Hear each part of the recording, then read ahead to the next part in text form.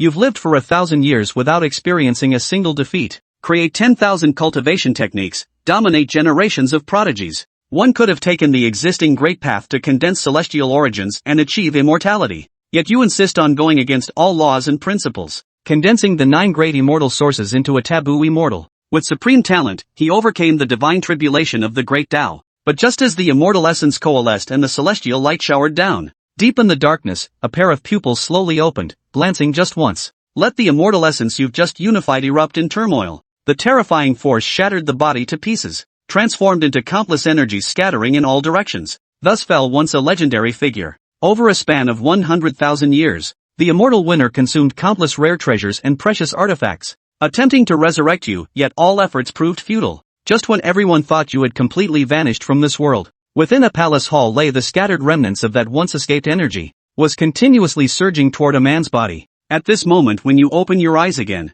you suddenly found yourself standing in a magnificent palace. The surroundings felt somewhat unfamiliar to you. Even the sensations emanating from your body felt utterly unfamiliar, because this isn't your original body at all. This body is frail, yet extremely young. Judging by the bone age, she appears to have just turned 18. Memories surged forth like relentless tides. It quickly made you understand the current situation. You actually reincarnated, returning to life 100,000 years later. Your soul seems to have existed ever since awakening within this mortal vessel. It was only until recently that your main soul has fully awakened, regained control of the body and became the primary consciousness. Currently, due to low cultivation level and having offended higher-ups, locked away in the cold heart palace, you are naturally aware of your current awkward predicament. But now your cultivation is completely lost. A Ling Palace realm cultivation level is no different from being a weakling. Across all the myriad heavens and realms, the cultivation realms are divided into Qi refining, Qi gathering, spirit palace, divine platform, divine ability, spirit transformation, venerable, heavenly venerable, saint realm, quasi-emperor, and great emperor.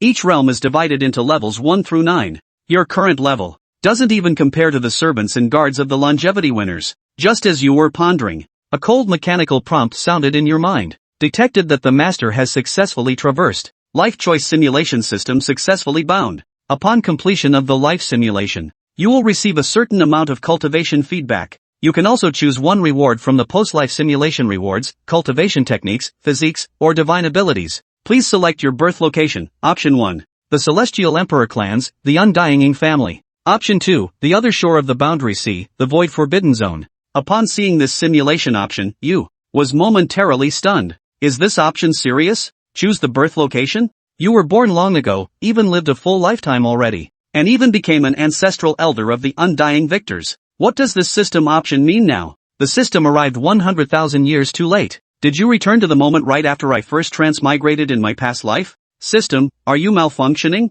Not to mention my current body is already 18 years old. I've already lived through one lifetime. He is also the ancestor of the undefeated champions. You're letting me choose my birthplace? System analyzing in progress. 80% analysis complete. The system is not malfunctioning. Detected that you, the host, have transmigrated to a Xuanhuan multiverse. Now it's just a wandering soul of a body. Please choose the direction of your life simulation. The 3-minute countdown has ended. The system will randomly select for you. You were utterly exasperated and couldn't be bothered to say more. You directly chose option 1. Selection successful, simulation begins. You were born, with countless celestial phenomena of the great Tao intertwining in splendor. For beasts bring blessings, immortals bestow divine decrees. His parents named him Ying Changsheng, Changsheng for short. Mother does not crave how much you can achieve in the future. I only hope you can live a healthy, carefree, and happy life forever. Conquering the world is easy, attaining eternal life is hard. Better to gain eternal life than to conquer the world. Seeing this, you pause slightly again. My head was spinning a bit. Now you are Ying Changsheng. Then who is this Ying Changsheng in the simulation? Is it myself from the past? But since it's a simulation, how could I possibly share the same name as you? Or even the same life trajectory? Is this what they call a life simulation? Simulating the previous life? The thoughts in your mind flashed by in an instant as the simulation continued. Year 1. You demonstrated extraordinarily powerful cultivation talent. At just 1 year old, you were already a Qi-gathering 9th layer cultivator, able to effortlessly overpower opponents of the same realm. You are a person of great learning, possesses an extraordinary comprehension of all great Daos. You master any technique with just a glance, because you were born awakening 2 supreme ancient divine bodies. The first is the great Dao Unity Divine Body, possessing this constitution. Any path you choose, you can reach its pinnacle from birth. You are the darling of the great Dao. The second is the Chaos Primordial Bone. Legend has it that the first wisp of primordial purple energy in heaven and earth merged with chaos bones to form this. With this constitution, any Dao techniques you perform, all shall possess the profundity of the primordial chaos and the weight of the formless void. You are regarded as the greatest pride by the immortal winners. In the third year, your cultivation had already stepped into the Ling Palace realm, can soar to the heavens or plunge into the earth. At their age, others were still playing with mud. Yet you could rely on your divine strength to effortlessly shatter an entire mountain. That day, the family has also arranged a marriage specifically for you. The woman was the divine maiden of the Taichu Luo family. She also demonstrated an extremely monstrous talent and aptitude, possesses the innate sacred body Dao fetus and the primordial chaos body. Extremely perceptive. If you two could unite as Dao companions, it will undoubtedly be a powerful alliance. At such a young age, you don't understand these things. Fooled by parents with a few pieces of milk candy, they kept clamoring and making a fuss to get married, because your parents told you, as long as I can marry that person, on your wedding day, you can eat lots and lots of milk candies. The 10th year. You've grown into a capable young man who can stand tall and hold his own. Your mighty name resounds across all realms and dominions. They called you the eternal divine child. You have always walked at the forefront of the prodigies, sweeping across all directions, suppressing countless demons. You just turned 10 years old, already a 7th level divine abilities realm cultivator. Became the youngest divine ability realm cultivator in the history of all realms. There's always a shadow following behind you. She's just a year younger than you, yet she had already blossomed into a lovely girl next door. Exquisite facial features. Her fair skin clearly marks her as a natural beauty. Wherever you go, she loves to follow. You told her not to always follow you around. The girl always pauses, tilting her head slightly as she gazes at you. Eyes clear and bright. With utmost seriousness, I am your future wife. In this lifetime, I can only follow you. If anyone ever bullies you, I can help you beat them up too. Two are better than one. At least you're good at fighting. I can even hand you the stick from the side. The 20th year. On this day, the clan prepared an exceptionally grand coming-of-age ceremony for you, inviting countless celestial powers to attend. Divine vessels arrived in endless succession, each laden with countless celestial treasures and rare delicacies. Even factions that hadn't received invitations were scrambling desperately to catch a glimpse of you. For at 20 years old, you had become the undisputed young taboo of all realms. At 20, you had already reached the supreme sovereign realm. The youngest and strongest sovereign in all the heavens and realms. On this day, you formally pledged your marriage to the woman who had stood by your side for nearly 2 decades. Beneath a sky strewn with stars, a woman of breathtaking beauty accepted your token of love. She embraced you gently, her voice tender yet resolute. Even if the entire world stands against you, I will stand firmly behind you. 1,000 times I choose you, 1,000 times for you, until eternity. Where you live, I live. If you die, I die. Ying Changsheng felt a slight daze wash over him once more. Suddenly, the words he had just heard from Luo Wuyue came to mind.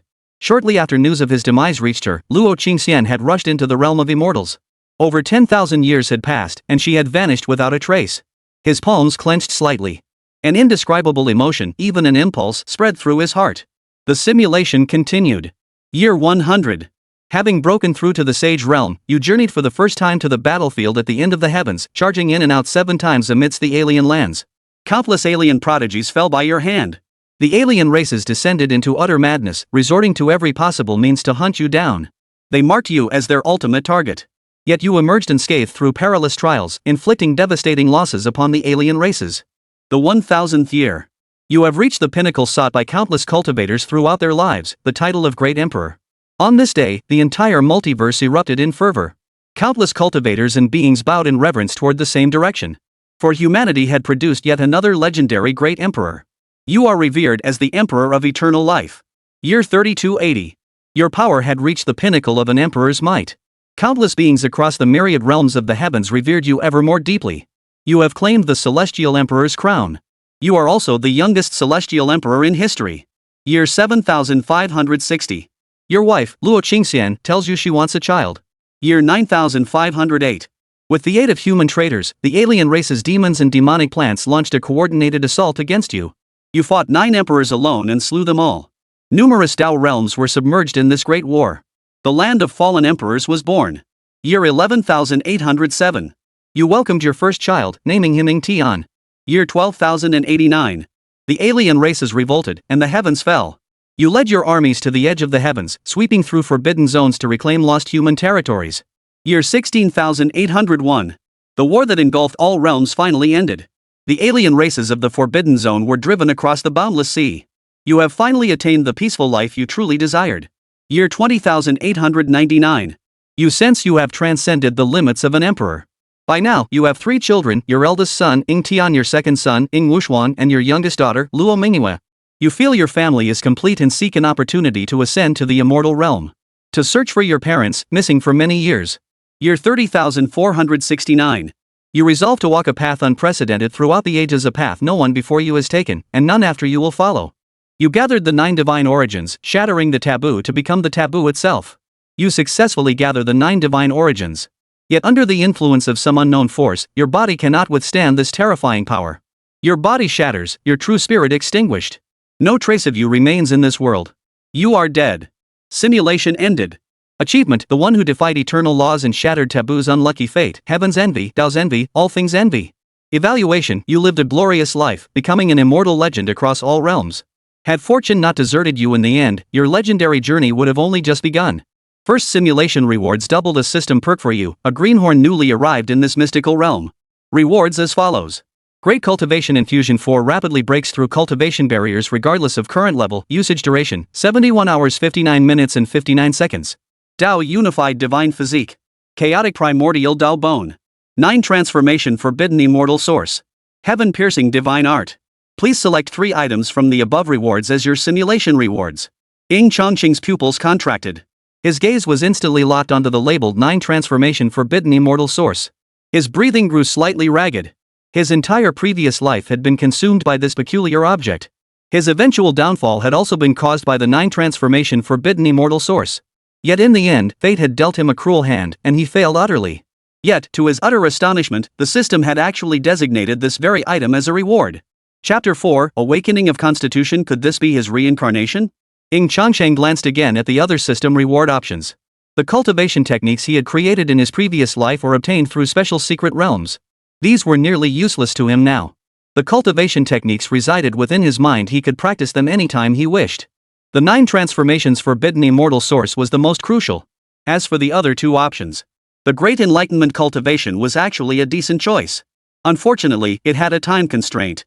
Otherwise, once he cultivated his cultivation to the Saint Realm, he would have the opportunity to use it to directly break through to the Great Emperor Realm. Moreover, he currently needs to prove his identity as the victor over Changsheng. Awakening a physique identical to his past life, wasn't that proof enough? In the history of immortal victors he knew, only he had awakened these 2 great physiques. Moreover, with sufficiently strong innate talent and his past life experience, wouldn't his cultivation still soar rapidly? I choose the 9 Transformations Forbidden Immortal Source, the Dao of Unity Divine Body, and the Chaos Primordial Dao Bone. Almost the instant Ying Changsheng made his choice, the infinitely slowed spacetime around him abruptly returned to normal. Simultaneously, Ying Changsheng felt an unfathomably profound power surge through him like a tidal wave, permeating every corner of his being. Every inch of his flesh, every single cell, began to undergo a profound transformation and ascension under the influence of this force. At this moment, both the immortal Ying family and the cultivators of the primordial Luo clan sensed the sudden shift in Ying Changsheng's aura. The cosmic runes of law resonated in unison. Blazing, dazzling divine radiance erupted from within Ying Changsheng's body. It coalesced into a pillar of light piercing the heavens, shooting skyward like a rainbow piercing the sun. Above the 9 heavens, the skies shifted and transformed. A golden divine aura dyed the surrounding vast expanse into a sea of gold stretching for countless miles. Chaotic energies, intertwined with primordial purple chi, formed ripples of law that spread outward in concentric waves. The waves formed from pure law essence coalesced into an eye of a vortex, its center directly aligned with Ying Changsheng. What on earth is happening? Why is there such a dazzling celestial phenomenon in the sky? Why does this cosmic spectacle feel so familiar? I swear I've seen it described in ancient texts. Golden clouds obscure the sun, purple chi sweeps eastward for 30,000 li, divine beasts bestow blessings, immortals issue decrees. Ancient beings across the myriad realms were startled awake, staring in horror at the source of the phenomenon.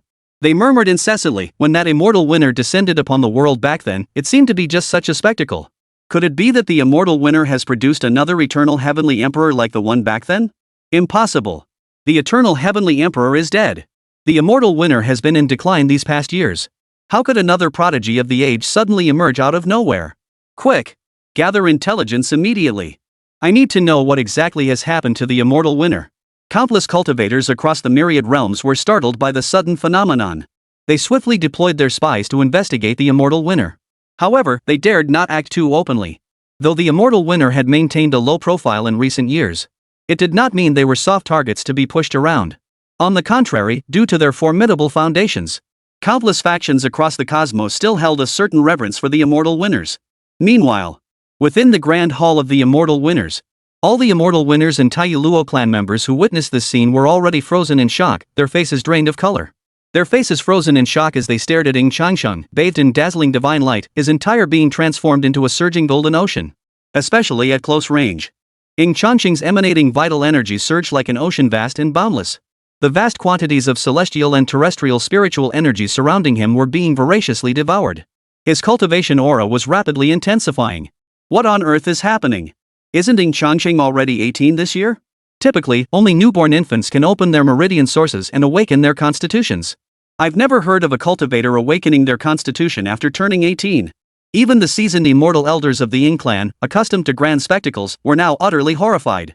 Yet as the aura emanating from Ying Changsheng grew increasingly terrifying, the distinct aura of his physique became increasingly clear. This time, the thunderclap of shock reverberated through every high-ranking member of both great clans. Could this aura possibly be the divine body of the great unity Dao, the primordial chaos Dao Bone? How is this possible? The elders of the immortal winners were utterly dumbfounded. They knew these two divine physiques all too well. For their immortal forefather, the peerless ancestor who perished 10,000 years ago, had also awakened these two great physiques. The first prodigy in the history of the myriad realms to simultaneously awaken both of these supreme constitutions. But since the demise of their venerable ancestor, not only the immortal winners but the entire multiverse had never again witnessed anyone simultaneously awaken these two great constitutions. Not even a single one of these two constitutions has been awakened in the past 100,000 years. Yet now, within the immortal winners, a second individual has awakened the same dual constitutions. This news filled many elders with both shock and delight. Heaven blesses us, the immortal winners. Of course, some found the coincidence too remarkable. Some even began to suspect that the immortal winner might be the reincarnation of their peerless ancestor. But such thoughts came and went swiftly. How could that be? That ancient ancestor perished long ago. If reincarnation were truly possible, it would have happened long ago. Why wait 10,000 years to appear? Quick! Swiftly inform the family head outside and awaken the slumbering ancestor. The elders of the immortal Ying Clan were visibly agitated. But in truth, all their actions were unnecessary. Such a colossal celestial phenomenon, and one possessing the same constitution as the mightiest ancestor in the immortal Ying Clan's history, had long since roused the slumbering immortal ancestor of the immortal winners, who rose directly from his coffin. As the supreme beings of the immortal winners, each of their auras was as deep and oppressive as an abyss. They all stand at the very pinnacle of the entire cosmos's pyramid. Their mere presence radiates like eternal celestial bodies, illuminating the ages. The very fabric of the cosmos resonated in their presence. And there were 13 such figures. 13 figures stood atop the azure sky, like 13 immortal suns. Get out of my sight. Dare to spy on my immortal victor again. Die. A thunderous rebuke erupted from an irascible elder. Rumble. Furious thunderous power coalesced into a churning inferno. After crushing countless wandering divine souls lurking near the immortal winner, it surged upward along the very trails of those divine thoughts, seeking to backfire upon the masters of those divine souls. Please calm your wrath.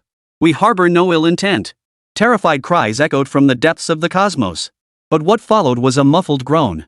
Frenzied lightning erupted across that region, shattering it and illuminating the entire starry sky. The immortal progenitor, awakened from slumber, paid it little heed.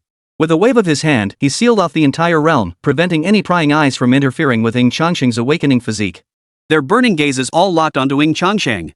As they sensed his power growing ever stronger, even more familiar, they suddenly felt a slight sense of disorientation. What do you think? Could this youngster truly be his reincarnation? Chapter 5, 365 Chaos Primordial Bones. 9 great primordial sources, the only one since time began. The murmured whisper of one elder snapped the others out of their daze. Though the elder who spoke did not utter the man's name, they all simultaneously recalled the figure of Ying Changsheng from his past life. In his past life, Ying Changsheng had been an elder of their immortal Ying Clan, yet merely the youngest among them. He couldn't hold a candle to these true elders.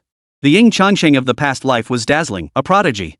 Yet none of them could have imagined, after entering the gate of immortality, he would attempt to shatter the fundamental laws of the Tao, daring to condense more than 2 immortal sources. Such an act was already madness.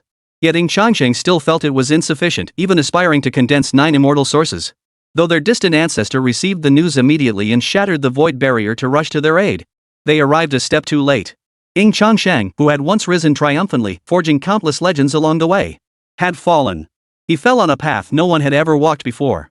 This event remains an unresolved emotional burden for the entire immortal Ying Clan.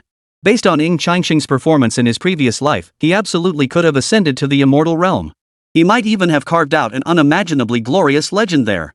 Yet in the end, over the years, the immortal winners have employed every conceivable method to search for Ying Changsheng's remnant soul, scouring the 9 netherworlds and even the depths of the underworld. Their aim was to reverse the cycle of life and death, harness the power to defy the laws of heaven and earth, and resurrect Ying Changsheng. Yet no matter how they searched, they found not a single trace of Ying Changsheng. It was only after they had fully accepted Ying Changsheng's demise. A new immortal winner suddenly emerged, a clan member who seemed carved from the same mold as Ying Changsheng. A clan member so unfamiliar they had never laid eyes on him before. This left them momentarily wondering if the former Ying Changsheng had truly returned in a new incarnation. This feeling wasn't confined to the ancient patriarchs of the immortal winners. Others shared a similar intuition. Especially those who had previously dismissed Ying Changsheng as a bumpkin brought back from the lower realms. The immortal Ying disciples who had spent these days relentlessly humiliating and mocking him felt their heads buzz and go completely blank. Holy crap? No way! Could this country bumpkin from the lower realms, this prodigy, truly be the reincarnation of their ancient ancestor? If that's true, they couldn't help but reflect on their attitude toward Ying Changsheng these past days. To show disrespect to the ancestor, even if it was just a reincarnation, meant certain execution. The legendary peerless being, consort of the immortal ancestor, father of the moonlight mistress? Luo Qingxian was no pushover either. Amidst the surrounding gasps and cries, she also thought of Ying Changsheng from her past life. But that couldn't be possible, could it? That being had perished 100,000 years ago. Besides, the mistress had always cherished her. At times, she would shed tears openly before her. She would murmur to herself in a daze, saying her father's traces had vanished completely from this world. Not even in the depths of the 9 hells or the netherworld could any trace of her father be found. Yet she and her brother would never cease their search, until the heavens and earth perish. These words made it abundantly clear that he had perished completely, with no possibility of reincarnation or resurrection. Yet now, how could he suddenly appear? Ying Changsheng remained oblivious to the affairs of the outside world. At this moment, he was wholly immersed in his own process of transformation. Though before his memories fully awakened, a group of unfilial descendants within the clan had mocked him relentlessly. But in his eyes, they were merely a bunch of immature young family members. He would soon teach them the meaning of clan discipline. He also believed the clan hadn't degenerated to the point of harming its own bloodline, let alone resorting to fratricide. Otherwise, the immortal Ying clan would have perished long ago. At this moment, Ying Changsheng seemed utterly detached from this world. His body seemed to transform into an entire primordial universe. Every bone in his body underwent earth-shattering transformations, gradually transforming into primordial chaos bones. An adult human body contains only 206 bones. But if one counted the teeth and the joints at the acupoint locations, there were a full 365 bones. At this moment, Ying Changsheng could feel all 365 bones undergoing metamorphosis into primordial chaos bones. His dantian, once filled only with a single mass of primordial essence, began to replicate and multiply, transforming into 9 objects resembling cosmic star vortexes. This was the 9 transformations forbidden immortal source he had pursued to the death in his previous life. Each immortal source corresponded to one primordial source. Every cultivator and sentient being possesses only one primordial essence from beginning to end. Yet he possessed 9. This meant that his foundational source power alone would be 9 times greater than that of all cultivators and sentient beings across the myriad realms. As his cultivation realm ascended, he would surpass all existing cultivators and sentient beings in every aspect. Whether it be the spiritual energy within his body, the quality of the Tao laws he would later master, or even the imperial aura he would radiate after becoming an emperor, all would be 9 times greater than those of others at the same realm. Combined with his 365 Chaos Primordial Dao Bones, his unified Dao Divine Body, and the vast experiences and knowledge from his previous life, he dared not even imagine the terrifying heights his achievements might reach in this lifetime. He possessed absolute confidence that within a century he would attain the path of the Emperor, then storm the realm of immortals once more to ascend to immortality. The dazzling cosmic spectacle persisted for days and nights. Since the immortal winner's high command had completely sealed off the surrounding starry skies, no one had any idea what was actually happening within the immortal winner organization. During this process, while observing Ying Changsheng's rapid transformation, the immortal winners also noticed him continuously devouring the surrounding celestial energies to elevate his cultivation realm. They specifically retrieved vast quantities of rare treasures from the family treasury to aid Ying Changsheng in his breakthrough. Therefore, when the earth-shaking cosmic phenomena gradually faded away, Ying Changsheng's cultivation level had stabilized at the 3rd tier of the spirit transformation realm. This was already terrifyingly formidable. Not long ago, Ying Changsheng had been nothing more than a greenhorn who had just cultivated to the Spirit Palace realm. He was even inferior to the guards and servants of the immortal Ying family. Now he had reached the spirit transformation stage. Each realm imposes its own cosmic constraints. Advancing through these realms means shattering those constraints and achieving a qualitative transformation. Ying Changsheng's breakneck pace of advancement was terrifying enough to be unparalleled throughout the entire history of the myriad realms. Almost simultaneously with the dissipation of the Dao phenomenon hovering above Ying Changsheng's head, rainbow light churned at the horizon, ripples spreading through the void. Numerous high-ranking members of the immortal Ying clan shattered the void as they arrived. "Child, how do you feel about your current physical condition?" The numerous elders of the immortal Ying clan smiled with exceptional warmth, their voices brimming with concern. Suddenly, several even more powerful and profound auras surged forth like roaring mountains and crashing seas. The immortal winners and the cultivators of the primordial Luo clan abruptly changed expression, bowing with clasped hands. "Greetings, Ancestor." Several figures with profound, unfathomable auras stepped through the air from outside the hall, their eyes seeming to hold swirling rivers of time. Compared to the shock others felt at the sheer terror radiating from these figures. Upon catching sight of the figure at the forefront, Ying Changsheng paused in surprise. Because he recognized the old man at the head, the Dao Source Patriarch, Ying Pajuan. "I hear you've recently been brought to our immortal Ying clan from the lower realms. What is your name?" asked the leader, Ying Pajuan, with a warm smile. Was it just his imagination? He felt an inexplicable sense of familiarity toward the man before him. Ying Changsheng paused slightly, almost instinctively replying, "Ying Changsheng." Chapter 6, Identity Verified. An 18-year-old patriarch. The atmosphere in the Grand Hall fell silent once more. Compared to the frozen expression of the Dao Source Patriarch, the younger generation and even some family elders exchanged puzzled glances, unsure what made this name so significant. In top-tier families like the immortal Ying clan, bloodline hierarchy was strictly enforced. Juniors always addressed elders with honorifics. For powerful elders, they directly addressed them by their honorific titles, Dao names, or imperial titles. This was especially true for an ancient ancestor like Ying Changsheng, who had vanished for over 100,000 years. When speaking of his deeds, the younger generation of the immortal Ying clan only knows that such an ancient ancestor exists. However, among the younger generation, some clearly knew of Ying Changsheng's past deeds and were familiar with his name. For instance, Luo Qingxian was struck as if by a bolt from the blue, staring at Ying Changsheng with utter disbelief. Not only had he awakened the exact same two supreme divine bodies as that figure, even his name was identical. Could it be? Could he truly be the reincarnation of the eternal heavenly emperor? The Dao Source Ancestor and the others exchanged stunned glances, their eyes betraying their shock. Especially as they observed Ying Changsheng facing them with an utterly composed expression. This only deepened their doubts about his true identity. Yet the Ying Changsheng before them now possessed even greater innate talent than the one they remembered. Because Ying Changsheng had made no effort to conceal the number of his Chaos Primordial Dao Bones. Empowered by a full 365 Chaos Primordial Dao Bones, the Ying Changsheng before their eyes shone like a radiant purple gold figure. Where in his past life had Ying Changsheng ever possessed so many Chaos Primordial Dao Bones?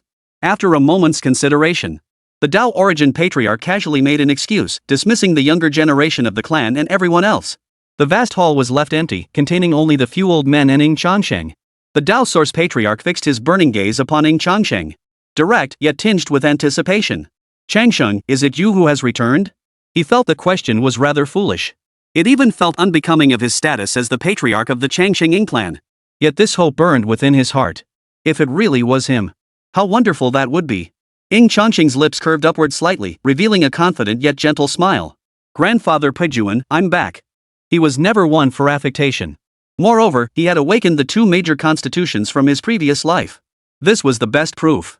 All he needed to do was build upon this foundation and share what he knew from his past life about the immortal winners. That alone would prove his identity.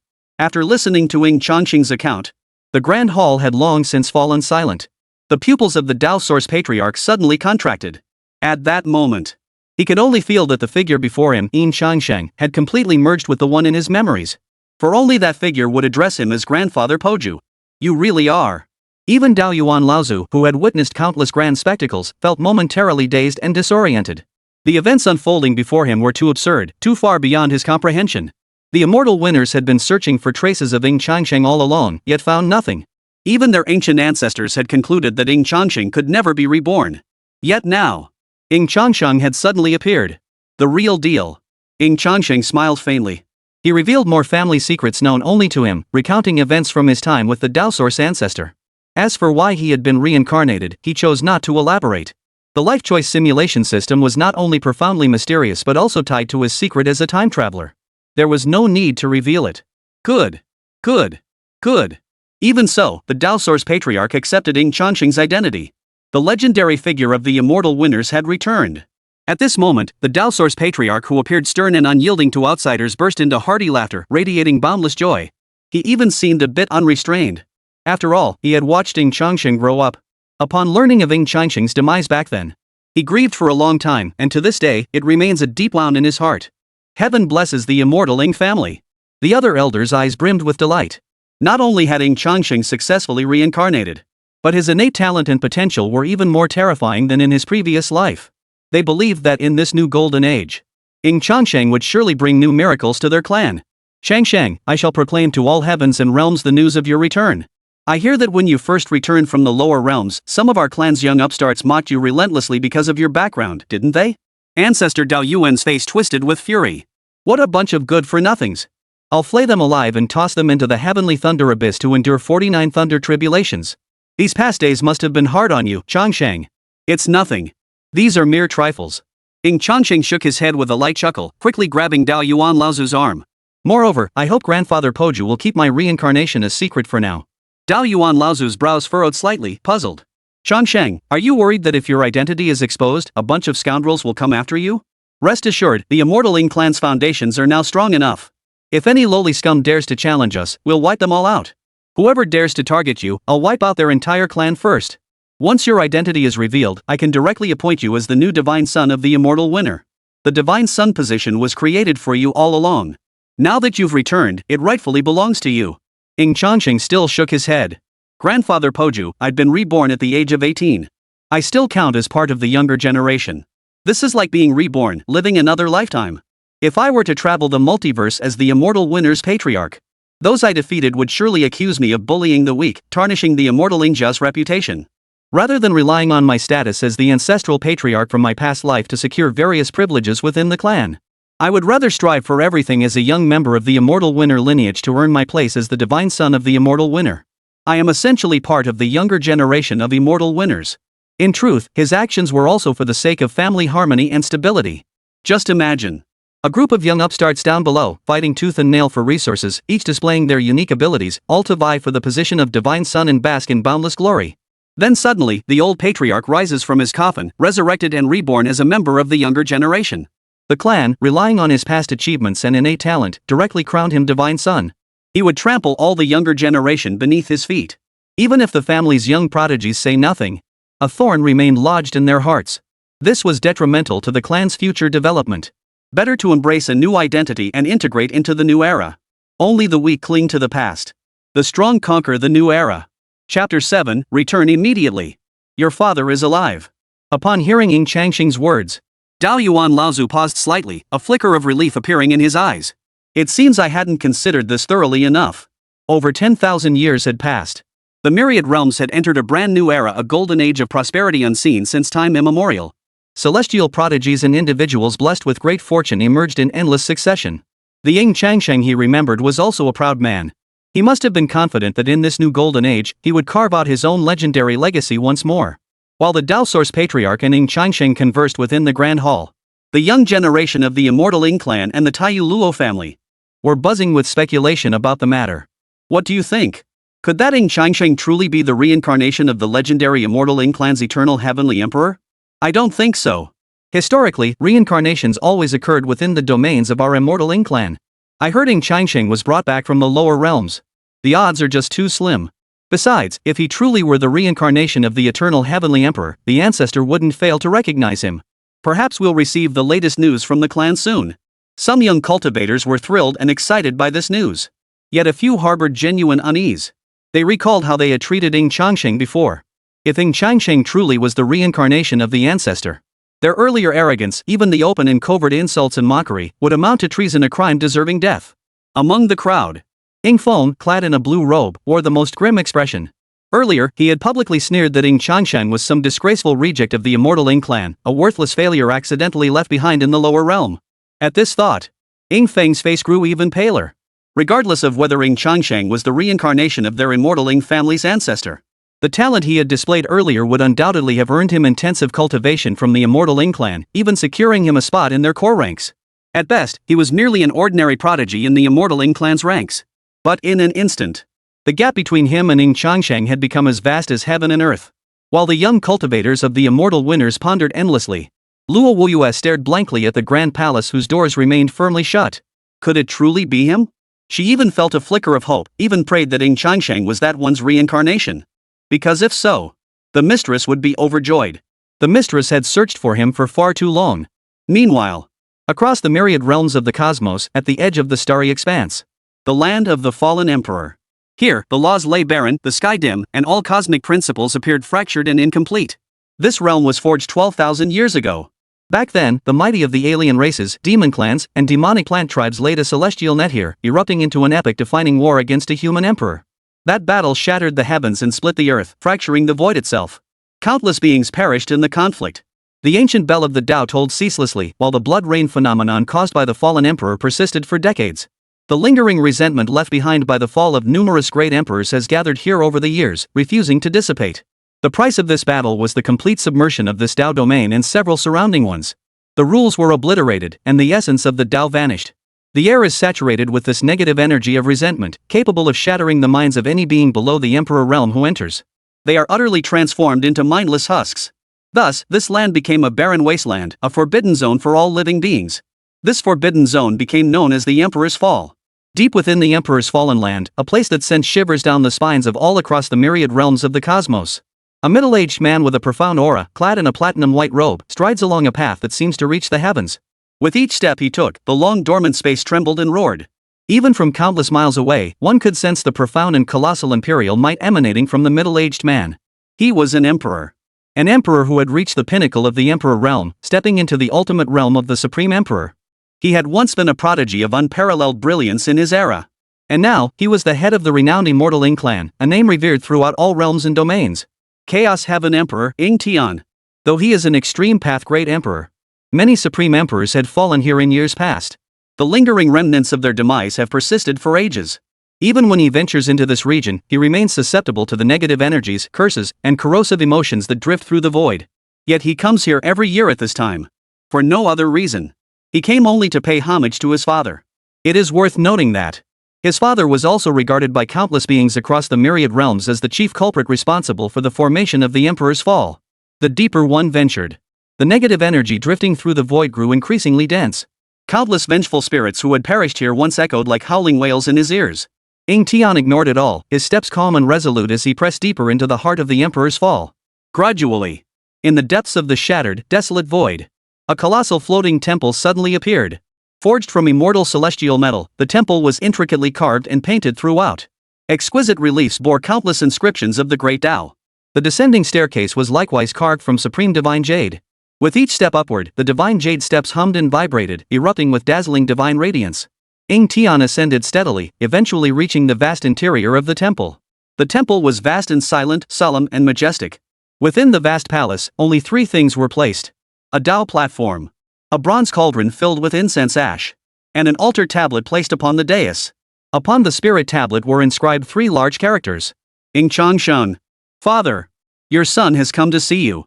Ying Tian, the heaven-shaking emperor revered by all as a figure who could unleash storms across the myriad realms with a mere stamp of his foot, now had eyes slightly reddened. He knelt reverently on the ground. Holding three incense sticks, he bowed repeatedly, then placed the smoldering sticks into the bronze cauldron already filled with incense ash. Then, he recounted the events of these past years, just as he had done before. Father, Mother entered the immortal realm to seek you out, but we've had no word from her since. But rest assured, Father, I have transcended the limits of the great Emperor realm. Within 100 years, I shall lead the elite of our clan, along with my younger brother and sisters, into the realm of immortals. At any cost, I will find Mother alive or dead. I will bring her back. If I cannot find her, I shall not return. Just as Ying Tian lit three more incense sticks, preparing to kowtow and worship once more, a telepathic voice suddenly echoed within his mind. Ying Tian felt irritated that this voice had interrupted his tribute to his father. Just as he was about to erupt in anger, a voice tinged with excitement and urgency abruptly echoed in his mind. Ying Tian, return at once. Your father has been revived. Chapter 8, Boundless Sea, Luo Qingxian. The sudden voice thundered through Ying Tian's mind like a bolt from the blue.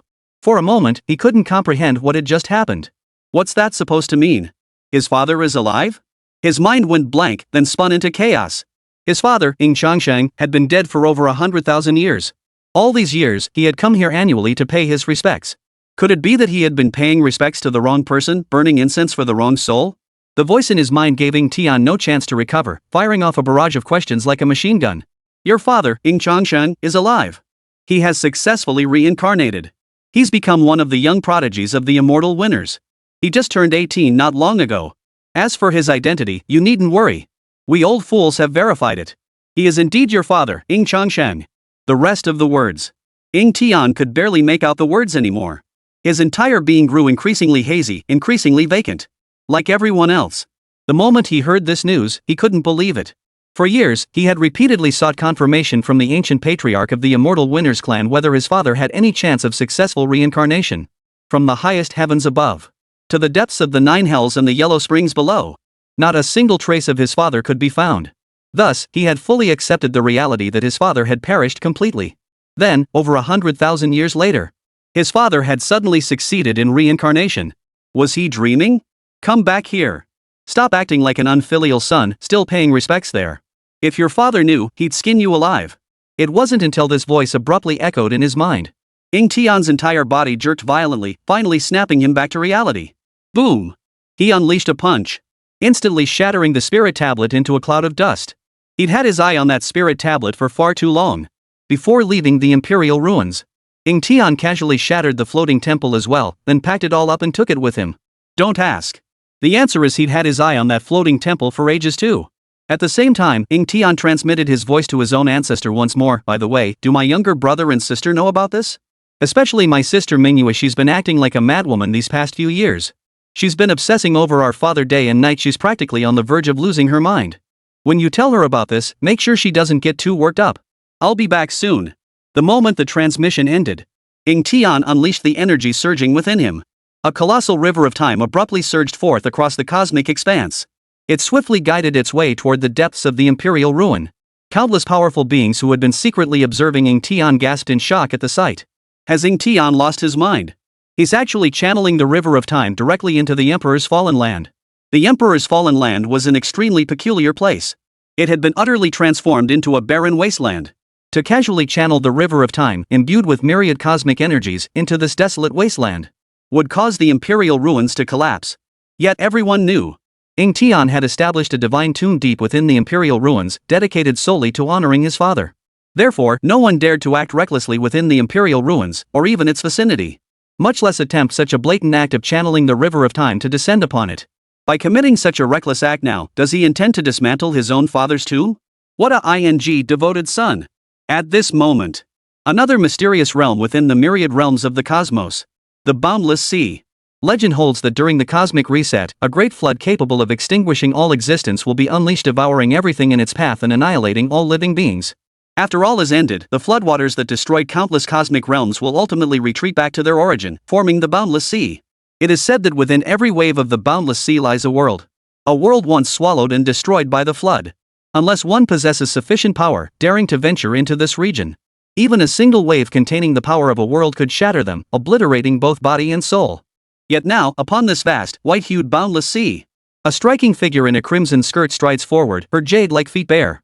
With each step she took, a lotus of the great Dao blossomed around her. The Dao essence released instantly suppressed the churning waves of the boundary sea beneath her feet. Thus, an utterly bizarre and awe-inspiring scene unfolded. The once turbulent sea of boundaries instantly calmed at the arrival of the red-robed woman, lying subdued at her feet like a docile kitten. Upon closer inspection, her skin was as smooth as jade, and each strand of her jet-black hair shimmered with a crystalline glow, as if she had stepped out of a painting. A faint aura of pure Dao essence swirled around her, forming red plum blossoms that drifted in her wake. With each step she took, a crimson plum blossom would settle upon the tranquil boundary sea behind her. Ahead lay an endless expanse of white, a boundless ocean. Behind her lay the place from whence she came. A path formed by crimson plum blossoms stretched out before her. Her face bore a cool, distant expression, yet within her eyes clear and luminous as emerald waves a resolute determination shone. I must find traces of my father, even if it means wandering until eternal extinction. This was Luo Qingxian's deepest obsession. All because of a mere rumor. The rumor claimed the boundless sea held profound mysteries.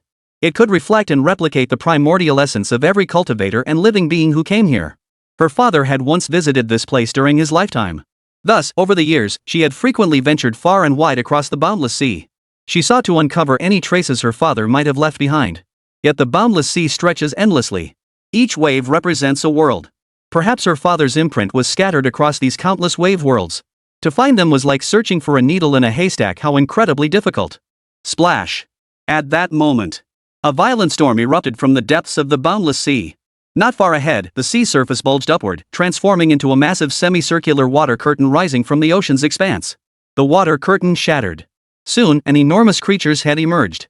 It resembled a serpent, yet also evoked the image of a giant whale or a mythical sea bird. The boundless sea had also given birth to countless strange creatures. Legendary supreme beings here rivaled even the extreme path emperors of the outer world or surpassed them. Luo Qingxian had traversed the boundless sea for years. Naturally, he had subdued many such formidable creatures. The creature that suddenly appeared before her was called the world-devouring beast. She had specifically tamed it. It was a boundary sea creature that would aid her in searching for her father's imprint. Any progress? Facing a creature several times her size, Luo Qingxian's voice remained unchanged, cool, devoid of emotion. A flicker of fear flickered across the swallowing world beast's ferociously ugly face. Its voice faltered slightly as it spoke in human language. My lord, I have searched an area spanning 10 trillion kilometers, yet still found nothing. After uttering these words, the world-devouring beast distinctly sensed the aura emanating from Luo Qingxian grow suddenly icy and oppressive. This instantly terrified it to the point of losing its wits. What sin had it committed? It had been living quite contentedly in the boundless sea of boundaries. Its greatest pleasure was seeking out energy-rich boundary sea worlds to devour. But ever since that madwoman found it tens of thousands of years ago and directly subjugated it into a drudge searching for traces of immortal Ying, every day was filled with dread. To think that a mighty ruler of the boundless sea has been reduced to this. It was utterly humiliating. Just as the swallowing beast had completely resigned itself, habitually accepting Luo Qingxian's beatings. It waited for quite some time, yet still felt no eruption of Luo Qingxian's terrifying aura. The entire world lay in utter silence. Only the roar of the boundless sea's waves echoed all around. Tick-tock. Amidst the roaring, churning waves, a single raindrop fell into the boundary sea, its drip echoing distinctly within the devouring beast's consciousness, sounding unusually clear. The world-devouring beast instinctively opened its eyes, larger than divine mountains. For the first time, disbelief flickered deep within its gaze. What the hell? This violent, crazed female demon lord, not only were her eyes red, but she was actually crying? Chapter 9, claiming the title of the strongest demon, seizing the divine sun's throne. The world-devouring beast froze in place. This woman before it was no saint. Rumor had it she'd slaughtered countless beings across the myriad realms in recent years. The beings who perished at her hands were too numerous to count. Could such a heartless creature actually cry? Ignoring the storm raging within the world-devouring beast, Luo Qingxian only repeated a single question over and over in her mind, seeking confirmation. The one she had longed for over 100,000 years. Had her father, whom she had searched for over 100,000 years, truly returned? It's him. Your father has been reincarnated and returned. Hurry home at once. Hearing that definitive answer again from across the way, a wave of joy surged through her entire body. Then, under the horrified gaze of the swallowing beast, Luo Qingxian laughed for the first time, a wild, joyful laugh born of sheer delight. She cared not for propriety, allowing tears of joy to cascade down her exquisitely beautiful face. Dropping into the depths of the boundary sea at her feet, she laughed unrestrainedly, as if she were crying out all the grievances and longings she had held inside for years. Luo Qingxian didn't even glance at the boundary-devouring beast. In an instant, she soared into the air. Crimson plum blossoms whipped up a tidal wave across the boundary sea. Layer upon layer of plum blossoms tore through the void above the boundary sea, directly forming a passage through time and space. Luo Qingxian's form stepped lightly into the depths of the void passage. Space closed in, and she vanished completely. The world-devouring beast stood with its gaping maw wide open, its enormous eyes brimming with utter bewilderment. Was it truly free now? The world-devouring beast wanted to howl loudly, even to weep uncontrollably. Tens of thousands of years. It had finally endured and gained its freedom once more. The undisputed ruler of the boundless sea had returned. The defensive line of the celestial realms.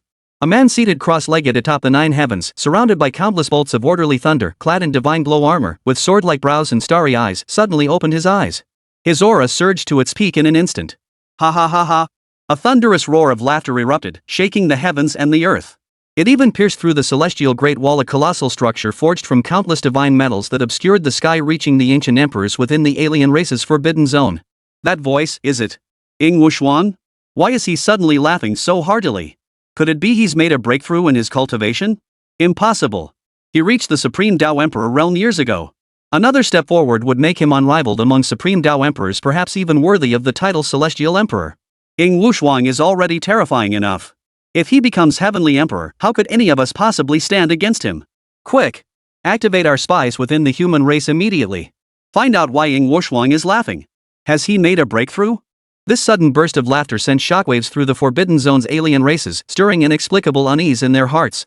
Most of these Forbidden Zone alien races were blocked outside the outer realms by the Great Wall of the Heavens erected by the human race. Every year, the major races dispatched powerful warriors to guard against and resist their invasions. Among the countless guardians of the myriad realms, Ying Wuxuang stood as one of the most formidable and troublesome human defenders in their eyes. He was also known as the Emperor of War. Born to kill. Never revealing its true feelings. Only slaughter, bathing in the blood of these foreign races, could make it smile. Now, to see such a killing machine suddenly burst into laughter. This kid must have broken through. Likewise, Ying Wuxuang's laughter reached the ears of the other human guardians stationed there. They were puzzled, and even more curious. But before they could ask Ying Wuxuang what had happened, boom! A terrifying aura surged skyward.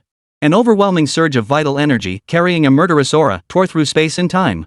All they saw was Ying Wuxuang's figure vanish into the rift in an instant. I must return to the clan. Ying Wuxuang's voice carried joy, yet it was tinged with an unyielding, domineering authority. This caused the expressions of numerous human race guardians to darken. Ying Wuxuang was leaving? After all, Ying Wuxuang was one of the strongest beings in their human territory. He bore the responsibility of a guardian. Now that he had abruptly departed, if the Forbidden Zone's alien races took advantage to stir trouble, who would bear the responsibility? Ying Wuxuang, you cannot leave. You are the guardian of this defensive line. If you depart and the alien races revolt, who will stand against them? How can we possibly resist? An anxious human emperor's voice rang out. So what if I do? This emperor is returning to my clan. Whoever dares to stop me will be slain. As he spoke, a colossal, overwhelming killing intent surged forth like a mountain roar and a sea tsunami, spreading out in all directions. Those human powerhouses who had intended to offer further words of reason and appeal to logic were instantly silenced, frozen in fear, utterly unable to obstruct him any longer. They could only watch as Ying Wuxuang departed. Only after Ying Wuxuang's presence vanished completely did the human warriors who had no love for the immortal Ying family voice their discontent. Ying Wuxuang has gone too far. He is the commander of our human race's defensive line. Even if his clan faces a major crisis, he must follow protocol. To leave without so much as a word, does he even care about the greater good of our race? No one responded. Setting aside Ying Wuxuang's undeniable strength and domineering nature, the immortal Ying family's power was undeniable. So what if they were displeased? They still relied on the immortal winners to guard this front line. More than that, they were curious about what could have happened to make Ying Wuxuang rush back to immortal winner so urgently. Could there be trouble brewing at immortal winner? But that seemed unlikely. A clan as large as the immortal winners would surely have alerted them immediately if anything had happened. Could it be related to that sudden Dao anomaly that appeared earlier? A human race powerhouse suddenly spoke up, drawing the attention of many human race powerhouses unaware of the situation. I heard that not long ago, another prodigiously gifted individual was born into the immortal winners. And this prodigy has awakened two unique physical constitutions exactly the same two as the immortal winner's legendary eternal heavenly emperor. These words sent shockwaves through the other powerhouses present. How is that possible? Whether it's the Chaos Primordial Dao Bone or the Dao Unifying Divine Physique, both are super rare physical constitutions that appear only once in countless eons. Throughout the history of our myriad realms, only that eternal heavenly emperor of old ever awakened such constitutions. How could such constitutions suddenly appear again now? And both have awakened within a single individual, a young prodigy of the immortal winner. Could it be that he has been reborn? These final words voiced the suspicion echoing in everyone's mind. It was simply too coincidental. It forced them to consider this possibility. I think that's highly unlikely. Someone countered. Back then, the Celestial Mechanics Pavilion, the Oracle Palace, and all the other superpowers skilled in divination and prophecy had already calculated the fate of the eternal heavenly emperor. Every single one declared his fate had ended, his primordial true spirit completely extinguished. For countless years, both the immortal winners and the primordial Luo Clan have strived relentlessly, exhausting every possible method to revive that one being. Yet the outcome remains utterly and completely unsuccessful. Not even a single piece of news has surfaced. These words resonated with many. If the eternal heavenly emperor truly reincarnated, he would have reincarnated long ago. How could he possibly appear only after tens of thousands of years? Perhaps it was all just coincidence. But even so, it was enough to stir envy and resentment in them. They say extremes give way to their opposites. Yet they saw no reversal of fortune in the immortal victor. Instead, another monstrous prodigy has emerged. This golden age of prosperity is likely to be thrown into turmoil once more by the immortal winner. The immortal winner. Regarding the events unfolding in the outside world and the matter of his 3 children being informed about their ancestral progenitor reviving him, Ying Changsheng remained unaware. For he had suddenly received a task issued by the system. Ding! New mission triggered, the title of the clan's most prodigious talent. Mission hint: you have awakened a formidable physique and bear the high hopes of your clan's ancestors. They all believe you are destined to lead the tide of the era. Yet the immortal winner's lineage, spanning countless eras with profound foundations, boasts innumerable prodigies. Many of these family geniuses harbor resentment toward you. They even feel they are no weaker than you. You must not deliberately conceal your abilities, you must demonstrate your true strength and utterly subdue them. Mission objective: compel the current generation of immortal winners to acknowledge your supremacy wholeheartedly, secure your status, and claim the position of Divine Son. Rewards: simulation attempts +1, multiverse marketplace, simulation, auto-cultivation function unlocked. Chapter 10, Divine Son trials commence. You call this a lower realm bloodline? Listening to the system's announcement, Ying Changsheng's lips curled upward. He had always intended to seize the Divine Son's throne. Now that the system had released a task with such generous rewards, the title of Divine Son, he was determined to claim it. He was not one to procrastinate. When the urge struck, he acted. He soon sought out the Dao Origin Patriarch once more and declared his intentions. Very well. These young upstarts of the immortal winners have grown accustomed to smooth sailing over the years. Many of these youngsters have grown increasingly arrogant. Today, Changsheng, you shall teach them what it means that beyond every person lies another, and beyond every sky lies another sky. Not long after, a proclamation swept through the immortal winners like a storm. The Divine Son trial commences today. Those who pass the trial shall ascend to the position of Divine Son. At that moment, countless young prodigies of the immortal winners trembled with awe. Not just them. Even the high-ranking elders of numerous immortal victors were caught off guard upon receiving this news. The original family plans. The Divine Son trials were scheduled to commence at least several months from now. Now, its unexpected early commencement forced them to speculate. Some even thought of Ying Changsheng, though doubts lingered in their minds. But as a top-tier clan, the immortal winners acted with lightning speed. Soon, numerous immortal winners' prodigies meeting the Divine Child trials criteria gathered upon the vast plaza. Yet every one of these outstanding young prodigies, each possessing an extraordinary and otherworldly aura, had their gaze fixed unwaveringly on a single figure. The one standing beside several elders. The black-haired youth clad in white robes. The current Ying Changsheng bore no resemblance to the timid, meek youth from the lower realms they remembered. He seemed like a completely different person. Every gesture radiated intense confidence. Even standing beside their venerable ancestors, his expression remained serene, his aura remarkably steady. Of course, in their eyes, perhaps Ying Changsheng had experienced a sudden enlightenment. The recent awakening of his heaven-defying divine body might have caused such a profound transformation in his character. Similar accounts were recorded in the chronicles of the heavens. This era's Divine Son trial will not follow the old patterns. We shall employ a more direct and straightforward method. The Dao Origin Patriarch stood suspended in the air. With a flick of his sleeves, intangible fluctuations of law swiftly spread out.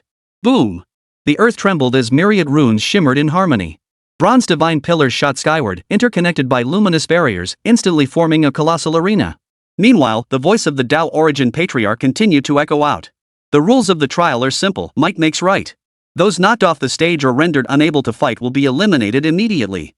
After one stick of incense has burned, the 10 who remain standing on the platform shall be declared the immortal winners of the Supreme Sequence. Thereafter, the 10 Supreme Sequence members shall engage in one-on-one combat. Only the one who defeats the remaining 9 shall be crowned the Divine Son. As the words fell, the entire Immortal Winners organization erupted in commotion. Such rules were brutally straightforward. Yet they perfectly aligned with the desires of every young prodigy among the Immortal Winners. Talent and innate potential were merely one aspect of cultivation. True strength reigns supreme. Only by far surpassing others in strength could one command respect and truly become a Divine Son. Take Ying Changsheng, for instance. Many still harbor resentment toward him. Before this, Ying Changsheng had spent over a decade in the lower realms. Meanwhile, they had been in the upper realm, enjoying the finest cultivation resources. Yet in the end, their innate talent still fell short of Ying Changsheng's. This leaves them with a profound sense of futility, years of cultivation wasted on a worthless dog.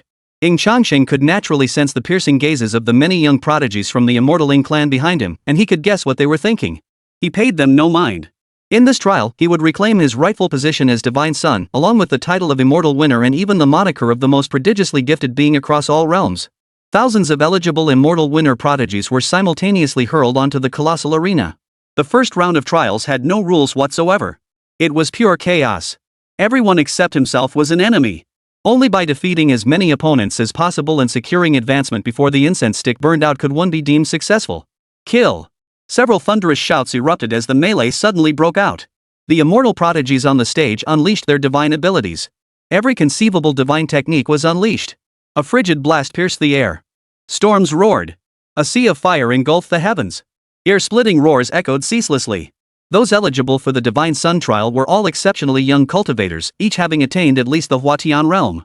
The chaotic battle involving thousands of young spirit transformation cultivators was an utterly breathtaking spectacle. Your Highness, which of them do you think will emerge victorious?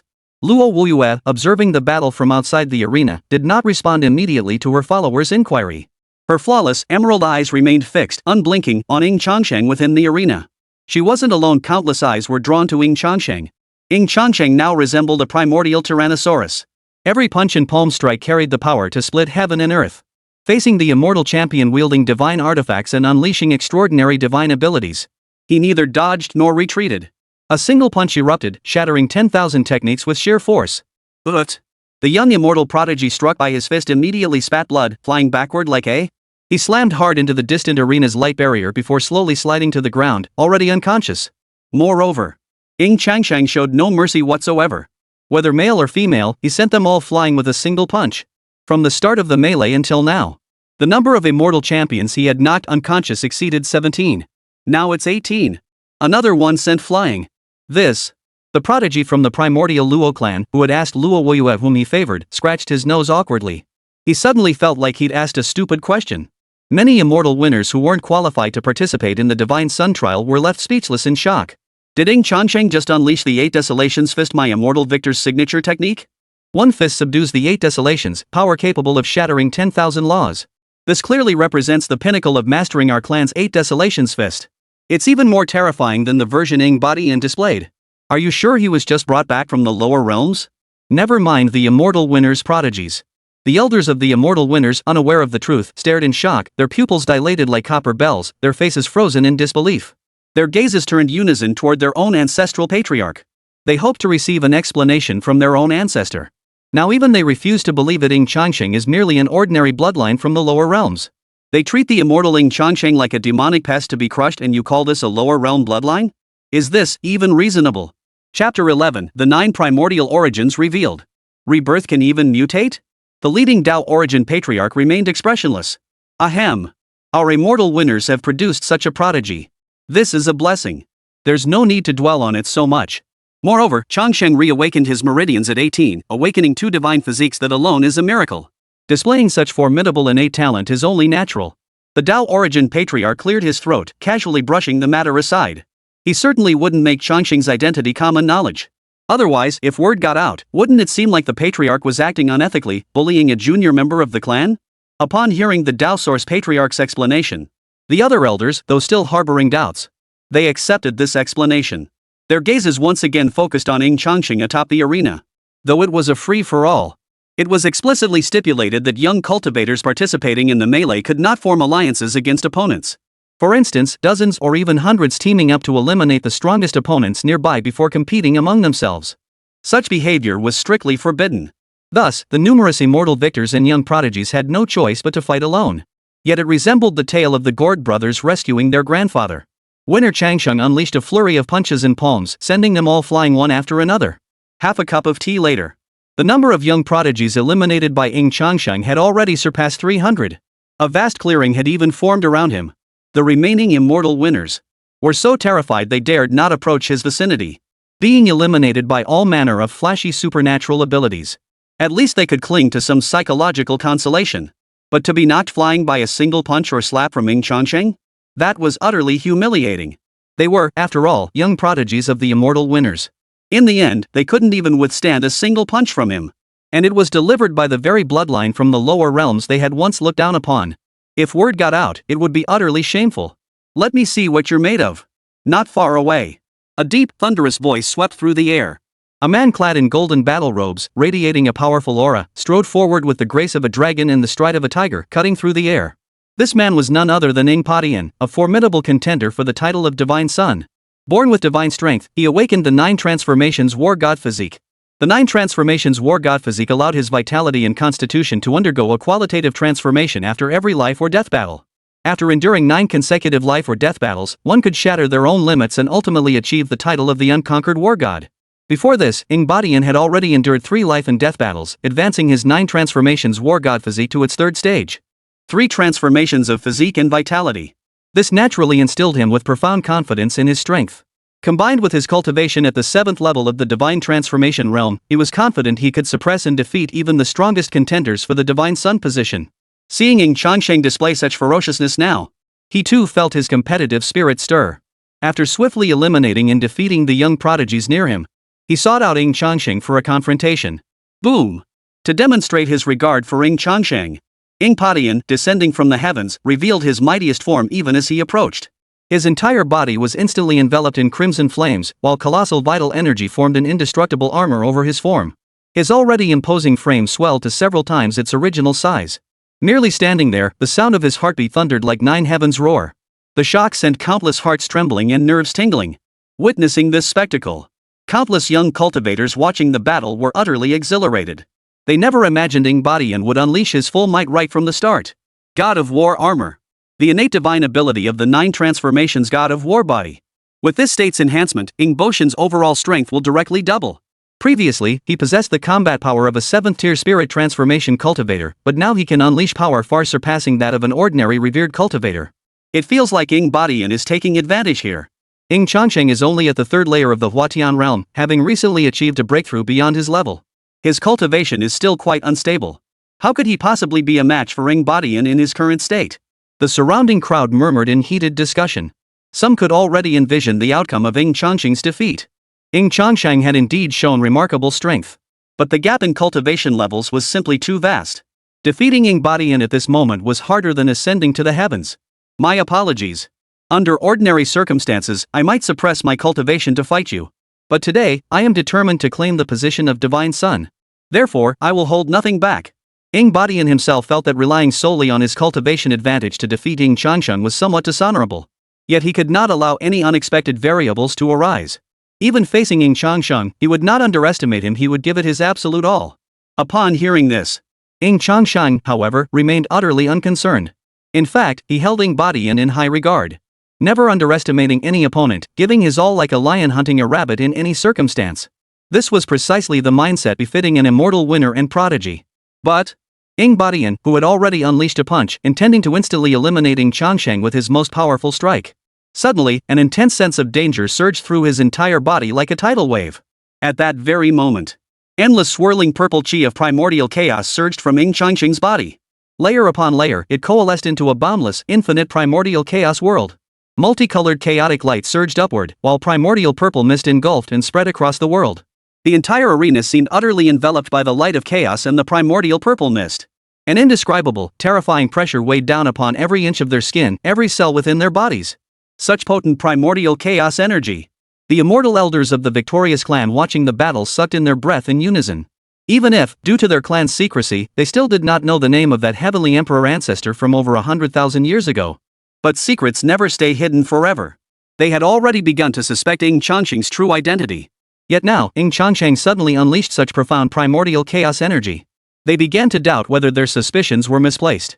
After all, their clan's historical records had never documented anyone at the age of 18 wielding chaos primordial power comparable to that of a sole sovereign's domain.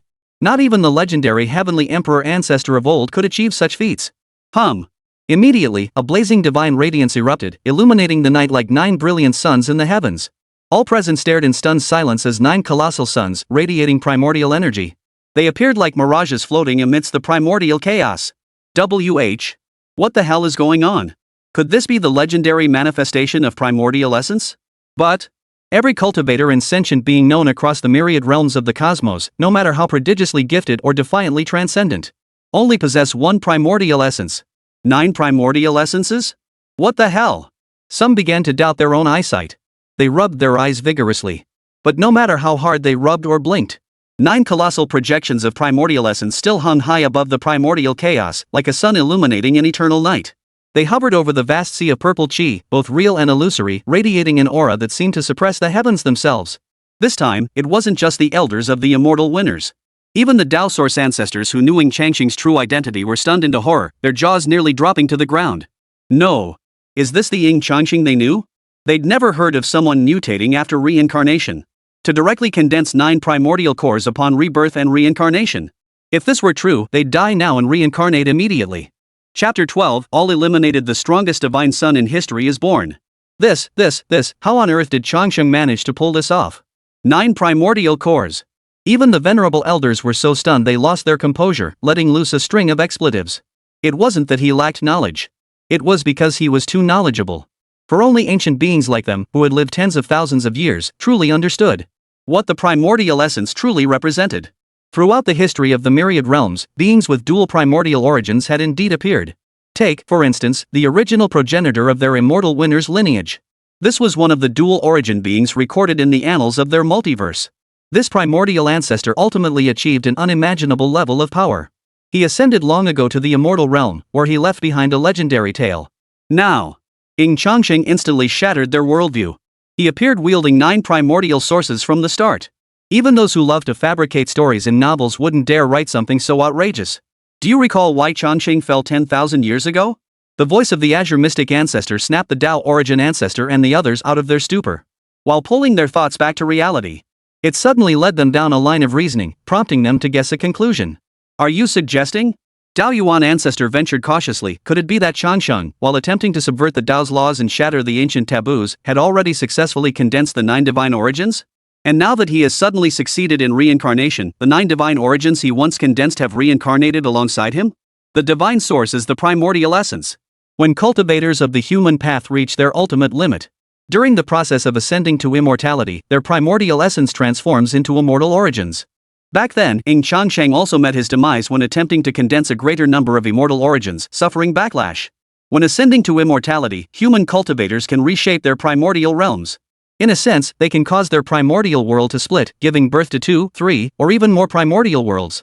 They then cultivate immortal sources from these primordial realms. But they never imagined.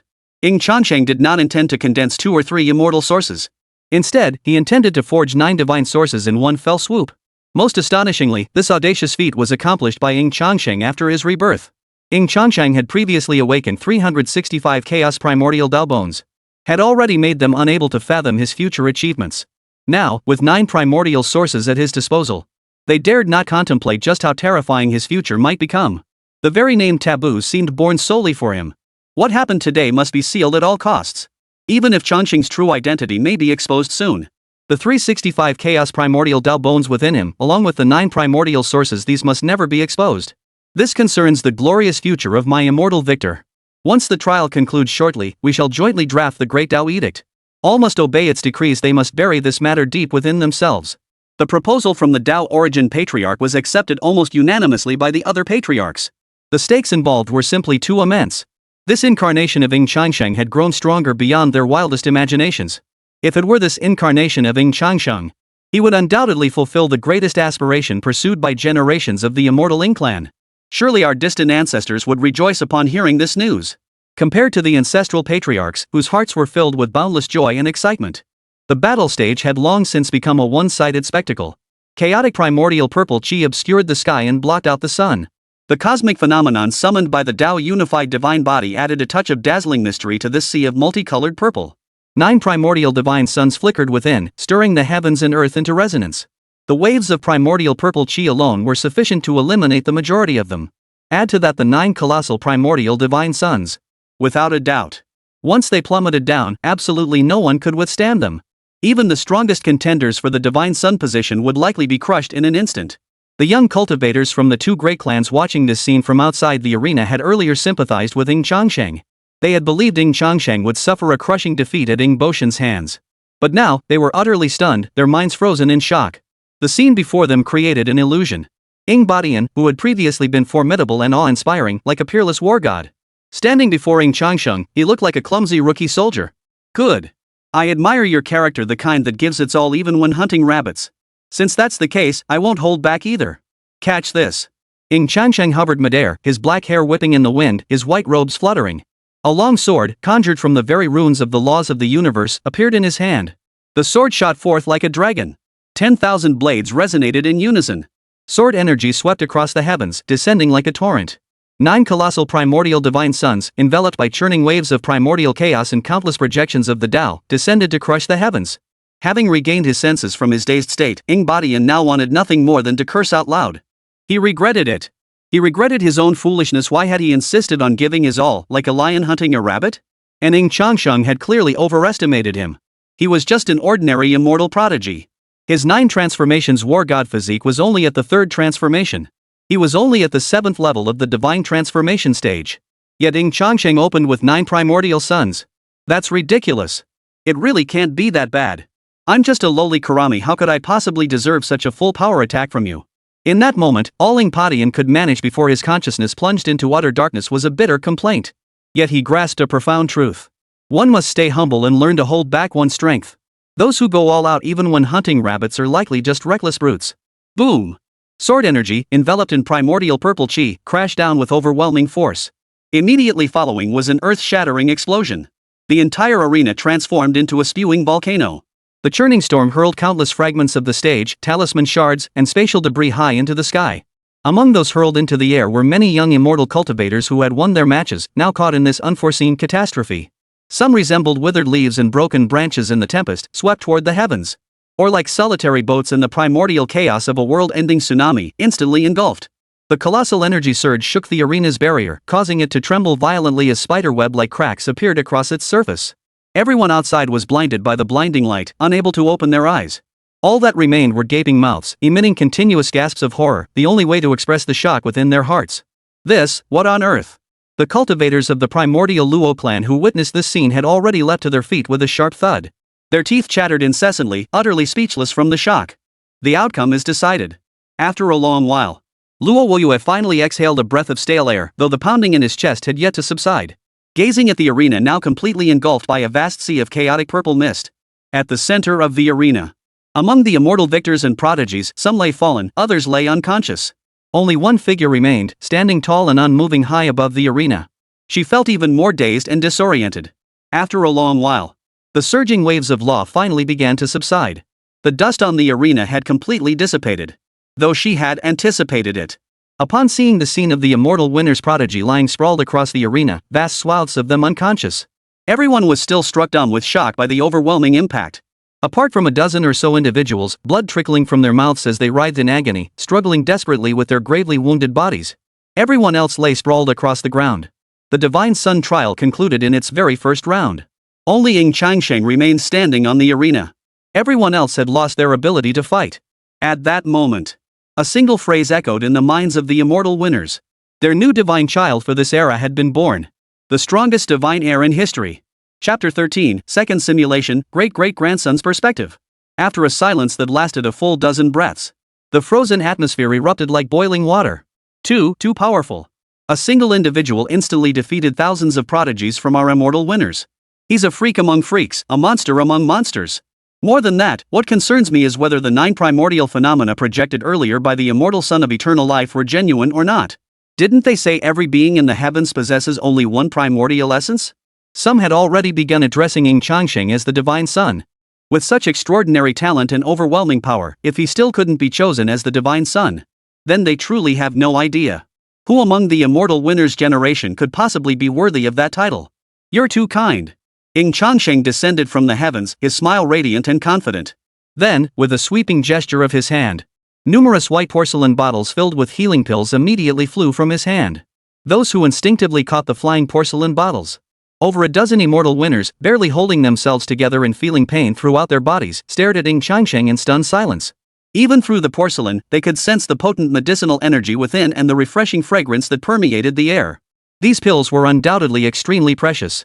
Perhaps they were given to Ying Changsheng by their ancestral elders. Having chosen to participate in the Divine Sun trial, they had long prepared themselves for the possibility of injury during the trials. Yet Ying Changsheng had so generously given them these precious pills, proactively helping them heal their wounds. This left them inexplicably moved, and even more filled with admiration. His talent defied the heavens, his power overwhelming his generation. Yet he remained warm and approachable. This Divine Son had truly won their respect. The other immortal winners who witnessed the scene exchanged knowing smiles, their faces reflecting admiration. This is how the immortal winner's Divine Son should be. Ding! Mission complete. Simulation count +1, auto-cultivation, simulation deduction, multiverse mall template unlocked. Hearing the system's announcement, Ying Changsheng felt his spirit soar. With a slight shift in his intent, 3 new panel functions appeared in the system interface. Auto-cultivation enables hands-free cultivation anytime, anywhere, saving the host all secluded meditation time on the cultivation path. Simulation deduction enables the host to perfectly deduce various cultivation techniques including, but not limited to, reverse engineering incomplete manuals to reconstruct complete systems. Also simulates future transformations of the host's physical constitution, charting the clearest path forward. Note, each simulation requires a minimum of 1,000 destiny fortune points. Higher difficulty in cultivating techniques or transforming physical constitution increases the points consumed.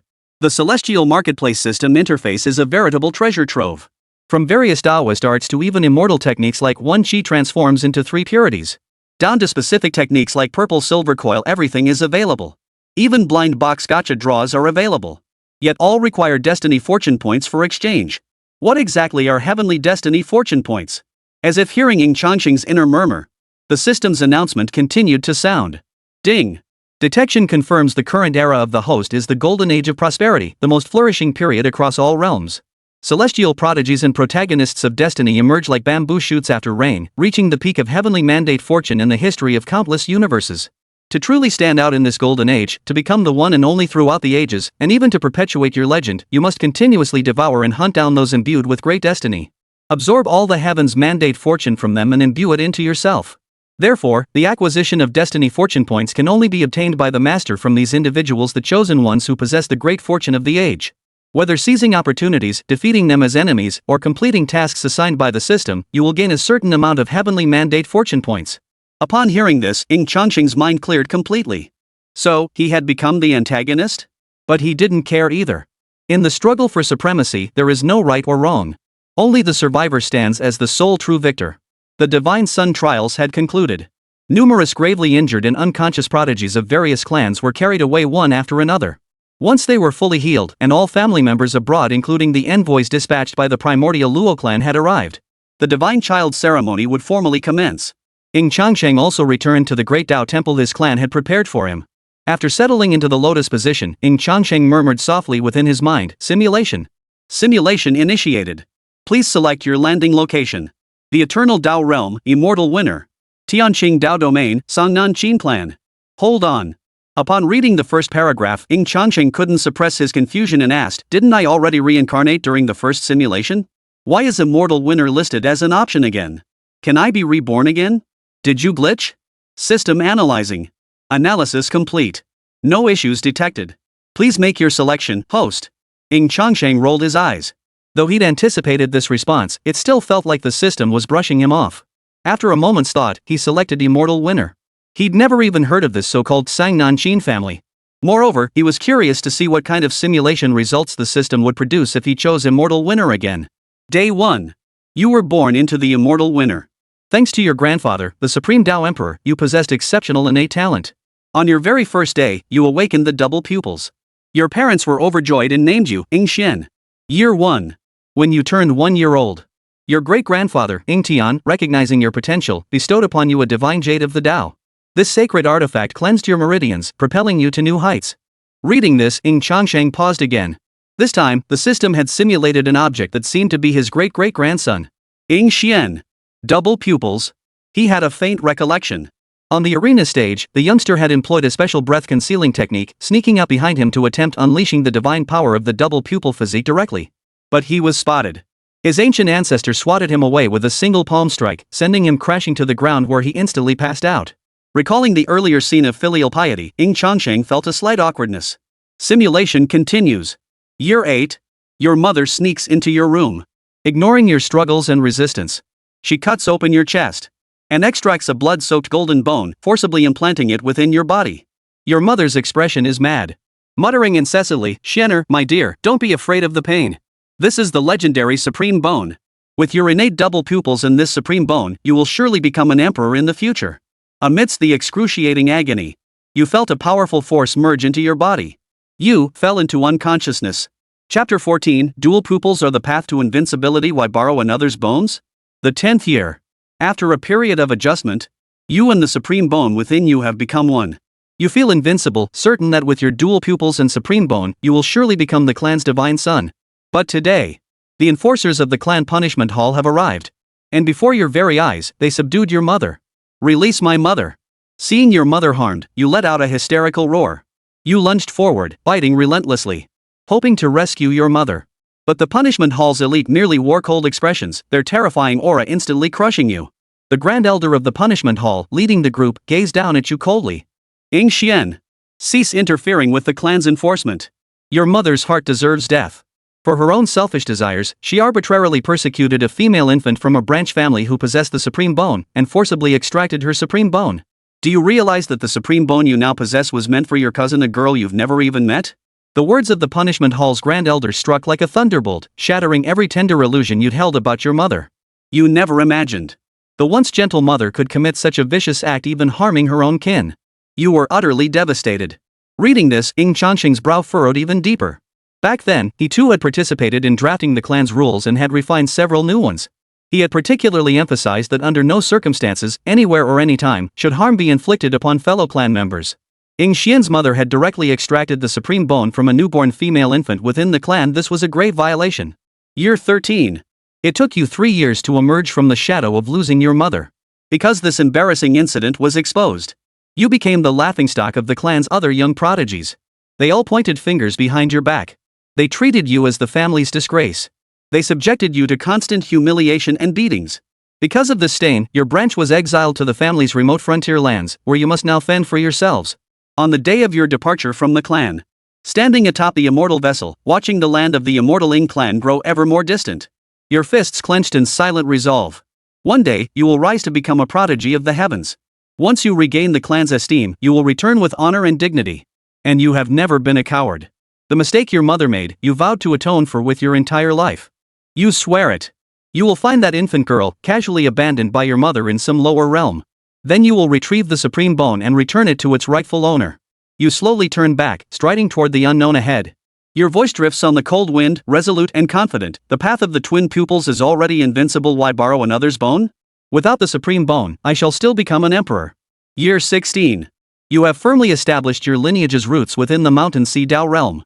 You began journeying across the realm, traversing every corner of the Mountain Sea Dao domain.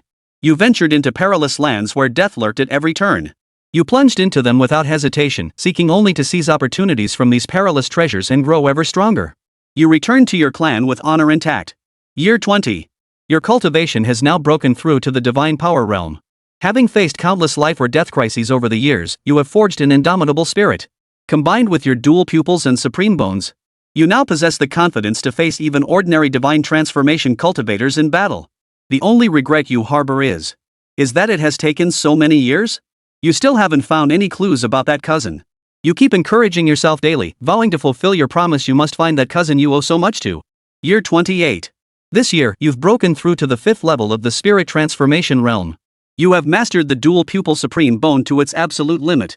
Throughout the entire Mountain Sea Dao domain and even neighboring realms, you are the most renowned prodigy. And finally, your clan has begun to take notice of you once more. On this day, you received a golden edict from the clan. The clan's elders have approved your request to bring your father back to the clan. They also granted you a spot in the Divine Sun Trials. Overjoyed, you shared the news with your father. But your father shook his head. I bear some responsibility for what happened back then. Truthfully, I knew your mother harbored those intentions. Yet I turned a blind eye, even tacitly allowing her to proceed. Father is also a sinner of the family. I have no right to face our ancestors, nor to return to the family. He stroked your head affectionately. The once towering figure now bore weathered wrinkles on his skin, his waist no longer as long and straight as in your memories. Yet in his aged face, a deeply contented smile spread. But you are innocent. You are your father's pride now and forever. I am proud of you. Father also believes you will become the pride of the family in the future. You knew the lingering regret in his heart. You said no more. Wiping the tears from the corners of your eyes, you nodded firmly. You spoke again. Father, I will repay the debt for the mistake mother made back then. I will return the supreme bone. I will spend my entire life erasing the stain on our lineage. Year 29. You have returned to the immortal Ying family lands you once longed for. Surrounded by countless prodigies of the immortal Ying clan, each possessing extraordinary talent and potential, your heart burned with the desire to fight. Yet suddenly, a prodigy named Ying Changsheng rises against all odds. Previously confined to the lower realms, his innate talents had been unremarkable. Yet he suddenly awakens two supreme physical constitutions, one identical to that of a certain heavenly emperor ancestor. Many now say the immortal Ying Clan is poised to produce another heavenly emperor. Yet others claim Ying Changsheng merely stumbled into luck, possessing talent but lacking true strength. He's no different from a noob. A single sliding tackle would be enough to take him down in an instant. Not long after, the Divine Sun trials commenced. Ying Changsheng, recently the subject of heated debate, displayed terrifying power far beyond anyone's imagination. Those prodigies you deemed unbeatable? He crushed them effortlessly. You sneak up behind him, determined to unleash the heavenly tribulation light for a decisive strike. But unexpectedly, he spots you. The instant your gaze met his cold, indifferent eyes, your entire soul froze solid. No fancy tricks. He simply raised his hand and unleashed a palm strike at you. Your fighting spirit surged. With a roar, you attempted to unleash the power of your two innate constitutions to clash with him. A searing pain erupted in your chest. You were sent flying by the single strike and lost consciousness. You began questioning your existence. Year 29, month 6. You finally recovered from the shock of being instantly defeated by a single strike. You were genuinely impressed by this newly emerged Divine Sun. You want to follow him, even if all you can ever see is his back. You feel as though you're witnessing the true legend of this moment rise. Year 30. On this day, you suddenly received a message. A clue has finally surfaced about your cousin, abandoned by her mother in some corner of the lower realm. You rush headlong to Tsangnan realm following the lead. But no matter how hard you tried, she simply refuses to see you. You refuse to give up. You resolve to find your hidden cousin. But that night, you were suddenly attacked. Under the moonlight, a young man clad in black, his aura unfathomably deep, looms over you. His eyes flash with a cold light. So it was you who stole my junior sister's supreme bone? None of you great clans are worth a damn, you all deserve to die. Today, you shall repay every debt you owe my junior sister. Chapter 15, A Tragic Ending, Qingxian Child of Destiny. I know I share the blame for what happened back then. I'm willing to atone for my parents' sins. Let me see my cousin once more, and I'll return the supreme bone to her. You roared in desperate fury. He had no desire to fight this dark-haired youth before him, who seemed to be his cousin's senior disciple. But the dark-haired youth clearly had no desire for further idle talk. His sword shot forth like a rainbow. Each slash carried a sword intent capable of shattering the heavens and earth. Not only that, his cultivation was no weaker than yours. Combined with that ancient blade of unparalleled sharpness in his grasp, the waves of sword energy he unleashed were truly world-shattering, crashing in relentless succession. Even you would struggle to block them. You were instantly cut to a bloody pulp. You hold nothing back. For continuing to evade meant you might be slain on the spot. You and the dark-haired man erupted into an epic battle. In the end, you overpowered the dark-haired man outright, relying on your two extraordinary physical constitutions. I never wanted to kill you. I just need you to tell me where my cousin is. I genuinely wish to apologize to her. The black-haired man pinned to the ground spat out a mouthful of blood, glaring at you with cold, mocking eyes. Put. Not a single one of you big families is any good. You don't deserve to be my junior sister's family. The dark-haired man seemed possessed, his voice brimming with fury and frustration. He couldn't even accept the outcome of being defeated by you, the so-called heir of a great clan. What good does it do you to beat me today? Fortunes change over time, never underestimate the young and poor. Boom! Terrifying sword energy erupted suddenly from the dark-haired youth. In a daze, you glimpsed the apparition of an exquisitely beautiful sword immortal. The sword immortal woman's gaze was cold as ice. She roared, "How dare you? How dare you harm my chunner?" The sword immortal woman wielded an ethereal longsword, instantly striking toward you. Fortunately, in this moment of peril, the protective mark between your eyebrows erupted violently. The protective power of your clan instantly shattered the sword immortal woman's attack. The sword immortal woman let out a pained wail, her form nearly shattered by the force of the blast. Sword immortal sister! The dark-haired youth roared with fury, his eyes blazing with genuine murderous intent. Not only did you set your sights on my junior sister, but you dared to injure my sword immortal elder sister. I will kill you. Gritting his teeth, the dark-haired youth pulled a broken realm jade talisman from his robe, crushed it in an instant, and vanished from where he stood. You cursed under your breath, feeling utterly cursed. All you wanted was to find your cousin. Out of nowhere, you'd made a mortal enemy. But you didn't dwell on it.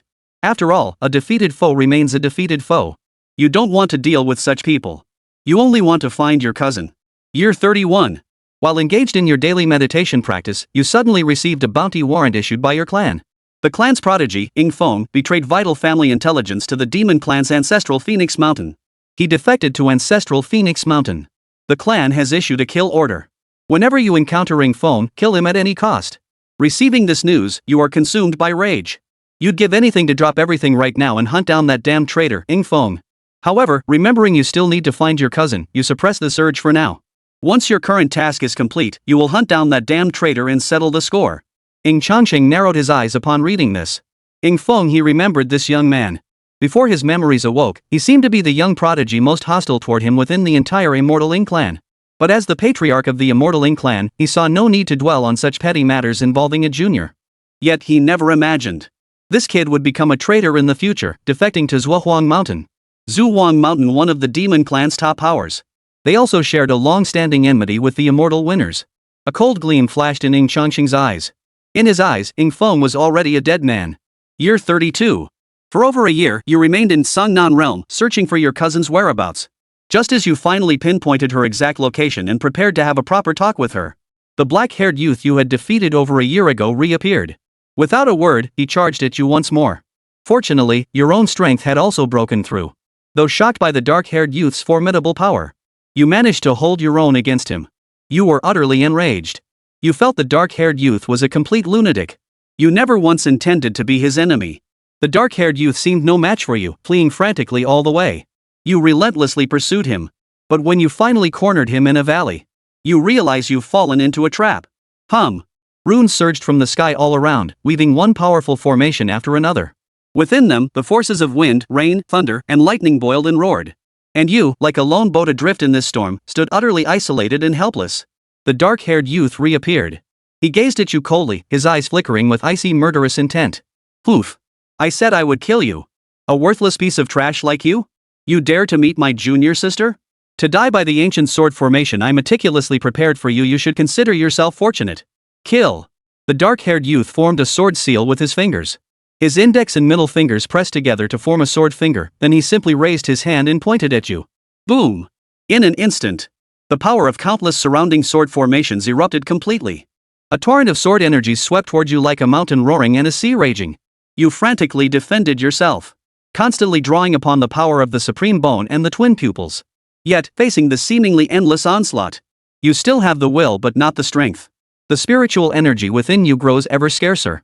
The wounds on your body multiply. But you felt only excruciating pain shooting through your left arm.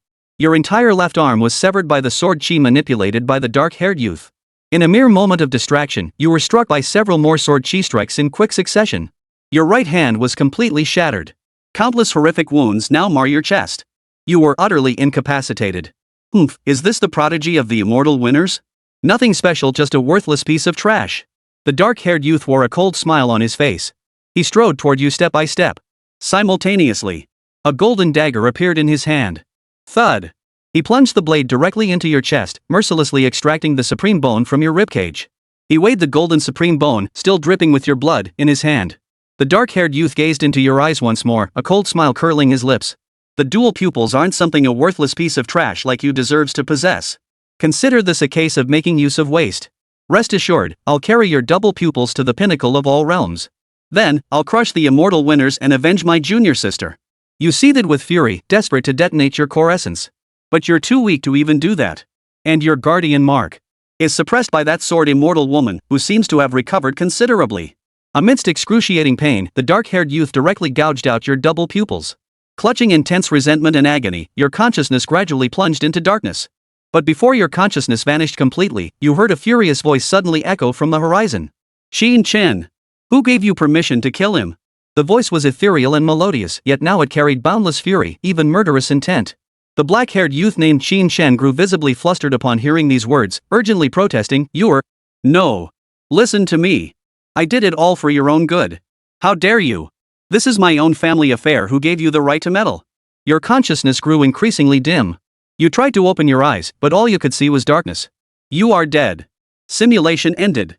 Achievement, clear-sighted in love and hate, one who repays a mother's debt. Unlucky fate, incurred the hatred of the chosen one. Evaluation, you were a young prodigy among the immortal winners, yet even within that elite circle, you ranked only mid to upper tier. You acted with bold conviction and maintained clear self-awareness. Your deepest wish was to find your cousin and offer her a proper apology, but ultimately, it ended in disappointment. Simulation rewards. Double pupils. Supreme bone. 2 minor realm advancements in cultivation. Ying Changsheng did not glance at the simulated rewards. His eyes burned only with rage, a raging inferno of fury and a murderous intent that warped the very fabric of space. Chapter 16, The Ungrateful Wolf Deserves Execution. Ying Xian's mother had indeed acted wrongly, defying the entire clan's will. But fundamentally, Ying Xian was innocent. He could not be blamed for this matter. In fact, Ying Xian had done everything he should have done. All these years, he has been repaying his mother's debt. He genuinely sought redemption. Yet in the end, he failed to fulfill his own wish. He was even killed by a man named Qingxian, a favored son of fate who appears to be Ying Yuer's senior brother. That bastard was practically asking for it. Though this incident was an embarrassment to his clan, it remains the private affair of the immortal Ying family. How dare an outsider meddle in our affairs? What infuriated him even more was that Qingxian had gone mad enough to rip out Ying Xian's double pupils. He even arrogantly declared his intent to crush the immortal winners. Such words and deeds had ignited his fury to its fullest. Not to mention, Ying Xian was his great-great-grandson. Qingxian's actions had undoubtedly trampled his dignity and the entire immortal Ying clan's honor into the dirt. However, Ying Yuer, who had drifted to the Cangnan realm, did not appear to have collaborated with Qingxian to plot against Ying Xian. The furious roar Ying Yuer let out at the end clearly indicated she was unaware of the plot, perhaps even kept completely in the dark. As for how events unfolded afterward, would Ying Yuer turn against Qingxian outright or dismiss the matter with perfunctory indifference? Or perhaps she would join forces with Qingxian in a desperate alliance. He couldn't be bothered to dwell on it. In any case, now that he knew about it, he would certainly intervene. Qingxian, he would kill him without fail. And he wouldn't let that arrogant bastard die too comfortably. He would strip this bastard of everything he had. He would make Qingxian die in the most desperate, agonizing way possible. If Ying Yuer didn't know her place, or even dares to aid outsiders, he wouldn't hesitate to purge the family. As an immortal winner, he had no need for a traitorous wolf who turned his back on the clan and even harmed its interests. After all, the clan had already executed Ying Xian's mother for abusing her authority to frame Ying Linglong's family. And Ying Xian was utterly innocent. If Ying Xian were to die over such a matter, he could never accept it. Suppressing the rage boiling within his heart. Only then did Ying Changsheng glance at the system reward panel. The dual pupils and supreme bone were both excellent. But he had no use for the supreme bone. Every one of his 365 bones was the highest grade Chaos Primordial Dao Bone. Replacing even one with the supreme bone would downgrade his configuration, utterly foolish. I choose the double pupils. Ding! Simulation reward selection successful. Double pupils have been issued. As the system's voice echoed, Ying Changsheng felt a profound transformation occur within his eyes. The very essence of the world became more transparent before his eyes. The patterns of runes and energies in the world appeared as distinct, visible threads, which he could freely grasp and dissect to their core. Yet perhaps it was due to the divine physique of Dao Unity, the 9 transformation forbidden immortal source, and the 365 chaos primordial Dao bones inherent within his body. He sensed that the dual pupils he had awakened seemed somewhat different from those described in ancient historical texts. He shook his head. Ying Changsheng did not dwell on it excessively. At this moment, he had another matter to attend to. The family traitor who had defected to ancestral Phoenix Mountain. Ying Feng. He despised nothing more than ungrateful dogs and traitors who stabbed their own in the back. Ying Feng, he would kill him. As the Divine Sun ceremony was to convene shortly, countless immortal members of the Ying Clan, aboard their celestial vessels, were all rushing back to the immortal Ying domain to prepare for the upcoming Divine Sun ceremony. Yet one celestial vessel alone defied the trend. Departing from the immortal Ying Clan's domain, within the magnificent celestial vessel lay a self-contained realm. Ying Feng, master of this vessel, sat upon the throne at its highest point. Below him, countless beautiful women danced in flowing gowns, their graceful figures illuminated to perfection. Though Ying Feng was merely a common prodigy within the immortal Ying Clan, the blood of the immortal Ying Clan flowed through his veins, making him appear supremely noble in the eyes of outsiders. Within the immortal Ying Clan, he might be called Little Feng. But beyond the immortal winners, even the foremost powers across the myriad realms addressed him with reverence as Lord Ying Feng. He relished this feeling. Yet after sipping the divine wine, anxiety began to stir within Ying Feng's heart. That damn country bumpkin actually managed to rise against all odds, defeating my immortal winner's core members and becoming a divine son in one fell swoop. He's nothing but a lowly bastard. How dare he awaken 2 supreme physiques? And now he's ascended to become the divine son in one fell swoop. Ying Feng's expression darkened with malevolence, his heart consumed by jealousy. And a vague, indescribable fear. For before this, among the many young prodigies of the immortal winners, he had despised Ying Changsheng the most. In fact, to curry favor with Luo Qingxian, he had even boasted about locking Ying Changsheng in the celestial prison, or worse, banishing him to the clan's immortal mines to toil as a laborer, digging for thousands of years. He didn't know if Ying Changsheng harbored resentment toward him because of that incident. But putting himself in Ying Changsheng's shoes, If someone dared to humiliate and look down on him like that, he would absolutely hold a grudge against that person. Moreover, he had just ascended to become the divine son of the immortal Ying family. He would undoubtedly wield his authority and power to make that brat regret ever being born, regret ever daring to offend him. After putting himself in that position, he grew increasingly convinced that Ying Changsheng might seek revenge against him. So he found an excuse and temporarily left the immortal winner's territory to lie low. Incidentally, he provided the demon clan's ancestral Phoenix Mountain with crucial intelligence about the immortal winners. And regarding Ying Changsheng's situation, I can also report it up the chain. Ying Changsheng suddenly awakened 2 major constitutions, yet his clan hasn't leaked a single hint something's definitely fishy. Perhaps if I report this peculiar matter, ancestral Phoenix Mountain will reward me even more handsomely. In truth, he had always harbored a secret. His rapid rise to prominence, even reaching the ranks of ordinary prodigies among the immortal winners. All thanks to Zhuohuang Mountain's covert investment and support. As long as he provided sufficient intelligence to the ancestral Phoenix Mountain, they would reward him accordingly based on the intelligence's importance. This included, but was not limited to, various opportunities for inheritance, as well as rare treasures and natural wonders. To demonstrate their sincerity, had granted him exceptionally generous resources and rewards even before formalizing their partnership. He saw nothing wrong with his actions. If one does not look out for themselves, heaven and earth will destroy them. With so many members in the clan, cultivation resources were limited. He was merely using his own methods to secure greater benefits for himself. What wrong was there in that? If blame must be placed, blame the clan for consistently neglecting him. Come to think of it, during this Divine Sun trial, I overheard some crucial intelligence from the other core sequence members. I wonder how much benefit revealing it to Zhuohuang Mountain would bring me. Before Ying Feng could indulge further in his fantasies, a sudden upheaval erupted. Boom! The starry sky trembled, rippling with invisible waves of cosmic laws. A terrifying aura sealed the heavens and earth, instantly freezing the starry sky for countless miles around. The immortal vessel carrying Ying Feng was like a pebble submerged in water, frozen solid along with the surrounding space. The void shattered in the next instant. The immortal winner's punishment hall powerhouse emerged from the rift. They gazed coldly down upon the celestial vessel below. Ying Feng, you defied the Divine Sun's command, betrayed your clan, and sold vital family intelligence to the demonic tribes.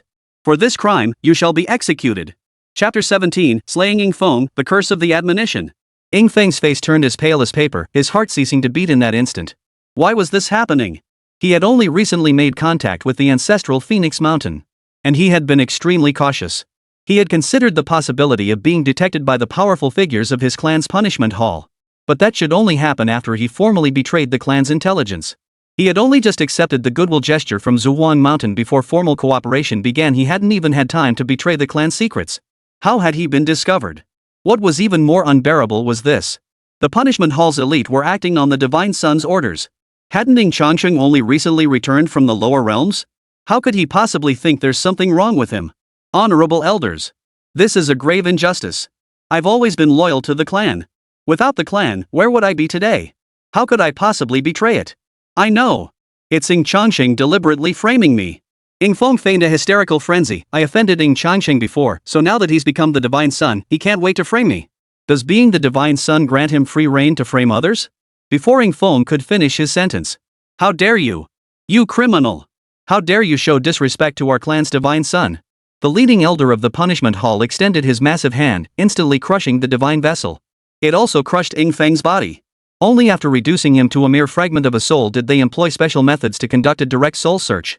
After obtaining the intelligence they sought, the punishment hall elder crushed Ying Feng's remains and coldly ordered, exile all descendants of the Ying Feng lineage to the frontier.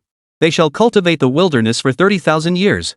After 30,000 years, only those who demonstrate satisfactory conduct may return to the clan. Such were the immutable rules of the immortal Ying Clan. When a family member heirs, the entire lineage bears the consequences. This method also forced the remaining members of the branch to mutually supervise and monitor one another. But now, the Ying Feng branch has produced a traitor in Ying Feng. This proves the clan's members failed to watch over each other. Everyone has neglected their duty and must face punishment as well. What the hell? That bastard Ying Feng was a traitor? I knew it. That's why I couldn't stand the sight of that brat Ying Feng the moment I saw him. Turns out he's a traitor. Dared to betray the immortal Ying Clan? He deserves death. After the punishment hall elder departed with the evidence, many young immortal winners and elders who had heard the commotion began to appear. Now, their faces were filled with disbelief and murmurs of discussion. But what concerned them more was this. The punishment hall elder had clearly descended at the Divine Sun's command. How had their new divine son determined that Ying Feng was a traitor and even defected to ancestral Phoenix Mountain? Meanwhile, deep within the immortal Ying Clan's domain, spiritual energy swirled thickly, misty seas billowed. Strands of rosy light cascaded downward, faintly refracting into an illusory and ethereal immortal isle. Within this ethereal realm, Ying Changsheng and the Dao Source Patriarch sat facing each other. Changsheng, you're sometimes too clever for your own good. Originally, I intended to use the traitor Ying Feng to reel in some bigger fish. Now, I have no choice but to close the net early. Ying Changsheng sipped his immortal tea, a faintly resigned smile touching his lips. He could only blame himself for not thinking it through. The immortal winner lineage had endured for generations, with numerous venerable ancestors. With them watching over things, what could they not see through? Regarding Ying Feng's betrayal, they must have sensed it long ago. This was a deliberate setup baiting him into a trap. Luring out certain powerful demons from ancestral Phoenix Mountain, then slaughtering them to serve as banquet fare. But we haven't lost out entirely in this affair. Ancestor Dao Yuan spoke again. Had you not suddenly reincarnated, the intelligence we leaked to Ying Feng would have been harmless, even a deliberate smokescreen to deceive the demon clans. But now that you've reincarnated unexpectedly, it's a different story. That scourge Ying Feng must be eliminated before he can cause trouble. We, the immortal winners, must seize this opportunity to purge every traitorous scoundrel from our ranks. The current Ying Changsheng is still far too weak. Though the immortal winners had the confidence to ensure Ying Changsheng lived in peace. But ultimately, revealing Ying Changsheng's identity too soon would invite unnecessary trouble. Most crucially, Ying Changsheng's innate talent and potential were simply too extraordinary, too terrifying. Especially the 9 primordial essences. Should word of this spread, even those ancient beings who had long transcended the myriad realms might be tempted to re-engineer the cosmos once more. The resulting upheaval in the era might even be beyond their control. Ying Changsheng's identity could be revealed. But the 365 Chaos Primordial Bones, and most crucially, the 9 great primordial sources, they must guard these as the family's most sacred secret. The void warped. The Grand Elder of the Punishment Hall, radiating a profound aura, stepped forth and respectfully presented a vast array of celestial treasures with both hands. The Dao Origin Patriarch's gaze was indifferent. He casually glanced at these treasures radiating ethereal brilliance. To an existence at his level of attainment. These treasures were no different from rotten wood. He was merely searching for faint traces of demonic energy lingering within them. The powerful figures of ancestral Phoenix Mountain were extremely cautious in their actions. They even employed special methods specifically designed to scrub away the traces of their aura from these treasures multiple times. Fortunately, the Dao Source Patriarch still managed to find a piece of Xianhuang stone tainted with a faint trace of the Zhuang Mountain Powerhouse's aura. It would be impolite not to reciprocate. Since they've exposed themselves, let's give them a taste of their own medicine. I'm only skilled at breaking all laws with force. Leading armies in battle is my forte, but reverse engineering curses against the odds? Forget it. When Yuan, this is yours. The ancestral patriarch Dao Yuan tossed the Xianhuang stone to an elder standing beside him. Ancestor Wan Yuan stroked his beard with a smile, reaching into the void with his palm. A bronze brush, crafted from a special material and engraved with countless inscriptions of the Dao, radiating a potent aura of the Dao, materialized in his grasp. Holding the brush in one hand, when Yuan's strokes flowed like dancing snakes, his characters bold and vigorous. One after another, obscure and ancient Taoist mantras materialized. The moment a line of characters solidified. The golden characters, which had been radiating brilliant light, suddenly turned as black as ink. An eerie aura instantly filled the air. The ancestor Wan Yuan's admonitory curse has grown stronger. Ying Changsheng murmured in astonishment. Ancestor Wan Yuan was the undisputed master among the immortal winners, now the foremost expert in divination and reverse tracking aura traces to unleash primordial curses. The powerful figure from ancestral Phoenix Mountain who had left a trace of aura on the mystic Yellowstone was likely finished. Demon Clan territory. In the midst of an endless ocean, an island of unimaginable magnitude floated above the vast ocean. Countless divine birds flew in from all directions, as if paying homage. This place was the core territory of ancestral Phoenix Mountain, home to several of the demon clan's most powerful races. Upon a sacred mountain, several figures gathered here, seemingly discussing something. By now, that bastard Ying Feng should have reported back, right? Why hasn't there been a single word from him until now? Could it be that the little bastard took our payment and isn't delivering? The words had barely left his lips. A soft chuckle followed almost immediately. Impossible. He has something on us. If he takes our bribes and still won't do our bidding, we can expose him to the immortal winners. The immortal winners show no mercy to traitors. Wait a little longer. Maybe in a moment. The top quasi-emperor of ancestral Phoenix Mountain who spoke had barely finished his sentence when his expression abruptly changed. Immediately after, a wail of excruciating agony erupted from his throat. Gushing black blood poured from his 7 orifices like a spring. With one final, piercing howl to the heavens, his life force vanished completely. Chapter 18, Children Reunited After 10,000 Years. The sudden upheaval left several powerful figures from nearby ancestral Phoenix Mountain frozen in place. Their minds went blank, as if struck by a bolt from the blue. The companion who had been sitting beside them just moments ago, laughing and chatting cheerfully, had met a gruesome death in the very next instant. Most crucially, their companion was a top-tier quasi-emperor. He had even set one foot into the realm of a demon emperor. And now he was dead. And from the moment he suffered the backlash to the complete disappearance of his life force, it hadn't even taken 2 breaths. Damn it! Quick! Obliterate his true spirit and erase every trace he left behind. The demonic cultivator from Zuhuang Mountain, snapping back to his senses, roared in fury. The remaining figures snapped back to their senses. They unleashed every means at their disposal. They reduced the fallen quasi-emperor to dust while erasing every trace of his existence from the world.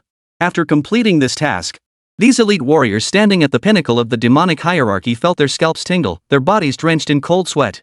Inform the Phoenix Sovereign, tell him our plan has failed. Ying Feng was discovered and eliminated by the immortal winner. We've also incurred the curse of the immortal winners when Yuan Old Demon, losing a half-step demon emperor in the process. As the leading demon emperor uttered these words, his heart bled. It was truly a case of losing more than they gained. Not only did they fail to obtain vital intelligence on the immortal winner, and we lost a half-step demon emperor in the process. What a colossal loss. Within the immortal winner's ethereal immortal isle, Ancestor 1 Yuan, who had been with his eyes slightly closed, opened them once more. He withdrew the bronze brush of the Dao from his hand back into his storage realm. Countless dazzling runes around him simultaneously retreated into his body. His aura, once unfathomably deep and vast as the cosmos, settled into tranquility. Done. It cost me nearly 10% of my power. Only managed to take down one half-step demon emperor. I'm getting old. Hearing these words, Ying Changsheng felt his lips twitch. Is this what people call it? Killing a half-step demon emperor across infinite distances, merely by sensing the faint traces of his aura left behind. And it only cost 10% of his strength. It must be said, after over 100,000 years apart, Grandpa Wen Yuan, that brooding yet passionate old man, seemed to be getting better and better at putting on a show. Changsheng, you've only recently been reincarnated, so you're relatively inconspicuous for now. But since you've chosen to integrate into this new era under a new identity, I believe your innate talent will echo throughout the myriad realms. There's no such thing as a wall that doesn't let the wind through. Eventually, your true identity will be exposed. The voice of the Dao Source Patriarch interrupted Ying Changsheng's thoughts. The ancient ancestor of the Dao Source gazed at him with utmost seriousness. Changsheng, over 100,000 years ago, your clan knew the reason for your demise. Now that you have been reborn with 9 additional primordial sources within you, I urge you to guard this as your greatest secret. I won't lecture you on grand principles, you understand them yourself.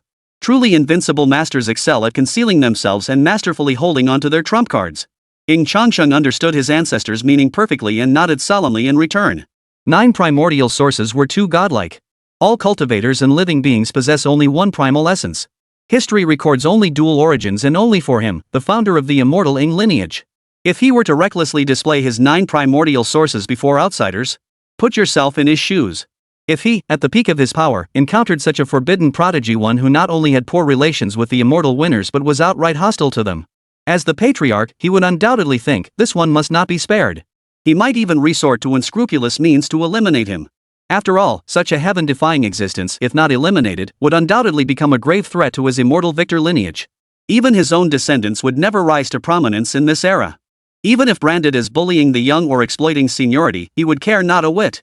Of course, we only wish for you to be aware. If the task proves impossible, you need not conceal it.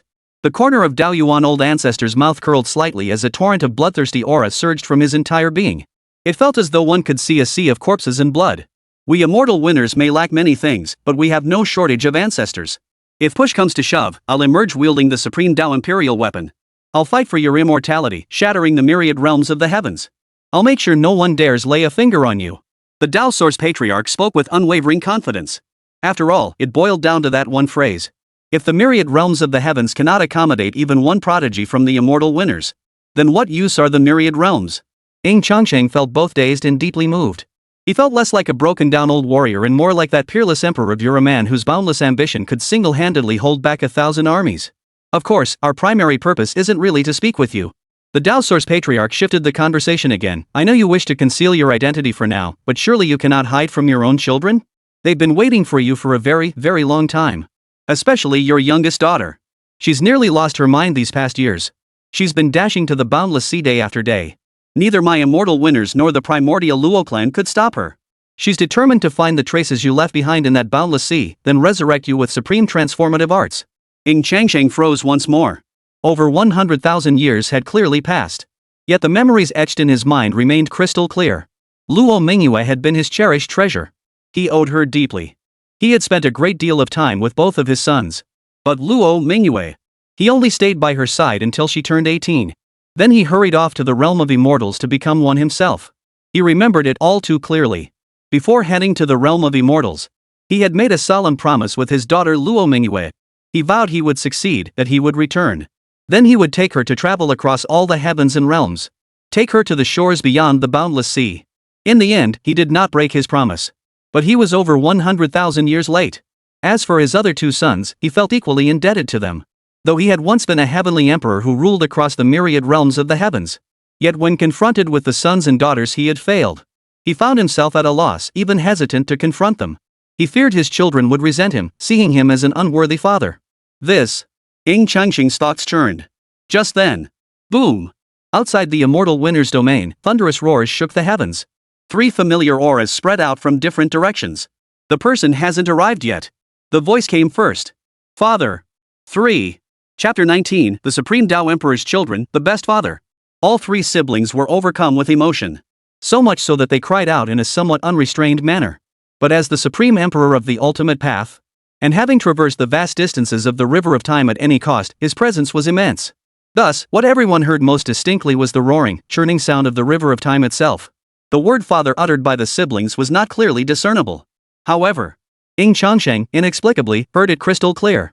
He instinctively looked up. And saw a radiant divine light spreading across the northern region.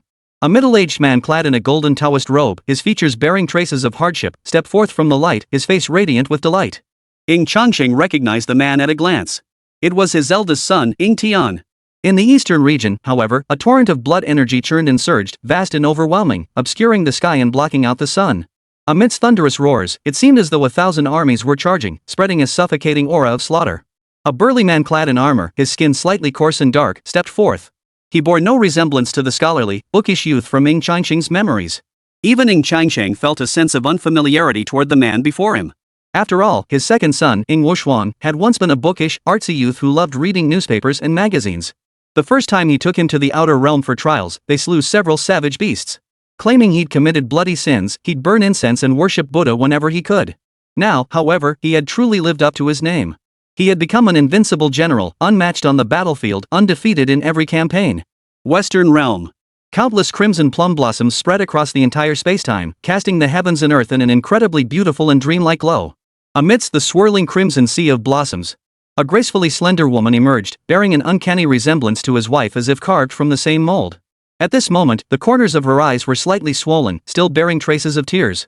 Yet her beautiful eyes were also filled with joy. It was none other than his youngest daughter, Luo Qingxian. 3 Supreme Dao Emperors traversed the River of Time, causing the heavens and earth to shift and the multiverse to tremble. To outsiders, it appeared as though 3 Supreme Dao Emperors, invincible wherever they went, causing the Dao to bow and the void to tremble. Yet now, these 3 siblings had suddenly gathered together. Those unaware of the truth sensed that a great upheaval was about to shake the myriad realms of the heavens. Some even believed a storm would erupt, engulfing all realms and domains. Countless cultivators and beings trembled with fear, horror, and speculation. Yet in Ying Changsheng's eyes, it appeared through an entirely different lens. In his eyes, his 3 sons and daughters gazed at him with tear-filled eyes. Though they were all ancient beings tens of thousands of years old. Yet at this moment, they resembled innocent, pitiful left-behind children who had finally awaited the return of their irresponsible father. At this moment, Ying Changsheng's emotions were equally complex and joyful, even tinged with a flustered sense of reunion. In a way, he hadn't been a qualified father. He knew full well he had a happy, complete family. He knew full well that gathering the 9 divine origins in the realm of immortals was a life-or-death endeavor. Yet he had taken that step anyway. This left him torn between the Dao and his family. He chose the path of the greater Dao. Yet he was haunted by the guilt of having let his family down. Especially when they met again after over 100,000 years. Seeing how much his children had changed over the years, his guilt only deepened. Father. Luo Qingxian cared not a whit for what Ying Changsheng was feeling at that moment. All she knew was that the father she had searched for countless years had finally returned. Bright moon. Quickly suppress your aura. The Dao Source Patriarch, heedless of whether his warning might disrupt the tender reunion between father and daughter, urgently spoke up. Luo Mingyue was now an extreme Dao emperor. The current Ying Changsheng was merely an 18-year-old novice who had only recently broken through to the spirit transformation realm. Even a light bump from Luo Mingyue could instantly reduce him to dust. Ying Changsheng, who had already spread his arms wide, ready to embrace his daughter, felt his mind go blank for a moment. The old ancestor's words jolted him back to reality. Just as Ying Changsheng was thinking about how he had finally succeeded in reincarnating, wondering if he might be accidentally knocked dead by his own daughter, ending in a tragic farce. Suddenly, a faint fragrance wafted toward him. A light, relatively petite body nestled into his embrace. When he came to his senses, Luo Mingyue was already clinging tightly to him. "Father, you're finally back. Mingyue has been searching for you for so very long. I thought I'd lost my father forever." Luo Mingyue's fearsome reputation echoed throughout the myriad realms of the cosmos, known to all. At the mere mention of her name, all who heard it envisioned a female god of death who slaughtered without mercy, even obliterating countless worlds. Who could have imagined that such a cold-blooded, merciless female god of slaughter would ever reveal the tear-soaked, helpless face of a little girl? Luo Mingyue cared not for her loss of composure before the ancient ancestor. Nor did she care what others thought. She just wanted to cry her heart out. To vent all the grievances and longing she'd held inside these past years. No one knew how many places she had traveled, how many places she had wandered through over the years. And no one knew. In that boundless expanse of the boundless sea, clinging to her last desperate hope, she wandered aimlessly for an eternity. That year, her father departed when she had just turned 18. Still clinging to childlike innocence and hope, she made a promise with her father, pinky swearing. He told her he would return after ascending to immortality. Every day, she stood beneath the peach tree they had planted together in her childhood, gazing toward the horizon, waiting for that familiar figure to return, walking home in the setting sun. Until one day, she received news of her father's death. Her mother, overcome with grief, rushed into the realm of immortals and vanished without a trace. She never harbored any resentment toward her father. She only felt that her father was taking far too long to return. That was all. She waited and waited. For over 100,000 years. Feeling the fabric against her chest grow damp. Warm liquid seeping into her skin. Ying Changsheng remained silent. He didn't know how to begin. Compared to the tender care of his wife, Luo Qingxian, he truly didn't know how to comfort others. He could only gently pat Luo Mingyue's back as a gesture of solace. But more than that, he felt guilt-deep, profound guilt and self-reproach. This agony born of self-reproach and guilt was 1,000 times more excruciating than the agony he had endured when he broke the taboo at the gate of immortality, channeled the 9 divine sources, and ultimately suffered the backlash that shattered his body. "Mingyue, I'm sorry. I broke my promise, returning too late. I'm not a worthy father. No." Luo Mingyue remained buried against Ying Changsheng's chest, as if reliving a past sensation, her voice thick with emotion. "My father has always been the forbidden legend of that era. He once dominated an entire age, crushing countless races beneath his heel. He always brings me back all sorts of strange and wonderful things to cheer me up. He always tells me the stories I most want to hear. He always cherished and protected me, every single moment. He was the best father in my eyes, back then, and he still is." Chapter 20. His belongings were few. You could say you were one of them. To be perfectly honest, Ying Changsheng considered himself a true man of iron will. Even after facing countless dangers and enduring the agony of his soul being torn apart piece by piece, he never shed a single tear. But now, he felt his eyes growing misty. He felt that human beings were inherently pathetic creatures. If his own daughter hated him and resented him, cursed him for being an unfit father, accused him of vanishing for over 100,000 years, forcing the 3 siblings to search for so long, he would feel somewhat relieved. But now his daughter was comforting him instead, telling him he was the best father in the world. This made him feel he owed Luo Mingyue far too much. Yet if given another chance, he would still choose to condense the 9 forbidden immortal sources. He had always understood one truth. The path of the Tao was fraught with peril, where any outcome could unfold. To truly grant his loved ones and children happiness and freedom, one must first become invincible.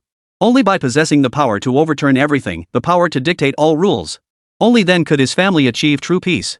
Beside them, watching his younger sister and father cling tightly to each other, Ying Tian and Ying Wushuan felt utterly uncomfortable. They wanted to step forward, but there was no room left. Compared to the emotional nature of a woman like Luo Mingyue, as men, they tended to be more rational. They wanted to lay out the facts and reason with him. They wanted to properly confront their father. Why had he taken such a dangerous risk back then? Did he have any idea how agonizing their lives had been all these years? It was utterly irresponsible. "Father, really you weren't exactly young back then. Why did you act like such a reckless fool? Do you have any idea?" Ying Tian's words were cut short. He felt Ying Changsheng's gaze bore into him.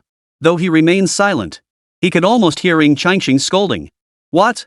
Are you telling me how to do my job? Are you the son or am I?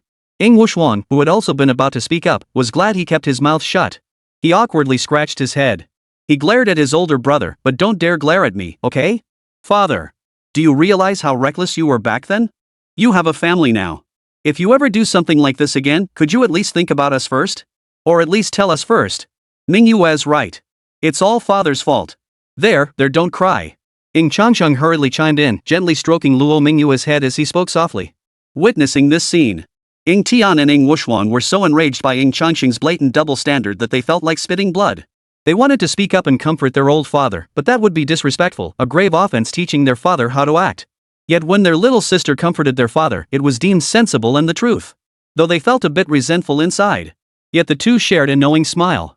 It only made him feel more certain that this was his true father. Because that's exactly how their father used to be. His attitude toward them was completely different from how he treated their little sister. He truly doted on their little sister to the heavens. As for them, they were practically left to fend for themselves. In their father's eyes, my little sister was his precious little cotton-padded jacket. They were tough leather jackets. No matter how much their father worked them, he never felt sorry for them.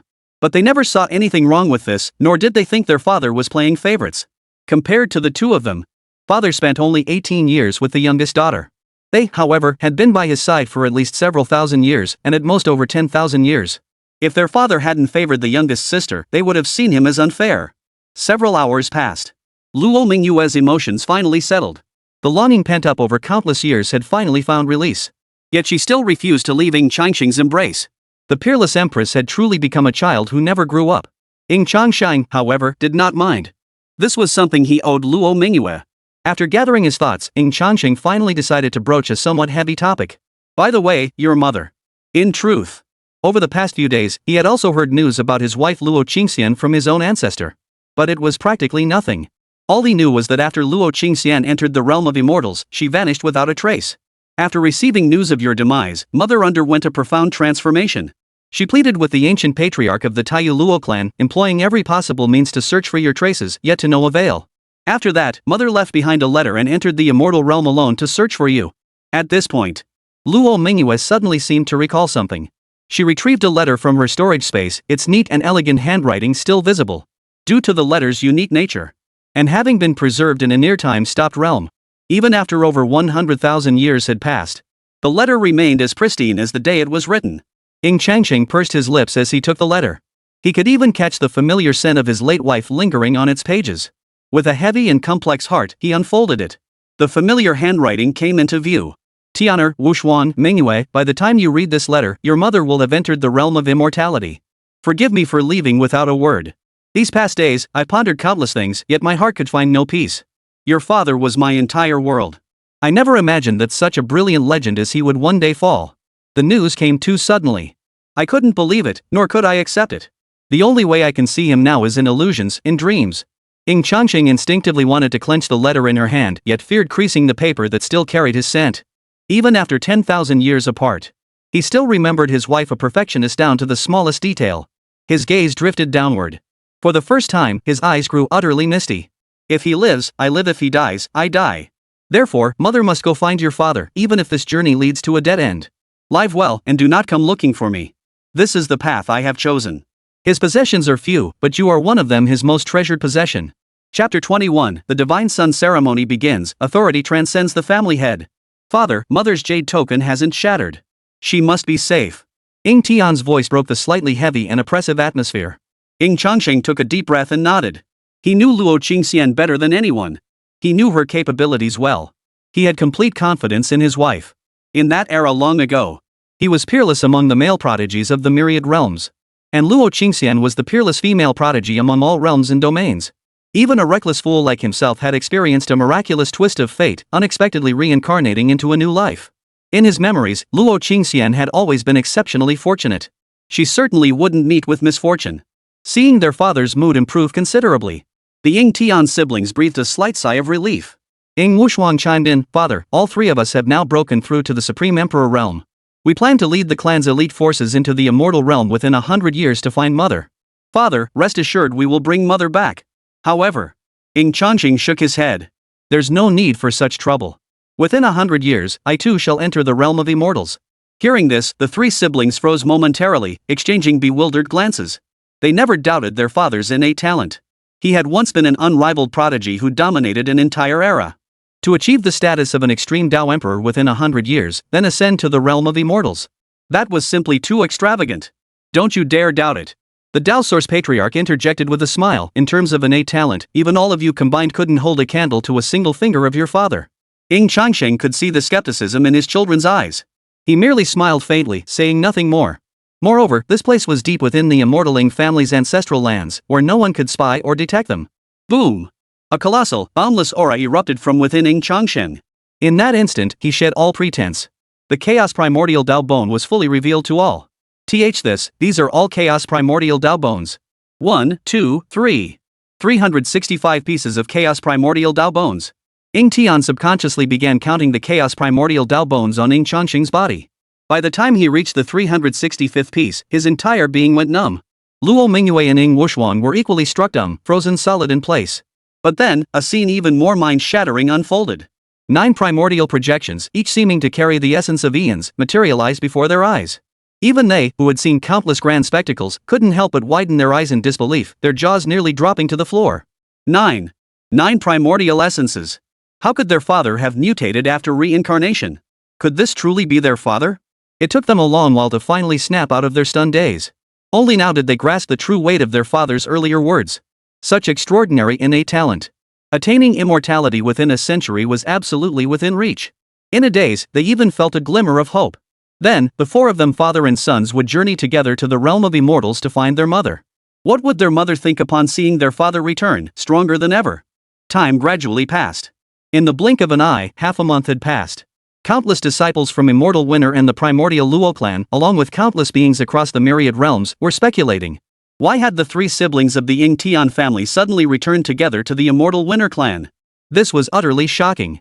Under normal circumstances, the siblings rarely gathered together. Especially Luo Qingxian. She was like a woman possessed, searching everywhere for traces of her late father. She absolutely refuses to return to the family estate. She claims returning home would interfere with her search for her father.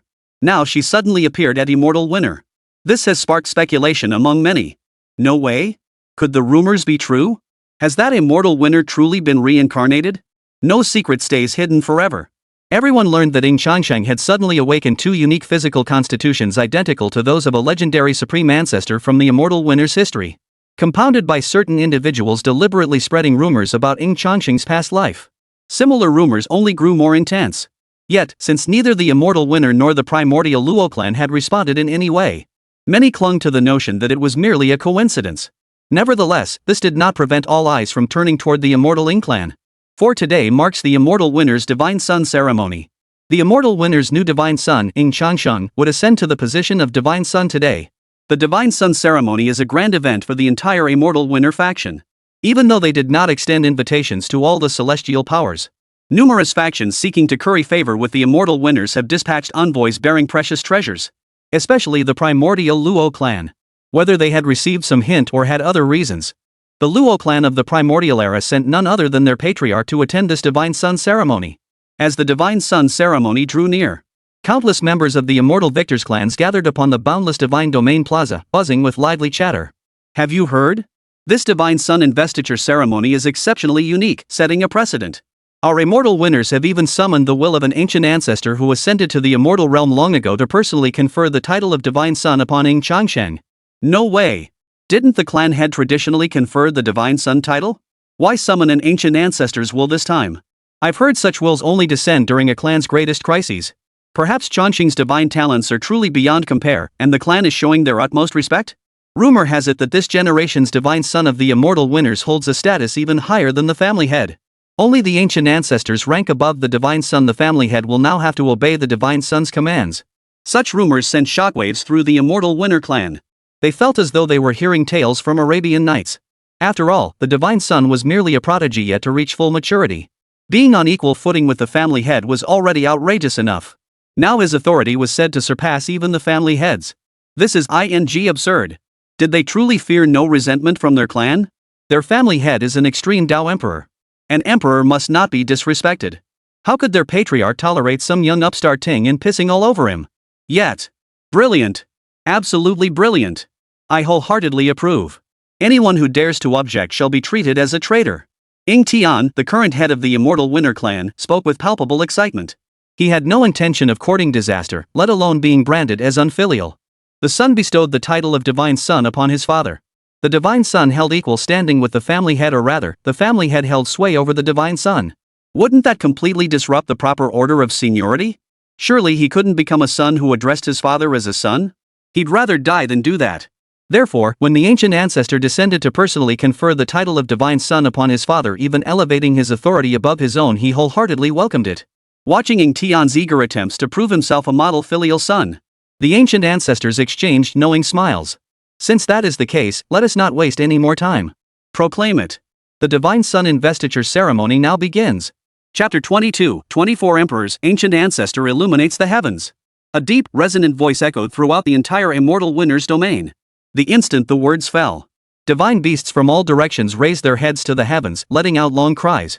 Amidst churning clouds and raging storms, myriad cosmic phenomena coalesced. Golden lotuses surged from the earth, and rosy light filled the sky. The heavens tore apart, revealing the figures of one great emperor after another, including the earth, sent by the primordial Luo clan to add to the spectacle. A full 24. Now they stood arrayed on either side, each holding a special sacrificial vessel in their hands. Please, Divine Son. As their deep voices echoed, a celestial gate seemed to open in the sky above. Following the path to the heavens, Ying Changsheng ascended the staircase, striding toward the colossal divine platform. Upon reaching the altar, 24 great emperors knelt in reverence, each holding aloft a bronze sacrificial artifact. We beseech the ancient ancestor to bestow the title of Divine Son. Boom! Countless beams of light shot skyward from the center of the altar's magical formation. The entire world transformed into a golden ocean. Simultaneously, all present sensed a towering figure emerge above the 9 heavens and eternity. Its true form remained indistinct. Yet every soul could feel the gaze of the Tao's figure fixed upon them. Approved. With a resounding, resonant voice, the towering figure, holding the edict of the Tao, extended a finger and pointed. The protection and blessings from the ancestors plummeted down from the 9 heavens. At the same moment, the drumbeats of the great Tao resounded across the Immortal Winners and even the primordial Luo clan. A majestic, solemn voice resounded throughout the myriad realms of the cosmos. Today, the Immortal Winners welcome a new Divine Son. The Eternal Divine Son. Our Immortal Winner's ancient progenitor has opened the Immortal Gate, revealing the essence of the Tao. For 3 days starting today, all beings across the heavens may freely observe the essence of the Tao. Today marks a grand celebration for the Immortal Winners and for all realms. Boom! The immense golden gate suspended above the myriad realms grew ever more resplendent. Within its open depths, endless chaotic mists churned, revealing the essence of the Tao. The Immortal Gate lies deep within the realm of ascension. All beings seeking immortality must pass through this gate. Likewise, if an ascended being from the immortal realm paid a certain price, they could project their power across the myriad realms. The Immortal Gate would manifest accordingly, projecting a corner of the immortal realm. Those who descend may seal off this fragment with their divine might, barring all from peering within. Alternatively, they may choose to display it openly, as the immortal victor did, indirectly demonstrating their terrifying foundations. The entire multiverse was utterly shaken. Countless ancient elders rose from their tombs, rushing to observe the colossal projection at the apex of the starry sky. Of course, this was a privilege reserved for the human race. Demons, demon plants, and alien races couldn't see it even if they wanted to. The young prodigies of the Immortal Winners were filled with excitement and awe. The will of the ancient ancestor descended, personally projecting upon the Immortal Gate to illuminate the very essence of the Tao. Who else in all the heavens could possibly receive such an honor? Congratulations to the Immortal Winner. Hail the Immortal Winner. We humbly welcome the birth of the Eternal Son of Immortality. Celebratory voices echoed across countless starfields. Some gazed with envy and longing, while others wore expressions of rage, jealousy, and even resentment. Yet all understood clearly in their hearts. The Immortal Winner would go to such extraordinary lengths for this divine child of eternal life. Was undoubtedly extraordinary. If one truly lacks the right to bear the name and the virtue to match the position, when this Divine Son is decisively defeated in the future, the Immortal Winner would be slapping their own face. Yet some ancient beings grew increasingly suspicious. The Eternal Divine Son? Why did these 4 words evoke an inexplicable sense of familiarity? It felt as though they had heard them somewhere before. The Immortal Gate reflected across the heavens. The Immortal Victor's proclamation shook the world. Even the countless lower realms could catch a faint glimpse. Sangnan Realm. Upon a mountain towering into the clouds, A man and a woman stood facing the wind. The dark-haired youth stared at the celestial phenomenon above the 9 heavens, his fists clenching slightly. Junior sister, your clan truly is a bunch of bastards. They owed you so much back then, yet all these years they never once sought you out. Instead, they're holding this so-called grand ceremony for some so-called divine son, making it known to all, even causing a stir in my lower realm. These heartless, ungrateful bastards don't deserve to be called your family. The dark-haired youth was none other than Qingxian. His face was twisted with fury as he spoke in righteous indignation for his junior sister, Ying Yuer. Ying Yuer merely furrowed her brow slightly. Perhaps Qingxian had truly stirred her emotions. Her mood was indeed far from cheerful. Seeing this scene, Qingxian sensed his chance had arrived. He hurried forward to console her, pounding his chest and declaring, "Junior sister, you have no need to maintain any connection with such a family. Once I've mastered my cultivation and attained the path to emperorhood, I'll proudly bring you back to the immortal Ying Clan. We'll have the immortal winners hold a grand ceremony just for you, one even more magnificent than this so-called divine son celebration." Enough, senior brother. There's no need for this. Ying Yuer shook her head. You have no idea what being the divine son of the immortal winners truly represents. To be chosen by the clan as divine son, his innate talent and potential far surpass your imagination and are beyond your comparison. Ying Yuer didn't think much of it, she was merely stating the facts plainly. Yet these words, when heard by Qingxian, left him feeling rather humiliated. His experience was limited to the entire Xiangnan realm. Coupled with his relentless ascent and smooth sailing thus far, he believed the greatest gap between himself and Ying Changsheng was like the difference between sheep and water. If he had been born into a family as vast and powerful as the immortal winners, he wouldn't be far behind either. Qingxian, you needn't belittle yourself. In terms of swordsmanship talent, you are the strongest and most gifted among the younger generation I have ever seen. As long as you fully master the sword techniques I've taught you, your future achievements won't be much less than those of the immortal god family's divine son. A clear, ethereal female voice suddenly echoed within Qingxian's mind. The last syllables of her voice faltered slightly, as if she had spoken words against her conscience. But Qingxian couldn't care less. His heart swelled with immense pride. The voice in his mind belonged to an ancient predecessor he had encountered while traveling. During one of his journeys, he had accidentally fallen off a cliff and plummeted into a secret realm. According to the woman herself, in that ancient era, she had been honored as the Emerald Sword Immortal. With the help of this sword immortal sister, he had become the undisputed top prodigy of the Xiangnan realm. Countless young masters from prominent families, born into greater privilege and blessed with superior cultivation resources, had all fallen as his defeated foes. Fortunes shift over time. Given enough time, my glory will not pale in comparison to that of this immortal winner, the divine son. Above the territories of the immortal Su clan, the Immortal Gate's projection is focused precisely on this location. To better glimpse the essence of the Tao, observing from within the immortal Su family's domain was undoubtedly the optimal choice. Thus, countless factions sought to curry favor with Ying Changsheng, the newly appointed divine son. And to secure a prime viewing position, they frantically brought precious treasures to pay their respects. Countless factions sought to hire intermediaries, hoping to introduce their daughters to Ying Changsheng. Most astonishing of all, the Changsheng clan, whose renown was only slightly surpassed by the immortal Ying Clan, had actually sought to betroth their clan's divine maiden to Ying Changsheng. Chapter 23, the Changsheng clan comes to propose. The news spread like wildfire. Countless guests were instantly stunned. Is this real? The Gu family's divine maiden? Is it that Gu Qingga, the most dazzling prodigy in the Gu family's history? The one with the wheel of rebirth Dao heart and the chaos holy body. Whoa! I heard this Gu family's divine maiden is incredibly proud and arrogant. She looked down on everyone. How come she's willing to marry the Winner clan's divine son now? And she even took the initiative. The immortal young master of the Winner clan in this era possesses extraordinary talent. I hear he subdued all the young immortals of the Winner clan in this era shortly after his return. A golden boy and jade girl, a match made in heaven. I don't see the problem. The crowd buzzed with speculation. Many even believed the immortal Winner clan would likely approve of the match. After all, becoming in-laws with the Gu family of Changsheng would bring nothing but benefits to the immortal Winner. Moreover, the Gu family's divine maiden truly was a worthy match for Ying Changsheng. The two were well matched in status. Yet the turn of events once again defied all expectations. The immortal Winner declared that their divine son had no intention of marrying and outright rejected the match. Within the core hall of the immortal Winners, Clan Chief, I believe you should reconsider. An immortal Winner elder, unaware of the full truth, pleaded earnestly. The Changsheng Gu family possesses considerable depth. Their lineage is also guarded by numerous powerful ancestral elders. Changsheng has now reached 18. The path to the Tao is long and uncertain. He will need to marry and bear children in the future. The Gu family's divine maiden is an excellent choice. Enough! Ying Tian's voice boomed like thunder. All voices below fell silent. My father, our clan's divine son has no intention of marrying at this time. This matter ends here, do not speak of it again. Ying Tian's voice carried a hint of irritation. Were it not for his father, he would not wish to reveal his true identity just yet. He would have crushed every last one of these tactless fools. How dare they suggest his father marry a child? Gu Qingga seemed to be only in her 20s this year. In their eyes, she was nothing more than a wet behind the ears kid. If his father were to marry Gu Qingga, they, the three siblings, the mighty extreme path emperor, would have to call a woman in her 20s mother? If their mother ever found out about this, she'd absolutely lose her temper. Though their mother had once been perceived as an aloof, peerless beauty, a woman of refined elegance who rarely showed emotion. But in truth, she was a jealous woman. If their mother found out their reborn father had inexplicably taken a young concubine, who knows how furious she'd be.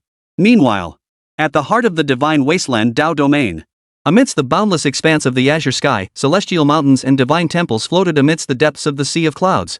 Endless Dao patterns swirled and spread, connecting the divine mountains and temples into a single entity, evoking the solemn grandeur of heavenly palaces. At that moment, a resounding thunderous roar suddenly split the heavens, causing the cloud sea to churn violently. Countless beings throughout the entire Xinhuang Dao domain trembled in awe. Immortal winner, you truly don't know your place. Is my daughter truly unworthy of his immortal winner lineage's divine son? Upon the central divine mountain, Gu Wuji, head of the Changsheng clan, sat enthroned upon his seat. Upon learning that the immortal winner had rejected their Gu family's marriage proposal without a moment's consideration, he was overcome with fury. My daughter is the most brilliant prodigy in the entire history of the Changsheng family, possessing 2 ancient constitutions.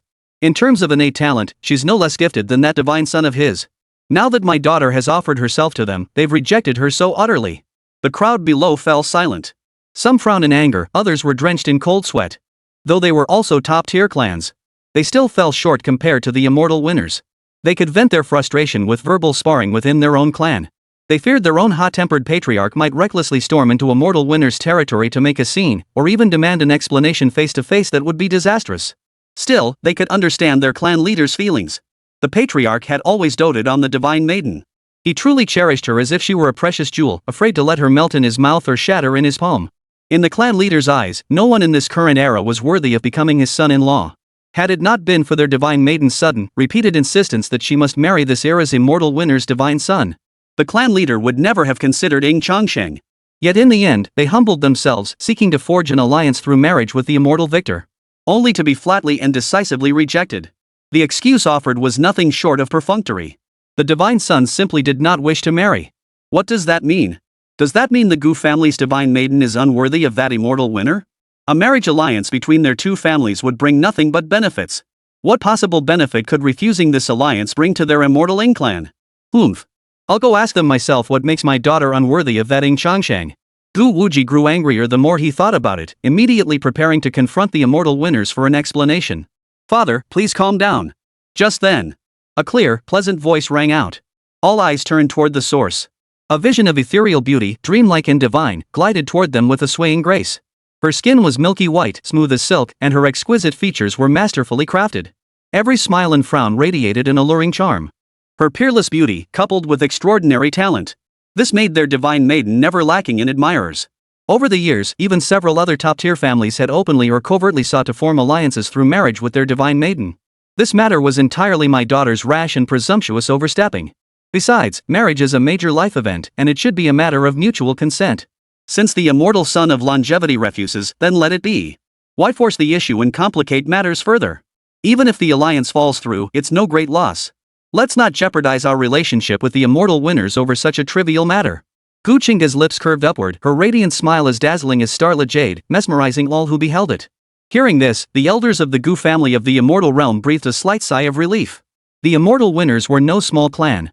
They too feared their divine maiden might fly into a rage over rejection, and push matters to a point of no return. If they truly severed ties with the immortal winners, it would undoubtedly be the Changsheng family who suffered the consequences. Qingga, you needn't overthink this. Gu Wuji, unable to contain his fiery temper, spoke in a deep voice. Though our Changsheng family's foundations may not match those of the immortal winners, they are not far behind. You are my daughter, and more than that, you are the divine maiden of the Gu family. Today's events have already spread. If I, your father, fail to seek justice for you, your reputation will be utterly ruined.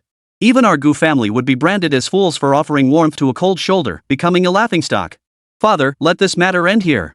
Yet Gu Qingge, who had always been docile in her father's memory, furrowed her delicate brows. If father insists on dwelling on this matter, don't blame your daughter for cutting ties with you.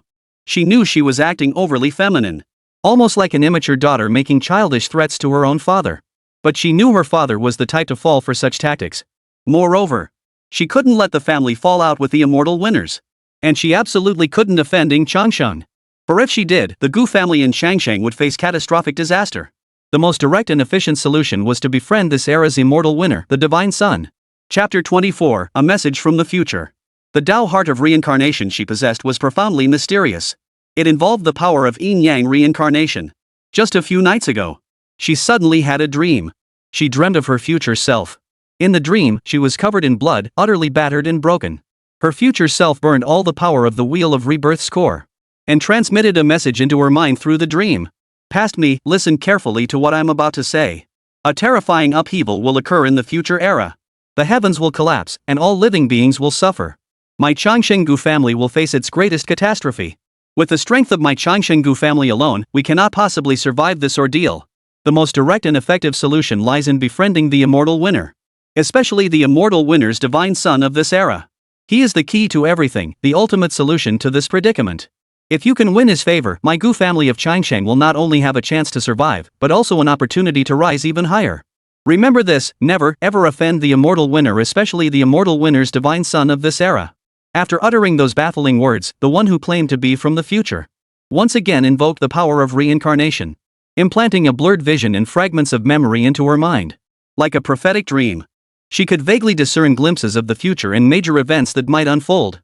At first, she dismissed it as mere exhaustion from her recent training, a manifestation of some inner demons that had conjured these bizarre scenes in her dreams. But then, the immortal winner's divine child of this era was born. The immortal winner even set a precedent. He directly summoned the will of the ancient progenitor to descend upon the heaven-opening gate, personally bestowing the title of Divine Son, but also elevated the authority of this era's immortal winner divine child above that of the head of the immortal winner clan. The events that had unfolded not long ago perfectly matched the vague images from her dream. This sent a chill down her spine.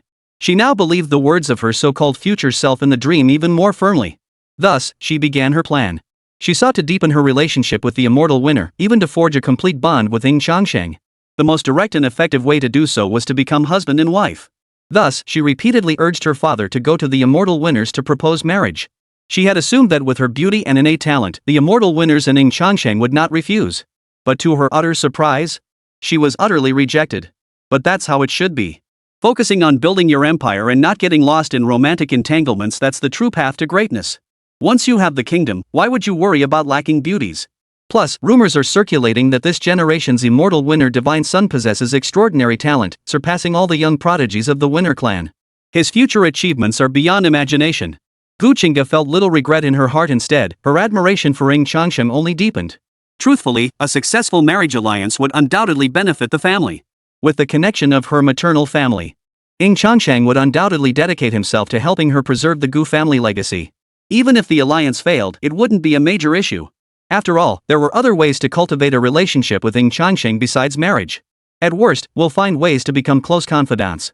Or perhaps go the extra mile and find a way to become his follower. There are always more solutions than problems. Of course, while cultivating a relationship with Ying Changsheng, she would also strive to become stronger than her future self. Ultimately, the greatest trump card a person holds is always themselves. Hearing his daughter's words, Gu Wuji still felt dissatisfied, but he sighed deeply and ultimately let the matter drop. Still, he couldn't wrap his head around it no matter how hard he tried. Why did that guy Ying Changsheng refuse his daughter? Gu Qingge's marriage proposal was rejected. This caused quite a stir throughout the entire Changsheng Gu family. Yet the immortal victor who had broken off the engagement paid it no mind. The Divine Son ceremony proceeded. The grand ceremony lasted for days and nights before gradually drawing to a close. Ying Changsheng received countless overtures of goodwill from various factions, along with offerings and tributes. Notably, Gu Qingge, whom he had refused to marry, sent another invitation through her messenger. An invitation for him to visit the Gu family estate in Changsheng at his convenience to savor tea and discuss philosophy. The moment this news spread, the myriad realms and countless factions were once again shaken. Whoa! I recall this Gu family's divine maiden was always haughty and looked down on everyone. What's going on now? Why do I sense her attitude toward Ying Changsheng has shifted completely? She seems to grow more determined with every setback. In my opinion, the Gu family's divine maiden has completely fallen for the Ying family's divine son. She'll marry no one else from now on. Just as countless cultivators across the myriad realms were abuzz with this new topic of gossip. The Ying Tian siblings, who had also received these reports, grew increasingly furious. They were even tempted to abandon martial ethics and find an opportunity to bury Gu Qingga alive. They had never encountered such a shameless young upstart. To set her sights on their father and even aspire to become their mother. He was practically courting death. Yet they were equally helpless. Children older than their father. Their father was far younger than they were. What kind of situation is this? Inviting me to savor tea and discuss philosophy? Within the Divine Son's Grand Hall. Listening to his subordinate's report. Ying Changsheng furrowed his brow slightly. Though he didn't know why Gu Qingga had suddenly latched onto him. He had no intention of engaging with her further, nor did he plan to accept the invitation. Return the invitation. I have no plans to attend for the time being. Ding! New quest triggered, Reincarnation Prophet. Quest hint: Gu Qingga, the divine maiden of the Gu family of Changsheng, unexpectedly glimpsed visions of the future while awakening her special divine abilities. After hearing the warning prophecy uttered by her future self, she developed a profound interest in you. She does not wish to be your enemy, only to befriend you. Whether she harbors ulterior motives is something you must discern for yourself. Mission objective: extract at least one future event from Gu Qingga's words. Reward: simulation attempts +1, destiny fortune points +5,000. Additional reward, +2,500 destiny fortune points for each future event elicited from Gu Qingga. The sudden system notification jolted Ying Changsheng into startled silence. Reincarnation Prophet? Dreaming of future scenes? What does this mean? Could Gu Qingga also be a reincarnator? Only not like him, reborn from the past to the future. But rather, reborn from the future into the past? Though his heart trembled with dread, he accepted this outcome. This era was the most magnificent golden age of all time. Individuals blessed by the era's fortune emerged in droves. He believed he was far from the only reincarnated soul. After a moment's thought, Ying Changsheng summoned the guard who had just withdrawn back with a thick-skinned boldness and took the invitation from his hand. Setting aside the advantage of knowing future developments, it offered him nothing but benefits. Moreover, the simulation run itself held great value for him. Of course. Before heading to the Gu family in Changxing for the meeting, he must first deal with Ying Xian and Ying Yuer, and that foolhardy Qin Shen, who dared to oppose the immortal Ying family. Chapter 25, Becoming Great-Great-Grandfather's Follower? At the greatest divine jade plaza of the immortal winners. One after another, immortal vessels soared into the sky. The divine sun ceremony concluded, and it was time for them to depart. According to the decision of the clan's high command, only those of the supreme sequence could become followers of their divine sons. Core-tier members like themselves lacked even the qualification to become divine sun followers. To secure a place among the immortal victors, one must grow stronger. Among the departing group was Ying Xian. He intended to embark on his journey to continue searching for his cousin. Recently, he had received some good news. He had uncovered a few clues about his cousin. Just as Ying Xian activated the immortal vessel to depart, a telepathic message suddenly echoed in his mind. Ying Xian, come immediately to the Divine Sun's temple. The Eternal Sun wishes to see you. The transmission originated from a powerful elder of the immortal Ying Clan. His innate ability to sense through bloodlines allowed him to transmit the voice directly into the mind of the corresponding immortal descendant of the Ying family.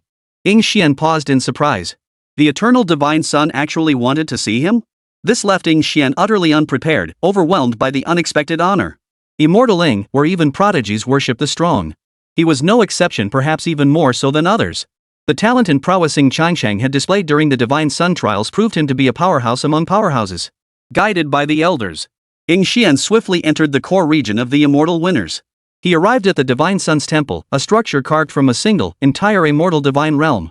Within the grand hall, mist swirled and laws permeated the air. Ying Changsheng sat solemnly upon the throne at the highest seat, his gaze slightly lowered as he sipped immortal tea.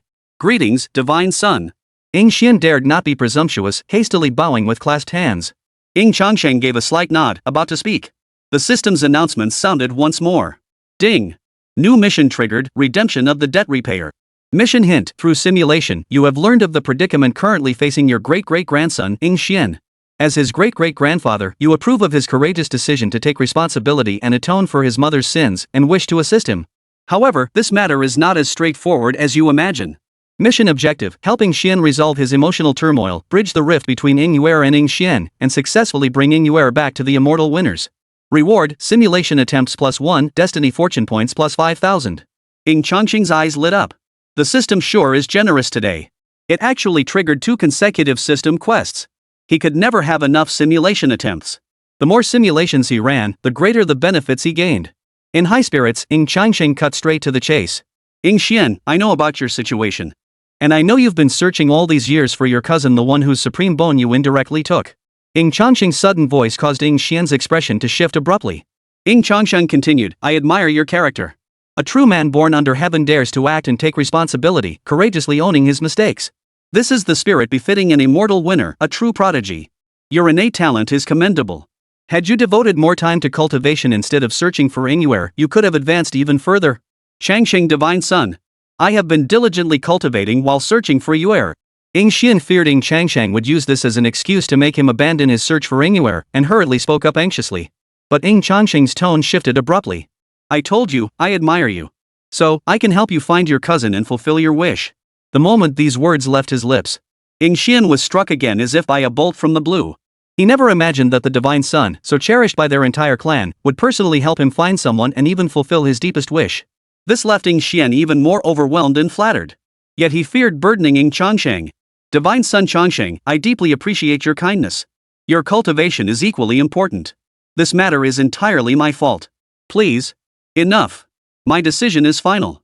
No further discussion. Ying Changsheng cut him off abruptly, sealing the matter. If you truly wish to thank me, then dedicate yourself to cultivation henceforth. Strive to grow stronger, and serve me well in the future. Serve the immortal Ying family. Yes. Ying Xian will never disappoint the Divine Son. I will strive to become your loyal follower.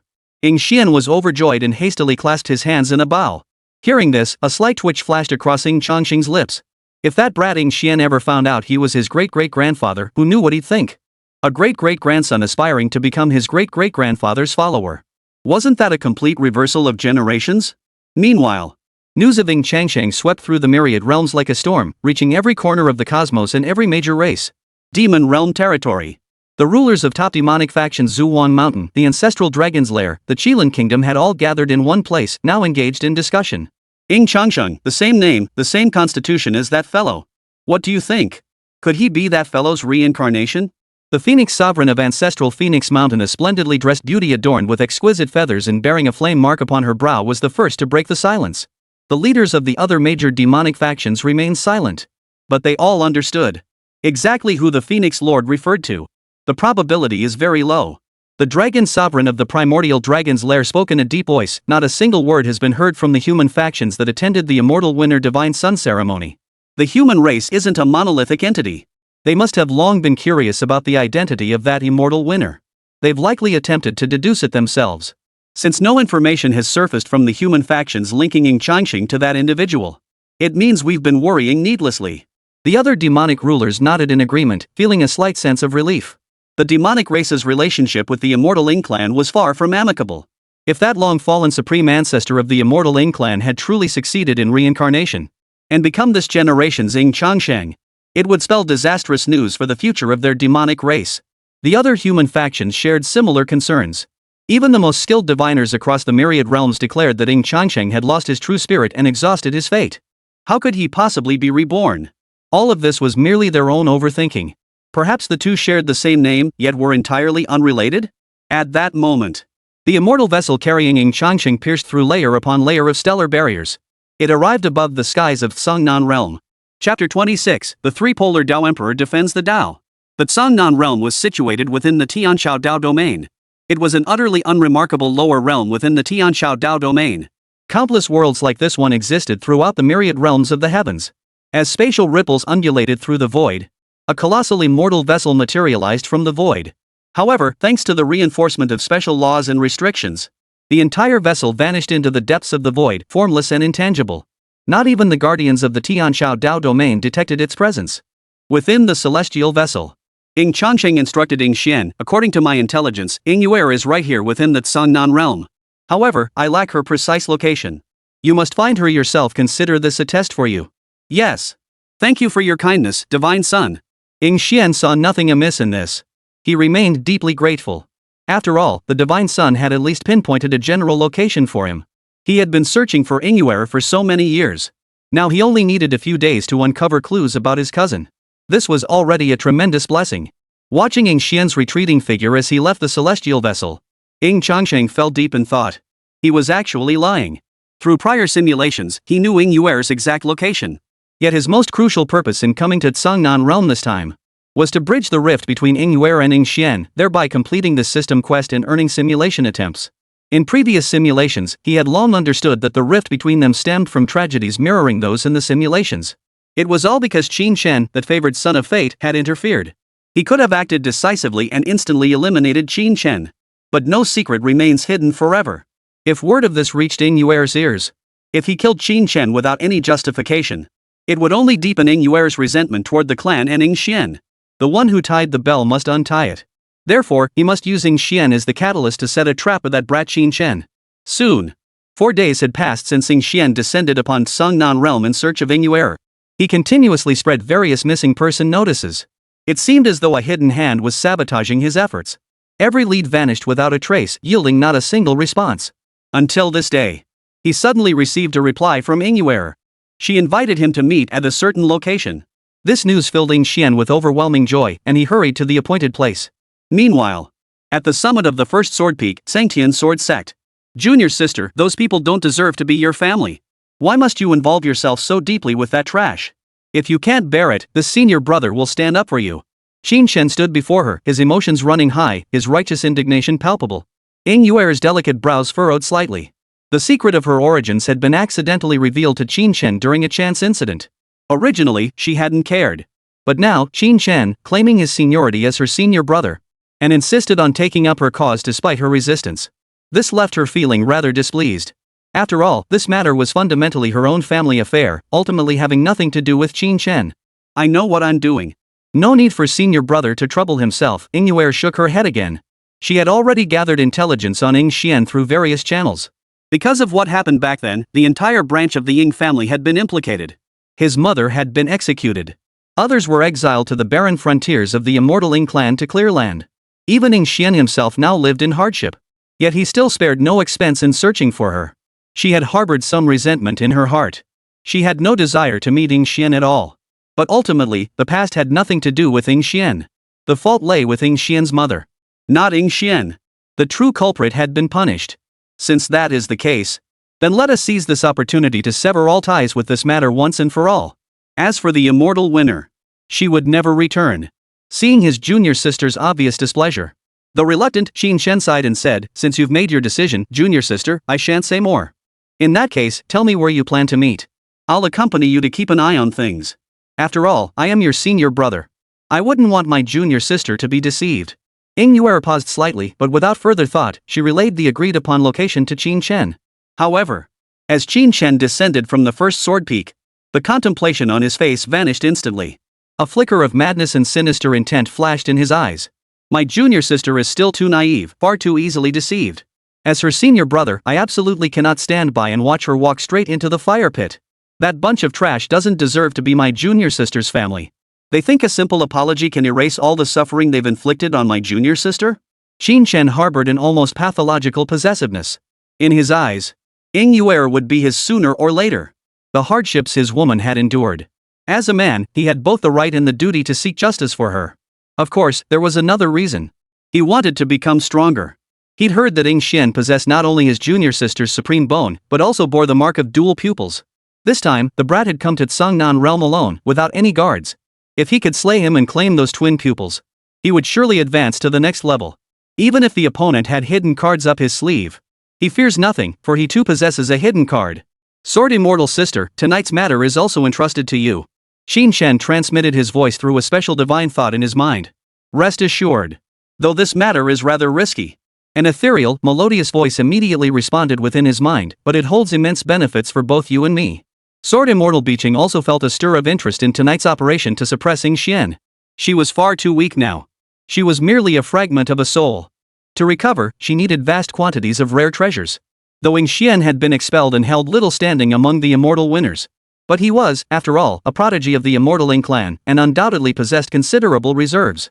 The prestige of the immortal winners. Back then, her clan didn't even amount to a tenth of that. Moreover, Qingxian, having obtained Qingxian's dual pupils, would grow even stronger. He could help her gather even more rare treasures. As for whether offending the immortal winner would invite pursuit, she couldn't control that. She had no choice. Meanwhile, inside the immortal vessel, Ying Changsheng opened his eyes, a faint smile curling his lips. Before him, a divine mirror now floated, radiating a soft, luminous glow. The mirror of heavenly light. One of the immortal Ying family's most treasured artifacts. A single mirror could imprint an entire world. It could even observe any living being within the reflected world. At this moment, he saw Qingxian, the one he had marked secretly departing from the Xiantian sword sect within the mirror's reflection. He was heading toward the rendezvous point agreed upon with Ying Xian and Ying Yuer. As for what he intended to do, Ying Changsheng had long since guessed it. Everything unfolded precisely as he had calculated. As an old man who had lived for over 30,000 years, he was equally adept at scheming. Even before the Divine Sun ceremony commenced, he had already orchestrated today's spectacle. What brought him even greater relief and satisfaction was that Ying Yuer was not some brainless fool. She understood that the events of the past were solely his family's affair, and she knew that the fault lay entirely with Ying Xian's mother, not with Ying Xian himself. Otherwise, if Ying Yuer had vented her hatred and fury upon Ying Xian, and conspired with Qingxian to scheme against him, he would have no choice but to accept the failure of his mission and purge his own household. Ying Changsheng observed Qingxian through the heaven-illuminating mirror. At that moment, 3 other gazes had been tracking him since he departed the immortal winners. In the deeper cosmic dimensions of the Tianshao Dao domain, the 3 siblings gathered together, feasting on melon. To be precise, they were fulfilling their duty to protect their father's path. Chapter 27, Severely Wounded, Sword Immortal Beaching You Won't Escape. I recall mother often saying father preferred to crush his enemies head on. Father's guiding principle was that before sheer power, all schemes are futile. So why is father resorting to scheming now? Ying Tian's voice broke the silence first. Luo Mingyue and Ying Wushuan both unconsciously recalled past events. From their mother's stories, they had always perceived their father as a brute. Before overwhelming power, any scheme pales into insignificance provided one possesses absolute strength. Yet every realm had its own masters, compounded by various constraints. Sometimes, outright domination proved less efficient than calculated schemes and yielded greater rewards. Now, witnessing their father orchestrate a flawless scheme with their own eyes, it felt somewhat novel to them. Luo Mingyue covered her mouth and chuckled softly. Mother always told me stories of father's youth, how peerless he was, how he crushed all opponents without equal. As a child, I regretted never having witnessed father's youthful brilliance firsthand. Who would have thought that over 10,000 years later, this wish of mine would finally be fulfilled? It feels so strange to think that from our current perspective, father could traverse the multiverse again in his youth. Ying Tian and Ying Wushuan both nodded in deep agreement. Across the myriad realms, parents everywhere hope their children would achieve greatness, silently guarding them from behind to ensure their safety. Watching their offspring traverse the multiverse, growing steadily. But here, it was different. As the children, they watched their father gradually mature, and even became his guardians on the path. Meanwhile, Qingxian, concealed within the night, sped through the air at breakneck speed. At the edge of his vision, a towering, sprawling mountain range soon came into view. We're here. Qingxian's eyes lit up. He could faintly sense a powerful aura emanating from within the mountains ahead. He had expected to wait until at least dawn for Ying Xian. Yet hearing Xian was waiting long before dawn. But he wasn't surprised. Ying Xian had been desperate to see his junior sister. Now that he'd received a response, his excitement would surely drive him to arrive early. This, in turn, provided him with the perfect opportunity to strike early. The moon hung high in the sky. Ying Xian sat cross-legged, feeling quite pleased. After all this preparation, today, he finally received news. As long as he waited until dawn, he would see his cousin. I wonder if my cousin will forgive me tomorrow? As these thoughts swirled through Ying Xian's mind, suddenly, disaster struck. Boom! A dazzling sword light shattered the night, sweeping across the sky with unparalleled might. It exploded instantly at the spot where Ying Xian had stood moments before, unleashing a colossal wave of sword energy that caused mountains to collapse and the earth to split. Ying Xian reacted with lightning speed. His body moved like lightning, narrowly evading the sudden assault. Who goes there? Ying Xian's gaze sharpened like an eagle's as he looked up. There, at the edge of the sky, a black-haired youth wielding an ancient sword stepped through the air toward him. His expression was cold as he looked down on him from above. Ying Xian, it is you who have caused my junior sister so much suffering over the years. And now you have the audacity to show your face before her again. You are unworthy to see her. None of you from the immortal Ying family are worthy to be my junior sister's family. If my junior sister cannot bear it, then I shall kill you and reclaim the supreme bone that rightfully belongs to her. With that, Qingxian's sword shot forth like a dragon. Boom! A colossal sword intent instantly formed a surging river of sword energy. Sword-like blades, crystallized from the intent, swam like fish through the river, each carrying boundless killing intent as they surged layer upon layer toward Ying Xian. You're my cousin's senior disciple? Ying Xian was caught off guard. He was even less eager to fight Qingxian. What happened back then was my fault. I'm willing to spend the rest of my life atoning to my cousin and returning her supreme bone before that. If you don't believe me, I can dig out my supreme bone right now and hand it over to you. You can deliver it to my cousin, Ying. Ying Xian's words were filled with sincerity. But to Qin Chan's ears, it sounded utterly insincere. Belated affection is worth less than weeds. Anyone who wronged my junior sister deserves death. A physique like that of the double pupil is far beyond the worth of trash like you. Qin Chan's sword slashed relentlessly. Wave upon wave of sword energy surged forth. With no other choice, Ying Xian was forced to counterattack relentlessly. After all, he possessed two formidable constitutions. In a head-on clash, Qin Chan was utterly no match for Ying Xian at this moment. Heaven's tribulation light. Ying Xian's massive hand shot forward, runes flickering across his palm as a beam of annihilation erupted. Wherever the light passed, runes melted away and laws fell silent. One mountain after another was instantly pierced by the beam, leaving gaping holes in their sides. Boom! Qin Chen was sent flying backward, crashing heavily into the cliff face and spitting blood. Compared to the physical pain, Qin Chen found the mental humiliation far more unbearable. He despised these aristocratic scions, most of all they were merely born into privilege. In terms of real combat experience, they were no match for him. Yet, to his utter disbelief, after several rounds of combat, he found himself at a disadvantage. Sword immortal sister. I leave this to you. To end this swiftly and avoid further complications, Qin Chen roared and decisively played his ultimate trump card. Ying Xian felt a surge of anger. Yet, considering Qin Chen was his cousin's senior disciple, he had no intention of killing him. Yet in the very next instant, a profound mark appeared on Qin Chen's forehead, refracting strands of dazzling light. Within the radiance, a vision of an otherworldly female sword immortal, clad in plain robes and wielding a long sword, stepped forward. Dare to harm my little brother Chen. You deserve death. The sword immortal by Qing, her expression cold and distant, raised her sword and slashed toward Ying Xian. But just as the sword was halfway through its swing, her expression abruptly changed. In her perception, an utterly terrifying aura spanned the vast distance and descended upon Ying Xian. In a daze, she was pulled into a vast cosmic sea of stars. A colossal figure, like the ruler of the cosmos, sat cross-legged amidst this universe. And she, before this ruler of the cosmos, was as insignificant as an ant. The ruler of the universe merely gave her a fleeting glance. An ant. The two words fell like the wrath of heaven itself. The jade-clear sword immortal instantly let out a wail of unbearable agony. Simultaneously, her body, which had already solidified to a large extent, began to crack like a spiderweb. As it dissolved inch by inch, her form grew increasingly ethereal. Despair gripped Beeching's sword immortal. Why would the projection of the top-tier powerhouse from the immortal winners descend upon this place? Sword immortal sister. Seeing her greatest protector seemingly suffering severe backlash, on the verge of complete annihilation, Qin Chen was terrified out of his wits.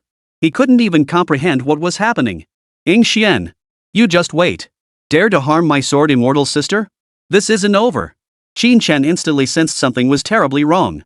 He immediately pulled a special boundary-breaking jadestone from his robe, intending to leave this place swiftly. However, before he could crush it, leaving? A clear, resonant male voice suddenly echoed from the depths of the night. You won't get away. Crack! The vast expanse of void above his head shattered abruptly like a mirror. A golden palm, shrouded in endless laws, shattered the space.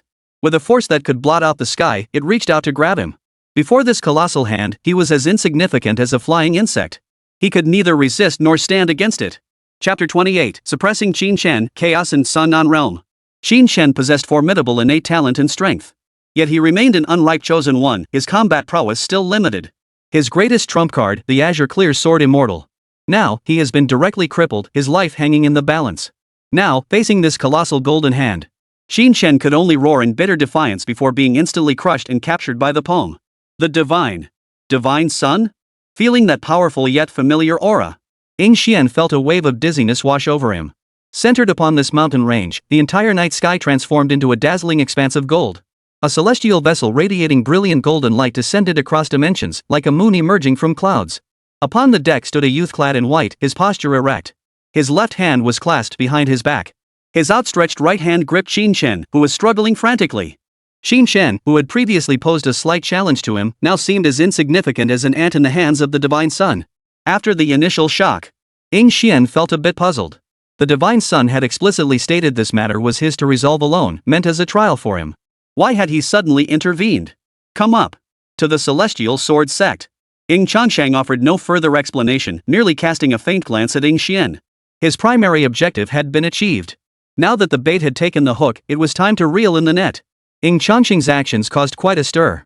The even greater commotion of the celestial vessel breaking through the void and descending. Almost instantly, it sent shockwaves throughout the entire Xiangnan realm.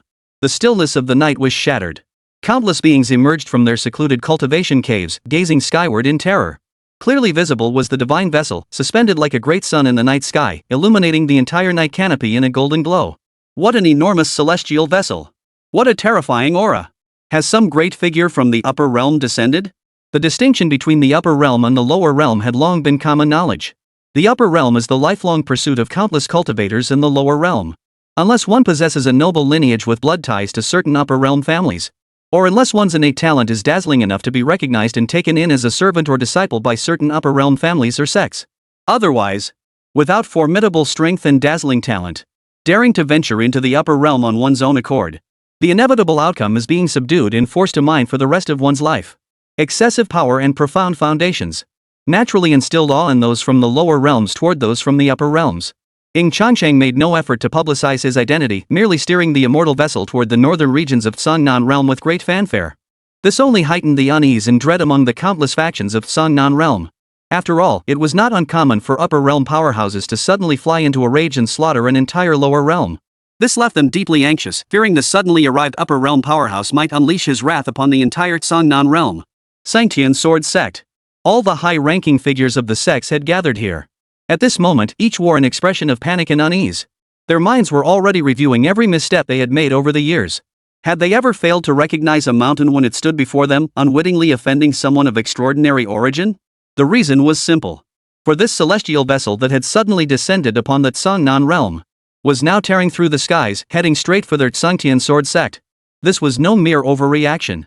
Their Sanctian Sword Sect was the sole hegemonic power in the Xiangnan realm. The entire northern region of Xiangnan realm fell under the jurisdiction of the Sanctian Sword Sect. Now, this divine vessel was rapidly heading toward the northern region. Deep into the night, the Grand Hall of the Celestial Sword Sect remained brightly lit. Numerous high-ranking sect elders paced back and forth, filled with unease. Sect Master. If that being from the upper realm comes with ill intent, what shall we do?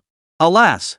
Our Sanctian Sword Sect may be a dominant force within the Xiangnan realm, but in the eyes of those mighty beings from the upper realm, we are ultimately nothing more than slightly larger ants.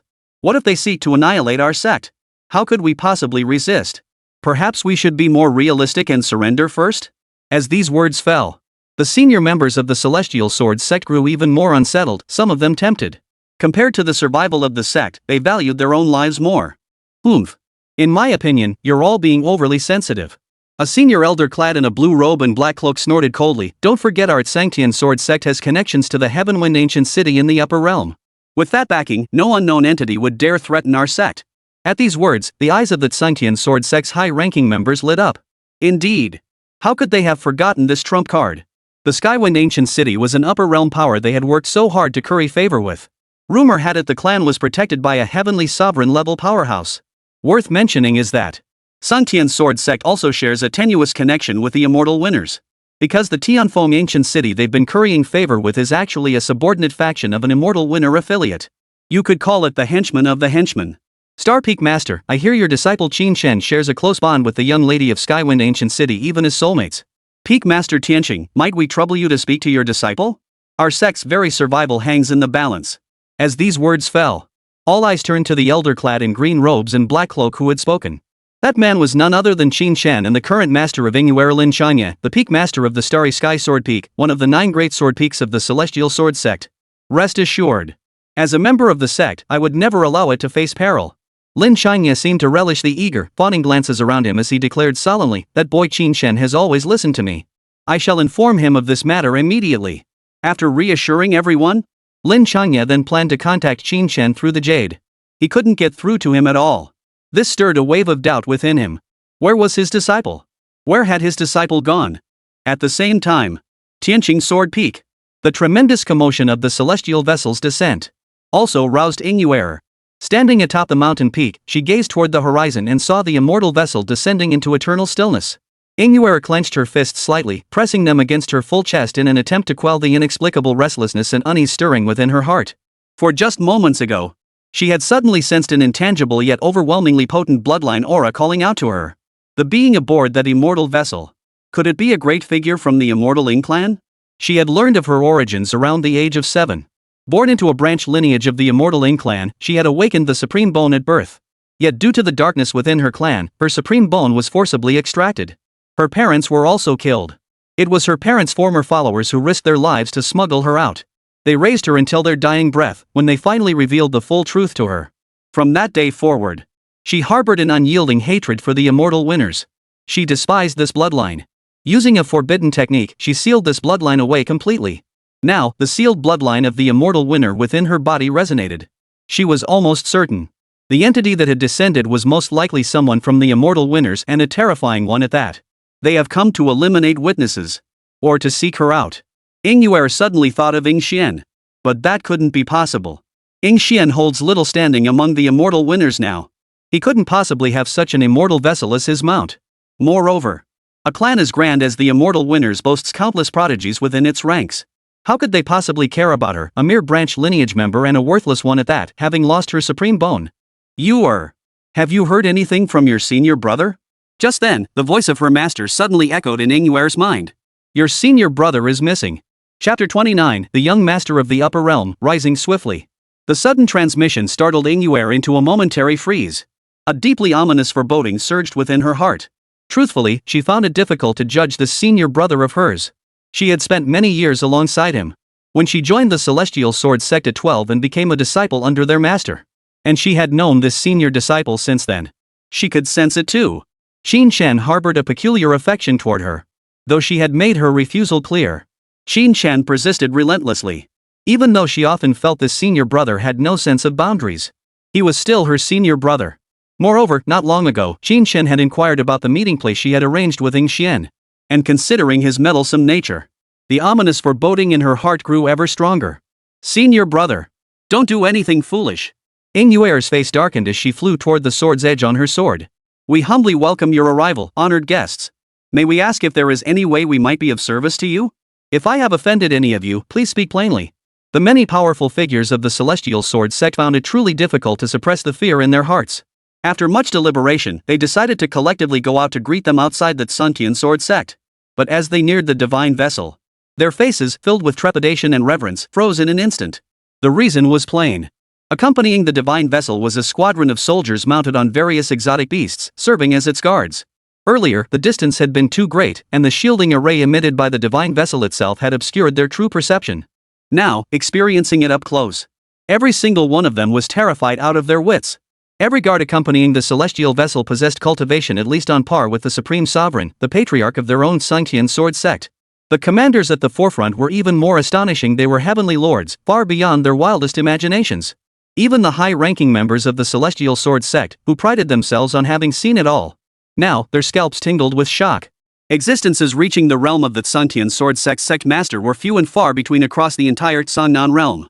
Yet before them stood a full 30 guards, each a supreme being. And there were even 4 suspected heavenly sovereign commanders. Consider this, their own Songnan Sword sect's patron, the Skywind Ancient City, possessed only 2 heavenly sovereigns including their ancestral patriarch. As far as they knew. In the upper realm, any faction capable of deploying sovereigns as personal guards was terrifyingly powerful top-tier forces whose mere footsteps could reshape the entire cosmic order. They were either imperial clans or ancient sects whose lineages span countless eons. This revelation sent cold sweat pouring down the backs of the Tsuntian Sword sect's welcoming delegation. Why would such a formidable power descend upon their Tsuntian Sword sect? As if following orders. The leader cast a cold glance at the Tsuntian Sword sect's elites, his voice icy. The bloodline of the immortal winners remains in this realm. We have been sent to retrieve it. And she resides within your Tsuntian Sword sect. The immortal winner. Upon hearing these 4 words, the numerous high-ranking members of the Celestial Sword sect were struck as if by a bolt from the blue. Though their essence placed them among the lowest strata of the myriad realms. And were barred from many matters. But when it came to the immortal winner and similar supreme divine clans, they knew all too well.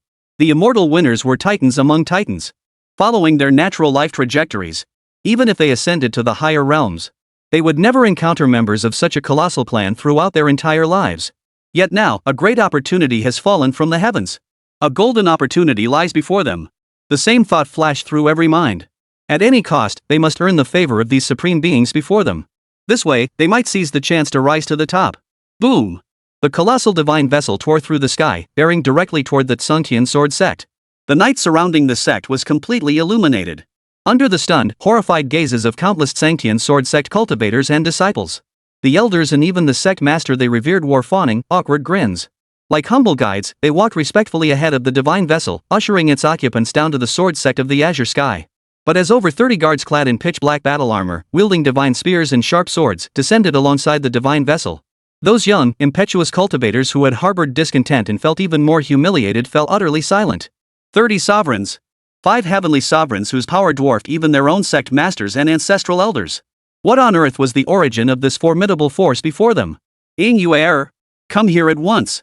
Your family, the immortal Ying Clan, has come to retrieve you. The patriarch of the celestial sword sect ignored the multitude of shocked and curious disciples, beckoning toward a specific direction within the crowd. He, who was always stern and unsmiling, was now smiling brighter than the most vibrant flower. In his eyes, Ying Yuer had long become the greatest asset of their sect. He even felt as though the sect's ancestral graves were emitting auspicious smoke. A disciple of the sect had such an extraordinary connection to this prominent family. He must seize this golden opportunity to rise to the top. The crowd erupted in commotion. Everyone's pupils contracted in disbelief as their gazes instinctively converged on one figure, Ying Yuer, immortal Ying Clan. Could it be that every single person before them was an immortal winner cultivator? They had been puzzled earlier. Clearly, their Changtian sword sect also had backing from upper realm powers. Why did the sect master show such deference? Now they finally understood. These individuals actually hailed from the legendary immortal winners. As countless young cultivators of the celestial sword sect erupted in excitement, the gates of the celestial vessel slowly opened. Attendants radiating even more formidable auras stepped out first, followed by several young members of the immortal winners. The one who captured everyone's attention. This was the white-robed man who made his grand entrance last, clearly the most precious figure present. The man possessed striking features and an ethereal, jade-like demeanor. With each step he took, countless laws of heaven and earth resonated around him, continuously swirling and soaring. Combined with his innate, powerful aura, he resembled an otherworldly immortal, almost unreal. A murmur of discussion erupted among the surrounding disciples. To be guarded by so many attendants at the center, he must be a major figure among the immortal winners elite, right? He's so young? Could he be one of the core prodigies of the immortal winner? What if one of these prodigies took notice of us? Even serving as their attendant or servant would surely mean boundless prospects. None of them had considered that the figure before them was none other than the divine son of the immortal winner. It wasn't that they looked down on their hometown. Songnan realm was, frankly speaking, just a remote backwater. Such supreme beings. How could they possibly deign to come to a place like this? Just then, amidst the murmurs, a voice filled with frustration at their lack of ambition cut through the air. Poof. What's there to envy? He's just blessed with good looks and a privileged background. Compared to my brother Qingxian, he's still far inferior. If my brother Qingxian had such a privileged background, he wouldn't just be the most prodigious talent in the Songnan realm, he'd be the most prodigious talent across all realms. The remark instantly silenced the surrounding murmurs as hostile glances shot toward the speaker. Ha! Seems a certain someone's grown so arrogant from daily arrogance that they dare look down on those from the upper realm. Truly foolish and weak, yet utterly unaware. A young man clad in blue robes, his features rather handsome, sneered. Not only does every person here radiate immense power, but they're also surrounded by so many formidable guards. They might very well be those divine beings from the upper realm. You've got some nerve, talking behind our backs like that. Showing no respect for elders. If you anger these young ones and die, it'll be your own fault, don't drag us down with you. Chapter 30, Digging Bones to Save a Sister, led to a dead end. No sooner had the young man's words fallen than many others chimed in. Exactly. He's got no brain at all. The aura emanating from that white-robed youth at the front is terrifyingly far beyond yours. The fact that he gives us this feeling proves he's far superior to you and even more so to that Qingxian. And you still dare to look down on him with your dog's eyes? Where does this confidence come from? Ignore him. He's just riding on Qingxian's coattails, yet he actually thinks he's someone important. I have a feeling that if Qingxian actually fought that guy, he wouldn't even be able to block a single finger. Countless young disciples around them shot hostile glances at the speaker, their voices rising in unison. The speaker was a youth clad in golden battle robes. He was also Qingxian's childhood friend and close brother. Qingxian held an exceptionally high status within the entire Changtian sword sect. In fact, he was renowned throughout the entire Songnan realm as its foremost prodigy. As his childhood friend and confidant, Li Tianyang reaped the benefits of this prestige. Many sought to befriend him in hopes of gaining Qingxian's favor. This fostered in Li Tianyang a near fanatical admiration for Qingxian. Except for Qingxian. He held no respect for any other prodigy, nor did he give them a second glance. Hearing this, Li Tianyang remained arms crossed, utterly unconcerned. What? You dare lay a hand on me? My brother is Qingxian. If you dare touch me, he won't let you off when he returns. Seeing Li Tianyang's arrogant, bully-like demeanor, the other young cultivators grimaced, gritting their teeth, too afraid to respond. They were deeply intimidated by Qin Shen's reputation. But they couldn't be bothered to argue with someone like Li Tianyang. He was nothing but a parasitic ivy clinging to trends. Once the wall that was Qin Shen finally crumbled, Li Tianyang, that parasitic vine, would wither and die in some dark corner. Seeing everyone swallow their anger under the intimidation of his good brother, Li Tianyang's lips curled upward, his contempt deepening within. Nothing but a rabble of spineless cowards. He remained utterly convinced that his brother Qin Shen was the golden-scaled dragon. He was never meant to be confined to this pond. When the time came, Qin Shen would ascend to the upper realm and stir up a storm there. Then, relying on his brother's formidable sword cultivation talent, even these prodigies from the upper realm standing before him would be left far behind, trampled underfoot. At that moment, Ying Changsheng descended from the heavens with effortless grace, leading his entourage. As the intangible aura emanating from him grew increasingly potent, Ying Yuer could feel the overwhelmingly potent bloodline aura emanating from within him, so intense it nearly took her breath away. Ying Changsheng merely stood there, a single glance in her direction. Yet he radiated boundless authority. It made her feel like an ignorant young upstart standing before a venerable elder, inexplicably flustered. This feeling was truly bizarre. After all, based on bone age alone, Ying Changsheng was younger than her. Ying Xian. Ying Changsheng said nothing more, merely glancing briefly at Ying Xian beside him. Let the young handle matters for the young. He was merely here to save face. I've finally found you. Ying Xian's expression was filled with emotion as he reached out to pull Ying Yuer toward him. But Ying Yuer was clearly on guard. She took a step back without showing it. Seeing this, Ying Xian felt a pang of self-mockery. Yet he composed himself and continued, "What happened back then? Our branch owes you an apology. All these years, I've been searching for you. I wanted to properly apologize and make amends for my mother's past wrongdoing. I only hope you can forgive me." As he spoke, before Ying Yuer could react, amidst the stunned and horrified gazes of everyone present, Ying Xian's palm, enveloped in divine light, plunged directly into his own chest. He wrenched it out with brutal force.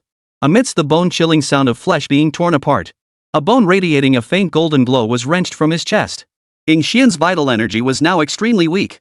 His face now wore an expression of profound sincerity as he smiled serenely, offering the blood-soaked supreme bone to Ying Yuer. "And I return what belongs to you, your supreme bone." The entire world fell into a deathly silence. Ying Xian's act of cutting open his chest to extract the bone had stunned everyone into numbness. Ying Yuer's mind went blank in an instant. Years of experience had left a deep-seated resentment festering within her heart. This resentment made her hate the family's injustice and inaction. She despised Ying Xian's mother, who had once taken everything from her. And in turn, she had come to resent Ying Xian, the son of her enemy. Yet she never imagined that the son of her hated enemy would come knocking at her door. And to her utter shock, he had come to her very doorstep to perform the ritual of bone extraction to restore her. "Take it, Yuer. This is what our branch owes you." Ying Xian spoke again. "If you can, come back with me to the immortal winners. Consider it an opportunity for me to atone and apologize to you." Ying Yuer's mind went blank. Almost instinctively, she took the blood-soaked supreme bone. She felt utterly at a loss. All these years, she had yearned countless times to reclaim this supreme bone that belonged to her. Yet now that it truly lay in her hands, it arrived in such an abrupt and direct manner, left her bewildered and unsure of what to do. Ying Changsheng, who had witnessed the entire scene, nodded with satisfaction. This was precisely what he had instructed Ying Xian to do. The moment identity was confirmed, the bone was to be extracted and the sister returned. 1,000 words pale before a single line. Sincerity remains the ultimate trump card. Next.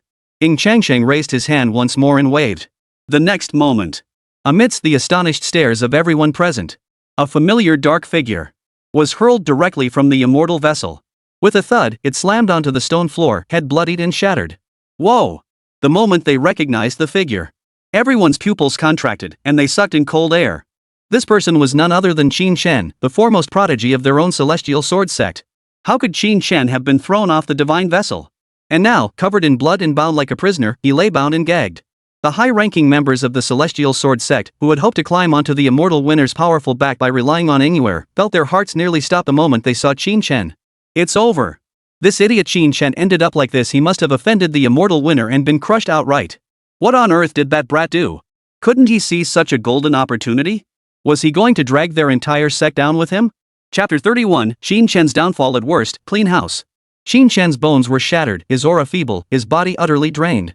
But upon seeing Ying Yuer, a glimmer of hope flared deep within his eyes. He hadn't lost yet. He still held his greatest trump card, Ying. Ying was his junior sister. She absolutely couldn't stand by and watch him die. Junior sister, save me. Qingxian, you audacious dog, dared to ally with demonic forces and attack me, the immortal winner's prodigy. Those who offend the immortal winner shall die. His words were cut short. A young prodigy of the immortal winner's supreme sequence flicked his finger. Boom! A jet black beam erupted from his fingertip. Terrifying destructive power descended like divine retribution, instantly engulfing Qingxian. Amidst the churning waves of energy, Qingxian felt his body shatter inch by inch as his life force rapidly drained away. Sword immortal sister, save me. He summoned his last ounce of strength to cry out. But he didn't know. His trump card, Sword immortal sister, had long been suppressed by Ying Changsheng's men. The Sword immortal Beijing might once have been formidable. But now she was nothing more than a fragment of a soul. Even he could suppress her at will. If the powerful figures behind him were to intervene, the Sword immortal Beijing would have absolutely no chance of turning the tide. Qingxian's eyes burned with intense resentment. This was not how things were supposed to unfold. He should have marched triumphantly forward, leaving the Cangnan realm behind and ascending to the upper realm. Then become a peerless sword immortal whose blade alone can subdue the heavens. Surrounded by countless beauties who understand him, he would ultimately ascend to the pinnacle of the Tao, revered by all. Yet now, he hasn't even left the Cangnan realm, and death is already upon him. What baffled him even more was this. His junior sister, Ying was one of their immortal winners. How dare they kill him? Didn't they fear Ying would turn completely against them, never return to the clan, and forge an eternal enmity? He could think no further. His thoughts, his very being, were reduced to dust within the churning waves of energy. Only a faint mist of blood lingered in the air. Son of heaven, the criminal Qingxian has been slain. The young man bowed with clasped fists. He didn't even glance at Qingxian, who had been reduced to ashes. He was but a lowly insect from the lower realms. Killing him was no great loss. Why dwell on it? Ding! Detected Master's elimination of the chosen one Qingxian. System successfully seized his Heaven's Mandate fortune. Congratulations, Master, on acquiring 6,000 Heaven's Mandate fortune points. The sudden system notification caught Ying Changsheng slightly off guard. He suddenly recalled the system mentioning this before. Killing individuals blessed by great fortune could yield a certain amount of Heaven's Mandate fortune points. Though that brat Qingxian had a bit less than usual. But that was only natural. After all, the guy hadn't fully developed yet. Still, it was better than nothing. Compared to the immortal winner's lackluster reaction. The members of the Celestial Sword sect who witnessed it all had long since frozen in place like stone statues. Qingxian is dead? He was the hope of the Celestial Sword sect. Qingxian, renowned as the most prodigious talent in the Cangnan realm, had barely begun his legendary journey before meeting such a hasty end? None felt the blow harder than Li Tianyang. He had just been saying that Qingxian's path of cultivation would never stop at the Cangnan realm. He would ascend to the upper realm and leave a legendary mark there. He even claimed Qingxian would leave the current generation of upper realm prodigies far behind, trampling them underfoot. Yet now, he had been reduced to dust by a mere breath from one of these upper realm prodigies. The immortal cultivator who struck the blow was younger than all of them. What shocked him even more and made it utterly unacceptable was this. The young prodigy who had instantly annihilated Qingxian seemed to be merely an ordinary follower under the command of that divine son. Just how formidable must that divine son be to command such a powerful prodigy as a follower? This wasn't just his thought. It echoed the thoughts of every member of the Azure Sky Sword sect. Please, honorable elders, calm your anger. The Cangtian Sword sect elders, having regained their senses, were already terrified out of their wits. At this moment, they dared not entertain any further thoughts. They knelt on the ground in unison, their voices trembling with terror and supplication. Qingxian's actions have absolutely nothing to do with our Cangtian Sword sect. He brought this upon himself. We implore you, honorable masters, to spare the innocent members of our Cangtian Sword sect. We beg for your mercy, honorable masters. Perhaps it was sheer terror. The high-ranking members of the Celestial Sword sect, kneeling on the ground, paid no heed to the blood streaming down their foreheads. They banged their heads against the ground repeatedly. Even as blood streamed down their cheeks, staining their robes crimson, they repeated the same motion. Other disciples of the Celestial Sword sect, belatedly coming to their senses, also knelt submissively on the ground. Their eyes were filled with despair and terror, while simultaneously cursing Qingxian's ancestors to the nth degree. We beg for your mercy, honorable masters. To begin with, in the eyes of ordinary powers in the upper realm, they were as lowly as ants. Much less an imperial clan of the upper realm like the immortal winners. They had no doubt whatsoever. They had thoroughly enraged an imperial clan of the upper realm. Even if it was merely the actions of an insignificant disciple within their sect. Once an imperial clan grew enraged, every last one of them would be dragged into it, all of them would die. You are. Quick! Go beg them. Our sect has nurtured you all these years.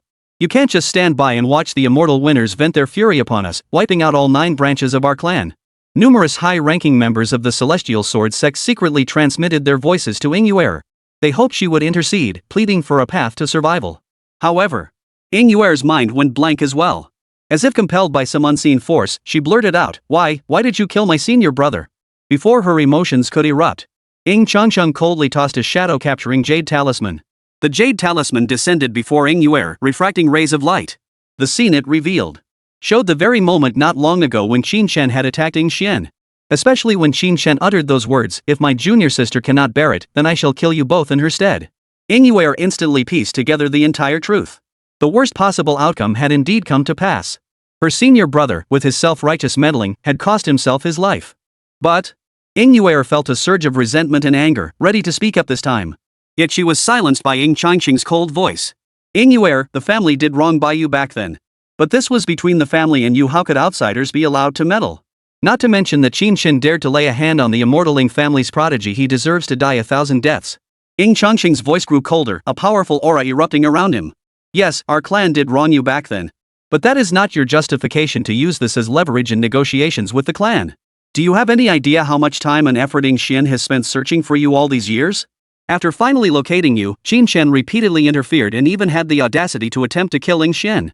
The events of that year were never Ying Xian's fault to begin with. The clan has already executed the true culprit. What wrong has Ying Xian committed? How dare that worthless trash Qingxian even think of killing him?" A terrifying aura erupted, pressing down like a storm, causing everyone's expressions to change abruptly. Weaker cultivators were shaken to the point of blacking out, nearly fainting. Having said all this, Ying Changsheng felt he had shown remarkable patience. And this was all under the premise that the clan had indeed wronged Ying back then. If he laid all the facts bare and explained everything clearly, and Ying still couldn't grasp the truth, clinging to this matter and even contemplating revenge for Qingxian, then it would still come down to this. The debt the family owed Ying back then was no justification for her audacity. Unless she were being utterly shameless. As the patriarch, he would have purged the family without hesitation. Chapter 32, The Great Scholar Debates the Sutras, Purifying the Lower Realm. At that moment, Ying seemed utterly stunned. After stammering for a long while, she couldn't utter a single word. She understood everything. But for a moment, she couldn't accept that her senior brother, who had accompanied her for years, had been killed and by someone from her own clan. It's all that bastard Qingxian's own fault. Why should you feel guilty over such a fool?" At that moment, a voice suddenly rang out. The speaker was the Peak Master of Tianqing Peak. As a 1,000-year-old fox, how could he fail to see the current situation? Not only was this whole affair entirely Qingxian's own fault, this fool had brought it upon himself and courted his own demise. Even if it weren't Qingxian's fault, he would twist white into black. Ying now represented the entire hope of their Celestial Sword sect. If the immortal winners abandoned bringing Ying back to the clan, not only would the Celestial Sword sect lose a tremendous opportunity for advancement, but could even incur the wrath of the immortal Ying family, bringing undeserved calamity upon the Ying Clan. As a member of the Celestial Sword sect, he would never stand idly by and let this happen. What does the death of Qingxian matter? At this thought, he immediately began to offer earnest and heartfelt consolation. As he spoke, the other cultivators of the Celestial Sword sect also chimed in with words of consolation. Your master is right. Qingxian's actions were indeed unbecoming. Your family traveled thousands of miles to find you no matter what. This is your own family matter. Even if Ying Xian is your senior brother, that doesn't give him the right to meddle. He knew full well Ying Xian was your cousin, yet he still tried to kill him. This has created a misunderstanding and rift between you that will never be resolved. His heart is truly despicable. As Qingxian's master, I've always known what kind of person he is. He's been scheming against you all along. Why should you even bother with such a wretch? As numerous high-ranking members of the Celestial Sword sect displayed their unique abilities, each offering earnest and heartfelt consolation, Ying Changsheng, observing the entire scene, let a mocking smile curve his lips. Truthfully, he wasn't surprised by the current situation. Reality was always like this. As long as you are powerful enough, scholars will argue your case. Ying pressed her red lips tightly together. Truthfully, her resolve was already beginning to waver. Ultimately, Qingxian had only himself to blame for this situation. He exploited her trust to extract the rendezvous location between her and Ying Xian, acting recklessly without regard for consequences. Kind words cannot persuade a damned soul. And she glanced up and stole a quick look at Ying Changsheng. She knew full well the weight carried by the divine son of the immortal Ying Clan. If she defied her clan for a dead man, Ying Changsheng would likely eliminate her without hesitation, cleansing the family of her presence. Ying Changsheng's gaze was deep, as if he had already seen through Ying thoughts. But he merely smiled indifferently. Ying, half of this opportunity today stems from the debt the immortal winners owed you back in the day. The other half was secured for you by Ying Xian. You may harbor grievances against the family, but Ying Xian has never done you any wrong. He genuinely wants to return the supreme bone to you, dedicating the rest of his life to making amends. At this point, Ying Changsheng shot Ying Xian a glance. Fortunately, Ying Xian wasn't exactly a little angel either. Though still weak from the exertion of extracting the supreme bone, a radiant smile spread across his face as he reached out his hand toward Ying. "Yuer, come home with me, okay?" Ying suddenly recalled the scene in her mind. Clearly, this was Ying Xian's first meeting with Qin Shen. Yet he was willing to have his supreme bone extracted and given to Qin Shen, asking Qin Shen to return it to her. She wasn't some little cutie. She knew full well that Ying Xian had been serious back then. After all these years of searching for her, what reason did she have to keep picking at Ying Xian's flaws? Ying sighed, her body slightly tense, yet she still placed her hand in Ying Xian's palm. "Ding! Congratulations, Master, on completing the mission, resolving the rift between Ying and Ying Xian and bringing Ying back to Immortal Winner. Mission accomplished. Simulation attempts +1. Destiny fortune points +5,000. Listening to the system's announcement, Ying Changsheng's mood brightened considerably. Not bad. Though there had been some twists and turns, things had gone more smoothly than he'd imagined. Since the system's notification had sounded, it meant Ying had genuinely forgiven Ying Xian. Of course, before leaving Sangnan realm, he must eliminate all traces. Who knew if Qin Shen's family, blessed with such divine favor, harbored other favored sons? What if there were more siblings or cousins who might seek revenge for Qin Shen in the future? Once he made his move, he would leave no survivors. With this thought, Ying Changsheng transmitted his voice to the people behind him. Investigate all intelligence concerning Qin Shen immediately. Every last member of his bloodline, and anyone connected to him, exterminate them all. Uproot every trace, leave no one standing. Perform soul transference, then unleash bloodline curses upon every member of their families. Upon hearing this, all the immortal cultivators present felt an inexplicable chill run down their spines. The Divine Son's methods were truly ruthless. But this was for the best. Resolute and ruthless is far better than indecisive and hesitant. The turmoil subsided. The Celestial Sword sect, showing good sense, promptly hosted a grand banquet. They hoped to further boost their favor with Changsheng and the others through this gesture. Countless factions from the Sangnan realm, upon receiving the news, dispatched envoys to pay their respects. To this, Ying Changsheng showed little enthusiasm. While the Celestial Sword sect held its banquet, yet an invisible wave of bloody purges swept across the entire Sangnan realm. "I hear you're Qin Shen's childhood friend?" Li Tianyan was summoned to a side hall. At that moment, he was drenched in sweat, his face pale. Hearing the oppressive figure's question, he instinctively nodded, then hastily shook his head. "Yes, but I knew nothing of the events before. And I hear you recently boasted that Qin Shen could trample our clan's divine son underfoot? So you're quite the brave one, then?" The moment those words left his mouth, Li Tianyang's heart skipped a beat. It's over. That big mouth had spilled the beans about what he'd said earlier. And to these people right here, the words froze on his lips. He felt a sudden chill run down his neck. Then the world spun. He saw his own headless corpse still standing where he had been. In the final moment before his consciousness faded, he watched as the mysterious figure casually unleashed a burst of spiritual fire, completely engulfing his severed head and lifeless body.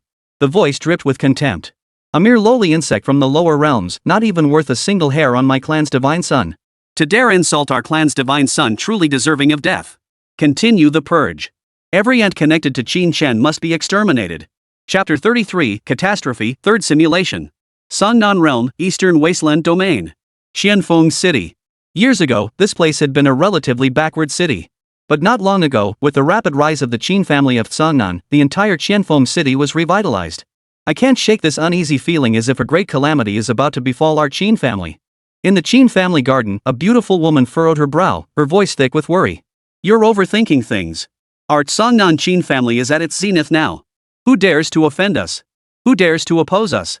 A middle-aged man bearing a resemblance to Qin Shen comforted the woman in his arms, his voice brimming with confidence. "Don't forget, our son is now the foremost prodigy of the Heavenly Sword sect, the most extraordinary talent in all of Sangnan realm. Countless factions across the entire Sangnan realm maintain friendly relations with our clan.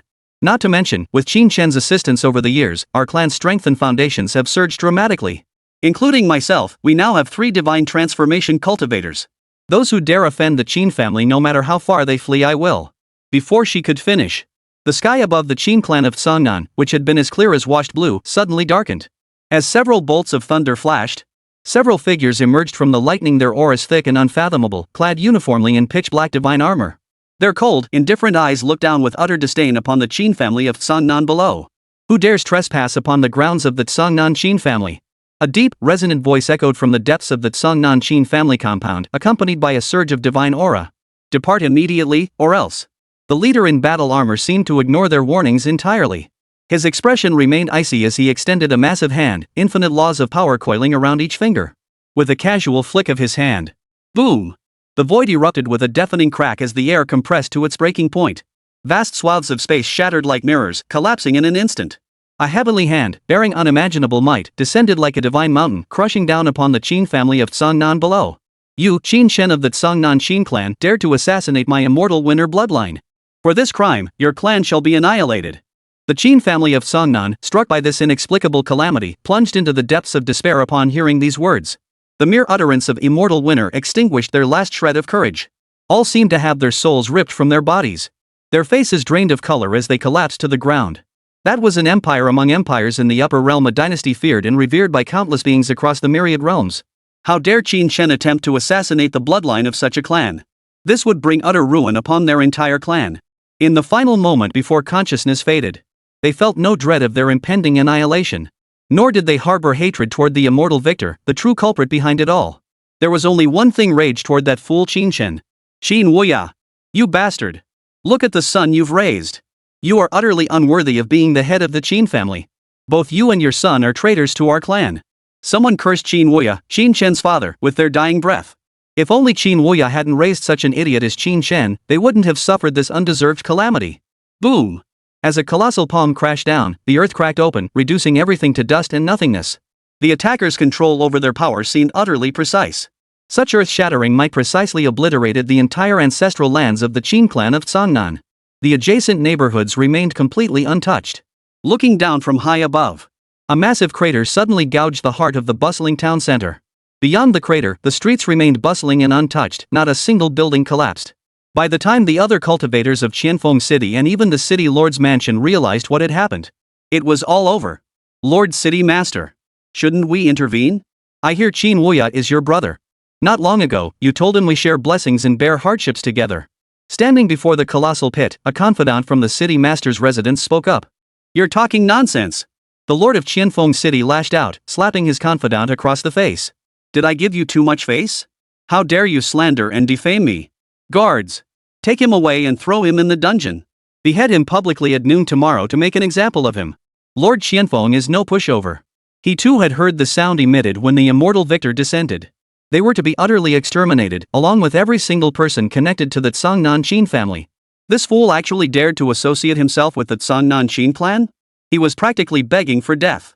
His icy gaze swept over everyone present, his voice dripping with undisguised murderous intent. Mark my words, I don't know any Qin Wuya. Qin Wuya and I are sworn enemies. He has always been my mortal foe. Now, go and cut off the heads of every single person who has ever had any connection with the Tsangnan Qin family. Bring them to me as offerings for the immortal winner's messenger. He was genuinely afraid that the immortal winner, having caught wind of this, might seize the opportunity to eliminate him as well. In the eyes of such a colossal entity, even as the lord of a city, he was nothing more than an ant to be crushed at will. Once the immortal winner launched his operation, countless factions across Tsangnan realm stirred at the news. This purge unfolded even faster and more thoroughly than planned. Better my friend die than me.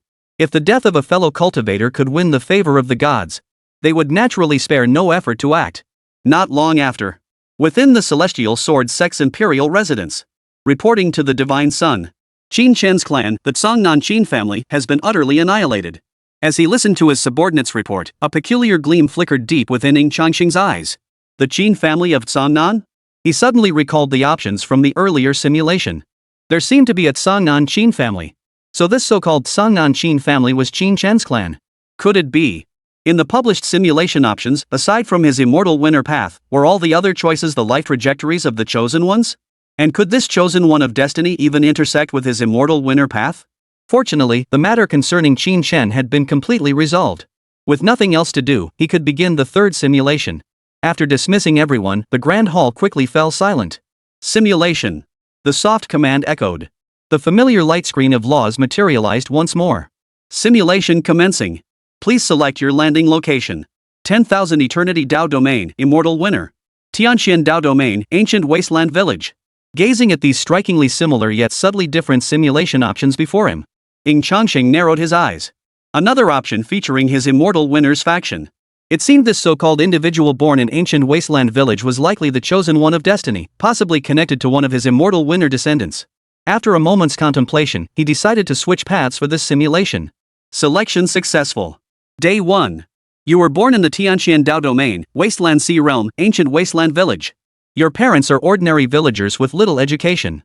Since the family raised over a dozen sheep and your father bore the surname Mu, they named you Mu Yang. Chapter 34, Mortals who meddle in the conflicts of the gods will only be crushed. Year 1. Since your family raised over a dozen sheep, you had access to fresh goat milk from childhood. Father tended the flock outside while mother worked at home, occasionally teaching you to read and write.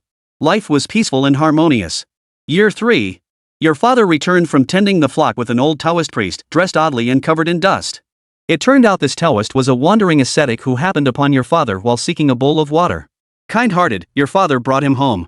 They hit it off during the journey, so your father invited him to stay for dinner. The moment the Taoist stepped into your courtyard, he spotted you playing with mud. His eyes, which had seemed slightly cloudy, suddenly flashed with a bright, sharp light. He strode toward you with the vigor of a dragon and the swiftness of a tiger. He lifted you up in one swift motion, his rough, gnarled hands kneading your body as he marveled at you. Old Mu. This son of yours is remarkable. He possesses extraordinary bone structure and even a spiritual vein and natural-born cultivator. If he can embark on the path of cultivation, his future will be limitless. Your father, overjoyed, hurriedly pulled you forward to seek the old Taoist as your master. In this world, people are ranked in tiers, yet fundamentally, there are only two kinds: cultivators and ordinary folk. If you could become a cultivator in the future, it would be the greatest blessing for your entire family. You, still naive and unaware of what cultivators truly were, accepted the old Taoist as your master under your father's insistent urging, though you remained utterly confused. The Taoist master said you were still too young. After teaching you some incantations and leaving behind a manual on chi cultivation, he said he would come for you when you turned 7. If you mastered the basics of the techniques, he would formally accept you as his disciple. Year 4. Under your parents' strict supervision, you practiced the chi cultivation techniques left by the old Taoist every day. Perhaps it was sheer luck, or perhaps you possessed extraordinary talent. After 6 months of practice, you suddenly became aware of a peculiar chi floating in the air. Year 6.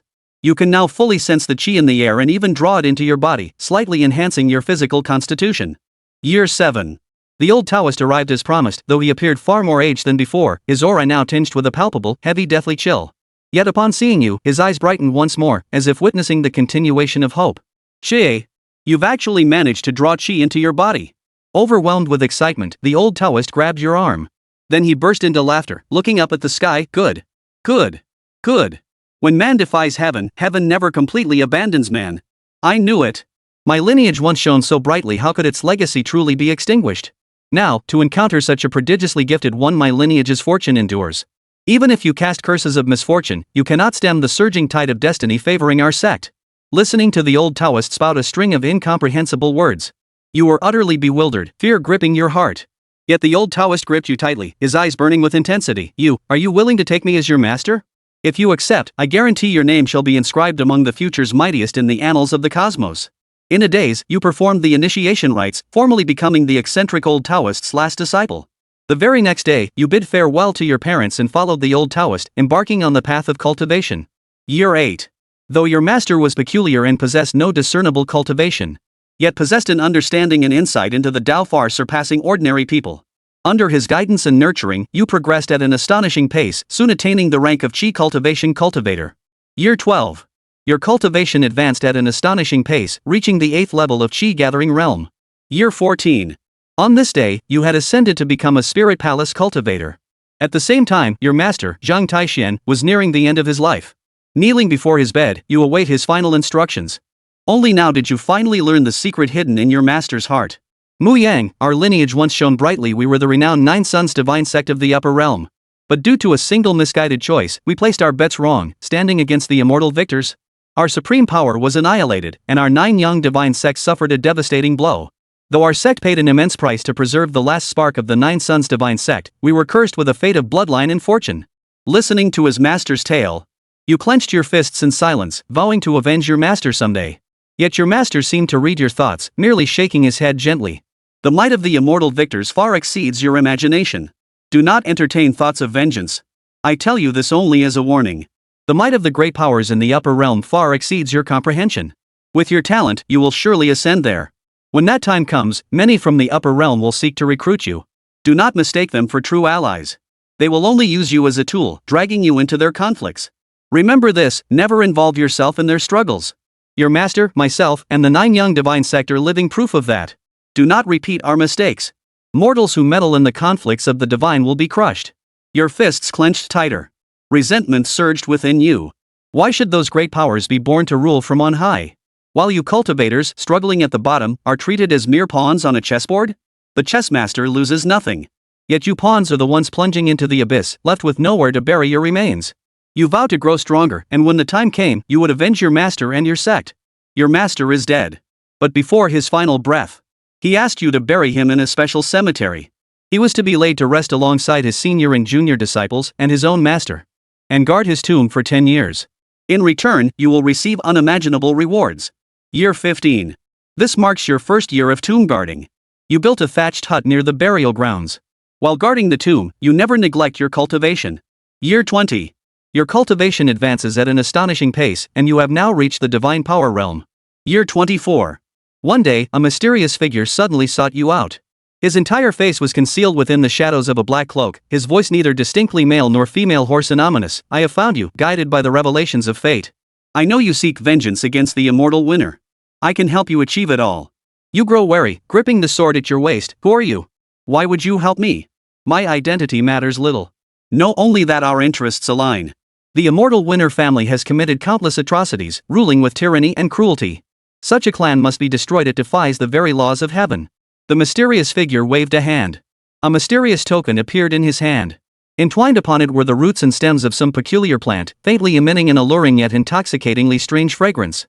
You may take your time to consider. When you're ready, use this token to aid me. My clan still holds considerable influence in the upper realms. It would facilitate your actions and aid your quest for vengeance. You hesitated inwardly. Still, you took the peculiar token. A token made from some kind of plant root, emitting a pleasant yet intoxicating scent? Reading this description, Ying Changsheng narrowed his eyes. It felt suspiciously like the work of the Demon Plant Clan. Moreover, the immortal winners and the Demon Plant Clan didn't exactly have a friendly relationship. Demon plants could serve as materials for refining artifacts and alchemical pills, and were also highly nourishing substances. Suppressing and refining them yielded significant benefits. Therefore, the immortal winners annually organized armies under various pretexts to raid demon plant territories, bringing back specimens for refinement. In his view, this was nothing unusual.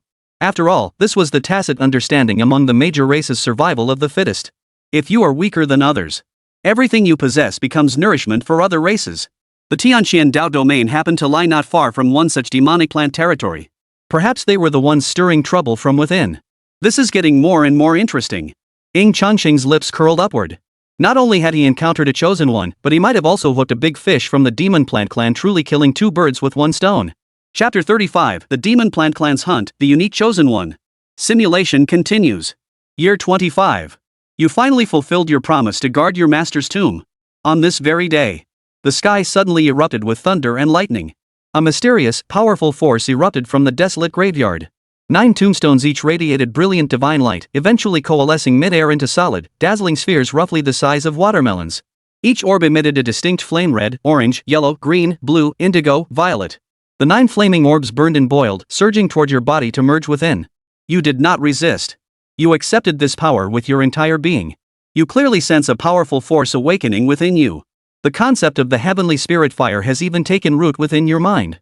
Now, with just a single thought, you can command all the fires of heaven and earth. It turns out your master had you guard the tomb was because after his death, a special heavenly fire seed would be released from his body. When 9 such sparks converge, they reignite with vitality, transforming into a new heavenly fire. But this process lasts less than half an hour. If you fail to refine and absorb them within that time, the celestial fire seeds will be extinguished forever. You endured the agonizing pain of your body burning, transforming the 9 celestial fire seeds with immense willpower and at any cost. When the 9 celestial flames finally merge into one, you suddenly sense an indescribable, terrifying power surge within your body.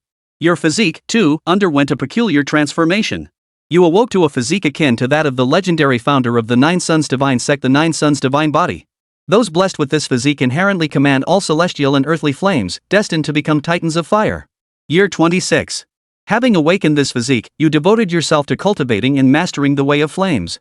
Your cultivation has now reached the 7th tier of the divine power realm. Year 28. This year, while exploring the wasteland heaven realm, you unexpectedly fell into a treasure trove. To your astonishment, you discovered a cluster of bone-corroding yin-yang fire.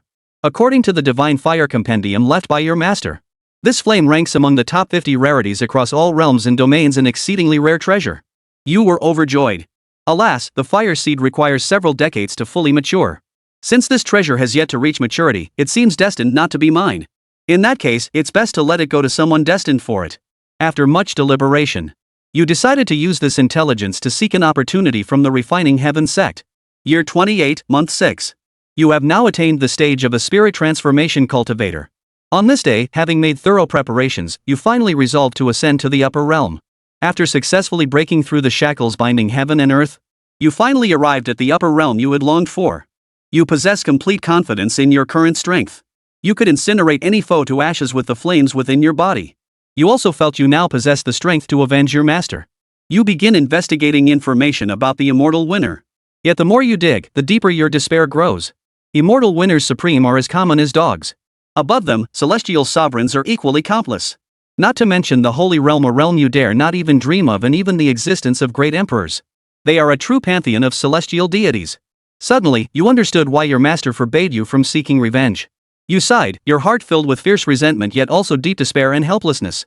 Just then, the powerful being who had given you the mysterious token contacted you once more. They invited you to meet with them. Year 29. Through a series of twists and turns, you somehow managed to contact the mysterious powerhouse who had given you the token. Only then did you learn the truth. They were not human at all, but members of the demonic plant race. You felt an immediate sense of repulsion. Though you despise the immortal victors who subjected your master to suffering, they are still human. To ally with outsiders to attack the human race was utterly despicable and vile. It was an outright abandonment of human dignity. You have no choice in the matter. The powerful demon plant being who had made contact with you snorted coldly.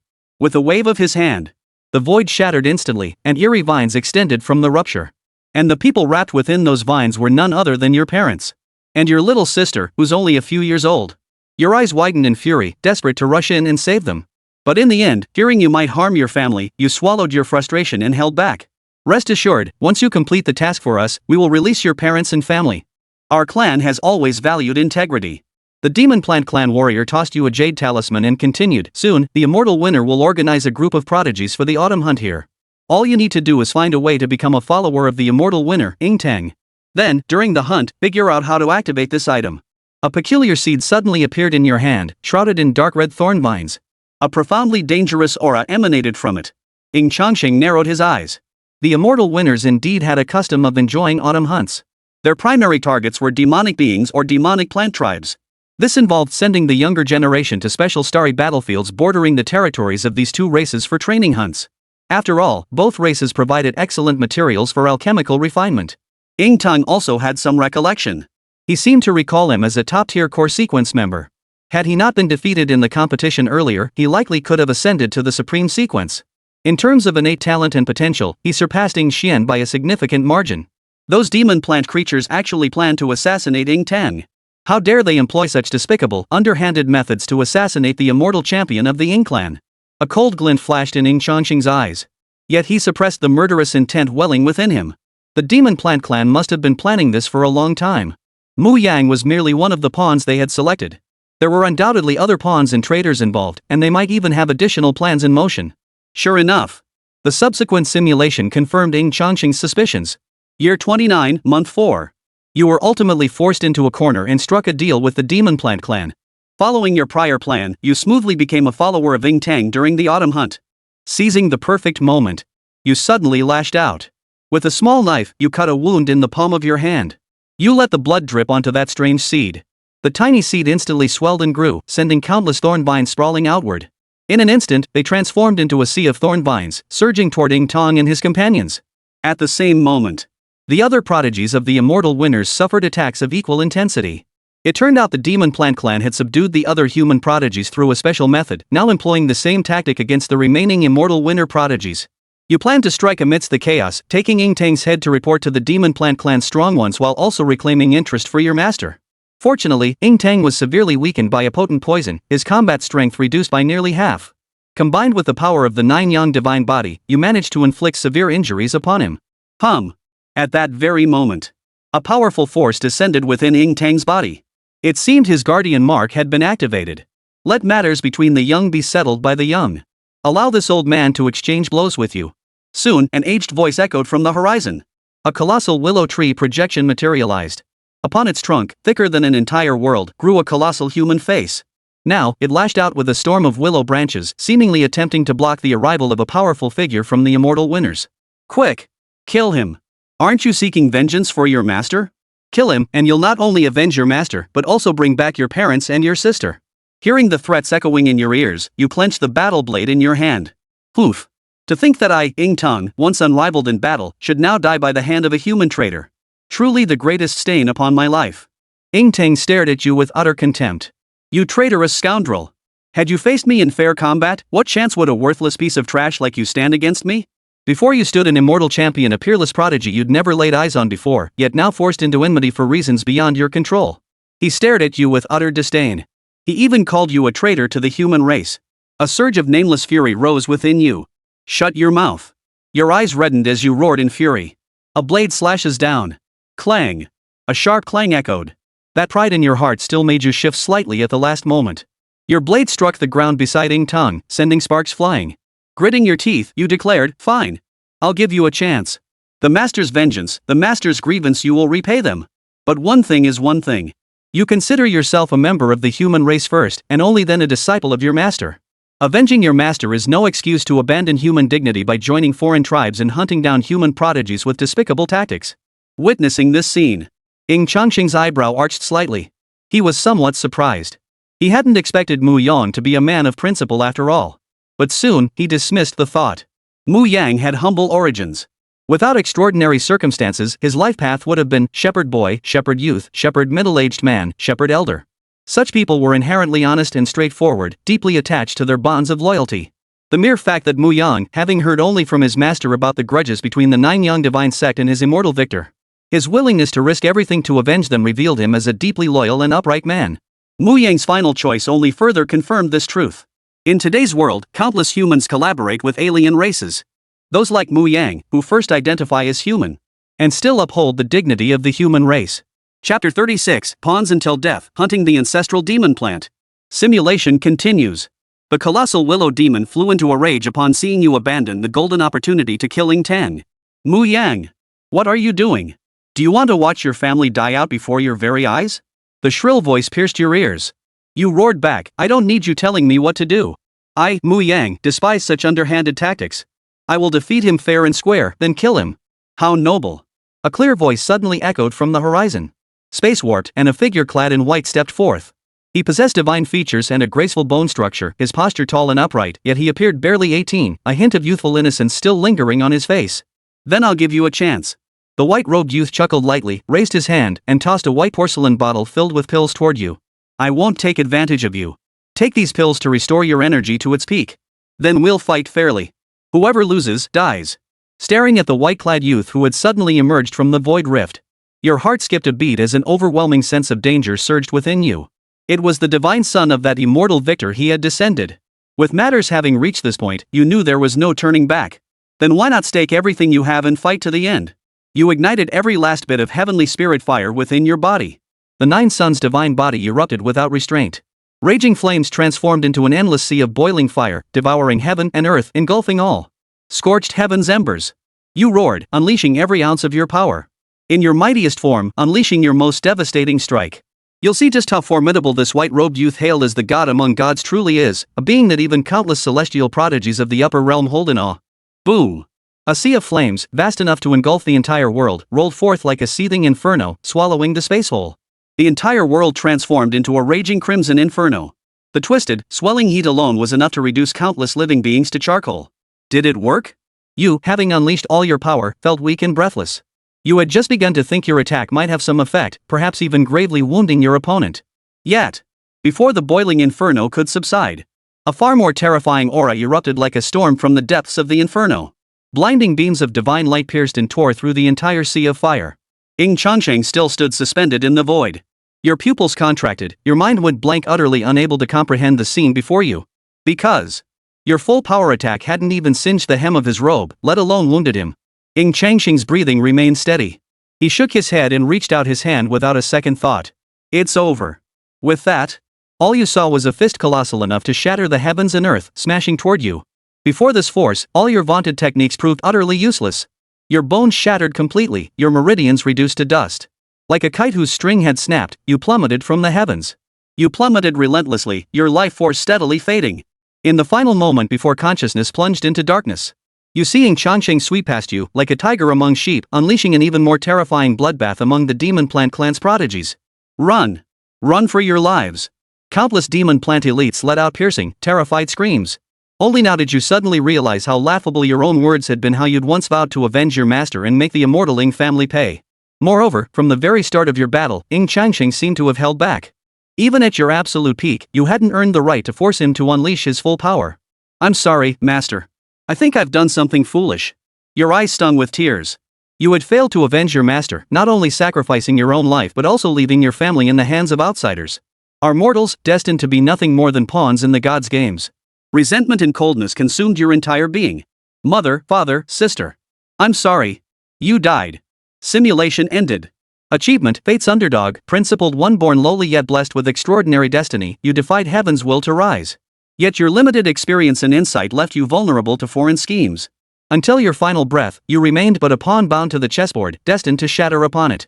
Evaluation, born into poverty, you possessed exceptional cultivation talent. Coupled with an extraordinary stroke of luck, you ultimately transformed into a prodigy.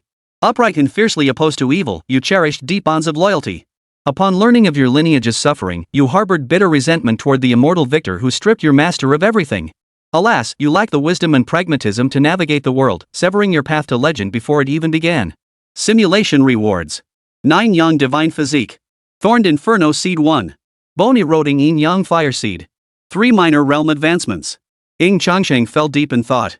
He felt a tiny bit of admiration for Mu Yang, but not much. There is no right or wrong in this world. Whoever prevails is right. He shook his head. He cast his thoughts aside. Ying Changsheng began analyzing the system reward before him. The most valuable items here are undoubtedly the 9 Young Divine Body and the Bone Eroding Yin Yang Fire Seed. The Yin Yang Fire Seed in the simulation hasn't matured yet, it must still be in the Wilderness Sea realm. Why not just go get it myself? Why waste a reward opportunity on this? With this thought in mind, Ying Changsheng hesitated not a moment before selecting the 9 Young Divine Body. The next moment, 9 seeds of fire, forged from the primordial flames of heaven and earth, rose like a great sun. They reflected and revolved around each other, gradually merging into his body. He had assumed the 9 Young Divine Body would become nourishment for his Dao Unifying Divine Body. Yet to his astonishment, the moment the 9 Young Divine Body merged into his body, it did not cause the slightest disturbance to his Dao Unity Divine Body.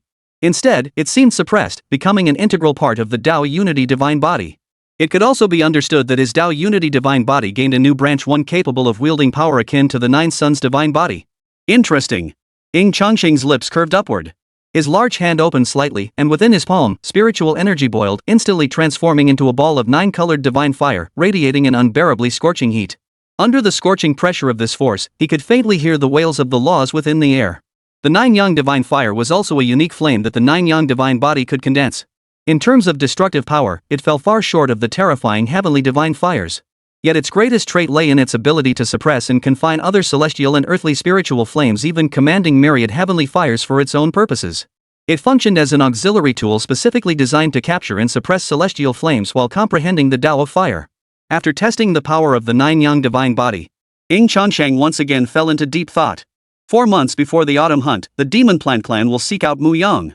My immortal winner's next autumn hunt also begins in 4 months.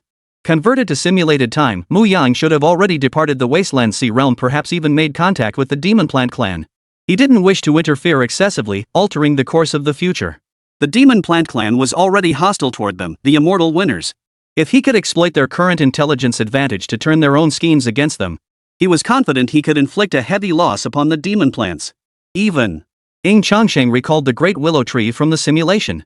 Suddenly, his eyes burned with desire. It must be the demon ancestor of the Netherworld Willow Clan. It was a powerful tonic, and its trunk was also an excellent material for refining elixirs and forging artifacts. But this willow spirit was too cautious, always hiding deep within the demonic plant clan's territory. If he could set an ambush in advance, even capturing a single strand of its divine consciousness would be an immense gain. As he pondered, a complete plan had already formed in his mind. Chapter 37, The Li Clan of the Heavens. He just stumbled upon a juicy piece of gossip from 10,000 years ago. He held a certain admiration for Mu Yang's upright character. But that was one matter. He sought to avenge his master and stand up for justice. This inevitably placed him at odds with the immortal victor. In his eyes, Mu Yang was ultimately just a minor figure. Even with the 9 Yang Divine Body and fortune defying the heavens, he remained an insignificant nobody. It was only because of the demon plant clan's scheming. His fate became intertwined with that of the immortal winner. Of course. If Mu Yang's character matched that of the simulation, if he could maintain the dignity and integrity of a human being even in the final moment, he wouldn't mind rescuing his family from the demon plant clan and sending them to a safe place. This, he would consider his final gift. Attendant. At your command, Divine Son. Ripples rippled through the void as a powerful cultivator clad in golden armor stepped forth. Compared to the cultivators outside clad in pitch-black armor, his aura was far more profound and terrifying, a true saint-level cultivator. This was the family's prepared executioner for him. Ying Changsheng's status was too crucial. Not only was he the new divine son of this era, but he was also the peerless ancient ancestor of the immortal Ying Clan. Ordinary death guards were utterly unworthy of his stature. Only a saint-level powerhouse could serve as the bare minimum threshold. Should news of this incident leak out, it would likely send shockwaves rippling through the heavens. Among the top-tier powers outside, a saint-level powerhouse would be a pillar of strength, or even a venerable ancestor of a faction. But when it comes to the immortal winner, you can only play the role of a lowly Deadpool. Proceed to these coordinates. Bring back the bone-eating yin-yang fire seed. While you're at it, gather intelligence on someone named Mu Yang. The basic details are also stored within this jade token. Ying Changsheng waved his hand. A translucent jade float, emitting a faint glow, drifted out and landed in the hands of the saint-level dead servant. Not to mention, he was already quite busy. After all, he was the divine son and patriarch of the immortal Ying Clan. If he had to personally handle every trivial matter, that would be downright ridiculous. The immortal winners would likely be considered utterly fallen. After the saint-level death servant departed on his orders, the divine vessel hall quickly fell silent once more, leaving only him behind. Only then. Ying Changsheng stirred his thoughts, retrieving an exquisitely crafted jade pendant engraved with ancient inscriptions from his world storage ring. You were once a mighty empress in life. Though only a fragment of your soul remains, you cannot truly perish. Ying Changsheng spoke slowly, heedless of whether the sword immortal within could hear him. If you're not dead, then get out here. I'll give you 3 breaths. After that, I'll refine you. With that, Ying Changsheng silently began counting down in his mind. He couldn't be bothered to show any courtesy to this so-called sword immortal beaching. Qingxian dared to be so audacious as to attack the prodigy of the immortal Ying Clan. He refused to believe it could happen without the jade-clear sword immortal stirring the pot. If value could be squeezed out, then squeeze it. If not, then kill. Almost as the 3 breaths were about to end, the ancient jade pendant suddenly emitted a faint glow. What, exactly do you want? Kill or torture me, do as you please. Why deliberately humiliate me? A weak, weary voice echoed from within the jade pendant. But the figure of the jade sword immortal did not appear.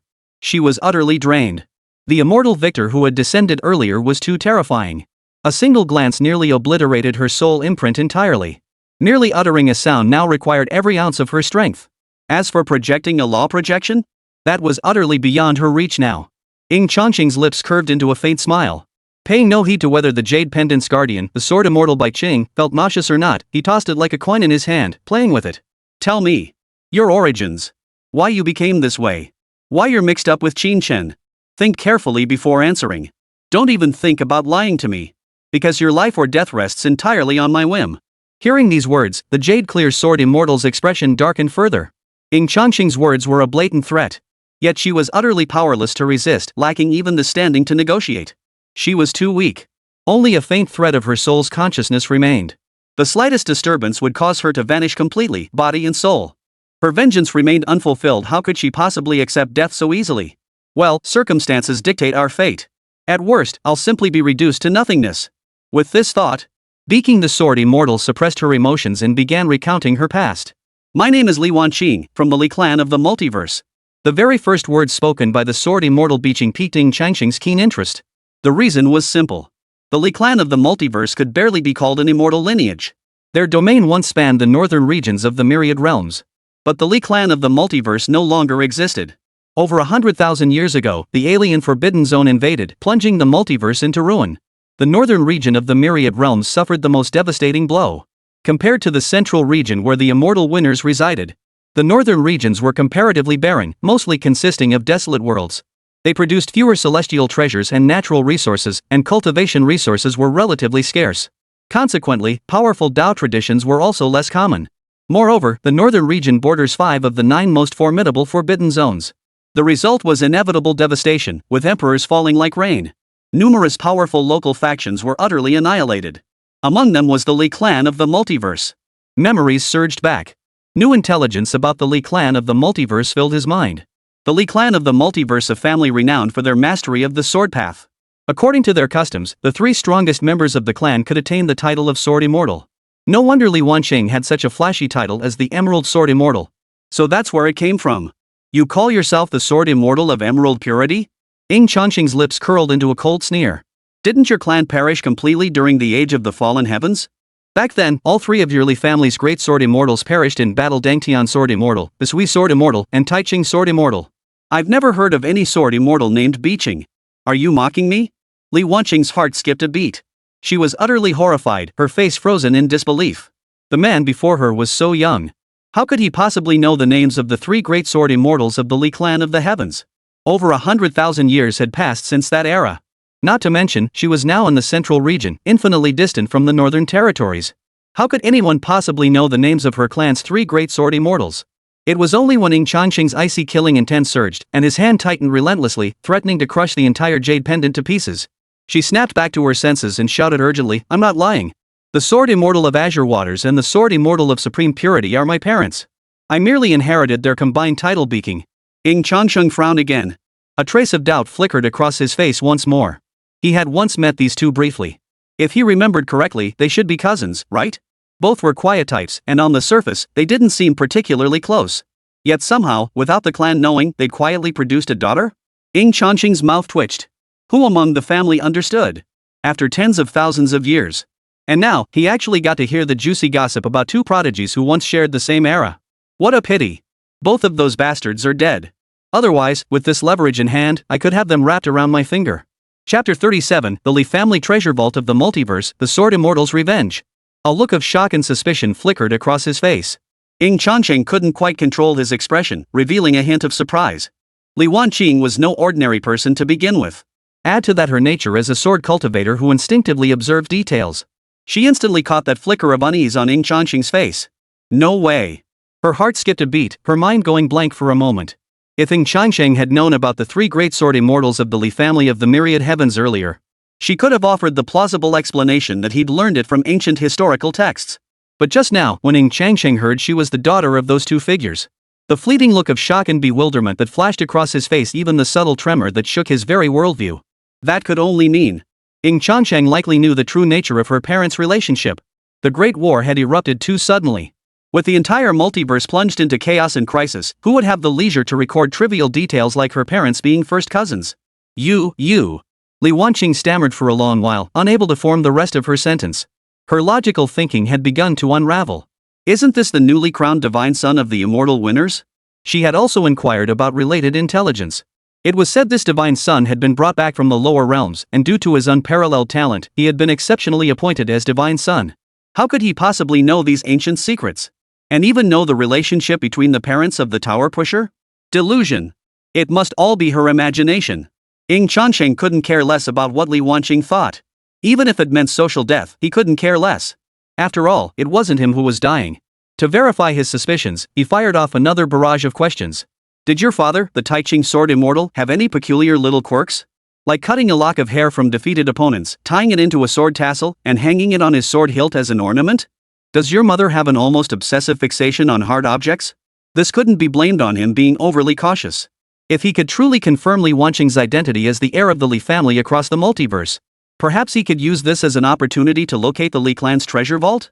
He'd heard that when the Li clan of the multiverse was on the brink of extinction, they'd secretly arranged for people to transport their ancestral treasures to safety. But later reports claimed they encountered attacks from powerful alien races, severing contact between the fleeing group and the main family line. If Li Wanqing truly belonged to the Li clan of the multiverse, she must know the location of their treasure vault. Such a treasure trove belonging to an immortal lineage would be a huge prize for an immortal winner like him. Yes. Everything you say is correct. Please stop asking. I beg you, stop asking. Li Wanqing was beginning to question the meaning of life. To be honest, she suddenly felt like dying. She even wished Ying Changsheng would just kill her outright. She never dreamed that after all these years, she'd encounter someone who inexplicably knew every secret and piece of gossip about her family. And this person, judging by their bone age, was much younger than her just a wet behind-the-ears kid. But now, she sensed that beneath Ying Changsheng's youthful body lurked the soul of an ancient monster. Even more absurd, this ancient monster might have known her parents in his youth. This was simply too absurd. Ying Changsheng couldn't care less about Li Wanqing's feelings. Having fully confirmed her identity, he pressed on, "So, how did you become like this? Back then, your branch must have had powerful individuals specifically assigned to transport the family treasury and heritage to safety, right? Where is your family's treasured heirloom?" Ying Changsheng laid his cards on the table. "If you want to live, tell me everything about your family's treasury inheritance." The mere act of inciting a lowly insect from the lower realms to attack an immortal Lingjia prodigy is already a capital offense. If you can tell me the location of your family's treasury inheritance, I might grant you a chance to live. Li Wanqing now fully regarded Ying Changsheng as a terrifying, reborn ancient monster. Through a twist of fate, she also uncovered Ying Changsheng's greatest secret. Ying Changsheng paid it no mind. Sooner or later, it would come to light anyway. That day wouldn't be too far off. The entire hall fell silent. Ying Changsheng made no move to urge her, granting Li Wanqing ample time to consider. After a long pause, Li Wanqing's muffled voice finally echoed from within the ancient jade pendant. "Years ago, our clan was betrayed. Traitors colluded with the Forbidden Zone's alien tribes to ambush our treasure convoy. Many heirlooms and treasures were plundered by them and offered as tribute to the Forbidden Zone's alien race. The remaining inherited treasures were actually quite scarce. I estimate only about 40% reached the designated location. As far as I recall, only my branch of the clan managed to survive with a group of people. But my uncle and his followers, around 90,000 years ago, succumbed to the Forbidden Zone's allure and defected to the outsiders. Later, they tried to force me to reveal the treasure vault's location. I refused. I fought until my Dao body collapsed before finally breaking through their encirclement. But I too suffered a devastating blow, leaving only a sliver of my soul to flee into the starry void. After drifting for countless years, I finally reached the central realm." Suddenly, Li Wanqing shifted her tone. "Truthfully, the heritage stored in our clan treasury pales in comparison to what resides within my mind. At least 90% of our clan's legacy is contained within my thoughts." Ying Changsheng raised an eyebrow, his voice cold and mocking. "Are you challenging me? Do you think I can't search your soul and extract that information from your mind? Very well. I can give you the coordinates. I'll give you all the remaining 40% of the Li clan's treasured artifacts from across the multiverse. Consider it my apology for my earlier offense against your immortal Ying Clan. As for what's in my mind, it's simple." Li Wanqing's voice thickened with hatred and murderous intent. "Help me kill those traitors of my Li family across the heavens, and that ungrateful uncle of mine." Ding! You have triggered a new quest, the Sword Immortal's Final Revenge.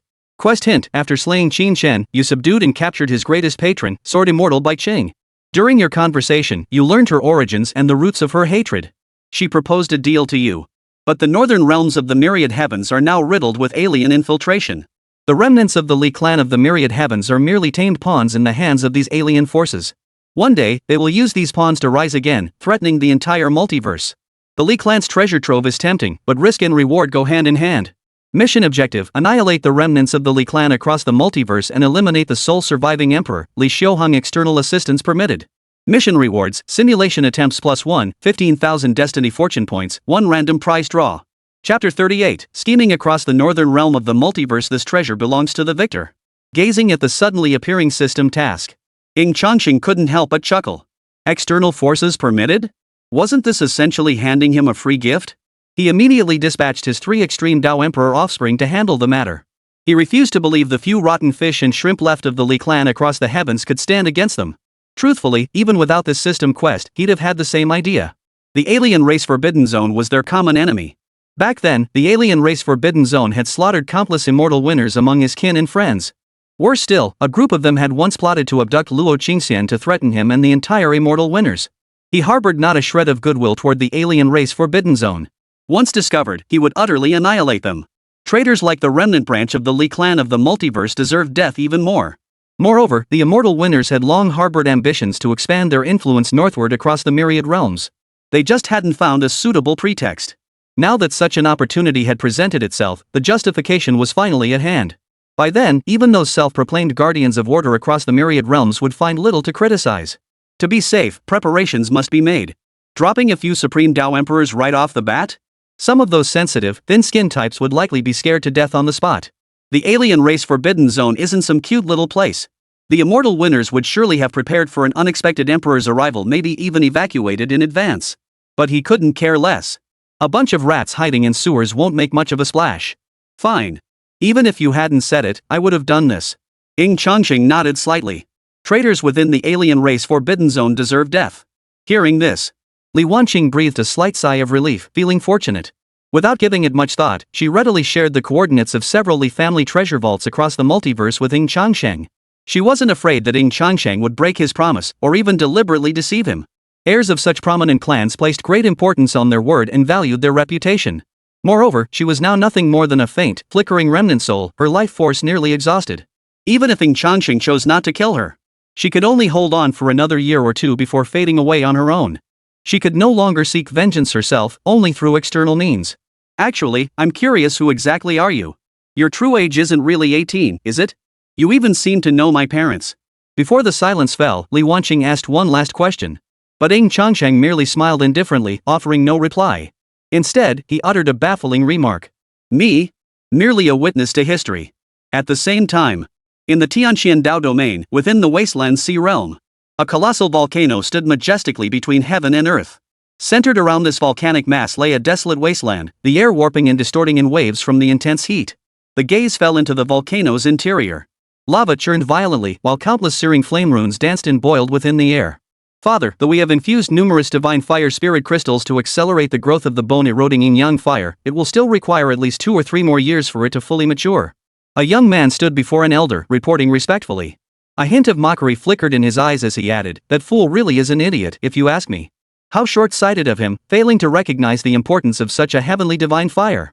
We merely offered a few supreme artifacts casually and obtained such valuable intelligence in exchange.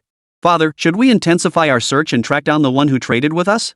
If word of this place spreads, while our refining heaven sect fears no one, it would still be a troublesome affair. After all, Father, once you refine this fire, you will surely ascend to sainthood. In the future, you might even have a chance to challenge the supreme god realm." The middle-aged man addressed his father by the youth frowned slightly, his crimson battle robe fluttering fiercely in the scorching winds. He now stood as the patriarch of the refining heaven sect, the foremost sect in the entire Wasteland Sea realm, having long since reached the heavenly sovereign realm many years ago. He was but a single step away from breaking through to the saint realm and achieving a second rebirth. The Lian Tian sect master frowned, lost in thought. This matter was indeed of utmost importance to him. He was growing old, his lifespan nearing its end. Only by breaking through to the saint realm, transforming his life essence once more, and gaining additional years of life could he alter his current predicament. The bone-eroding yin-yang fire was of paramount importance. Even if it meant going to war with several other sects of equal standing, he would never relinquish this treasure. You have a point. This matter carries immense weight. The individual who transacted with us was extremely cautious and discreet, indicating they are not particularly powerful and certainly not a disciple of the other sections. Otherwise, they would not have shared such vital information with us. A ruthless gleam flashed in the Lian Tian sect master's eyes. Issue the order, find the mysterious individual who transacted with us at any cost. Simultaneously, tighten the seals around this area. Anyone who dares to set foot here is to be killed without. Before he could finish, the Lian Tian sect master suddenly froze in place as if struck by lightning, cold sweat beading on his forehead. Under his horrified gaze, several figures materialized out of thin air at the center of the flaming inferno. They truly materialized out of thin air. He had merely lost focus for an instant, and they were already there. Even now, he could not sense the presence of those figures who had materialized out of thin air. They seemed to have completely fused with the void, existing within another special void dimension. Mastery of space? Could they be Saint Realm powerhouses above the heavenly sovereign tier? This was the only explanation he could fathom. Only a saint-level powerhouse or even a terrifyingly formidable one could ignore his perception barrier and materialize here in an instant. How dare you? But his offspring weren't just that. Seeing someone suddenly appear at the center of the fiery hell, even preparing to pluck the bone-corroding yin-yang fire, they instantly flew into a rage. Who are you? Daring to steal what belongs to our refining heaven sect, you seek death. Boom! The several Saint Realm powerhouses who had followed Ying Changsheng's descent merely cast a cold glance in the direction of the Lian Tian sect's strongmen. A violent firestorm instantly swept across the entire volcanic world. Scorching heat waves swept like invisible giant hands. In an instant, the entire group of Lian Tian sect disciples was flung backward, their bones shattered, leaving them sprawled on the ground, coughing up blood. Among them, only the Lian Tian sect master could barely resist. Yet even his steps faltered, his resolve to fight utterly shattered. The 7 figures that suddenly descended were all at the Saint Realm. Among them stood a Saint King. The Saint Realm itself was divided into the Saintly Realm, the Great Saint Realm, and the Saint King Realm. Those who reached the Holy King Realm could be considered the strongest beings beneath the Supreme God Realm. Yet now, such a formidable being had appeared here. Who on earth are they? The Eternal Divine Son has spoken. This item the immortal winner claims it. Do any of you object? Chapter 39, Beyond Mortals Lie Deities, Single Draw for Gold. The bone-eroding yin-yang fire was too crucial. It was his sole path upward. The refining heaven sect master had intended to make one last desperate attempt, preparing to invoke his own master, the ruler of the wasteland sea realm, as a last resort. But upon hearing these words, all his strength drained away, leaving only profound despair. The immortal winner. It was said to be among the foremost clans of the supreme divine clans. Among the myriad imperial clans, they ranked among the foremost. Never mind that he was the disciple of the wasteland sea realm's ruler. Even if he were the disciple of the Tianqian Dao domain's ruler, his background would pale in comparison to such a colossal entity, utterly laughable. Of course. The Lian Tian sect master forced a strained smile. According to the rules of the cultivation world, any treasure of heaven and earth is ownerless. It belongs to whoever can claim it. Especially when the divine son of victory desires it. This old man dares not compete. The Lian Tian sect master bowed deeply in submission. The other Lian Tian sect cultivators all bowed their heads, clasping their hands in reverence, their bodies trembling. They feared their earlier actions had offended these dignitaries before them, risking being slaughtered on a whim. Yet the immortal winner's Saint Realm death servants showed no interest in this group whatsoever. Soon, one of them, a master of the flames Dao, stepped forward and reached out, grasping at the void. The fire runes drifting in the air were manipulated and influenced, swirling like a tidal vortex. They surged toward his palm, carrying the bone-corroding yin-yang fire. As a supreme treasure of heaven and earth, the bone-eating yin-yang fire possessed a spirit from the moment of its birth. Now sensing the external threat, it began to struggle violently. Even immature, it could unleash terrifying power capable of incinerating everything. Yet under the suppression of several Saint Realm powerhouses, it proved utterly futile. Soon, it was sealed within an exquisite jade box resembling a miniature world of flames to continue its cultivation. Honored guests, after your long journey, why not visit my refining heaven sect? The Lian Tian sect master gritted his teeth, preparing to invite the several holy realm powerhouses to visit the sect. People are opportunities. He yearned for advancement. Even the slightest trickle of wisdom from these immortal winners before him would be an immense opportunity. Yet the Saint Realm experts didn't even glance his way. Seemingly in a hurry to return and report, they vanished in an instant as ripples spread through the space, leaving the Lian Tian sect disciples standing frozen in place, utterly dumbfounded. Father, are we just letting them take the bone-eroding yin-yang fire like that? We sacrificed nearly 40% of our sect's foundations just to hasten its maturation. A young man bearing a striking resemblance to the sect master stood there, his face twisted in anguish. Staring furiously at the direction where the figures had vanished, his eyes blazing with rage, he shouted. Even if they're from the immortal winners, that doesn't mean. Snap. Before he could finish, the sect master raised his hand and struck his son across the face, sending him flying. Then what do you want me to do? Do you want your old man to risk his life fighting the immortal winners, only to be crushed by a single finger of theirs? That's how the cultivation world works, survival of the fittest. There's never been any talk of fairness or righteousness. The strong can do whatever they please. I warn you, don't you dare go opposing the immortal winners over this matter. If you do, don't blame me for skinning you alive. As he spoke, the fierce expression on the sect master of Lian Tianzong swiftly faded. He sighed deeply, his entire being seeming to age countless years. Father is growing old. I cannot be your protector forever. The path ahead must be walked by your own strength. I shall never break through to the Saint Realm in this lifetime. Upon our return, you shall take my place and become the new patriarch of the refining heaven sect. Beyond every person lies another, beyond every sky lies another heaven. After today, I hope you understand that sometimes simple loss is already the best outcome. At the same time, based on the intelligence gathered, another group had already tracked down the new address of Mu Yang's parents based on the clues. In a courtyard house within a small town. However, when they materialized there, they found only a ransacked courtyard long since deserted. The middle-aged man in golden armor frowned slightly. He reached out, and a bronze divine mirror instantly materialized in his hand. Its light illuminated the entire courtyard. As the light gradually receded, ripples spread across the bronze divine mirror's surface, refracting a series of images. He witnessed a mysterious figure cloaked in black suddenly appear and carry away Mu Yang's family. The method employed by this cloaked figure was that of the demon plant clan Void Vines, capable of directly pulling people into the void dimension. So it really was the demon plant clan meddling. The divine son truly foresaw everything. Muttering to himself, the golden armored man felt his admiration for Ying Changsheng deepen. Simultaneously gathering all clues, he vanished in a flash, disappearing from the scene. Within an imperial palace ship sailing through the cosmic starry sky, Ying Changsheng swiftly received intelligence reports from his dispatched subordinates and his 3 children. He had already made all necessary arrangements. The Saint Realm Death Guard had been dispatched to seek news of Muyang. As for his 3 children, he naturally put them to work as laborers, sending them to the distant northern star domains to search for the treasure trove left behind by the Li family of the myriad heavens. Everything proceeded smoothly according to his plans. Taking advantage of a moment of leisure, Ying Changsheng's thoughts flickered as he summoned the system and examined its multiverse marketplace template. After resolving the rift between Ying Xian and Ying Yuer, he incidentally gained 5,000 destiny fortune points. Combined with the 6,000 destiny fortune points obtained from Qing Shen, he now possessed 11,000 points. The multiverse mall offered a dazzling array of items.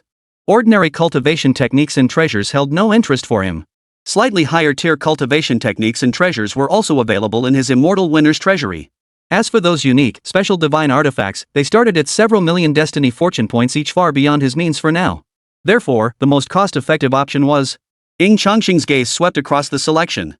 He soon spotted the blind box option. Blind boxes were divided into 4 tiers. Common, epic, legendary, mythic. Corresponding to 1,000 points, 5,000 points, 10,000 points, and 100,000 points of destiny fortune per pull. Higher tiers offered greater chances of obtaining valuable items. The highest tier mythic blind box even has a chance to yield immortal path items. After a moment's thought, Ying Changsheng decided to try his luck with a legendary blind box. He didn't care either way. If something good came out, great. If not, no big deal. After all, with his status as a divine son and an ancient ancestor, whenever he needed something, the immortal winner or even the treasury of the primordial Luo clan, he could plunder them at will. Ding! Selection successful. Processing, legendary quality blind box, draw. The next moment, Ying Changsheng felt a dazzling burst of golden light erupt before his eyes. A single pull yielded gold? Chapter 40, The Key of Immortality. The first generation 9 Yang Divine Body. This sudden stroke of incredible luck left Ying Changsheng utterly astonished. How come his luck had suddenly become so incredible after reincarnation? Ding! Congratulations, Master, on successfully obtaining a special reward, Immortal Key 1 non-sellable, Key to the Bronze Immortal Palace, one of the 7 great mysteries of the multiverse. Can only be used once. After use, its special divine properties will be completely lost. Note, the Bronze Immortal Palace is extremely dangerous. Use this key only when you are highly confident in your ability to survive. The Bronze Immortal Palace. Ying Changsheng immediately fell deep in thought. As an ancient being who had lived for over 100,000 years, he possessed some knowledge of these hidden histories. Legend held that the 7 great unthinkable realms of the myriad heavens and domains had existed even before the dawn of creation. It was said they concealed secrets predating the age of creation. But these so-called great marvelous lands were not fixed locations. They seemed to possess some divine substance, drifting autonomously through cosmic storms. They would randomly appear in various corners of the myriad realms, sometimes only for an hour or two before vanishing abruptly and drifting to other regions. They might even materialize in the foreign realms beyond the boundless sea. Their trajectories during drift are unpredictable and impossible to calculate. Finding them relies entirely on luck. Of course, even if found, one cannot enter without the recognition of the unthinkable realm or a special key. Frankly, Ying Changsheng was at a loss for words. He had expected to draw a divine weapon ready for immediate use, or perhaps an egg of a mythical beast. Instead, he was handed a key to the Bronze Immortal Palace. He didn't even know where the Bronze Immortal Palace was. He doubted he'd ever have the fortune to stumble upon it in this lifetime. What use was this key to him? He felt like the system had dangled a carrot in front of him, yet he had no proof. After stowing the immortal key in his storage space, Ying Changsheng temporarily put the matter out of his mind. Meanwhile, his gaze returned to the simulation template. This function could help him simulate physical constitutions and even certain incomplete cultivation techniques. Each basic simulation required a minimum expenditure of 1,000 destiny fortune points.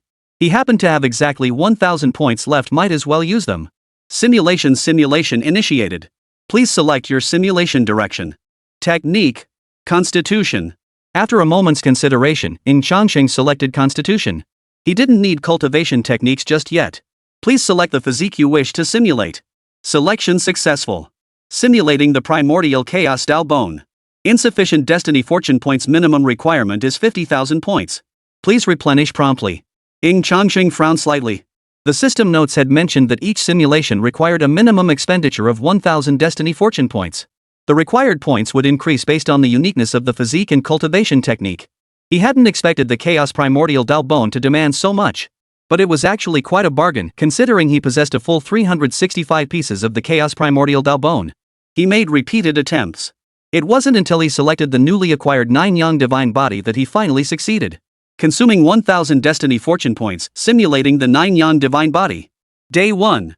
You were born into a human cultivation clan during the Primordial Era. With your innate affinity for fire, the clan placed great hopes upon you. Ying Changsheng narrowed his eyes. Life simulation options were one thing, but why did the simulation follow the same cliché template? Could it be? A vague suspicion began to form in Ying Changsheng's mind. Year 4. With the clan's full support, you quickly achieved preliminary mastery in the flames path, even capable of condensing spirit flames within your palm. Year 8. Through profound insights into the flames path, you glimpsed another hidden flame-based cultivation path. With a new life goal in sight, you resolved to advance relentlessly along this path. Year 18. After a full decade of dedication, you finally grasped the true essence of the flame path. You began experimenting with fusing your understanding of fire to create entirely new forms of flame. Water encompasses all things. As fire's opposite, even if it falls short of water, it should possess similar capabilities. You experimented with controlling the fusion of heavenly and earthly spirit fires, forging a new heaven and earth flame. Year 38. It took you a full 20 years to finally complete and verify your long-held conjecture: the heavenly and earthly spiritual fires can indeed be fused. All you need is to use your body as a furnace, melt the heavenly and earthly spiritual fires within it, and harness the profound power of the human body to accomplish this feat. You created a cultivation technique, the innate fire fusion art, which encapsulated your lifetime of insights. Ying Changsheng's pupils contracted once more. The primordial fire fusion technique? The pinnacle flame cultivation technique from the primordial era. According to historical records, the predecessor who created this technique left no name behind. The only trace he left behind in this world was the technique itself. Later, it was acquired by a peerless being who called himself the Flame Emperor during the late primordial era. It was ultimately perfected and disseminated. Building upon this foundation, the Flame Emperor went on to create numerous derivative cultivation techniques. He also founded the now renowned Supreme Sect Infinite Fire Domain.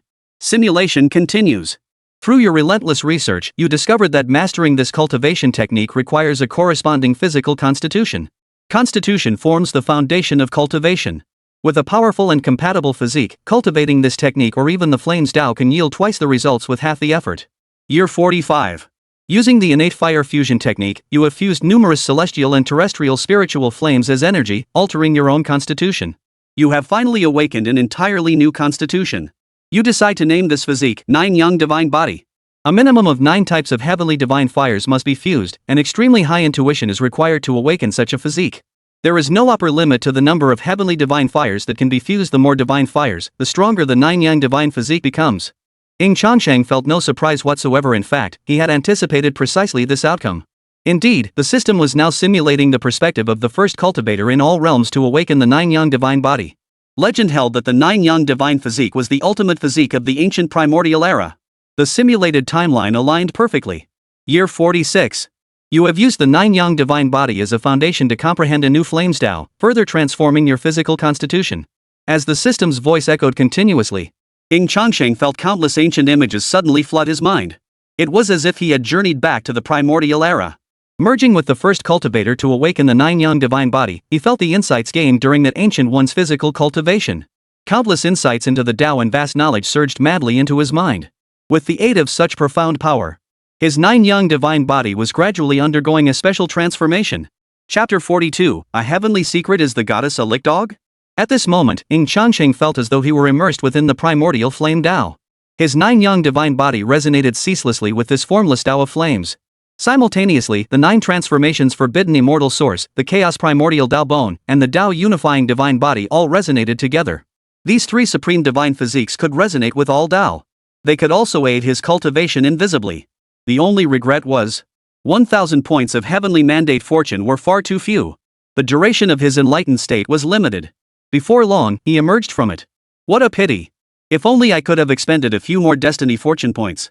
This state could have lasted longer, and I could have gained more. Ying Changsheng shook his head, but his regret lasted only a moment. Compared to that, he was far more astonished. This system truly possessed something extraordinary. It had actually allowed him to directly enter the primordial era, immersing him in the perspective of the earliest physical awakened individuals. This sudden revelation stirred a flicker of excitement and anticipation within his usually unruffled heart. He wondered what kind of being had first awakened the Dao unifying divine physique, the chaos primordial Dao Bone? As the first to awaken such an overwhelmingly powerful physique, they must have been utterly dazzling, right? To witness the splendor of these pioneers as a future observer. That would be a truly fortunate event, perhaps even a colossal opportunity. Of course, what excited him most was the 9 transformations forbidden immortal source. In his understanding, throughout the entire history of the myriad realms, he alone had awakened such a physique. Of course, beyond the myriad realms and the boundless sea, there might exist even vaster worlds, perhaps even universes akin to the myriad realms themselves. If the system could simulate the perspective of the primordial being, could one truly simulate the existence of the primordial awakened being who first mastered the 9 transformations forbidden immortal source? If that original awakened being were none other than myself, now that would be interesting. Simulate the 9-turn forbidden immortal source. Ying Changsheng commanded the system.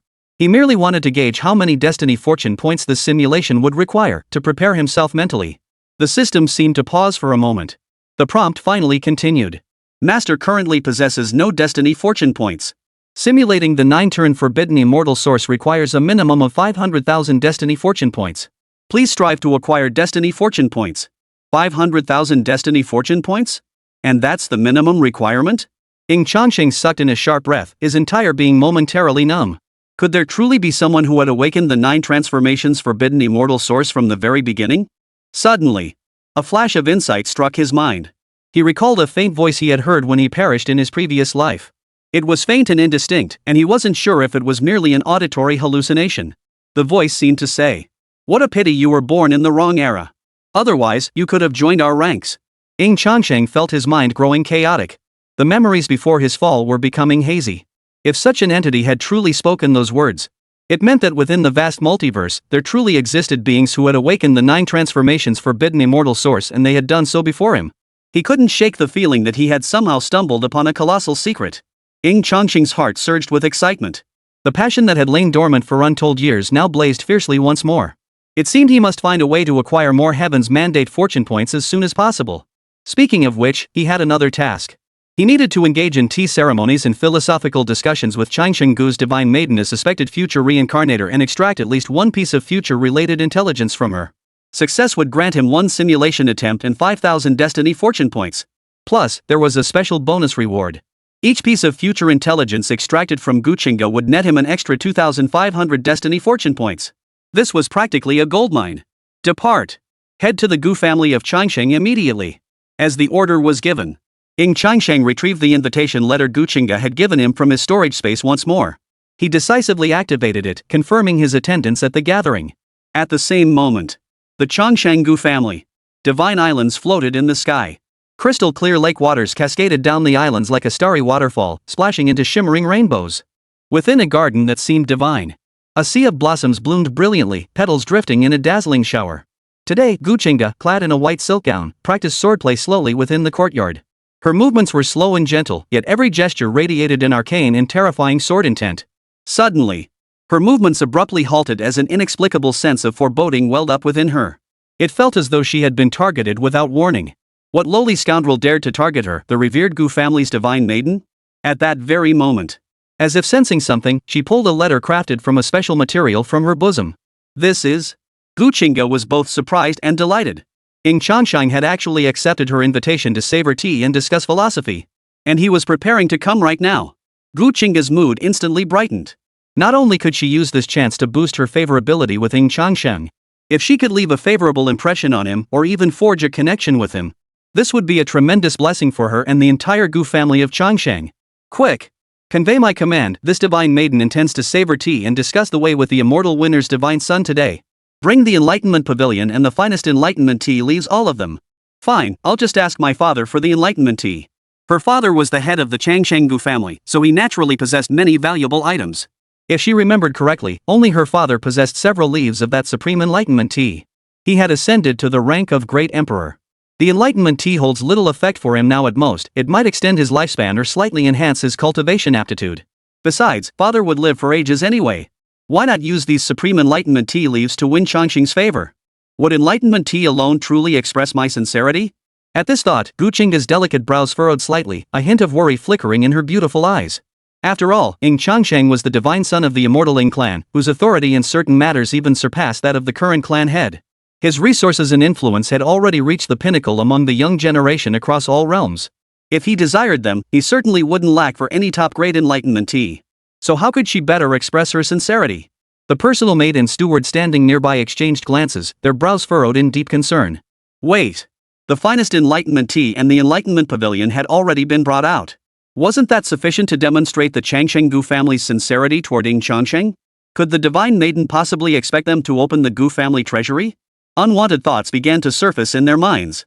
But recalling how their own divine maiden had defied her clan's opposition to insist on marrying this era's immortal winner, the divine son even going so far as to offer herself. Now, despite being rejected, she remained so fervently devoted, scheming tirelessly to benefit him. The divine maiden. Could she be a lovesick puppy with unrequited feelings?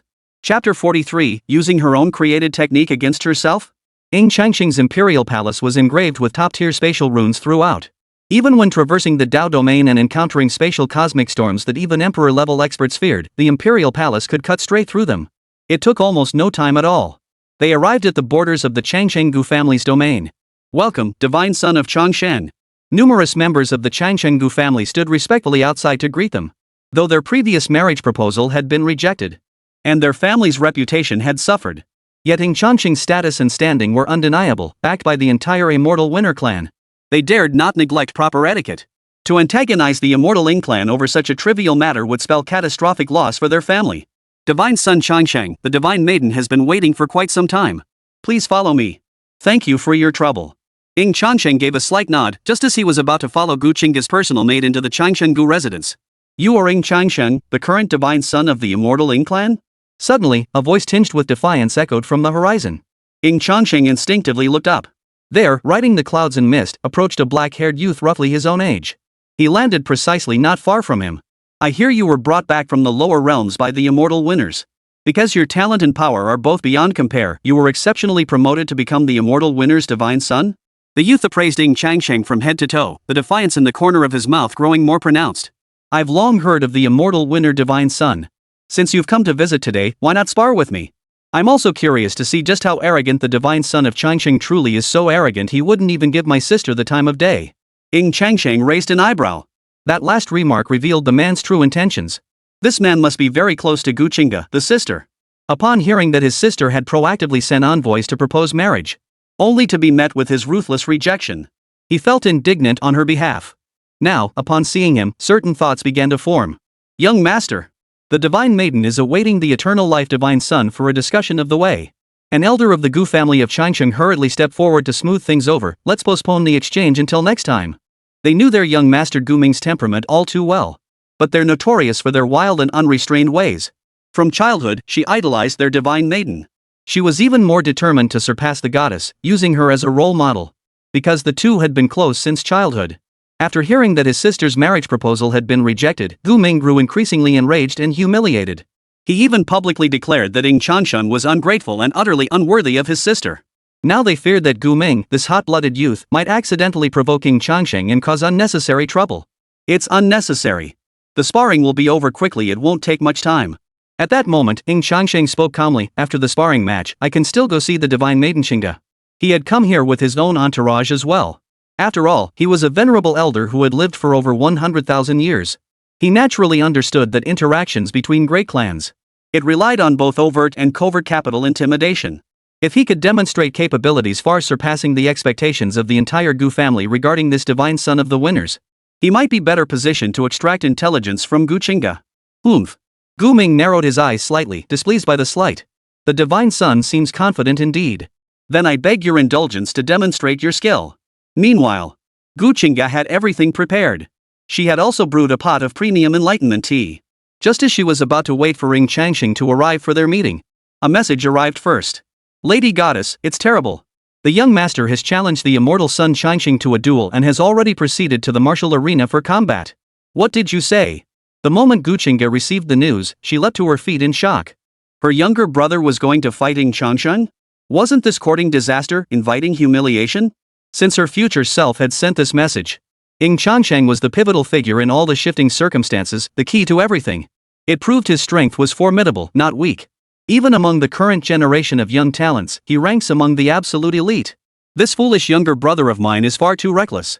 I hope if my brother loses, he won't be too disheartened to the point it affects his own Dao heart.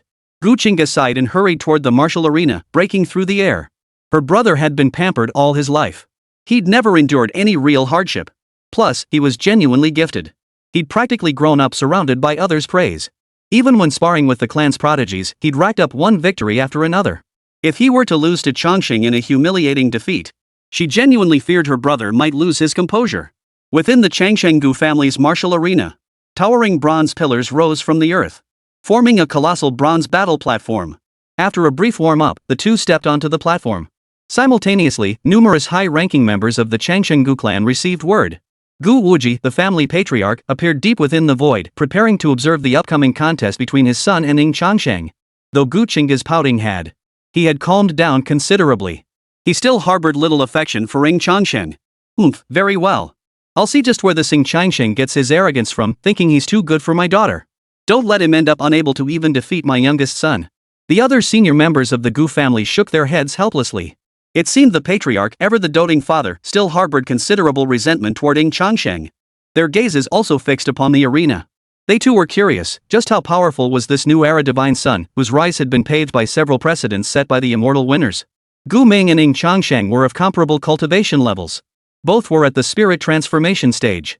For the sake of fairness, both will directly compress their cultivation to the same realm. The first level of the spirit transformation realm.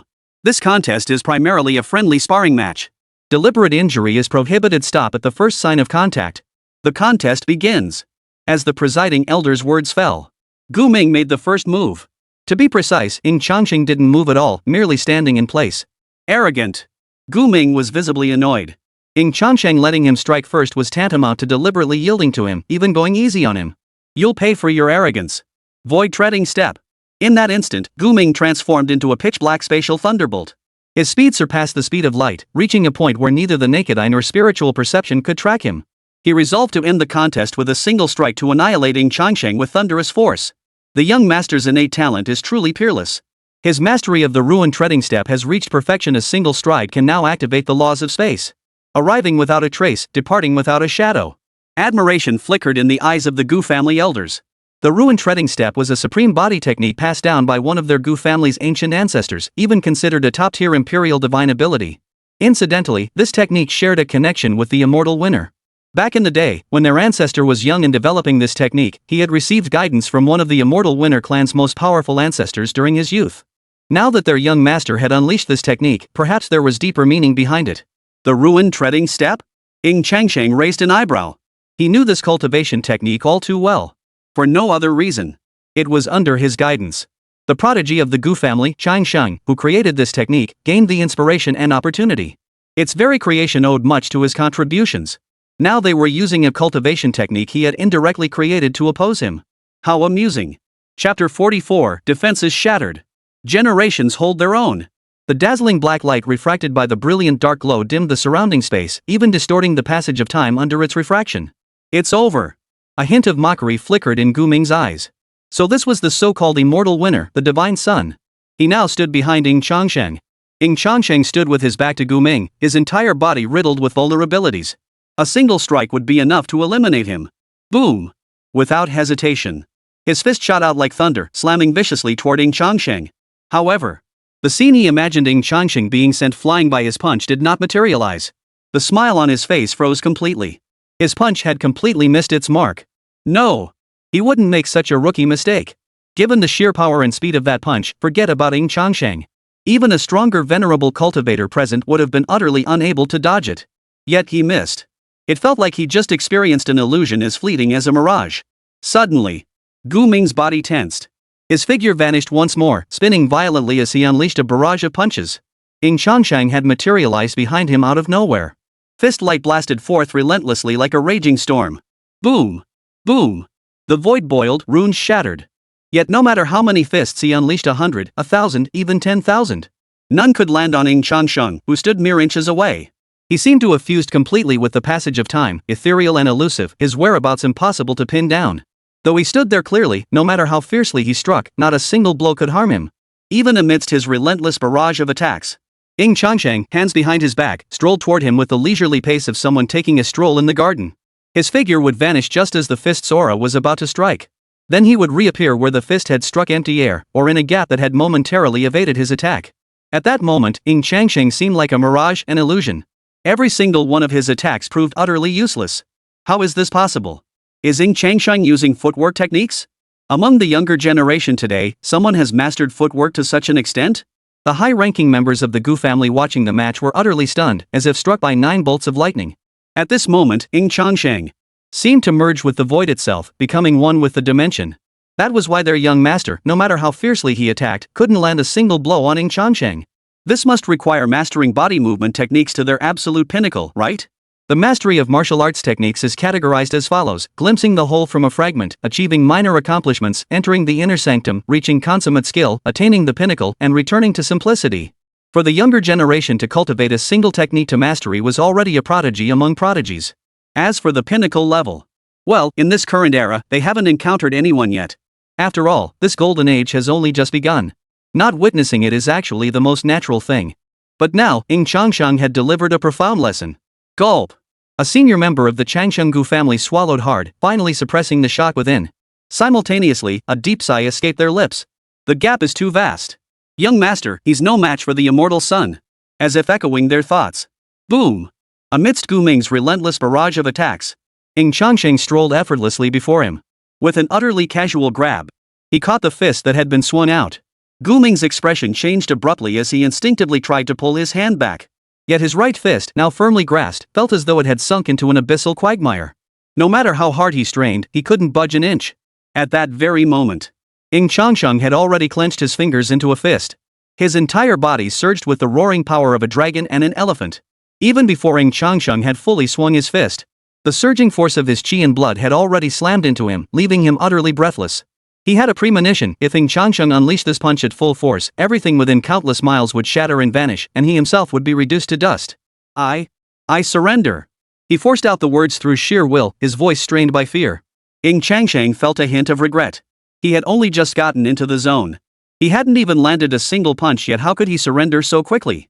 His footwork alone was insufficient to fully showcase his true strength. He felt the colossal vitality surging within Ying Changsheng begin to recede. Gu Ming felt as though he'd just been pulled from the water. His entire body was drenched in cold sweat, his complexion faintly pale. He had lost. He had lost utterly and completely. And not just that he had lost even with Ying Changsheng holding back. Because Ying Changsheng possessed such profoundly mystical footwork. Instantly defeating him would have been child's play. Yet the opponent played with him like a cat toying with a mouse, as if an adult were entertaining a child in a game. This is humiliating. If not for the crowd of onlookers and the fact they were on family territory, he'd have shattered his defenses and nearly lost Little Pearl. He wasn't afraid of being crushed. What I feared was my opponent holding back and still getting crushed. Little brother. Only then did Gu Qingga rush over. She was actually moving fast enough. But the fight ended even faster. From start to finish. It hadn't even taken 40 breaths. Seeing her brother pale and collapse to the ground, Gu Qingga, who had always doted on her younger brother, felt heartbroken. She hurried over to help him up, offering gentle words of comfort. Witnessing this scene, the other young members of the Gu family who had gathered to watch the spectacle, and even the elders, felt a bit awkward. Before the duel, they had all been confident in their respective young masters. While they didn't expect an instant knockout, they believed their young masters could at least hold their own or even emerge victorious. But the result? He was utterly humiliated like a complete novice. As they sighed inwardly with mixed emotions, their gazes toward Ying Changsheng now held a hint of awe and curiosity. The sheer intensity of the vital energy Ying Changsheng had just unleashed was overwhelming, so powerful that even through the barrier of the laws, they could feel its presence. His chi surged skyward as if poised to shatter the heavens and destroy the earth. And it wasn't just this single punch. If he had truly unleashed it, what immense power would it have held? The divine son of Changsheng truly lives up to his reputation.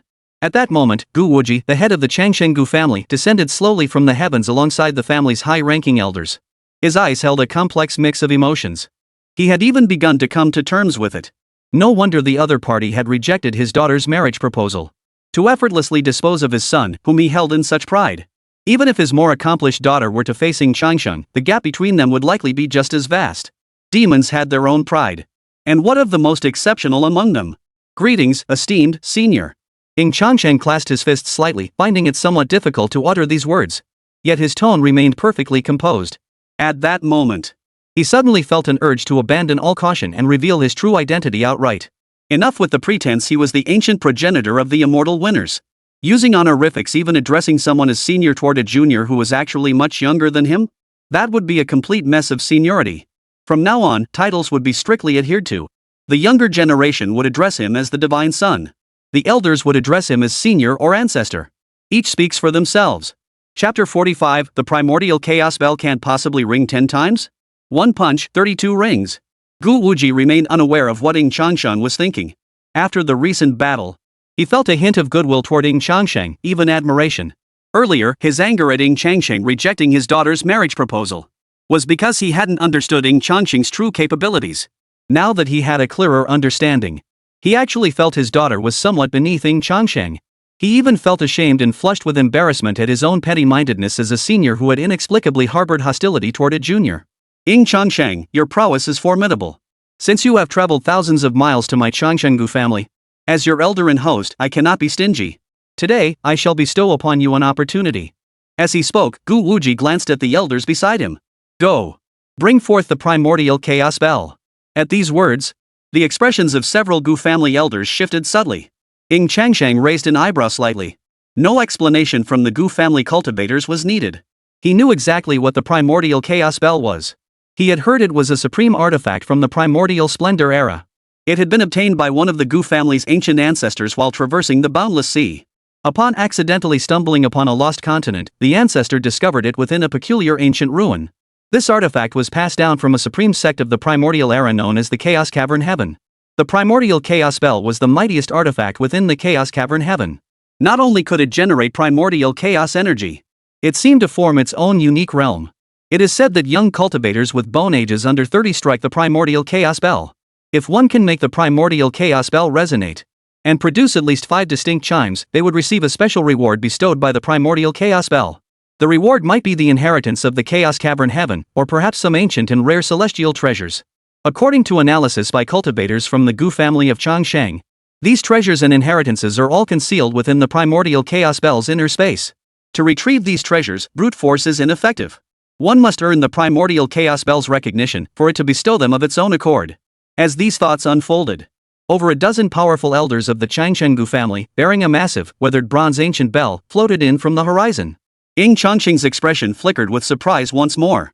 Could it be that it couldn't be suspended in midair and actually needed to be carried?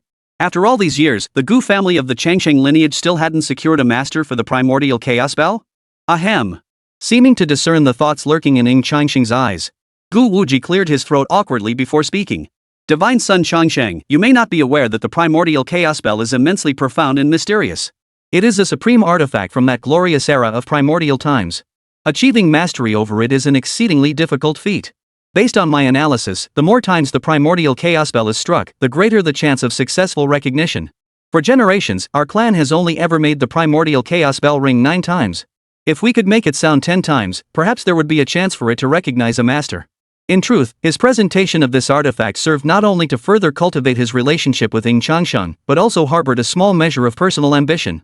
For through their research, achieving 10 strikes from the chaos bell was utterly impossible.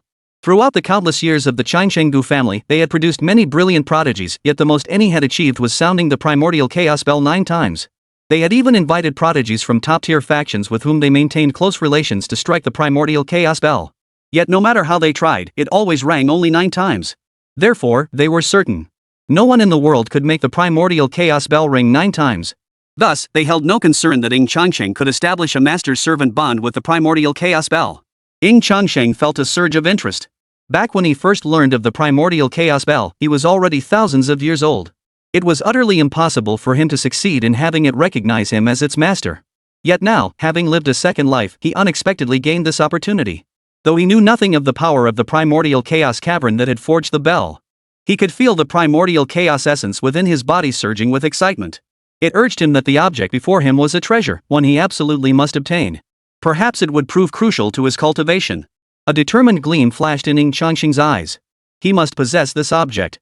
He refused to believe that possessing the 9 Yang Divine Body, dual pupils, the Dao Unifying Divine Body, 365 Chaos Primordial Dao Bones, and even the mythical 9 Transformation Forbidden Immortal Source.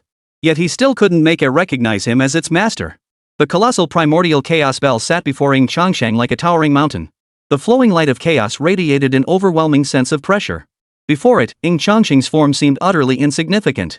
Do you think the divine son of longevity will succeed? Whispers of speculation rippled through the crowd. I doubt it. He might manage 9 strikes at most. I don't think the primordial chaos bell has any chance of sounding 10 times. If it could, it would have done so already. But the divine son of longevity has been so overwhelmingly powerful. If he truly succeeds in binding the primordial chaos bell to himself, should we give in or not? Silence. A stern command cut through the air, silencing the surrounding clamor instantly. All eyes focused on Ying Changsheng. Ying Changsheng clenched his fist, his aura surging relentlessly before erupting violently. Boom! The power of his 365 Chaos Primordial Dao Bones, 9 Transformation Forbidden Immortal Source, and even his Dao Unified Divine Body, all his major physical constitutions were unleashed completely in this instant. A cosmic spectacle rose, purple chi sweeping eastward for 30,000 li. As Ying Changsheng unleashed his fist, everyone seemed to witness the looming shadow of a mighty deity, moving in perfect unison with him to deliver a punch powerful enough to make heaven and earth pale in comparison. Clang! As Ying Changsheng's fist struck the primordial chaos bell with devastating force, an eternal bell toll resounded through the 9 heavens, erupting like a thunderous explosion and unleashing a tidal wave of divine sound. Centered around the impact, the sound threatened to shatter eardrums and twisted souls in agony. That first toll alone sent many of the Gu family's immortal-seeking prodigies, whose divine souls were weaker, reeling in disorientation, nearly fainting. Yet this was only the beginning. As Ying Changsheng unleashed another punch, terrifying energy akin to a star erupted once more. Like a relentless tidal wave, the second, third, and fourth chimes followed in rapid succession, a crescendo of ever-increasing bell sounds, one after another. Amidst this layered, surging storm of sound, even many elders of the Gu family struggled to withstand it. Their bodies swayed and trembled, forced to activate defensive barriers just to barely hold their ground. As for the younger generation with lower cultivation levels, they were flung away like peas, scattering in a clattering heap. It's already the 9th toll. A senior elder of the Changsheng Gu family roared in utter horror. Over the years, they had witnessed top prodigies striking the. Yet for the 9th toll to sound, it would normally take at least 15 breaths. Under normal circumstances, the 9th toll wouldn't sound until the 30th breath. Yet with Ying Changsheng, the chimes followed one after another, as dense as drumbeats. The 9th toll had already sounded in less than a single breath. No way. Could Ying Changsheng truly make the primordial chaos bell ring 10 times? Ding! Before they could recover, the 10th toll had already arrived.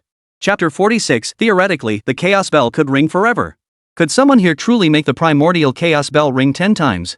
The entire worldview of every high-ranking member of the Gu family of Changsheng was utterly shattered in that instant. Over the years, they had spared no effort in having the clan's most gifted prodigies attempt it. They had also collaborated with prodigies from other sects and top-tier clans. Yet without exception, none had ever made the primordial chaos bell ring 10 times. In the end, they had no choice but to conclude that the primordial chaos bell could not possibly ring 10 times. Yet the arrival of Ying Changsheng utterly shattered their misjudgment. He delivered an even more emphatic slap in the face. Before they could recover from their stunned disbelief, immediately, the 11th toll of the bell had already sounded. An 11th toll? The same question echoed through the bewildered minds of countless members of the Changsheng Gu family. No way. For all these years, our clan couldn't even make the primordial chaos bell ring 10 times, and now you've made it ring 11? Yet it still hasn't ended. The 12th strike.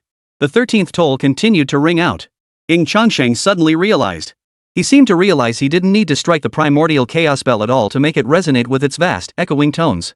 Simply by placing his palm on its surface and channeling his power through it, the primordial chaos bell could keep ringing endlessly. That's right. It could keep ringing. As long as his power was sufficient, theoretically, he could make the primordial chaos bell ring forever. Perhaps because he was the bell striker, Ying Changsheng remained completely unaffected. Instead, each reverberation of the ancient chime through the air seemed to conjure faint, vast images of primordial times within his mind. It caused the blood cells within his body, and even his primordial chaos Dao bones, to undergo a metamorphosis. This filled Ying Changsheng with immense joy. More colossal, boundless primordial chaos energy surged madly into the primordial chaos bell. The chimes rang out in rapid succession, like a torrential downpour. Everyone of the Changsheng Gu family, whether the younger generation, the elders and high-ranking members, or even the patriarch Gu Wuji who witnessed it all firsthand, had long since gone blank, their jaws nearly dropping to the ground in shock. When the primordial chaos bell sounded its 11th toll, they believed this was already a miracle. When the 12th toll sounded, they already found it utterly unreasonable, completely beyond their comprehension. When the 13th chime sounded, they began to sense something was amiss. Now, with the 22nd toll. Now it's the 23rd, 24th. Numb. They were utterly numb. Chieftain, are you certain the primordial chaos bell was salvaged from a lost ruin when our ancestors entered the boundless sea? An elder stared at Gu Wuji with a look of resentment, his face etched with utter disbelief. Are you certain our ancestors didn't accidentally stumble upon some peculiar place and steal back this exclusive artifact crafted by the immortal winners specifically for the winner of eternal life? It wasn't their fault such absurd thoughts surfaced. It was too absurd. For all these years, they hadn't managed to make the primordial chaos bell ring even 10 times. But with Ying Changsheng? The primordial chaos bell rang like firecrackers once it started, it wouldn't stop. Even more outrageous is this. Other prodigies struggle to make the primordial chaos bell ring, often requiring considerable effort. Look at Ying Changsheng. Simply by placing his hand on its surface, the primordial chaos bell rings of its own accord. Doesn't that make the primordial chaos bell Ying Changsheng's personal possession? The primordial chaos bell's resonance was immense. Not only did it contain profoundly pure and potent chaos laws, but it could also penetrate and spread through the barriers of time and space. Therefore, numerous sects and clans near the territories of the Changsheng family could almost hear this sound. What on earth is happening? If I'm not mistaken? That sound seems to be the primordial chaos bell of the Gu family of Changsheng. The Gu family has brought out the primordial chaos bell again, deciding to let their younger generation attempt to bind it to a master? This was hardly a secret anymore. It was practically a Gu family tradition. The Changsheng Gu family is truly persistent. An ancient being stirred, chuckling softly as they shook their head. All these years, and they're still fiddling with that primordial chaos bell. I've said it before, the primordial chaos bell cannot ring 10 times. If it ever does, I will. His words trailed off. A storm of ancient chimes erupted. Soon, the 9th toll arrived. Every being that heard the primordial chaos bell ring 9 times froze in place, just like the high-ranking members of the Changsheng Gu family. Something was wrong. Something was very, very wrong. 9 strikes of the primordial chaos bell in a single breath? Next, they too experienced the same scene as the Gu family of Changsheng, their defenses shattered, questioning the very fabric of existence. The resonant, vast chimes echoed repeatedly, causing countless stars to tremble in response. Only after the 32nd toll, the soul-shaking tolls finally subsided. It wasn't that Changsheng had reached his limit. Rather, he sensed that allowing the primordial chaos bell to ring any longer might unleash something truly catastrophic. 32 tolls should be barely sufficient. Master, I can't shake the feeling you're pulling something over on me. The system could roughly sense Ying Changsheng's thoughts and responded in his mind. There was one more thing it didn't say. If the master were to voice his inner thoughts aloud, it would likely shatter the Gu family's defenses even further, perhaps even provoking them into fury. At the Gu family plaza, the tolling of the bells finally ceased. Yet the souls of every member of the Changsheng Gu clan had been shaken to the heavens by the 32 consecutive tolls, leaving them dazed and unable to recover for a long time. They all stared at Ying Changsheng with stunned, vacant expressions. Their worldview had completely collapsed. They couldn't even manage 10 strikes of the primordial chaos bell. Yet just now, 32 chimes. Until a startled cry rang out. Only then did everyone from the Changsheng Gu family finally snap back to reality. They hadn't even noticed that the exclamation came from a young member of their generation, a mute who hadn't spoken in years due to a Dao injury. Even the mute had been shocked into speaking. But the commotion and astonishment outside the Changsheng Gu family compound were even greater. The numerous factions surrounding the Changsheng Gu family. What the hell just happened? Did I just hear that wrong? The Gu family rang 32 times? How is that possible? Didn't they say the primordial chaos bell couldn't ring more than 10 times? 32 rings? What the hell? Could it be that divine maiden of the Changsheng Gu family causing this commotion? Or could it be some forbidden demonic being hidden within the Gu family of Changsheng, one we know nothing about? Did he cause such a commotion? Who cares about all that? We must investigate thoroughly who could possibly make the primordial chaos bell ring 32 times. Countless factions were thrown into complete uproar. They all mobilized their spies and informants to investigate the matter. And the events unfolding here began to sweep across the entire multiverse like a storm. On this day, not only the human race but even the demon race, the demon plant race, and even the alien races received a single piece of news. The Gu family of eternal life, whose primordial chaos bell had never sounded more than 10 times throughout countless eras, rang 32 times today. It seemed a forbidden demonic prodigy, a phenomenon rarely seen even in 10,000 ages, had emerged. Similarly, news of this event instantly reached the immortal winners' guardians behind Changsheng, relaying it back to the immortal winners. The entire immortal winner faction was thrown into uproar. Ha ha ha. Heaven blesses us, the immortal winners. My immortal winner, blessed with the eternal sun in this age, shall once again lead the tide of this era. But those clearly privy to the inside story, figures like the Dao Source Patriarch, remained remarkably composed. A hint of delight, but not much. Those who truly understood the depth of Ying Changsheng's foundation, fully grasped just how monstrously, terrifyingly exceptional his innate talent truly was in this lifetime. Let alone making the primordial chaos bell ring 32 times. Even 99 strikes would be perfectly normal. Chapter 47, The Licking Dog, licking to the end, receiving everything. The Changsheng Gu household. The atmosphere was equally heated at this moment. Even Gu Wuji's attitude toward Ying Changsheng had completely shifted. His face was practically split into a chrysanthemum-shaped smile. Changsheng, I think you're still young, with a long future ahead. You'll certainly need to find a partner someday. My daughter has truly taken a liking to you. She insists on marrying no one else in this lifetime. You young people have so much to talk about. Spend a few days together, and who knows? You might just develop genuine feelings for each other. My daughter also possesses profound insights into the Tao. A single day might not suffice for your discussions. Why not engage in 10 days or even half a month of discourse? I have plenty of enlightenment tea leaves here, and no shortage of divine enlightenment fruits either. Just say the word, and I'll send them over immediately. Stay here as long as you wish. Earlier, Gu Wuji had been furious at his daughter for practically begging to win Changsheng over, even acting like a sycophant. Now, all he wanted to do was give his daughter a thumbs up. Good girl. You're sucking up so well, so brilliantly. Truly my daughter, she has such foresight. The way he looked at Ying Changsheng now was as if he were gazing upon a priceless treasure. Not to mention that Ying Changsheng made the primordial chaos bell ring 32 times, a talent surpassing countless prodigies across innumerable eras. Moreover, one of the Gu family's greatest foundations, the primordial chaos bell, had already recognized Ying Changsheng as its master. This made them feel so cheated they could spit blood. After all, they never imagined at the outset that Ying Changsheng could actually make the primordial chaos bell acknowledge him as its master. Yet as major clans, they could not go back on their word. Not to mention the immortal Ying Clan and the primordial Luo family standing behind him. No matter how reluctant they were, they had no choice but to swallow their pride and accept it. But if their daughter could win Ying Changsheng's favor and become his companion, that would fundamentally redeem all their losses. Not only would they gain Ying Changsheng as a super elite son-in-law, but also retrieve the primordial chaos bell in the process. After all, they were family. What belongs to Ying Changsheng is ultimately his daughter's, isn't it? The sycophant in the end, he got everything he wanted. Father. Gu Qingga's cheeks flushed faintly as she shot her father a reproachful glare. Her father's mood swings were truly something else. Earlier, he'd nearly stormed off to cause a scene at Immortal Winner's place after his marriage proposal was rejected. Now he was actively trying to match her with Ying Changsheng. Still, she didn't exactly mind the idea. Since ancient times, beauties have loved heroes.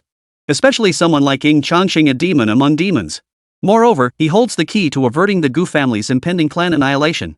But she wasn't some naive little thing either. As the saying goes, love cannot be forced. In the end, one must rely on oneself. If she couldn't become Ying Changsheng's partner, then she would do everything in her power to cultivate a good relationship with him. And throughout this process, never neglect your own cultivation. Turn pressure into motivation. Strive to resolve the future crises facing Changsheng and the Gu family through your own strength. Ying Changsheng felt awkward and remained silent. He already had Luo Qingxian, the most outstanding and perfect wife, and now had his own family. He could not possibly marry Gu Qingga as well. At most, he owed the Changsheng Gu family a significant debt of gratitude for this occasion. In the future, if it was within his means, he wouldn't mind lending the Changsheng Gu family a hand. The primordial chaos bell was too significant an item; it could be called a super opportunity. Ying Changsheng's gaze fell upon his own palm. The primordial chaos bell, once as vast as a mountain hundreds of zhang tall, now appeared exquisitely small and delicate, suspended quietly in his hand. Only now could he truly observe its entire form. It seemed to have endured a fierce battle in some distant age. Distinct gashes were faintly visible across its surface. A thick, viscous aura continuously seeped out from these cracks. This had caused the bell's grade to plummet significantly. According to his investigations, to fully repair these gashes, it must be nourished with a special type of chaotic energy. He possessed a full 365 pieces of chaos primordial Dao Bone. As he gradually grew stronger, the amount of chaotic energy he could command and condense would increase. One day, he would be able to fully restore the primordial chaos bell. Even so, the primordial chaos bell's current functionality remains quite comprehensive, capable of aiding cultivation, suppressing seals, and serving as both offense and defense. Acquiring the primordial chaos bell was merely incidental. Ying Changsheng's primary purpose in coming here was to engage in philosophical discourse with Gu Qingga and complete the system task. Given his previous series of actions, the entire Gu family of Changsheng had significantly increased their regard for Ying Changsheng. Some had previously suspected Gu Qingga of fawning over Ying Changsheng. Now they wished their own goddess would fawn over him a little. Some even proactively suggested ways to deepen the relationship between Gu Qingga and Ying Changsheng. To enhance the experience of their philosophical exchange, Gu Wuji brought out every single one of his most treasured possessions. My father certainly knows how to keep things hidden. Gu Qingga's lips twitched and faint veins began to bulge on her fair, delicate forehead. She had always believed her old father doted on her. Whatever she desired, he would provide. Previously, she had gone to great lengths to finally obtain the finest enlightenment tea leaves from her father. She had believed this to be the finest Wu Dao tea her father possessed. Yet, to her astonishment, her father still possessed flawless, supreme grade enlightenment tea leaves. Celestial treasures of flawless quality are rare and elusive. They appear only once in countless ages, making them exceedingly precious. They transcend the realm of natural treasures, becoming divine artifacts of the highest order. Yet now, father had voluntarily brought it forth. All to help her win over Changsheng at this tea-tasting and philosophical debate. Her status as his devoted little cotton-padded jacket seemed to have diminished in his eyes. A whirlwind of thoughts flashed through her mind. But as long as she could befriend Ying Changsheng this time, it would all be worth it. Divine Son Changsheng, allow me to pour your tea. Gu Qingga rose gracefully, her elegant form moving to pour him another cup of enlightenment tea. Thank you. Ying Changsheng gave a nod, lacking in formal courtesy. He was no stranger to discerning quality, recognizing the flawless enlightenment tea leaves steeped within the pot. Such treasures were scarce even among the immortal Ying Clan. It was simply too precious for cultivators. A sip of tea entered his belly. Ying Changsheng felt his ren and du meridians open further. An indescribable warmth surged through his entire body like a hot spring. His mind also gained new insights into the Tao. Were it not for pressing matters at hand, he would have immediately sat cross-legged to meditate and delve deeper into enlightenment. He forced down the stirring desire within him to delve deeper into enlightenment. Ying Changsheng's deep eyes fixed intently on Gu Qingga as he cut straight to the point. Goddess Qingga, your sudden warmth toward me must stem from some request. Today, I suppose I owe the Changsheng Gu family a great debt of gratitude. If the divine maiden Qingga has a request, speak freely. If it lies within the power of the immortal winner, I shall lend my full support. Chapter 48, The Goddess's Secret, Mission Accomplished. After all, he was an ancient being who had lived for over 100,000 years. Moreover, he already knew that Gu Qingga had apparently conversed with his future self. Perhaps it was the secret of a future reincarnator. And now she was suddenly going out of her way to befriend him. It only took a moment of lateral thinking for him to grasp the reason. Perhaps the immortal Gu family of the future would face some trouble. This trouble was too immense. Gu Qingga believed the Gu family of immortals couldn't handle it alone. They would need to rely on the power of the immortal winners. That was why she had suddenly and inexplicably begun to protect him with all her might. Gu Qingga's body froze mid-air. She remained frozen in the posture of pouring tea for Ying Changsheng. Her full, rounded hips tilted slightly upward. Combined with her exquisitely graceful figure and face of unparalleled beauty, the sight was undeniably pleasing to the eye. Combined with her current posture, the scene appeared somewhat suggestive to an outsider's eye. But neither of them harbored any such thoughts. Ying Changsheng simply gazed at Gu Qingga with an expressionless face. His deep, piercing eyes seemed to have already seen through everything. Gu Qingga's expression stiffened, a sudden flicker of panic rising within her as if her innermost thoughts had been exposed. No. I didn't. Gu Qingga instinctively tried to offer a flustered explanation. She didn't know why she felt this way. Perhaps it was fear that Ying Changsheng might suspect her of ulterior motives, or even that she had approached him deliberately with some purpose. That would drastically lower his regard for her. Instead of building rapport, she ended up alienating him. Ying Changsheng shook his head with a light chuckle, taking another sip of his enlightenment tea. Qingga Divine Maiden, there's no need for this. The world bustles with people seeking profit, the world throngs with people pursuing gain. No one shows kindness without reason. I've always believed in reciprocity. You and the Changsheng Gu family have shown me kindness, even granting me great rewards. That I certainly cannot accept favors, owe people favors, and pretend I saw nothing. At this point, Ying Changsheng shifted his tone, adopting a playful air. I've never had any dealings with the Divine Maiden before. Yet suddenly, she comes knocking on my door to propose marriage. And treated me with such kindness. It made me wonder if the goddess was a reincarnated soul, aware of future events. Perhaps facing some crisis, she needed my help, which is why she treated me this way. All that preceding talk had been mere setup for this final line. There was no other way.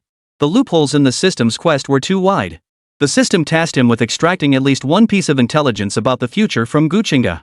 This task itself touched upon the secret of Gu Qingga's possible reincarnation. Any mention of this topic would inevitably put Gu Qingga on guard. Therefore, rather than beating around the bush, it was better to directly bait her, or even indirectly lay his cards on the table. Let Gu Qingga follow his lead and elaborate on this topic. Combined with the assurances he'd given earlier in his declaration that he'd taken on a debt of gratitude to the Changsheng Gu family, one he would repay with every ounce of his being, Gu Qingga's guard would lower further. Sure enough. Upon hearing Ying Changsheng's words, Gu Qingga concealed it remarkably well.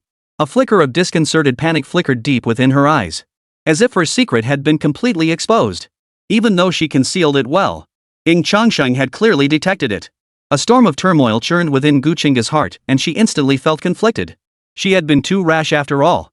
She had never actually met Ying Changsheng. Ying Changsheng had spent the past 18 years in the lower realms. As the revered divine maiden of the Gu family of Changsheng, how could she suddenly take interest in an ordinary cultivator from the lower realms? After hearing of Ying Changsheng's formidable reputation, she suddenly acted like a madwoman, desperate to marry him. It would be strange if she had nothing to hide. If Ying Changsheng dared to think more broadly, to be bolder in his reasoning, he might have guessed her secret, her ability to foresee the future, or even her potential rebirth.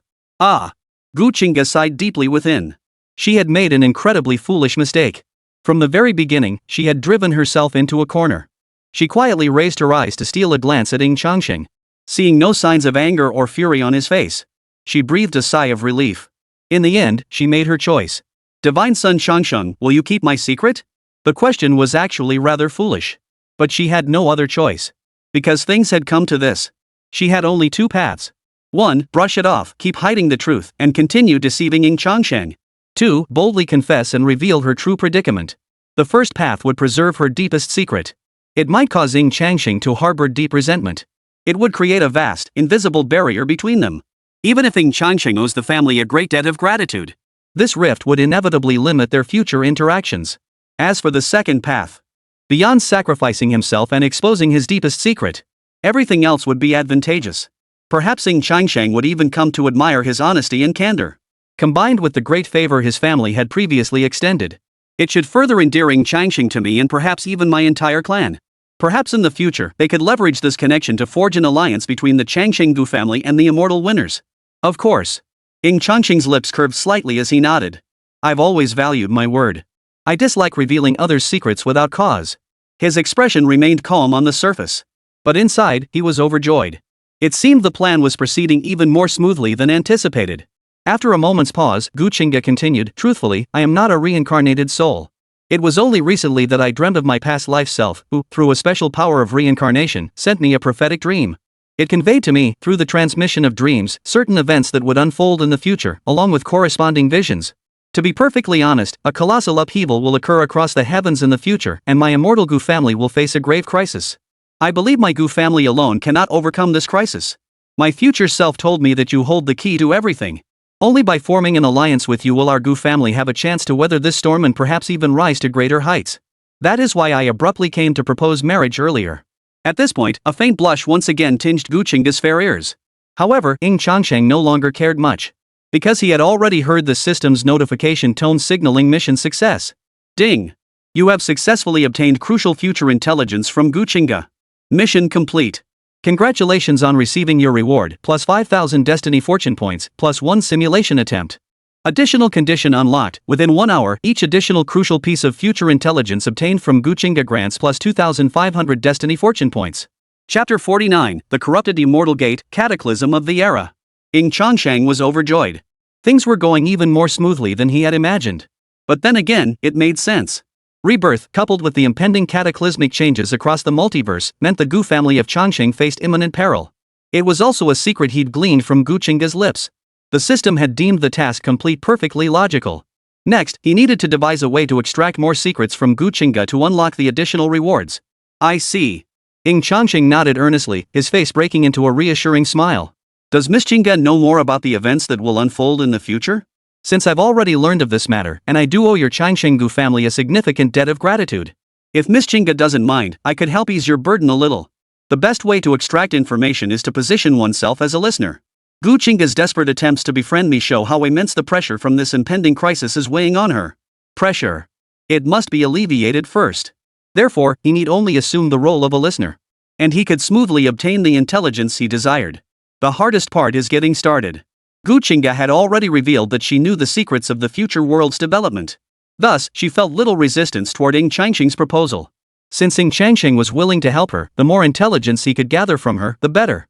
Truthfully, the future me can only share so much. You know, information carries weight and it's poisonous. The more you know about certain things, the faster you die. I'm not entirely sure why the era cataclysm will occur in the future. According to my future self, the root cause stems from the Immortal Gate. In the future, the Immortal Gate has been corrupted by some strange force. Ying Changsheng's pupils contracted. This revelation struck him like a thunderclap. The Immortal Gate has been defiled. The Immortal Gate exists not merely as a physical entity, but as a spiritual presence. As long as records or even mere impressions of the Immortal Gate exist in the world, it remains eternally immortal. Not to mention that beyond the Immortal Gate lies the Immortal Realm. The Immortal Realm is home to countless powerful beings from another dimension. How could they stand idly by and allow the Immortal Gate to be defiled? Could it be that some terrible catastrophe befalls the Immortal Realm in the future? Even the mighty beings of the Immortal Realm might be unable to withstand or eradicate such calamities. As the disaster spreads further, it could ultimately lead to the corruption of the Immortal Gate. Could those so-called bizarre forces use the Immortal Gate as a conduit, then reverse erode into the myriad realms of the heavens?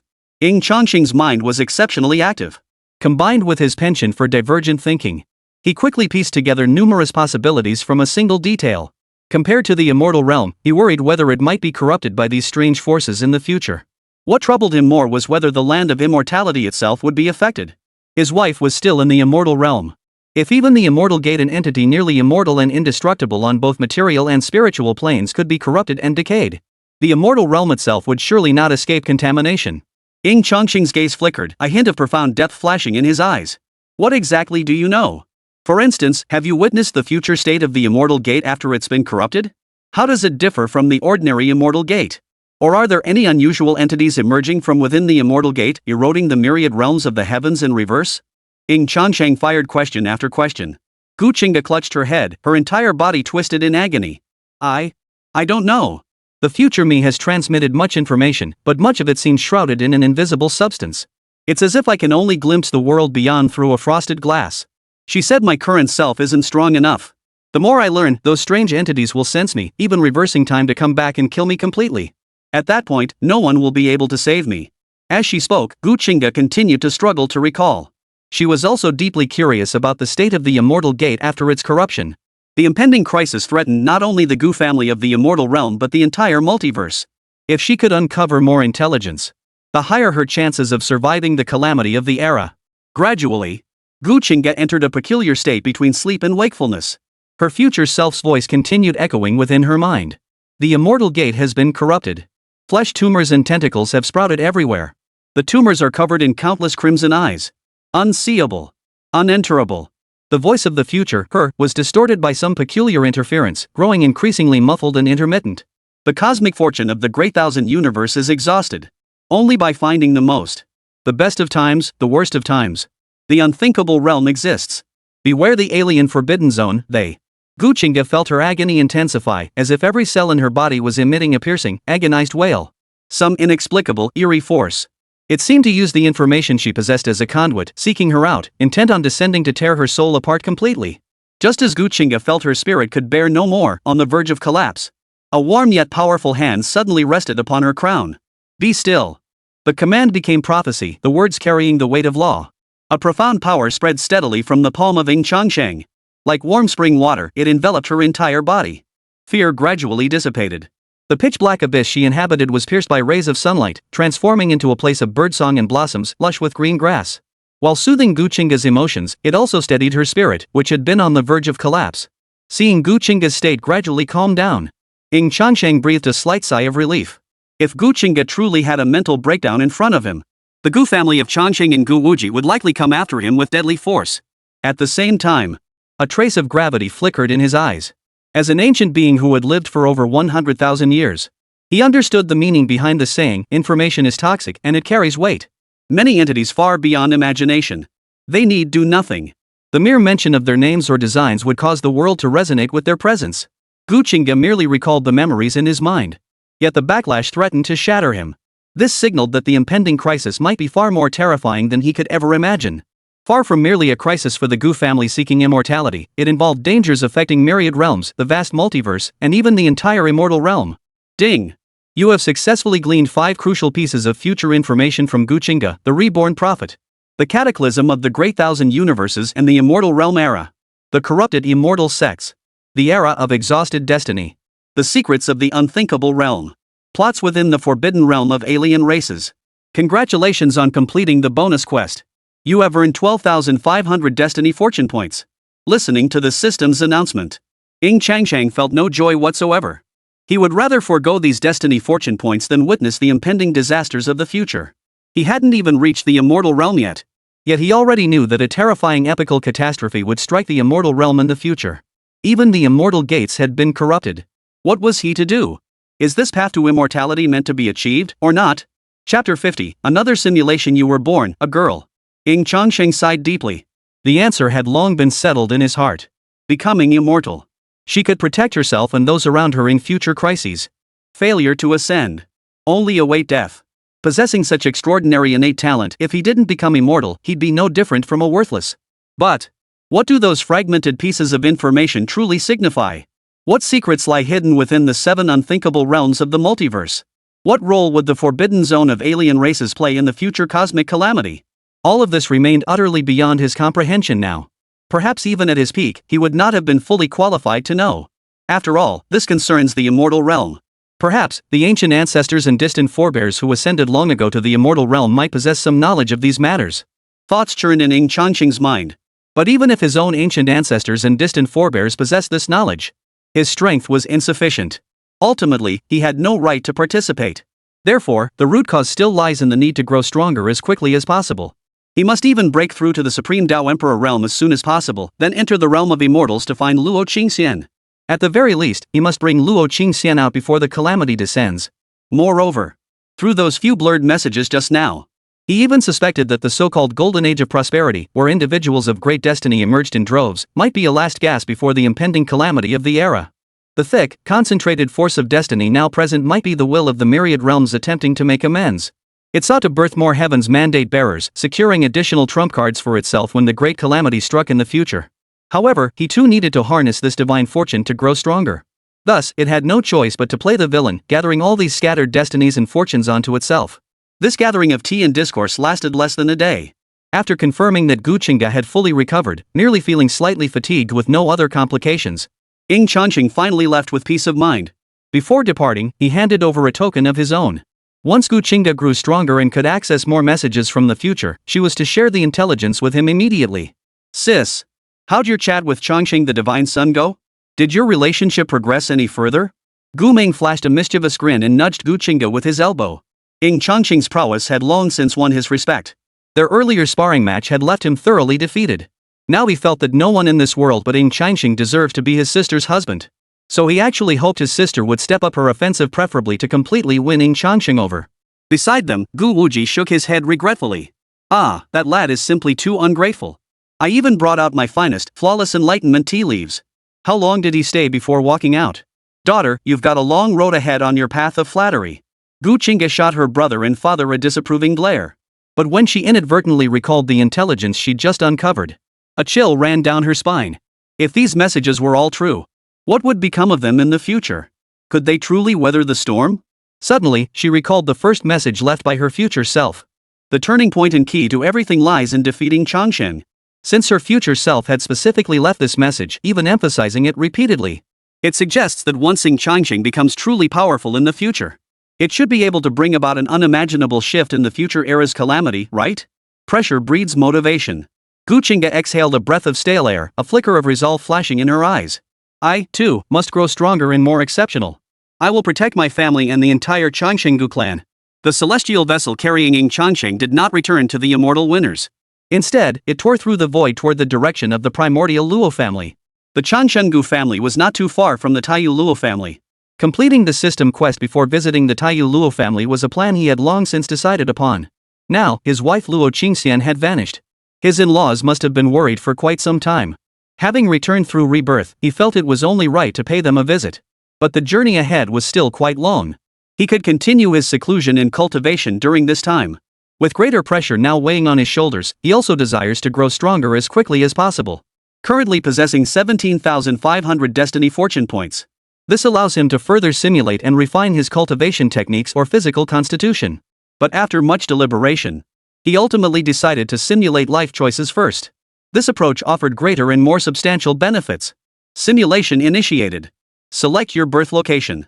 1. Eternal Dao Realm, Immortal Winner. 2. Tianqin Dao Domain, Zhou Family of Central Continent. After a moment's thought, this time, he went straight for option 1. Just for a change of pace. Day 1. You were born into the immortal winners as a girl. As the child of the great emperor, you inherited their superior genes and innate talents. From birth, you awoke to a unique constitution that allows you to comprehend the great truths of heaven and earth, the Linglong heart of enlightenment. Thus, your parents named you Ying Linglong. Upon witnessing this scene, Ying Changsheng raised an eyebrow. If he remembered correctly, this Ying Linglong was not only a core member of his Immortal Winners faction, but also his great-great-granddaughter. Year 1. You have demonstrated extraordinary talent in cultivation. At just 1 year old, he was already a chi cultivation cultivator. Year 2. Your father took you to attend great-grandfather Zheng's 130,000th birthday celebration. Grandfather, charmed by your adorable porcelain doll appearance, bestowed upon you a special enlightenment artifact. With the aid of the Linglong Heart of Enlightenment, your innate talent and aptitude grew even stronger. Year 5. You fell in love with the sword. You resolved to become an elegant yet formidable sword cultivator. To build a solid foundation, you began visiting the family library daily, studying various sword cultivation techniques and divine arts. Year 10. After years of dedication, coupled with the guidance of the clan's powerful elders, you have now reached the 7th tier of the Spirit Palace cultivation realm. You possess considerable insight and accomplishment in the way of the sword. Some in the clan have begun jokingly calling you the Little Sword Immortal Linglong. Year 17. You have ascended to the divine power realm. Among the young generation of the Immortal Winners, you are considered exceptionally gifted and immensely powerful. Your parents hold immense expectations for you. They hope you will participate in the family's core sequence assessment to become part of the family's core sequence. However, you're not particularly enthusiastic about it. Rather than spending your days within the clan, living a carefree existence day after day. Perhaps it's because you've reached that age when young girls begin to dream of romance. You yearn to become a sword cultivator who roams the world with a blade, just like in the stories. Along the way, you hope to meet a sword cultivator whose talent rivals yours. Together, you'd roam the world, traverse the heavens, and leave behind a tale worthy of immortal lovers. The seeds of yearning for freedom and longing for romance were planted deep within your heart. Year 20. You finally attain the title of core sequence within your clan. This fulfills one of your parents' long-held wishes. You decide to live for yourself from now on. Using your attainment of the spirit transformation realm and a desire to seek greater power as excuses, you departed from the Immortal Winners.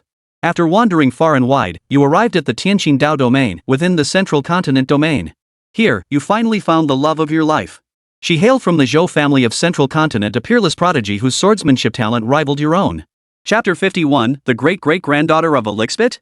Clean house. Her. Seeing this word in the simulation, Ying Changsheng instinctively wondered if the simulation had malfunctioned. After all, his great-great-granddaughter was also a woman. But as the simulation continued, he instantly understood. She glided in a flowing white gown, her form serpentine and graceful. Each sword dance revealed a figure both exquisite and elegant. Most importantly, you had once crossed swords with her. Despite wielding a sword far inferior to yours, she fought you to a draw. For the first time, you felt a deep admiration for her. In the time that followed, you shared everything, finding great joy in each other's company. Gradually, you developed a special affection for her. In your view, love was simply a matter between two people. As long as they cherished and valued each other, that was love. Gender was utterly irrelevant. Moreover, compared to those stinky men, you actually preferred soft, delicate women. One night, standing beneath a peach blossom tree, you boldly confessed your feelings to Zhou Yun. She accepted your affection. From that day on, you became soulmates. Ying Changsheng's mouth twitched. His great-great-granddaughter was actually a lesbian. Unable to comprehend or empathize. But you can only offer your blessings. Year 21. Your bond grew incredibly strong and harmonious. Inseparable, you even shared special hidden realms with her first. Together you roamed mountains and seas, journeying across the land with swords in hand. The only thing that saddens you is that Zhou Yun can only spend 3 days with you each week. The rest of the time, she always uses the excuse of caring for her parents and fearing they might notice something amiss to avoid living with you. You didn't think much of it, simply admiring your soulmate's filial devotion. Year 24. As your relationship with Zhou Yun grew ever closer, you allocated the majority of your family's cultivation resources to her year after year.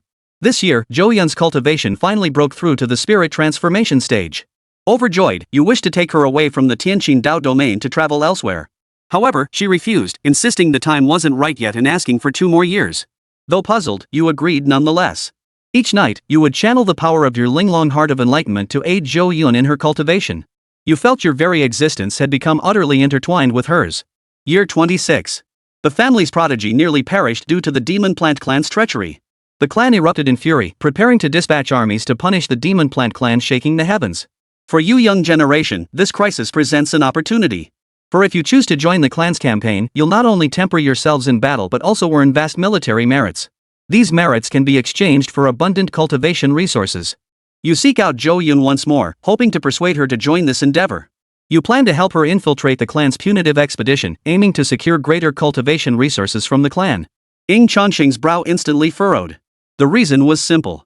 The clan army leading the younger generation into battle is essentially a welfare program. In a real war, who has time to worry about whether the young generation of the clan lives or dies? Therefore, the army would dispatch numerous powerful figures to secretly protect these young clan members, to help them grow as quickly as possible. Moreover, this arrangement is reserved solely for the immortal victors. Outsiders are utterly unqualified to participate. Even subordinate factions are barred from involvement. Ying Linglong was fully aware of this. Yet she still decided to bring Zhou Yun into the fold. She even allowed her to access family resources, using clan resources to cultivate an outsider. Wasn't this undermining the clan's interests? Zhou Yun rejected you. Though puzzled, you chose to remain in the Tianqin Dao domain. Year 27. Your parents sensed something amiss and sent someone to find you, uncovering your secret. Upon learning you had fallen in love with a woman and even planned to build a life with her, your parents flew into a rage. Zhou Yun is a good person. I can feel it too, she truly loves me. If you won't let me marry her, I'll never return home. You resorted to this extreme tactic to pressure your parents, and it achieved initial success. In fact, to increase the chances of your plan succeeding, you decided to secretly marry Zhou Yun. As for offspring, you could easily use ancient secret arts to cultivate a bloodline through your shared genetic heritage. Year 27, Month 6. On the eve of your wedding to Zhou Yun, several powerful figures from the clan tore through the heavens, suddenly descending upon the central continent of the Tianqin Dao domain. They even sought to annihilate the entire Zhou family of the central continent. Enraged, you rushed forward to confront them. Why are you destroying the Zhou family? Did my parents order you to do this? What right do they have to commit such a heinous act? The clan elders stared at you coldly. The Zhou family of central continent has colluded with the Tianqi organization. According to clan law, they deserve complete annihilation, 9 generations wiped out. Your face drained of color, disbelief washing over you. The Apocalypse organization was a peculiar group that had suddenly emerged years ago, dedicated solely to opposing the immortal winners. The Apocalypse organization spread rumors about the immortal winners far and wide, occasionally launching attacks against their affiliated factions. Yet, due to its deeply entrenched and intricate network, it proved impossible to eradicate completely. Therefore, when the immortal winners discovered someone colluding with the Apocalypse organization, there were only 3 words: no mercy. I hear you have ties to a certain young lady from the Zhou family of Zhangzhou? The clan elder stared at you coldly, his gaze laden with meaning. This matter is of immense gravity. Even as a core member of the immortal winners, you cannot remain unscathed. Hand over that person now, and you may still walk away unscathed. Do not disappoint your parents and your family. You understood the elder's meaning perfectly well. But Zhou Yun was your true love. After much deliberation, you decide to feign compliance, pretending to take credit for the crime by declaring you'll suppress Zhou Yun immediately. You resolve to leave immortal winner and elope with Zhou Yun forever. You refuse to watch your soul may fade away like incense smoke. You must protect her. Ying Changsheng's gaze grew colder and colder. Honestly, Ying Linglong had disappointed him terribly. The clan had invested so much in her cultivation. They'd poured vast amounts of cultivation resources into her. Yet she betrayed the family outright over a woman. And she even fled with the family's enemy, feeding off the clan while undermining its very foundation. Even more ungrateful than Ying Feng before her. Ying Linglong, I hope you don't make the most foolish choice. Otherwise. A cold gleam flashed in Ying Changsheng's eyes. So what if Ying Linglong was his great-great-granddaughter? If she dared defy the entire clan, even jeopardize its interests for some so-called fated heroine status. The immortal Ying Clan never lacked for prodigies. Those who harmed the clan's interests deserve death. Chapter 52, The Divine Sun's Edict, Traitors Shall Be Executed. Simulation continues. The clan never imagined you would betray them. The plan succeeded remarkably smoothly. You escaped the Tianqin Dao domain with Zhou Yun, severing all ties with your clan and parents, and sealed the immortal winner bloodline within you. Yet the entire Zhou clan of Central Continent was utterly annihilated. Holding your beloved in your arms as she sobbed breathlessly, a flicker of resentment flickered in your eyes for the first time. Resentment toward the family. They knew Zhou Yun was connected to me, that the Zhou family was connected to me. I'm one of the core members of the entire immortal winner lineage. Why? I'm clearly a core member, yet the family doesn't consider my thoughts at all. You grew increasingly furious, feeling that all your years of sacrifice for the family meant nothing. You had never been so utterly disappointed in them. Ying Changsheng sneered inwardly. Contributions to the family? What contribution has she made? Her core sequence status was achieved through one factor, innate talent. The other was the clan's resources poured into her. The family nurtured her into the core sequence. Yet she turned around to protect the family's enemies, even going so far as to oppose the family and harbor hatred toward it. The clan poured resources into nurturing a wolf cub. Year 28. After spending time together these past days, you've harbored a lingering sense of guilt toward Zhou Yun because her family was annihilated by the Immortal Winners. That's why you've been actively learning about the ideology of the Apocalypse organization she joined. Ying Linglong, get out. Don't ever come near me again. On this day, Zhou Yun uttered words that left you utterly bewildered yet searingly heartbroken. I know you weren't the one who destroyed my family, but the blood flowing through your veins belongs to the very ones who did. Zhou Yun wept bitterly, her tears falling like pear blossoms, her voice breaking into a hysterical roar. Do you know how agonizing and revolting it is for me to spend every day with the bloodline of my family's enemy? To even share warmth and intimacy with them? I feel like my parents and family are cursing me from hell. Hearing your beloved's curses tore at your heart. To completely ease her fears, you grit your teeth and decide to go all in joining the Apocalypse organization. Year 28, Month 3. After passing layer upon layer of trials to confirm you weren't a spy for the Immortal Winners, you joined the Apocalypse organization. Seeing your beloved's attitude toward you soften, your mood instantly lifted. Year 28, Month 6.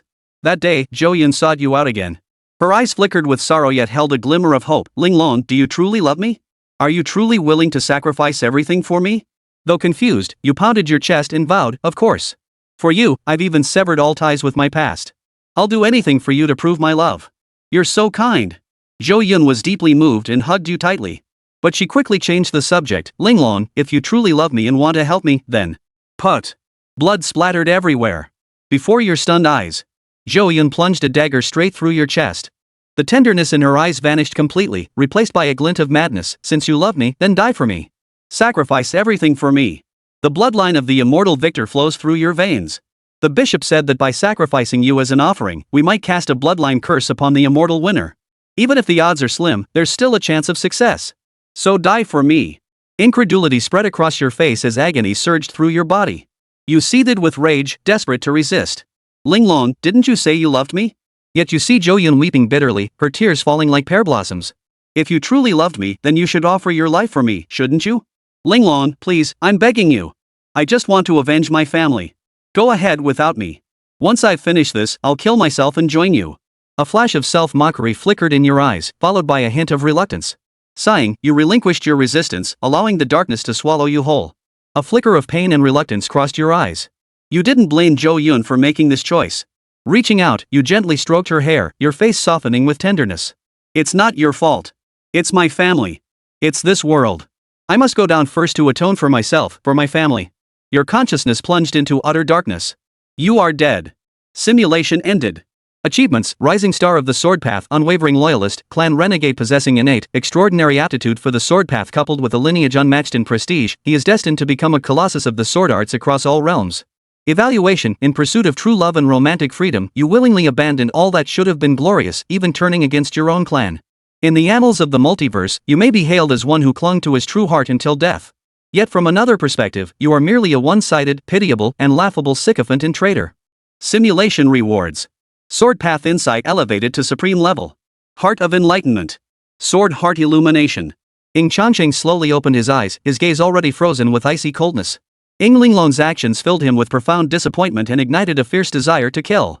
Her actions were not merely those of an ungrateful wretch. It was also the act of a hypocrite and a traitor. She ate from the family's table, yet sought to destroy the family's very foundation. Not only did she betray the clan's nurturing, but dared to harbor sympathy for the clan's enemies. She even went so far as to elope with him. Most crucially, the Apocalypse organization ultimately plans to sacrifice Ying Linglong's bloodline for a curse ritual. Though their scheme was likely to fail, Ying Linglong disregarded the consequences, willingly allowing the Apocalypse organization to use her family bloodline for the sacrifice. This isn't just foolish.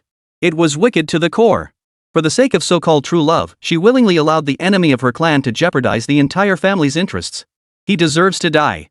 Suppressing the rage that nearly erupted into chaos, the void around Ying Changsheng gradually settled back into stillness. Someone come. At your command, Divine Son. The void twisted. The saint-level death servant, who had just returned from the Tianxian Dao domain, reappeared. Transmit my command, mobilize clan resources to investigate intelligence on the Zhou family in the central continent of the Tianxian Dao domain. Ying Changsheng's voice was icy cold, his entire being shrouded in a terrifying aura. I suspect this family has ties to the Apocalypse organization. Focus your investigation on their eldest daughter, Zhou Yun. Uncover every single person connected to her. I've heard that the family's core member, Su Yingling, seems to have a deep connection with Zhou Yun. Should Shui Ying Linglong dare to obstruct Zhou Yun's capture in any way, do not hesitate, suppress her immediately. Should she persist in defiance, strip her of her cultivation immediately. I shall personally execute her. Chapter 53, Purge the Emperor Strikes. Under normal circumstances, Deadpools do not experience any other emotions. they only obey their master's commands. But at this moment, upon hearing Ying Changsheng's words, a flicker of shock still involuntarily crossed his eyes. Ying Changsheng's command was extremely grave. After all, Ying Linglong was a core member of the immortal Ying family.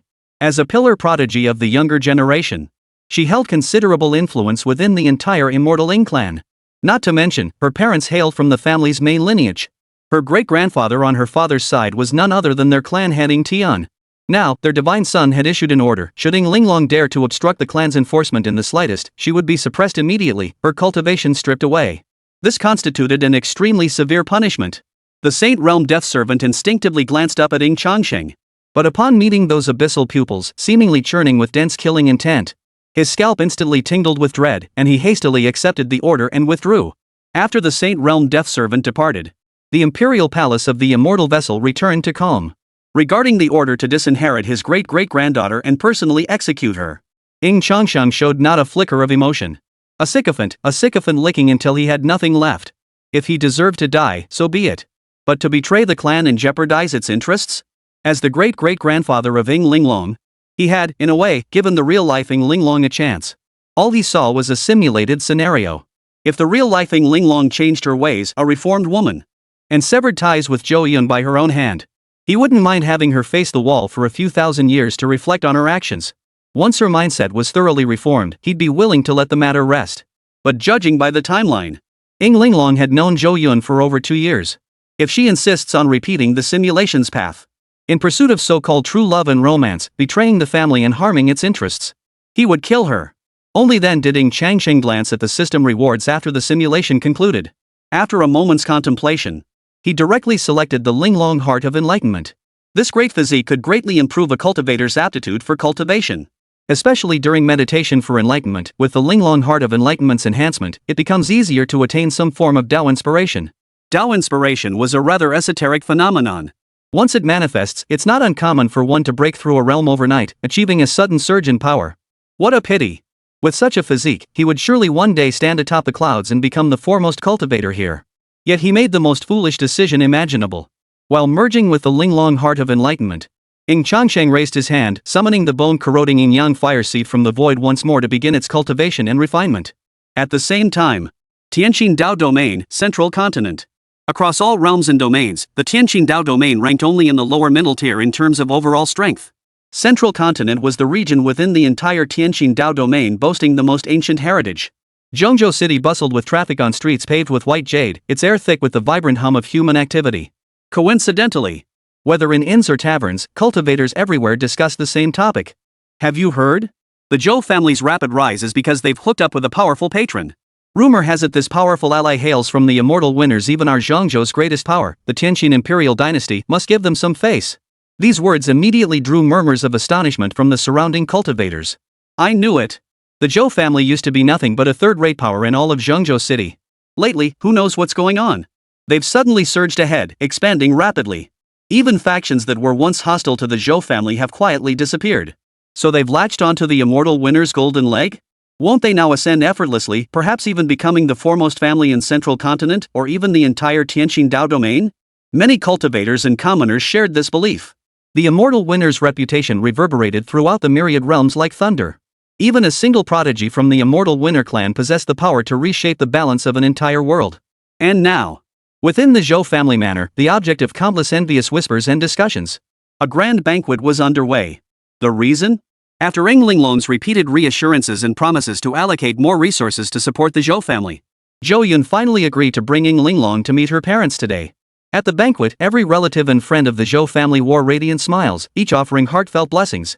It's a new era now. I don't see anything wrong with two women loving each other.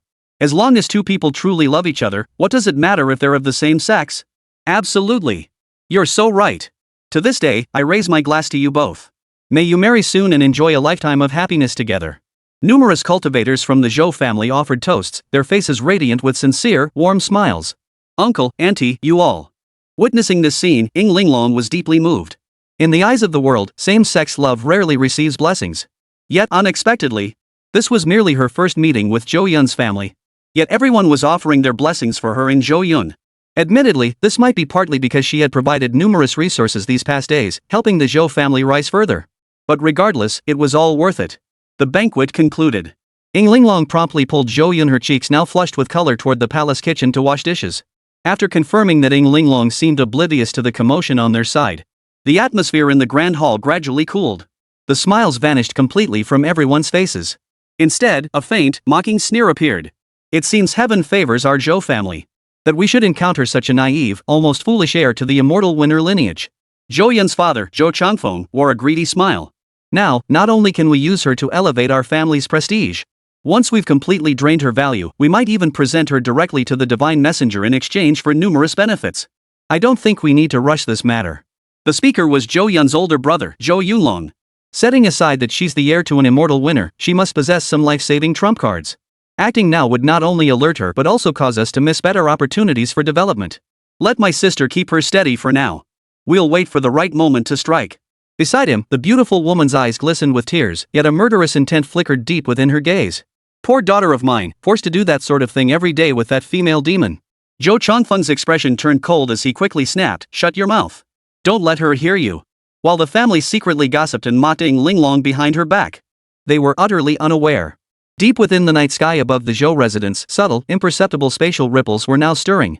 Several powerful auras pierced through the barriers of time and space, as well as the Zhou family's protective array, coldly surveying the entire Zhou household. Everything unfolding below was laid bare before their eyes. Because the order came from Ying Changsheng, both a divine son and an ancient ancestor, and involved the Tianqi organization. Therefore, the Dao Source Patriarch and others personally made the decision. They dispatched a great emperor to handle the matter. Perhaps it was overkill. But more so, it was a case of a lion giving its all to catch a rabbit. Unaware of these developments, the Zhou family members continued their discussions. Perhaps fueled by alcohol, or perhaps feeling secure in their surroundings with no signs of trouble. Their conversation showed no sign of restraint. In my opinion, instead of squeezing every last drop of value out of Ying Linglong before killing her, why not find a way to turn Wen Linglong against his own faction and recruit him into our glorious heavenly revelation cult? A glint of fervor flashed in Zhou Yunlong's eyes. Just think, if we could recruit a direct descendant of the immortal Ying family into the sect, what a monumental achievement that would be. Perhaps, if the Archbishop is pleased, he might not only bestow greater rewards upon us, but also grant us the position of a guardian deacon or even a guardian elder. At these words, Zhou Changfeng and the others were instantly tempted. But before they could respond, their expressions abruptly changed. Crack! The entire void shattered like a mirror. The night was instantly torn apart, and a colossal void vortex abruptly engulfed the entire Zhengzhou city. Chapter 54, Deep Affection and Loyalty? Nothing but a self-important fool. Rumble. A terrifying aura surged forth like a bursting river, raging and overwhelming. Zhengzhou city teetered like a fragile boat in the storm. Simultaneously, an intangible yet impenetrable spatial barrier descended, sealing off the entire city and the surrounding tens of millions of miles within its grasp. The shrouded region seemed to undergo a cosmic shift, instantly plunging into a vast, unknown void. The sudden upheaval sent shockwaves through the entire city. But before they could recover from their terror, the overwhelming imperial might descended like the wrath of the heavens. Regardless of cultivation level, in the instant they were enveloped by this oppressive force. It felt as though a divine mountain had been crushed upon their chests. A suffocating pressure surged through their bodies like a tidal wave. This sensation was most acute for the Zhou family of Central Continent. Merely a single breath of this aura rendered the entire Zhou clan millions strong utterly powerless to resist. Even their ancestral elders were crushed beneath it like ants. Under the gaze of countless horrified eyes, a towering figure stood suspended in midair. A mist of Taoist energy swirled around him, obscuring his true features. Yet those eyes, hidden within the mist, seemed to reflect the heavens themselves. Wherever the imperial gaze fell, all things bowed in submission. This was none other than an emperor. Everyone trembled in terror. The great emperor. The supreme being across all realms and domains. A mere stomp of his foot could stir up storms across the myriad realms. Why would such a terrifying being descend upon their Zhengzhou city? The most shocked and bewildered among them was undoubtedly Ying Linglong. She sensed it almost instantly. The descending emperor was one of her immortal winners. Why would the immortal winners send an emperor? And by the looks of it, it was for the Zhou family. In obedience to the Divine Sun's decree, the Zhou family colluded with the Tianqi organization and stood against us, the immortal winners. Today, I shall exterminate their entire clan to serve as a warning to others. All connected to the Zhou family die. A saint-level death guard stepped forward. Even at the Saint Realm level, they were among the absolute apex powerhouses across the entire central continent. Yet now, he was merely a mouthpiece. As thunderous roars echoed through the minds of every Zhou family cultivator, indeed, every cultivator in Zhongzhou City, a tidal wave of terror instantly surged within their hearts. Every member of the Zhou family turned deathly pale, as if a blood-red character had materialized above their heads. Danger. It's over. Their secret alliance with the Apocalypse cult had been exposed. But how could this happen? They had never mentioned it to any outsiders. The family had even employed special methods to impose unique cursed restrictions. Anyone who dared mention the secrets in front of outsiders would be cursed to death on the spot. Therefore, it was utterly impossible for anyone to know of their collusion with the Apocalypse cult. Moreover, he had even specifically invited a guardian of the Apocalypse cult skilled in prophecy to foretell their future for them. This further confirmed that their clan would face no danger until they completed their mission and safely withdrew from the Tianqing Dao domain. They were even promised great rewards, destined to become meritorious servants of the sect and bask in endless glory. So why had they suddenly been exposed now? As the thick, oppressive sense of impending doom intensified within their hearts, they dared not think further, their bodies trembling uncontrollably. The immortal winner's handiwork was too grand. They had even dispatched an emperor to descend directly. The strongest among their clan was merely a revered one before an emperor. They were but ants. Esteemed elders. Could there be some misunderstanding here? Just then, a clear, melodious voice rang out. Ying Linglong emerged from the imperial residence, her face flushed with panic as she struggled against the overwhelming aura of pressure. Witnessing this scene, the Zhou family members were overjoyed. Indeed. They still had Ying Linglong as their trump card. Ying Linglong was a core member of the immortal Ying family. Her testimony in support of the Zhou family would inevitably influence the decision-making of the immortal winner's leadership. Your Excellency Linglong, I know you share an ambiguous relationship with the Zhou family's eldest daughter. But this matter involves the core interests of the family. I urge you to think carefully before acting. After reviewing this matter, you will be able to make the most correct decision. The leading immortal winner elder cast a cold glance at Ying Linglong. With a wave of his hand, a projection jade talisman shot forth instantly, hovering in midair as it refracted into a luminous projection screen. The images projected were precisely the earlier discussions among Zhou Yunlong's family. Zhou Yunlong and the others, who had clung to a sliver of hope, turned even paler. The depths of their pupils were already consumed by boundless despair. They had believed their discussions in what they thought was a safe zone were known to the powerful immortal winners. It's over. Everything was over. This can't be real. Ying Linglong, witnessing this scene, could scarcely believe her eyes. Not long ago, Zhou Yun's family had been offering her heartfelt blessings. She felt she had found the best in-laws in the entire world. Yet, the in-laws she had considered the best had been secretly scheming and mocking her behind her back. They even planned to sacrifice her to the Apocalypse cult in exchange for rewards. What did they take her for? Linglong, please listen to your aunt's explanation. She was just blinded by stubbornness back then. Zhou Yun's mother wept uncontrollably. I may speak harshly, but my heart is kind. If you truly marry my Yuner, I would wholeheartedly bless your union. Surely you don't want Yuner to be left without parents or family after marrying you. The Zhou Yunlong family pleaded relentlessly. The woman clung to Ying Linglong as her last lifeline. The numerous powerful figures of the immortal winners remained silent. They remained standing atop the clouds, as if observing a bunch of insignificant insects. Deep down, Ying Linglong still felt a pang of reluctance. She truly loved Zhou Yun. She regarded her as her soulmate. She didn't want her soulmate to lose her parents forever, or worse, have her entire clan wiped out. But she knew her clan's ways. Those who defy the family. There was only one path: death.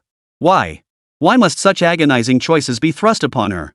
Suddenly, a flash of insight struck her mind. The family's arrival seemed to be due to the divine child's decree. It was all because of that meddling divine child. A flash of hatred flickered in Ying Linglong's eyes. Why did he have to meddle? If she wanted to be deceived, so be it. She deserved it. What the hell did it have to do with him? She hadn't returned to participate in the divine sun trials. So he had no concrete understanding of Ying Changsheng's strength. It was merely a title. She didn't hold him in high regard, nor did she feel much awe. No matter what, she must protect Zhou Yun. Yuner. Crush this immediately. I left you a special boundary-breaking jade talisman to escape this place. Don't worry about me. I'm a core member of the immortal winners. Even if I shield you to escape, they wouldn't dare touch me. After a fierce internal struggle, Ying Linglong made her choice. She loved Zhou Yun too much. If she couldn't protect Zhou Yun's family, she had to protect Zhou Yun herself. At worst, she'd be confined by the family. She could always find Zhou Yun again after her confinement ended. Utterly foolish. The great emperor, standing like a deity in the heavens, uttered a cold voice. Never underestimate a great emperor's mastery over space or even the fundamental laws of an entire world. Even if Ying Linglong employed the most secure method of divine soul transmission, it could not escape the perception of this mighty emperor. He naturally intercepted her transmission to Zhou Yun. Ying Linglong, harboring an enemy of the clan and even aiding in their escape. According to clan regulations, Ying Linglong's core sequence status is hereby revoked. The moment the words fell, a terrifying spatial confinement force instantly enveloped Zhou Yun, who had already transformed into a streak of light, attempting to flee the area. No! Ying Linglong let out a hysterical roar. Yet her entire body was instantly pinned to the ground. The terrifying force snapped several ribs in her chest, causing her to vomit a mouthful of blood mixed with fragments of her internal organs. Chapter 55, Can't intervene? Your great-grandfather can't intervene? Even so, Ying Linglong still screamed frantically. Zhou Yun is innocent. She has nothing to do with the Tianqi cult. But no one would believe Ying Linglong. The entire family, including her parents and relatives, were connected to the Tianqi organization. They were members of it. Is Zhou Yun, as his daughter, innocent? This is no different from a non-venomous loach emerging from a nest of venomous snakes. Could this be possible? Especially when they saw Zhou Yun, covered in blood and barely clinging to life, being dragged directly out of the shattered void. Ying Linglong's rage boiled over, her eyes bulging with fury. She had sworn to protect her soulmate forever. Now, witnessing her true love suffer such devastating blows, the last remnants of her sanity shattered completely. Did that bastard Ying Changsheng send you meddling fools? Who does Ying Changsheng think he is? Does being my clan's divine son give him the right to meddle in my personal affairs? Even if I was deceived or used, it was my choice, my own business, and none of his. How dare you? Before he could finish, a far more terrifying force instantly crushed down. This force struck directly at Ying Linglong's core dantian, shattering it instantly and reducing her to a complete invalid. She dared to harbor an enemy of the clan and openly show disrespect to the divine son. Guards! Imprison her in the clan's dungeon and await sentencing. When the divine son returns, he shall personally execute her. To uphold the clan's laws. Ying Linglong, who had just been about to scream in agony, paled visibly. Not only had she been crippled outright, she was to be imprisoned in the heavenly dungeon. And afterward, she would be handed over to Ying Changsheng to be executed? Why was this happening? She was part of the family's core lineage. Her swordsmanship talent was exceptionally formidable, earning her the title of the clan's young sword immortal. The clan had directly stripped her of her status and now sought to kill her. This is an immense loss. Not to mention her parents both are emperors holding high status within the clan. How dare they not inform her parents, directly crippling her and locking her away in the celestial prison? How could they dare? Guardian Ming, isn't this punishment too severe? An elder unaware of the full story spoke up. The reason was simple. Ying Linglong's parents were also great emperors of the clan. Though Ying Linglong had indeed committed treason by attempting to shield the clan's enemies, they had already been stripped of their titles. To execute her outright now, wouldn't that be going too far? Most importantly, Ying Linglong's parents would likely never consent to it. This matter was personally decreed by the divine son. The great emperor known as the Guardian cast a cold glance at the elder. Do not forget that the divine son now holds a status equivalent to that of the family head. His command is the family head's command. With those words spoken, not a single soul dared utter another syllable. This incarnation of the divine son had earned the favor of the ancient ancestors. Not even someone like Ying Linglong. Even if the divine son commanded the suppression of Ying Linglong's parents, the great emperor would have more than enough power to do so. The son of heaven's command must not be defied. After suppressing Ying Linglong, the immortal winner's numerous powerful figures commenced a purge across the entire Tianqin Dao domain. Countless entities connected to the Zhou family of Central Continent were suppressed and investigated. Resistance was met with execution. Not long ago, the Zhou family, once hailed as the rising star clan of the Tianqin Dao domain, was now despised by all. Everyone desperately sought to sever ties with them completely. Victory or defeat, they remain immortal victors. Defeat, yet still an immortal victor. No one felt sympathy for the Zhou family's plight. The Zhou family had brought this upon themselves. They could have leveraged the immortal winner's influence to elevate their clan to its zenith. Yet they chose to oppose the immortal winner, even joining the apocalypse cult. I've seen people court disaster, but never anyone this good at it. Meanwhile, the immortal winner's core territory. The sky's edge surged with crimson light as two powerful auras tore through the air.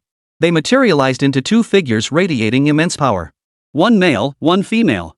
They were none other than Ying Linglong's parents, the Wind and Cloud Emperor and the Azure Fall Empress. Anxious expressions clouded their faces, while a hint of anger flickered deep within their pupils. The reason was simple. News of their daughter Ying Linglong being stripped of her status and directly imprisoned in the celestial dungeon had reached their ears. Though their status within the immortal Ying clan was not low, they had not ascended to the core of power. Left with no other choice, They had no choice but to seek out their father, the youngest son of Ying Tian, the Celestial Emperor. Father! I know Linglong erred in this matter, but the clan's punishment is far too severe. The moment he entered the Grand Hall, the Emperor of Wind and Cloud spoke with grief and indignation etched across his face. Not only do they intend to strip your granddaughter of her status, but they also demand she be handed over to the Divine Sun for execution. Father, she is my only daughter. You cannot stand by and watch your granddaughter be killed. The hall was solemn and sacred. A towering figure sat upon a divine golden throne, with cosmic phenomena surging behind him. The radiance flowing from his body seemed to rival the brilliance of the sun and moon. The figure of the heavenly emperor was concealed within the mist of the Tao. His indifferent eyes showed no ripple of emotion as he calmly surveyed his son and daughter-in-law pleading below. His voice was as still as a deep well. This matter was personally decreed by the Divine Sun. The Divine Sun's command is the will of the clan. Blame yourselves for spoiling Ying Linglong so excessively that she cannot distinguish right from wrong. She even openly shielded the family's enemies, showing disrespect to the Divine Sun. Even if she is killed, it is her own doing. No one else bears blame. Emperor Fengyun, who had clung to his father as his last lifeline, froze upon hearing this, his grief and anger intensifying. Father! No matter what, Linglong is still your granddaughter. Moreover, she possesses extraordinary mastery in the way of the sword. She has already been stripped of her status and punished. To execute her over this matter is going too far. The Emperor of Wind and Cloud grew increasingly agitated. We are, after all, the main branch of the winners. It's one thing for a Divine Son to meddle in the affairs of the younger generation, but what right does he have to interfere in our family matters? This is simply smack. How dare you? The thunderous rebuke echoed simultaneously with the sharp crack of a slap. The Emperor of Wind and Cloud was sent flying by the force of the blow. That man is your own ancestor. He's your great-grandfather. Do you think he has any right to meddle in our family affairs? The Heavenly Emperor seemed genuinely enraged. The force behind that single blow even contained the power of the Great Tao. As the palm struck out, the very heavens and earth paled in terror. The terrifying force shook the very soul of the Emperor of Wind and Clouds, causing it to twist and warp. His imperial body, which should have been impervious to all attacks, was instantly covered in spiderweb-like cracks from the blow. The Wind and Cloud Emperor scrambled to his feet. Yet beyond the stinging pain on his face and the shock of facing a father who had never struck him so viciously in all his life, what truly stunned him were the words that came from his father's mouth. What did that mean? Ancestor? Great-grandfather? Wasn't he referring to the current generation of divine sons? Why bring up the ancestor and great-grandfather? The Heavenly Emperor sighed deeply. Very well. This matter will inevitably come to light sooner or later.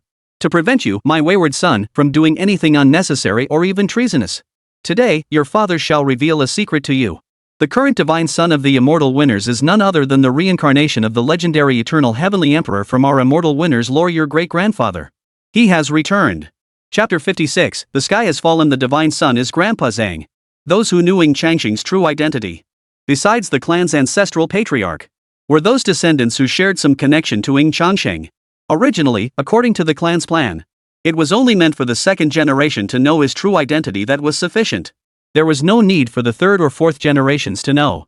But today's incident seemed to have stirred such intense emotional turmoil within his son that it had led to treasonous thoughts.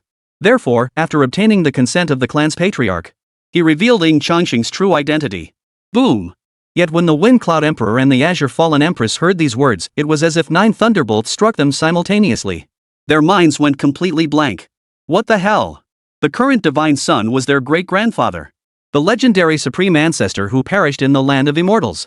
Therefore, the rumors circulating outside weren't baseless. After all, they were true. The Wind and Cloud Emperor was so stunned he went blank, collapsing directly to the ground. Shock filled his heart, but even more so was a near-despairing sense of helplessness. As the head of the main family line and a great emperor of the clan, he believed he had rendered immense service to the family. He believed his seniority and subtle influence could sway the divine son's decisions. Yet now, the divine son had become his great-grandfather. What could he possibly do? The immortal winners were a top-tier clan with rigid hierarchies and strict rules. As the great-great-grandfather of Ying Linglong, Ying Changsheng could not only execute Ying Linglong, he could have executed him without hesitation. Moreover, this matter ultimately stemmed from Ying Linglong's own fault. For any being to betray their clan is a capital offense.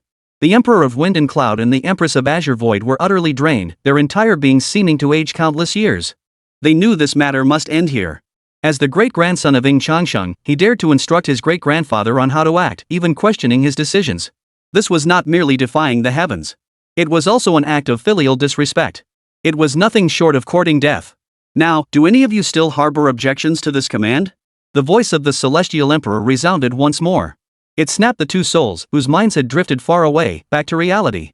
The Wind and Cloud Emperor and his wife exchanged a self-deprecating smile before bowing deeply. We have no objections, Your Majesty. Linglong brought this upon herself.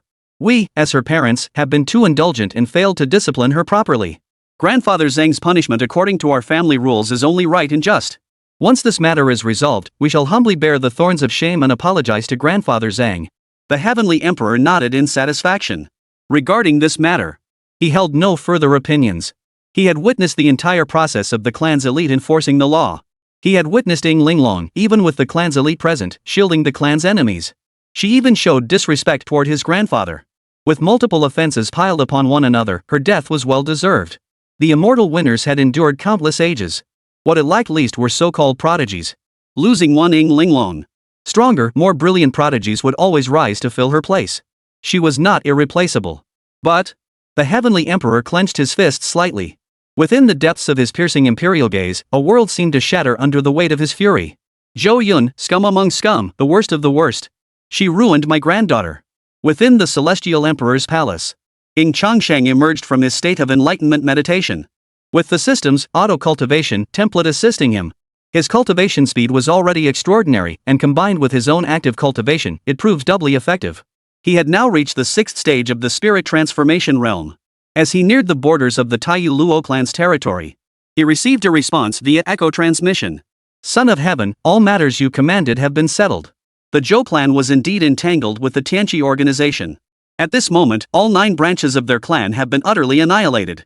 Yet our core lineage member, Ying Linglong, dared to openly shield the surviving Zhou Yun despite the presence of our clan's powerful elders.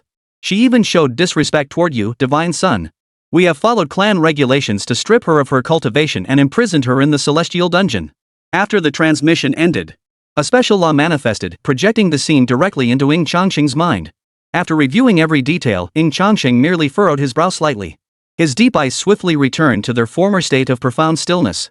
Ying Linglong had made the most foolish choice. Yet all of this had been within his expectations. The simulated Ying Linglong was truly the ultimate sycophant. She believed herself to be deeply devoted, yet she could completely abandon the interests of her clan. Such a self-centered creature. You could sugarcoat it as deep affection and unfettered spirit. Put bluntly, she was selfish and self-serving, caring about nothing but herself. Given that, there's little more to say. He will personally clean up his own mess. He is both the ancient progenitor of the immortal winners and their current divine son. Let him bear the weight of all consequences. Divine Son, we have reached the territory of the primordial Luo clan. Knock knock knock. The palace doors were knocked upon, and the clear, pleasant voice of a maid sounded from outside. The primordial Luo clan has dispatched men to await you beyond the borders. They stand ready to receive you. Ying Changsheng snapped back to reality and turned his gaze toward the exterior of the celestial palace.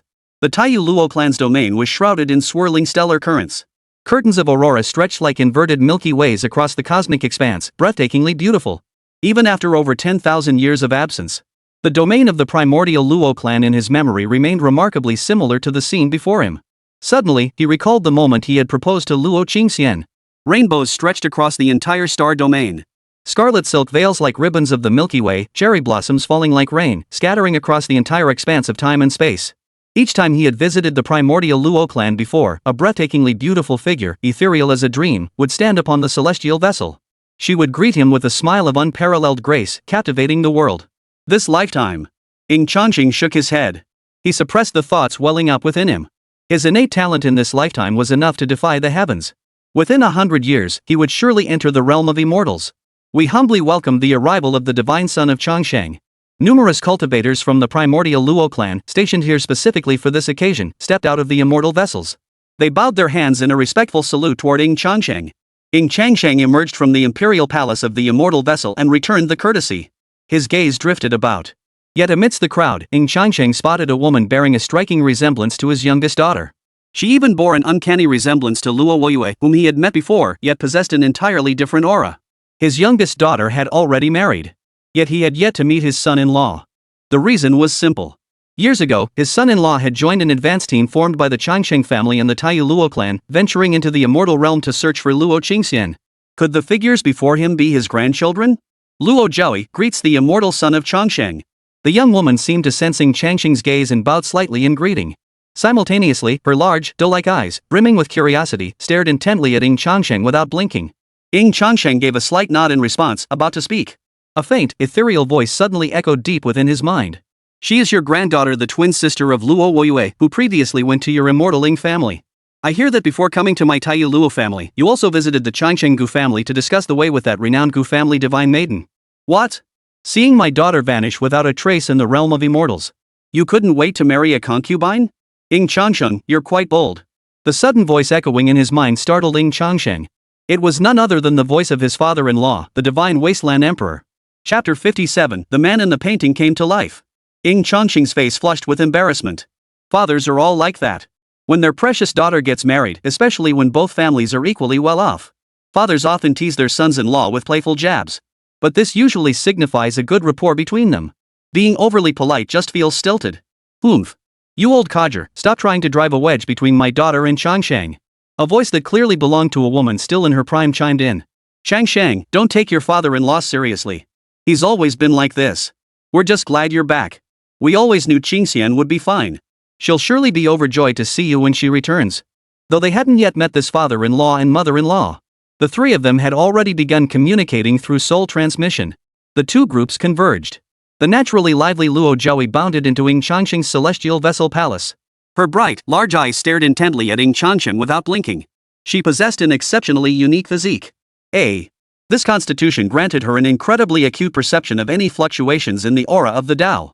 Others might not perceive it.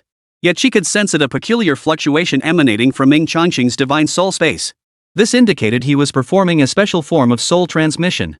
The soul fluctuations emanating from it were profoundly familiar to her. It belonged to the two venerable ancestors of her Tai Chu Luo family who had always doted on her. They were also the maternal grandparents of Luo Qingxian, the matriarch of her Taiyu Luo clan. Thoughts churned in Luo Jiaoyi's mind. Could everything her sister had said be true? She and her sister Luo Qingxian shared an exceptionally close bond, confiding everything to each other. After Luo Qingxian returned from the Immortal Winter Tournament, she had told her the matriarch's father had likely returned.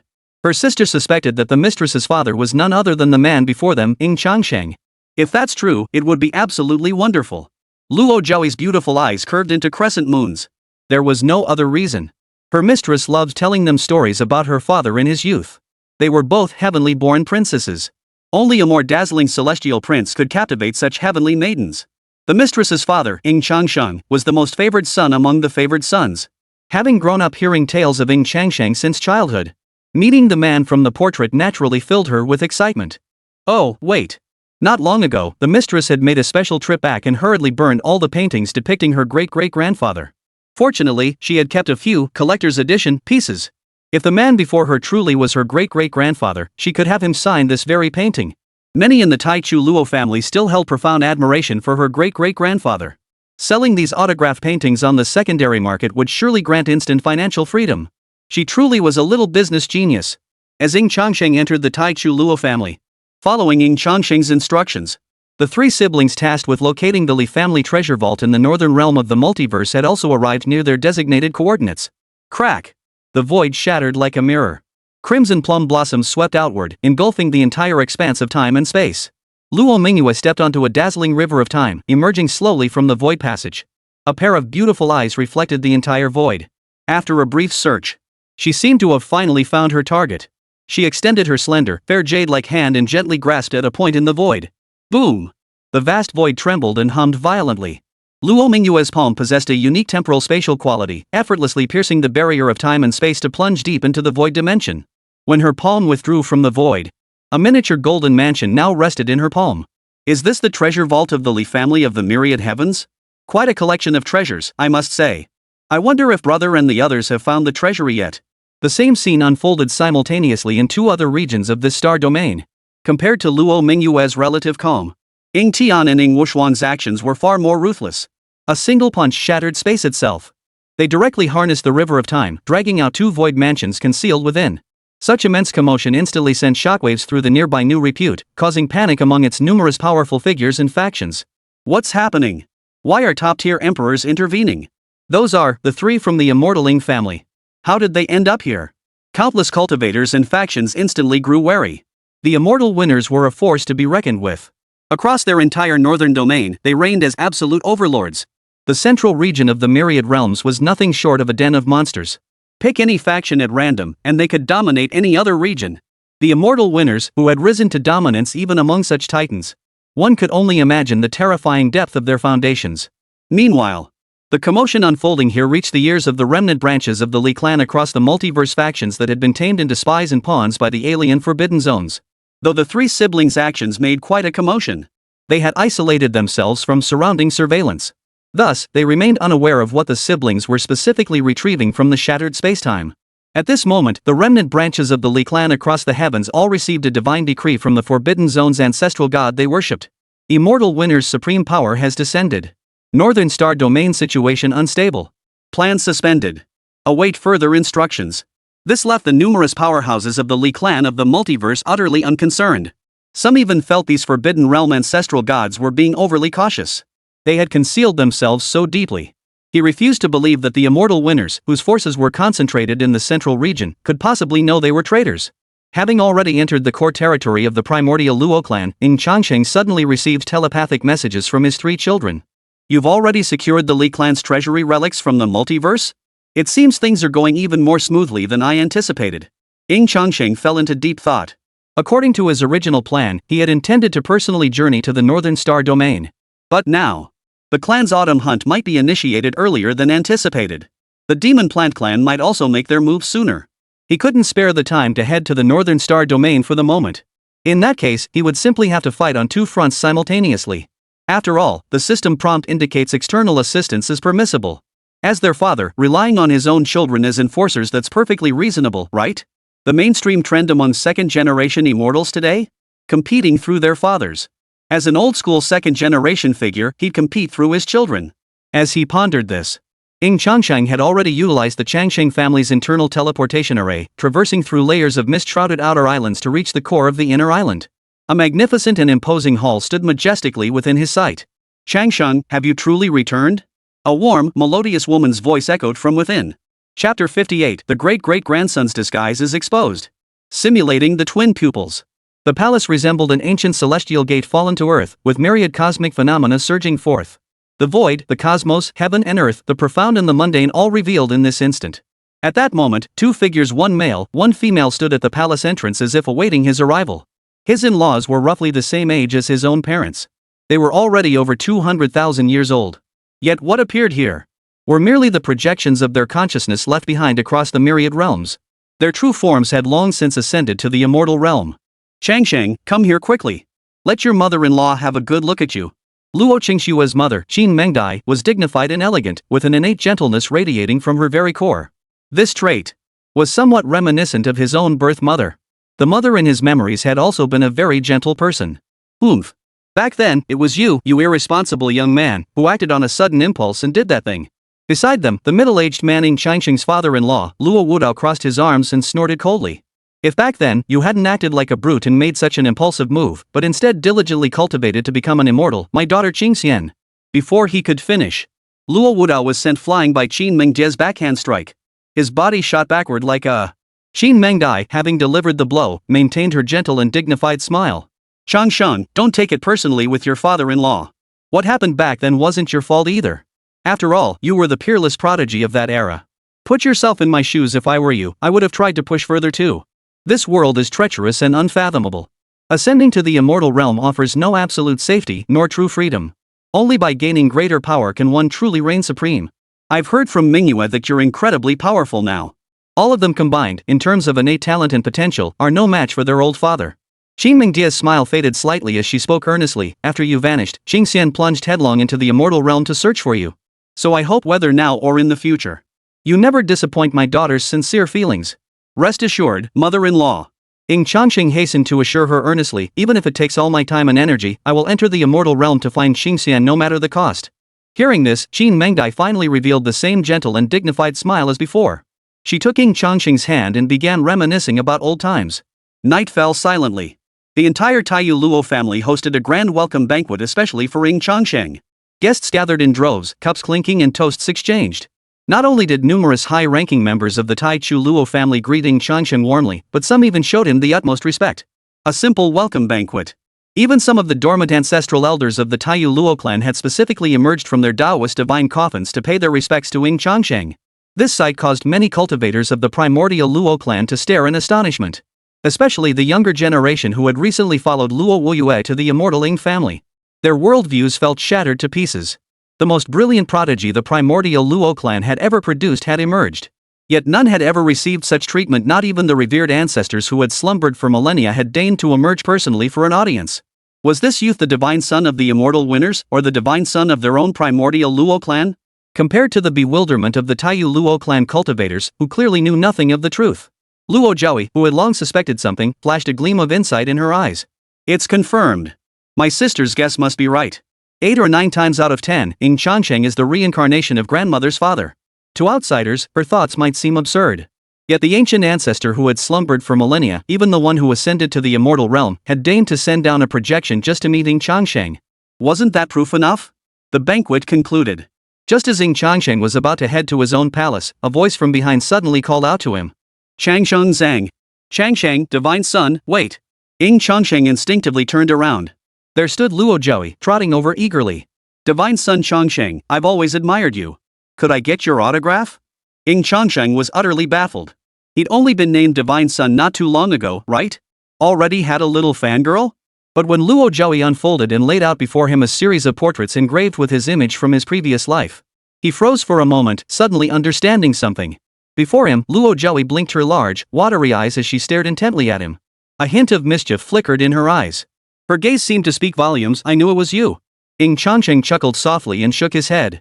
It seemed this little girl named Luo Zhaoi was quite the clever one, having long since figured out his identity.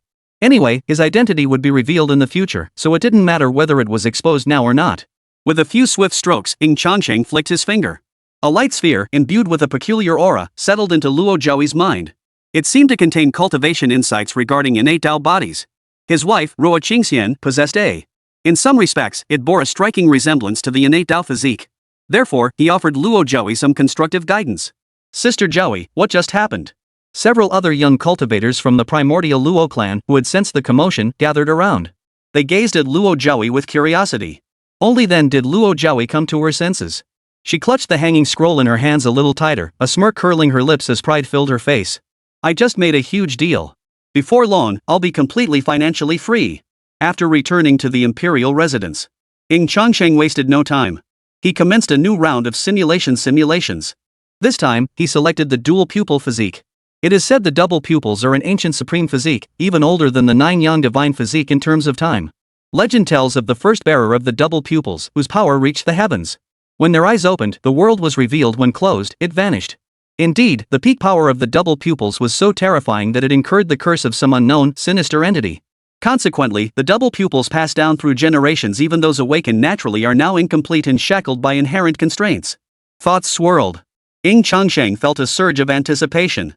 If he could simulate and deduce a cultivation method capable of refining the double pupils to their peak perfection through simulation and deduction, his innate talent and current strength would take a giant leap forward. Consuming 8,000 destiny fortune points, simulating the dual pupils. Day 1. You were born in the slums of a human empire. Yet from birth, you suffered from an eye disease. Doctors diagnosed you with an extremely rare congenital cataract, incurable by any medicine. You became blind. Chapter 59, the Ying Clan's Divine Cavern unveiling the human race's sacred physique, known as the double pupils. Year 1. On this day, you turned 1 year old. Yet it seemed as if your innate wisdom had awakened prematurely. You became intensely sensitive to everything around you. Though unable to see, you could perceive the world through spiritual energy, constructing a hazy mental image. Year 6. The empire where you lived was far too weak. In the early days of creation, spiritual energy was thick and abundant, and all manner of demons and monsters roamed the world. To ensure the dynasty's survival, many royal family members would have the imperial sage select suitable young boys and girls within the empire for sacrifice. This was done to earn the dragon god's protection and secure favorable weather for the coming year. Tragically, you were chosen as this year's new sacrifice. That night, your mother held you tightly.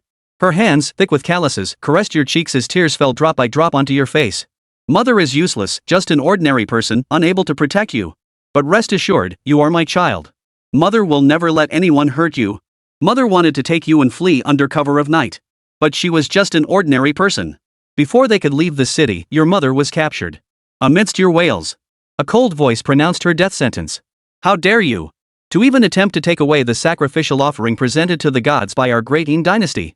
Your crime deserves death. Guards! Drag her away. Behead her at noon tomorrow to serve as a warning. Amidst your wails, your mother died. You became utterly orphaned. At 6 years old, you were powerless to resist. Your life should have ended there. At that moment, a wandering Taoist who happened to pass by slew the demonic dragon masquerading as a deity and saved you in the process. The old Taoist, his figure faintly blurred, gazed at you with a smile. Interesting. Though you're a little blind boy, your spiritual roots have awakened prematurely and they're the rare heavenly spirit roots. Very well. I shall grant you an opportunity. To change this world, we always need the bloodline of the younger generation. Our human race is weak. In this world where gods and demons roam freely and monsters run rampant, our existence remains too arduous. May you, in the future, also have the chance to contribute to our human race, to make a small but meaningful contribution. You have obtained a stone sword and a special cultivation technique, the primordial return to origin art. Witnessing this scene, Ying Changsheng was now utterly certain. The era depicted in the simulation might be the primordial age following the creation of heaven and earth. Demons and gods roamed the land, while spirits and monsters preyed upon humanity as their sustenance. Human lives were worth less than grass. Survival was possible only in the narrowest of cracks. Many fled the imperial court. To survive, human sacrifice became rampant. This bloody practice offered a sliver of hope for prolonging their wretched existence. Year 7. You formally began your cultivation. Your innate talent was extraordinary. Not only did you successfully cultivate your qi, but within a single year, you reached the 5th level of qi cultivation. During this process, you also attained profound mastery in the way of the sword. Though blind, you learned to harness the energies of heaven and earth as your eyes. Year 8. You diligently trained every day, ensuring you swung your sword at least 10,000 times daily. However, due to your initial lack of skill, each swing carried the risk of causing you to stumble and fall, landing in a most embarrassing heap. Year 14. Over the past 6 years, you've made tremendous progress, your cultivation advancing by leaps and bounds. You've now reached the divine platform stage. From wielding swords daily, thick calluses have formed on your hands. On this day, you tracked down the state priest who had proposed sacrificing young boys and girls to the demon dragon. You personally slew him, avenging your mother. The imperial court of the Great Ying dynasty flew into a rage, issuing a massive manhunt for your capture. You couldn't care less. A gentleman judges by deeds, not intentions. You never regretted your actions. Year 18. You departed the Great Ying dynasty. With your peerless, supreme mastery of the sword, you left behind countless legends along your path. Add to that the fact that you were blind. Thus many called you the blind swordsman. One day, you unexpectedly find yourself in a remote town. While drinking at the tavern, you overhear passing cultivators chatting. Have you heard? Our great human counteroffensive is about to begin. Not long ago, a powerful cultivator from the Ying Clan's cave heaven, one of our 9 supreme cave heavens, slaughtered several divine demons right in the Chaos Lands. He purged all the demons and monsters from a vast region, annexing numerous surrounding territories into human territory. This is a major victory. Give it a rest. What are you so excited about? The Ying Clan Divine Realm isn't running a charity. They won't let outsiders like us into the lands they conquered. What's there to be happy about? The Ying Clan's heavenly realm is still part of our human race's domains. Isn't that better than it falling into the hands of those alien races? Besides, if we venture into that region, we'll still indirectly benefit from the Ying Clan's protection. Hearing the surrounding chatter, a sudden yearning stirred within your heart. To wield your sword and carve out a peaceful realm for the human race that would make your time in this world worthwhile. You sense your mindset might stem from having truly experienced hardship. Having truly endured the rain, you now wish to become strong enough to hold an umbrella for those still facing hardship. The Ying Clan's divine realm? Ying Changsheng's brow furrowed slightly. Could this be related to his clan? Year 28. You began journeying across the continent, slaying demons and monsters under the moniker Blind Swordsman. Your name begins to spread. Year 40. You arrive near the famed Ying Clan's divine abode. Word spreads that a supreme being from the Ying Clan's divine realm will soon be giving teachings nearby, imparting wisdom and resolving doubts. Having reached a bottleneck in your cultivation, you decide to stay here for a while to see if you can gain any insights. Year 50. A decade of immersion has yielded rich rewards. And in this very year, a certain being from the Ying Clan's divine realm has taken notice of you. You learned his name and lineage. He was the 5th generation patriarch of the Ying Clan cave heaven, Ying Tianming. Ying Tianming? Isn't that the ancient ancestor of my immortal Ying Clan? Ying Changsheng's pupils contracted slightly. His premonition had been correct. The Ying Clan's hidden realm truly was the ancestral name of his immortal Ying lineage from the era of creation. Why had he never heard of this ancient secret? It seemed the family's waters ran deeper than he had imagined. Simulation continues. Ying Tianming has found you. Recognizing your unique constitution, he smiles and says your eye condition is not congenital. You are a naturally gifted cultivator. He could sense that even without opening your eyes, you could vaguely perceive the hazy cosmic principles through the chi drifting between heaven and earth. Your eyes are extraordinary, the nascent form of a unique constitution. However, it lacks a crucial catalyst. Without it, your extraordinary eyes could not truly develop and open like those of ordinary people. He bestowed upon you a nameless cultivation technique before sweeping his sleeves and departing. If you can fully comprehend this art, perhaps our human race will witness the birth of a new holy body. The human race has no immortals or gods, only the holy body battles the heavens. You clenched your fists slightly, a dormant spark igniting within your heart. Even though your human race possesses several supreme divine realms, the entire race remains weak. In terms of peak combat prowess, we cannot compare to those races born with innate brilliance and power. The sacred body is a bloodline inheritance unique to the human race. Those who awaken the holy body will one day become the pinnacle of human combat power. They will carve out a new realm for humanity. If you too could leave behind a new holy body bloodline for humanity, your time in this world would not have been in vain. Year 60. You settled your mind and began diligently cultivating the nameless technique, infusing every insight you had grasped into your eyes. Year 150. You finally began to achieve results, able to perceive the outside world through a hazy vision. Year 499. During this period, you devoted yourself to cultivation, reversing the laws of heaven and earth to forge a new divine physique. Simultaneously, your cultivation reached the realm of the divine. Year 5889. A catastrophic conflict erupted between the human race and the divine demon race. One of the 9 sacred bodies, the original awakener of the primordial sacred body, fell. The demise of this pillar-level powerhouse of humanity plunged the entire race into mourning. On this day, you witnessed a colossal, blazing sun plunge from the horizon. Yet the name of the sacred body shall live on forever. The sacred body is the eternal legacy of the human race. In days to come, new primordial holy bodies, perhaps even more bearers of this legacy, shall emerge. They will fight for the human race, carving out an eternal sky. The legacy of the holy body shall never fade, it cannot be eradicated, nor can it be severed. The yearning within your heart grew ever more intense. The holy bodies of our human race will only multiply, and I shall be one of their pioneers. Year 8590. Today, you finally feel yourself touching the shackles binding heaven and earth. Today is also the day you ascend to emperorhood. You defy the laws of heaven and earth. Using the Dao you grasped from the nameless technique, you seize the cosmic fortune. You transform this cosmic energy into a brush, bestowing upon the human race a new sacred physique. The eyes you kept closed for millennia open fully in this instant. Heaven and earth pale in comparison, sun and moon shine together. Infinite cosmic laws churn within the depths of your gaze. The very essence of the Dao found no place to hide within your eyes. The sacred body cleaves the heavens, the human race empowered by destiny. Amidst the gaze of all, you stood soaring above the heavens, your aura piercing the 9 skies, your voice echoing through the ages. Today, I shall forge a new sacred body for the human race. It shall be named the Double Pupil. P.S. This book's performance is still not ideal, and it's another day of being cut short. Compared to the author's previous Invincible novels, this one currently lacks a bit of that fiery passion in its plot. The world building is simply too vast. The author fears writing something too simplistic and getting criticized, while also needing to consider so-called logic, build up plot settings, and planned foreshadowing. On top of that, it blends the chosen one trope with antagonists, life simulation elements, and a complex cast of characters. This fusion of elements might seem disjointed to many readers, who may not enjoy it, leading to performance far below expectations. The author feels stuck in a creative rut, growing increasingly lost with each new chapter. Chapter 60, Dual Pupil Transformation, The Fall of the Li Clan Across Realms.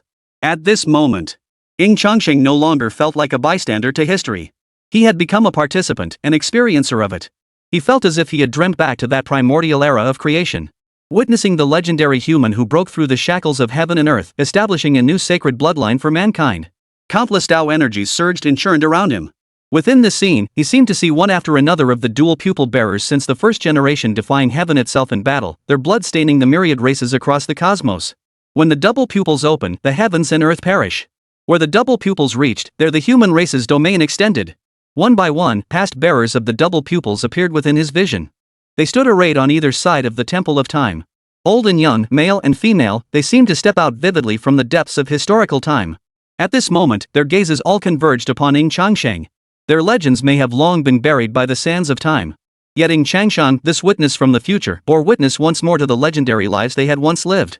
And at the very front of them stood a figure with his back turned. The first bearer of the double pupils, the blind swordsman. My life is nearing its end. A voice, weathered by time, seemed to pierce through the ages. I am the first awakened bearer of the double pupils, and moreover, the creator of the double pupils.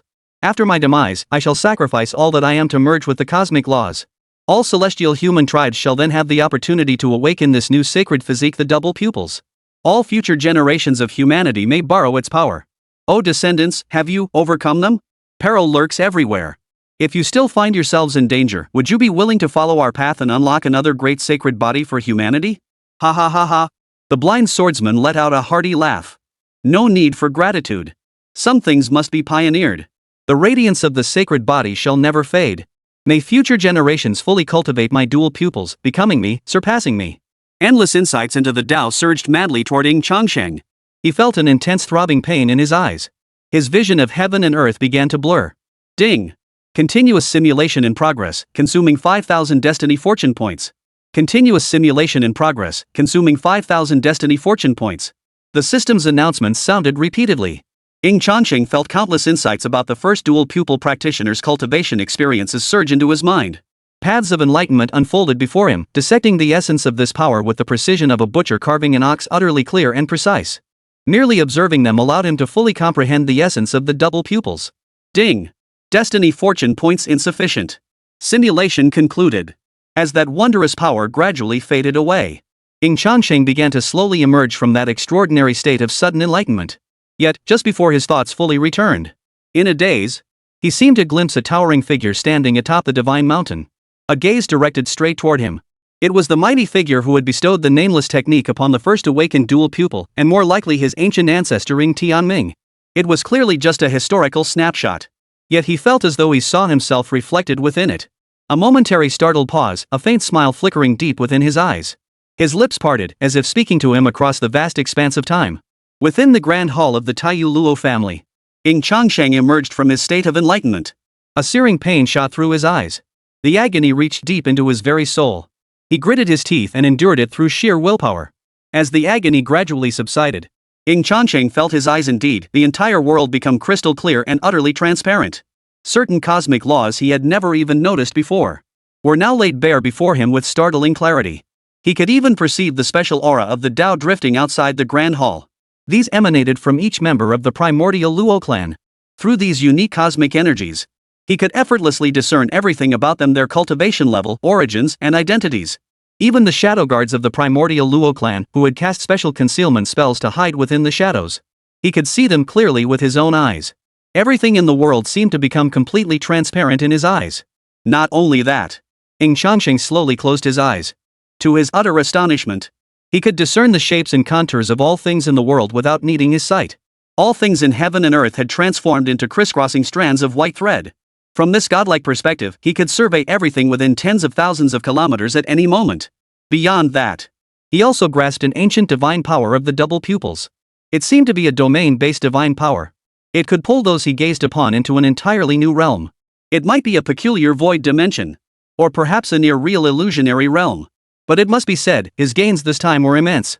He even gained insights into the first generation of dual pupil practitioners, which would allow him to further transform his own dual pupils. Beyond these gains, his cultivation had also turned misfortune into fortune, breaking through to the 9th layer of the spirit transformation realm. He was now just one final step away from becoming a revered one. Ying Changsheng exhaled a breath of stale air, his thoughts churning within. So, the reason the first generation of double pupil bearers came into being, Ying Changsheng murmured to himself, was actually because my ancient Ying Clan ancestors secretly aided them. The Ying Clan's divine realm. In that ancient era, wouldn't the shadows of our Ying Clan ancestors be present in those ancient human holy bodies that came into being? This wasn't just his imagination. It was true that the sacred body was a bloodline inheritance unique to the human race.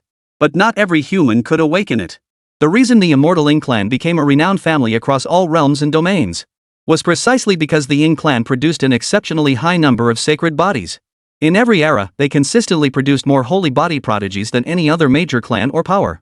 This made it hard for him not to wonder, with so many sacred bodies in the clan, had they received the blessing of the original sacred body? At that moment, Ying Changsheng suddenly sensed something. With a slight stir of his consciousness, ripples spread through the void, and a palm-sized crystal mirror floated into existence. As the interplay of boundless laws shimmered, a light screen formed, reflecting a dazzling starry sky. Simultaneously, Ying Changsheng casually retrieved the jade pendant containing the remnant soul of the sword immortal beaching from his storage space. As agreed, I will help you eliminate the traitor within your clan. You shall pass down to me all the Li clan's celestial heritage stored within your mind. Now, watch closely. Chapter 61, The Fall of the Great Emperor. Meanwhile, in the northern realm of the multiverse, the Li clan's remnant lineage in the Grand Council Hall. The arrival of the three supreme beings from the immortal winners has only stirred up more trouble in our northern star domain. What on earth are they doing here? Could they be planning something? An elder of the Li clan voiced his discontent. Let them be. They won't make much of a splash anyway. Another elder, eyes lowered as he sipped divine tea, scoffed. The immortal winners may hold considerable sway in the central regions, but here, far from the Emperor's reach, what can they truly accomplish? If the immortal winners dare extend their reach into the northern star domain, their fate will be sealed, their tentacles severed. Speaking of which, how should we handle that Li Wanqing? Should we intervene or not? The moment these words were spoken, they captured the full attention of everyone present.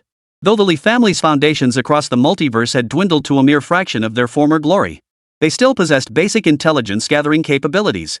With the aid of certain ancient emperors skilled in divination within the forbidden zone of the alien races, they had tracked down Li Wanqing's whereabouts. However, when they finally dispatched powerful warriors to the designated location, they learned that the youth suspected of being chosen by Li Wanqing had been slain by the new era divine son of the immortal winners. Thus, they lost all leads on Li Wanqing. Nevertheless, the life tablet Li Wanqing had left in the clan's ancestral hall long ago remained intact, indicating she was still alive. This news filled them with concern. They feared Li Wanqing might be collaborating with the immortal winners, or even use the immortal winners' power against them. This matter requires careful deliberation. Li Xiaohong, seated at the head of the table, made the final decision with a decisive clap of his hands. The immortal winner is no ordinary foe. Even at the height of my clan's glory, we could not rival such an entity. However, we too have our fallback. With the spatial teleportation array bestowed by the divine envoy, we can both attack and defend. Hearing this, the members of the Li clan of the heavens nodded in agreement. Just as Li Xiaohong prepared to continue discussing the subsequent plans, suddenly, an inexplicable chill ran down his spine, enveloping him in an indescribable sense of impending danger. He lost his composure completely, springing up from his seat as if electrocuted. His eyes darted toward the sky outside the grand hall, terror etched upon his face. Master? The others murmured in confusion, unsure of what was happening. Something's wrong. I have a terrible feeling. Li Xiaohong's face paled slightly, as if he'd been struck by immense fear. He kept repeating, my family is going to face a great bloodbath? Someone seeking revenge? No. Li Xiaohong murmured softly, my entire family has kept an extremely low profile these past years. How could we have enemies? Has our plan been exposed? Impossible. Li Xiaohong suddenly became unnervingly agitated, his pallid face breaking out in a cold sweat. Today, the sky was a clear, azure expanse, bathed in gentle sunlight. This environment seemed anything but a harbinger of impending disaster. Yet, an ominous foreboding was taking root within him. It felt as though several powerful beings were coldly watching him from above. He had already fallen into an invisible, transparent cage. He instinctively tried to choose a direction to flee. But every path led to a dead end. He had inexplicably become a trapped beast doomed to perish. Master, what did you just say? Seeing Li Xiaohong suddenly react like a startled bird, the other elders of the Li family from the myriad heavens grew tense, unease etched upon their faces. Li Xiaohong was the most powerful figure in the Li family today, their greatest pillar of strength. Even their strongest members suddenly revealed such a look of terror. Could a great crisis truly be approaching? But many family elders, their emotions stirred, instinctively released their divine senses. Like a vast, swarming network of tentacles, these senses radiated outward, spreading and probing the surrounding void.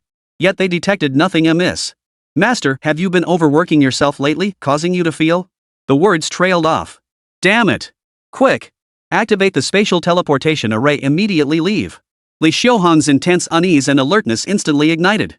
As he roared in fury, he already began channeling his divine abilities at breakneck speed, attempting to activate the spatial teleportation array etched into the void. However, just as his instincts had warned him of impending doom, he had long since become a caged beast. Crack! A blindingly pure white thunderbolt ripped through the heavens. The world was overturned by the masses. The void rippled with countless spiderweb-like cracks, shattering like a mirror. Countless spatial teleportation array runes, only halfway spread, seemed affected by some terrifying force.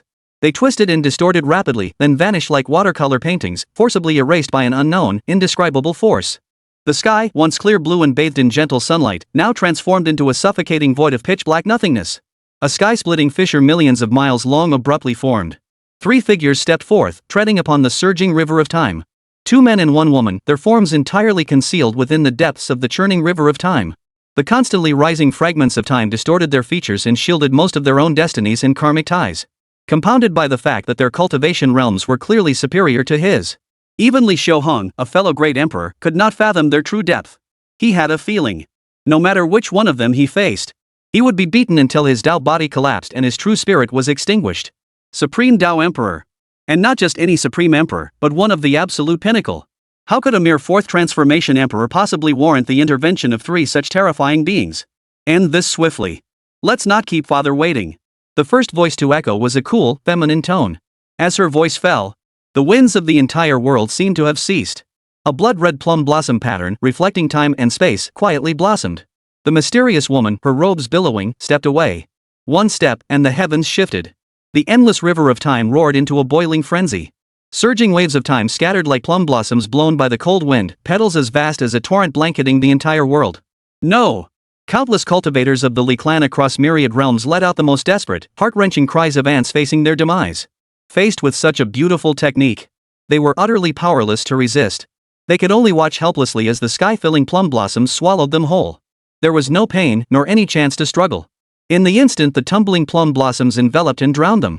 Regardless of their cultivation level, their bodies, divine souls, and even their spiritual essences vanished utterly and completely. Ying Tian and Ying Wuxuan watched this scene unfold, their mouths twitching uncontrollably. Their little sister had spotted their father observing them in secret, so she couldn't wait to show off. Her first move was one of her most powerful killing techniques. But this was utterly wasteful. For the blood-colored plum blossom not only devours all cultivators and living beings, but also engulfed the entirely family complex across the heavens. No matter what kind of treasure or artifact it was, the moment it was swallowed by the plum blossoms, it too became part of them. Petals like blood, drifting like wind. Wherever they passed, a sea of blossoms blazed like flames, transforming the entire world into a burning sea of flowers. Chapter 62, Rules Bind Mortals. Within the primordial Luo family's imperial residence, Li Wanqing's lingering soul, having witnessed all this firsthand, now stared blankly into the distance. She saw countless once familiar figures submerged within the crimson plum blossoms. They had become part of the crimson blossoms. Once, after losing her parents and many of her most cherished family members, she had come to cherish family bonds more than anything. She constantly sought to grow stronger and stronger, determined to protect the few family members she had left. Yet these very family members betrayed the parents for whom she had once sacrificed everything for the clan. Li Wanqing's mind went blank. A flood of thoughts surged through her mind. She suddenly realized she felt not a shred of pain or sorrow over the deaths of these so-called family members. Only a sense of liberation and profound relief remained. After today, there would be no more Li family of the heavens. Compared to Li Wanqing, Ying Changsheng observed Luo Mingyue's moves through the sky mirror. While offering commentary, this technique seems reminiscent of that cultivation method I once created with Qingxian while discussing the Dao plum blossom burial. That little minx Mingyue hasn't disappointed me. She seems to have infused her own fresh insights into this manual, blending plum blossoms with spacetime, a rather novel approach. But such overly ornate techniques always feel a bit flashy. In that regard, she's quite like her mother. Li Wanqing, who had already entered a state of transcendent awareness, detached from the concerns of life and death. Upon hearing Ying Changsheng's murmured words, she jolted awake. Though she had anticipated this, it felt as though she had uncovered some profound secret. No wonder this new era divine son of the immortal Ying Clan knew so much about her parents. So this was someone who had lived in the same era as her parents. He had actually survived. Shock surged through her heart. Li Wanqing felt like dying. Her parents must have known Ying Changsheng too. Given their familial ties and the friendship between her parents and his wife, when she saw Ying Changsheng, she would have to address him respectfully as uncle. The thought of it made her wish she were dead. Boom! At the same moment, Li Xiaohong began his final desperate struggle. As an emperor, his vitality remained remarkably resilient. Even as plum blossoms sprouted from his flesh and bone marrow, he still fought back with frenzied intensity. The sword chi swirling around him surged like a bursting celestial river, cascading down from the heavens. With each swing of his blade, the sword energy churned and surged across the heavens and earth. Countless crimson plum blossoms were reduced to dust by the sword energy's impact. Yet compared to this boundless ocean of crimson plum blossoms, the plum blossoms destroyed by Li Xiaohong seemed utterly insignificant. Moreover, Luo Mingyue was not the only one who had acted. Seal. Ying Tian stood like a deity in the heavens, 3,000-petaled chaos lotus blossoms appearing above his head, arranged in a triangular formation around him. Each petal of every lotus radiated a distinct aura of the Dao. 3,000 petals, corresponding to 3,000 Dao paths. With the weight of 3,000 Dao paths bearing down upon him, Li Xiaohong felt as though an infinitely massive divine mountain had been placed upon his shoulders. He could only kneel to the ground in utter humiliation, utterly unable to rise. Ying Wuxuan's might was most overbearing. The colossal blood energy surging from his body illuminated the sun, moon, stars, and all celestial Dao. The energy within Ying Wuxuan boiled, compressing his blood essence until it stretched violently, transforming into a crimson spear in his hand. Boom! The crimson spear was hurled forth. With a single strike, it shattered everything in its path, piercing through time and space. It pierced straight through Li Xiuhong's crown, tearing through his entire body. Space shattered, the heavens and earth collapsed. The energy surge unleashed by the crimson spear caused the earth for countless miles around to collapse inward. A phantom remnant soul emitted a shrill, despairing scream, attempting to flee from Li Xiuhong's collapsing imperial form. Yet it was utterly consumed by wave after wave of crimson plum blossoms. A great emperor fell. From the moment the three siblings struck to the end, not even 30 breaths had passed. The figures of the three siblings vanished into the depths of the surging river of time. The power of time smoothed out the shattered, twisted folds. Countless collapsed fragments of void, as if pulled back by some force, reassembled themselves upon the void. But the sky of this world no longer shone with the same radiant sunshine and azure clarity as before. Splash! The sky turned a deep crimson, and suddenly, a torrential downpour of blood fell, as if the wails of ghosts and gods echoed through the heavens. The fall of an emperor triggered celestial upheaval across this realm. The very laws of this realm seemed to wail in mourning, their presence eerily unsettling amidst the crimson haze. Emperors are the mightiest beings in this realm. When they fall, the cosmic laws they embodied throughout their lives collapse and decay, then begin to dissipate. Ultimately, as this energy returns to the heavens and earth, it manifests as the extraordinary phenomenon of blood rain falling from the sky. This is the reason behind the scene described by all creatures of the heavens as the emperor's demise, when heaven and earth mourn together. What exactly has happened? The sign of an emperor's demise. How come I've never heard of an emperor still dwelling in seclusion in this region? The gazes of many powerful beings were drawn, and they descended upon this place in droves. Witnessing such a terrifying spectacle, they all sucked in their breath in shock. Among them, many were not yet emperors themselves. Now, an emperor worthy of their reverence had perished right here. Earlier, I sensed something amiss here. The very fabric of time and space seemed sealed and warped. Countless miles around were dragged into a temporal inferno, though it seemed to last only about 30 breaths. Upon hearing these words, countless powerful beings sucked in their breaths, fear gripping their hearts. To slay an emperor within 30 breaths? When did the great emperors of the heavens become mere street cats and dogs, to be killed at whim?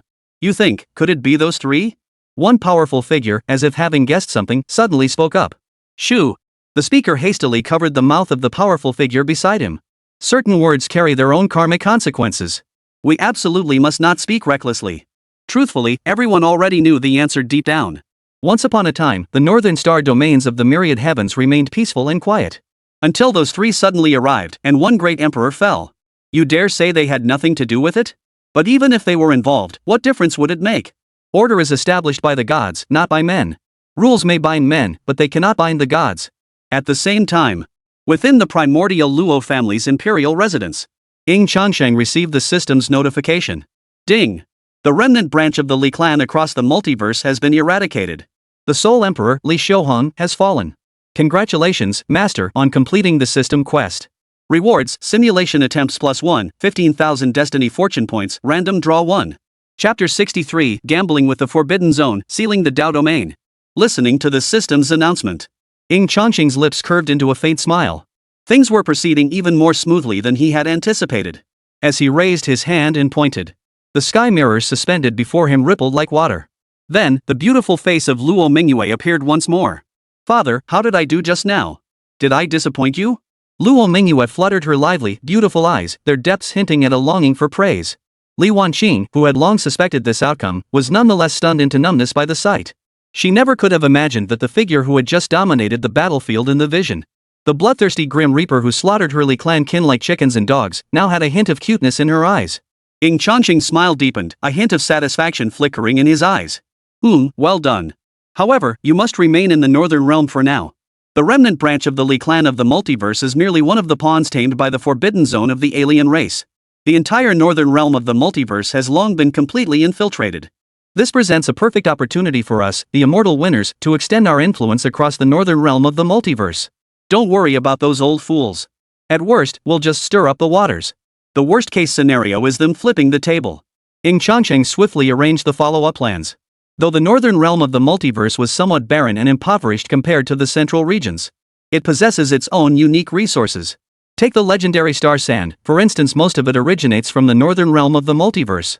Star sand is not only a rare material for forging magical artifacts, but also contained a peculiar life essence capable of reviving the dead and mending broken bones. Consumed in sufficient quantities, it could even affect an emperor. This substance the immortal winner must have it. After arranging all subsequent matters, Ying Changsheng resolved to depart immediately for immortal winner. Incidentally, if the intelligence gathered within the simulation proves accurate. A cold gleam flashed in Ying Changsheng's eyes as he murmured, "My immortal winners have already located the headquarters of the Apocalypse cult." During a previous simulation run, not only had he uncovered the traitor within the family, Ying Linglong, ahead of time, but also seized the opportunity to pinpoint the location of the Apocalypse cult's headquarters. Such a malignant tumor that dared to persistently oppose his immortal winners, he would leave no trace of it. Boom! At that very moment, the boundless starry cosmos suddenly shook violently. Invisible shockwaves caused countless massive stars to flicker erratically, their light flickering and humming. Even the celestial palace ship carrying Ying Changsheng swayed slightly. For you must understand. His imperial palace divine vessel was a special palace-type imperial weapon, capable of effortlessly withstanding the full force strike of an emperor-level powerhouse. Yet now, merely the energy fluctuations unleashed in that from an immeasurably distant location were enough to make his celestial imperial palace tremble. This alone demonstrates the sheer terror of these energy fluctuations. At least 3 or more great emperor-level powerhouses must be involved to cause this. Soon, Ying Changsheng witnessed a blood-red sun plummeting from the farthest reaches of the starry sky. The sign of an emperor's demise. Time rewinds to 3 days prior. The ancestral lands of the immortal winners. Several ancient immortal winners who had awakened in this era gathered here. You're all aware of the situation, correct? The voice of the Dao Source Patriarch broke the silence first. Changsheng has revealed the location of the Heavenly Revelation cult's headquarters. He said. Dao Yuan Ancestor waved his hand. Endless Dao runes spontaneously formed a dazzling light screen. A miniature representation of a Dao domain was instantly created, vividly displayed upon the light screen. The Northern Abyss Dao domain, centered around Mount Shunuang. The Yunmeng marshes in the northeast direction, that is where their headquarters lies. Listening to the Dao Source Patriarch's narration, the other ancestors furrowed their brows slightly. It wasn't because the North Sea Dao domain had a powerful domain lord presiding over it. The immortal winners held no small domain lord in high regard. The primary source of their astonishment was how Ying Changsheng had managed to locate this place. The Heavenly Revelation cult was deeply, deeply hidden. Not only did it appear to have a powerful forbidden zone of alien races as its backing, providing a supreme divine artifact specifically for concealment, it also maintained murky connections with major hostile factions and clans.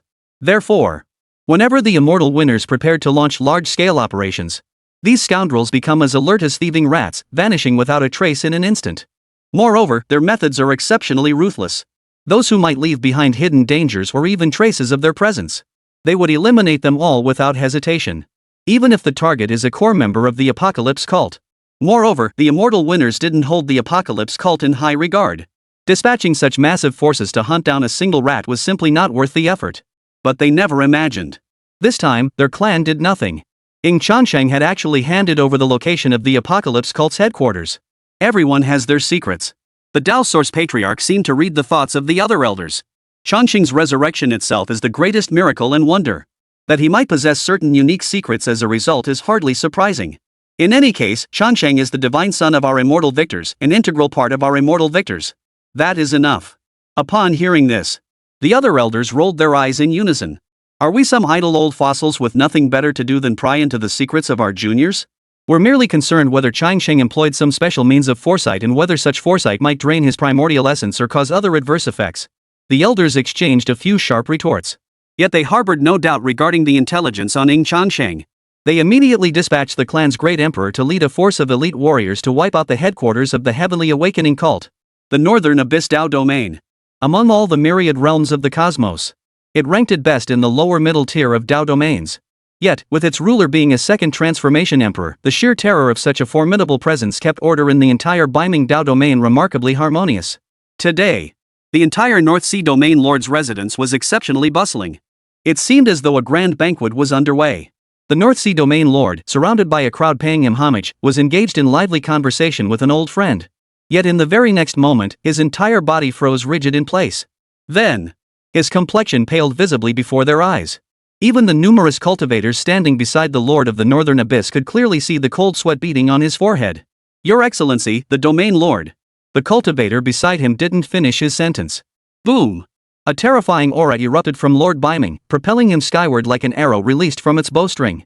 The sound echoed throughout the entire North Sea domain lord's residence. Quick! Activate the entire North Sea sealing array. Seal off the entire North Sea Dao domain. Any cultivator or being attempting to breach the North Sea sealing array or flee the domain shall be executed without mercy. The sudden command left all cultivators momentarily stunned. Just moments before, they had been immersed in the lively festivities. Cups clinked and conversation flowed freely. Why would the North Sea domain lord suddenly activate the North Sea sealing array now? This was the largest formation in the entire Biming Dao domain, primarily designed to repel attacks from forbidden zones of alien races or assaults by demonic tribes and demonic plant tribes. Once activated, such a colossal formation consumed vast quantities of resources. They even suspected the North Sea domain lord had drunk himself into a frenzy. Out of sheer idleness, he might be attempting to indirectly flaunt the terrifying wealth and depth of resources within his domain lord's residence by activating the Northern Abyss Sealing Heaven Array. Your Excellency, please reconsider. This year's tax revenue hasn't been particularly strong. Don't let a drunken whim lead you to. An elder cultivator, seemingly a long-serving steward, stepped forward to offer counsel. Smack! The man was sent flying by a single slap. My ass! Activate the Northern Abyss Sealing Array immediately. If it's not activated within half an incense stick's time, this emperor will exterminate your entire clan. Far from being drunk, he was abnormally lucid, so terrified he'd broken out in a cold sweat. The reason was simple. He had just received a message. A message from the immortal victor. Immediately seal off the Northern Abyss Dao domain. Should any living being successfully depart the Biming Dao domain, from this day forward, the Northern Abyss domain lord's residence will cease to exist. Chapter 64, Heaven Within Heaven, the End of the Divine Cult. Though they knew not why the immortal winner had suddenly sent such a message. But they were all old foxes who had lived for countless years. He naturally grasped the gravity of the situation. He was indeed a domain lord and an official appointed by the Celestial Court of the Heavens. Yet within the Celestial Court of the Heavens, the immortal winner also held one of the most crucial decision-making positions. Put it this way. If he were to commit an offense, he could still appeal to higher authorities. The immortal winners, however, need seek no one when they transgress. For they are the very pinnacle of the celestial courts, the heavens above all heavens. Combined with the immortal winner's terrifying familial foundations, even an emperor would have to submit, with a clan annihilation penalty hanging over their heads. The efficiency of all cultivators handling affairs at the Northern Abyss Domain Lord's mansion surged dramatically. Boom! Boom! Boom! Amidst the astonished and bewildered gazes of countless cultivators and beings across the Northern Abyss Dao domain, countless regions of the North Sea domain were constructed from intricate rune formations. Beams of dazzling light shot skyward from the ground, piercing the heavens. Immediately after, an endless interplay of Dao runes coalesced into a colossal barrier of law. Like an inverted crystal bowl, it enveloped the entire North Sea domain. What's happening? Why do I feel the void suddenly sealed off? What on earth is happening? It's the North Sea sealing array. An ancient being who clearly recognized the formation's origin exclaimed in shock, "What is the North Sea domain Lord's mansion doing? Do they have so much money they don't know what to do with it that they'd activate the North Sea sealing heaven formation for no reason?" Many cultivators and factions felt uneasy. They rushed to the Northern Abyss domain Lord's residence demanding an explanation and accountability. Yet not a single one of them was present. For he sensed that an unseen force had already locked onto him. Setting aside the fact that he had never colluded with the Heavenly Revelations sect in the first place, it would be sheer folly to suffer undeserved calamity over such a trivial matter. Yet even when confronted by an emperor of equal standing, the Lord of the Northern Abyss showed no intention of receiving him. Now he stood outside the Northern Abyss domain, standing at attention, seemingly waiting for something. Suddenly, three blazing, dazzling beams of pure white light pierced through the boundless barriers of time and space from the depths of the starry sky. Wherever the beams passed, starlight dimmed and runes dissolved. The three pure white beams appeared to be under deliberate control. As they neared the North Sea domain lord, they dispersed on their own. The diluted pure white laws coalesced once more, forming three pure white light portals that fully connected to another vast and mysterious space. Amidst a strange energy ripple, three great emperors, their auras of imperial might swirling around them, stepped forth. Behind them followed numerous figures radiating a murderous aura. From the realm of saints to the realm of saints. From minor divine platforms to each was an elite champion of the immortal winners. Witnessing this scene, the Lord of the Northern Abyss domain broke out in a cold sweat. This single force could effortlessly annihilate his North Sea domain lord's residence, even bringing utter ruin upon the entire North Sea Dao domain. Cold sweat poured down the North Sea domain lord's back. Could it be that the immortal winners sought to destroy the realm, using some ancient sacrificial ritual to gain even greater power? This was no mere overthinking on his part. In the cultivation world, human lives were as worthless as grass. In the annals of the myriad realms, there had been one who once roamed the cosmos brandishing the banner of 10,000 souls. Wherever the banner waved, the countless living beings of that realm would be transformed into nourishment for the banner a demonic overlord. Especially among these great clans. Raising the creatures of a realm like livestock to harvest them was hardly an uncommon practice. The leader, the immortal Victor Emperor, bore the title Star Treading. A fifth transformation Great Emperor. Without explanation, Emperor Starstrider raised his hand, summoning a treasure seal that radiated dazzling divine brilliance. The other two great emperors also drew their imperial weapons. After signaling the North Abyss Domain Lord to initiate the North Abyss sealing battle, they raised their hands and began suppressing the North Ming Dao Domain region. At the same moment, at the headquarters of the Heavenly Revelation cult, to better conceal themselves, they utilized special divine abilities to establish an underground world deep beneath the Yunmeng marshes. Though extremely concealed, it caused their intelligence to lag ever so slightly. Thus, by the time they learned that the Biming Dao domain had been sealed off, it was already too late. At this moment, within the Grand Hall of the Heavenly Revelation cult headquarters, all core high-ranking members of the Tianqi Divine Cult had gathered here. At the very forefront of their ranks stood two figures wearing gold and silver masks. One male, one female. Both emanated an imperceptible yet undeniable imperial aura. Golden Xian Emperor, a third transformation emperor.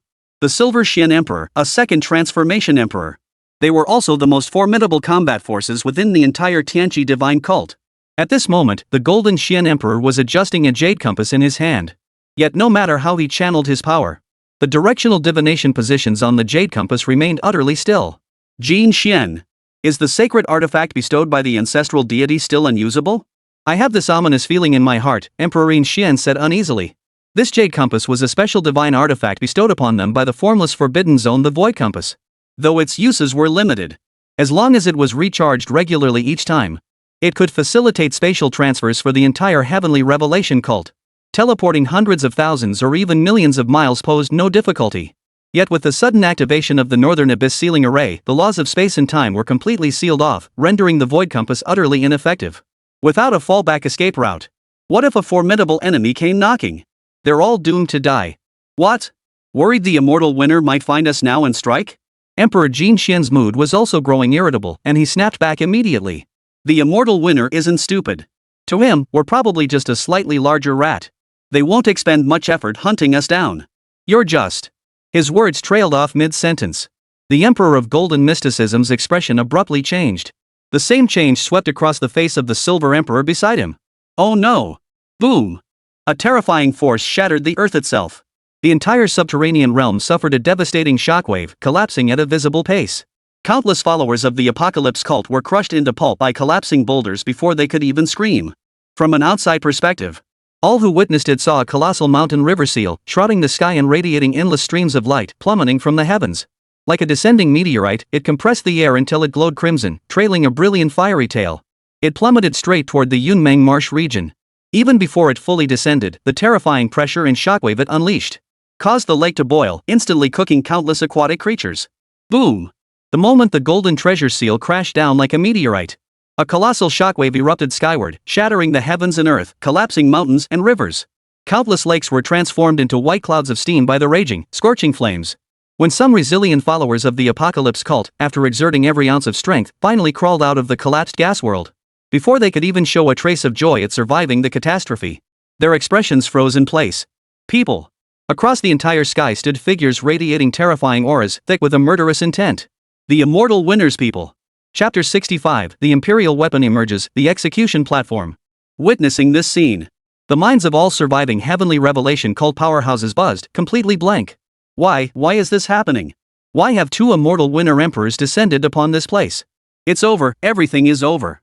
Especially after sensing the faint yet overwhelming imperial auras emanating from the depths of the void. It sent chills down their spines and made their bodies tremble. You fools! What are you standing around for? If you don't want to die, pick up your weapons and fight your way out with us. The roars of Emperor Jin Xian and Emperor Ying Xian echoed in the minds of the surviving members of the Apocalypse cult. Yet the effect of their voices was negligible. Not to mention, the two immortal winners who had descended completely overshadowed the Golden Emperor and Silver Emperor of the Apocalypse cult. Even if they somehow broke through the immortal winner's blockade, the Northern Abyss sealing array still blocked the depths of the sky. Could they possibly breach the super shielding formation specifically designed to repel invasions into the forbidden zones of alien races? There was no hope. They might as well stay put and die with some dignity. Bunch of useless fools. Emperor Jin Xian and Emperor Ying Xian roared with fury. Yet they were powerless, their hearts filled with profound despair. The fighting spirit of these men had been utterly crushed by the Immortal Winner's devastating blow. Though they had openly and covertly opposed the Immortal Winner all along, backed by the support of the Forbidden Zone of the alien race and other major factions. They knew this day would come sooner or later. Yet when it finally arrived, they couldn't suppress their terror, their hearts brimming with bitter resentment. Having painstakingly cultivated to the level of Emperor, becoming beings above all others, they refused to die. Strike together. Silver Emperor and Gold Emperor exchanged a glance. Without hesitation, both ignited their Emperor's blood, causing a layer of crimson flames to rapidly engulf their bodies. Simultaneously, every last trump card was played. Break! Qingxian Xian the Great Emperor formed seals with both hands. A stone steel shot forth from the depths of his consciousness sea, rapidly expanding until it resembled a pillar supporting the heavens. The Divine Origin steel. This too was an imperial weapon he had obtained from the alien races of the Forbidden Zone. The ancient, weathered steel shattered the sea of clouds as its colossal form descended. The instant it touched the heavens and earth, countless shimmering forms emerged: sun, moon, mountains, rivers, and myriad creatures of every kind. As Emperor Qingxian and Emperor Yinshan channeled their energies into it, the golden characters engraved upon the steel lit up one by one. Heaven's pillar. Tread the void. Sea burning. Rays of dazzling light, as vast as the Milky Way, shook the heavens and earth, devouring the boundless void. Their purpose was simple. They were now trapped beasts in a cage, with no path to retreat. Why not seize the moment while their power still peaked? By combining their might into the ultimate joint technique, they might just break through the encirclement. Yet the three immortal winner emperors who had descended here stood immovable, like ancient monuments. The lead, Emperor Tianhai, wore an icy expression, divine radiance swirling within his imperial eyes. The other two emperors were enveloped in burning imperial flames, forming the foundation of an ancient formation. Seal. The Heaven Sea Emperor raised his hand. The heaven-sealing mountain sea seal, imbued with the power of three emperors, descended with thunderous might, bearing the authority to suppress all. The heaven-sealing mountain sea seal. This artifact also held a certain connection to Ying Changsheng. Back when he ascended to emperorhood, he had also achieved extraordinary mastery in the art of weapon forging. All his imperial weapons were forged by his own hand. In total, he forged 9 imperial weapons, 3 supreme emperor weapons, and 6 other imperial weapons of varying grades. The heaven-sealing mountain sea seal was the very first he forged. Boom! The sealing suppression runes engraved upon the heaven-shaking mountain sea seal radiated a dazzling brilliance. In an instant, the entire world transformed into a monochrome ink painting. Only the heaven-sealing mountain sea seal shone like a golden sun, radiating brilliant light. At the very center of its suppression, the Golden Emperor and Silver Emperor felt the surrounding void solidify to an extreme degree. Even the flow of time slowed to a crawl under this crushing force. Faced with this overwhelming force, they could only watch helplessly as the heaven-sealing mountain sea seal crashed down. Boom! A dazzling wave of energy engulfed everything. The entire Yunmeng Marsh, and even tens of millions of miles around it, were smashed into a vast, inward caving abyss, as if struck by a primordial comet.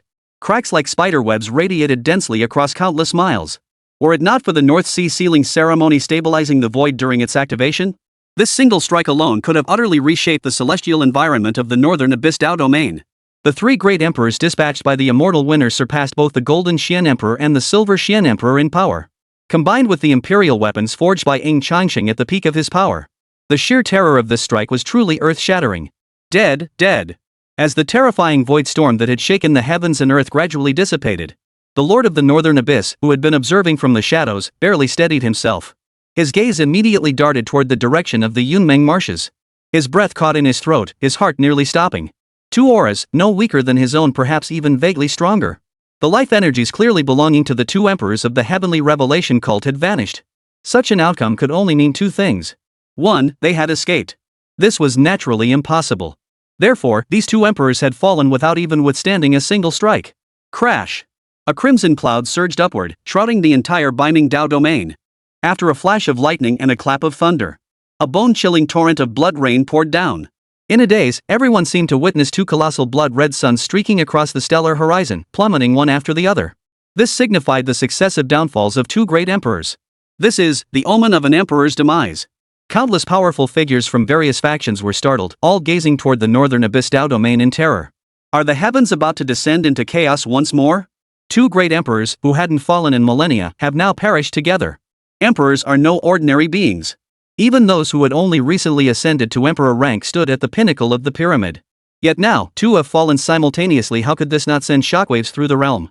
As the entire multiverse erupted in uproar, Ying Changsheng, the indirect cause of the two great emperors' demise, had already returned to the immortal winners. The apocalypse cult no longer existed. The remaining rabble could be eliminated at any moment. Now it was time to clean house. Immortal winners. The execution platform. This place is the clan's exclusive execution ground. Even with special seals and restraints in place, the young generation of immortal winners gathered here upon receiving the news were nonetheless jolted into a dazed state, feeling a suffocating pressure in their chests. For the very purpose of the execution platform was as its name implied. Legend held that long, long ago, their ancient ancestors, the immortal winners, had once slain immortals here. The massive execution stone atop the platform had once been pure white. But due to the countless beings slain upon it and the blood spilled in abundance, this stone of execution has been soaked crimson red. Even though the immortal Ying Clan members gathered near the execution platform now filled the area like a sea of people, the entire world felt eerily silent and oppressive. Everyone knew for whom the execution platform was open today. The traitor. And once a core member of the clan hierarchy Ying Linglong. Some felt the clan's punishment was justified. Harboring the clan's greatest enemy and openly showing disrespect to the divine son were already grave crimes. Death was only fitting. Yet others deemed the punishment excessive.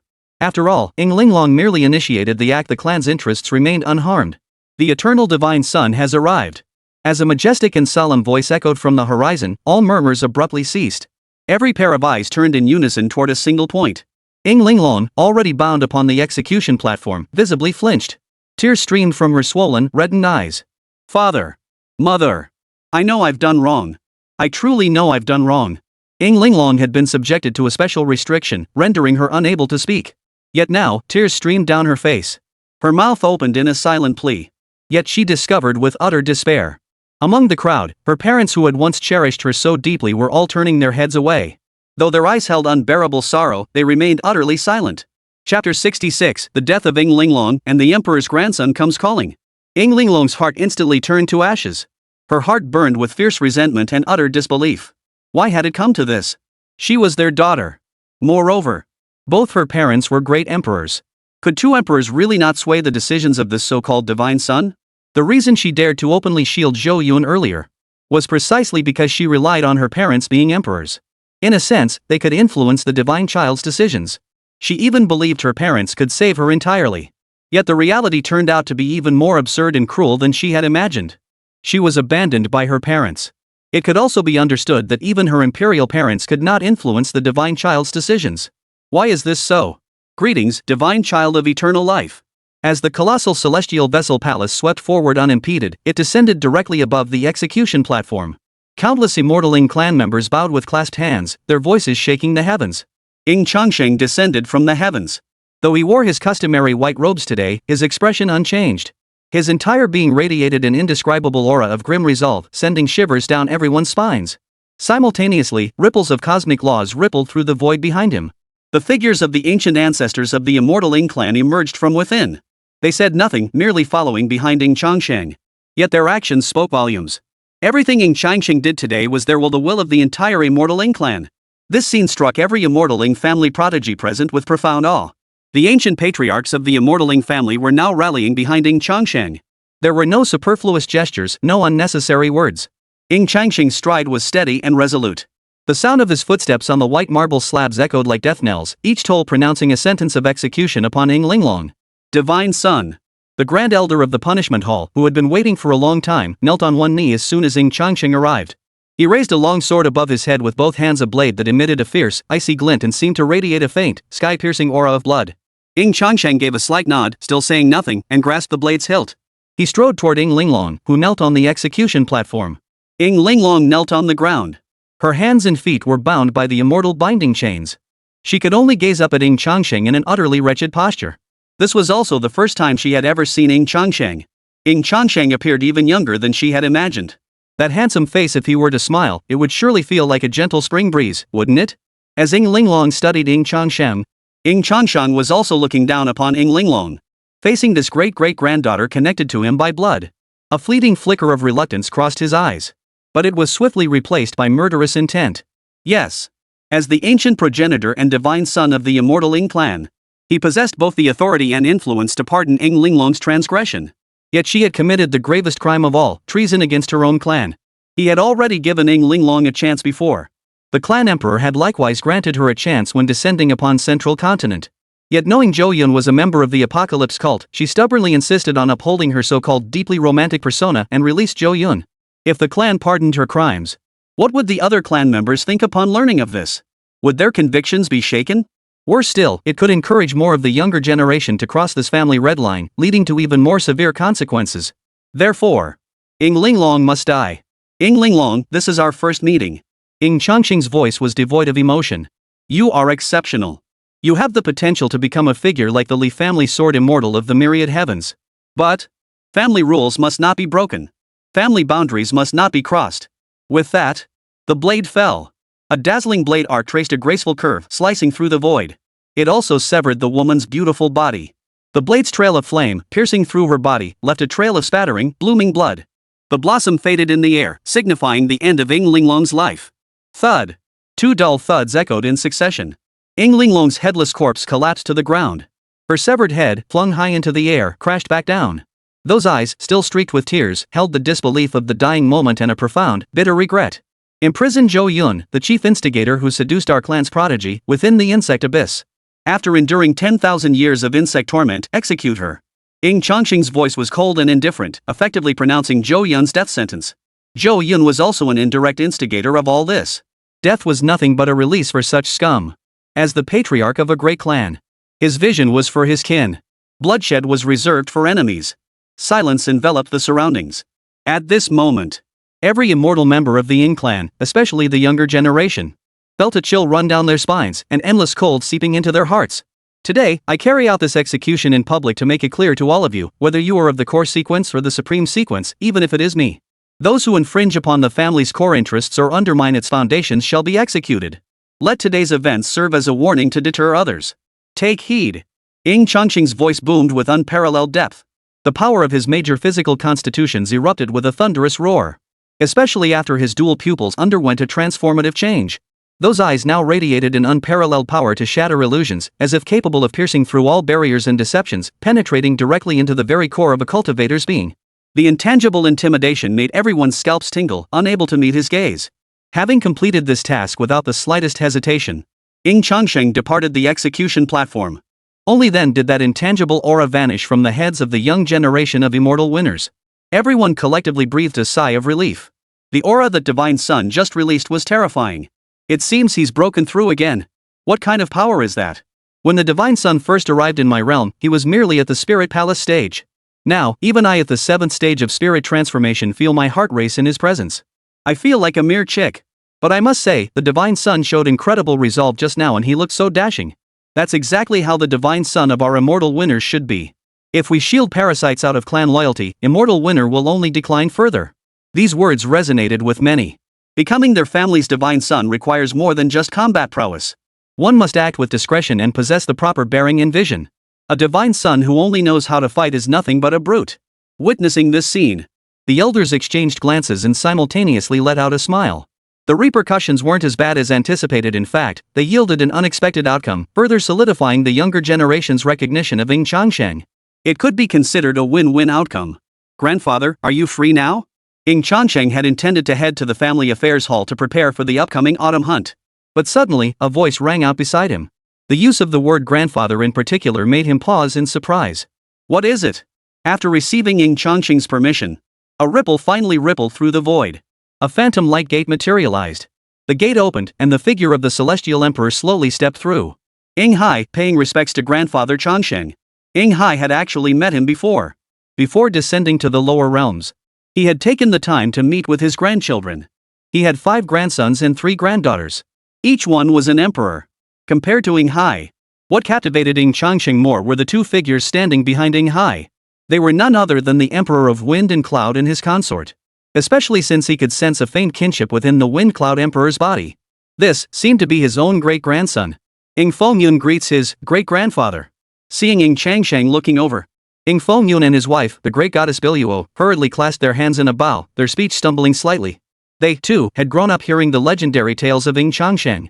Though this great-grandfather now appeared very young. Younger even than their own deceased daughter. This did nothing to diminish their reverence for this great-grandfather. After all, the era when Ying Changsheng served as head of the family represented one of the few pinnacles of glory for their immortal Ying Clan. Facing a figure whose great achievements were recorded in the clan's annals, they dared not show disrespect. Chapter 67, The Secret Realm Simulation, Mingshui Realm. Ying Changsheng gave a slight nod. A faint, ambiguous smile played at the corners of his lips. Speak. What is it? He knew these two were Ying Linglong's parents. Ying Linglong had just been slain by his own hand. Their parents coming to him could only mean two things. They came to vent their grievances, perhaps even to accuse him with grief-stricken fury. Accusing him, their great-great-grandfather, of mercilessly killing his great-great-granddaughter. The second reason. Ying Fengyun and his wife both shuddered simultaneously. No, it's not that. We've come to apologize to you, great-great-grandfather. The Ying Fengyun couple hurriedly clasped their hands in a bow, their voices trembling with sincere fear and trepidation. It is our failure as parents, having spoiled Ying Linglong too much, that led this good-for-nothing to commit such an outrageous act. I beg you, Grandfather Zhang, do not blame my branch of the family for this. This is entirely my fault. We are willing to bear all consequences that follow. Ying Changsheng raised an eyebrow. Compared to Ying Linglong, her parents were sufficiently pragmatic. A wise person. What a pity. They gave birth to a daughter who fancies herself romantic and loyal, yet turns out to be nothing but a selfish sycophant. Well, I'm glad you've come to understand that. From now on, you will go to the Cliff of Reflection every day. Meditate there for 8 hours daily. Continue this for 1 year. At this point, Ying Changsheng shifted his tone once more. I also understand that at your current level of cultivation, conceiving offspring is exceedingly difficult. Speaking, Ying Changsheng used his fingertip as a brush, his fingers deftly tracing patterns in the air. Soon, rows of golden characters materialized.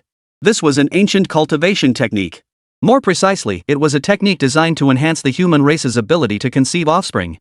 This technique is called the divine conception art.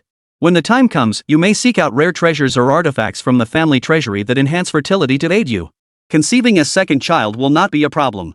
Upon hearing these words, Ying Fengyun and his wife were overjoyed. The reason they had been so determined to protect Ying Linglong all along was precisely because conceiving children became exceedingly difficult at their level of cultivation. Having achieved such success without facing severe punishment from their great-grandfather, the couple suddenly felt their grief ease. This time, they would discipline her properly.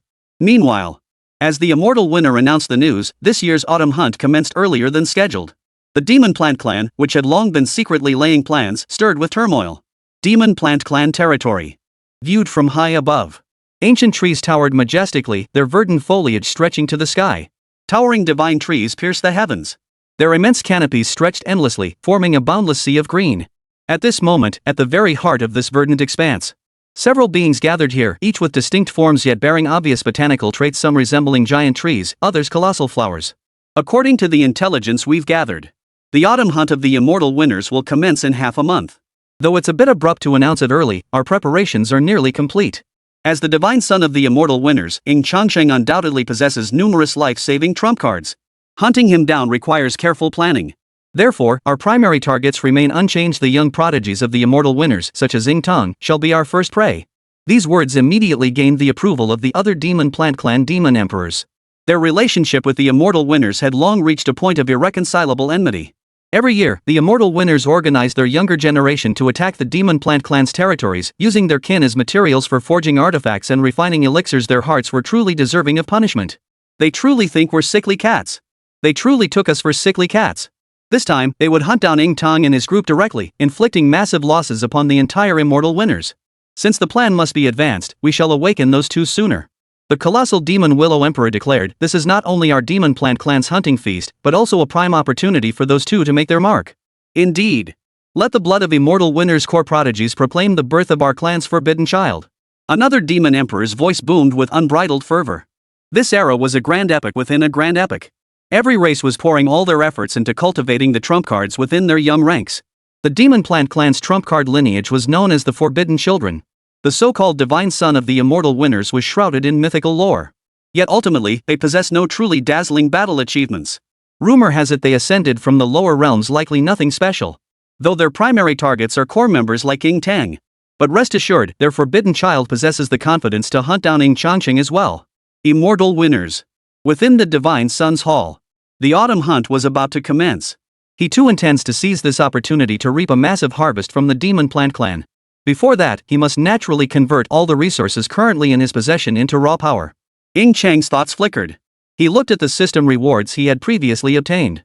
1 simulation opportunity plus 1 random special draw chance. I wonder how this so-called special draw differs from a blind box draw. Suppressing the thoughts swirling in his mind, Ying Changsheng decisively used the draw opportunity. The void twisted, infinite beams of Dao light converging. To Ying Changsheng's astonished gaze, they coalesced into a colossal roulette wheel. The wheel began to spin. Various reward names appeared upon the wheel. Random special technique. Unknown immortal beast egg. Random secrets of the multiverse. The wheel's rotation gradually slowed. The pointer came to rest on an unexpected option for winning immortality. Random special simulation. Ding! Congratulations on receiving your reward, Random Opportunity Realm Simulation 5. Random Opportunity Secret Realm Simulation. After consuming simulation points, it will randomly simulate scenes from a future opportunity secret realm that may emerge. Note, the simulated character cannot be selected and is entirely random. Something new?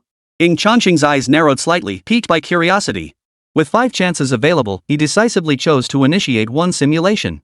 Simulation initiated. You are Xia Ming, the second prince of the Mountain Sea dynasty within the formless Dao realm. Age 25, you possess the first tier of the spirit transformation cultivation. In the succession struggle, you successfully eliminated all your brothers, including your eldest elder brother, to become the crown prince of the Shanhai dynasty. Your arrival in the Hongtian Dao domain stems from the recent colossal battle that erupted here between the immortal winner and the demonic plant clan's elite. The terrifying power unleashed by both sides shattered the void, revealing the entrance to a lost world hidden deep within the void dimensions, a realm known as the Brightwater Realm. Compounded by the suspicion that this was an unexplored lost world, the entire multiverse was thrown into upheaval. Thus, through the concerted mediation of all major races across the myriad realms, all factions and races allowed cultivators under 50 years of age and below the Huatian cultivation realm to enter and explore. However, once inside, no rules applied, might ruled supreme, and any being could meet their end. Yet, to better secure the imperial succession, you resolved to challenge the prodigies of the myriad realms. Chapter 68, Ming Shui Zhenren, the Dao companion of the first generation Nine Yang Divine Body. Gazing at the text information appearing before his eyes, Ying Changsheng gained another crucial piece of information. A flicker of intrigue passed through his eyes. The lost world? Could it be the remnants left behind by the ancient ancestors of those primordial races from the dawn of time? In truth, across the myriad realms of the cosmos, similar lost worlds existed, and not few in number. However, a lost world that had never been explored was not only deeply hidden but also extremely rare. Had he not received this information in advance through this special simulation? Not only would he have been unaware, no one across the myriad realms would have anticipated such a world emerging. He might be the only one in this world who knew about the emergence of this lost world in advance. Day 1 in the Clearwater Realm. You have arrived at the entrance to the Clearwater Realm. There, embedded deep within a void fissure, stands a colossal bronze gate towering skyward. According to investigations by numerous ancient powerhouses, the colossal bronze gate appears to possess its own sentient consciousness. It favors those prodigies with sufficiently powerful innate talents. This prospect fills you with delight. After all, as a prince of the Mountain Sea dynasty, your innate talent is widely acknowledged, making you a peerless prodigy of your generation. Yet, the moment you witness the immortal victor's divine son step through the bronze gate, endless rays of divine light surged forth. Everyone present, including you, could distinctly sense the joy emanating from the bronze gate. Even after witnessing the bronze gate blatantly cut corners, almost favoring Ying Changsheng by bestowing a special treasure upon him, you and everyone else began to question the meaning of life. Is this immortal winner's divine son, the favored son of the Mingshui realm? A bitter sigh rose in your heart. Day 2 in the Clearwater Realm. Your innate talent and aptitude appeared mediocre and unremarkable compared to the prodigies from the top-tier factions. Like most others, you were transported into a boundless forest. Fortunately, you possessed several life-saving trump cards. After breaking through the encirclement, you began your initial exploration of the entire Mingshui realm. Day 12 in the Brightwater Realm. The dangers of the Mingshui realm surpassed your wildest imagination. Not only does it harbor numerous intelligent indigenous cultivators, but also teems with immensely powerful demonic beasts. You had the misfortune of encountering one, which left you gravely wounded. Only by playing a special trump card did you narrowly escape with your life. Day 30 in the Clearwater Realm. You finally found a fellow prodigy from the same faction, the Mountain Sea dynasty. You decided to journey together. On this day, your luck was exceptionally good. You discovered a spirit herb that seemed capable of enhancing innate talent. Overjoyed, you were about to pick it when you insignificant insect immediately relinquished that opportunity. An oppressive aura descended from the sky like a dark cloud, causing your expression to change abruptly. The one who descended was none other than the holy son of the Yunding Cave Heaven, a major power. Though both were at the spirit transformation realm, the gap between him and you was as vast as heaven and earth. You sensed it. Even 100 of you would meet certain death before such a figure. You decide to pay the price to avoid disaster, handing over the item without resistance. After accepting the spirit herb, the holy son of Yunding Cave Heaven gave a cold snort and turned to leave. Next time we meet, he said, I will kill you. You breathe a sigh of relief. You thought you'd escape disaster. But suddenly, after taking only a few steps, the holy son whipped his head around. A savage grin spread across his face as he thrust his blade straight toward your chest. Ha ha ha. What a coincidence we meet again. You're dead. Fate scenario simulation ended. Remaining attempts, 4. Please select one of the following simulation rewards. Mountain Sea Dragon Return Fist Holy King Technique. Xian Yuan Immortal Herb Fragment. Ming Shui Realm Fortune Fragment 1. Ying Changsheng's attention was drawn to the reward in option 3. Ming Shui Realm Fortune Fragment 1 contains a minuscule portion of the Ming Shui Realm's fortune energy. Upon absorption, you will enter the Ming Shui realm under the benevolent guidance of fortune itself, granting you heightened luck within its borders. Perhaps you will gain easy access to great opportunities within the Brightwater realm. Or perhaps, they will be opportunities that are merely ordinary by your standards. So it's a gamble on luck? Ying Changsheng stroked his chin. Though he now bore an inexplicable villain title above his head. But the fact that he had suddenly been revived and even inherited the 9 transformations forbidden immortal source. It proved his luck was still quite favorable. Exchanging it could be considered an unexpected lucky bonus. After selecting his reward, Ying Changsheng continued to expend his special opportunity simulation attempts. Ding! Since the host previously conducted a special opportunity simulation, Clearwater Realm, a save has been made. Option 1, Continue, Ming Shui Realm, Simulation. Option 2, Random Special Opportunity Simulation. After a moment's thought, Ying Changsheng still chose option 1. He had a vague sense deep within. The Clearwater Realm concealed some profound secret. In the first simulation, he only received news of the Ming Shui realm's opening, not a single crucial piece of information. He knew better than to bite off more than he could chew. He believed he would have another chance to obtain a random special opportunity simulation in the future. For now, he needed to focus on fully utilizing this opportunity with the Clearwater realm. Selection successful. You are Qin Wudao, the 4th young master of the Ying Clan of the Heaven Opening era.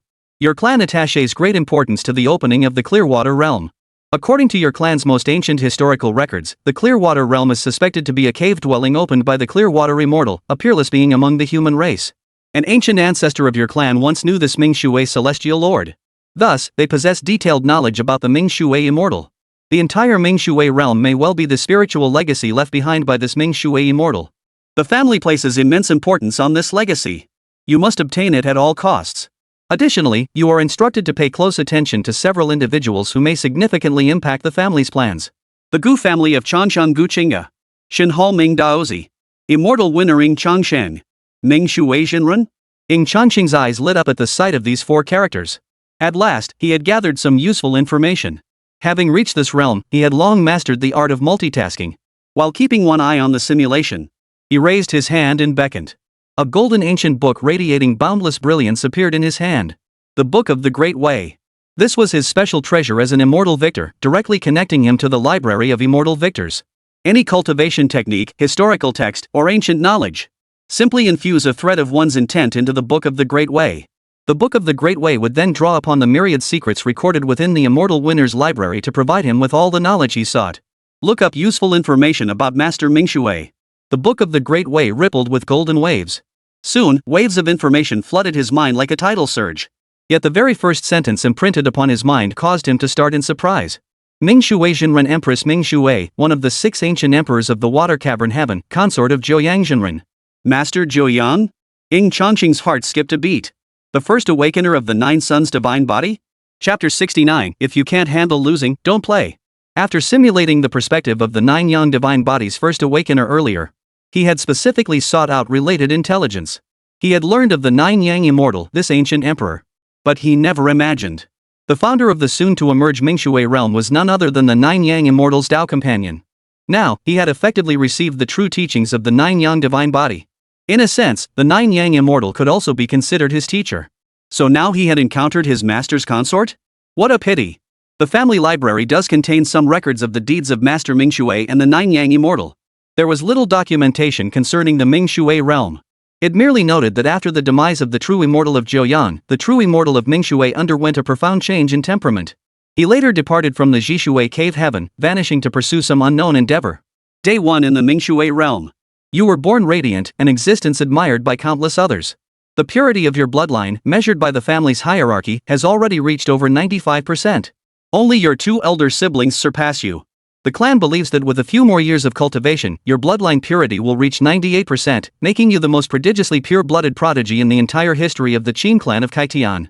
Yet when you stepped through the bronze gate into the secret realm, you received no attention whatsoever. Instead, it was Ying Changsheng whom the clan urged you to take seriously, yet whom you had somewhat underestimated, who received the bronze gate's almost biased blessings. As you finally took Ying Changsheng seriously, you also recognized him as the greatest variable in this entire plan. Day 6 in the Mingshui realm. The cultivation realm has only 3 tiers: Ant-tier insufficient power and background, easily slaughtered in droves. Taoist peer realm, equal in power or status, treated as equals whenever possible. The sovereign realm, those whose power or status far surpasses one's own. They cannot be defeated, nor can they be provoked. As the heir of the Ying Clan of Kaitian, your journey through the Clearwater realm has been smooth sailing. You've even managed to gather intelligence while reaping opportunities. These so-called opportunities require little effort on your part. Simply assert your status as the heir apparent of the Ying Clan of Kaitian. To the ants, seeing you is like seeing heaven. Those who do not flee will all meet their end. Even fellow cultivators would show you a measure of deference. As for the authorities, they don't exist within the Mingshui realm. Thus, after several days, you have gained considerable insight. Day 12 in the Clearwater realm. You've been following every lead provided by the clan, searching for the greatest inheritance site within the water realm.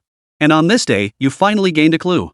In the central region of the Clearwater realm, the Starlight Waterfall appears to be the cave dwelling of the Clearwater Immortal. Day 19 in the Clearwater realm. You finally discovered a way into the Mingshui Jinrun's cave dwelling, but due to clumsy execution, you caused too much commotion. This attracted the attention of nearby cultivators. You intended to use your status to intimidate them away. But fate dealt you a cruel blow. The immortal winner, Ying Changsheng, happened to be nearby and arrived with a group of followers. Though you feared Ying Changsheng's power, you refused to back down. You invoked your status and addressed Ying Changsheng. Ying Changsheng, withdraw at once. I will overlook this matter. This opportunity was discovered first by my Qin family of the Kaitian era. If you dare to vie with me for it, you declare war upon me and the Qin clan of the Heaven Opening era. You thought Ying Changsheng would show you some courtesy and back down. But the response you receive is Ying Changsheng's cold and contemptuous voice: opportunities belong to those who seize them. What kind of creature are you? You flew into a rage.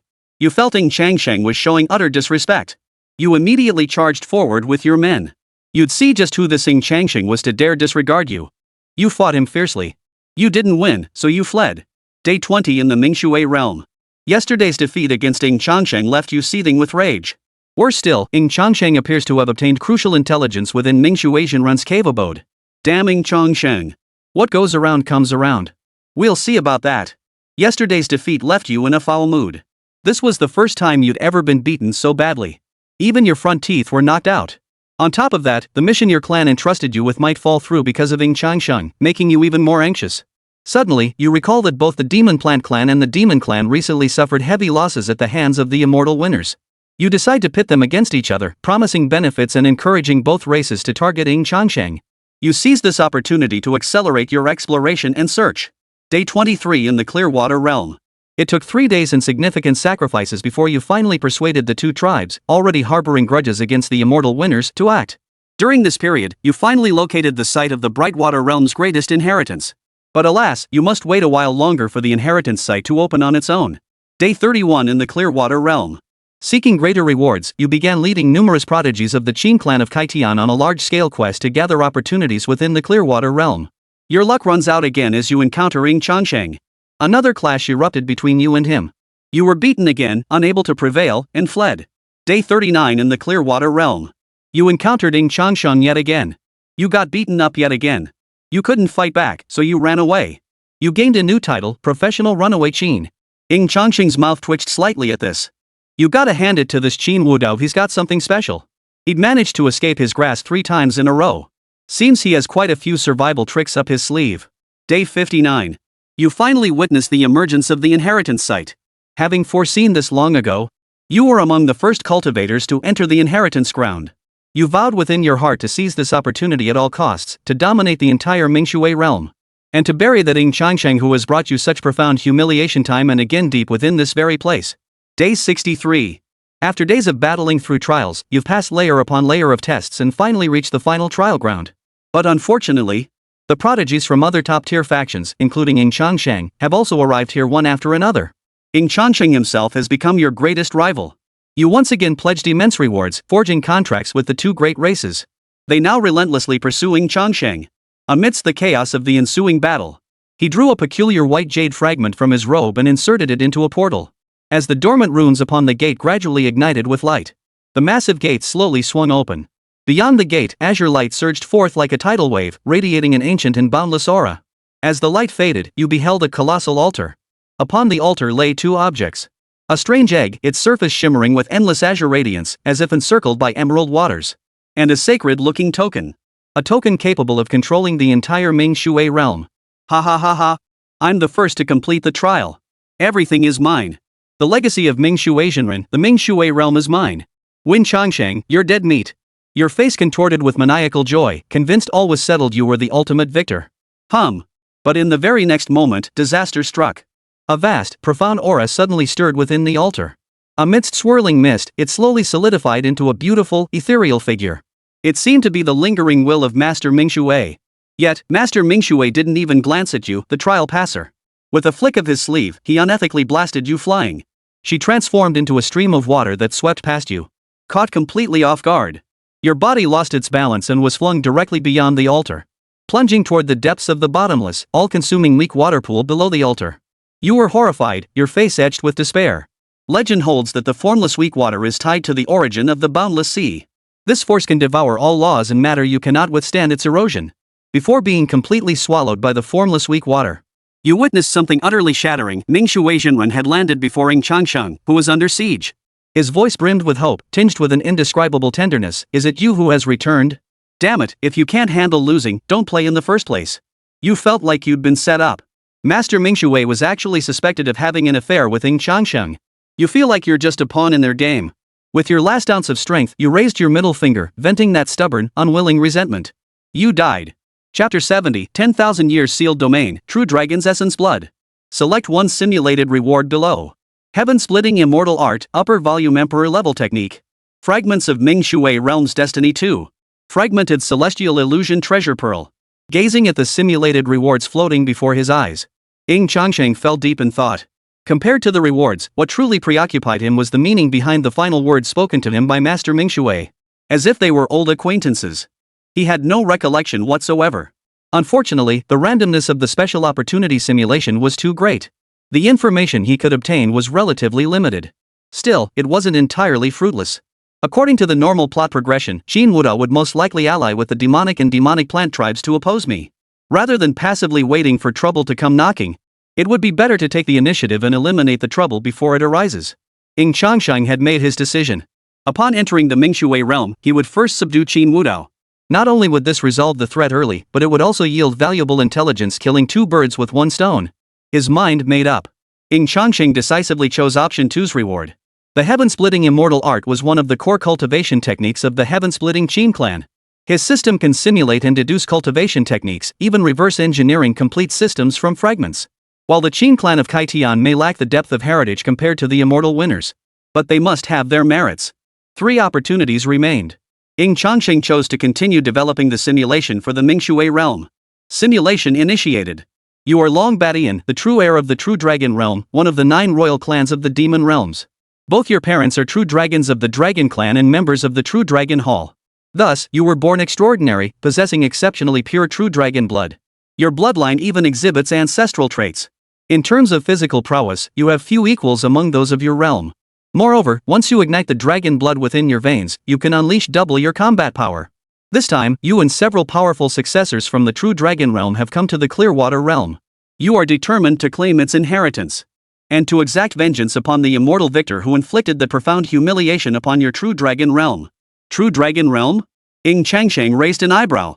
This demonic realm royal power wasn't exactly on good terms with them either. Across all realms and dimensions, the dragon race stood among the supreme species. Dragon blood, tendons, skin, and scales were all priceless treasures. Especially since the immortal winners possessed a secret technique called the 9 Dragons blood forging art, which required vast quantities of dragon blood as an aid.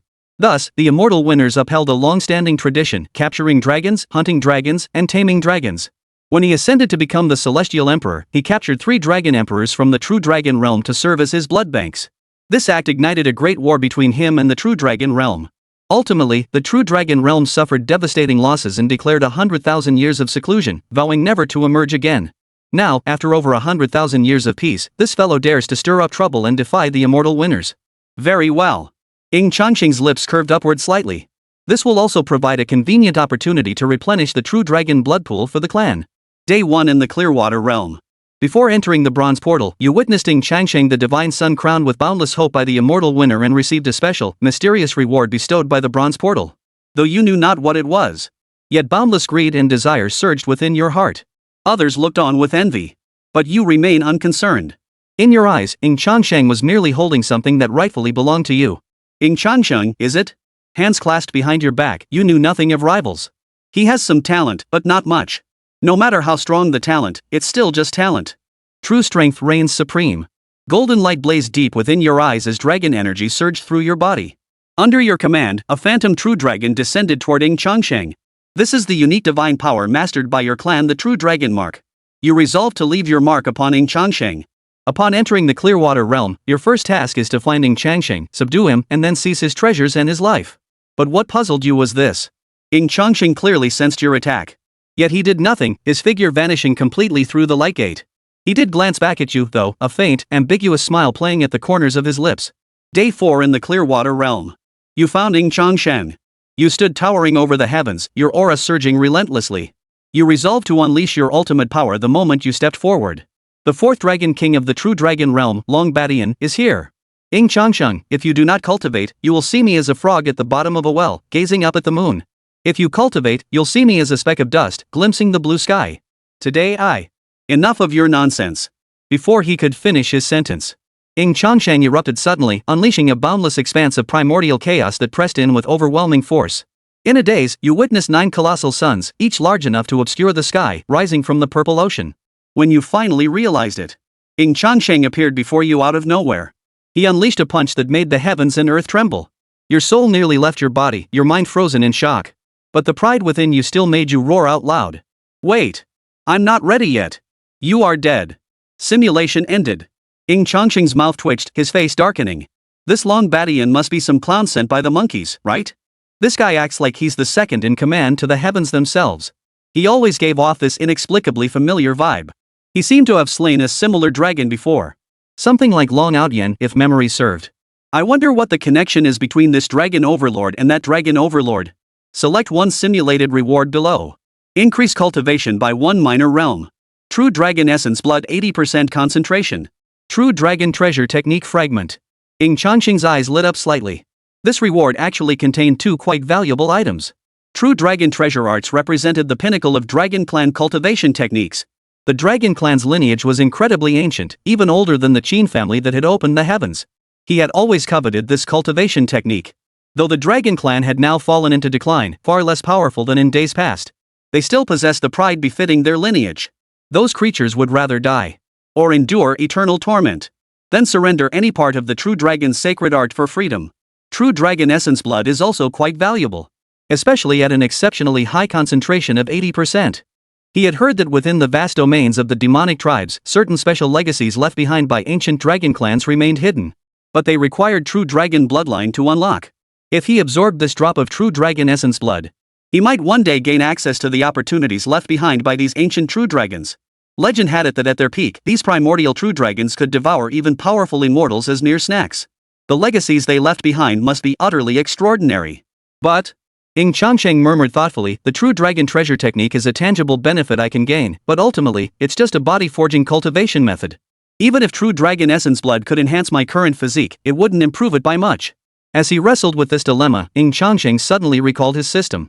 Particularly the option labeled Special Opportunity Simulation. What if he simulated the legacy left behind by an ancient true dragon in the future?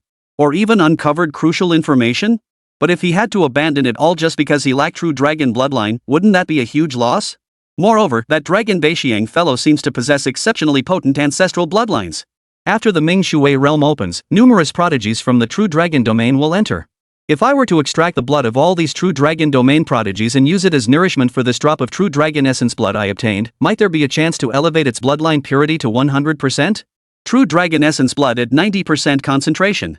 And 100% concentration true dragon essence blood? The reason the ancient true dragon clan was so formidable, even capable of effortlessly hunting immortals and treating them as snacks. It was precisely because of their bloodlines, which were nearly flawless to the point of perfection. The bloodlines of dragons today are all tainted.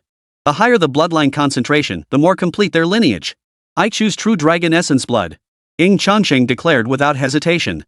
Almost the instant Ying Changsheng made his decision, many beings within the true dragon realm felt an inexplicable chill run through their hearts, suddenly overcome by an ominous foreboding. Chapter 71, The Primordial Dragon of Creation, Autumn Hunt begins. A peculiar ripple rippled through space. An invisible spatial vortex unfolded. A single drop of blood, radiating potent vital energy, crystalline and translucent, its surface seemingly alive with miniature dragons soaring and roaring, slowly materialized from within. Almost in an instant, the palace he stood in was replaced by a colossal, dense dragon energy. In a daze, Ying Changsheng felt as though he had been transported into a boundless, infinite universe. The next instant, a pair of dragon eyes, their pupils larger than primordial stars, abruptly opened. The faint glow emanating from those golden eyes even overshadowed the radiance of every star in this entire cosmos. The owner of these eyes was too vast. It seemed to have completely outgrown this universe itself. Simply existing there, it seemed to embody some fundamental law, some origin, the origin of the dragon race. The primordial dragon of creation. The four characters surfaced instinctively in Ying Changsheng's mind. But he couldn't tell if it was an illusion. The next moment, Ying Changsheng suddenly heard a sigh laden with endless vicissitudes. An eternity of waiting. And in the end, it was a human. The entire universe seemed to reverse itself. It seemed as though a colossal force was attempting to cross time and space. But the drop of true dragon's blood seemed unable to bear it for the moment. The vast, shadowy form gradually dissolved into a wisp of smoke and vanished. After a long pause, Ying Changsheng finally snapped back to reality, though the pounding in his heart remained unchecked. The true dragon realm posed little threat to him, the immortal winner. Yet for those who had long transcended all realms and heavens, the supreme dragon clans that had long since taken root in the immortal realm still commanded a measure of reverence deep within his heart. Especially the primordial dragon of creation from dragon mythology, which represented the very origin of the dragon race. Its immense power far exceeded his imagination. Yet he found himself somewhat perplexed. How could merely obtaining a single drop of true dragon's blood? How had it drawn the attention of the primordial dragon? It had even caused the ancient dragon to gaze upon him across endless time and space. Surely it couldn't be that the drop of true dragon's blood his system had procured for him was actually the primordial dragon's own blood? And what did the primordial dragon mean by that statement? Ying Changsheng shook his head, deciding to set the matter aside for now. Perhaps when the Mingshui's secret realm opened, he could elevate this drop of true dragon's blood essence to 100% bloodline concentration, gaining deeper insights. After safely storing the true dragon's blood essence, he glanced at the last two entries for Special Opportunity Simulation on the system panel. After some thought, Ying Changsheng decided to hold onto them for now. Though each simulation yielded its own insights, none had helped him uncover the core secrets of the Mingshui realm. Rather than continue wasting resources, it might be wiser to hold on to them for now. Once the Clearwater realm opened, he could assess whether to use them or not. It might just prove remarkably effective. As for the life choice simulation, he had no immediate plans to activate it either. The system hadn't issued any new tasks recently. His focus was on the autumn hunt matter. He'd address it after resolving the autumn hunt matter. Soon, Ying Changsheng embarked on a series of missions. This autumn hunt was entirely different from previous ones. Not only would he use this opportunity to inflict heavy casualties upon the Demon Plant clan, but also to set a trap. He intended to lure out the ancient willow spirit of the Demon Plant clan, then have the clan's strongest warriors hunt it down. Even a mere avatar would be an extraordinary acquisition for his clan. Ying Changsheng rose slowly, gazing toward the Demon Plant clan beyond the temple walls, a cold smile curling his lips. They think they've laid out a chessboard where they've got me, the immortal Ying family, cornered. Then let's wait and see who ends up being the pawn that gets devoured. Time slowly passed. The time for the immortal winter autumn hunt drew ever nearer. The immortal winter had always drawn the attention of all major races and factions across the myriad realms. And this autumn hunt was on an unprecedented scale, far exceeding any previous event in recorded history. This has caused some factions to harbor doubts. Could the immortal winners clash with the Demon Plant clan over this matter, potentially igniting an immortal war that engulfs the entire multiverse? After all, the immortal winner's purpose in the autumn hunt was to hunt down the Demon Plant clan. Though this had long been an acknowledged fact between the two great races. But if the Demon Plant clan suffers excessive losses, it would be difficult to guarantee they wouldn't snap.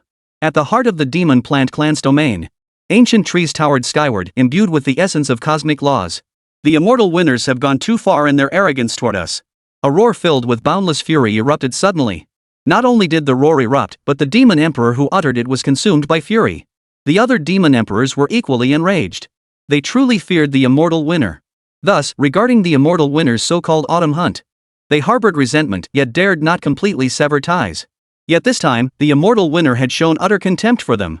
The scale of the immortal winner's annual autumn hunt was already immense. Tens of thousands of prodigies joined forces. Now it has doubled in scale. Rumor has it even the immortal winner's divine son, Ying Changsheng, will participate. What do they take us demon plant tribes for? Do they think we're some kind of treasure trove that can endlessly produce valuable goods? Very well. Since the immortal winner dares to publicly announce their plans, we shall do the same. We'll expand the scale of this hunt as well. If Ying Changsheng dares to come, we will ensure he never returns. The immortal winner's organized offensive against the demon plant clan is known as the autumn hunt. Their counterattack is likewise called a hunt. Now that matters have come to this, let's see who suffers greater losses. As the demon plant clan responded, the major racial factions were once again thrown into uproar. Many now believed the immortal winners and the demon plant clan would become enraged over this incident, leading to the outbreak of the immortal war. Such an outcome would be most welcome to them. If the two sides fought to the death, they would be the ones to reap the benefits. At the same time, as the demon plant clan began executing their plan, human traders like Mu Yang, whether coerced or lured by immense rewards into submission, also began their operations. Their plan was simple. Infiltrate the immortal winner's entourage and become their followers. Then, at the critical moment, strike like a poisoned dagger turned against its master, delivering a fatal blow to these young prodigies of the immortal winners. In a cave on a certain continent, Mu Yang, who had also received this message, emerged from his meditation with a deep sigh, feeling rather helpless. He had his own principles, his own integrity. Though the immortal winners were his enemies. But to betray his own kind and hunt down fellow humans with such despicable methods, he still found it difficult to accept. Yet his parents and younger sister were in the hands of the demon plant clan. If he didn't act, his parents and sister would die. Gazing at the scattered stars suspended in the night sky, Mu Yang clenched his fists slightly, his eyes burning with unwillingness. He had believed that once he embarked on the path of cultivation, if not invincible across all realms, he could at least become a dazzling, attention-grabbing star. Reality, however, a mere mortal. Am I destined to be nothing more than a pawn in the gods' game? I refuse to accept it. 3 days passed in the blink of an eye. On this day, the gaze of countless races and factions across the myriad realms of the cosmos converged upon the Hongtian Dao domain, the meeting ground of the human race and the demon plant race. The autumn hunt of the immortal winners commenced today. Chapter 72, The Chaos Continent Emerges, Nightmare of the Demon Plant Clan. As ancient, desolate horn blasts echoed from the farthest reaches of the starry sky, space rippled like water waves. One after another, exquisitely crafted celestial vessels materialized from pure white light portals that appeared out of nowhere. Accompanying these celestial vessels were legions of Taoist warriors clad in golden armor, mounted upon monstrous warhorses, their very beings radiating a thick aura of bloodthirsty energy. They were the elite of the immortal victors, each a cultivator. 100 formed an array, 10,000 could challenge the supreme. The autumn hunt was not merely a special trial for the current generation of young cultivators. It could also be seen as a small-scale war between the immortal winners and the demon plant clan. Their mission was straightforward. While safeguarding the young ranks of the immortal winners, they must also prevent potential threats before they arise. As the immortal winners initiated their operations, disturbances began to stir along the borders of the demonic realm. Crack! Crack! Crack! The void shattered like a mirror. One after another, bizarre, thorn-covered vines extended from the void. As the boundless runes of law drifting through the void were absorbed, space flowers bloomed one after another upon the thorny vines. The moment each spatial flower fully bloomed, a spatial vortex appeared at its center.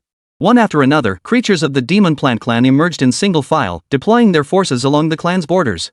In contrast to the immortal winner's solitary presence, the demon plant clan appeared as a coalition force.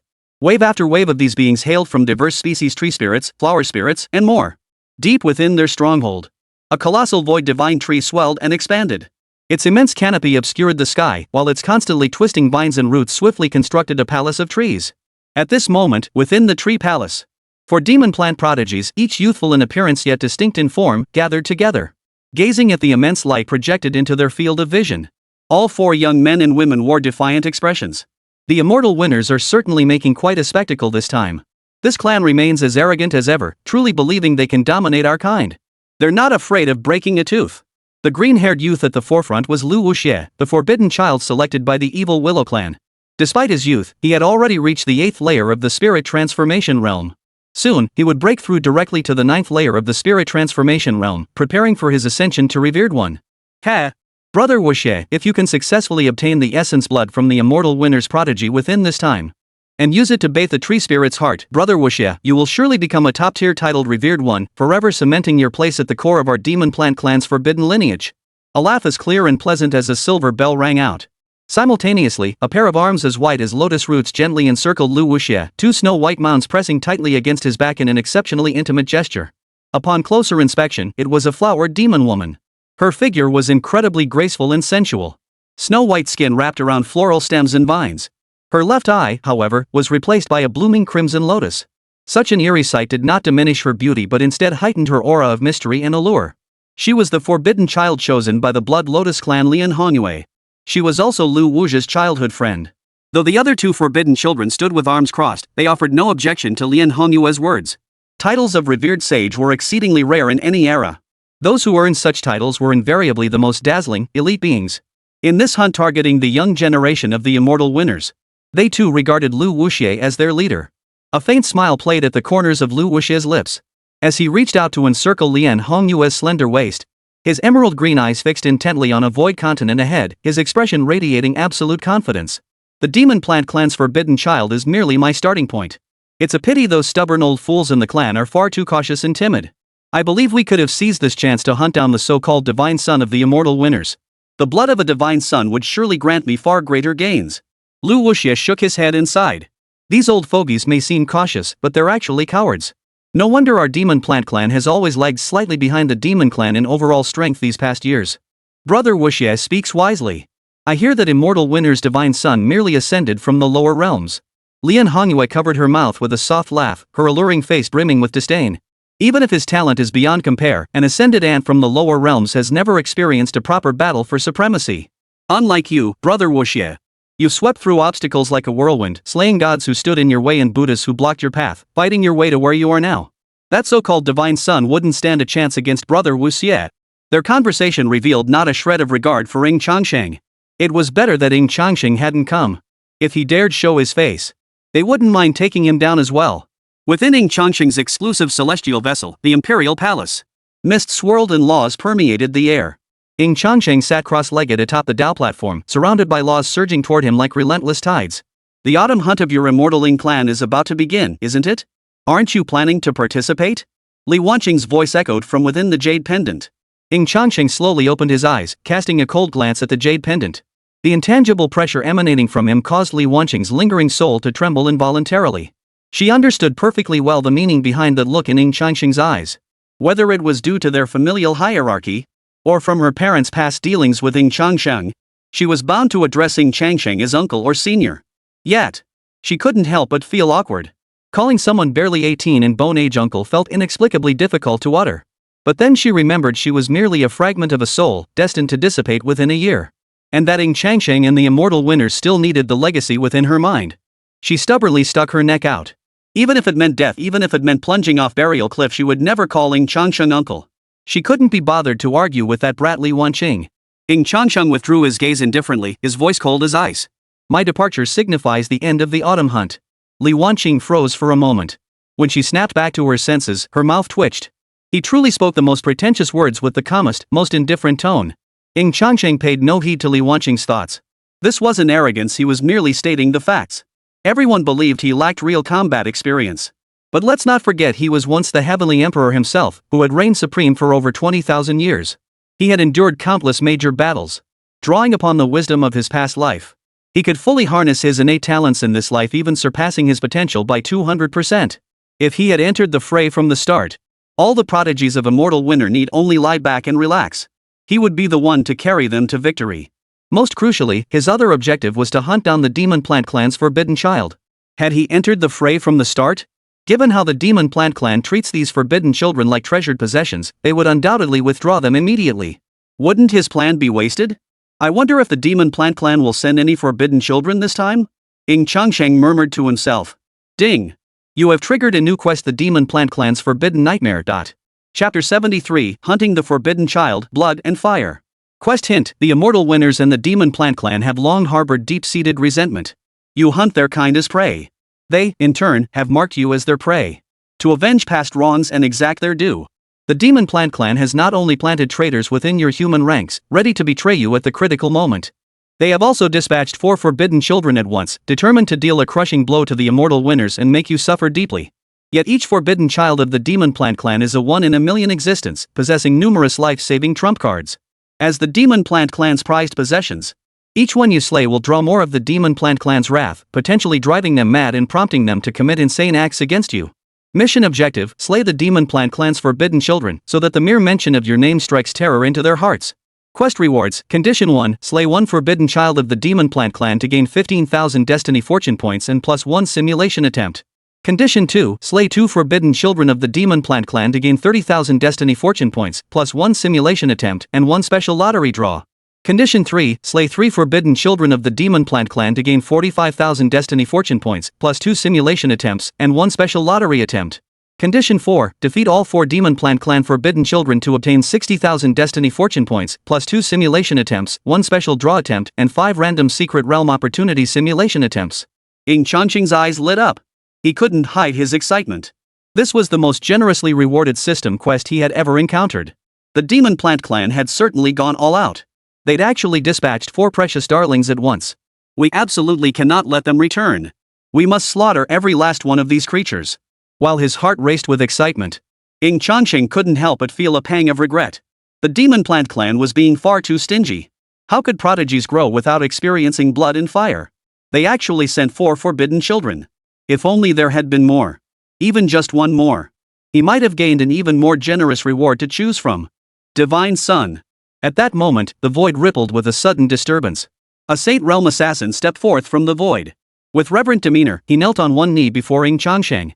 We have followed your orders and used special methods to investigate the Demon Plant Clan's base. We have indeed discovered a mysterious prison under special guard, which appears to hold several members of the human clan. Ying Changsheng gave a slight nod. This so-called mysterious prison. The prisoners held there were actually the families of people like Mu Yang. By infiltrating human territories, they specifically capture their family members. Through coercion and threats, they are forced to become obedient pawns. Through the previous life choice simulation, he still held some respect for Mu Yang's character.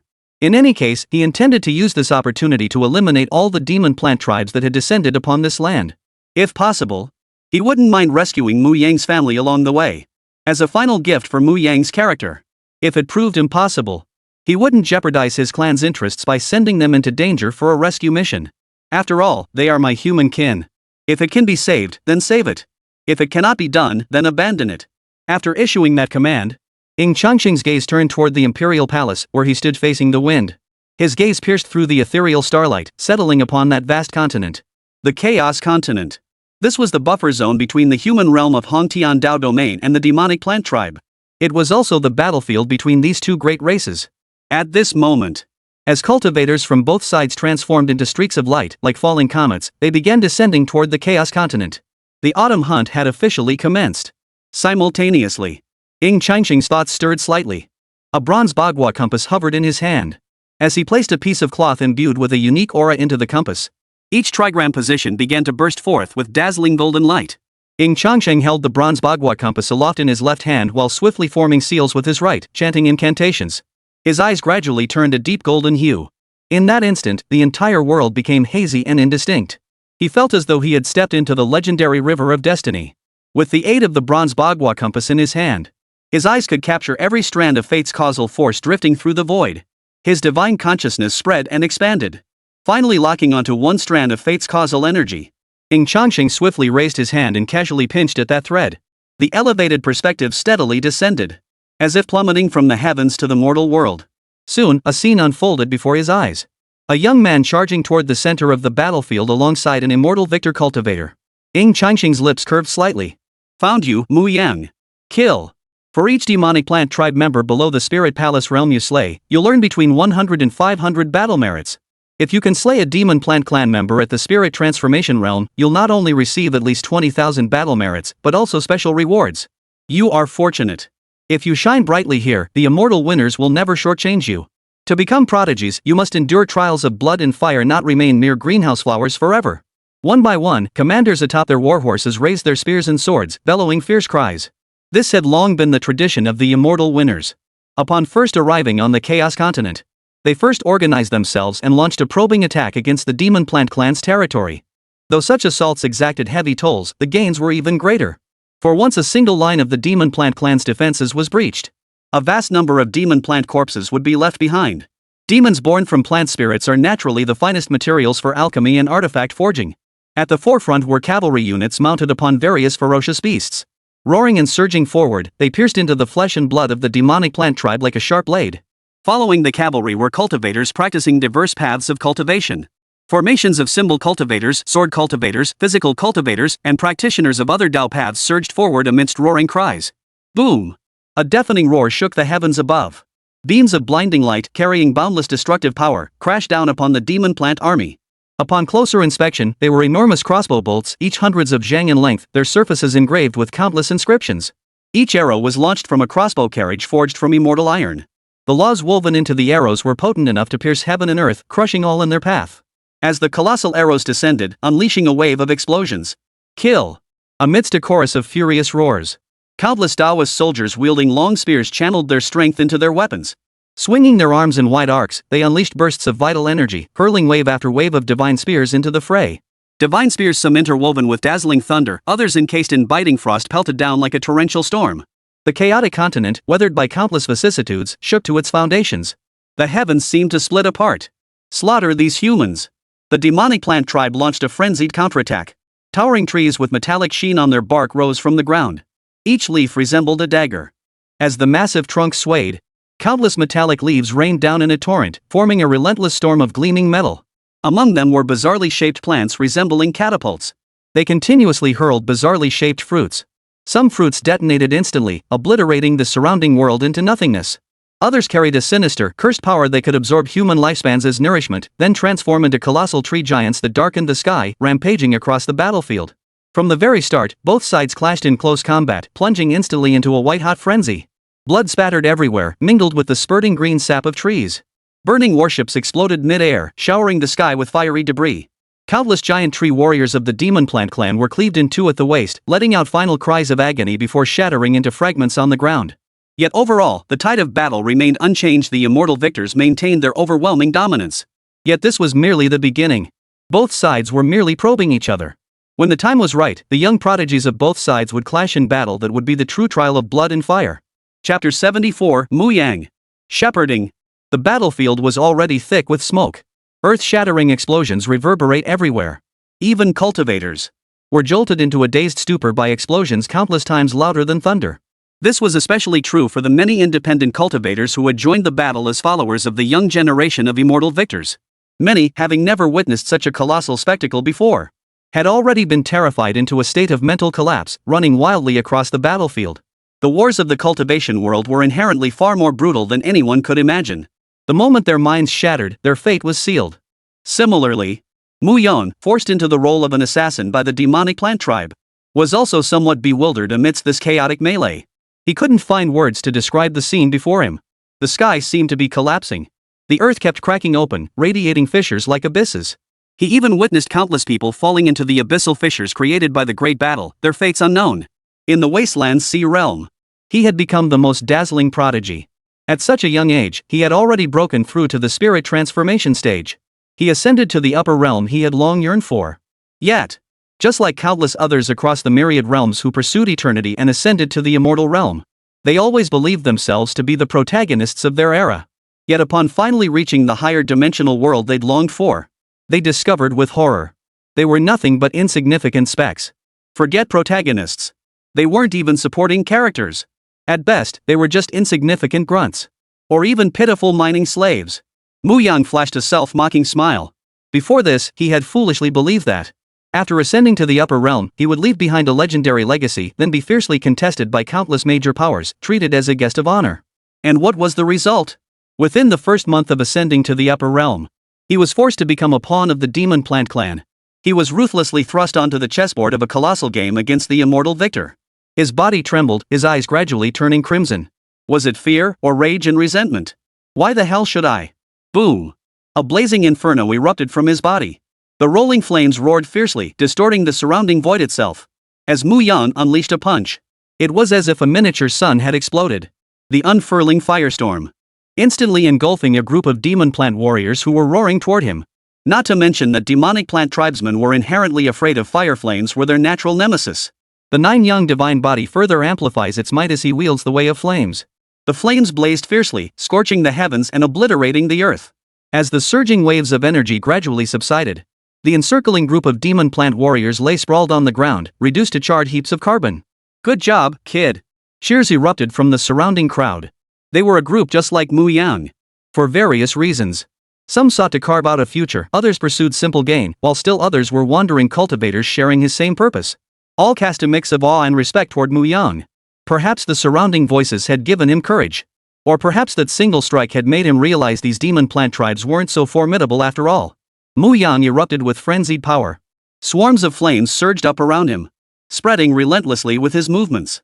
Everything within the sea of fire was reduced to ashes. In Mu Yang's own eyes, he was the great sun in this endless night. The sparks he released could dispel all darkness, drawing the gaze of all. But as the view stretched further and further, from Ying Changsheng's perspective, the sea of flames that shone brighter than the sun in Mu Yang's eyes. In Ying Changsheng's eyes, it was merely an insignificant spark in the endless night. Ordinary and faint. The world has never been fair. Mu Yang, shepherding sheep. In your eyes, you are a Mu Yang man. In my eyes, you're just a shepherd. On the deck of the Imperial Palace's celestial vessel, Ying Changsheng stood within a halo of starlight, his white robe fluttering in the breeze. He merely extended a single finger, casually pointing toward the flickering flame. One finger obscured the heavens. This sunfire could be extinguished at his whim. The entire chaotic battlefield resembled a vast chessboard. Pawns clashed and slaughtered upon it, whether in his eyes or those of the demon plant tribe. Mu Yang was merely a slightly more distinctive pawn. Nothing more. The first clash was at most a round of probing. Yet it concluded with an overwhelming victory for the immortal winner. After leaving behind millions of corpses of their own kind, they retreated in utter panic. This campaign proved quite fruitful. Among the independent cultivators who joined the immortal winner's young ranks, many demonstrated exceptional performance. Mu Yang was one of them. He even received a bit of special attention from Ying Tang, a member of the core ranks. "Kid, you really kept a low profile until now, then made a stunning debut. If fortune favors us, let us not forget each other." After the servants sent by Ying Tang departed, a burly middle-aged man led several others over. Upon seeing the brocade box Mu Yang held, envy flickered in their eyes, mingled with a hint of greedy desire. But it vanished as quickly as it had appeared. The burly middle-aged man smacked his lips. "To have earned the favor of that nobleman, you're bound for a meteoric rise from here on out." Mu Yang paid no heed to such talk. Holding the box in his hands, he felt only a sense of bewilderment. Gazing at the battered, desolate battlefield ahead, he uttered words that surprised everyone present. "Uncle Wang, in the eyes of these great clans, we are nothing but insignificant pawns. If we shatter or die, no one would even notice.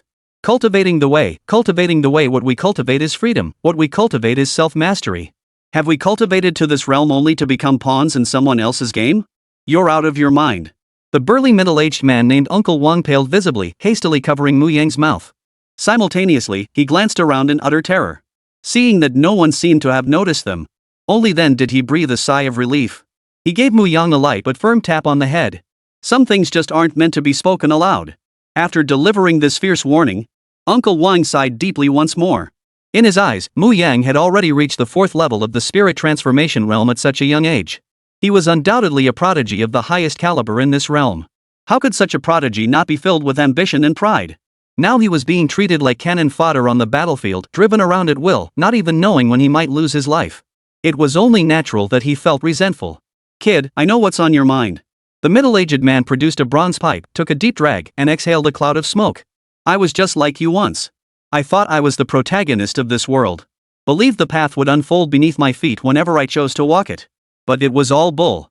The path of the Tao isn't something you can simply walk upon. Without extraordinary talent that defies heaven itself, without a sufficiently privileged lineage, merely stepping onto any path is a blessing earned over countless lifetimes. As for casually choosing any path you please, that's not a thought befitting someone of our station. The myriad realms of the cosmos hold countless mortals, yet only a select few are gods. It has nothing to do with race or faith. The immortal winners and the demon plant clan are among this small group of gods. We are merely human. Even after becoming cultivators, we remain human. In a sense, to become a pawn of the gods rather than dust trampled underfoot, is that not a form of fortune? Chapter 75, believing you control everything, only to be a piece in someone else's scheme. But Mu Yang tried to speak further. Uncle Wang cut him off abruptly. Enough. Stop overthinking things, boy. Put yourself in our shoes, we're killing outsiders too. Even if the immortal winners treat us like pawns, they're still our own kind. Isn't that far better than these outsiders enslaving us and treating us as blood offerings? You've gained quite a bit now. At worst, you'll just grow stronger. As long as you become powerful enough, you'll eventually earn your rightful place. Mu Yang said no more upon hearing these words. Yet his heart grew heavier. For he was not merely a pawn of the immortal winners. He was also a pawn of the demonic tribes. He was a traitor to the human race. Perhaps men like Uncle Wang still possess the dignity of their humanity. But he... Mu Yang clenched his fist slightly, thinking of his parents and younger sister who had been captured. Though he was utterly unwilling and deeply resentful, he had no choice but to obey the Demon Plant Clan's orders. Just then, the Demon Plant Clan sent him a message via a special token. Young immortal winners like Ying Tang will make limited moves during the next probing phase. Prepare to act. Execute the assassination plan. At the same time, core headquarters of the Demon Plant Clan. The first round of probing against the immortal winners has only just concluded. Launching a hunting operation in the second round, isn't that too abrupt? A powerful member of the Demon Plant Clan voiced dissent. No. I believe this timing is perfect. Luo Qingxian sat upright upon the divine throne at the head of the assembly. Swirls of fine wine danced within his golden goblet as a confident smile curved his lips. Put yourself in their shoes. The immortal winners never held our Demon Plant Clan in high regard. They likely never imagined we'd dare launch a lethal strike in the second round.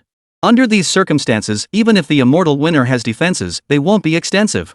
Our tribe can catch them completely off guard. At this point, Luo Qingxian's lips curled into a wicked smile as he tapped his forehead. Natural talent is one thing, but possessing raw power without using your brain makes you nothing more than a muscle-bound brute. One must also learn to think. You truly are Brother Wu Xie. Lian Hongyua's beautiful eyes sparkled with admiration, her face radiating awe and devotion. The adoring gaze of his little fangirl felt quite gratifying to Luo Qingxian. The corners of his lips lifted slightly. He couldn't help but envision it already. Himself seated here, orchestrating the assassin's assault. Then leading the elite ranks of the demonic race onto the battlefield. With a casual laugh, the enemy's ships would be reduced to ashes and the immortal victors would be routed into disarray. Within the celestial vessel Imperial Palace. Gazing upon the chaotic continent suspended in the void. The golden Dao patterns in Ying Changsheng's eyes gradually faded. It seems the demonic plant tribe is preparing to commence their hunt. It's more or less as I anticipated. Though he did not directly participate in this autumn hunt. He had been monitoring Mu Yang through his special compass the entire time. Naturally, he was the first to detect the faint spatial transmission fluctuations emanating from Mu Yang. Having already witnessed the future through this God's Eye View simulation. He had long known the future through simulating this God's Eye View. At the same time, Ying Changsheng produced a jade talisman. With a crack, he crushed it in his hand. The saint-level death servant who had successfully infiltrated the vicinity of the demonic plant tribe's human prison received the message simultaneously, awaiting the optimal moment to strike. Somewhere deep within a hidden void dimension, a towering figure sat cross-legged. A figure shrouded in the hazy mist of the great Tao sat cross-legged here. At that moment, he slowly opened eyes so profound they could reflect the heavens in ages past. Simultaneously, he bowed deeply in one direction. Rest assured, grandfather. I shall fulfill your final wish. He was none other than Emperor Tianzong, Ying Hai. Though the three siblings of the Ying Tian lineage had departed for the northern star domain of the myriad realms, the clan still had an extreme Dao emperor stationed to protect it. The Emperor of the Azure Heavens was one of them.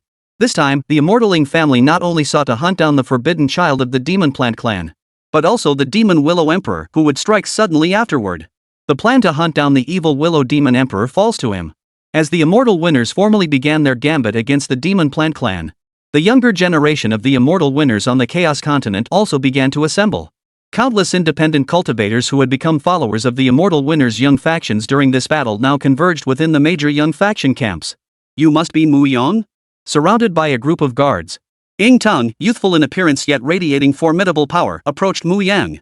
He gave a slight nod, a hint of admiration flashing in his eyes. Indeed. Your performance on the battlefield earlier was outstanding.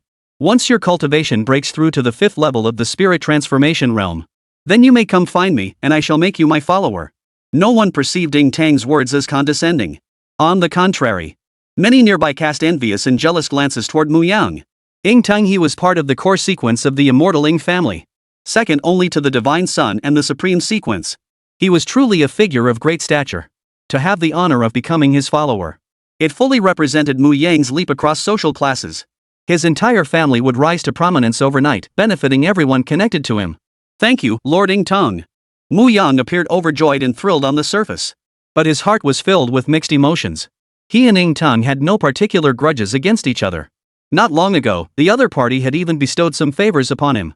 It could be considered a favor. Yet now he was about to collaborate with the Demon Plant clan to hunt down one of their core members. This made him feel increasingly uneasy and tormented. After making preparations, war drums thundered and the echoes of horns filled the air. Blood-stained ancient warships rose once more upon the wind. Squadrons of golden-armored warriors, radiating a blood-soaked aura, began gathering from all directions. Though in the cultivation world, an emperor or demon emperor could obliterate a world with a single thought. But for small-scale conflicts like this, and matters concerning clan trials, still require the deployment of a clan's Dao army. If everything were left to elite forces to bulldoze through, the younger generation of the clan would never gain better opportunities for growth. Nor would the clan gain fresh, capable blood to replenish its ranks. Thus, despite deep-seated grudges and conflicts, both sides tacitly agreed not to deploy their strongest forces. At most, a few supreme elders oversee mutual surveillance and standoffs beyond the Chaos Continent. This prevents the other side from sending supreme-level warriors into the battlefield to carry out one-sided slaughter. Kill. Finally, with a thunderous battle cry that shook the heavens, the battlefield, thick with the aura of slaughter, ignited once more. Both sides erupted into a new round of terrifying combat upon the shattered, blood-stained battlefield. But this time, something was different. Both sides deployed their young elites, leading squads or even charging alone, carving out smaller battlegrounds within the vast arena. As a formidable presence among the core ranks, Ying Teng, wielding a silver divine spear, his body radiated a blinding spear aura. With a single thrust, the spear shot forth like a dragon. Shatter God Spear. Simultaneously, behind him, the power of blood essence coalesced into a colossal, heaven-piercing war god form. In its grasp was an equally colossal divine spear. In perfect synchronization with Ying Teng's movement, it thrust forward. Boom! Wherever the spear's aura touched, flesh and blood flew wildly. The void and the earth itself were pierced by this spear, tearing open countless rifts in the fabric of space. The few young members of the Yao Yao clan who happened to face Ying Teng were utterly defenseless. Some died instantly, others were wounded, none stood a chance against him. It's Ying Teng, the core member of the immortal Ying family. Rally reinforcements immediately. Hunt down Ying Teng together. More young members of the Yao Plant clan rushed in from all directions. It wasn't just Ying Teng. Nearly all the core members of the immortal winners were under intense siege by the Demon Plant clan. However, their assault seemed to have little effect. To become core members of the immortal winners, their strength was already far beyond that of ordinary beings. Each one is a rare gem among 10,000. Every move they made contained the true essence of the Tao. In less than half an hour, before each core sequence, corpses piled up like small mountains. Yet the young sequences subjected to these trials charged forward like madmen. They showed no fear of life or death, charging relentlessly as if driven by some unseen force. Though core sequences like Ying Teng held the upper hand, they inevitably suffered heavy losses. It seemed as though it had finally been drained. At that moment, all the pawns controlled by the Demon Plant clan, including Mu Yang, erupted in a sudden attack. They simultaneously unleashed the lethal techniques bestowed upon them by the Demon Plant clan. Boom! The battlefield, which had just reached its most intense phase, was suddenly thrown into chaos. Chapter 76, The Hunt Ends Here. The turn of events came far too suddenly, compounded by the chaos of the battlefield.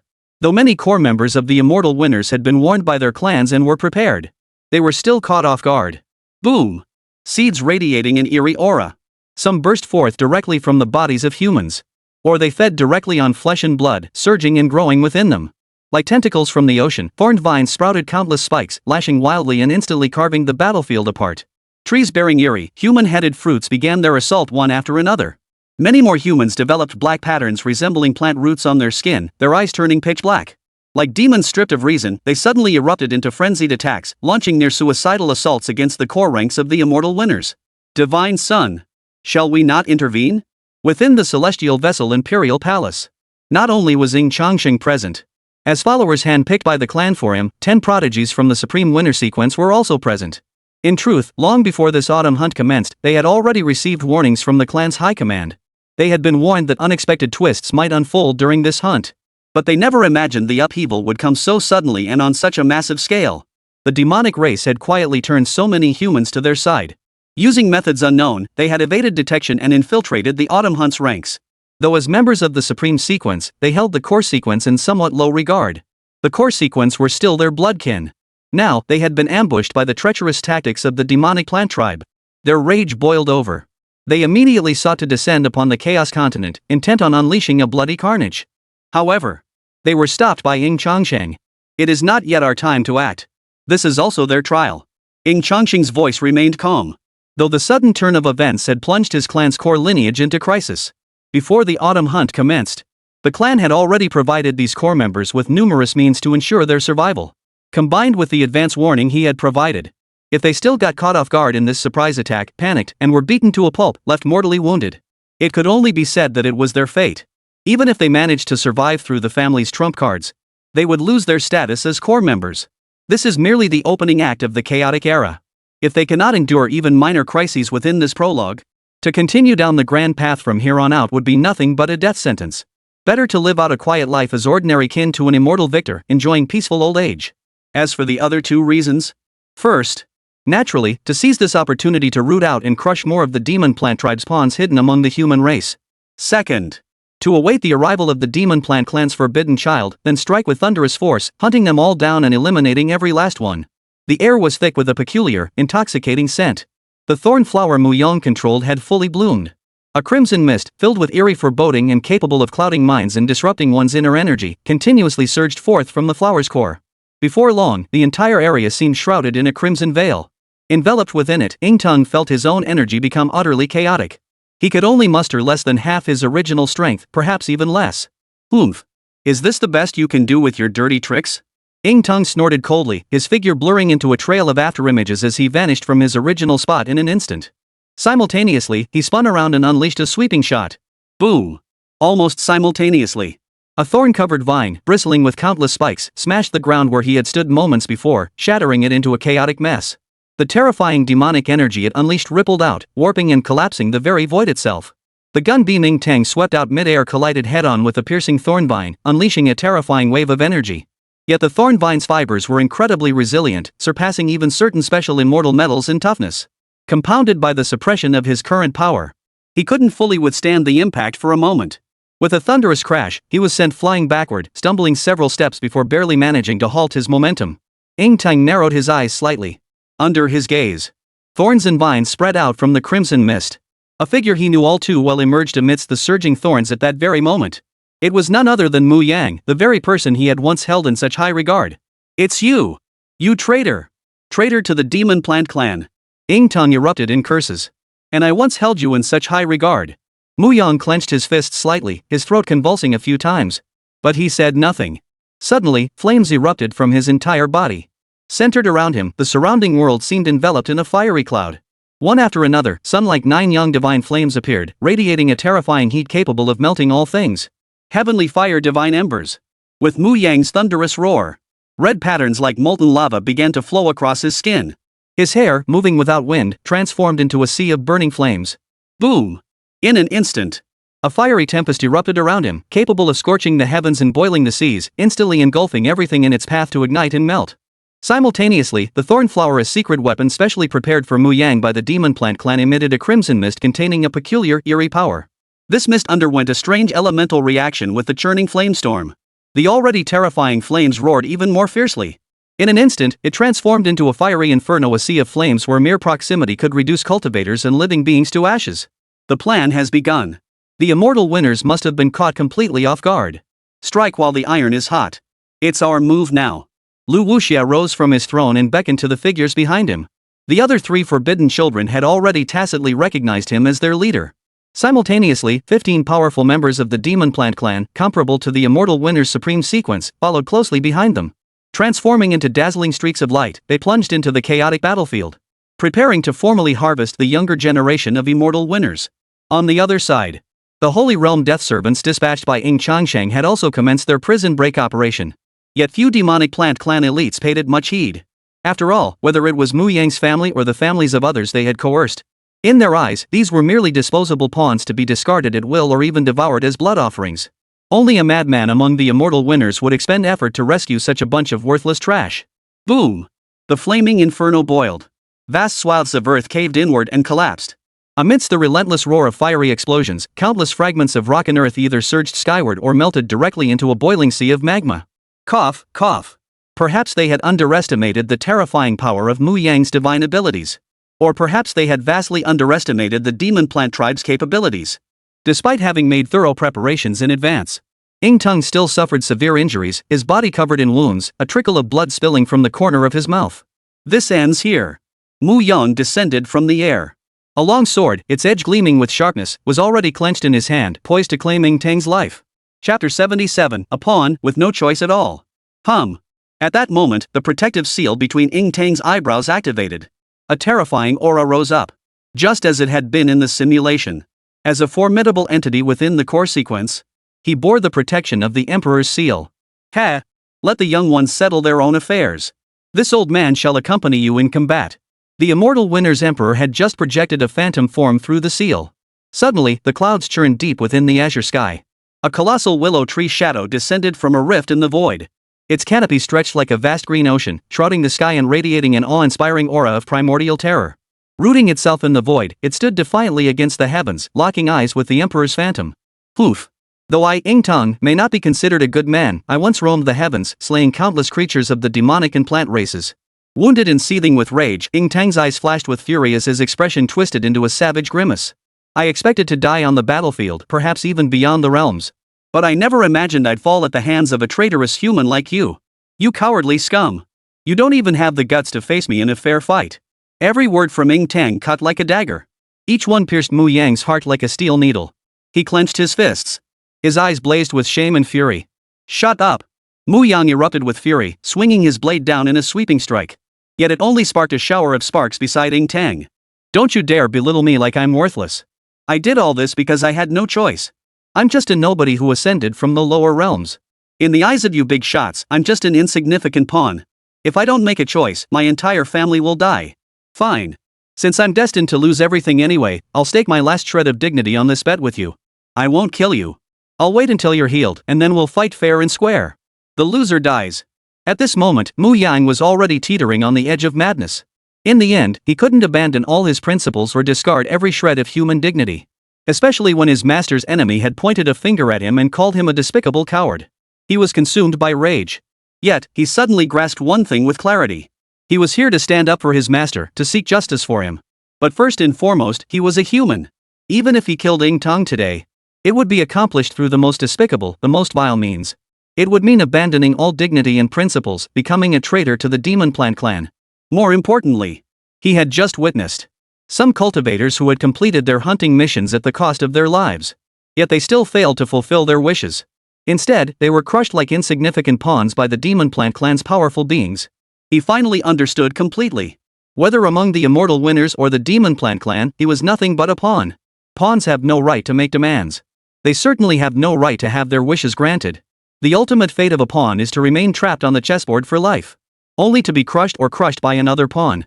Having completed his mission, he likely couldn't reunite with his family.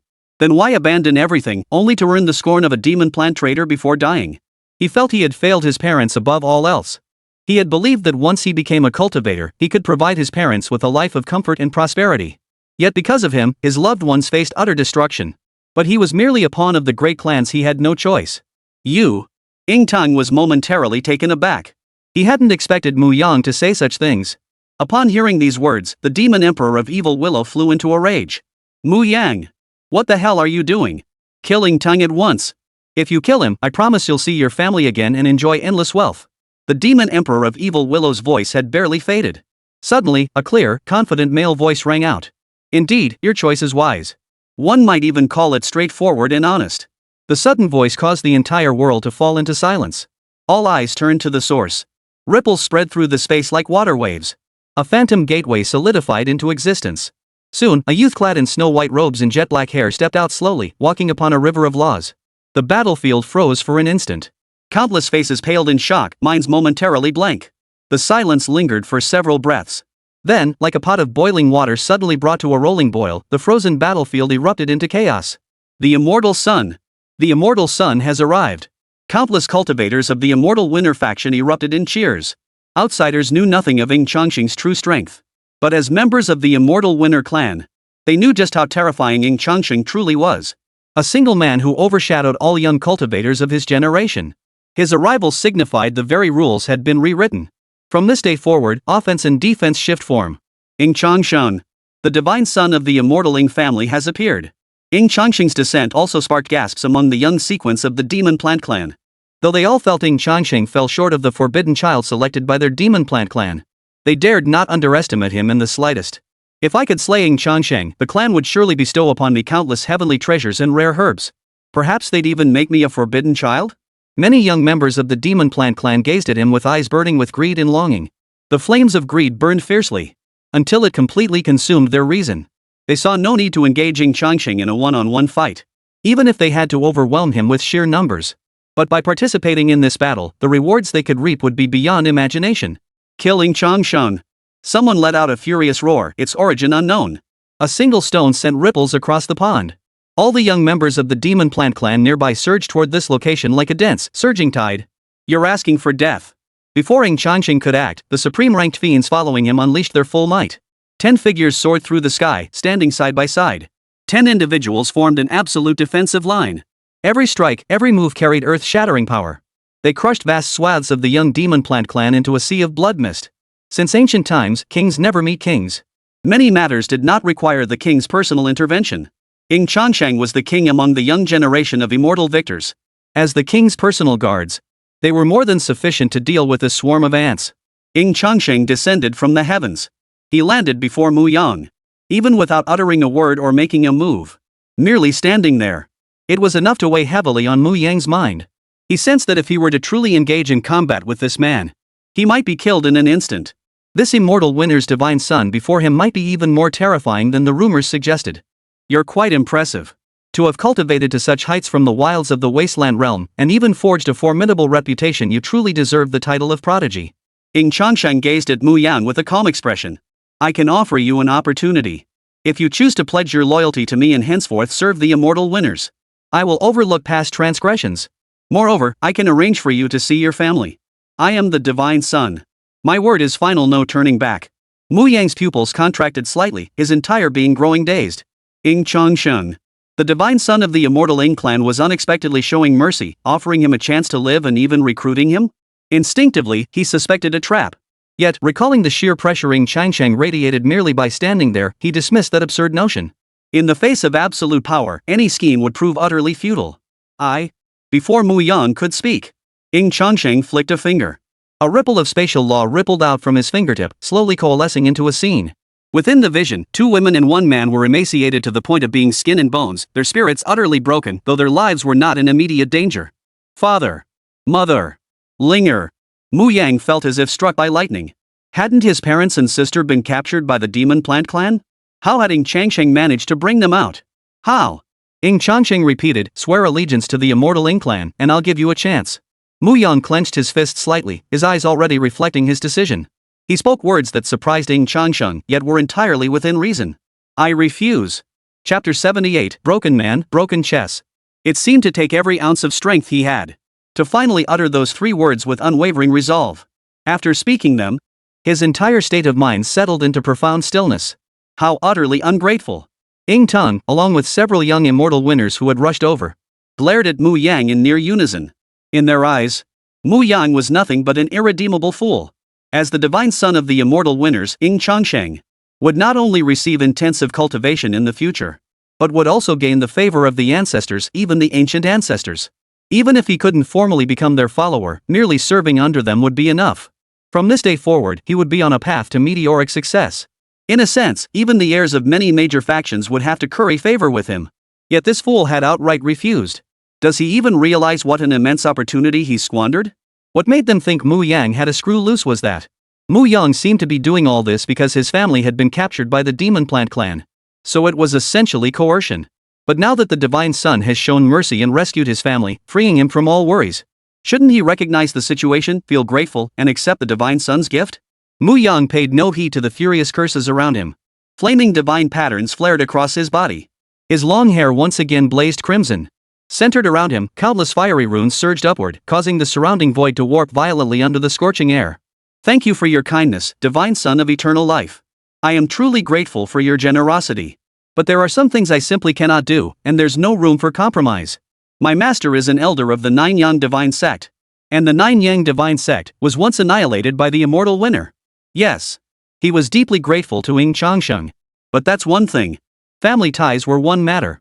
He must also seek justice for his master and his sect, venting his bitter resentment. This was the vow he had sworn the very day he learned his master's origins. If he failed to fulfill this vow, and instead serves the immortal victor who destroyed his sect, what difference would he be from a white-eyed wolf or a traitor? His master had given him a second chance at life. Without him, he could never have ascended to the upper realms, nor witnessed the breathtaking vistas he dared not even dream of as a child. Family matters, but his master's life-saving grace matters just as much. He disliked owing anyone. And he especially dislikes letting anyone down. The blood surging through Mu Yang's veins began to boil. The crimson flames now transformed into a sea of scarlet gold. Then, before his eyes, it coalesced into a crimson gold fire seed brighter than the sun itself. Immortal son, I am deeply grateful for rescuing my parents. In return, this is the primordial flame I distilled from my own essence blood, containing all the power of the 9 suns divine body I have awakened. But please forgive me for not being able to give it to you directly. Yet if you can defeat me in our upcoming duel, I shall gladly bestow all of this upon you, the eternal sun, as my gratitude. Speaking thus, Mu Yang once again drew a spatial storage ring from his robe and handed it to Ying Changsheng. This storage ring holds every treasure I've accumulated since my cultivation began. I offer it all with both hands, hoping only that my parents may live on as ordinary people, safe and sound. This was the only bargaining chip and repayment he could offer now. Half his life belonged to his parents and family, the other half to his master. He traded all his wealth for the other half of his life, hoping to make amends for his parents as much as possible. As for the other half, he would seek justice for his master and his sect. Since you've made your choice. Ying Changsheng gave a slight nod and casually accepted Mu Yang's storage ring. Then I shall grant you an opportunity. Witnessing this scene, Mu Yang exhaled in relief, a flicker of gratitude lighting his eyes. The myriad emotions flickered in his eyes. They were swiftly replaced by a blazing crimson fervor. Then please, divine son, grant me your guidance. Mu Yang roared. His figure vanished from the spot almost the instant the last syllable fell, leaving only a sudden flash of fiery light in the void. Boom! Golden flames stretched across the void, leaving a dazzling trail of fire. Within that trail, endless fiery runes surged upward. Every single strand of flame emanating from them carried the power to incinerate the heavens and obliterate the earth. Heaven scorching divine embers. The compressed firelight erupted in a cataclysmic explosion, accompanied by 9 colossal fireballs that materialized abruptly. Boom! A deafening roar, like the arrival of doom, engulfed and devoured everything. The entire area felt as though a true sun had crashed down. All who witnessed it felt their vision replaced by a crimson gold sea of flames, dragged into a world of pure fire. Nothing but churning flames filled their vision. Even from a great distance, everyone felt scorched by heat comparable to staring directly at the sun. At that moment, amidst the vast, desolate darkness of the battlefield, it seemed as though a rising sun was slowly ascending, tearing through the darkness, illuminating the endless night. However, this sun never fully expanded and magnified itself into an eternal, brilliant sun suspended above the endless night. After completely burning away all its energy, the light gradually dimmed until it faded into complete stillness. On the battlefield, scorching winds swept across the land. Vast areas caved inward, with countless streams of scorching magma flowing within. Mu Yang, who had unleashed this strike, heaved deeply. Though exhausted and weary, his gaze remained fixed and intense upon the churning white mist. But in the very next moment, he seemed to sense something, pausing in surprise for a moment. A trace of self-mockery flickered in his eyes, yet it dissolved into a resigned smile. Almost the instant that expression crossed his face. Whoosh! A cool breeze swept through, dispelling the swirling heat and smoke. Accompanied by steady, powerful footsteps, Ying Changsheng's figure slowly emerged from the shattered battlefield. His robes remained as pure as snow, not a speck of mud or dust staining his form. Witnessing this scene, Mu Yang let out a low chuckle. From overusing his power, his internal organs were shattered, blood continuously trickling from the corners of his mouth. So it was you. I'm just an ordinary person, merely mortal. A mortal body can never truly stand shoulder to shoulder with the gods. His voice was faint, barely audible to anyone but himself. Yet it was filled with profound resignation. Though he had long anticipated this outcome, yet seeing himself unleash his most powerful, peak form, he couldn't help but feel a wave of self-mocking despair. It turned out that the light he had spent his entire life emitting, believing it to be the most dazzling, could not even illuminate a single square beyond his own. Changsheng divine son. I have lost. As per our agreement. Mu Yang finally let a faint smile escape his lips. Simultaneously, he burned every last drop of his remaining essence and blood without regard for the cost. Not a final desperate counterattack, but the ultimate fulfillment of his promise. He would owe no one. Not even to the enemy he had once sworn to defeat. The bloodline of the 9 suns divine body gradually grew thin. Every ounce of primordial power was squeezed from him at any cost. His meridians were collapsing, his cultivation realm rapidly declining at a visible pace. Immortal son, my parents, they are innocent. They were ordinary people. I beg you, let them live. Just as ordinary people. With his last ounce of strength, he pushed forward. A small bead, roughly the size of a palm, fused with Mu Yang's primordial divine blood and the power of the Nine Suns divine body, flew toward Ying Changsheng. Simultaneously, his body slowly collapsed backward, spiderweb-like cracks beginning to spread across his skin. In a daze. It felt as though an invisible giant hand had seized a single chess piece. He used the cosmos as his chessboard, all living beings as his pieces. Reaching out, it extended toward the direction where Mu Yang had fallen. The entire world was crisscrossed by black and white lines, transforming into a vast chessboard. Mu Yang, falling backward, was shattering. The chess piece falling from the hand also shattered. When the shattered pieces and the shattered man finally merged as one, and the pieces settled into their squares, the fates of both sides met the same conclusion. The shattering curtain fell. Father. Mother. Next life. I won't cultivate immortality. Just let me stay by your side as an ordinary person, okay? Shepherding is actually quite nice. Mu Yang's eyes gradually dimmed. His body disintegrated, turning into a handful of dust. Third update, 7,000 words delivered. Thanks to all the awesome readers who've stuck with me, this book's finally starting to gain some traction. Chapter 79, a single character's difference, yet worlds apart. Ying Changsheng remained silent. He merely watched it all unfold with calm composure. Mu Yang. Two names, differing by a single character, yet leading lives worlds apart.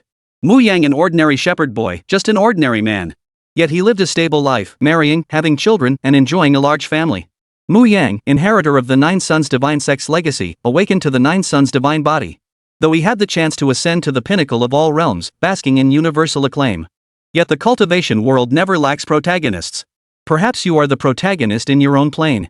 But in a higher dimensional world, you become nothing more than the most insignificant pawn. Ultimately, you would shatter pitifully on a chessboard that had only just begun. However, Mu Yang, that fellow, he does admire him. Born into humble origins. Yet his character shone with a radiant brilliance. He was upright, always repaying kindness, and held firm to his principles and boundaries. He could have accepted his offer, ascending effortlessly to the life he'd always dreamed of. Yet, out of gratitude for his master's life-saving grace, he chose to stake his very life in the end. He did it to clear his conscience, to honor his master's profound kindness. His words and deeds truly embodied loyalty and righteousness. What a pity. He shook his head. Ying Changsheng once again gazed at the golden orb suspended before him. He seized it in one swift motion and instantly began to refine it. He instantly felt a colossal, profound energy surge through him like a warm current, permeating every fiber of his being. Simultaneously, his Nine Yang divine body seemed to undergo another transformation. It wasn't merely doubled. It had indeed grown stronger than before by at least 30%, if not more. This could certainly be considered an unexpected bonus. If the plot unfolded as simulated, that Mu Yang would likely choose to vanish along with his power rather than, in his dying moments, sacrificing everything to fulfill his enemy's wishes. Arrange new identities for Mu Yang's family. Let them live out their days as ordinary people. After transmitting this message to the Saint Realm Deadpool, Ying Changsheng seemed to recall something else. He snapped his fingers. A small box materialized, containing the dust that had been Mu Yang. He then casually tossed it into the void vortex. Oh, and give this box to his family. Just tell them their son is dead. Find a place to bury him. A man's journey takes him far and wide. Wherever he falls, there lies his final resting place. Yet returning to one's roots is undoubtedly the finest outcome. Divine Son. At that moment, the young members of the immortal winner's lineage snapped to attention.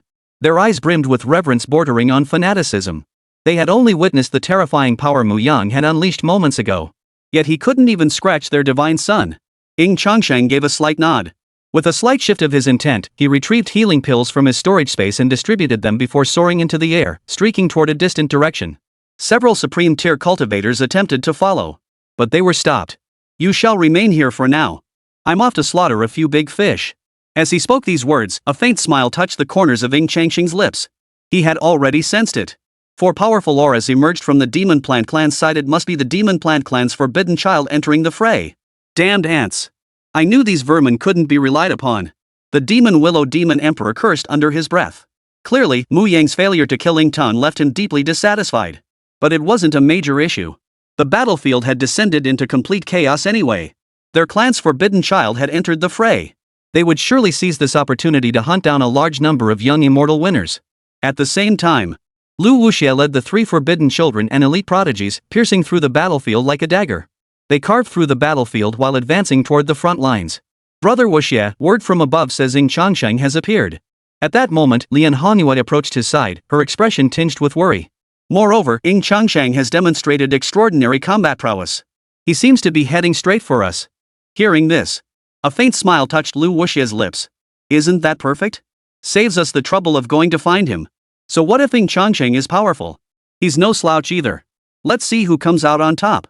The battlefield was thick with smoke and the constant roar of explosions.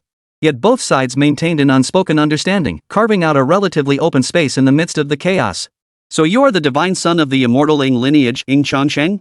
Ying Changsheng had just torn through the void to reveal himself. A defiant voice suddenly rang out. A vortex rippled through the void nearby. Led by Luo Wuxie, several forbidden sons of the Demon Plant clan, along with over a dozen prodigies radiating powerful auras, materialized right behind him.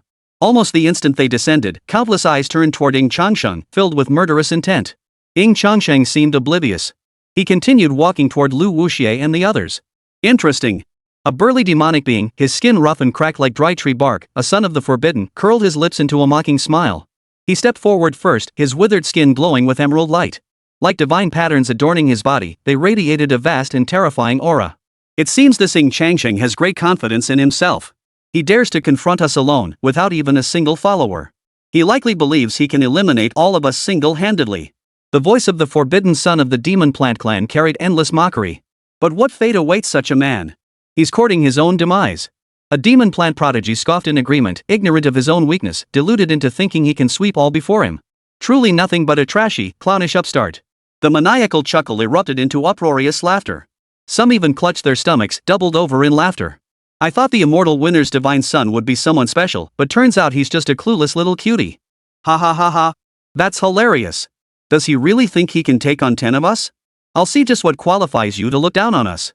The tree demon's forbidden child erupted with power, instantly transforming into a green beam that pierced the void, hurtling toward Ying Changsheng. Die. Boom. Put. A cloud of green blood mist erupted like fireworks. The terrifying force of the impact caused the mist to explode completely in midair, spraying countless meters in every direction. But at the very moment the mist bloomed, a phantom figure, seemingly a remnant soul, attempted to flee. But accompanied by a thunderous roar, a tsunami-like wave of primordial purple chi crashed across the sky. In an instant, it tore the fleeing soul to shreds, reducing it to dust. Ying Changsheng held his punching stance. The surging primordial purple mist gradually retracted into his body. That strike had been nothing more than a casual gesture. Since the last words have been spoken, then let us proceed. With that, Ying Changsheng took a step forward, his form seeming to merge with the very fabric of time itself. In an instant, he vanished.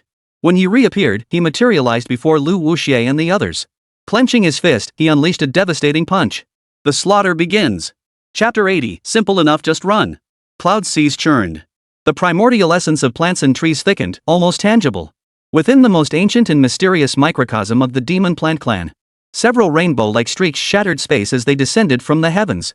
As a flash of law-bound radiance flickered across their surfaces, they transformed into numerous towering figures, each with a distinct form. Each was a prominent figure among the Demon Plant clan. Each wore a smile upon their face. Their spirits were high. According to intelligence from the front lines, the first phase of our plan has succeeded. While it may not be a decisive victory, our surprise assault has yielded far better results than previous attempts. Now that Wuxie and the others have set out, with their strength and talent, they stand a tremendous chance of success not just in hunting down the core sequence of the immortal winners, but even the supreme sequence, or even that so-called divine son, Ying Changsheng. These words immediately gained the approval of the other powerful members of the Demon Plant clan. They held unwavering confidence in Luo Wuxie and his companions, the Forbidden Children. They harbored not a shred of doubt regarding the success of this hunting operation. In fact, they had already begun celebrating prematurely, popping champagne mid-journey. Pop. But before the joy could fully spread, the clatter of a glass hitting the floor instantly captured everyone's attention. All eyes turned in unison, some frowning, others wearing expressions of bewilderment. Lord of the Azure Heavens, you. The sovereign of the heavenly realm was the clan chief of the Mystic Iron Immortal Tree clan, one of the top-tier clans within the Demon Plant tribe. He was also considered one of the highest-ranking figures in the entire Demon Plant clan. Yet now, the Lord of the Azure Heavens appeared as if struck by a bolt from the blue. His expression was 7 parts disbelief and 3 parts sheer panic. Trembling, he pulled a peculiar jade token from his robe. The number 3 engraved upon it had transformed into 2. In this era, their Vajra Immortal Tree clan had cultivated only 3 forbidden children. Each was the cherished jewel of their clan. Yet now, one had perished. How could this be? It all happened too suddenly. Luo Wuxie and the others never saw it coming. Ying Changsheng's sudden attack had instantly annihilated a comrade of equal standing. A fellow forbidden child of the Berate Immortal Clan, had fallen completely. Though caught completely off guard, Luo Qingxian and the others still managed to snap out of it. As the forbidden offspring of the Demon Plant Clan, they possess numerous trump cards to ensure their survival. With over a dozen formidable prodigies following them, the advantage still lay with them. Yet this confidence was shattered when Ying Changsheng suddenly appeared, unleashing another punch that reduced two elite warriors, blocking his path to bloody mist. Every strike and maneuver from Ying Changsheng carried earth-shattering power. What was even more terrifying was that he hadn't even drawn his weapon yet. Luo Qingxian and the others had journeyed from initial disdain and contempt, through stunned shock, to fear and apprehension, and finally to utter despair and collapse. After all, up to this point, no one had been able to block a single punch from Ying Changsheng. Not even a casual punch. They were the elite prodigies of the Demon Plant Clan. Yet, Ying Changsheng possessed 365 Chaos Primordial Dao Bones, coupled with the 9 Great Primordial Essences, along with his transformed double pupils and the 9 Suns Divine Body. He himself could scarcely fathom the terrifying power he now wielded. Stop him! Luo Qingxian roared furiously. In his panic, he disregarded whether his decision would further worsen the battlefield situation. He frantically ordered all nearby prodigies, even the young members of the Demon Plant Clan, to rush to this location and block Ying Changsheng. Simultaneously, he and the 2 remaining Forbidden Sons alongside Lian Hongyue launched a frenzied counterattack. Abyssal God's Gift. The crimson lotus blossoming within Lian Hongyue's left eye radiated a blood-red glow deeper than the darkest crimson. Red threads coiled around her, Luo Qingxian, and the other forbidden child. Enveloped by the crimson threads, a layer of blood-red flames ignited upon their bodies. Empowered by this state, their combat prowess surged significantly. 10,000 willows return to the void. 8 desolations devour the heavens. Without hesitation, Luo Qingxian and the other unleashed their divine killing techniques simultaneously. Countless blood-drenched willow branches and vines surged forth like a relentless tidal wave, endless and boundless, engulfing Ying Changsheng at their center. On the other side, 8 gigantic carnivorous flower illusions materialized, each more monstrous and terrifying than primordial divine beasts. Their gaping maws, bristling with saw-like teeth and enveloped in devouring, annihilating power, lunged toward Ying Changsheng from 8 different directions. But that was not all. The remaining supreme-tier demonic plant cultivators also launched their attacks toward Ying Changsheng. Breaking Path Fist. Ying Changsheng neither dodged nor retreated, letting out a low growl. He unleashed another punch. This technique was one of the most powerful divine abilities he had mastered in his previous life. It fused the cosmic laws with his own physical essence. In this process, it prevented conflict between his physical essence and the cosmic principles. Instead, it undergoes a profound transformation, unleashing even more terrifying power. As the fist struck out, flaming divine patterns erupted across Ying Changsheng's body, coalescing into successive blazes bright enough to scorch the heavens and obliterate the earth, flames more dazzling and intense than the sun itself. As Ying Changsheng unleashed his fist, 9 miniature suns erupted violently, transforming into 9 colossal, lifelike fire dragons, each as vast as a fiery celestial river roaring forth. The 9 fiery dragons soared, twisting and coiling around the fist's light. Wielding power capable of shattering all laws, they instantly collided with the attacks of Luo Qingxian and the others in an earth-shattering clash. Boom! Celestial fire scattered like falling stars. Countless burning plant fragments rained down like a torrential downpour. The boiling, churning sea of fire surged relentlessly toward the horizon. One by one, the demon plant elites, their bodies engulfed in raging flames and twisted in agony, let out heart-wrenching screams. But the sound abruptly ceased. The scorched body lay on the ground, the 9 Sun Divine Fire reducing it to a pile of ashes. One of the Demon Plant Clan's greatest fears was fire. And the 9 Sun Divine Fire, which commanded all celestial flames, was beyond compare. This single punch not only effortlessly nullified the attacks of Luo Qingxian and the others, it utterly shattered their morale. How could this be? At this moment, Luo Qingxian bore no trace of the bold ambition he'd once boasted about hunting down Ying Changsheng. Fear had completely overtaken him. He stood frozen, rooted to the spot within the scorching inferno that felt like a fiery hell. All around him, cries of agony rose and fell in waves. And the charred, blackened corpses of his comrades, falling like rain. He had vastly underestimated Ying Changsheng's true strength. What terrified him even more was, he couldn't shake the eerie premonition. They didn't even have the qualifications to force Ying Changsheng to unleash his full power.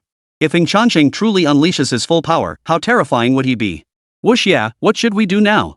How can we possibly stand against Ying Changsheng? The remaining forbidden child and Lian Hongyue stared at Luo Qingxian with faces twisted in fear and despair. Any notion of carrying out their so-called hunting mission had completely vanished. Had they not possessed special life-saving trump cards? And had been prepared from the start, Ying Changsheng's single strike alone would have left them gravely wounded, teetering on the brink of death. It's simple. Luo Qingxian exhaled deeply. We just run away. Chapter 81 Infinite Illusion, Betrothed turned foes. Before the two could react, Luo Qingxian's aura erupted violently. Willow vines shattered the void, transforming his entire body into a streak of green light. Burning energy without regard for cost, he swiftly tore through the air and fled. The uninitiated watched the spectacle. Experts see the essence. He wasn't some little cutie, though their clash had lasted but an instant. But judging by their utterly shattered situation, continuing the fight would only lead to certain death. Better to retreat to the demon plant clan while they still had strength left. The pair froze in surprise. Their eyes widened like copper bells. They never imagined the usually arrogant Luo Qingxian would resort to such a cowardly retreat. But shock aside, their speed was no less swift. They had come in fierce force, but now fled in utter panic. Moreover, the three of them issued no retreat orders to the other young members of the demon plant clan. After all, as long as they fled faster than the others, they'd have a better chance of survival. Run!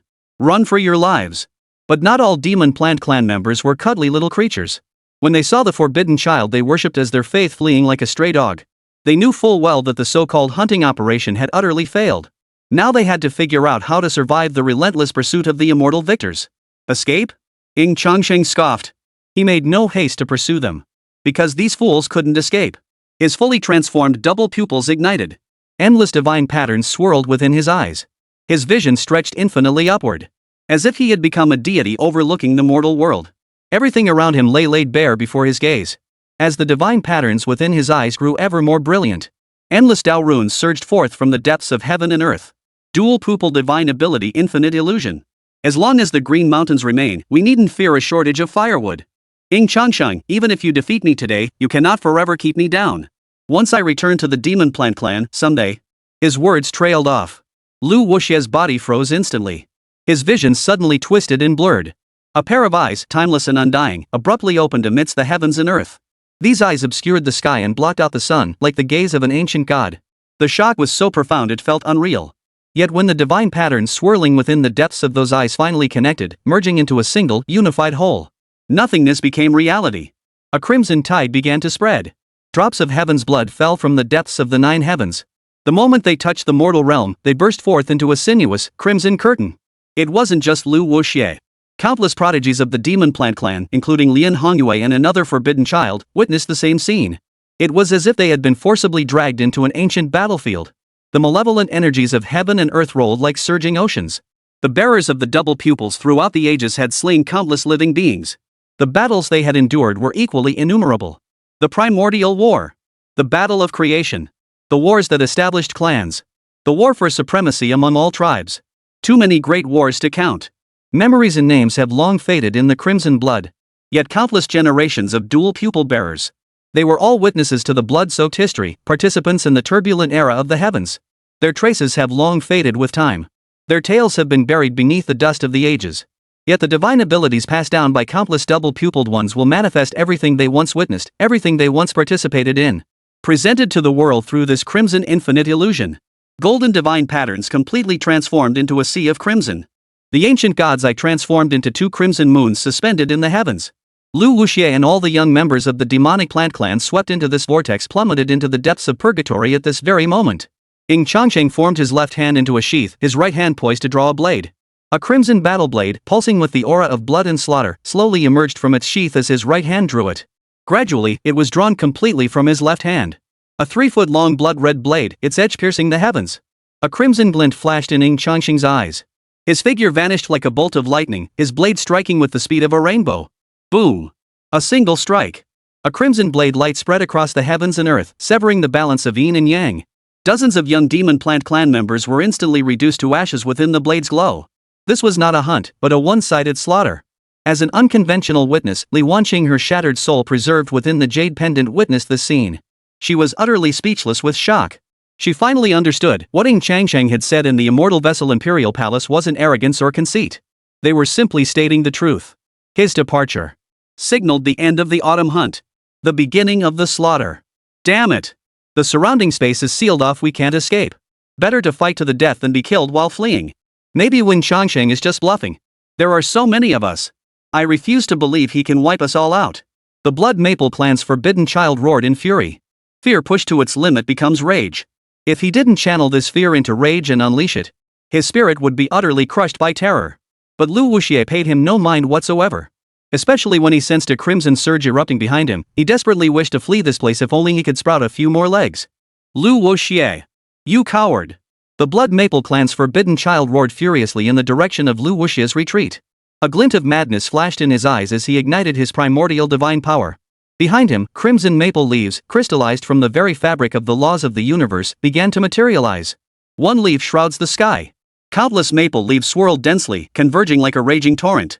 In an instant, they coalesced into a colossal crimson maple leaf that obscured the sky. This was his most powerful divine technique. It was also his most powerful strike as a cultivator at the 9th level of the transformation of the spirit realm. He refused to believe that a strike unleashed by burning his life essence and multiplying his power several times over could not overcome Ying Changsheng. Boom! The colossal maple leaf descended like a cosmic curtain, crushing down. Wherever it passed, the void itself twisted and collapsed. A smile curved the corners of Ying Changsheng's lips, a smile brimming with confidence, tinged with contempt. No divine techniques or special moves were needed. He casually raised his sword and swung it down toward the sky above. Sword forth! The sky-shrouding leaf was instantly cleaved in two by the towering sword light surging skyward. Sword strikes! Flaming waves of sword light erupted once more, cleaving the Blood Maple Clan's forbidden child, who had been rendered dazed and disoriented by Ying Changsheng's strongest strike, clean in two. How could this be? The Blood Maple Clan's forbidden child's eyes widened. His fading pupils held only despair and utter disbelief. A crimson sword scar suddenly flashed across the center of his forehead. Amidst the heart-wrenching sound of flesh tearing from bone, his body split in two and collapsed to either side. Another forbidden child had fallen. He couldn't even withstand a single strike from Ying Changsheng. Beyond the scattered flesh and spattered blood, Ying Changsheng's eyes, cold as ice, fixed their icy gaze upon the fleeing figures scattered across the sky. None of you will escape. No! Another sword strike swept out, its energy rippling across countless miles. The devastating sword light reduced one young member of the Demon Plant clan after another to mist of blood. Where is our forbidden child? How could they flee on their own? Abandoning their own kin to escape? They're not human. Shut the hell up. The forbidden children of the Blood Maple Clan can't even withstand a single strike from the Eternal Sword. If you don't want to die, run for your lives. The young Demon Plant clan members' resolve collapsed like an avalanche. Run! Fear seared itself deep into their souls. Simultaneously, endless regret consumed them. They regretted listening to the nonsense spouted by their elders. They had foolishly believed this hunting expedition would earn them countless tribal merits, bringing endless benefits and status. But now they had come to realize in despair. This was not the path to paradise, but a descent into the abyss of hell. You're skilled in formations, aren't you? Quickly inscribe the grand formation. Shatter this damned illusory space. I can't break it with the formations I know. You useless piece of trash. Smack! Luo Qingxian's palm sent Lian Hongyu flying backward, crashing to the ground. Blood trickled from the corner of Lian Hongyue's mouth. Clutching her stinging cheek, she couldn't believe that Brother Wuxie, whom she admired so deeply, would actually strike her. But before her pent-up resentment could fully erupt, countless tendrils and vines shattered from the void behind Luo Qingxian. They instantly pierced through her body. At that moment, fear twisted Luo Qingxian's face into a grotesque grimace. Red Moon. Since you love me so much, you must be willing to sacrifice everything for me, right? Then I command you to die. Use the explosion of your life essence to shatter this illusory realm, granting me a path to survival. Chapter 82, Forbidden Arts Clash, Shaking Foundations. At this moment, Wuxie became utterly monstrous and deranged. His reason had long been utterly consumed by fear. Their current predicament was a complete dead end. The only way out was for one of them to sacrifice themselves. Then forcefully shatter this illusory realm to create an opening. The other party would then seize the instant the illusionary space was breached to flee swiftly. This was their only chance of survival. He was among the most formidable of the forbidden children. His life had only just begun, brimming with limitless potential. How could he possibly accept perishing here? So let Lian Hongyue die instead. Brother Wuxie, you. Lian Hongyue's beautiful eyes widened in shock, her exquisite features contorting rapidly with pain and disbelief. She never imagined that the person she admired so deeply would be capable of such cruelty toward her. Cruelly sacrificing her as a pawn. Why? She had done so much for Luo Qingxian. Without her clan's unwavering support, Luo Qingxian would never have become the forbidden child of the evil Willow clan. And he certainly wouldn't have achieved such outstanding results among the forbidden sons. She sacrificed so much for him. And in the end, she was reduced to this fate. Luo Qingxian. You ungrateful bastard, you ingrate. You want me dead? I'll drag you down with me. Lian Hongyue descended into utter madness. The blood-red lotus blossomed fully over her left eye, its pistil oozing a viscous crimson liquid thicker than blood. It gradually enveloped her entire body. Vine-like tendrils, resembling plant roots, erupted from her pale skin, pulsing and twitching like living creatures. You lunatic! Lu Wuxie's expression darkened. The technique Lotus Red Moon had unleashed was a forbidden art of their clan. This lunatic truly intended to drag him down with her. You're pushing your luck. As he sensed the terrifying aura belonging to Ying Changsheng rapidly closing in on him, fear drove Lu Wuxie utterly mad. Forbidden technique. I'm not exactly lacking in those. Boom! The willow vines erupting from Lu Wuxie's body were also coated in a layer of blood red, pulsing and swelling like muscles. Celestial willow starfall. Countless crimson willow branches coiled like serpents, converging relentlessly. In an instant, they enveloped the crimson lotus moon, transforming it into a colossal blood-red planet. Boom! A colossal crimson willow tree erupted from the blood-red planet, growing ever taller. Both the willow tree and the blood-red planet's phantom form exploded simultaneously. Lian Hanyue, trapped within, unleashed her forbidden technique at the same moment. Two terrifying forces collided. Willow vines pierced the void, crisscrossing the heavens and earth. Petals of blood-red lotus blossoms sliced through everything like icy blades. The void rapidly collapsed under the immense shockwave. Countless young members of the Demon Plant clan, who believed proximity to the forbidden child of their tribe would grant them a chance to prolong their existence, were instantly caught in the aftermath. Wherever the crimson shockwave swept through, every young demonic plant sequence member's body turned to ash and blood mist. Ying Changsheng's expression darkened instantly. Human hearts are treacherous. Who would have thought the tree heart itself was treacherous? These two were clearly a pair of Dao companions. Yet in the face of mortal peril, they turned against each other, unleashing forbidden arts in a desperate, life-or-death struggle. Why go to such unnecessary lengths? Wouldn't it be better to simply wait for death? Ying Changsheng felt a surge of anger. He'd even rather they unleashed their forbidden techniques on him. After all, it wouldn't do him any good anyway. If these two fought to the death, one perishing or both suffering fatal wounds and falling together, wouldn't that mean he could only complete the system's second condition? The reward would be have something he absolutely couldn't accept. While everyone else fled in panic, Ying Changsheng neither dodged nor retreated. He charged straight toward the epicenter of the forbidden spell explosion unleashed upon Lu Wuxie and Lian Hanyue. Endless primordial chaos energy spread and expanded, transforming into an illusory yet sacred and majestic primordial world that descended to suppress them. In an instant, it flattened the surging crimson waves.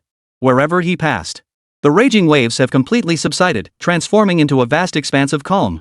Under the suppression of the primordial world, he reached the epicenter of the explosion with little effort. There, the infinite illusionary space he had conjured had been blown open, revealing a breach neither too large nor too small. Lu Wuxie had already escaped through this breach. Beside the breach lay the severed half of Lian Honyue's body.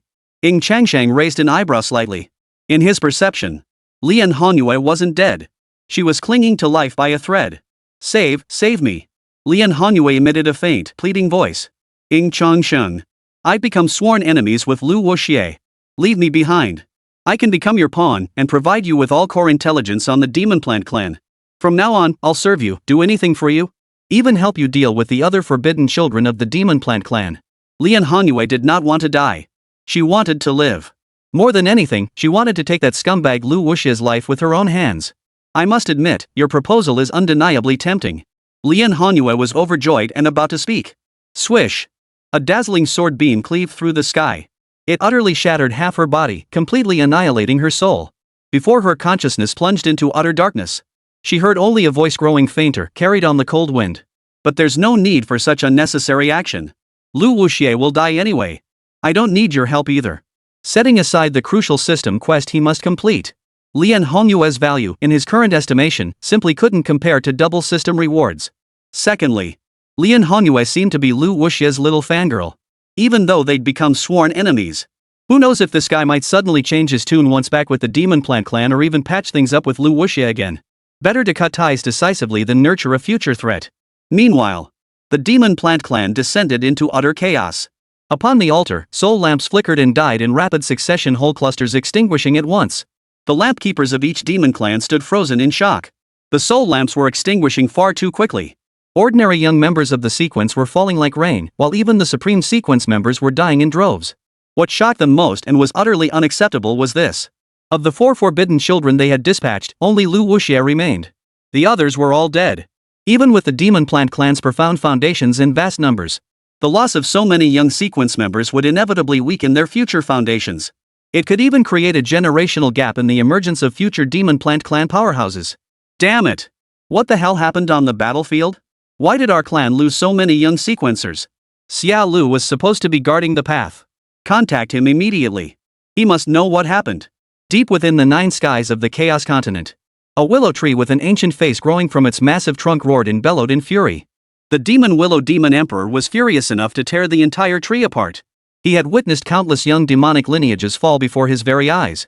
They witnessed Ying Changsheng unleashing his infinite illusions, drawing entire battalions of young demon plant clan members into the void and slaughtering them by the thousand. The entire supreme sequence dispatched by the demon plant clan was annihilated. Only Luo Qingxian remained of the forbidden child. It's over. The demon plant clan had suffered a colossal loss. One could even say their very foundations had been shaken. Most crucially, he was the foremost protector of this mission. Now that so many young disciples had perished, along with 3 forbidden children, how could he face the other powerful figures of the demon plant clan? Where was his honor? He regretted it even more. He regretted that, without truly understanding Ying Changsheng's capabilities, he had overruled all objections and insisted on launching this hunting expedition. Because of his arrogance, he has now plunged all the young members of the demon plant clan into the abyss. Chapter 83: The Great Emperor of the Sky's Grandchild Strikes. Hunt down the Demon Emperor. Endless regret surged through the Demon Emperor Xiao Lu like a tidal wave. If he could do it all over again, he would absolutely curse himself a fool. Why did he have to be so deluded, so reckless, making a decision that sent countless young members to their doom in the abyss? It's okay, it's fine. At least Wu Xie is still alive. The Demon Emperor of Evil Willow saw Luo Qingxian burst forth from the shattered space, swiftly closing in on the territory of his demon plant clan. As long as Luo Qingxian survived, the losses wouldn't be too great. Yet before he could draw a long breath of relief, the entire tree suddenly erupted in fury. Ying Changsheng, how dare you! The demon emperor of the Evil Willow let out a deafening roar. He was utterly panicked, utterly terrified. Luo Qingxian was the precious treasure of their entire clan. If he fell here, it would mean their clan would forever lose a top-tier demon emperor. Such a colossal loss was something even he could not bear. The demon emperor of Evil Willow could no longer afford to hesitate. He resolved to summon his true form and forcefully descend. Though this act was perilous and fraught with danger. However, his true form was colossal beyond measure. Once fully descended, even if the immortal victor and the great emperor confronting him also summoned their true bodies, they would be powerless against him in the short term. Meanwhile, after casting the forbidden technique, Luo Qingxian had expended nearly half his power. His entire being emerged from the shattered infinite illusion in a state of utter exhaustion and disarray. I made it. I'm out. I'm finally out. Luo Qingxian glanced back over his shoulder with a pounding heart. He dared not linger. He spared no thought for his dwindling energy, fleeing frantically toward the demon plant clan's territory. As long as I can make it back, even if I win eternal life, he won't be able to touch me. Besides, he's not even chasing me now. Suddenly, a terrifying aura erupted behind him. Luo Qingxian's post-crisis relief instantly froze on his face. He dared not even turn his head. Yet he knew for certain Ying Changsheng had caught up to him. Trying to escape? Ying Changsheng narrowed his eyes slightly and took a step forward. The surrounding space contracted, and in a single stride, he covered thousands of miles. The distance between him and Luo Qingxian rapidly shrank. How dare you, Ying Changsheng! As he drew ever closer to Luo Qingxian and to the borders of the demon plant clan's territory, a furious roar erupted overhead. A colossal, overwhelming pressure, like the heavens themselves collapsing, swept down. Ying Changsheng merely paused his stride. The 9 primordial forces surged within his body.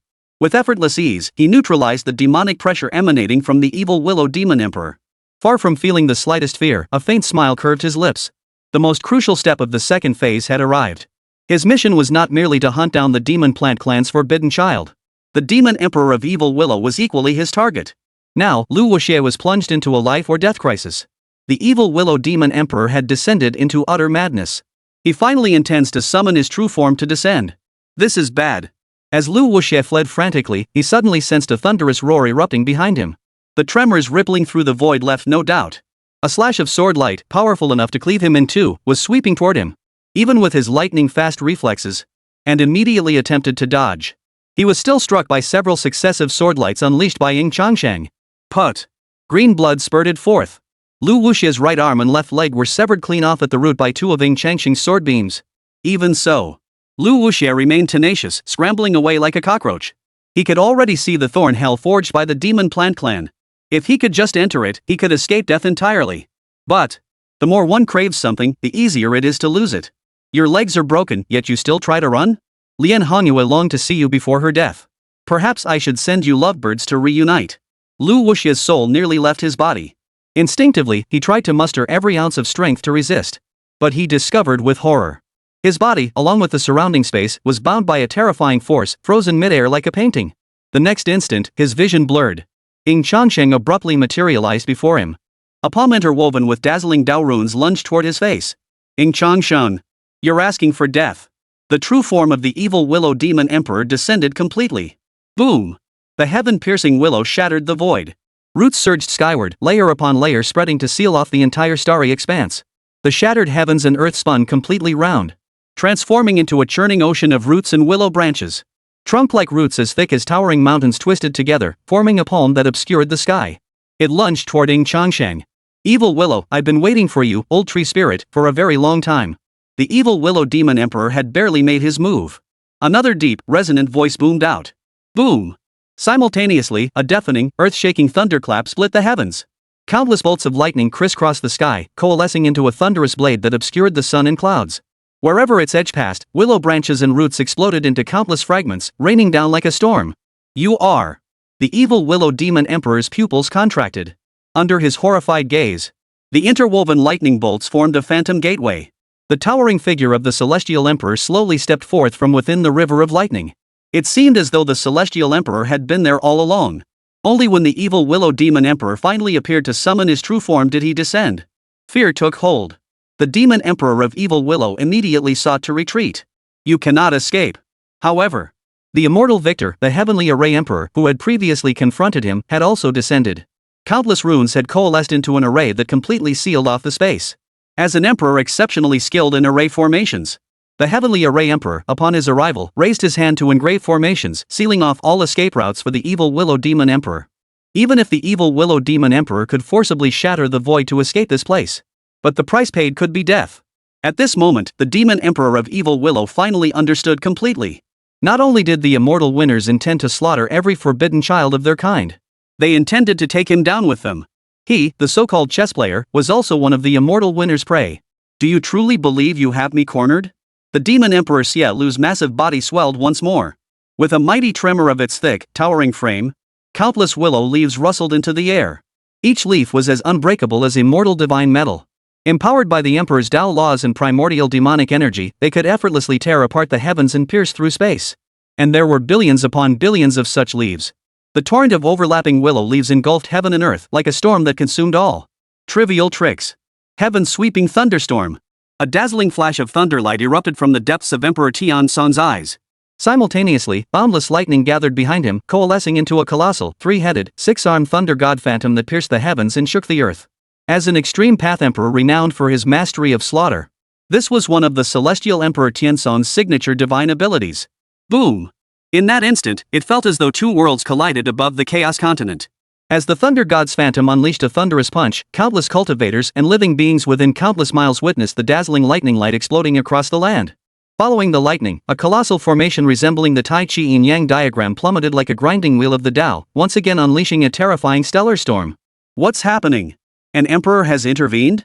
Have the immortal winners and the demon plant clan completely lost their minds? Countless nearby cultivators from various factions were terrified out of their wits. No matter how fierce or desperate their clashes had been before, neither side had ever sent an emperor-level powerhouse into the fray. Were they now preparing for all-out war? Countless factions were terrified out of their wits, some even beginning to relocate their entire clans away from this region. When gods fight, mortals suffer. If the immortal winners and the demon plant clan truly clashed, this entire region would likely be utterly devastated. Chapter 84, Celestial Courts of All Realms, Annihilation of the Forbidden Sons. The clash between the great emperors was immense. But because it was near the demon plant clan's territory, the other demon plant emperors also sensed something amiss and began preparing to forcefully descend. Even if the demon willow demon emperor had committed an unforgivable error, he remained a demon emperor, a mighty demon emperor of the ultimate path. To allow him to fall without intervention would inflict unimaginable damage upon the true foundations of their demon clan. However, as the instigator, the immortal winner had naturally anticipated this possibility long ago. Boom! From the depths of the immortal winner, several streaks of light shot skyward, shattering the heavens and plunging deep into spacetime. Amidst the surging, dazzling divine flames, several equally terrifying figures seemed to be rushing toward the Hontian Dao domain, the central Dao domain of the myriad realms. Countless mighty human Dao traditions radiated fierce energy. The spiritual energy within this domain was exceptionally pure and dense. Thus, the heavens and void itself shimmered with a sacred, radiant golden hue. Deep within the surging aurora of the Tao, a dreamlike palace complex stood majestically more magnificent and vast than any legendary immortal palace. Above the colossal gate, supported by heaven-piercing divine pillars, were characters inscribed with boundless divine grace read, "The Celestial Court of All Heavens." This was also the strongest power universally acknowledged by all of humanity. After all, this super alliance was forged by the collective efforts of nearly every human faction. Have those immortal winners lost their minds? With such a grand display, do they intend to shatter this hard-won peace and reignite full-scale conflict between our human race and the demonic plant tribes?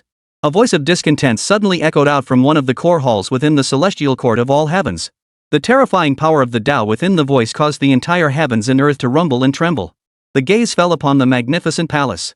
A middle-aged man clad in a purple-gold divine robe, his aura thick and imposing, glared angrily, his beard bristling. The immortal winners, during this autumn hunt, actually dared to attempt hunting down a demon plant clan's supreme demon emperor. I'm not opposed to such actions after all, the demon plant clan and our human race are sworn enemies. Killing them is killing them. But the immortal winners are making far too much noise about this operation. Do they truly believe the demon plant clan is nothing but soft targets to be picked over?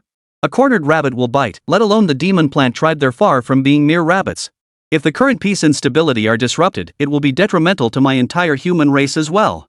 But as the voice of this middle-aged man in the purple gold robe faded, the other high-ranking officials of the Celestial Court who had rushed to the scene frowned. This era was exceptionally unique.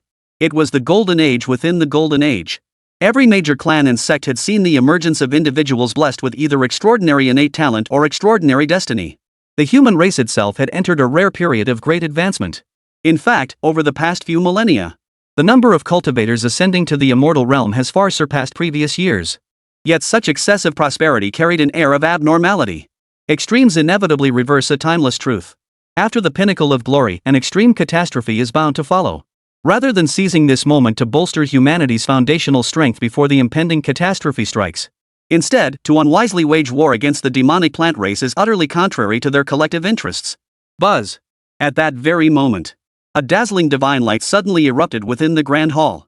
Ripples spread outward, forming a luminous barrier. Within the brilliant light, the figure of Ying Tian gradually materialized. The affairs of the immortal winners need not concern you all. The demon plant clan resorted to despicable tactics, attempting to assassinate our young generation. We, the immortal winners, will ensure they pay with blood. Furthermore, our clan has a clear understanding of this matter.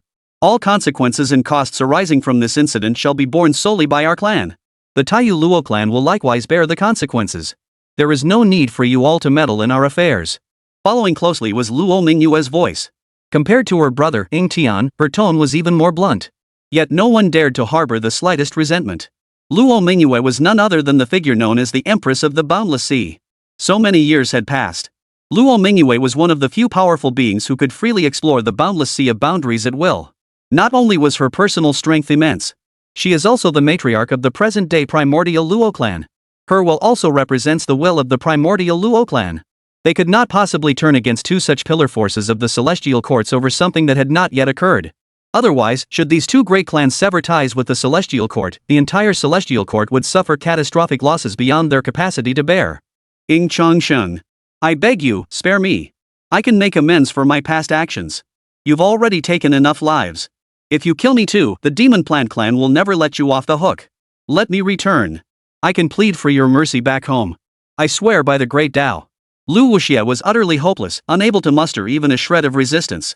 The demon emperor of the evil Willow clan, whom he had regarded as his last hope, was now as helpless as a clay Buddha crossing the river, unable to save even himself. Though less than 30 breaths had passed since the battle erupted, his ancient ancestor, the demon emperor of the evil Willow, had already been beaten to a pitiful state.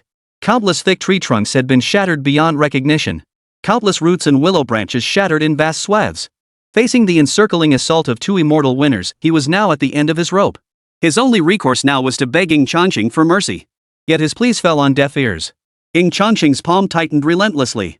The power of the Nine Revolutions Divine Body activated. Endless flames and runes converged from all directions. They then erupted within Ying Changsheng's palm, transforming into a churning vortex of scorching flames. Luo Qingxian let out piercing, heart-wrenching screams. His body began to crack under the searing heat, gradually charring into carbon. Before long, he was forcibly refined away in Ying Changsheng's palm. Ding! Congratulations, Master, on completing the mission and fulfilling Condition 4, eliminating all forbidden children of the Demon Plant Clan. Congratulations, Master, on receiving your rewards, plus 60,000 Destiny Fortune Points, 1 random special draw, 5 random Opportunity Realm Simulations, 2 Life Simulations. Win eternal life. Almost the instant Luo Qingxian fell, the Demon Emperor of Evil Willow reacted. Now he was utterly mad. The primordial essence of life he had accumulated within his body over countless eons was being consumed at an insane rate. This was a unique divine ability exclusive to the Demon Plant Clan. It absorbed the essence of heaven, earth, sun, and moon, the power of the great Dao, and through a special substance, transformed it into the life essence, rich with boundless life energy. Legend held that this life essence was the world's most potent healing substance. It possessed the power to revive the dead, mend broken bones, and heal all wounds. The reason why the supreme beings of the Demon Plant Clan are so difficult to kill is precisely because they possess vast quantities of this life essence within their bodies. This unique power often grants them an extra life or even multiple lives. Don't worry about me. Kill this bastard now. Don't let him drain our life essence dry. Ying Changsheng barked orders to his grandson, the Celestial Emperor, while unleashing his 9 primordial energies to block the terrifying storm unleashed by the Demon Emperor of Evil Willow in his frenzied assault. Divine light surged around the great Emperor of the Heavens. The wildly dancing lightning transformed into a sky filled with roaring dragon and serpent shadows. This was his first time demonstrating his power before his grandfather. If he disappointed him, the cost would far outweigh any gain. Heavenly Thunderfall. Boom! The Celestial Emperor swung his blade. Thunderbolts thicker than the Milky Way instantly struck down, cleaving the Demon Emperor of Evil Willow's body in two.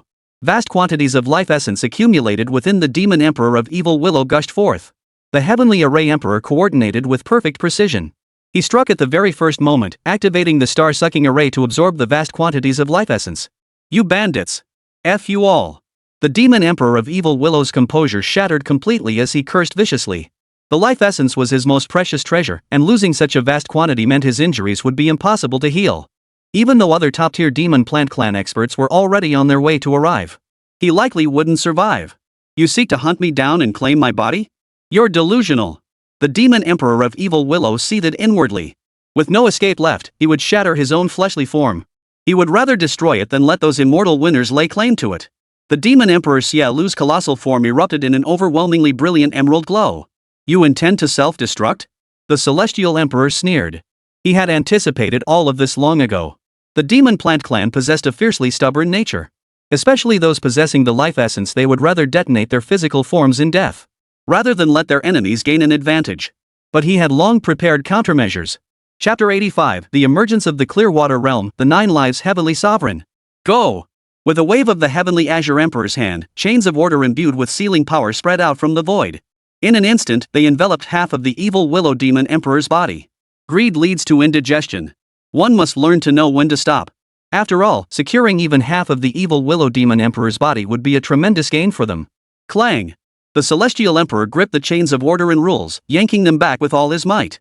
The Demon Emperor's severed half-body and vast quantities of life essence were swiftly stored away in his storage space. Boom!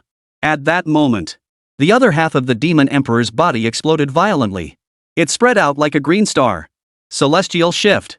The Heavenly Array Emperor, the moment the Heavenly Azure Emperor made his move, immediately activated the pre-engraved spatial teleportation array.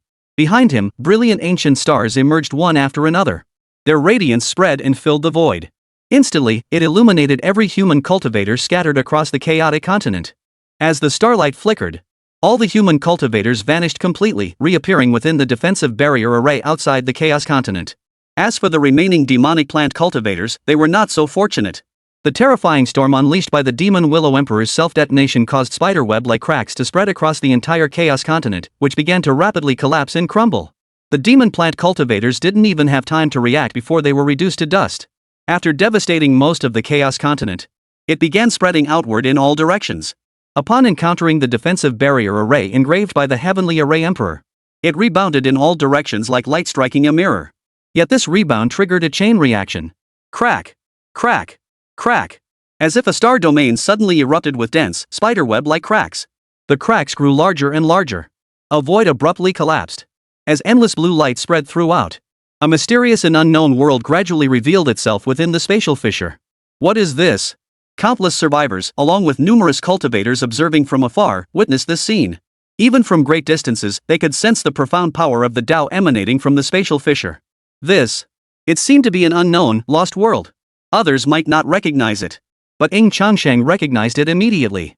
The entrance to the Clearwater realm had appeared. And at that moment, the immortal winner and the other great emperors of the demon plant clan finally descended. 5 great emperors from each side stood firm on opposite shores of the starry sky, locked in a distant standoff. The chaotic energy they released disrupted the ancient order of the starry rivers. Damn it! The demon emperor of the swallowing heaven, leader of the demon plant clan, wore a face darkened by fury. Though the evil willow demon emperor had preserved his life using his final desperate measure, he was utterly crippled. Having lost the physical form he once prized above all else, only half a soul remained. His cultivation realm had plummeted from the peak of demon emperor of the ultimate path to the level of a newly ascended demon emperor. He might even fall below the demon emperor realm altogether. This was an immense loss for the entire demon clan. Though rage burned within them, their attention was entirely captured by the sudden appearance of the entrance to the Clearwater realm. As supreme beings, they could ascertain the truth with the slightest effort. This mysteriously emerged realm was an unexplored, lost world. Every lost world represented a great opportunity, let alone one that had never been explored. If they could find a way to seize the opportunities within or even claim a major share, then all their losses this time could be fully compensated. And that bastard Ying Changsheng will definitely enter the Mingshui realm to explore too. Then we'll have plenty of chances to kill him. The swallowing heaven demon emperor harbored a murderous intent toward Ying Changsheng. Right now, killing Ying Changsheng was nothing short of a pipe dream. But he believed Ying Changsheng would inevitably enter the Clearwater realm to explore, and that would be their clan's finest opportunity for vengeance. Soon, the events unfolding here spread like a storm. The immortal victor clashed with the demon plant tribe's supreme warrior, striking open a gateway to a lost world. And it was a lost world that had never been explored before. At that moment, the entire human race, demon plant clan, demon race, and even numerous minor tribes were thrown into uproar. Every race sought a share of the spoils. Yet all this meant nothing to Ying Changsheng. The reason he hadn't disclosed this news beforehand, not even to his own clan, was because it was simply impossible. The Mingshui realm was simply too vast.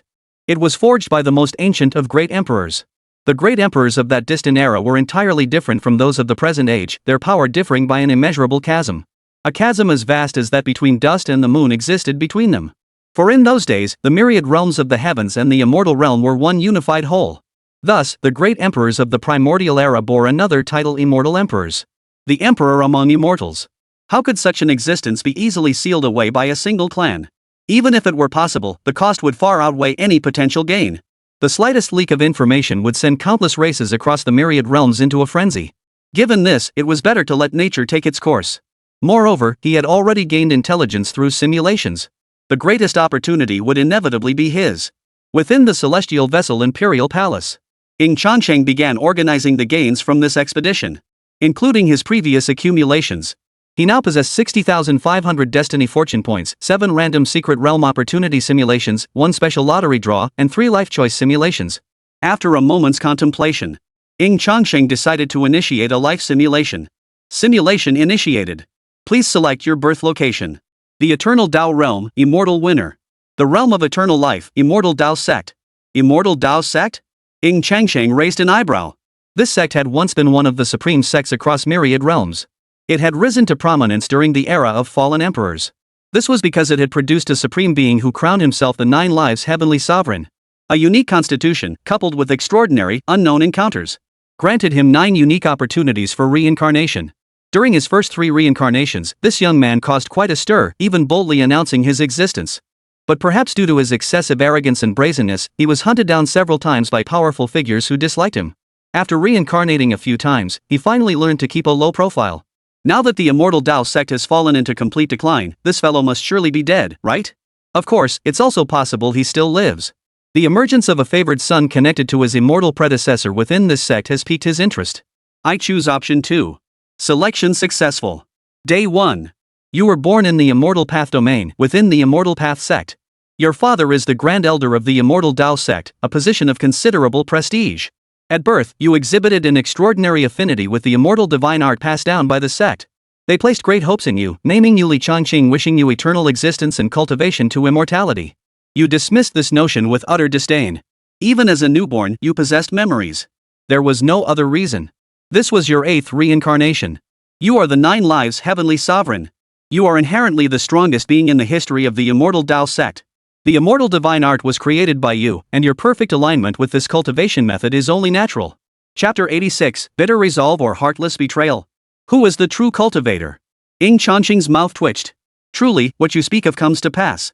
He had previously suggested that the 9 lives celestial lord might be dead. Who would have thought he had already successfully reincarnated? Moreover, his fortune in this lifetime was exceptionally favorable. He was now a favored son of destiny, blessed with immense fortune. Year 1. At your birth, your exceptional innate talent caught the attention of the high-ranking elders of the Immortal Dao sect, who made an unprecedented exception to pour resources into your cultivation. On the day you turned 1, you resonated with a statue embodying the laws of your past life. Some within the sect whispered that you were destined to become the next 9 lives heavenly sovereign. You scoffed at this notion. You were the 9 lives heavenly sovereign incarnate. Why would you need to imitate yourself to become yourself? Year 3. The head of the Su family of Northwind, your father's sworn brother, welcomed a daughter this year. Her birth was marked by celestial omens, and she awakened the rare and extraordinary Taiyin sacred physique. The Taiyin sacred physique is an exceptional alchemical vessel. If one could practice dual cultivation with her, not only would Taiyin power awaken, but also elevate the harmony of yin and yang within to a more perfect equilibrium. After deliberation, your father and the Su family had decided to keep the benefits within the family.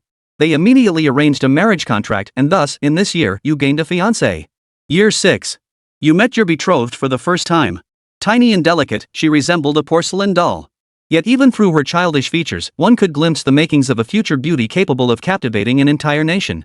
Year 9.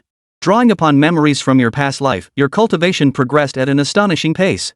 By your youth, you had already reached the 9th level of the Spirit Palace realm. Yet you remained unsatisfied. You yearned to advance to the spirit transformation stage swiftly, to claim the treasures left behind from your previous life. Thinking back to your previous life, you had opportunities to become stronger. Yet you had the misfortune of encountering a supreme-tier immortal winner on the outer domain battlefield, who casually slaughtered you. You feel a wave of melodramatic misfortune wash over you. Still, you harbor no resentment toward the immortal winner. Being slaughtered when outmatched is simply bad luck, no one to blame. The survival of the fittest is a fundamental truth of the universe. Besides, you don't believe you could ever take revenge on the immortal winner. Even at your peak, you'd have to avoid such a colossal force. Now that you're far weaker than before, why provoke them? Ying Changsheng raised an eyebrow. According to the usual plot tropes, someone killed in a previous life would inevitably seek vengeance against their past enemies, demanding blood for blood. This 9 lives heavenly lord is intriguing. He could see through the essence of things, capable of both holding on and letting go, flexible and adaptable. Perhaps he'd been killed so many times it left him with psychological scars, making him afraid. Year 23.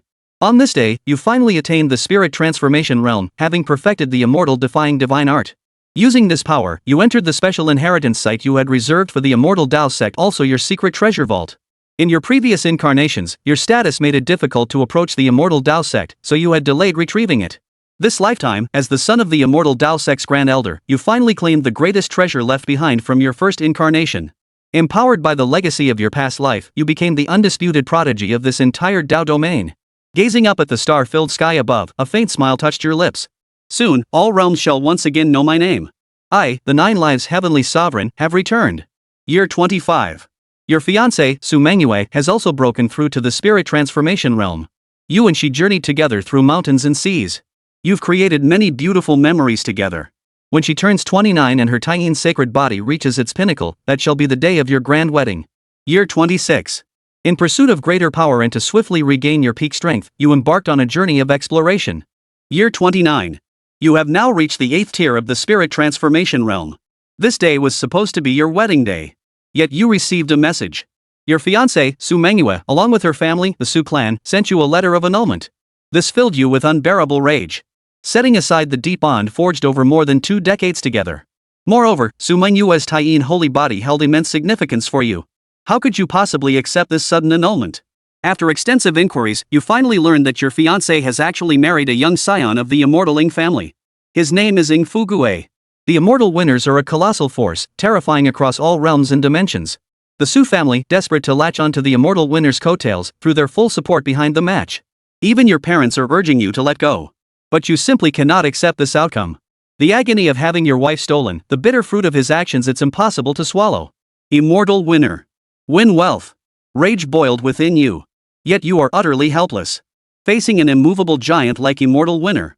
You still don't know what means to use to confront it. Yet a seed has already taken root within your heart. The following night, the door to your cave dwelling suddenly burst open. To your astonishment, the visitor was none other than your fiancé, Su Mengyue. Chongqing. Take me away. Leave my Su family, leave this Dao domain. I refuse to marry that Ying Fugui. As long as we're together, I'd gladly live in obscurity, cut off from the world. Holding the jade like beauty in his arms. 1,000 thoughts swirled through your mind. Truthfully, you could have granted your fiancé's request. Take her far away, living a secluded life just the two of you. But that's not the life you truly desire. You lived through 8 lifetimes precisely to ascend to greater power. To live in obscurity, unknown for a lifetime. You'd never accept that. Your eyes flicker. A wild and daring decision suddenly takes root in your heart. Since that Ying Fugui fellow has set his sights on your fiancé, why not turn the tables? Letting Fugui and all the resources he commands become the stepping stones to your own rise. You could even team up with your fiancé to work from the inside and find a way to eliminate Ying Fugui. Then seize all his inheritance and become the true victor. Because according to your investigation, although Ying Fugui is a scion of the immortal Ying family, he lacks cultivation talent and holds little standing within the immortal winners. Still, he is an immortal winners family scion. Plus, with his business acumen, he established a modestly sized merchant guild, the Baotian Merchants Guild. If your fiancé becomes the lady president of the Baotian Merchants Guild, once you find a way to eliminate Ying Fugui, your fiancé will have the opportunity to become the head of the Baotian Merchants Guild. You, in turn, could gain access to vast cultivation resources and rapidly grow stronger. However, your fiancé strongly objects to this plan. She cannot accept being thrust into the role of a pawn, a mere tool to advance your interests. Manhwa, you know I love you. But some things simply leave us no choice. I promise, I'll find a way to kill Ying Fugui someday and make you the head of the Baotian Merchants Guild. And once I'm truly powerful, I'll come for you properly riding on a rainbow cloud to marry you. After enduring your brainwashing and manipulation, your fiancé still accepted these terms. Changsheng, even if I end up marrying Ying Fugui, I will do everything in my power to preserve my virtue. I'll wait for the day you become a mighty warrior among the heavens and come to marry me with honor and dignity. Watching his departing fiancé, a faint smile curved your lips.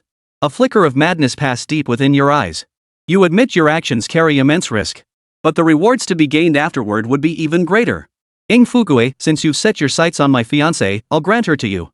But the price is this: I will take your life and everything you possess. Now, all you need to do is endure humiliation, bide your time, and build your strength.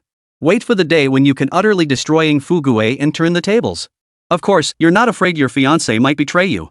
Before this, you've already made thorough preparations. Should she dare betray you or renege on her promise, you will likewise plunge her into an abyss of endless torment. Leave her with no place to bury her remains. You've seen through it all. And you have fully become the person you aspired to be. In your eyes, so-called marital affection, even so-called familial bonds, ultimately pale in comparison to the path of the Dao you pursue. As long as I can ascend to the throne once more, forget my wife, even abandoning everything else would be worth it. The word affection is the greatest obstacle to cultivation. If one cannot sever it, what cultivation is there to speak of? What kind of cultivator would even exist? Chapter 87, overly clever is still a form of foolishness. Witnessing this scene, Ying Changsheng narrowed his eyes slightly. He couldn't shake the feeling that this Li Changqing fellow somewhat resembled a historical figure from ancient times on Blue Star Kingdojian of you. Legend has it that to secure greater benefits for his kingdom's strength, he willingly offered Shishir, one of the 4 great beauties, to King Fuchai of Wu. He slept on brushwood and tasted gall. He waited for the crucial moment to join forces with his fiancée, turning the tables completely. But Li Changqing was even more ruthless and cold-hearted. Even his deep affection for Su Manhwa was deliberately feigned. His purpose was to better exploit Su Manhwa. He wanted her to willingly become a tool he could manipulate to gain more benefits. It must be said, Li Changqing was cunning enough, bold enough, and capable of enduring enough. He truly deserved the title of a protagonist. Compared to those blessed with God-defying talent yet arrogant and reckless who bulldoze everything in their path while being nothing but brutes, Li Changqing, who bides his time, excels at endurance, and masters calculation, often travels farther on the path of the Dao. His future accomplishments will be even more formidable. What a pity. Ying Changsheng shook his head. You had the chance to take your fiancé away, to escape this chessboard, to achieve your life's goals in a different way. Yet you chose to court death by scheming against the immortal victor. Often, being too clever is itself a form of foolishness. A cold gleam flashed in Ying Changsheng's eyes. In his eyes, Li Changqing was already a dead man. For Li Changqing had always had a choice. He could have eloped with Su Manhwa the very night she sought him out, living a truly private life together from then on. But greed ultimately prevailed. Without self-awareness, he made this fatal move. Year 30. Your plan was a resounding success. Su Manhwa married Ying Fugui without a hitch, following the plan template you provided. To ensure Su Manhwa could never leave you and would always keep you in her heart. Drawing upon your experience from previous lifetimes, You continuously exerted your influence over Su Mengyue. You elevated your status in her heart to unimaginable heights. Whenever she thought of you, a special moonlight filter would activate in her heart. Heaven rewards those who persevere. Even though Su Mengyue is now married to another man, her heart still belongs to you. She even invents excuses for you, guarding her purity, refusing to let Ying Fugui touch her in the slightest. Year 33. Fortunately, Ying Fugui possessed little aptitude for cultivation, excelling only in business acumen. Thus, he remained unremarkable within the immortal winners. Moreover, the immortal winners did not casually interfere in the romantic entanglements of their younger members. Thus, nearly 3 years passed. Your plan with Su Mengyue succeeded remarkably well. You even met secretly behind Ying Fugui's back. Year 40. Though Su Mengyue's status barred her from accessing the immortal winner's true power, not even reaching its periphery. But thanks to her status as Ying Fugui's wife, coupled with a decade of experience and your covert guidance, Ying Fugui was now completely under Su Mengyue's control. He willingly relinquished a significant portion of Baotian Trading House's authority, bestowing it upon Su Mengyue. The moment Su Mengyue gained control of Baotian Merchants Guild, she immediately wielded her authority to provide you with vast quantities of cultivation resources. You made rapid progress through this. Year 50. Over the past decade, your plan has proceeded smoothly. No one has discovered the relationship between Su Mengyue and you. You gradually grew dissatisfied with the cultivation resources you had acquired. You decide to act sooner rather than later, eliminating Fugui completely and seize everything he possesses. Year 308. You have finally ascended to become a heavenly sovereign, making your mark across the myriad realms of the cosmos. On this day, through meticulous coordination with Su Mengyue and at great cost, you orchestrated the assassination of Ying Fugui. Moreover, you successfully positioned Su Mengyue to replace him as the new president of the Tianbao Merchants Guild. From this day forward, the entire Tianbao Merchants Guild and indeed, the cultivation resources of countless immortal Ying family members will flow toward you. Your years of grinding your teeth and sleeping on straw have finally paid off. Year 490. Your cultivation has finally broken through to the sage realm, and your brilliance begins to illuminate the heavens. Year 598. No secret remains hidden forever. Your scheme with Su Mengyue from years past has finally been exposed. The immortal winner flew into a rage. Su Mengyue was executed immediately. Through various clues, they also uncovered your recent close association with Su Mengyue, with frequent contact between the two of you. The immortal winner issued a warrant for your arrest. You dismissed it with contempt. Su Mengyue's death stirred little in your heart. After all, you had long anticipated this day would come. Moreover, you had already extracted sufficient benefits from the immortal winner during this period. Su Mengyue's value had long been drained dry. Dead is dead. Ridiculous. I have now reached the realm of a sage. Across the vast heavens, where cannot I go? What can the immortal winner's warrant do to me? With a resounding laugh, you began your life of exile across the myriad realms of the cosmos. Year 599. Upon learning you founded the Immortal Dao sect, the immortal winner descended directly and sealed off the entire sect. Take everyone in the sect hostage, including your parents. And have your parents send out distress signals. All you need to do is return and accept the consequences. Your parents and the sect would be spared. You merely dismissed this with contempt, sneering inwardly. He decisively crushed the jade communication talisman connecting him to his parents. Ridiculous. I severed the chains of love long ago. Now I sever the bonds of kinship. What harm is there in that? If you wish to exterminate my entire clan, then go ahead. He laughed aloud, a laugh that was both carefree and exhilarating. As long as I can become emperor, all of this will be worth it. Father, mother, rest in peace. On this day next year, I shall pay my respects to you both. On this day, your entire clan, your sect, your parents all were implicated because of you, slaughtered and annihilated. You remained utterly unmoved. Instead, you felt quite pleased, convinced the immortal winners had done you a tremendous favor. For from this day forward, you would have no more weaknesses. Your Dao heart was now utterly perfected. You need hold back no longer. From now on, you need only focus on cultivating your Dao. Year 601. You have vastly underestimated the power of the immortal winner. On this day, you were tracked down by a supreme sequence follower of the immortal winner's divine son. After a fierce battle, you were still no match for them, left gravely wounded in near death. Dare to scheme against me, immortal winner? Today I shall destroy your physical form, shatter your divine soul, and condemn you to eternal damnation. A courtier powerhouse of the immortal winner raised a battle blade and swung it down toward your head.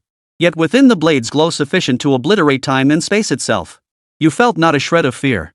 Instead, a mocking smile curled at the corners of your lips. You think you can kill me? I will return. And you will all pay the price. Chapter 88, A Simple Matter, Two Extremists. Year 603. Within a hidden cave on Endless Dao Mountain, Tianyan Dao Domain. Your physical body and soul have been completely reshaped, achieving your 9th incarnation. Your 9th incarnation is exceptionally unique. As the final incarnation of your innate talent, you fully inherit all innate abilities in cultivation realms from your previous life. This can no longer be called reincarnation, it is resurrection. I told you. You cannot kill me.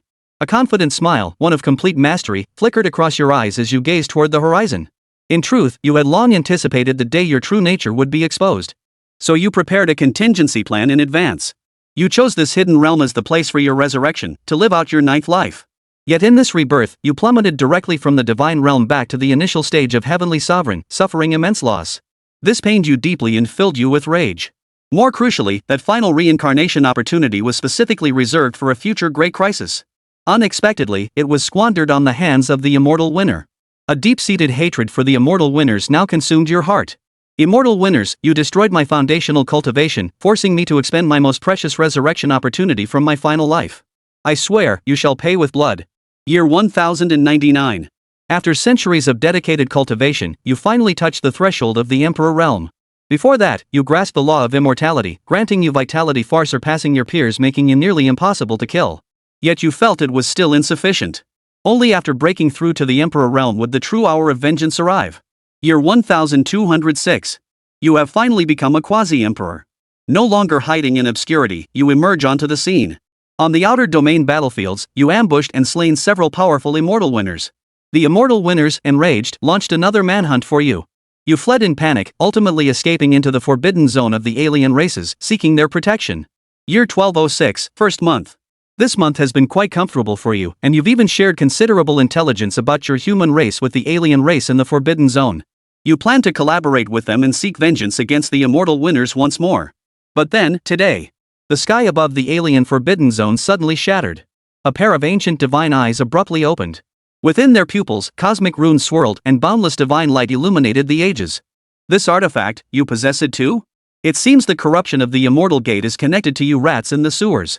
A voice as majestic as the gods shattered the cloud sea for a million li. A palm woven from endless starlight and the Milky Way reached out from the depths of the sky. As the colossal palm descended, the entire forbidden territory of the alien race began to crumble and disintegrate. Even the immensely powerful ancient emperor of the Forbidden Zone was no match for this palm. You bear the pursuit mark of my immortal victor? Well, it's just a minor inconvenience anyway. As the voice faded, you felt those eyes capable of reflecting the heavens and ages gaze at you with utter indifference. A mere glance from this being. Your body began to rapidly collapse and dissipate. Along with your primordial true spirit, both were forcibly erased in that instant by some unspeakable, terrifying force. You died. Simulation ended. Achievement, 9 lives Fire, prophet above all, Forbidden Zone Apostle survived the 9th life. One final step remains to reach the pinnacle of this realm. Evaluation, you once possessed a heaven-defying encounter, cultivating the 9 lives Dao art. Based on your unique constitution, you were able to live out a full 9 lifetimes. Every gift of fate had its price secretly inscribed. Each life saw you lose a little more luck. In your final life, you gambled dangerously. Though it brought immense profit and rapid ascent. Yet this very move became the root of your downfall. You are an absolute pragmatist. As long as it serves your grand purpose, you could cast aside so-called family ties, romantic love, and all other emotions. You even defected to the Forbidden Zone, becoming an apostle of the Forbidden Zone, solely to gain the protection of its alien inhabitants. In your eyes, principles, dignity, and emotions are all disposable if they stand in the way of becoming an emperor.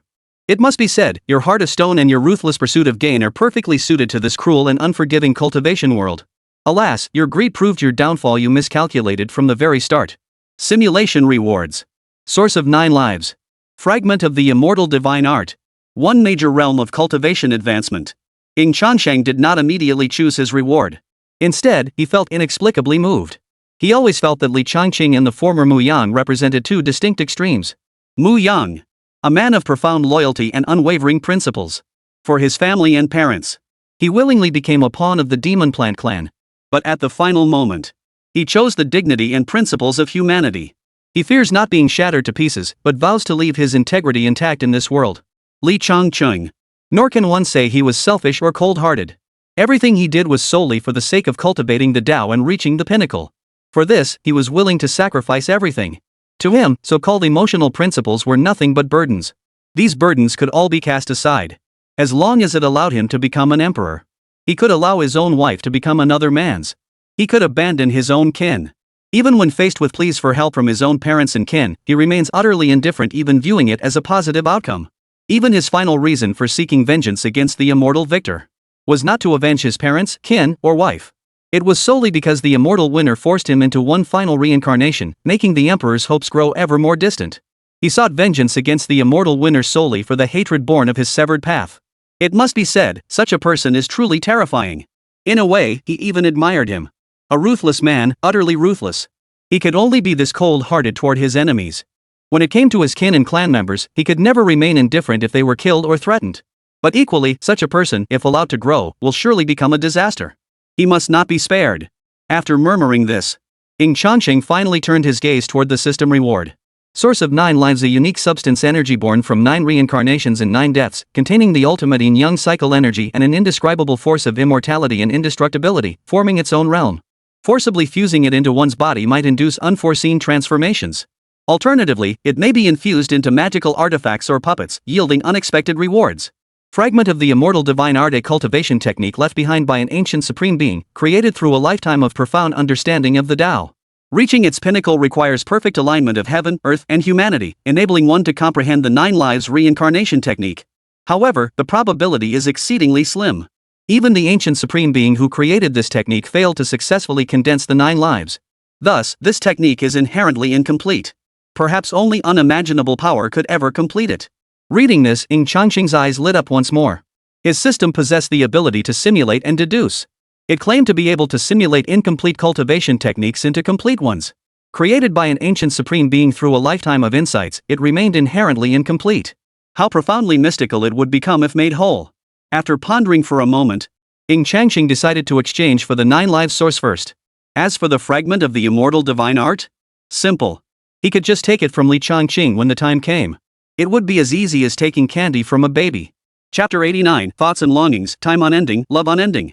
After temporarily stowing the simulated rewards he had obtained, Ying Changsheng issued an order to the Holy Realm Death Servant. Gather all intelligence regarding Su Mengyue and Li Changqing. After completing all this, Ying Changsheng intended to continue his life simulation. After pondering for a moment, he decided to use a random special draw first.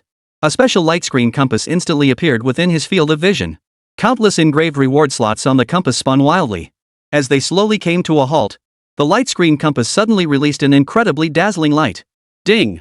Congratulations on obtaining the special divine artifact, the Spacetime Realm Box. The Spacetime Realm Box, imbued with colossal spacetime energy, it defies fate and causality, connecting different spacetime dimensions to enable seamless communication with whomever you desire. The temporal power within enables near-realistic face-to-face interactions. By investing a certain amount of destiny fortune points, you can perform special item teleportation across time and space, disregarding any temporal or spatial distance. Note 1. Transferred items must not be excessively large. Living beings cannot be transported through space and time. Note 2. To communicate with the person you think of, place an item imbued with their essence into the spacetime vessel. Ying Changsheng's pupils contracted slightly. The moment he saw this item description, an idea suddenly formed in his mind. This item might help him see his wife, Luo Qingxian. Ying Changsheng examined it with utmost seriousness. His thoughts and desires, ignoring the distance of time and space, simply by immersing an object imbued with her primordial essence. Perhaps I truly can see her. The immortal winner and the primordial Luo clan acted with remarkable efficiency. Ying Changsheng soon obtained a jade pendant imbued with Luo Qingxian's essence. It was left behind before she entered the realm of immortality. Taking a deep breath, Ying Changsheng hesitated no longer and placed the jade pendant into the spacetime domain box. Instantly, a hazy ripple of spacetime spread out in concentric waves like ripples on water. In that moment, a certain dimension of time and space seemed to be connected by some indescribable force. The immortal realm was not merely an internal world born from the gate of immortality. In a sense, it also served as a transitional zone between the mortal realm and the immortal realm. Within this zone lie many mysterious, uncharted territories that even cultivators dare not tread. Legend has it that a mighty immortal emperor from the immortal realm once wielded supreme divine abilities, seeking to unravel the mysteries of the land of immortality and thoroughly explore these enigmatic, unknown territories. Yet they inexplicably incurred immense karmic retribution. They were forced to sever their past and future incarnations, leaving only their present form behind, barely preserving their immortal emperor's Tao fruit. At this moment, deep within the spacetime dimensions of one such mysterious, unknown region, a breathtakingly beautiful figure, clad in a white gauze and crystal-like gown, radiating dazzling divine light, approached a void-filled abyss of spacetime. Her exquisite face gazed into the profound, endless abyss of time and space, lost in thought. Didn't you say that once you made a name for yourself in the immortal realm, you would come to retrieve us? Why, after you left, did you vanish without a trace? She remained lost in thought for another long moment. Without hesitation, the woman in white began to step into the depths of the abyss. I refuse to believe it, and I will never accept it. Even if no trace of you remains in this world, even if mountains and seas dry up, and eternity fades into oblivion, I will find you. Eternal life. A majestic, boundless divine radiance enveloped Luo Qingxian. A shimmering river of time materialized beneath her feet. Countless fragments of time and space churned and drifted within it.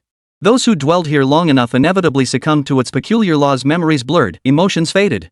Only she had withstood the erosion of these laws. She had woven her love and emotions into the depths of time itself.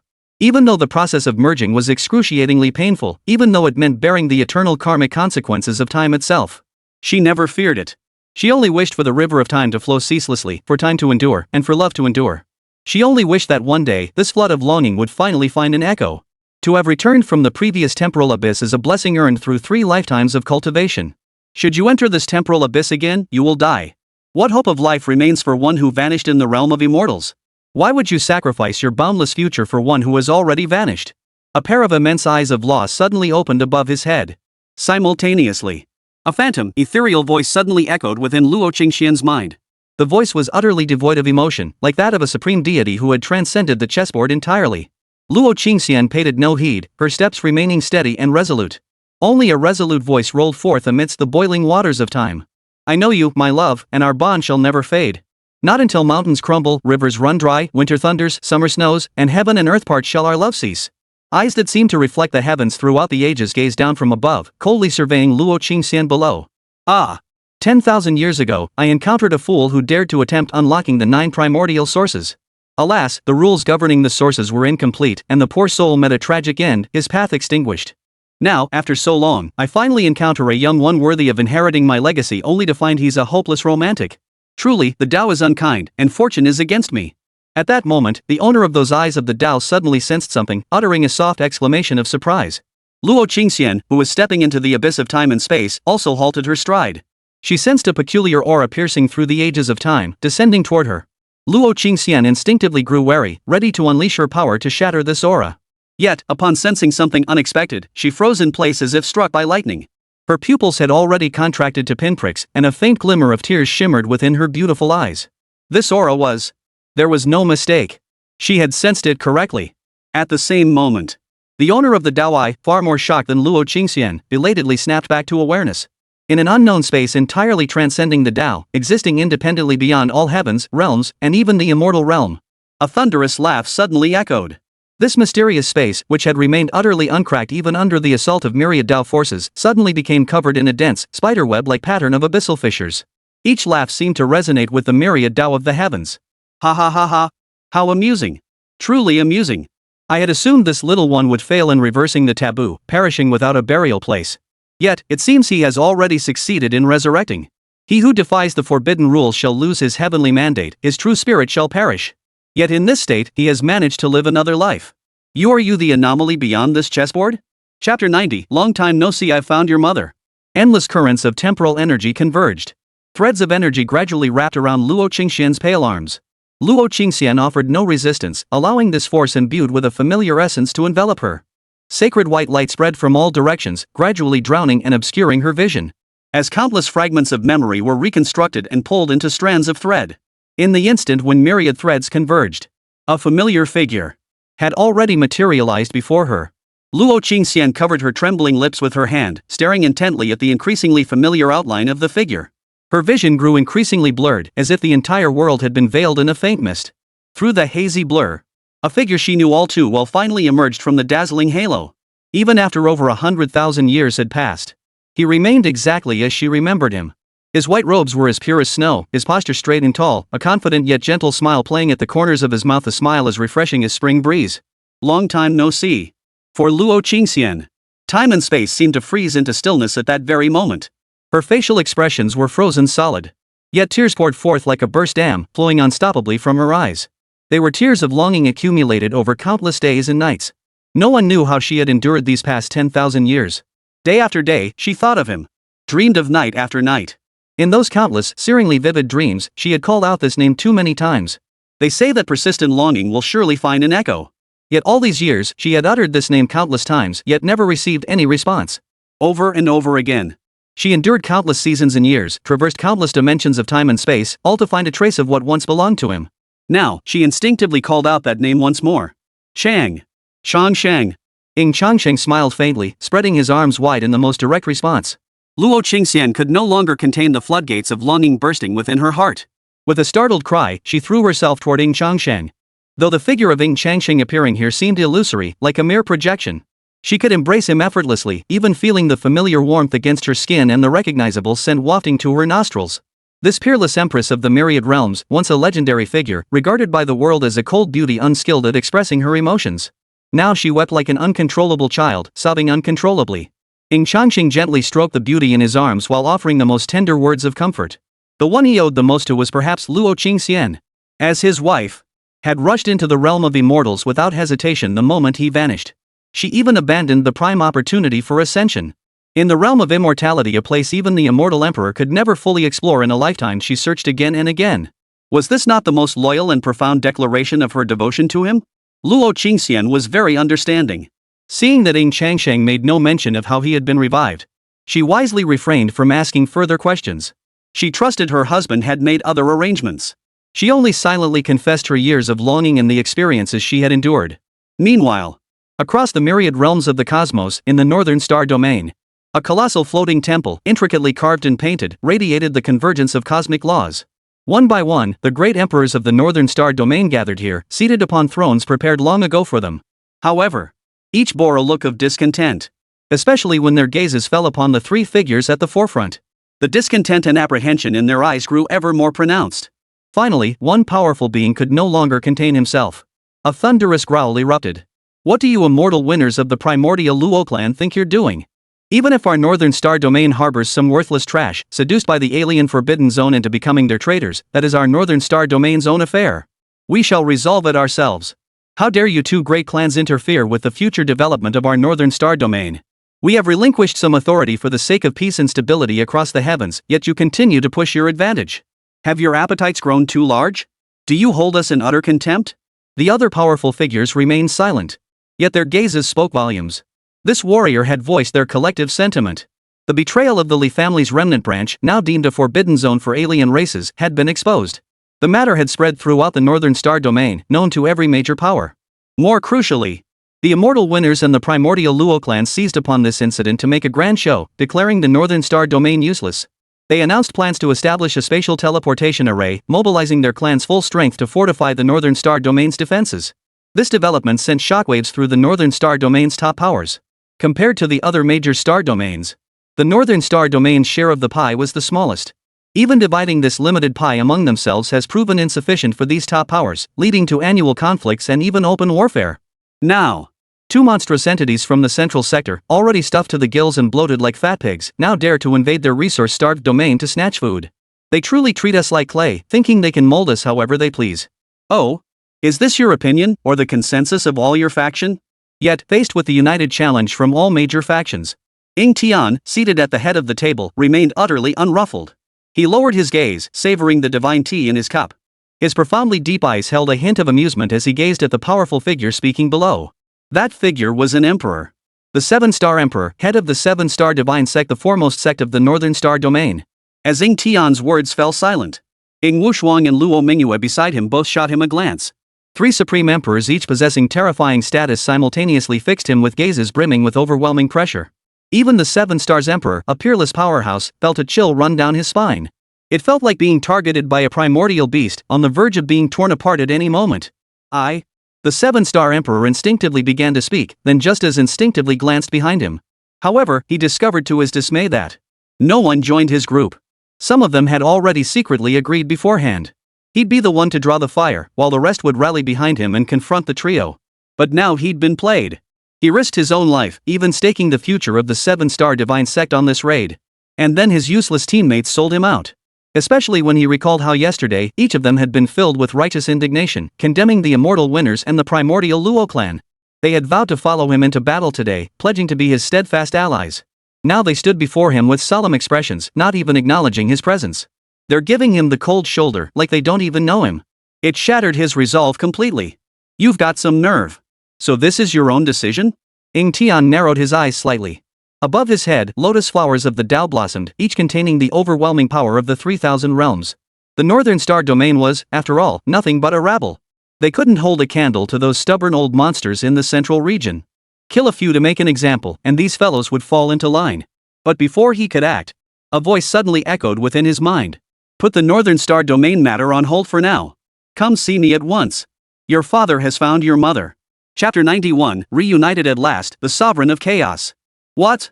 Ying Tian, Ying Wuxuan, and Luo Qingxian, the three siblings, jumped to their feet almost simultaneously, utterly discomposed. Their faces were frozen in utter disbelief. Father found their mother? But wasn't mother in the immortal realm? And after all these years, there had been no word at all. Even the countless powerful individuals dispatched by their two great clans into the immortal realm had failed to locate their mother. Hadn't father only just been reborn? Could he have ascended to immortality in just a few days since they left? Without any of them knowing? Entered the immortal realm to find their mother and surprise them? A whirlwind of thoughts churned within the three of them, transforming into boundless excitement and joy. No matter what, father couldn't possibly have deceived them. This was truly the second piece of earth-shattering good news they'd received since learning of their father's resurrection. Their family could finally achieve a true reunion. The numerous Northern Star domain powerhouses, unaware of the truth, exchanged bewildered glances, their faces filled with confusion. Earlier, when Ying Tian rose, a Dao lotus had appeared above his head. Everyone felt the air thick with an invisible, overwhelming killing intent. Now, not only had that killing intent vanished completely, but even Ying Tian, whose expression had been slightly sinister and terrifying moments ago, now looked genuinely happy and cheerful. What was going on? Could it be that the Seven-Star Emperor's threat had worked? Had the three siblings merely been intimidating him all along, secretly fearing their alliance and already compromising? Though it seemed absurd. But what kind of person is a high-ranking emperor like Ying Tian?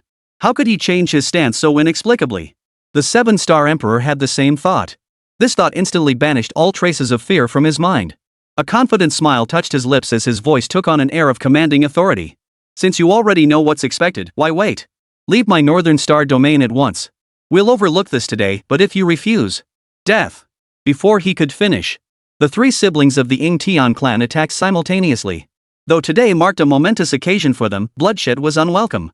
But since it was their father's command, they would naturally carry it out flawlessly. The chickens that must be slaughtered will be slaughtered, and the authority that must be asserted will be asserted. Boom! Golden lotus blossoms radiating terrifying Dao energy appeared above Ying Tian's head, like brilliant suns plummeting from the heavens. Luo Qingxian swept his sleeves, unleashing a boundless torrent of crimson plum blossoms that surged like an overwhelming flood, sweeping across the heavens. Ying Wuxuan channeled his profound blood energy into a crimson river, hurling his spear forward. Its terrifying might crushed all resistance, piercing through time and space. The simultaneous eruption of these three supreme great emperors instantly sent shivers down the spines of everyone present, their scalps tingling with dread. What no one could have imagined was that all three would unleash their ultimate killing moves simultaneously. You! The Seven-Star Emperor's expression abruptly changed. Though his body reacted instinctively, summoning his life-bound imperial weapon, the Seven-Star Divine Steel, to block the attack. The moment it touched the three divine techniques, a sharp crack echoed. The Seven-Star Divine Steel, interwoven with resplendent divine radiance, flickered between light and shadow. After the artifact spirit emitted one final piercing wail, it shattered abruptly like glass. The surging torrent of laws engulfed the Seven-Star Emperor and obliterated that expansive void entirely. Within the shattered, collapsing void dimension, a panicked, terrified remnant soul shot skyward, fleeing into the depths of the void. It was none other than the Seven-Star Emperor, his imperial body shattered, leaving only a fragment of his soul. In his final moments, he had not only abandoned his life-bound imperial weapon but also sacrificed his imperial body. This sacrifice ultimately allowed his remnant soul to survive. Yet he had become a half-crippled being. Without thousands or tens of thousands of years of seclusion, recovery seemed unlikely. Indeed, there was little hope of recovery at all. The three siblings did not pursue him deliberately. In the eyes of the world, the Seven-Star Emperor was a figure of supreme authority. To them, he was merely an insect they could kill at any moment. There was no point in pursuing such an act now. We know your thoughts. Yet you Northern Star domain are useless and worthless. The alien race's forbidden zone has freely established its presence here, yet you remain utterly oblivious, having poured all your cultivation into the hands of the. Since you cannot deal with the alien invaders of the forbidden zone, we shall deal with them. Our myriad realms span boundless expanse, we scarcely miss one barren, decaying Northern Star domain. I'm sure other factions would rather destroy the entire Northern Star domain than let it become a training ground for the alien race's forbidden zone. You had better beware. Leaving behind a domineering voice brimming with murderous intent. The three siblings tore through the cosmic barrier, drawing the river of time to carry them away. Only the pale-faced elites of the Northern Star Domain remained behind. For in the time since, the siblings had unleashed a wave of bloodshed and carnage across the Northern Star Domain. They had exposed numerous factions with ties to the alien Forbidden Zone. To put it bluntly, the entire Northern Star Domain had long been infiltrated by the alien race's Forbidden Zone, riddled like a sieve. Should this scandal escalate and reach the ears of the powerful across the major star domains, if those powerful figures united to exert pressure, they could easily turn around and pin the label of colluding with the alien race Forbidden Zone on these innocent parties as well. They'd be dead meat. No matter how small the Northern Star Domain is, it's still a piece of meat. The other top powers would likely be more than happy to use this as an excuse to purge them all, then seize this territory for themselves. Compared to being purged, the fate of the 9 clans being utterly annihilated. Cooperating with the Immortal Winter plan seems like a far better option. The Northern Star Domain lies far from the central region. Even with a spatial teleportation array, a swift return would take at least several days. After exchanging heartfelt confessions of longing with his wife, Ying Changsheng's consciousness gradually returned from the space-time domain box. However, as his consciousness ascended higher and higher, and was about to cross a certain threshold, in a daze, he seemed to glimpse a pair of golden eyes imbued with the boundless power of the Tao, eyes that could reflect the heavens and the ages of time. They gazed upon him with an expression of curiosity and amusement. And almost in that very instant of being gazed upon, an inexplicable sense of familiarity welled up deep within Ying Changsheng's heart. He had seen these eyes before. You're quite an interesting little fellow. There seems to be a hint of forbidden primordial rules within you, and I detect traces of that fellow's aura as well. Is it his descendant, or? Enough. Since we meet again, you have met my eye. I shall grant you an opportunity. You, however, have the potential to transform into a primordial being, and even surpass the rank of primordial sovereign. As the voice faded, an indescribable, terrifying power suddenly enveloped him, permeating every bone and fiber of his being, even merging into his 9 transformations forbidden immortal source. Yet beyond the shock of this strange and magnificent force, Ying Changsheng was even more startled by the voice itself, which carried an inexplicable familiarity. He felt as though he had heard it somewhere before. Chapter 92, The 10th Primordial Source, Swift Victory. Who exactly are you? Ying Changsheng strained every fiber of his being to utter the question. But the master of the Dao remained silent. Ying Changsheng felt the world spinning violently. His consciousness was swallowed and fused by the surging power of cosmic laws. It felt as though he witnessed the birth of the temporal cosmos across endless spacetime, only to witness its ultimate destruction. Yet the instant he opened his eyes, all those sensations felt like nothing more than a fleeting dream. Savoring the moment, a vague, inexplicable sense of loss welled up within him. But as he examined his body internally, he discovered his body had undergone some wondrous transformation. Within every cell, a thread of divine power had taken root. Enveloped by this divine power, his affinity for the Tao underwent another remarkably significant enhancement. It must be understood that the higher one's affinity with the Tao, the greater the extent to which one can wield its laws. It would also indirectly make the Tao-based supernatural abilities he wielded even more powerful. Therefore, this enhancement in affinity with the Tao was undoubtedly a tremendous boon for him.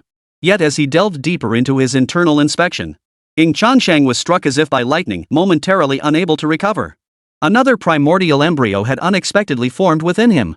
The 10th primordial seed.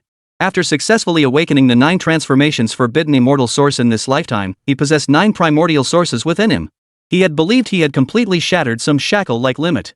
The 9 primordial sources represented the absolute limit beyond the rules. Yet, with the aid of the Eye of the Tao's master, he was about to give birth to the 10th primordial source. Even possessing the 9 primordial sources, he dared not imagine his future achievements. If he were to possess a 10th, Ying Changsheng dared not think further. Suppressing the emotions surging within him, Ying Changsheng had no immediate plans to reveal this matter. The matter was too extraordinary, and it involved the owner of those Tao eyes. The more he spoke, the more likely he was to slip up. Your Divine Highness, we have gathered all available intelligence concerning Ying Fugui. A voice from a saint-level death servant suddenly echoed in Ying Changsheng's ear.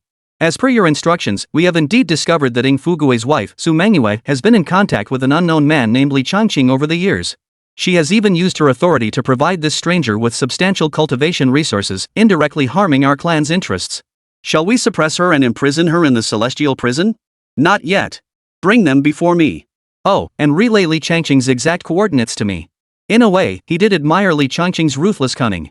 But from the moment Li Changqing schemed against the immortal winner, schemed against his great-great-grandson, there was no room for compromise. It was a matter of life and death. Not to mention that in the future, Li Changqing would defect to the forbidden zone of the alien race, becoming its apostle a threat to the entire Immortal Winner faction. Baotian Merchants' headquarters. The palaces stood resplendent in gold, one after another. The paving stones of the vast plaza were fashioned from pure gold, shimmering brilliantly under the sunlight. Although the Baotian Merchants Guild was only a medium-sized guild, its president, Ying Fugue, being a member of the immortal Ying Clan, had managed to thrive remarkably, amassing considerable wealth and earning the world's awe and respect. At this moment, within the most resplendent core palace. My lady, this is the celestial treasure glass jade I specially commissioned someone to procure for you from the Jade Heart Dao realm. Its starry sky hue complements you beautifully, and it possesses the power to nurture the soul and nourish the spirit. A slightly cautious voice sounded.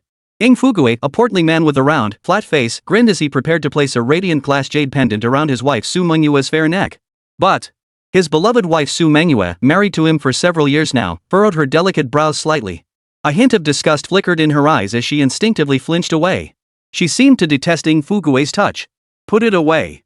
Su Mengyue's voice was cold. I have hands of my own. I can put it on myself. Ying Fugue stiffened. Yet he obediently set the glass jade pendant aside as Su Mengyue had instructed. Simultaneously, he acted as if nothing had happened, his face breaking into a warm, radiant smile as he introduced the next gift, one he had carefully prepared for Su Mengyue. However, he remained utterly oblivious to the deep-seated, unshakable disgust lurking in Su Mengyue's eyes. She had once vowed to protect the innocence of her beloved Li Changqing. Yet for various reasons, she had failed to keep her promise. Instead, she channeled her own Taiyin power into that fat bastard, Ying Fugue. Though it was said that after that, Ying Fugue treated her even better. He even defied opposition and, under immense pressure, transferred a portion of Baotian merchants' rights to her. He also granted her numerous benefits.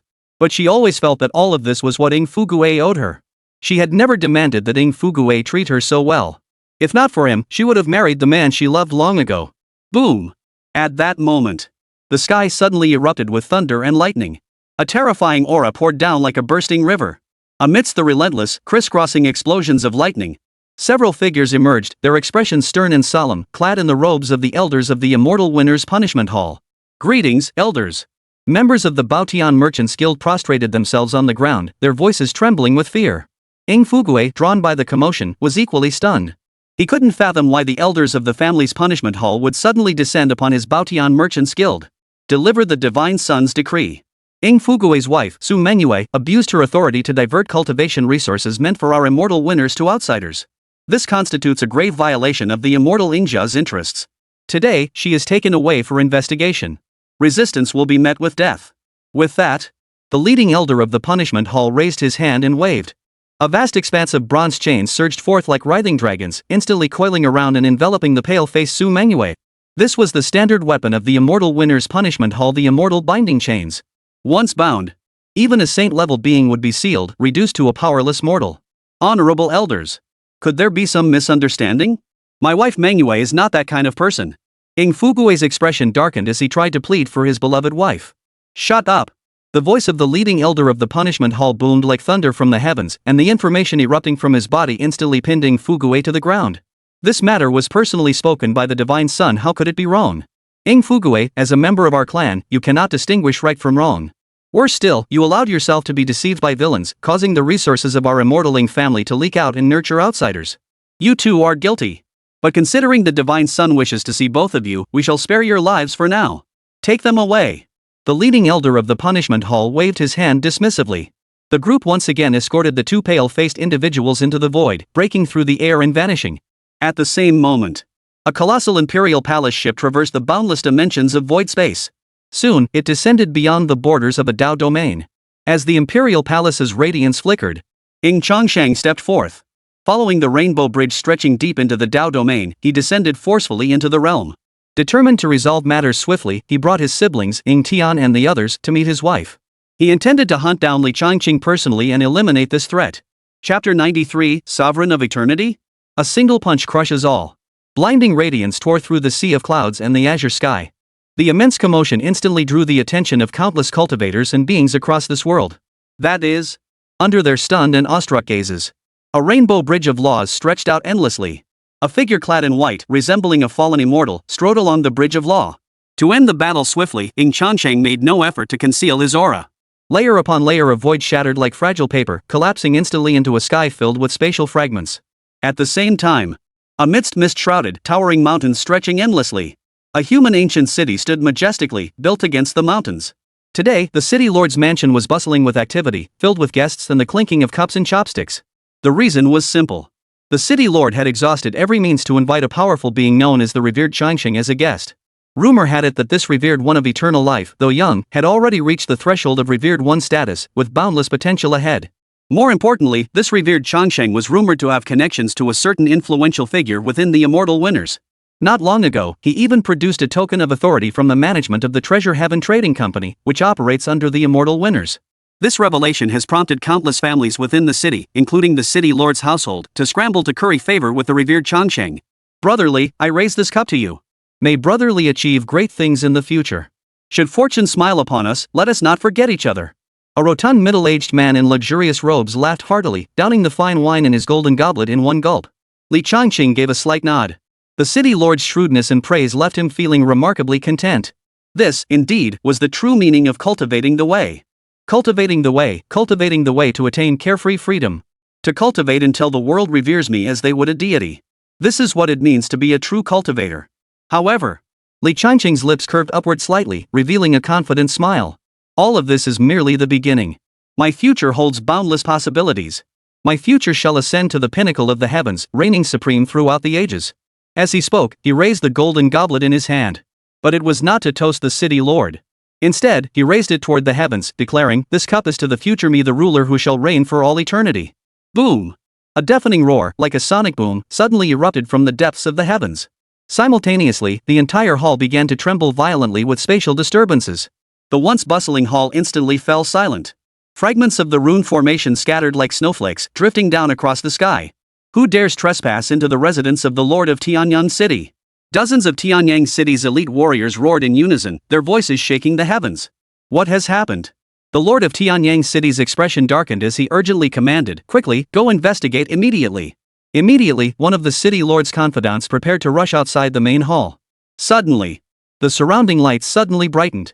A furious wind, carrying the terrifying pressure of divine laws, swept down from above like a torrential river from the heavens. Everyone froze in place like stone statues, their heads stiffening and mechanically lifting upward. What they beheld upon looking up was the sky itself, crumbling and disintegrating before their eyes. The palace roof, which should have been covered by a special rune formation, had completely vanished. Amidst the churning storm of laws, a figure stood like a fallen immortal. A white-robed youth, his face obscured by the haze of the Tao, revealed only a pair of indifferent eyes as he looked down upon them from above. The aura emanating from him was clearly only that of a nascent soul cultivator. Yet it sent shivers down the spines of everyone present, their scalps tingling with dread. This white-robed figure shone like a brilliant sun in the eternal night. They were but fireflies, insignificant in comparison. You wish to reign over the ages? Ying Changsheng uttered a voice that was neither a laugh nor a smile. It sounded like a whisper from the gods.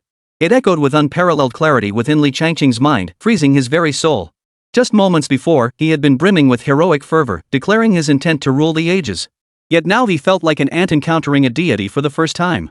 He couldn't even muster the courage to respond. He had been reborn a full 8 times. How rich his life experiences must be. The moment he laid eyes on Ying Changsheng, he sensed the extraordinary nature of this man. Ying Changsheng would kill him as easily as crushing an ant. Who exactly was this man before him? Why had he descended upon this place, seemingly targeting him specifically? "Sir, is there some sort of connection between us?" Li Changqing forced down his shock and dread, his lips curling into an unnatural smile. But before he could utter the word misunderstanding, boom! Ying Changsheng's fist had already erupted. Endless divine radiance swirled within his palm, instantly coalescing into a fist imprint as massive as a primordial star, rolling down to crush Li Changqing.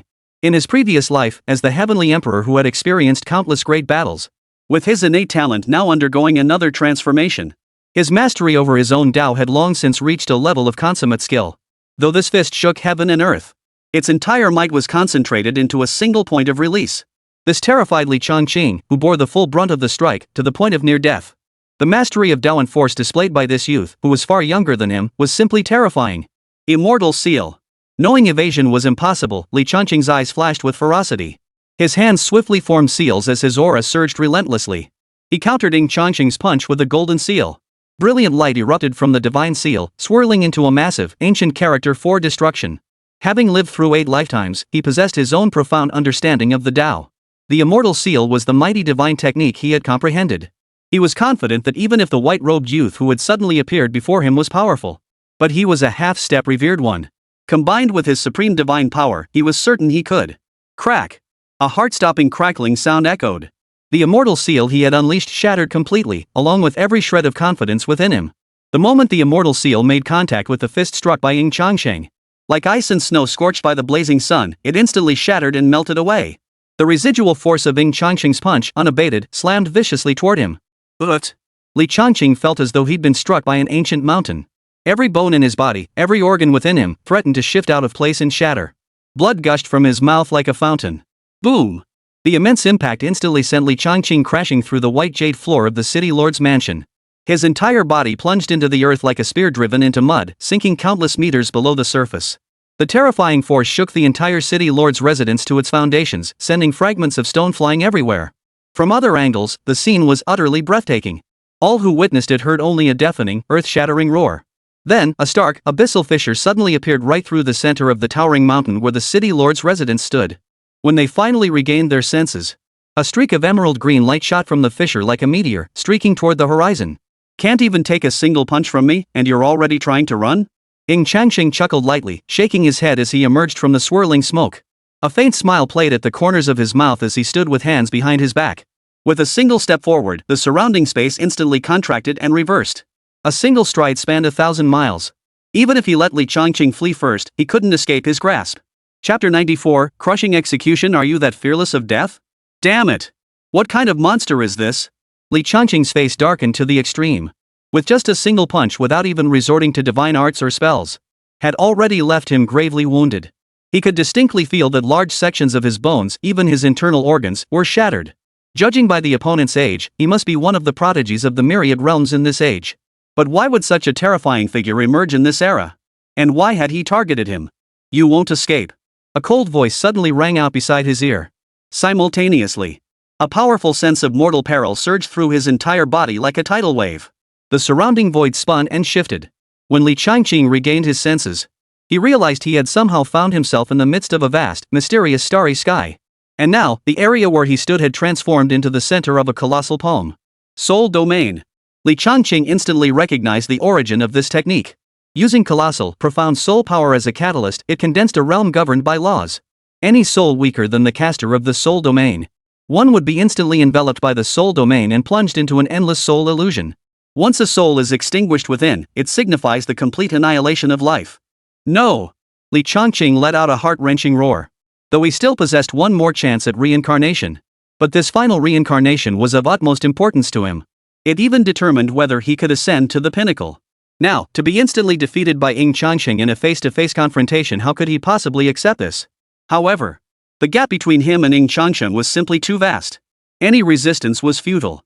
He could only watch helplessly as Ying Changsheng's palm slowly closed in. Boom! 5 fingers crashed down like collapsing pillars of heaven, completely obliterating his body and soul. Ying Changsheng stood suspended in the void. Blood mist spurted from the gaps between his clasped fingers. Simultaneously, a ball of golden divine fire blazed fiercely in his palm, completely incinerating the crimson hue. Divine Sun. We have arrived at the location you instructed. No abnormalities detected. Nor have any peculiar individuals been resurrected here. Hearing the voice suddenly echo in his mind, Ying Changsheng's brow furrowed slightly. He had long known from the simulation that Li Changqing still possessed one more chance at reincarnation. Drawing upon the memories from the simulation, he had already dispatched men to stake out the cave in advance. The moment Li Changqing revived, they would deliver a surprise, reducing him to ashes. But he never imagined things would go awry. Li Changqing had outmaneuvered him unseen, instead of reappearing in the cave as simulated. So the brat managed to slip through the cracks for now. Shaking his head, Ying Changsheng paid it no mind. He appeared to be in the open, but in reality, he remained hidden. Don't forget, he still had Su Manhwa as his trump card. He was certain Su Manhwa would find a way to contact Li Changqing. In any case, he intended to meet these two love-struck fools soon enough. Continue monitoring that area. Notify me if anything unusual arises. After cutting off the first transmission, Ying Changsheng relayed another message to the Saint Realm Death Servant. Seal off Tianyang City. Bring me everyone with close ties to Li Changqing. Oh, and bring me Ying Fugui and Su Manhwa too. As the divine son of the immortal Ying family, Ying Changsheng possessed immense power. Almost the instant his command was issued, A colossal crystal glass formation descended from the heavens like an inverted bowl, instantly sealing off the entire city of Tianyang. Not even a flying insect could escape this place. At the same time, in the primordial forests of a world continent within the mountain sea Dao domain, ancient trees towered overhead, tangled vines and dense undergrowth covering the ground. Accompanied by a ragged cough, a pale arm suddenly emerged from a dry well. With a strained push from the palm, soon a man with pale skin and a disheveled expression climbed out of the dry well. His skin was milky white, his body completely naked. Yet deep within his piercing pupils burned a torrent of hatred and murderous intent. Damned bastard!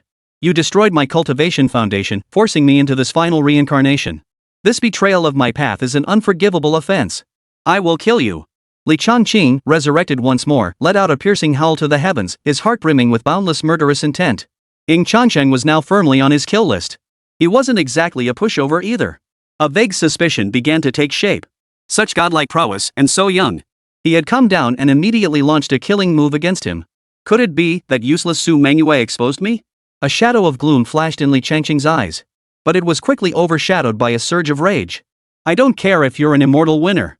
Dare to destroy my Dao foundation. This grudge, I will repay. Meanwhile, Tianyang City. A colossal golden immortal vessel obscured the sky. It radiated a brilliance even more dazzling than the sun itself. Yet it casts an eternal shadow over the hearts of all in Tianyang City, one that cannot be dispelled. Especially upon the vast white jade plaza of the city lord's mansion. A group of people knelt there. Each of them had some degree of close connection to Li Changqing. In recent times, some had even assisted Li Changqing in smuggling cultivation resources he had obtained from the Baotian Merchants Guild. Proceed inside. The Divine Sun awaits you too. The Holy Realm Death Servant's voice was cold as he shoved Ying Fugue and Su Manhwa forward. Their bodies shrank back, suffocated by the oppressive atmosphere permeating the space. Even Su Manhwa, who normally avoided Ying Fugue, now turned pale and instinctively leaned into Ying Fugue's embrace, seeking solace. Don't be afraid, I'm here. Ying Fugue forced a strained smile. Outwardly calm, yet deep within his eyes lay an unshakable, profound terror. They had long heard of the overwhelming power wielded by this divine son of their clan. Not long ago, he had publicly executed a core member of their immortal Ying family. Rumor had it that this core member was even the offspring of two great emperors. Yet the divine son had executed him without hesitation. He wasn't even a core sequence.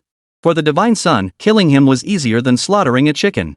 The deeper they ventured, the more oppressive the atmosphere enveloping the heavens and earth became, leaving them slightly breathless. The closer they approached the core palace, the more clearly they could see the Holy Realm Death Servants standing like immortal statues. Their presence radiated overwhelming power, each bearing an expression of utter indifference. Their gazes toward the intruders were as dismissive as those directed at mere ants. Even the weakest among them could annihilate them 10,000 times over with a single burst of energy. Finally, they entered the central core palace. There, seated upon a throne, they beheld him. Ying Changsheng, who was quietly sipping a steaming cup of immortal tea. Simply seated there, he seemed enveloped by an endless aura of the Dao. Celestial phenomena swirled around him, casting him in the light of a youthful deity. Su Manhwa? Ying Changsheng slowly raised his gaze. His words carried the weight of law, resonating with the Dao itself. Su Manhwa felt as though an entire world was bearing down upon her. The overwhelming pressure that washed over her left her breathless. Perhaps I should commend your courage. To dare conspire with Li Changqing against the immortal Ying Clan. Ying Changsheng raised his head slowly. His deep, piercing eyes reflected Su Manhwa's face pale and bloodless with terror. And you even used the resources of the immortal Ying family to nurture that good-for-nothing Li Changqing. As he spoke, the smile on Ying Changsheng's lips slowly faded. His body rose steadily from the throne. His cold voice echoed through the heavens and earth. You aren't afraid of death? Chapter 95, Refusing to Admit Wrongdoing, The Truth of That Year. Boom! Terrifying power erupted from within Ying Changsheng. The grand hall shook violently. The air thickened until it seemed tangible. As if a divine mountain descended from the heavens to crush everything below. Su Manhwa, bearing the full brunt of this force, was pinned to the ground by its terrifying weight, letting out a pained groan. But Su Manhwa's face was already deathly pale, her limbs numb with cold. This was her deepest secret. And back when she discussed this matter with Li Changqing, not even her parents knew about this plan. Could Li Changqing have exposed her? But how could that be possible? She was Li Changqing's person. What benefit would exposing her bring to Li Changqing? Then why would Ying Changsheng know her deepest secret? Divine Son. Could there be some misunderstanding here? Ying Fugue struggled against the oppressive aura, trying to intercede. My daughter Manhwa, she. As Ying Changsheng shot him a cold stare, a terrifying aura descended. Ying Fugue's voice abruptly halted. Ying Fugui, I know you're not valued by the family because of your poor innate talent and lack of cultivation potential. But at the end of the day, you are still a member of the immortal Ying Clan. To be controlled by such a woman, even led by the nose by her. You disappoint me. Ying Changsheng flicked a jade talisman. As the jade talisman emitted a dazzling glow, line after line of recorded text unfolded before his eyes. The text starkly revealed that his wife, Su Mengyue, had secretly wielded her authority within the Baotian Merchants Guild's leadership behind his back. She had secretly provided Li Changqing with countless cultivation resources, even indirectly betraying the interests of the immortal Ying family. How could this be? Ying Fugui was struck as if by a bolt from the blue, utterly unable to accept this outcome. She knew her wife didn't love her.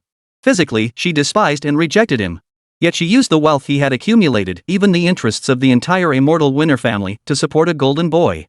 This not only crushed what little dignity he had left, but also left him utterly at a loss for how to explain this to his family. So that's how it was. No wonder you suddenly agreed to share a bed with me that day. Ying Fugui seemed to recall something, a self-mocking smile curling his lips. He lacked talent for cultivation. But that didn't mean he was stupid. The record showed that on the very first day he transferred part of Baotian Trading Company's rights to Su Mengyue. Su Mengyue had already begun implementing her plan to use Baotian merchants' resources to support Li Changqing. At that time, the reason Su Mengyue agreed to share a bed with him, and even handed over the primordial Yin energy of the Taiyin holy body to him, was precisely to obtain, through this transaction, his cheap and laughable emotional response. Over the years since their marriage, Ying Fugui felt he had married a block of ice. Until a few years ago, he believed his fiery passion had finally melted that ice, allowing him to touch the heart encased within the frozen shell. But he never imagined.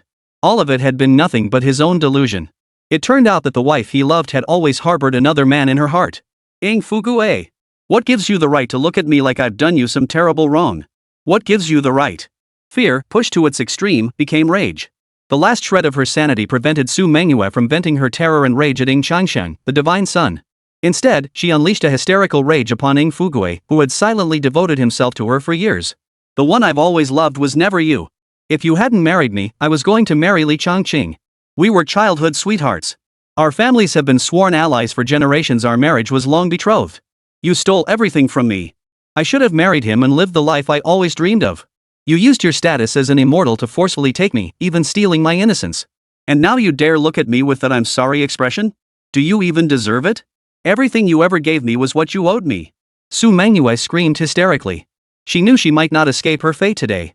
Since death was inevitable, she refused to hide the years of grievance and resentment buried deep within her heart any longer. What did she do wrong? She never loved Ying Fugui in the first place. Ying Fugui clenched his jaw, fists tight, body trembling slightly. His heart ached so terribly. It turned out, marrying the woman he'd always dreamed of loving had been a mistake from the very beginning. All his sacrifices were merely the repayment she felt she deserved. How ironic. How laughable. As the one who exposed this sham marriage, Ying Changsheng remained utterly unmoved throughout. He merely watched it all unfold with an icy gaze, like an outsider who had long since seen through everything. Ying Fugui, you truly are foolish. If you weren't a member of the immortal Ying clan and didn't share some blood ties with me, I'd kick you so hard you'd fly. Ying Changsheng shot a cold glance at the heartbroken Ying Fugui. His cold gaze shifted back to Su Mengyue. He paid Ying Fugui no mind whatsoever, not even acknowledging Su Mengyue's hysterical outburst. The moment she felt Ying Changsheng's gaze, the rage burning within her seemed to be completely extinguished. She fell silent as a quail, not daring to utter another word. After all, she wasn't truly stupid. She knew Ying Changsheng could kill her, even destroy her entire family in the blink of an eye. Ying Fugui, that sycophant, had pampered and favored her all these years. He might even plead for her mercy at the last moment. But she had angered Ying Changsheng. Her death was certain. Witnessing this scene, Ying Changsheng's deep, piercing gaze seemed to see straight through people's hearts. Witnessing this, he sneered inwardly. He had thought this woman truly feared no death. But it turned out she was afraid of death after all. Su Mengyue, you believe Ying Fugui stole the happiness that should have been yours. But do you realize that without Ying Fugui, you would have died at 18? Even if you hadn't, your life would have been doomed to utter darkness. Without Ying Fugui, do you think your Su family could have clung to life until now, even showing signs of a second spring? Do you think you're some priceless jewel in the eyes of your so-called Changqing brother? In his eyes, you're nothing but a tool to be discarded at any moment, nothing more than trash. With that, Ying Changsheng flicked his finger. A rainbow-colored beam shot from his fingertip, carrying a certain soul fluctuation. It plunged deep into Su Mengyue's sea of consciousness. Simultaneously, thoughts coalesced into a curtain, pulled apart by an invisible force. Beyond the curtain surged unfamiliar yet strangely familiar memories. Chapter 96, What Good is Sudden Awakening? In this moment, Su Mengyue felt as though she were a participant in the events. She was completely immersed in this unfamiliar yet familiar stream of memories. At 15 years old, she was proud and ambitious. Combined with her exceptional natural talent, she yearned to be like the female cultivators in stories, traveling across mountains and rivers, witnessing the world's magnificent landscapes, upholding justice, and roaming the vast wilderness with unrestrained freedom.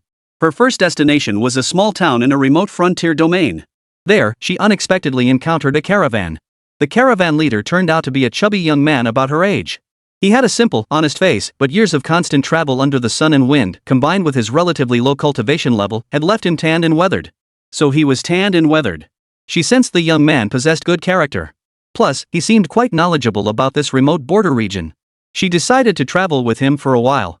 However, knowing she had a fiancé, she always maintained a certain distance with him. Fortunately, he never crossed any boundaries either. After nearly 2 years, they had become companions. She had even become a sort of half-member of the caravan.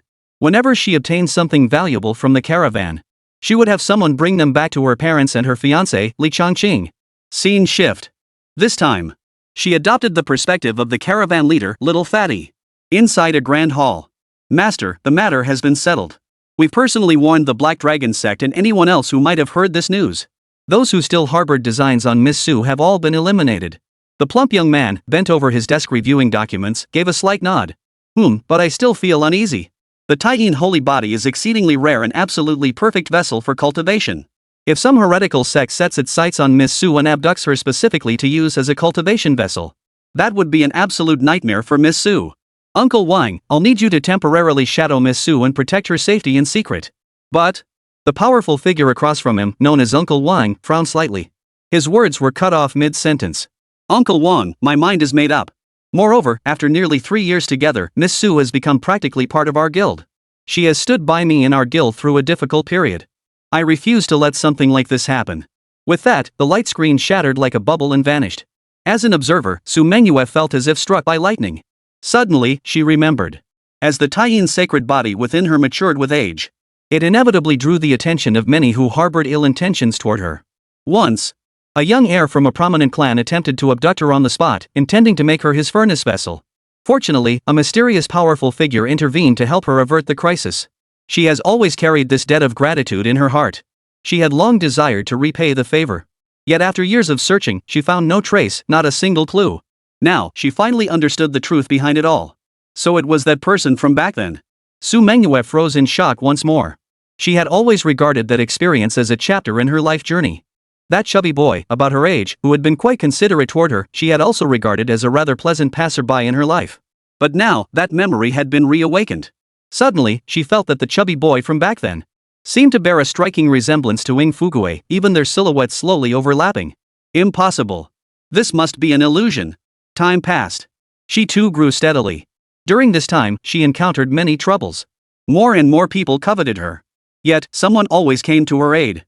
When she ventured into the secret realm for exploration, danger lurked.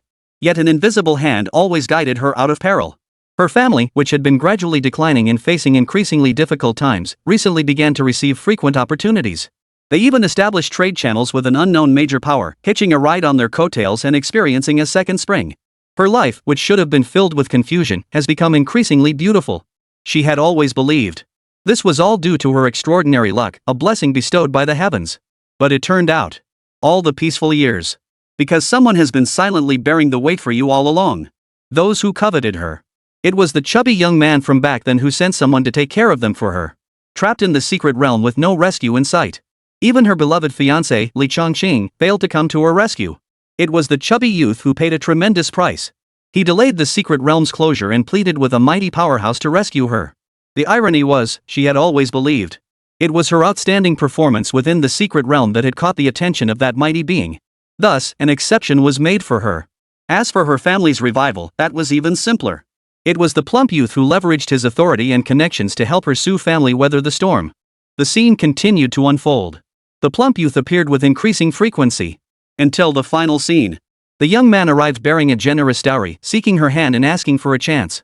In that instant, countless figures in the scene completely overlapped, coalescing into a familiar and crystal-clear facing Fugue.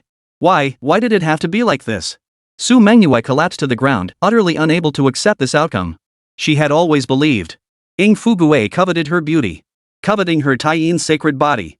Like countless men before him, he only wanted her body and the feedback from her Taiyin sacred body. But if Ying Fugui was the same person who had quietly helped her through her hardships all those years ago, then that meant he had countless opportunities. Regardless of her willingness, Ying Fugui could have completely possessed her. Yet Ying Fugui never did so. He simply stood behind her, silently waiting and silently giving. Until the right moment came. He arrived at her doorstep bearing an extraordinarily generous dowry to propose marriage. Until the day he came to marry her. The sound of gongs and drums shook the heavens. The wedding procession stretched for hundreds of miles, a sea of red as far as the eye could see.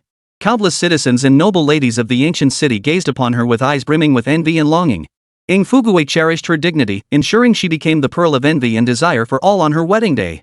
Even after the wedding, when she expressed reluctance to share his bed, Ying Fugui never forced her, only continuing to give silently. Clearly, Ying Fugui possessed the power and right to crush her dignity and claim her completely. Yet he chose to use what she saw as laughably false affection to slowly melt her self-righteous ice. So it seems you've already learned the truth.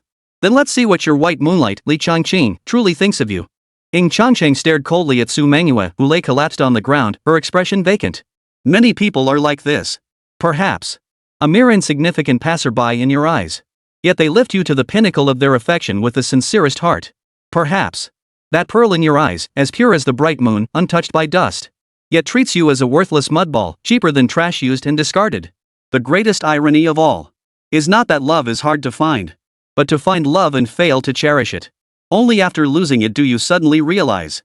Chapter 97, Li Changsheng's True Colors, Utter Regret. As Ying Changsheng finished speaking, a large group of people was immediately brought forward. They were all cultivators from Tianyang City who had been closely associated with Li Changsheng recently. Your Highness, we are innocent. We are innocent. We hardly know that scoundrel Li Changsheng at all. We implore your Divine Highness to discern the truth. The Lord of Tianyang City had barely been brought before them when he began pleading for mercy, kowtowing incessantly. At this moment, he bore none of the dignity befitting a city lord. After all, facing a figure like Ying Changsheng, who stood at the pinnacle of all realms, even a god might struggle to save him. Since you knew Li Changqing, you must have had some interaction with him. Did Li Changqing ever mention to you that he had a beloved? The Lord of Tianyang City and his companions were perplexed by this question. Answer truthfully. Your survival depends on it. As Ying Changsheng spoke these words, someone hastily interjected, Your Divine Highness, we have never heard Li Changqing mention to us that he had another lover. Moreover, for quite some time, he would regularly visit the brothels to listen to music. We've heard rumors of several top courtesans with whom he had questionable relationships. We've never heard of a lover, but we did hear he had several close female confidants. He'd revel with them night after night and even gave these confidants rare cultivation resources. Bull! Before the words were finished, a heart-wrenching scream erupted. Su Manhwa appeared as if possessed by madness. Her voice shrieked sharply, My brother Changqing isn't that kind of person. He promised me. He said he only loves me, that he'll marry me someday and we'll live happily ever after. You must be deliberately deceiving me, trying to drive a wedge between us. Su Manhwa couldn't accept this outcome. How could she possibly accept it? Before implementing this plan, Li Changqing had repeatedly assured her. Once he had mastered his craft and reached the pinnacle of all realms, he would come for her, bring her home, and marry her. He further promised. Before that day came, she would forever hold the foremost place in his heart. He would never become entangled with any other woman. Yet now, through another group of people, he learned of Li Changqing. He had never once mentioned to anyone outside that he had such a beloved partner. He even indulged in nightly revelry with other women. The most laughable part? The spirit stones and cultivation resources Li Changqing possessed were all obtained by her selling her so-called dignity. Yet all these years, Li Changqing never once thought of her. He even gave the cultivation resources she provided to other women. What did such behavior make her, Su Manhwa, into? Ying Changsheng remained impassive. He glanced at the holy scripture death guard beside him. The Saint Realm Deadpool beside him instantly grasped the meaning. Ripples rippled through the surrounding space, and in the blink of an eye, he vanished without a trace. Half an incense stick later, when the holy scripture Deadpool reappeared, with a sweeping gesture of his hand, several women, each uniquely beautiful, were instantly hurled out from the spatial pocket within his sleeve. Upon seeing Ying Changsheng, the women paled in terror, their bodies trembling. Tell me about your relationship with Li Changqing. And tell me everything that has transpired between you and him during this time. Ying Changsheng's cold voice made the women tremble even more violently. Yet they complied fully, revealing everything they knew in meticulous detail. The truth unfolded exactly as the previous informant had described. These days, Li Changqing has been living the high life. He'd been freely spending the cultivation resources and spirit stones given to him by Su Mengyue. These women were all renowned beauties of Tianyang City. They were also Li Changqing's shared cultivation partners. This can't be. This isn't real. Su Mengyue clutched her head, her face pale and eyes unfocused.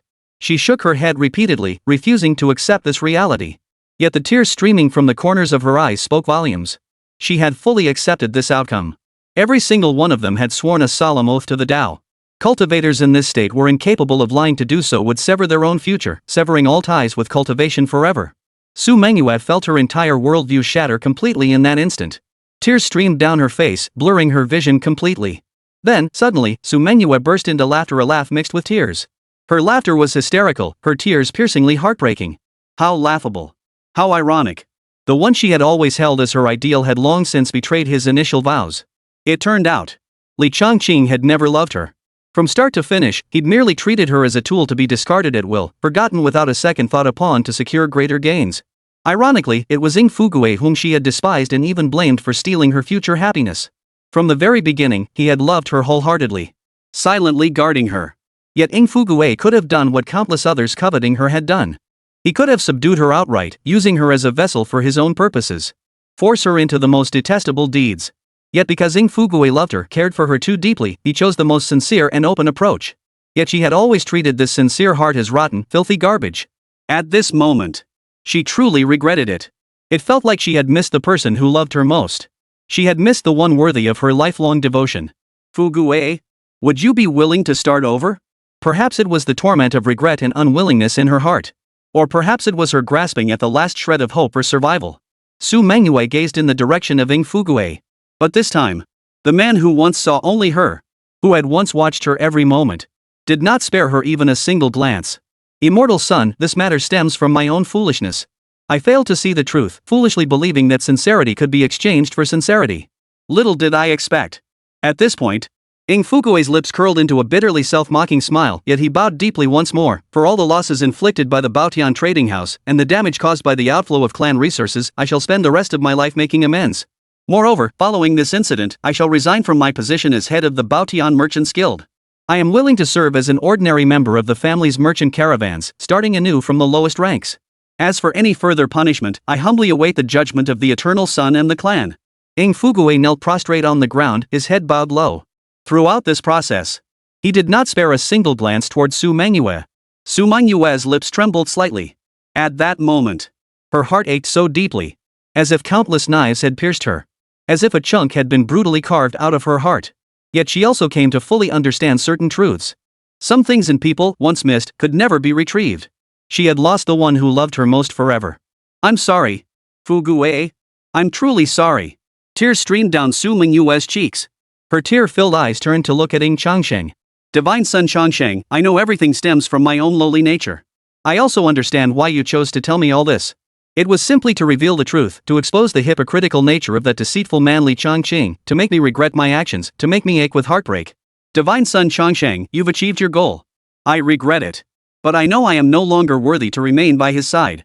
As she spoke, she invoked a peculiar secret technique, forcing a drop of heart's blood from her body. She smeared it across her palm, summoning a special storage space. Simultaneously, she reached into the storage space and retrieved a unique jade talisman for transmitting sound. This jade talisman was specifically left by Li Changqing for our secret communication. I pray it may aid the Divine Son in capturing him. Divine Son, my Su family is innocent. I am willing to bear all consequences. I beg for your mercy. For this, I am willing to repay with my life. As the words fell, Su Mengyue suddenly unleashed the energy within her body. Yet she did not unleash a desperate, all-out attack. Instead, she drew a long sword and thrust it directly into her own chest. Chapter 98, Mother secretly tells you, father is marrying another woman. No one intervened. Ying Changsheng merely watched it all unfold with cold, unflinching calm. Even Ying Fugui, who had once regarded Su Mengyue as his life's greatest love, remained kneeling with his head bowed. From start to finish, he never lifted his head even an inch. Not once did he glance at Su Mengyue again. But no one noticed. In the instant Su Mengyue raised the long sword to pierce her own chest, tears glistened on his face, pressed deep into the floorboards. Scorching tears soaked the floor. They mingled with the dust. Tears that should have been crystal clear and transparent, once coated with the floor's dust, appeared murky and filthy. Just like his love for Su Mengyue before. Once so clear and bright. Yet because of the dust Su Mengyue perceived, it was forced to take on a murky, filthy filter. But his tears, his affection. From the very beginning, they were utterly free of impurities, the purest, most crystalline clarity. As Su Mengyue thrust the long sword through her own body, her gaze never left Ying Fuguei. Yet the moment she had imagined Ying Fuguei glancing back at her one last time never came to pass. The last flicker of hope and longing in her eyes vanished into thin air. Thud! The blade pierced her body. It sliced through flesh and bone. The blade pierced through her crimson-stained robes. The sword energy bound within the blade erupted suddenly, spreading through her limbs and bones. It tore apart her internal organs, causing blood to surge uncontrollably, spilling continuously from the corners of her mouth. Yet compared to the agony of being torn to shreds, her heart ached even more. I'm sorry, truly, so sorry. Su Mengyue mustered her last ounce of strength, forcing out a broken whisper from her throat, a wretched smile curling her lips. Tears streamed down her cheeks. They mingled with the blood seeping from beneath her body. They were crocodile tears. Once again, blood and tears mingled in a bitter regret and unwillingness. She instinctively reached out, wanting to touch the murky tears already spreading across Ying Fuguei's cheek. But before her consciousness faded, she withdrew her hand once more. That murky tear. She felt unworthy to touch it. Su Mengyue was dead. Silence fell over the grand hall. Ying Changsheng and the other immortal Ying family masters merely watched it all unfold with impassive stares, revealing no trace of emotion. If only we had known then what we know now. Once missed, it's not enough to say sorry to meet again. Ying Changsheng flicked his sleeve, gathering the transmission jade Su Mengyue had produced before her death into his hand. Before turning to leave, he cast a brief, sidelong glance at Ying Fuguei. His voice echoed through the grand hall. Ying Fuguei failed to recognize true character. He caused the family's resources to leak out, allowing them to be exploited by thieves. He erred, but his offense does not warrant death. He shall be placed under family surveillance. The surveillance shall be lifted only when the losses and resources drained from the family over the years are fully compensated. With that, Ying Changsheng lingered no longer. His footsteps moved forward, and the divine light of space spread out. His towering figure vanished in an instant, swift as a white steed passing through a crack. Thank you, Divine Son, for your boundless grace. Ying Fuguei remained kneeling, his voice slightly choked yet dry as he roared. The silence within the grand hall lingered for an unknown duration. Until everyone had departed. Until the dim sky suddenly began to drift with light snowflakes. Cold air seeped through the unattended shielding array, settling upon Ying Fuguei as he knelt on the ground. Only then did he stagger to his feet. Then, summoning immense courage, he looked toward Su Mengyue, who had been his wife just yesterday. She had become nothing more than a cold, lifeless corpse. Ying Fuguei clenched his teeth, his body trembling slightly. Finally, he stumbled forward, lifting the cold body into his arms. He staggered toward the exit of the grand hall. This was the first time he had ever held her in his arms. He gazed up at the sky. Snow and wind swirled, draping the entire world in a dreamlike white veil. The beloved woman nestled in his arms. This should have been an incredibly beautiful and romantic moment. But, should we share the same snowfall in days to come, then this life would truly be one of shared white hair? If snow could replace the white of our hair, why would there be sorrow in this world? If you were here by my side now, why would I need snow to turn my hair white? Mengyue, I truly loved you. This is the first time I've held you, and it will be the last. Ying Fuguei stumbled into the blizzard, clutching a cold, lifeless body. Blood dripped through his fingers, forming crimson plum blossoms in the snow. Tears spilled from his eyes, drifting away with the snow. When the last tear fell, it fell into the depths of what was called the past of wind and snow.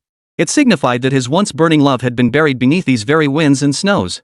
When the beloved one of the past looks back in the future, autumn will have arrived. Li Changqing is more vigilant than I ever imagined. He severed the causal link to this communication jade the instant he revived. A cold gleam flickered in Ying Changsheng's eyes. He applied slight pressure to his palm. Instantly, the sound-transmitting jade talisman shattered into pieces. Simultaneously, a radiant glow emerged from the jade talisman. It was then seized by Ying Changsheng, who melted it into a unique talismanic mark. Within it lay a trace of Li Changqing's essence. Though extremely faint, within a certain range, he could roughly pinpoint Li Changqing's location by combining this rune's essence with special techniques. Ying Changsheng clasped the rune seal, temporarily dissolving it within his body. The Clearwater realm is about to open. With such a tremendous opportunity, that bastard Li Changqing would be foolish not to come. If you dare to come. A faint smile touched Ying Changsheng's lips, a cold gleam flashing in his eyes. He need only wait patiently, baiting his hook for the fish to take the bait. With Li Changqing's matter temporarily concluded, Ying Changsheng did not hasten his Earth Emperor Palace divine vessel to a designated area to wait. He intended to continue the next round of life simulations before his children arrived. Suddenly, a peculiar temporal ripple rippled through the space. Invisible laws and restrictions descended like a barrier from the heavens, instantly sealing off and shielding the entire space where the immortal vessel Imperial Palace resided. Father!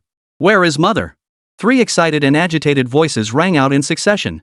The void before her rippled.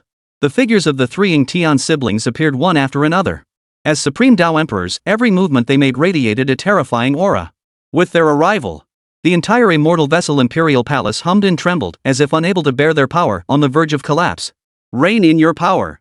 Do you want to sink your father's immortal dynasty Imperial Palace? Ying Changsheng scolded them impatiently. Once the 3 siblings had calmed down somewhat, he finally produced the space-time domain box. The siblings had never seen such a divine artifact before, and they were all somewhat stunned. Though their father was powerful, that was in his previous life. This incarnation of their father was weak as a chicken. Where on earth did he get such a divine artifact? Ying Changsheng rolled his eyes inwardly, easily discerning the thoughts swirling in the minds of these 3 cocky youngsters. But he couldn't be bothered to explain further. He led the trio to immerse their consciousness into the space-time vault. The siblings finally got their wish. They saw their mother, Luo Qingxian. Mother! Luo Qingxian let out a joyful cry first. She rushed toward Luo Qingxian. This scene moved even Ying Changsheng, filling him with warmth and tenderness. However, suddenly, Luo Qingxian, this rebellious daughter who had suddenly transformed into a leaky cotton jacket, shouted, Mother! Mother! Listen to me. Father wants to marry a young concubine while you're away. It's Changsheng Gu's current divine maiden.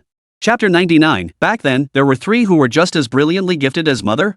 The moment these words left her lips, Ying Changsheng was instantly filled with question marks. What did that mean? What did he mean by preparing to marry a younger one? This is pure slander. How adorable had his daughter been before? Soft and cuddly, calling him daddy with every word, the most cherished little cotton jacket. How come this little cotton jacket suddenly started letting in drafts? Before he could speak, Luo Qingxian's haunting gaze swept over him.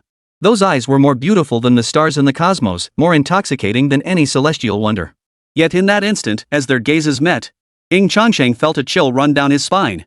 Though his wife was usually quiet, embodying the elegant beauty archetype, in truth, she was also famously jealous. Over 100,000 years old, yet she still acted like a little girl, playfully sticking her tongue out at him. She added fuel to the fire. That's exactly what I meant. Big brother investigated thoroughly. Father not only spent time with this Gu family divine maiden, Gu Qingda, discussing tea and philosophy, but the current head of the Gu family has suddenly reversed his stance, actively pushing for a match between the Gu family's divine maiden and father. Big brother also mentioned that father even retrieved the primordial chaos bell from the Changsheng Gu family. Apparently it was a token of affection given to father by the Changsheng Gu family on Gu Qingda's behalf. Little sister, you. Ying Tian, who had been grinning foolishly nearby, froze upon hearing this. Wait. Why on earth did this fire suddenly land on him? How could you betray your own brother like this? We're on the same team. We're blood of the same root. Why such urgency in turning against each other? Ying Tian, have you been slandering your father behind my back like this? Ying Changsheng suddenly appeared before Ying Tian, placing his hand on his shoulder. A smile played on his face, but veins bulged prominently on his forehead. Even his smile seemed dark and ominous. No, I didn't. My sister is lying.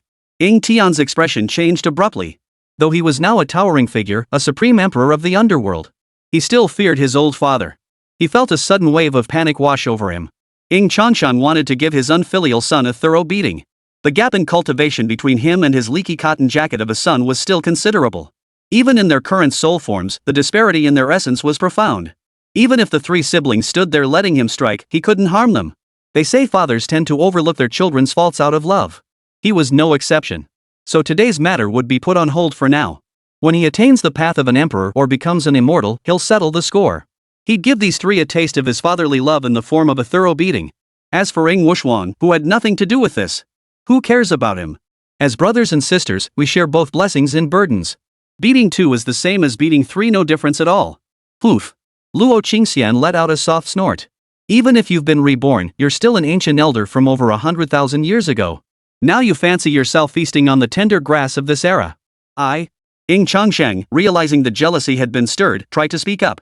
But his words were quickly cut off by Luo Qingxian's retort. Don't assume I'm that petty.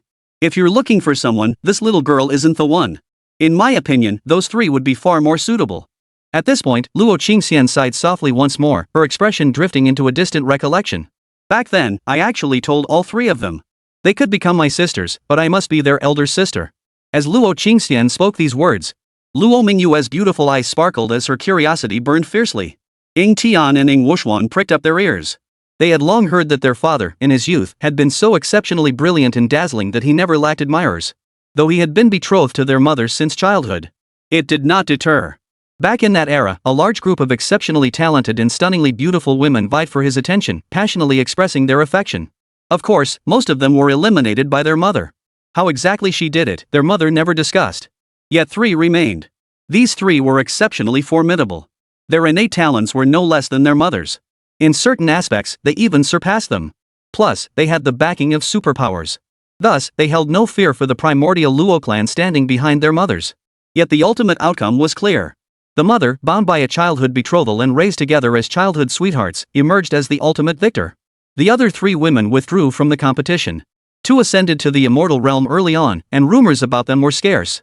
One became the daughter of the heavenly emperor in the primordial heavenly court.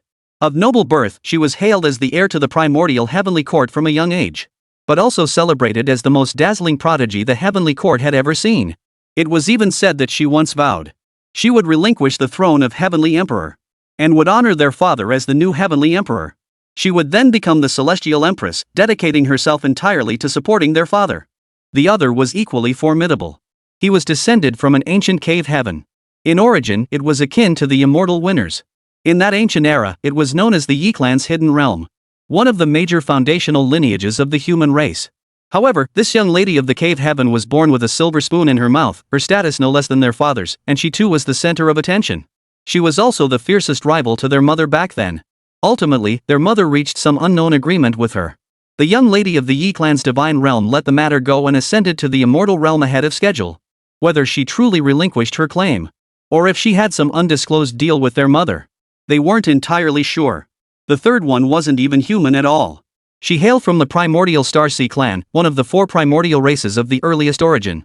The primordial Starseed clan was even older than the earliest primordial races of their own human lineage.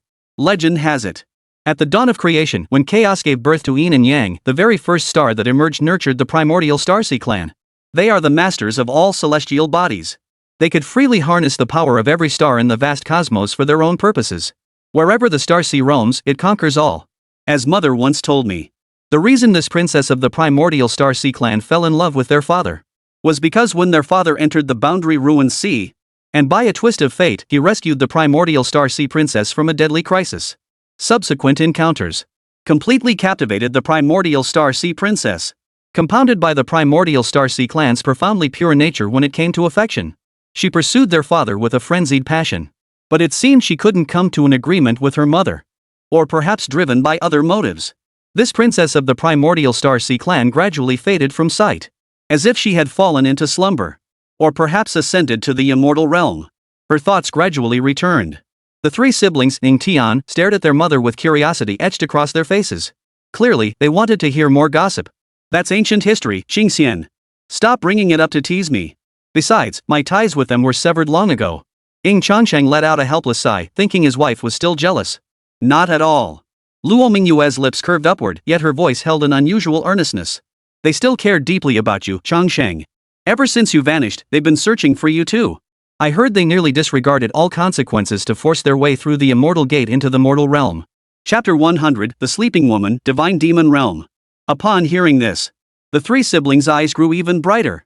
Holy crap! This is absolutely earth-shattering gossip. Such a thing actually existed. They hadn't a clue. Ying Changsheng was also a bit stunned.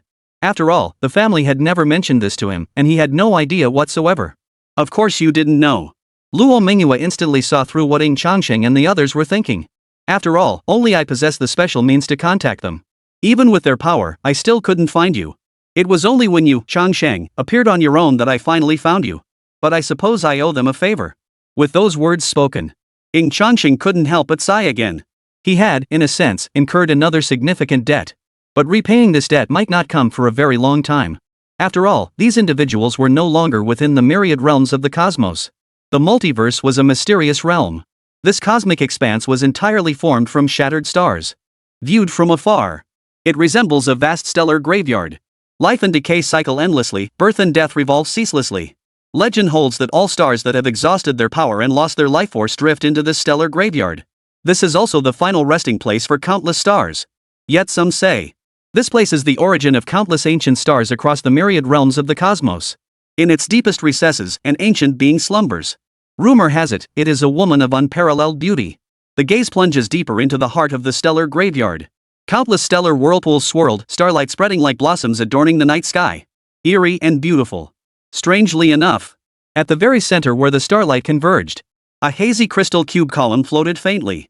Upon closer inspection, it was revealed to be a crystal glass coffin, its surface flowing with endless starlight. Within the crystal coffin, a figure lay within, crowned with a celestial diadem. Her divine beauty was so exquisitely crafted it seemed beyond flaw, her eyes quietly closed as if slumbering within the starlit glass coffin. Even more extraordinary was the lower half of her body, a fishtail. Yet, its contours were more elegant and flawless than any fishtail could be. Each scale on the fishtail shimmered with radiant starlight, as if embodying the colors of the cosmos. When the scales overlapped completely, they transformed into a dazzling, boundless sea of stars. Suddenly, the white-haired woman, who had been in a deep slumber, fluttered her eyelashes slightly. Almost instinctively, she murmured in a dreamlike whisper, "Eternal life." After instructing the three siblings of the Ying clan to temporarily accompany his wife, Ying Changsheng returned to his imperial palace aboard the immortal vessel. After activating the spatial shielding array, he initiated the second simulation. Simulation initiated. Please select your landing location. Option 1, Tianguang Dao Domain, Primordial Luo Clan. Option 2, Divine Demon Realm, Spirit of Laws. Ying Changsheng paused in surprise. For the first time ever, the simulation did not present the option of him as the immortal victor. Instead, the Primordial Luo Clan option appeared for the first time. This piqued Ying Changsheng's interest. Yet this so-called Spirit of the Laws also piqued his curiosity. I choose option 1. Simulation begins. Day 1. You were born into the Taiyu Luo clan, one of the supreme clans of the multiverse, as a girl. You have a twin sister. Your parents named you both. You are Luo Wuyue. Your sister was named Luo Joey. Though he had anticipated this outcome, he never imagined it would unfold with such uncanny coincidence. Wasn't this exactly the twin sisters he had encountered at the Luo family in Taichu? And they were his great-great-granddaughters. Year 1. This year, you were barely 1 year old, yet you already displayed signs of extraordinary talent. While other children at this age were still babbling their first words. Yet you could already decipher countless characters and even took delight in reciting various ancient texts from the Book of Songs. Year 6. Your favorite daily activity was visiting the family library to read countless scriptures and ancient texts. One day, you stumbled upon a hidden compartment in the library and accidentally activated its seal. A yellowed ancient text, the record of heavenly treasures, materialized. It contained profound cosmic principles so potent they stirred celestial anomalies. According to the clan elder's investigation, the record of heavenly treasures was left behind by one of the mightiest ancestors of your Taiyu Luo clan, the peerless empress of the heavens, Luo Qingxian. It seems you have the opportunity to learn the legacy within this cultivation technique and have successfully gained the recognition of the record of heavenly treasures. The record of heavenly treasures? Ying Changsheng raised an eyebrow. He had some recollection of this cultivation technique.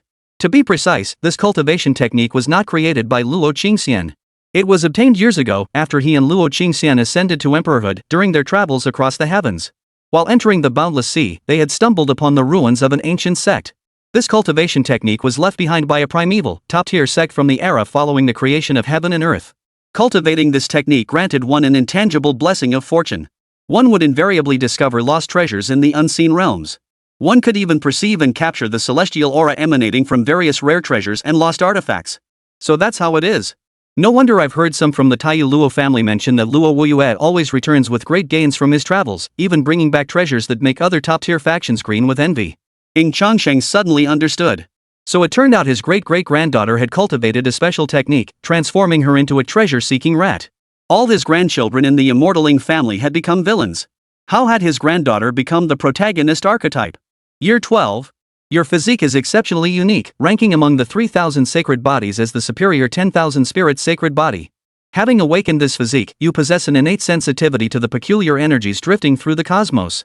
With the guidance and support of your clan elders, your cultivation of the record of heavenly treasures has advanced at an astonishing pace. Over the years, you've unearthed many valuable treasures for the clan. You've even earned yourself a new nickname, Treasure Hunting Princess. Year 23. On this day, after mastering the treasured records of the heavens to its ultimate limit, you suddenly sense a profound aura of treasure permeating the heavens and earth, drawing you in. You could only vaguely pinpoint a direction. While exploring this sense of pursuit, you happened to pass by the immortal winner. You learned that the immortal winner had brought back a remnant bloodline from the lower realms. This filled you with great puzzlement. The immortal winner's lineage possessed even deeper foundations than your own primordial Luo clan. Their management of clan members is also extremely strict. Why would a remnant bloodline suddenly appear in the lower realms? Driven by curiosity, you made a special trip to the immortal winner. After interacting with them, through various analyses, you began to harbor doubts about this immortal winner's bloodline in the lower realms. However, the immortal winner remained tight-lipped about it, unwilling to elaborate. You understood this well and temporarily buried this secret deep within your heart. That little minx guessed my identity from the very start, Ying Changsheng chuckled softly, shaking his head. These twin sisters, one outshines the other in sharp wit. You parted ways with the immortal winner. Half a month later, you finally arrived at the source of that intense, alluring aura of heavenly treasure that had drawn you from afar, the divine demon realm. Seeing these three characters, memories from long ago surfaced in Ying Changsheng's mind. To be precise, the very existence of the divine demon realm was inextricably linked to his past life. Chapter 101, A Century-Old Feud, Masters of Two Forbidden Realms. The Age of Forbidden Zone Invasion and the Fall of the Heavens. Numerous formidable and terrifying Forbidden Zones emerged. The Heavenly God Forbidden Zone and the Heavenly Demon Forbidden Zone were among the most formidable of these. Back then, after a brutal battle with the rulers of the two Forbidden Zones, facing two foes alone, he succeeded in slaying both rulers of the two Forbidden Zones. Later, the blood they shed before their demise, their lingering resentment after death, refused to dissipate. Ultimately, they invisibly altered the cosmic laws governing all realms. This gave birth to the unique realm known as the Divine Demon Realm. Simulation continues. Sensing that mysterious feeling in the void, you entered the Divine Demon Realm. Though its origin is tied to the demise of two dreaded Forbidden Zone lords and deemed an ill-omened place. Yet perhaps because no anomalies have emerged here throughout countless ages. Coupled with its rich cosmic energies and the constant growth of various immortal plants and materials, it has drawn cultivators to settle here. Over time, the Divine Demon Realm gradually transformed into a rare, habitable world. Human towns sprang up everywhere, thriving with prosperity. You have arrived at the most prosperous city in the Divine Demon Realm, Changsheng City. This city was built by the human race to commemorate the eternal Heavenly Emperor, who slew the rulers of the two Forbidden Realms in ancient times. As the descendant of the primordial Luo clan, your arrival was greeted with a warm welcome by the city lord. The city lord personally escorted you to view the statue of the eternal Heavenly Emperor, crafted according to ancient texts. Gazing upon the imposing figure, its muscles so bulging they bordered on terrifying, you curled your lip. The eternal Heavenly Emperor didn't look like this. At that moment, you suddenly noticed. Among the countless people who had come to pray before the statue of the eternal Heavenly Emperor, there was one peculiar figure. It was a white-haired youth, roughly 17 or 18 years old. In his eyes, you saw disgust toward the statue of the eternal Heavenly Emperor, even a hint of hostility. You frowned slightly, about to approach him. Suddenly, the voice of the city lord beside you drew your attention. When you turned back again, the peculiar white-haired youth had vanished. Though puzzlement lingered in your heart, the incident gradually faded from your memory. Year 24. After prolonged perception and deduction, you finally pinpointed the source of that potent aura of treasure that had mysteriously drawn you. Accompanied by several prodigies from the primordial Luo clan, you arrived at the foot of a towering mountain piercing the clouds. The mountain of gods and demons. Legend held that after the rulers of the two Forbidden Zones fell, the place where their essence and blood descended, ultimately absorbing the essence of heaven, earth, sun, and moon, it formed this colossal divine demon entity. For many years, rumors of hidden treasures within the Divine Demon Mountain have been incessant. Yet despite countless human tribes and powerful external factions turning the mountain inside out, they found nothing. Over time, the legend faded into obscurity. Yet you remained certain that some precious treasure might truly lie hidden within the Divine Demon Mountain. Just as you led your men to continue tracing that aura of heavenly treasure, probing for its source, a mist suddenly descended upon the mountain. An utterly bizarre and eerie mist. As if black and white mists had merged, transforming the entire world into shades of black and white. An overwhelming dizziness washed over you.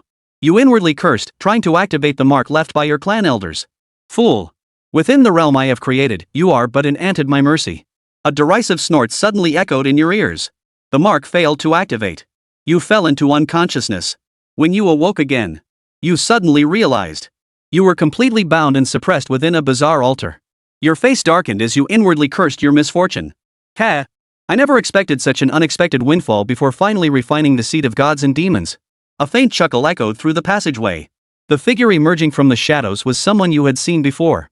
It was none other than the peculiar white-haired youth you had seen in the square of the City of Immortality. Who exactly are you? Though your heart raced with fear, you demanded coldly. The white-haired youth offered no reply, merely gazing at you with a faint, ambiguous smile. His gaze upon you did not seem directed at a human being. Rather, it was as if he were eyeing a potent medicinal herb. A direct descendant of the Taiyu Luo clan, with pure bloodline. If I refine you through the refining heaven cauldron, my divine demonic seed will become even purer. The refining heaven cauldron? Ying Changsheng's expression darkened. He recognized this artifact. It was the ultimate imperial weapon of the life-bound master of the heavenly demon Forbidden Zone, whom he had slain years ago. Somehow, before Ying Changsheng had finished him off, the fiend had managed to transfer his life-bound imperial weapon elsewhere. In the end, it had never fallen into his hands. Could it be that this peculiar white-haired youth is the backup plan left behind by that fiend? Or even a body specifically preserved to live a second life?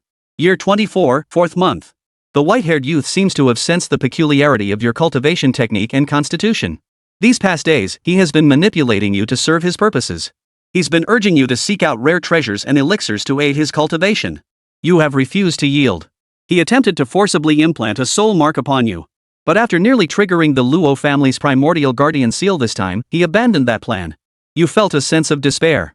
For during your last treasure hunt, you had already activated your clan seal. The guardian mark within you was incomplete. Before this treasure hunt, you believed it posed no danger, so you did not ask your elders to re-imprint it upon you. You never imagined that this very complacency and oversight would trap you in a desperate situation. No. The initiative lies with the enemy, not me. Continuing to be passive will only make things worse. As these thoughts raced through your mind, a plan began to take shape. The 5th month of the 24th year. Perhaps the clan's powerful figures sense something amiss with your situation and have already dispatched a formidable being to descend upon the divine demon realm. Or perhaps the peculiar white-haired youth is simply too impatient. Preparing to refine you today. You deliberately softened your stance, declaring your willingness to serve him in exchange for sparing your life. Though the white-haired youth harbors doubts, he is swayed. Taking him by surprise, you forcibly ignited your primordial bloodline to activate the guardian seal. You're asking for death. The white-haired youth roared with fury. You dare play such tricks on me? This realm itself was born from the collapse of my Dao body in my previous life. The laws governing this world are naturally under my control. Before the primordial Luo clan descends, I'll refine you first. Black and white flames like raging tidal waves surged in from all directions, bearing the agony of his body and soul being scorched to ashes. With the last remnants of his soul, he transmitted the intelligence he had painstakingly gleaned from the white-haired youth these past days. The rulers of the heavenly god Forbidden Zone and the heavenly demon Forbidden Zone have not been completely destroyed. They appear to have achieved some form of fusion, giving birth to a shared future incarnation, a common heir who seemingly wields both divine and demonic power simultaneously. As the final syllable faded, your consciousness shattered completely, becoming part of the raging black and white flames. You died. Simulation terminated. Chapter 102, Imperial Edicts Galore descend upon the divine demon realm. Achievement, Treasure Seeker of the Heavens, Young Miss Luo. Evaluation, your fortune is extraordinary. Not only were you born into one of the top clans across the heavens, but you also inherited the legacy of an ancient powerhouse. Combined with your innate constitution, mastering this legacy to its peak allows you to effortlessly perceive and discern the treasure energies of heaven and earth. Yet gain always demands sacrifice. Ultimately, you paid the price one marked long ago in the shadows. You were refined by the spirit born from the merged power of the fallen rulers of the heavenly god Forbidden Zone and the heavenly demon Forbidden Zone, becoming part of the divine demonic fire. Yet in the final moment, you sacrificed everything, enduring the searing agony of your soul and body burning to abandon your instinct to flee and seize that sliver of survival. You relayed vital intelligence back to your clan. Life and death follow nature's course. Why lament their vibrant fading?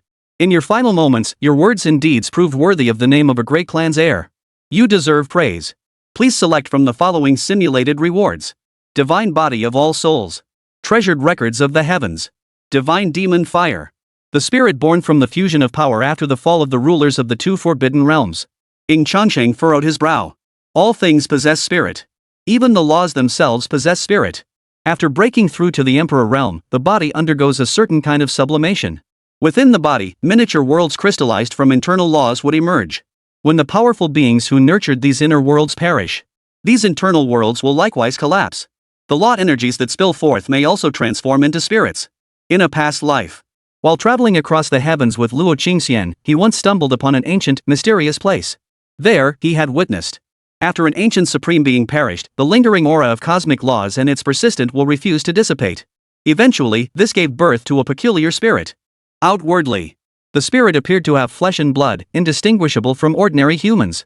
Later, based on his and Luo Qingxian's investigations, the probability of such a special spirit's birth is extremely low, only possible for beings who transcend the human realm. Moreover, the dying entity must possess an exceptionally strong will. He never imagined. After the two Forbidden Zone lords he had casually slain perished, their scattered energies merged, giving birth to a peculiar spirit. Even after over 10,000 years, it reignited the flames of vengeful karma, indirectly leading to the demise of one of his great-great-granddaughters. But it's no big deal. Now that he knows about it, he would settle this grudge from 100,000 years ago once and for all. His thoughts returned. Ying Changsheng selected option 2 as his reward. It wasn't that he always chose physical constitution rewards in simulations. After all, among these options, the constitution reward was by far the best. He had no shortage of the celestial treasures record, it was merely a leftover from his days playing with Luo Qingxian. As for the divine demon fire, it was just a matter of convenience. Once that peculiar spirit was dealt with, the divine demon fire, the divine demon seed, the refining heaven cauldron, all of it will be his. But, Ying Changsheng murmured inwardly, with all these new constitutions within me, won't they cause some kind of mutation? Or even conflict? The 9 transformations forbidden immortal source, the Dao Unifying Divine Body, 365 Chaos Primordial Dao Bones, the Ancient Twin Pupils, the 9 Suns Divine Body, the Enlightenment Linglong Heart, and now the 10,000 Spirits Holy Body. He feared he might end up absorbing every single constitution from all realms and domains under heaven into his own body. The Mingshui realm was about to open. The major powers across the myriad realms were in turmoil. After the battle against the Demon Plant Clan, he had finally gained the full attention and recognition of countless factions across the myriad realms. After much deliberation, Ying Changsheng had no intention of making a huge spectacle. He planned to lead a contingent of elite saint-level death servants and resolve matters in the divine demon realm with decisive force. Of course, he wasn't afraid of any major crisis in the divine demon realm.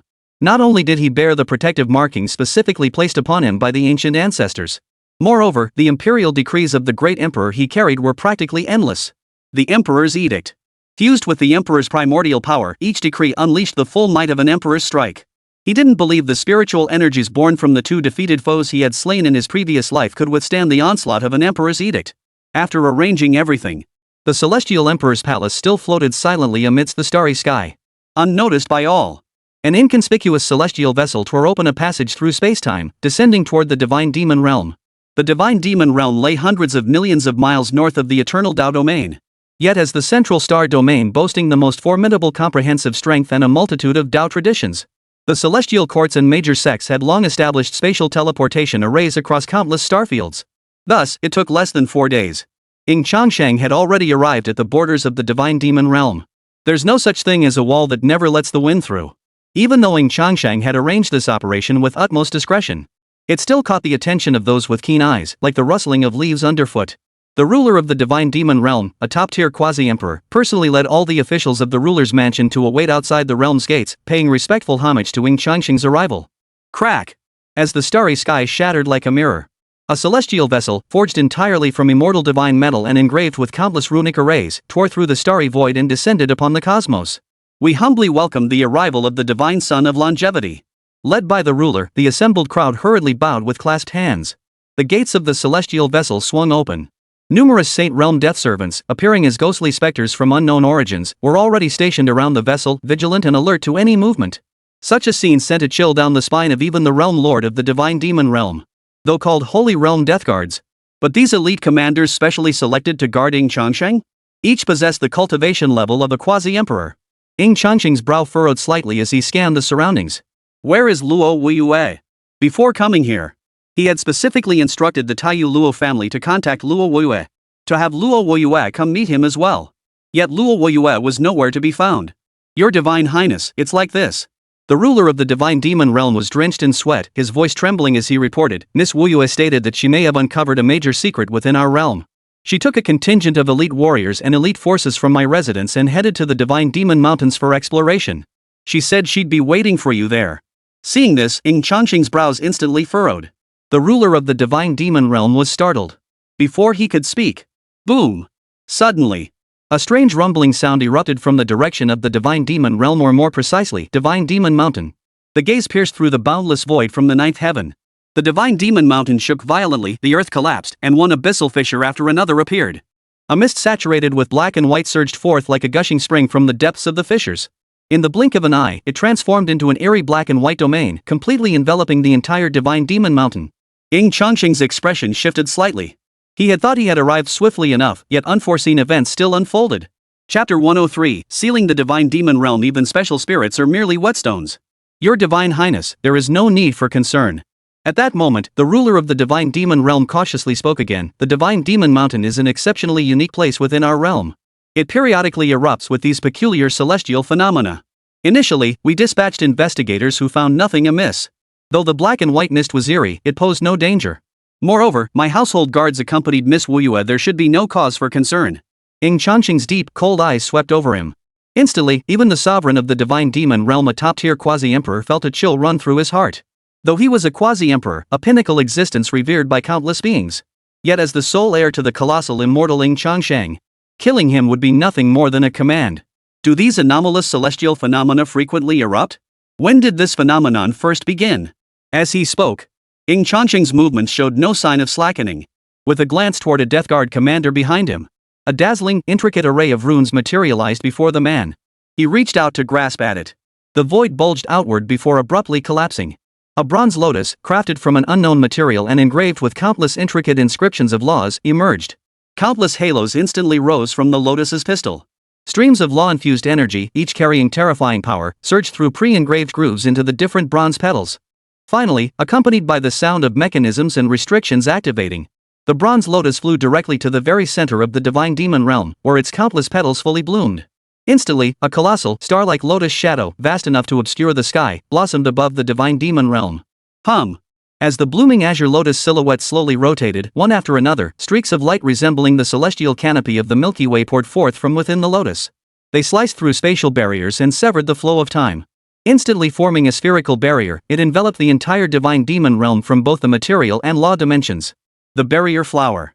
This portable ceiling formation was forged through the collective wisdom of countless immortal masters, artifact smiths, array masters, and practitioners skilled in diverse Dao paths, all united as victors. When fully deployed, the barrier flower could effortlessly cover an entire world, or even a great Dao domain. Having resolved to utterly annihilate the spirit born from the deaths of the two Forbidden Zone lords, then the task must be executed comprehensively. He would leave this spirit no chance to escape. Your Divine Highness, you. The ruler of the Divine Demon realm, who had just been about to answer Ying Changsheng's question, was startled as well. No way? Did Ying Changsheng intend to annihilate their entire realm? Everyone in the Divine Demon realm had been law-abiding and had done nothing to provoke the immortal Ying family. Answer my question. Ying Changsheng's indifferent voice echoed. The ruler of the Divine Demon realm snapped back to his senses, daring not to think further. He spilled everything he knew without reservation. Ying Changsheng gave a slight nod and began walking toward the direction of the Divine Demon realm. A massive azure barrier sealing the entire realm from material and temporal dimensions slowly revealed a gap large enough for one person to pass through. Ying Xian, you may accompany me inside. Everyone else remains outside to monitor any disturbances. Ying Changsheng descended toward the Divine Demon Mountains, accompanied by a top-tier quasi-emperor death servant. Simultaneously, he pondered the response given earlier by the ruler of the Divine Demon realm. According to the ruler of the Divine Demon realm, roughly over 30,000 years ago, the Divine Demon Mountain began exhibiting strange celestial phenomena. This indicated that precisely at this juncture, this spirit had come into being. From the moment it gained consciousness to nurturing the embryonic form of its Dao body governed by laws. The process of merging its will with the embryonic form of its Dao body. The process could take as little as several thousand years. At most, tens of thousands of years. Yet the ruler of the Divine Demon realm stated that roughly 50 years ago, celestial anomalies began occurring with increasing frequency. This indicates that by that time, the spirit had fully completed the gestation of its Dao body. 50 years. This creature's cultivation level must be at least that of a venerable, perhaps even a supreme. Still within my capabilities to eliminate. Ying Changsheng resolved to handle this spirit himself. If this spirit's cultivation proved stronger than he imagined, reaching the level of a heavenly sovereign, or even the realm of a saint, then he'd have no choice but to abandon martial ethics. He'd have to resort to using the Emperor's edict directly, or have Deadpool take care of it. Currently, his cultivation stood at the 9th layer of the spirit transformation realm, nearing the threshold of the revered realm. He was actively preparing for his breakthrough into revered. With so many unique physical constitutions at his disposal, he was confident he could bridge two major realms to confront a supreme being. The gap to heavenly sovereign was too vast; they could not yet serve as a sharpening stone. God Demon Mountain. Mist swirled thickly, the world shrouded in stark black and white. Enveloped within the black and white mist, Luo Qingxian and the others seemed cut off from the world. They could scarcely perceive any external presence. Miss. This sudden surge of mist seems to warp the laws themselves. This space has been folded. We've just attempted to break through from several directions, but none succeeded. The young prodigies of the primordial Luo clan wore grim expressions. Even with their extensive experience, they had never encountered such a phenomenon. The mist actually interfered with spatial laws, warping the area into a labyrinth. They thought they'd charged hundreds of meters forward, but in reality, they'd merely been treading water. What on earth is happening? Luo Wuyue turned to the representatives from the Divine Demon Realm's ruler's mansion beside him. We have no idea either. The Divine Demon Realm Lord's mansion officials looked equally grim. Such anomalies have occurred before on Divine Demon Mountain, but we've never heard of it affecting space itself, causing people to lose their way. Luo Wuyue's brows furrowed deeper. A deeply ominous foreboding suddenly welled up within her, and she even sensed the scent of conspiracy. Seems my luck holds. To encounter a direct descendant of the primordial Luo clan at the very moment the divine demon seed ripens. No mistake. You carry that scent I detest. Suddenly, a soft chuckle echoed through the mist. Who's there? Luo Wuyue and the others turned their gaze toward the source of the voice. The black and white mist at the source thickened, vaguely revealing a shadowy figure flickering within. As the figure stepped out, Luo Wuyue instantly recognized who it was. It was none other than the peculiar white-haired youth she had seen in Changsheng City. At that moment, she could distinctly sense that with the white-haired youth's appearance. The black and white mist permeating the heavens and earth seemed to sense its master's arrival, spontaneously swirling around him. Moreover, she could sense a colossal cosmic force bestowed upon the youth, making his aura as deep and oppressive as an abyss or a prison. Give up your struggle. This place was born after the fall of my father, the god. As their offspring, I naturally possess the power to command the laws of this realm. Those who submit to me shall live. Those who defy me shall die. Chapter 104, Becoming a Sovereign in Less Than 2 Months? Boom. The words fell.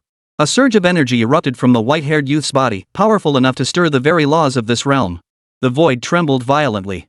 Rolling storms of law coalesced into a tidal wave of overwhelming force. In an instant, Luo Wuyue and the others felt as though they were pitted against an entire world. They were but pebbles tossed in a raging sea, surrounded by surging, violent waters pressing down upon them from all sides. Divine demonic power. You can actually wield the power of gods and demons. Luo Wuyue was no fool. Through the information the white-haired youth had shared earlier, she had already formed a rough guess. The divine demon realm itself had formed after the demise of those two rulers of the Forbidden Zone, who were said to wield divine power and demonic energy. This eerie white-haired youth harbored inexplicable hostility toward the partner of her ancestral progenitor, the very one who had slain the two rulers of the Forbidden Realm, the perpetrator responsible for the downfall of the eternal Heavenly Emperor. Moreover, he could wield divine and demonic power. He must have an inextricable connection to those two long-fallen rulers of the Forbidden Realms. Moreover, the intense aura of treasure she sensed emanating from the divine demon realm was also connected to the precious treasures associated with these two rulers. Alongside the oppressive surge of law energies came an overwhelming dizziness that assaulted the minds of Luo Wuyue and the others. Worse still, this eerie aura forcibly severed her connection to her clan's guardian seal. Just as Luo Wuyue felt her consciousness growing increasingly hazy. Who would have thought that after those two useless fools died, they could spawn such a peculiar law spirit as you? Very well. Then I shall kill you all once more. Suddenly, accompanied by a cold yet familiar voice. The sky, completely shrouded in black and white mist, suddenly collapsed and shattered. A vast spatial void opened, flooding the scene with celestial light. Against the blinding radiance stood a figure clad in white. For some reason, the instant she saw that figure, her panicked, fearful heart calmed completely. You are. The white-haired youth was equally taken aback by the sudden turn of events. Especially when he saw Ying Changsheng appear out of nowhere. A profound sense of unease surged within him. It felt as though he had encountered his natural enemy. It made him instinctively feel a pounding fear. He was a spirit of law born from the scattered power left behind after the fall of the Heavenly God Forbidden Zone Lord and the Heavenly Demon Forbidden Zone Lord. He also inherited a small portion of the memories belonging to these two rulers of the Forbidden Zones. Especially as Ying Changsheng slowly descended toward him. The unease and dread within the white-haired youth's heart nearly solidified into tangible form. Interesting. To inherit the power of those two useless fools, to fuse two forces that should be contradictory, giving birth to an aura akin to yin and yang.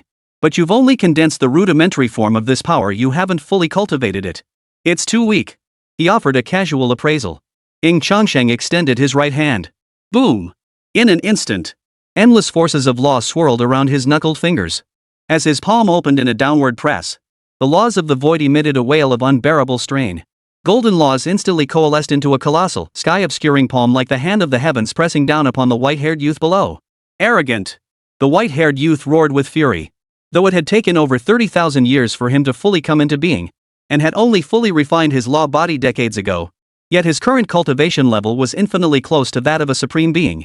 In fact, he had already prepared to formally break through to Supreme Sovereign within 3 days. Not to mention, as the spirit of heavenly laws, He possesses an innate affinity with the Dao's laws, rendering his combat prowess incomparable to others at the same realm. The cultivation radiating from this white-robed youth before him was at best that of a half-step revered one. Yet he dares to call him too weak. But as Ying Changsheng's heavenly hand reached out, its overwhelming might crushing everything in its path, even space itself buckled under the pressure, revealing spatial fissures stretching tens of thousands of miles. The white-haired youth's expression changed abruptly once more. How could this be? How could a mere half-step revered one unleash such terrifying power? Wrath of the gods and demons. Knowing evasion was futile, the white-haired youth roared in fury. Black and white mist swirled around him as divine and demonic power erupted. The space behind him twisted and spun, forming two vortexes of law, one black, one white. In an instant, two figures emerged, one sacred as a celestial god, the other ferocious and terrifying as a demon lord, both simultaneously unleashing a punch. They slammed toward the descending hand of heaven. Two colossal forces collided with earth-shattering force within the divine demon mountains. Terrifying ripples of divine law spread for countless miles in all directions, causing mountains to collapse, earth to split, and rivers to cease flowing. What's happening? It seems powerful beings are clashing. That aura, at least a supreme being? And a terrifyingly powerful one at that. It's coming from the direction of the divine demon mountains. Upon sensing the source of the aura, powerful beings within the divine demon realm sucked in their breaths. The entire divine demon realm now appeared calm and peaceful. But they had already received the news. The entire divine demon realm had been sealed off by the divine son of the immortal winner.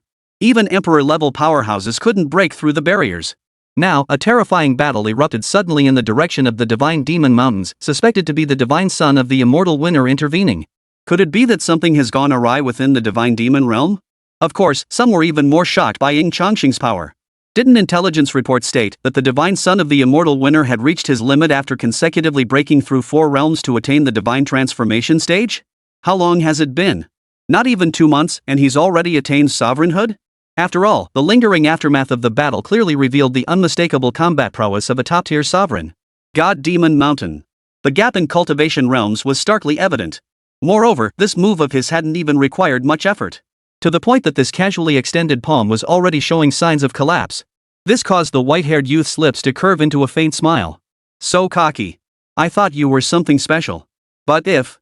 Before the white-haired youth could finish his sentence, Ying Changsheng unleashed the power of his chaos Primordial Dao Bone. In that instant, the entire world spun on its axis, instantly transforming into a sea of purple gold. The black and white mists were instantly swept away by the descending primordial chaos energy, leaving the entire world completely submerged in a vast purple ocean. Ying Changsheng snorted coldly, his voice devoid of emotion. Is that all it takes to make you so pleased to block a single strike of mine? Simultaneously, he unleashed his power once more. An even more colossal force, powerful enough to shake the heavens and earth, once again descended upon the white-haired youth. Crack! Crack! Crack! The two Dharma forms the white-haired youth had conjured instantly cracked like spiderwebs. They couldn't withstand even an instant and began to collapse. Yet compared to the horror and shock within his heart, the white-haired youth's consciousness suddenly drifted back to the primordial age in that instant. This scene felt strangely familiar. Even the two sources of power within him, the divine energies from the Father God who had given him birth, were now emitting a mournful wail. A vivid image suddenly flashed through the white-haired youth's mind. His two father gods, in that era long ago, seemed to have been struck down by a similar palm strike. Chapter 105, The Shattering of the Heaven Refining Cauldron, and the Cold, Merciless One? What filled the white-haired youth with even greater dread and horror was the inexplicable sensation emanating from the depths of his soul. It was as if he were saying, the young man in white before them was the very culprit who had slain both of their father gods. But how could this be possible? How formidable had his father gods been at their peak? A single thought could split the heavens. A single wrath could leave corpses strewn across 10,000 miles. And those were events from such a distant age. Even if he doesn't fully understand human civilization yet, he wasn't some naive little darling. Judging by both his primordial essence and lifespan fluctuations, the white-robed youth before him could barely be 18 at most. 18 years old? A cultivation realm lower than his own? Could such a being truly be the mastermind behind the deaths of two father gods? He refused to believe it. Impossible. I, a half-step supreme being, inheritor of my father god's will and successor to this world, could I truly be inferior to you? Refining heaven cauldron. Rise. Crack, crack, crack. The void shattered and disintegrated, revealing a profound, pitch-black spatial abyss. Simultaneously, a massive, pitch-black bronze cauldron, emanating waves of demonic energy and radiating an eerie, ominous aura, emerged from the depths of the void abyss. The instant the colossal bronze cauldron appeared, it seemed to transform into a black hole singularity. The surging forces of law around it were relentlessly sucked into the cauldron like waves crashing into a sea. After absorbing vast quantities of these laws, the refining heaven cauldron rapidly expanded. In an instant, it grew from the size of a small hill to that of a mountain, then nearly obscured the sky, resembling a black sun suspended in the heavens. Don't intervene. Ying Changsheng shot a glance in one direction, issuing a command to the quasi-emperor Death Guard commander who was about to intervene to help him defuse the crisis. Though immensely powerful once the life-bound imperial weapon of the ruler of the heavenly demon Forbidden Zone, it was said to have absorbed a fragment of the Dao projection of the devouring Dao, capable of swallowing all laws within it and transforming them into energy to either strengthen itself or launch attacks. Yet the current refining heaven cauldron appeared rather damaged, its might now a mere fraction of its former glory. Dealing with it remained no great challenge for him. Oomph. Begging for mercy now? Too late. You seem to be of the immortal winner's bloodline, right? The white-haired youth mistook Ying Changsheng's earlier words as a plea for mercy, a mocking sneer curling his lips. At the same time, he finally guessed Ying Changsheng's identity. Ha ha ha ha. Today truly is my lucky day. I thought encountering a direct descendant of the primordial Luo clan was already my rare stroke of fortune for the day. Little did I expect another direct descendant of the immortal Ying family to appear. By refining both of you, my divine demonic seed shall undergo another transformation. One day, I shall use your bones to destroy both great clans and avenge my father god. The white-haired youth finally understood completely. No wonder he'd felt that inexplicable dread toward this guy earlier, like facing a natural enemy. So this creature was actually the direct descendant of the immortal victor.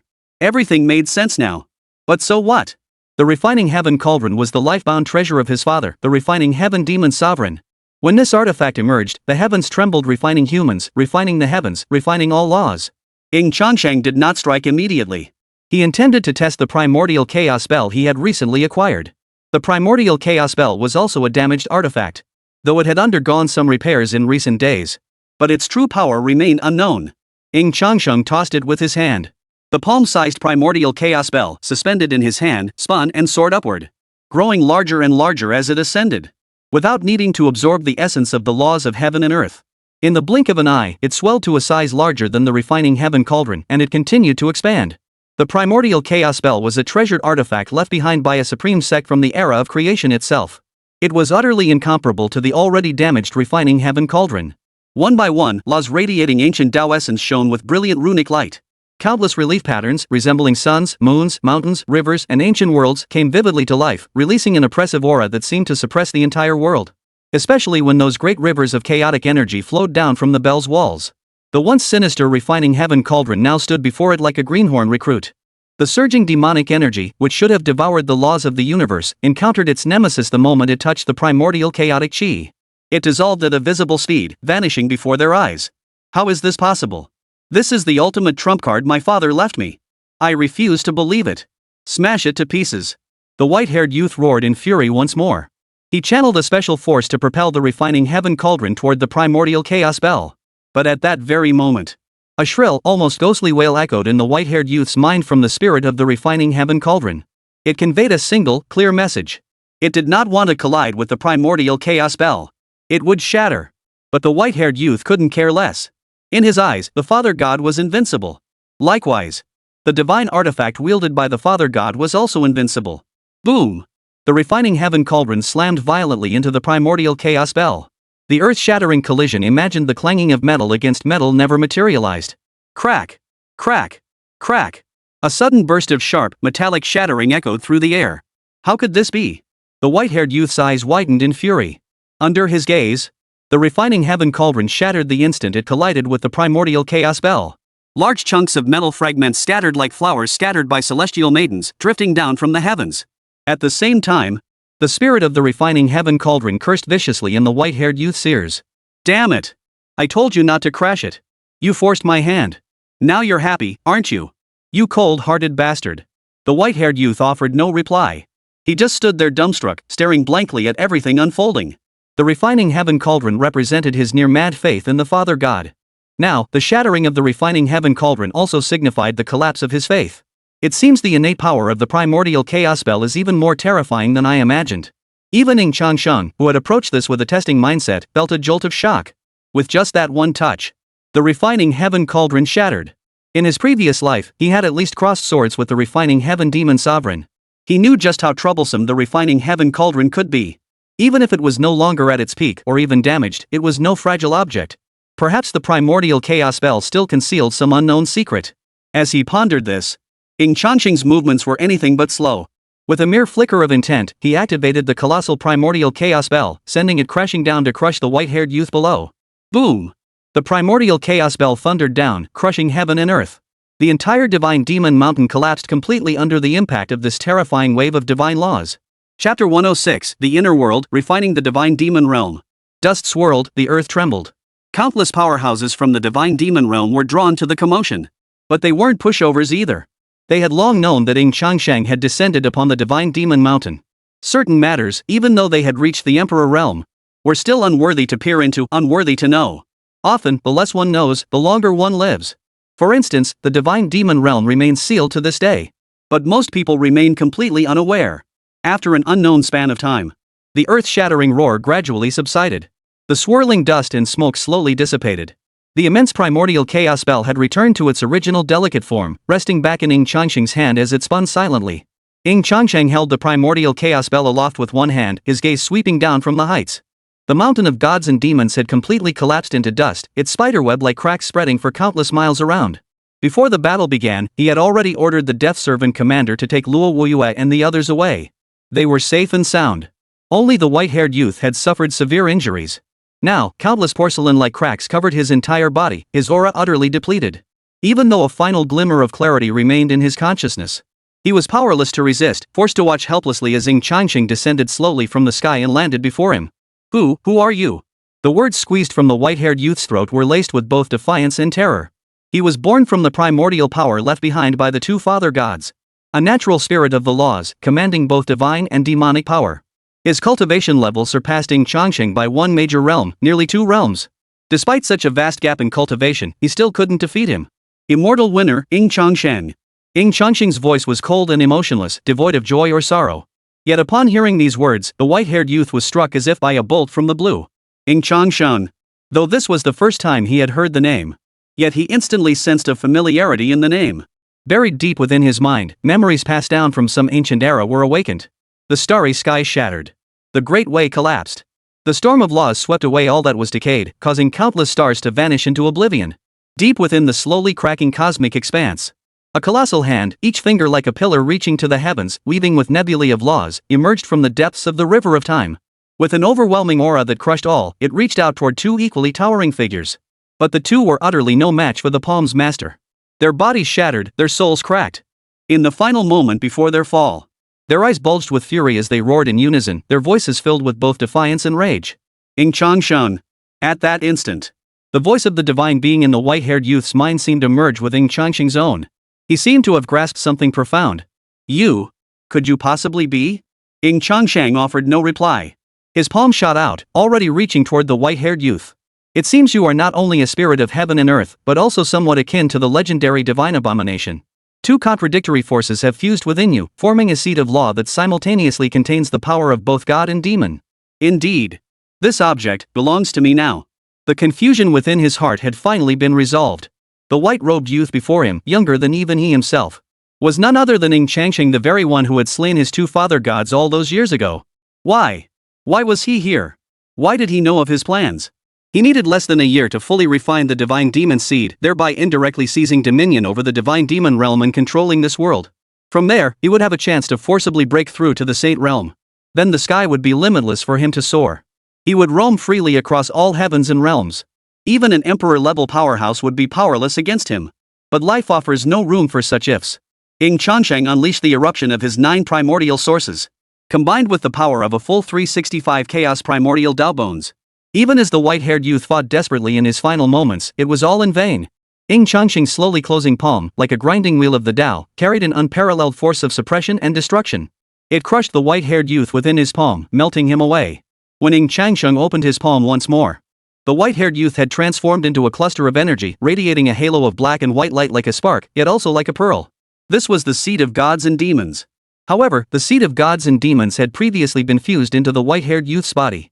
Most of it had already been refined. Now, as it suppressed the white-haired youth and refined it once more, the power the youth had absorbed and fused into the seed of gods and demons flowed back into it.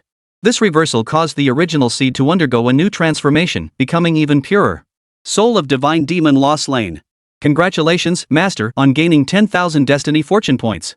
The sudden announcement startled Ying Changsheng. Killing this creature actually granted destiny fortune points? But then he thought about it. Every law spirit that came into being was a convergence of heaven, earth, and humanity. Their very existence represented the pinnacle of fortune for a realm. Without sufficient fortune and destiny, it would be impossible for a law spirit to come into being. Counting the destiny fortune points he had acquired earlier, he now possessed a full 85,000 points, a truly unexpected windfall. Gazing at the divine demon seed in his hand, quietly shimmering with light, and the utterly shattered refining heaven cauldron not far away, Ying Changsheng couldn't help but feel a pang of emotion. The reason this journey had proceeded so smoothly was largely due to Luo Qingxian's blessing. The spirit born from the combined power of the two Forbidden Zone masters after their deaths proved far more complex than anticipated. Should he forcibly refine the divine demon seed, the entire divine demon realm would fall under the white-haired youth's control, potentially becoming his inner world. Should he succeed, the white-haired youth would not only transcend into sainthood but, provided he did not perish, could dedicate himself to developing the divine demonic realm now fully integrated into his body. He would inevitably match the achievements of the two Forbidden Zone rulers.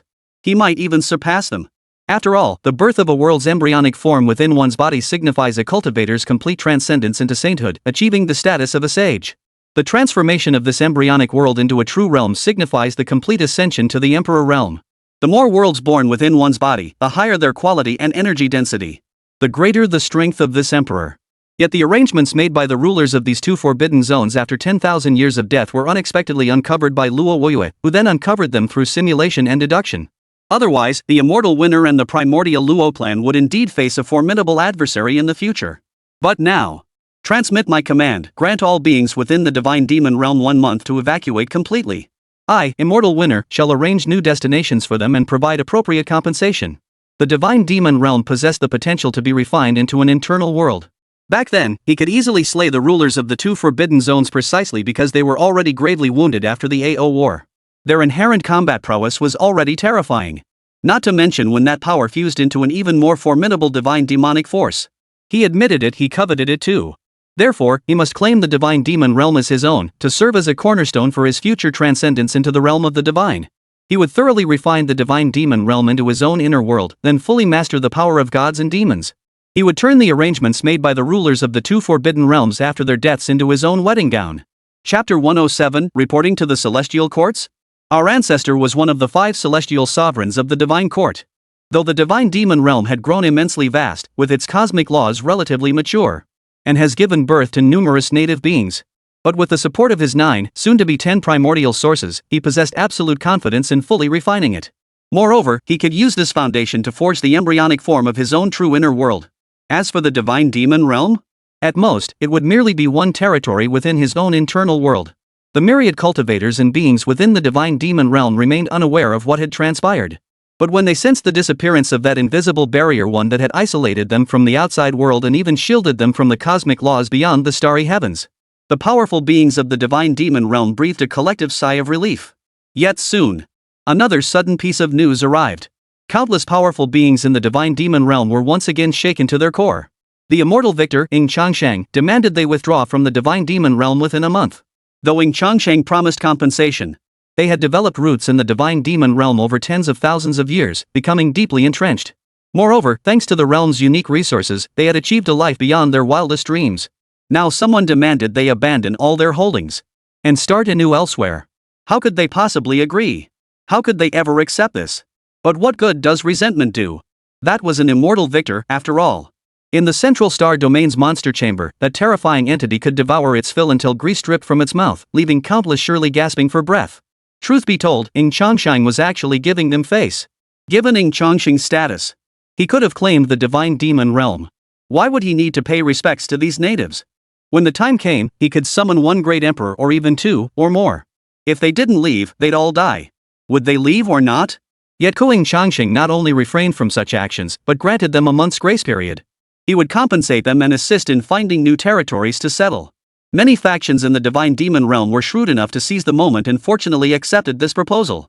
They even began preparing for their departure from the divine demon realm with remarkable efficiency. Of course, the top-tier powers who had carved out substantial territories within the realm were deeply dissatisfied. Central Divine Mountain of the divine demon realm. The 4 supreme factions of the divine demon realm gathered here. Boom! The aura of the leading middle-aged man erupted, instantly shattering the grand tea table before him into a pile of dust.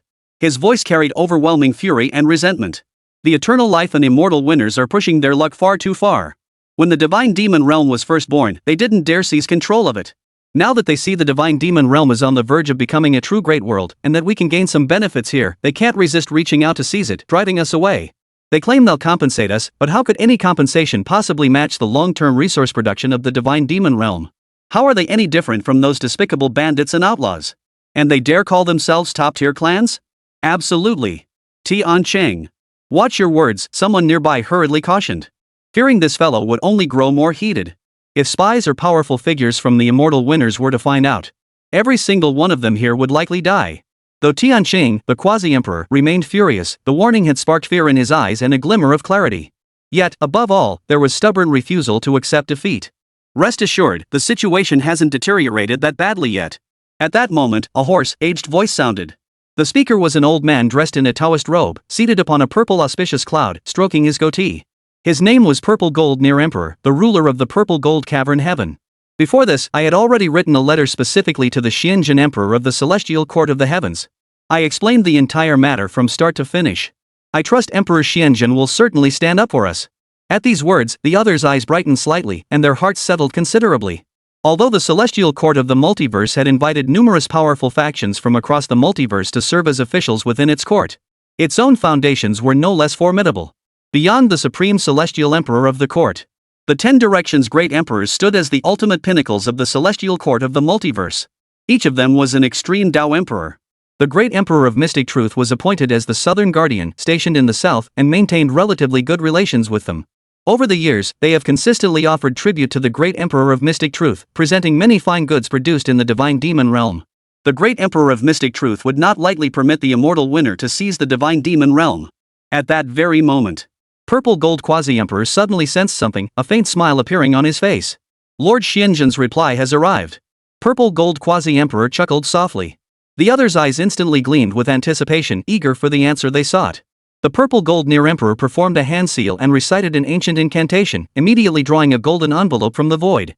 The envelope dissolved into a shower of golden light, which then formed into large golden characters before their eyes. Contrary to their hopes that Emperor Xianjin would reassure them and vow to champion their cause, only 2 simple, clear words appeared read. The group was struck as if by a bolt from the blue, their minds going completely blank. What did read mean? This isn't the answer they expected. They offered the finest tribute every year. Yet disaster now looms over them. The great Emperor Xianjin had only sent a red confirmation? What the hell does acknowledged even mean? Heavenly Immortal Court. Southern Sector. Celestial islands encircled the void, golden radiance filling the heavens.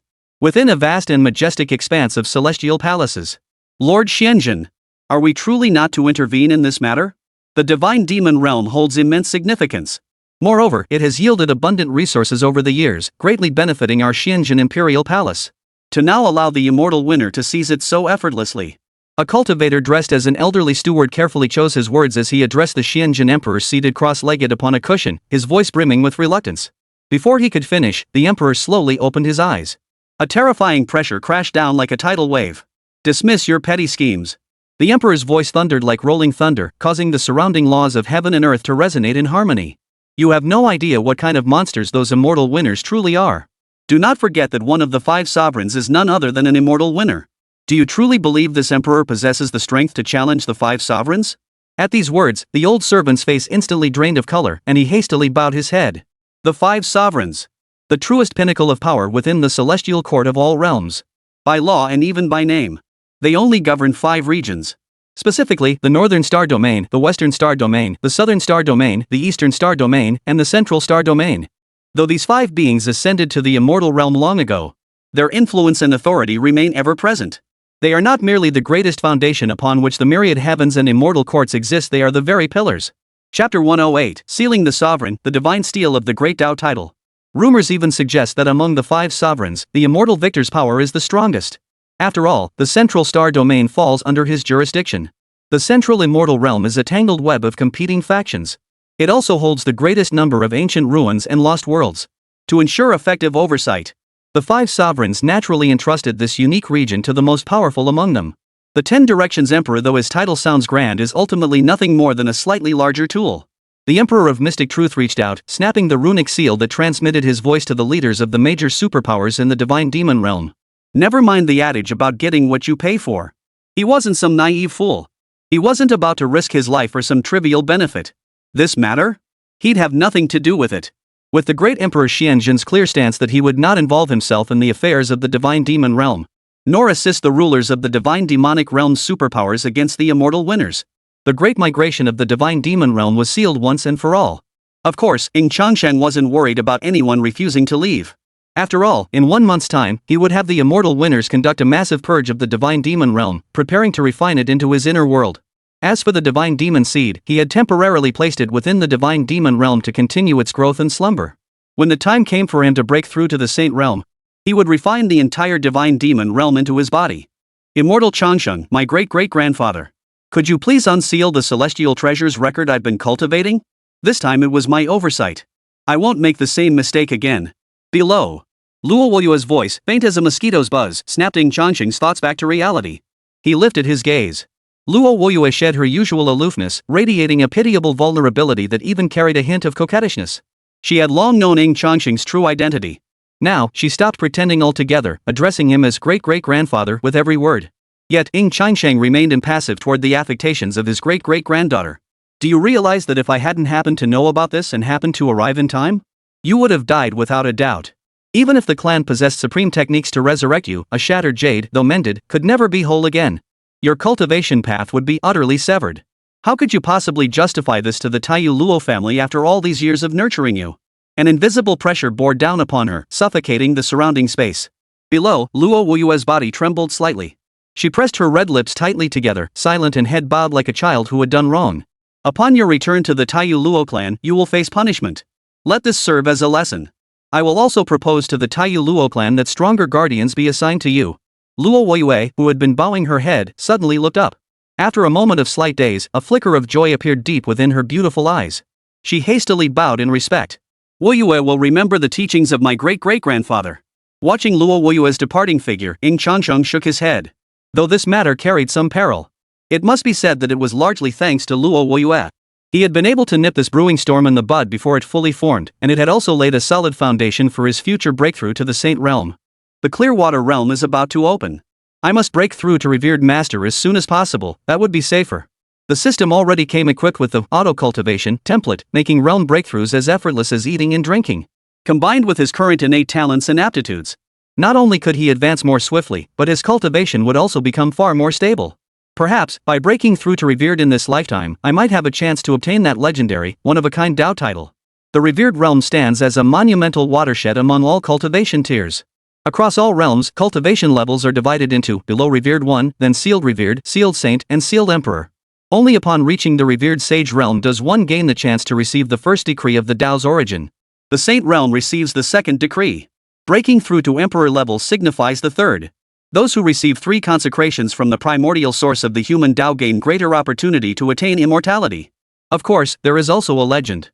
If one can push a certain boundary to its absolute limit or even shatter it during the venerable conferment, they may attain a title unique throughout the ages. This title appears only once. As long as the recipient lives, the title endures, protected by the eternal Dao. As for the more common titles, they are generally universal, ranked from highest to lowest, heaven, earth, mystic, and yellow. Throughout the ages across all realms, only 10,000 beings have ever qualified for the heaven title. They are also entitled to inscribe their names upon the Great Dao Stele. The Earth-level title has nearly 200,000 names inscribed. As for the lowest rank, the yellow title, it merely signifies the foundation of attaining a title. He gathered his scattered thoughts. Ying Changsheng focused his mind, channeling every ounce of his innate constitution. Behind him, a vast ocean of rolling primordial purple chi spread out. The 9 primordial essences, along with the embryonic form of the law crystallized from the 10th primordial essence, hung behind him like 10 eternal suns suspended in the void. Centered on Ying Changsheng, surging laws engulfed the surrounding landscape with overwhelming force, violently pouring into his body. Time slowly passed. 7 days passed in the blink of an eye. The day of the Mingshui realm's opening drew near. The human race, the demon plant race, and the demon race had all dispatched their top prodigies to converge upon the Clearwater realm. Among them was Li Changqing, who had been resurrected a second time. Leveraging the myriad secret arts he had mastered in his previous life, Li Changqing successfully disguised himself as a demon. Yet even so, he remained vigilant, his gaze fixed warily upon the immortal winner's destiny. Damned Ying Changsheng! I owed you no debt, yet you severed my path to enlightenment, forcing me to expend my final resurrection chance. This enmity is unforgivable. A flash of hatred and madness flickered in Li Changsheng's eyes. Over the past few days, he had thoroughly investigated the matter. The formidable youth who had instantly slain him in a single encounter was none other than the immortal Ying Clan's eternal divine son. He understood all too well the terrifying implications of being a divine son of the immortal Ying Clan. But that was his final resurrection chance. He had saved it specifically for attaining the path to emperorhood. Now it was gone. How could he not be filled with hatred? Compared to Li Changsheng, the Demon Plant clan, which had suffered heavy losses at Ying Changsheng's hands not long ago, was also keeping a close watch on his movements. Yet with the Mingshui realm about to open, Ying Changsheng remained nowhere to be seen. This puzzled them greatly. Could it be that Ying Changsheng had no intention of entering the Clearwater realm? Boom! Suddenly, a colossal rumble echoed from the depths of the heavens. The laws themselves resonated with some mysterious aura, churning and surging ceaselessly. Countless people assumed the Brightwater realm had finally opened completely. But upon closer inspection, all eyes turned toward the direction of the Immortal Winner's encampment. Above the Immortal Winner's encampment, a vast purple ocean formed from swirling crimson dust and purple chi engulfed the heavens, drawing in endless laws from all around. These laws coalesced and swirled into a colossal purple vortex. The great Tao of heaven and earth resonated in unison. Vast swaths of void shattered like mirrors, while endless multicolored radiance shone like divine light, blazing with unparalleled brilliance. Then, under the horrified gazes of countless beings, a colossal golden steel, bearing the power of the boundless Tao and resembling a divine mountain piercing the heavens, slowly materialized from within the purple vortex. The immense commotion captured everyone's attention. That is, some recognized the origin of the colossal steel and cried out in astonishment, "That's the divine steel of the Great Way. It seems to be a divine tablet of the sovereign level. An immortal winner has a prodigy who broke through to become a venerable and is now qualified to receive a Dao title." Chapter 109, The Fallen Emperor Era's Eternal Winner. Surely not the same person? Though the divine steel of the great Tao has appeared in historical records. But how vast are the myriad realms of the cosmos? When averaged out, countless individuals spend their entire lives without ever witnessing the descent of a divine steel of the great Tao. Thus, many believed the so-called divine steel of the great Tao's title to be a fabricated illusion conjured by certain individuals. But now, witnessing such a magnificent cosmic phenomenon descend with their own eyes, countless souls finally confirmed the legend's authenticity. The immortal sun has broken through to revered one and successfully shattered some barrier, about to receive a divine title of the great Tao. Who knows what title the eternal divine son will receive? It must be one of the legendary heavenly titles said to have only 10,000 slots throughout all of history, right? The young elites of numerous immortal lineages were all stirred, their eyes filled with awe. Their divine sons, even at the spirit transformation realm, could effortlessly sweep aside the prodigies of their generation. Now, having ascended to revered one and standing at the forefront of countless young lineages, how formidable must their power be? What shocked them even more was this. Ying Changsheng had been brought back from the lower realms by their families. Upon his return to the lower realm, his cultivation was merely at the Spirit Palace realm. Now, in just 2 months, he was on the verge of attaining venerable status and was about to receive an imperial decree from the Tao. Absolutely outrageous. Numerous cultivators were drawn to the commotion. Even the demonic tribes and their powerful members turned their gaze toward him, though they harbored intentions to deliberately sabotage the proceedings. For instance, preventing Ying Changsheng from successfully attaining the title of sovereign. However, when they sensed the vast imperial aura faintly emanating from the depths of the void, no fewer than 5 such auras, even the powerful figures from hostile factions who harbored animosity toward the immortal winner reined in their intentions. To attempt anything against Ying Changsheng under the watchful eyes of 5 supreme emperors would be tantamount to courting death. Perhaps this Ying Changsheng will only receive a title starting with the character Xian at best, a D character title. Even if he succeeds in becoming a titled venerable, he'll only be a earth rank at best, nothing to get excited about. As soon as this powerful figure spoke, his words were echoed by many others. Whether it was Ying Changsheng being chosen as the divine son of the immortal Ying Clan, or the ancient ancestor personally bestowing blessings upon him, or his earlier performance on the Chaos Continent, slaughtering the forbidden offspring of the demonic plant tribe as easily as killing chickens, all undeniably proved his formidable strength. However, the heaven tier slots on the divine steel of titles for revered ones were already filled. Only 10,000 such titles existed at this level. Throughout the countless eons of the myriad realms, innumerable prodigies of extraordinary talent could only compete for these 10,000 titles. Moreover, even after those peerless prodigies who once held these titles ascended to the immortal realm or met their demise, their names remained engraved upon the divine steel of the great Tao. This led to a rather melodramatic outcome. Subsequent prodigies were born at the wrong time, making it increasingly difficult to obtain the heaven title from the great Tao steel, a title reserved for those of venerable status. Although Ying Changsheng had recently displayed extraordinary prowess and achieved dazzling victories, Everyone felt he still fell just short of the mark. Of course, this perception only held true while Immortal Winner suppressed all intelligence regarding Ying Changsheng. If all information about Ying Changsheng including the 9 primordial origins, now arguably the 10 primordial origins, and even the exposure of his 365 chaos primordial Dao Bones were revealed, their opinions would shift. Mother once mentioned that when father was young, during his breakthrough to revered master, he too received a Dao bestowal also of the heaven rank. Deep within the void, Luo Qingxian seemed lost in recollection. From the perspective of Dao laws, father is now considered reincarnated, which should also count as resurrection. Causally speaking, he should have inherited the previous incarnation's bestowal. Could he receive another bestowal? Hard to say. Ying Tian interjected from the side. After all, such a situation is unprecedented throughout the history of our myriad realms. If father truly could receive another bestowal, it would be a dual Dao bestowal. Didn't father receive fiefdoms both when he broke through to the Saint realm and the Emperor realm in his previous life? Does that mean 6 great Dao fiefdoms? The 3 siblings grew increasingly anxious as they discussed it. Father felt absurdly powerful after his rebirth. Not only did he gain the 9 primordial sources and 365 chaos primordial Dao Bones in his new life, now he could gain 3 more great Dao enfeefments. It made them all want to reincarnate and start anew. At that moment, the colossal divine steel of great Dao titles erupted with blinding radiance. Row upon row of golden characters, written in flowing, serpentine strokes and imbued with boundless Dao power, gradually materialized. They were all prodigies who once reigned supreme throughout the ages, leaving indelible marks of extraordinary brilliance in the histories of myriad realms and heavens. Year 1 of the Primordial Era, Ying Clan's Heavenly Cavern, Ying Tianming. Year 1 of the Primordial Era, Yi Clan's Heavenly Realm, Yi Lintian. Nirvana Era, 9 Nether Imperial Court, Emperor Absolute Heaven. The Era of Celestial Splendor, the Primordial Luo Clan, Luo Wuxian. The Fallen Emperor Era, the Primordial Luo Clan, Luo Qingxian. The Fallen Emperor Era, the Yi Clan's Divine Cavern, Yi Lingxue. The Fallen Emperor Era, the Primordial Heavenly Court, Xiao Wanyue. The Fallen Emperor Era, the Primordial Star Sea Clan, Xing Zishi. The Fallen Emperor Era, Immortal Winner, Ying Changsheng. The Era of Destiny's Resurgence, the Primordial Qin Clan, Qin Wudao. One by one, the names appeared. Each represented a peerless genius who had graced the annals of history across the myriad realms. Each name carried their aura profound and colossal. However, for the names of the many prodigies in this current era of the revival of heaven's mandate, many cultivators and sentient beings no longer paid them much attention. Their gazes, without exception, converge upon a single line of golden characters. The Era of the Fallen Emperor, Ying Changsheng. What's going on? Am I seeing things? Isn't the era we're in supposed to be the widely acknowledged era of Destiny's resurgence? How did Ying Changsheng end up in the Fallen Emperor era? Could the divine steel of the Great Dao be mistaken? Countless factions and races buzzed with speculation. Some powerful beings instinctively released their divine senses, attempting to probe the divine steel of the Great Dao with their own power. Boom! Yet such audacity provoked the wrath of the divine steel of the Great Dao. The divine steel of the Great Dao shook violently. The terrifying force surged forth, instantly inflicting a horrific backlash upon those who dared to peer into its depths. They spat blood, their very souls nearly shattered by the assault. This only made the truth everyone yearned to uncover seem even more elusive. Could we be overthinking this? The immortal Ying Clan has countless members.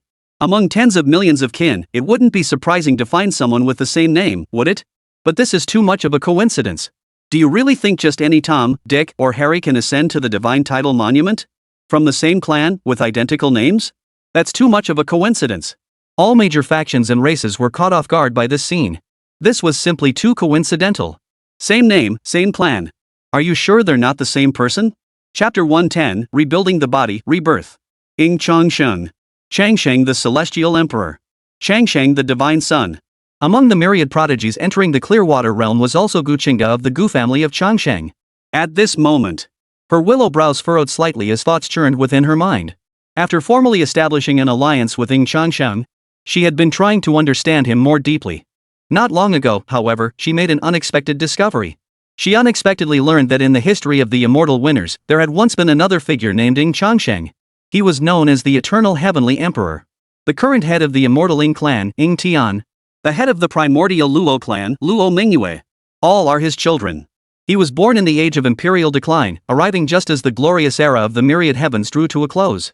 That era saw the heavens in turmoil, as major powers clashed in a great war fueled by ever-expanding ambitions and the scramble for cultivation resources. Later, the alien forbidden zones across the boundless sea seized the opportunity to invade, further escalating the scale of this chaos. Countless Dao realms were shattered. Emperors fell like rain. To emerge from that era, ascend to the position of Celestial Emperor, and even sweep through the alien races of the Forbidden Zone. This alone demonstrated the terrifying strength and formidable talent of this Ying Changsheng. Yet in the history she knew, this eternal heavenly emperor had long since vanished without a trace. Some whispered rumors of his demise. Others claimed he had ascended to the immortal realm. But no matter what, he should not have appeared over 100,000 years later. Yet, the most bizarre coincidence of all emerged. The Ying Changsheng of this era and the Ying Changsheng from over 100,000 years ago have awakened the same divine physique. The Dao unifying divine physique, the primordial chaos Dao Bone. The same clan, the same physique, the same name. Could this be mere coincidence? Could it be that the vanished immortal emperor of eternal life from back then has been reborn? Gu Qingge could think of this possibility. And many others could too. At this very moment. Especially those ancient beings who knew the hidden truths of history and had long confirmed that Ying Changsheng of the fallen emperor era had perished. Almost all of them shared the same question. Isn't this a bit too coincidental? Could it be that Ying Changsheng, that peerlessly brilliant figure from the fallen emperor era, has truly been resurrected? Otherwise, how could someone who remained undetected by the immortal Ying Clan, even having his bloodline brought back from the lower realms, not only become a divine son but also possess such terrifying innate power? They knew full well. The position of divine son within the immortal Ying Clan was established precisely because Changsheng had emerged during the fallen emperor era. Now, the immortal Ying Clan has repeatedly set precedents. They've elevated a being summoned from the lower realms to the status of divine son. The ancient ancestor personally opened the immortal gate to bestow blessings upon him. Now, seeing the same name emerge once more, they couldn't help but suspect something fishy was afoot. There are certain factions that maintain favorable relations with the immortal winners. Some have even grown so impatient with their curiosity that they've begun inquiring about the immortal winners through their extensive networks. But without exception, they received no response whatsoever. Deep within the mysterious space, the three siblings, Ying Tian, exchanged glances, their eyes reflecting a hint of helplessness. It feels like father's secret identity won't stay hidden much longer. It's inevitable. Ying Wuxuan, usually reserved, spoke up unusually. After all, father's resurgence is too dazzling and attention-grabbing. He's destined to be the central figure in the future of the myriad realms. It would be strange if he went unnoticed. I actually think this father returning to the rank of revered one and summoning the divine steel of the great Dao once more is a good opportunity. It's a breakthrough moment for all realms to know that our father has returned. Back when their father vanished completely, many opportunistic factions had seized the chance to spread rumors that he had perished utterly. Many powerful figures even secretly held celebratory banquets. After all, back then, father was not only the divine son of the immortal winners but also the heir to the position of patriarch of the immortal winners. He was one of the few patriarchs in the immortal winner clan's history to lead the clan to an even greater pinnacle. Such supreme glory inevitably incurred the enmity of numerous supreme powers across the myriad realms. Thus, upon his demise, countless factions rejoiced. But now, the smiles on the three siblings' lips grew even broader. They were filled with immense anticipation. Those who had shared their father's era once cheered and rejoiced upon learning of his death. But now, these ancient monsters, advanced in years and nearing the end of their lifespans, witnessing their father reborn into a second life, shining brilliantly in the era of the revival of heaven's mandate, while they could only rot in their coffins, consumed by resentment and confusion. Beyond the Ming water realm, as Ying Changsheng's breakthrough to revered master once again drew the attention of the divine steel of the great Dao, capturing the gaze of countless realms across the cosmos. Deep within the Star Sea graveyard, the crystal-glazed coffin shimmered with radiant light, refracting the dazzling brilliance of the Dao. At this moment, a figure stood before the crystal glass coffin. It was a man, though his face was shrouded in mist of the Dao. A faint resemblance to the woman within the coffin could be discerned through the hazy contours. Zishi, why must you do this? Why didn't you follow your elder brother to ascend to the immortal realm sooner? The immortal realm is filled with so many prodigiously talented geniuses, none inferior to that fellow, and many even more outstanding. Why fixate on one person? Rather than endure the agony of sealing yourself in slumber and practicing the torturous soul-splitting technique, just to live another lifetime through this twisted, extreme method to meet him again in so-called reincarnation. You, brother, what can I even say to you? The young man muttered incessantly, his voice tinged with discontent, yet more so with resignation. Enough, enough. You've grown up, and now you're stubborn as a mule, never listening to your elder brother. You must be at the most critical stage now, right? I'll lend you one last helping hand. Speaking thus, the towering youth himself, sporting a fishtail and crowned with a regal diadem, clasped his hands in an ancient ritual gesture and flicked a finger. A burst of multicolored radiance instantly shot deep into the crystal glass coffin. The crystal coffin refracted an ever brighter radiance, as if reflections from the depths of time and space. Time and space continuously converged. Gradually, a figure emerged almost identical to the woman slumbering within the crystal coffin, yet significantly younger. Clearly the form of an 18-year-old maiden slowly materialized amidst the myriad lights. As the multicolored radiance grew more intense, the girl's ethereal form solidified, gradually taking on physical substance. Yet her soul remained slumbering. Until the young man reached out and grasped a peculiar crystal glass mirror. Ripples spread across the mirror's surface. A scene was projected. In the Clearwater realm, Ying Changsheng was breaking through to become a revered one, receiving the divine steel bestowed by the great Dao. Sis, that scumbag you've been waiting for is back. If you still can't awaken this fragment of your soul, don't blame me for not warning you. The young man deliberately spoke in a very low voice. He even deliberately produced a piece of commemorative jade. It was as if he were merely going through the motions to get the job done. He feared his sister would blame him for not waking her when she awoke and then hold a grudge against him. I've already called you. If you don't wake up, don't blame your brother for not keeping our promise. The moment these slightly snide words fell from his lips, amidst the swirling light and shadow, the woman whose form grew increasingly tangible suddenly opened her beautiful eyes. Chapter 111, one who could have become the eternal emperor yet willingly sealed himself. Sis, you're awake. The young man's face lit up with joy at the sight. But before he could step forward, Xing Zishi lashed out with a fishtail, striking toward his face. A sharp crack echoed through the air. The young man's face twitched violently as his entire body spun like a top in midair. With a thud, he crashed heavily to the ground. The cool demeanor he'd carefully cultivated shattered completely. I knew you'd play dirty tricks and not wake me up when it mattered. I'd been holding back too. Xing Zishi's form solidified from nothingness into tangible reality. Her body was as white as snow, smooth and delicate like jade. Countless stars around her burst into brilliant radiance at that moment. Strands of starlight transformed into silver threads, gradually weaving themselves into a starry sea gown that draped itself over Xing Zishi. Simultaneously, the celestial crown atop her head, seemingly woven from infinite starlight, faded and vanished. Her entire being, which had initially radiated otherworldly transcendence, now gradually took on a hint of the earthly warmth unique to humanity. Immediately after, Xing Zishi reached out once more with her jade-like hand and grasped the bronze mirror. Through the bronze mirror, she witnessed the events unfolding in the Clearwater realm at that very moment. Has he been reincarnated and revived? A glimmer of longing and anticipation flickered in the depths of Xing Zishi's beautiful eyes. I must go see him now. Sister, it's not that I don't support you. The young man who had been knocked away reappeared, sighing with regret for his sister. That man already has a son and a daughter. Sister, why must you linger among mortals as his concubine? Ascend to the immortal realm sooner. Father will select many young immortals for you there. Why cling to this man? Seeing his sister completely ignore him, treating his words as if they were wind passing by her ears, Hoshino sighed. He lifted his gaze toward the enormous crystal glass coffin. Within the glass coffin lay his sister's true form. The body she now inhabited was merely a celestial form fashioned from the power of countless stars across myriad realms. It could not compare to her true form, which had already entered the realm of immortality. As one of the most ancient primordial races, they need not push open the immortal gate like mortals to enter the realm of immortals and attain enlightenment. They need only absorb sufficient stellar energy. As their age and bodies gradually mature, they naturally transcend into the immortal realm.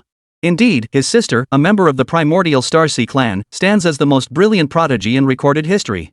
The race's priests had specifically calculated this. Xing Zishi needed no deliberate cultivation.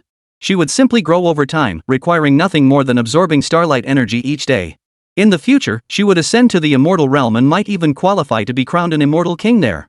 She need only exert minimal effort in cultivation. Achieving the status of eternal emperor of the immortal realm would be inevitable. She was regarded as the hope and pride of her race. Yet she's utterly love-struck. Being love-struck might be forgivable. But she had to fall for a married man.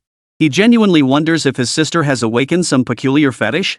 Their race's emotions are exceptionally pure and devoted. Typically, upon learning their beloved already had a family and children, they would abandon their pursuit, offering blessings and support for the other's happiness. But his sister? After learning that Ying Changsheng had children of his own, she seemed to pursue him even more frantically. Purity was cast aside, leaving only devotion. So he keeps reincarnating, and like my current body, he's also 18 years old? At that moment, Xing Zishi had already learned everything about Ying Changsheng through the bronze mirror. Her eyes, as beautiful as the stars, shone with brilliant light. Her decision to expend so much to forge a new body and indirectly live a second life was absolutely the right choice. She would finally be reunited with Ying Changsheng. Brother, please sink my true form into the depths of the star sea. I must go find him. With that, Xing Zishi took a step forward. Her bare jade-like legs and feet transformed once more into a fish body and tail, swaying gracefully with her movements. A shimmering river of time gradually materialized before her. Were such a scene to be revealed, it would surely cause a tremendous uproar. As everyone knows, Only cultivators who had shattered the limits of humanity and reached the Emperor realm could summon the phantom of the River of Time. Though Xingzix's form was forged from the boundless power of the stars, his cultivation level barely reached that of a venerable. It was still far from capable of resonating with the River of Time. Yet, the River of Time appeared nonetheless. Xingzishi seemed to transform into a fish swimming within the river's currents. That power of time, potent enough to extinguish eternity itself, to reduce all laws and matter in the world to temporal dust. Yet the instant it touched Xingzix's skin, it failed to affect her in the slightest. Instead, the boundless time seemed to resonate with some force, like dancing time sprites circling around Xingzixi. In that moment, Xingzishi appeared draped in a cloak woven from time and starlight, trailing a dazzling aurora as she gradually vanished into the depths of the River of Time. When things are fine, call me big bro. When trouble comes, just yell brother. Xingye's lips twitched, but he sighed and shook his head, murmuring in a voice only he could hear, Ying Changsheng, this lifetime, don't you dare wrong my sister again. After hearing of your demise, my sister spared no expense draining the very essence of the stars, borrowing the power of countless celestial bodies to reverse time and space. Defying the heavens and earth, she sought your traces. Otherwise, with her innate talent, within 100,000 years, she could have become an immortal king of the immortal realm or even ascended further. He remained utterly oblivious to the fact that he had already been targeted. Ying Changsheng remained utterly oblivious. At this moment, he was wholly immersed in the process of breaking through to the state of a revered one. In that moment, his consciousness seemed to soar beyond his physical form, achieving a peculiar form of spiritual ascension. As his soul ascended, the Mingshui realm shrank beneath his gaze, then the entire Hongtian Dao domain. Finally, the entire multiverse of all realms. As the myriad realms shrank within his vision, he could faintly discern that even vaster, boundless expanse. Divine light shone brilliantly, celestial palaces and heavenly gates dotted the sky like stars. Yet he also discerned a strange and eerie place. Words failed him to describe it. It resembled a hell of flesh and blood, saturated with darkness and foreboding, a place where all the malevolent thoughts and negative emotions from countless worlds converged. Countless malevolent gazes, each embodying different forms of malice, fixed upon him from the depths. Yet, he was now wholly immersed in the process of breaking through his cultivation realm. These thoughts were soon overshadowed, temporarily pushed to the back of his mind. Finally, his soaring soul seemed to touch some kind of invisible, transparent shackle. He knew this was the ultimate limit of the revered realm. The more he could break through it, the more shackles he shattered, the rarer the Dao title he would attain. Chapter 112, Billions of overlapping universes. Could he have been revived? Break! Ying Changsheng's aura surged relentlessly. The moment his aura erupted, the first layer of intangible shackles shattered instantly. The Nine Suns Divine Body erupted, unleashing a terrifying heat after its transformation, a temperature countless times more scorching than solar fire or even the legendary Golden Crow's flames. Layer after layer of the intangible shackle barrier melted away. But this was not his limit. His true eruption had only just begun. The power of the double pupils erupted, unleashing the infinite force of illusions. The world grew darker still, as if a crimson barrier forged from the blood and fire witnessed by countless double pupil bearers throughout history slowly descended from the depths of spacetime, shrouding the world. The storm of blood and fire erupted with a thunderous roar, shattering layer after layer of invisible shackles and barriers once more. The power of the Linglong Heart of Enlightenment and the holy body of 10,000 spirits was also unleashed, the two forces merging once more. Crack, crack, crack. Amidst the continuous shattering sounds, the barriers, layered upon one another like reflections of countless parallel universes, shattered one after another like mirrors. In the boundless depths of the starry sea where only Ying Changsheng existed, a shower of glass shards, as ephemeral as a mirage, erupted. Ying Changsheng shone like a star radiating boundless white light. Transparent glass, like the barriers of worlds no, like layers upon layers of accumulated glass surrounded him overhead. Yet with each successive eruption from Ying Changsheng, these transparent panes shattered relentlessly. The true vistas of this boundless star sea gradually revealed themselves. None knew what Ying Changsheng had endured. Yet they all witnessed the divine monument of the great Dao trembling violently and rumbling with fury. Purple gold light erupted. The yellow Dao title seal appeared, only to vanish instantly. Soon, it transformed into the mystery character. This signified that Ying Changsheng had attained the qualification for the mystery Dao title. This progress is far too rapid. Judging by the accumulation of calamity clouds piled high in the nine heavens, Ying Changsheng has only just begun his breakthrough to revered one. How could he already attain the mystic Dao seal so swiftly? This is simply unbelievable. Countless powerful beings let out a collective gasp. Some of them had witnessed the great Dao steel conferring titles before, but none had witnessed it happening this swiftly. At that moment, Ying Changsheng unleashed the power of his Dao Unified Divine Body. More transparent shackle barriers shattered in response. Simultaneously, countless onlookers outside were struck dumb with shock and horror. Under the gaze of countless powerful beings whose worldviews were nearly shattered, The mystery Dao title Ying Changsheng had previously attained had transformed in the blink of an eye into the Earth Dao title. But before they could recover from their shock, the divine steel of Dao titles erupted with an even more dazzling radiance. The Earth Dao title flickered faintly, then abruptly transformed into the Heaven Dao title. At that moment, countless people were utterly dumbfounded. This can't be right? Wasn't the Heaven Grade Dao seal supposed to be extremely rare, with no slots left at all? Ying Changsheng just broke through and already obtained a Heaven Tier Great Way seal? That's unreasonable. The Heaven Grade Dao seal is that easy to obtain? I feel like I could get one too. Like hell you could. He's barely a spirit transformation cultivator in his 30s and you think you deserve a conferment? Look over there, everyone. Suddenly, another gasp rang out, drawing the attention of many who had been arguing. Truthfully, no such sound was needed to alert them. Everyone had already noticed. They saw that Ying Changsheng's name had already appeared in the reserved spot for the Heaven Grade Great Way. What was even more absurd was, the placement seemed slightly off. The era of the fallen emperor, immortal victor, Ying Changsheng. What was going on? Why was this line of text glowing? They're currently in the age of destiny's resurgence. How did Win Eternal Life end up in the fallen emperor era? Could it be that the divine steel of the great Dao has malfunctioned? Or could it be that the Ying Changsheng of this era shares an inextricable connection with the Ying Changsheng of the fallen emperor era? What on earth is going on? The divine steel of the great Dao cannot be faulty. Therefore, the problem must lie with this Ying Changsheng. These two must be connected, they might even be the same person. Finally, someone had arrived at this conclusion. Only this conclusion could explain such an outrageous coincidence. They had also heard a rumor. It said that when someone successfully reincarnated and began cultivating anew, if they break through to the revered stage again after reincarnation and attract the Dao sealing divine steel, the special Dao bestowed title they had previously received would be reactivated. It might even overlap with the title from their previous life. But all this was merely hearsay, they had never witnessed it firsthand. Thus, it hadn't occurred to them at first. But now, with such an extraordinary scene suddenly unfolding, perhaps this explanation is the only plausible one. Yet this was even more absurd. Ancient beings, especially those who had witnessed the myriad realms once dominated by Ying Changsheng, were utterly dumbfounded, unable to believe it. This shouldn't be possible. Never mind that he died 100,000 years ago. Moreover, the Heavens Mandate Divine Palace and the Heavenly Mechanics Divine Island, those masters of divination and prophecy, all gave the same verdict: his true destiny is lost, his true spirit extinguished. Even the great beings of the immortal winners, who've reversed the river of time countless times, couldn't find his true origins or traces. Reviving him is impossible. How could he still be alive? It's fake. All of this is fake. It must be a coincidence. Ancient had once subconsciously rejected this decision. After all, how could one be revived when both true destiny and true spirit were gone? But how could they explain the bizarre spectacle unfolding at the divine steel of the great Dao?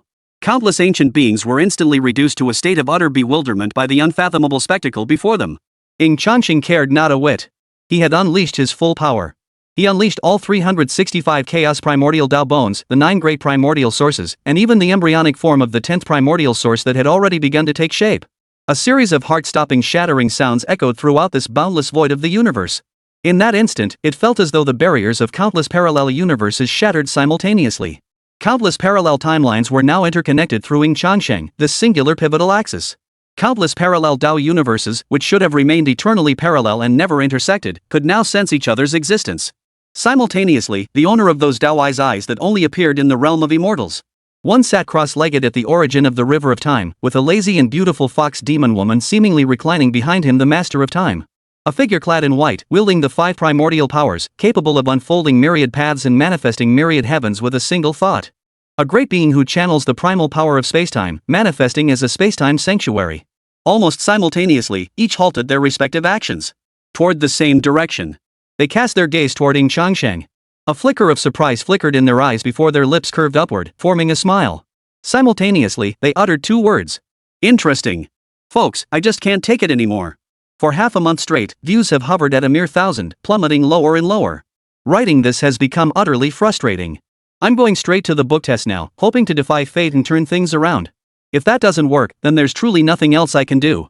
Chapter 113, The Divine Son, is he our charming yet overbearing ancestor? The convergence of countless parallel universes vanished in an instant.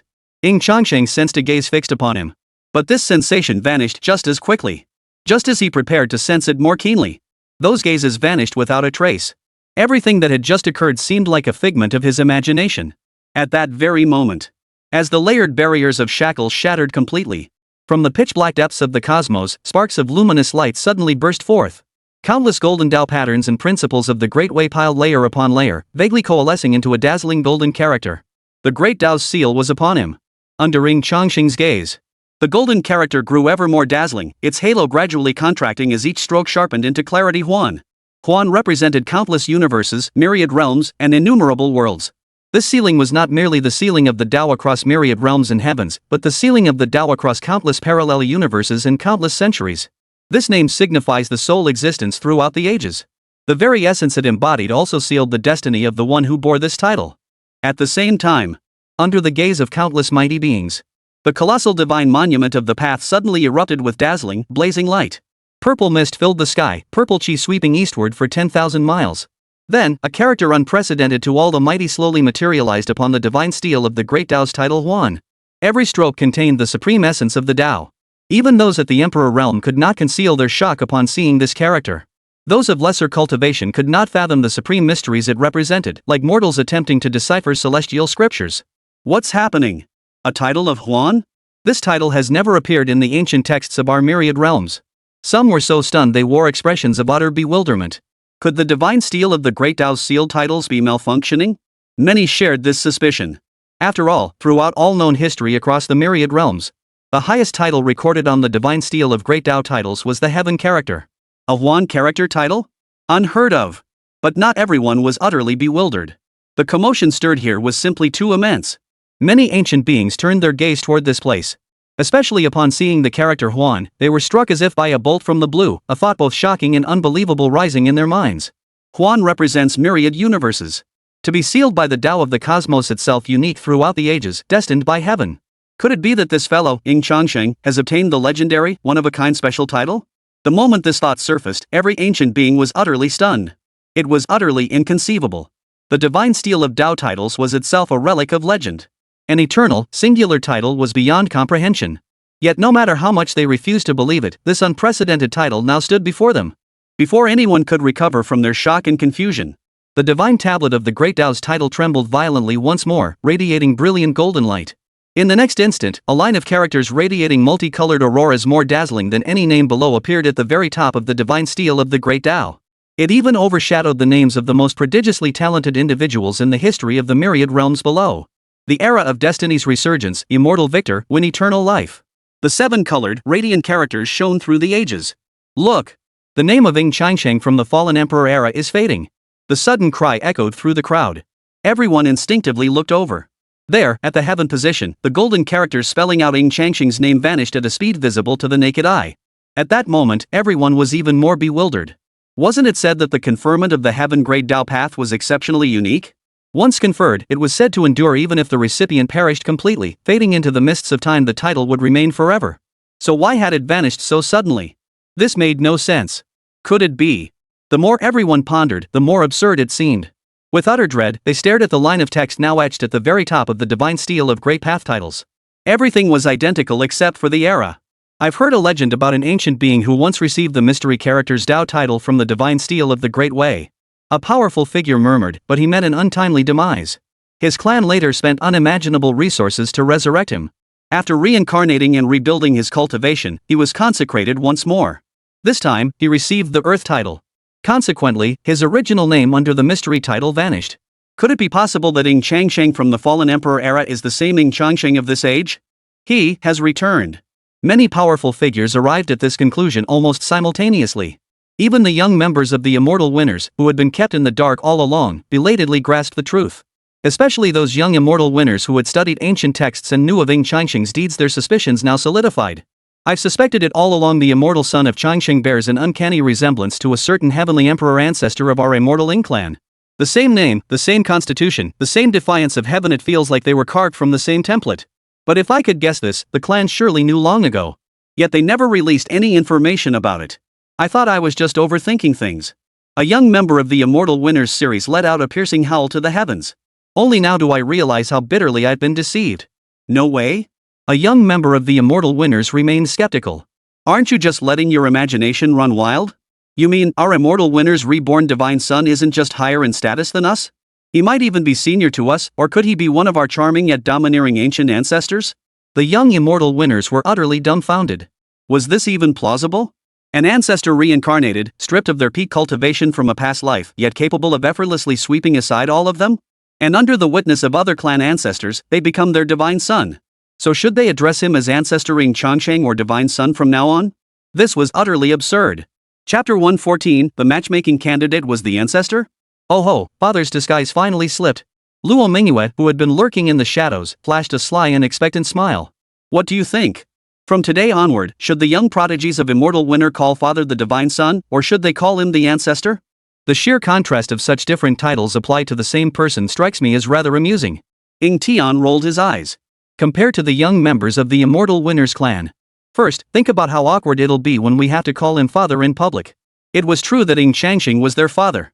But he is only 18 after rebirth. How old were they? Each of them was over 100,000 years old. Calling an 18-year-old young man father always feels a bit odd. Shangshungu family residence. Guchinga, who had belatedly snapped back to her senses, also wore a blank expression. She vaguely understood something now. If the rumors circulating now were true, wasn't Ying Changsheng the ancient ancestor from the fallen emperor era, the immortal winner? She had proposed marriage to an ancient ancestor? Suddenly, it clicked for her why Ying Changsheng had rejected her family's marriage proposal back then. Though age was no barrier in the cultivation world. But the imperial fall era was at least 100,000 years ago. The gap between her and Ying Changsheng wasn't merely one of age, but a chasm-like disparity in understanding. Most crucially, Ying Changsheng might already have his own offspring. And most likely, they were high-ranking members of the immortal Ying Clan. If she were to marry Ying Changsheng, how would their familial relationship be defined? The thought alone made her blush. Guchinga flushed crimson, overcome with embarrassment. She shook her head vigorously, banishing these inexplicable thoughts from her mind. Gather every scrap of information you can find about the Di Luo era and about Ying Changsheng. You may use my authority within the Changsheng family to access our family library for intelligence. Guchinga commanded her attendants and servants. She believed that anyone who could emerge during the turbulent Di Luo era and have their name inscribed on the divine steel of the Great Tao must be renowned throughout the history of all realms. Numerous factions independently arrived at this same conclusion. Regardless of whether the matter was true or false, the name Ying Changsheng had already become the focal point of discussion among all major races across the myriad realms. The Immortal Winner and the Primordial Luo clan had also stirred up a storm. As the two clans with the deepest ties to Ying Changsheng, nearly all their high-ranking members learned his true identity on the very day he was brought to the upper realm. Now that Ying Changsheng's true identity had been exposed, and since Ying Changsheng made no effort to conceal it, they simply let events unfold, allowing all the prodigies of the two clans to freely speculate. Ying Changsheng, the peerless heavenly emperor of my Immortal Winner clan, titled the Eternal Heavenly Emperor. Emerging during the fallen emperor era, he swept away countless prodigies. After ascending to emperorhood, he became the youngest ruler in the history of the myriad realms. When alien races invaded, he marched into their forbidden territories, reclaiming lost lands across the cosmos. He ventured into the boundless sea for exploration, returning truths about the origins of the myriad realms to his clan. This ushered the Immortal Winner into a new era of glory. Until he pushed open the gates of immortality, entered the realm of the immortals, and was lost to all contact forever. According to ancient family records, it was because the eternal ancestor advanced further, touching upon the transcendent Tao and defying forbidden rules. Yet, due to ill fortune, he ultimately lost his true destiny, his primordial essence extinguished, and his body perished, his Tao vanishing.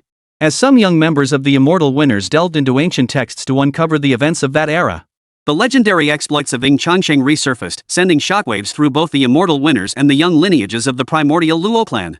True destiny and primordial source represent the very foundation of a cultivator's Tao. They also represent the primordial coordinates that anchor one's existence in this world. When both are lost, it signifies the complete erasure of one's primordial coordinates from existence. Without this primordial coordinate, even the eternal sovereigns who rule the immortal realm and myth would utterly perish and vanish. Even beings of their caliber have their Tao fruits bound to the immortal spacetime. Yet this ancient ancestor of theirs had lost both his true destiny and primordial essence before fully ascending to immortality. And yet he was resurrected? And lived out another lifetime. Forget others, even they couldn't believe it. It was utterly unfathomable, defying the very laws of the Tao they understood. How is this possible? He was clearly dead. Having lost both his true destiny and primordial essence, our heavenly mandate Divine Palace's former palace master absolutely made no mistake in his recommendation. At the same time, within a palace suspended amidst the 33 heavens, where celestial phenomena of sun, moon, mountains, and rivers surged, its vast dome shrouded by a colossal Tai Chi Bagua pattern, an old man raged like a madman. Bookcases laden with ancient texts and jade tablets lay overturned in his wake. The old man searched frantically throughout the palace for a certain object. As one of the most unique factions across the myriad realms, the heavens mandate divine palace. They shun worldly strife and lack the terrifying martial might of other great powers. Their greatest expertise lay in harnessing the cosmic principles and the intangible mandate of heaven to deduce and capture the trajectory of spacetime history. Each monumental turning point in spacetime history, or a critical intelligence gap. These will all be opportunities for the rise of their heavens mandate shrine. For instance, seizing pivotal historical junctures across timelines as opportunities to propel the entire heavens mandate shrine to new heights. Or, for instance, conducting divinations on individuals under the scrutiny of major powers across the myriad realms, then selling the intelligence for profit in information fees. The incident of Ying Changsheng's demise caused a tremendous uproar. It even indirectly influenced the historical trajectory of their very own heavens mandate shrine. The reason was simple. The ninth palace master of the heavens mandate divine palace, hailed as the most skilled in divination and capturing the secrets of heaven and destiny since the first and second palace masters. It was precisely while divining the circumstances surrounding Ying Changsheng that he paid with his life. Back then, he was still young. He witnessed his own master die before his very eyes. The only words he left behind for the world were, Ying Changsheng's heavenly mandate has ended, his true destiny is lost, and he will surely be unable to reincarnate. But his master had also left him and indeed the entire heaven's destiny palace with another statement. 2 sentences so unfathomable they defied belief. Should a person arise in the future who defies the rules of destiny, returning from the void of absurdity, then open the golden book of destiny I have left behind. The future and the path to survival lie within. After leaving these 2 sentences and the golden book of heaven's mandate, his master's meridians shattered, his primordial essence dissipated, and he ultimately met the same fate as Ying Changsheng in his prophecy, his heaven's mandate exhausted, his true destiny lost. Yet legend held that Ying Changsheng met such an end because he had dared to defy the greatest of taboos, reversing forbidden rules in a reckless attempt to forge something capable of overturning the very roots of destiny. His master, however, merely attempted to simulate Ying Changsheng's state and met the same fate. Could this not indirectly prove the sheer terror of what Ying Changsheng had attempted? Or even the dreaded punishment of the forbidden rules themselves? But now, his master died because he had once simulated Ying Changsheng's fate. Yet Ying Changsheng lived. Chapter 115, Harnessing the Causality of All Heavens, Overseeing the Destiny of All Realms. Back then, he too was haughty and arrogant. His master's death dealt him a crushing blow. He found it even harder to believe the words his master had left behind. Since its founding in the eternal ages, the heavenly mandate palace had never erred. No one had ever sacrificed everything for a prophecy of destiny, only to end up stripped of both true destiny and primordial essence. He could not accept his master's demise. He could not fathom that anyone could return from a fate sealed by death. Therefore, back then, neither he nor the entire heavens mandate shrine placed much importance on the relics left behind by his master. Some high-ranking members of the divine mandate palace even dismissed his master's final prophecy as a mistake and a failure. But who could have imagined? Today, he would search for his master's relics with near madness. After a thorough search, he finally located the scroll of the golden book of destiny, now weathered and thick with dust. Taking a deep breath, he opened it. A line of text leapt off the page. Not long after, deep within the ancestral lands of the divine mandate shrine, Zhang Tai, the current Grand Master of the Heavens Mandate Shrine, charged into the ancestral grounds clutching the scroll of the Heavens Mandate Golden Book. One by one, the ancient beings of the Heavens Mandate Shrine were roused from slumber. Tai, what has happened to make you so agitated? The current era of Heaven's Mandate is of utmost importance, a pivotal turning point for all realms across the cosmos. We must gather greater strength to seize the shifting tides of Heaven's Mandate. Did I not say not to disturb us unless it's urgent? A gray-robed elder seated upon a bronze Dao platform slowly opened his eyes, and a terrifying aura of the Dao instantly spread. Zhang Tai wasted no time beating around the bush. He produced the Golden Book of Heaven's Mandate and cut straight to the point. Master's words back then were not mistaken. Ying Changsheng, the one master divined years ago, the one whose divine essence was utterly annihilated for attempting to alter forbidden laws, he has returned to life. As he spoke, Zhang Tai raised the Golden Book of Heaven's Mandate high, the turning point of this era, the future path of our Heaven's Mandate Divine Palace. It lies within these pages. At these words, the ancestral grounds of the Heaven's Mandate Divine Palace fell into a deathly silence. The death of their late master Zhang Tai remained an excruciatingly vivid memory for them all. They had even grieved profoundly over the loss of such an outstanding disciple. But now, their once exceptional disciple, who sacrificed his life for the simulation, has actually survived? How could this be possible? After the initial shock, one of the elders swiftly snatched the Golden Book of Destiny from Zhang Tai's hands, fully unfolding it. His pupils contracted violently as his gaze scanned the pages, his entire being struck as if by a bolt from the blue. Ying Changsheng suffered the backlash of forbidden rules, likely because he sought to forge an unprecedented path, attempting to condense the 9 primordial essences. He succeeded in the end, yet he also failed. For I witnessed 9 great suns, each containing boundless, resplendent primordial power, appear behind him. As his body and soul shattered in the final moment, his last remnant of spirit was guided away by some unspeakable force. Had he utterly failed, the legend would have ended here, and the future would never have unfolded. One day, he might have returned to the mortal realm. The final last words left by the 9th generation Heaven's Mandate Divine Palace Master ended here. But they were all old foxes who had lived for tens of thousands of years. How could they fail to grasp its meaning? If the current Ying Changsheng truly was the Ying Changsheng of the Emperor's fall era. This signifies that in this reincarnated life, he has likely condensed the 9 primordial essences. 9 primordial sources. This revelation not only far exceeded their comprehension of the Tao. It was likely an unprecedented feat even in the ancient texts chronicling the birth of the myriad realms. Even the immortal Tao emperors documented in mythical texts could only possess a single primordial source after countless cycles of refining their bloodline cells. Perhaps some exceptionally powerful and unique beings possessed dual primordial essences, or even triple primordial essences. But that alone was already beyond comprehension. Let alone 9 primordial sources. As for questioning whether the prophecy of the 9th Palace Master of the Heavenly Mandate Divine Palace was mistaken? Don't be ridiculous. Their disciple paid with his life just to uncover this information. Wasn't that itself indirect proof of the rumor's authenticity? Report this matter immediately. Report it to the 10,000 Realms Celestial Watchtower. After a long moment of contemplation, the venerable elders of the Heaven's Mandate Divine Palace finally snapped out of their daze. The 10,000 Realms Celestial Watchtower stood as one of the most enigmatic top-tier organizations within the immortal realm. Their Heaven's Mandate Divine Palace was, in essence, merely a branch of the 10,000 Realms Celestial Watchtower. It was said that the being who founded the 10,000 Realms Celestial Watchtower possessed power so profound it transcended even the realm of the immortal realm's eternal emperor. A pair of Tao eyes could pierce through the ages of time and space, revealing all the heavenly mandate energies and karmic destinies of countless universes within their gaze. Truthfully, if possible, they would have preferred to conceal this matter. The implications were too vast. It touched upon the core secrets of the immortal winners and the primordial Luo clan. Often, knowing what one should not know is a capital offense. If those psychopaths from the immortal winners discovered they knew secrets about Ying Changsheng, they would likely all be silenced. But if they don't report it, the being who created the 10,000 Realms Heavenly Watch Pavilion might have already seen their actions through the eyes that perceive all fate and causality. At this moment, every powerful figure within the Heaven's Mandate Divine Palace regretted it. Regretted their decision to probe and calculate the outcome of the battle against immortal victory. Sacrificing the life of a mighty palace master was one thing.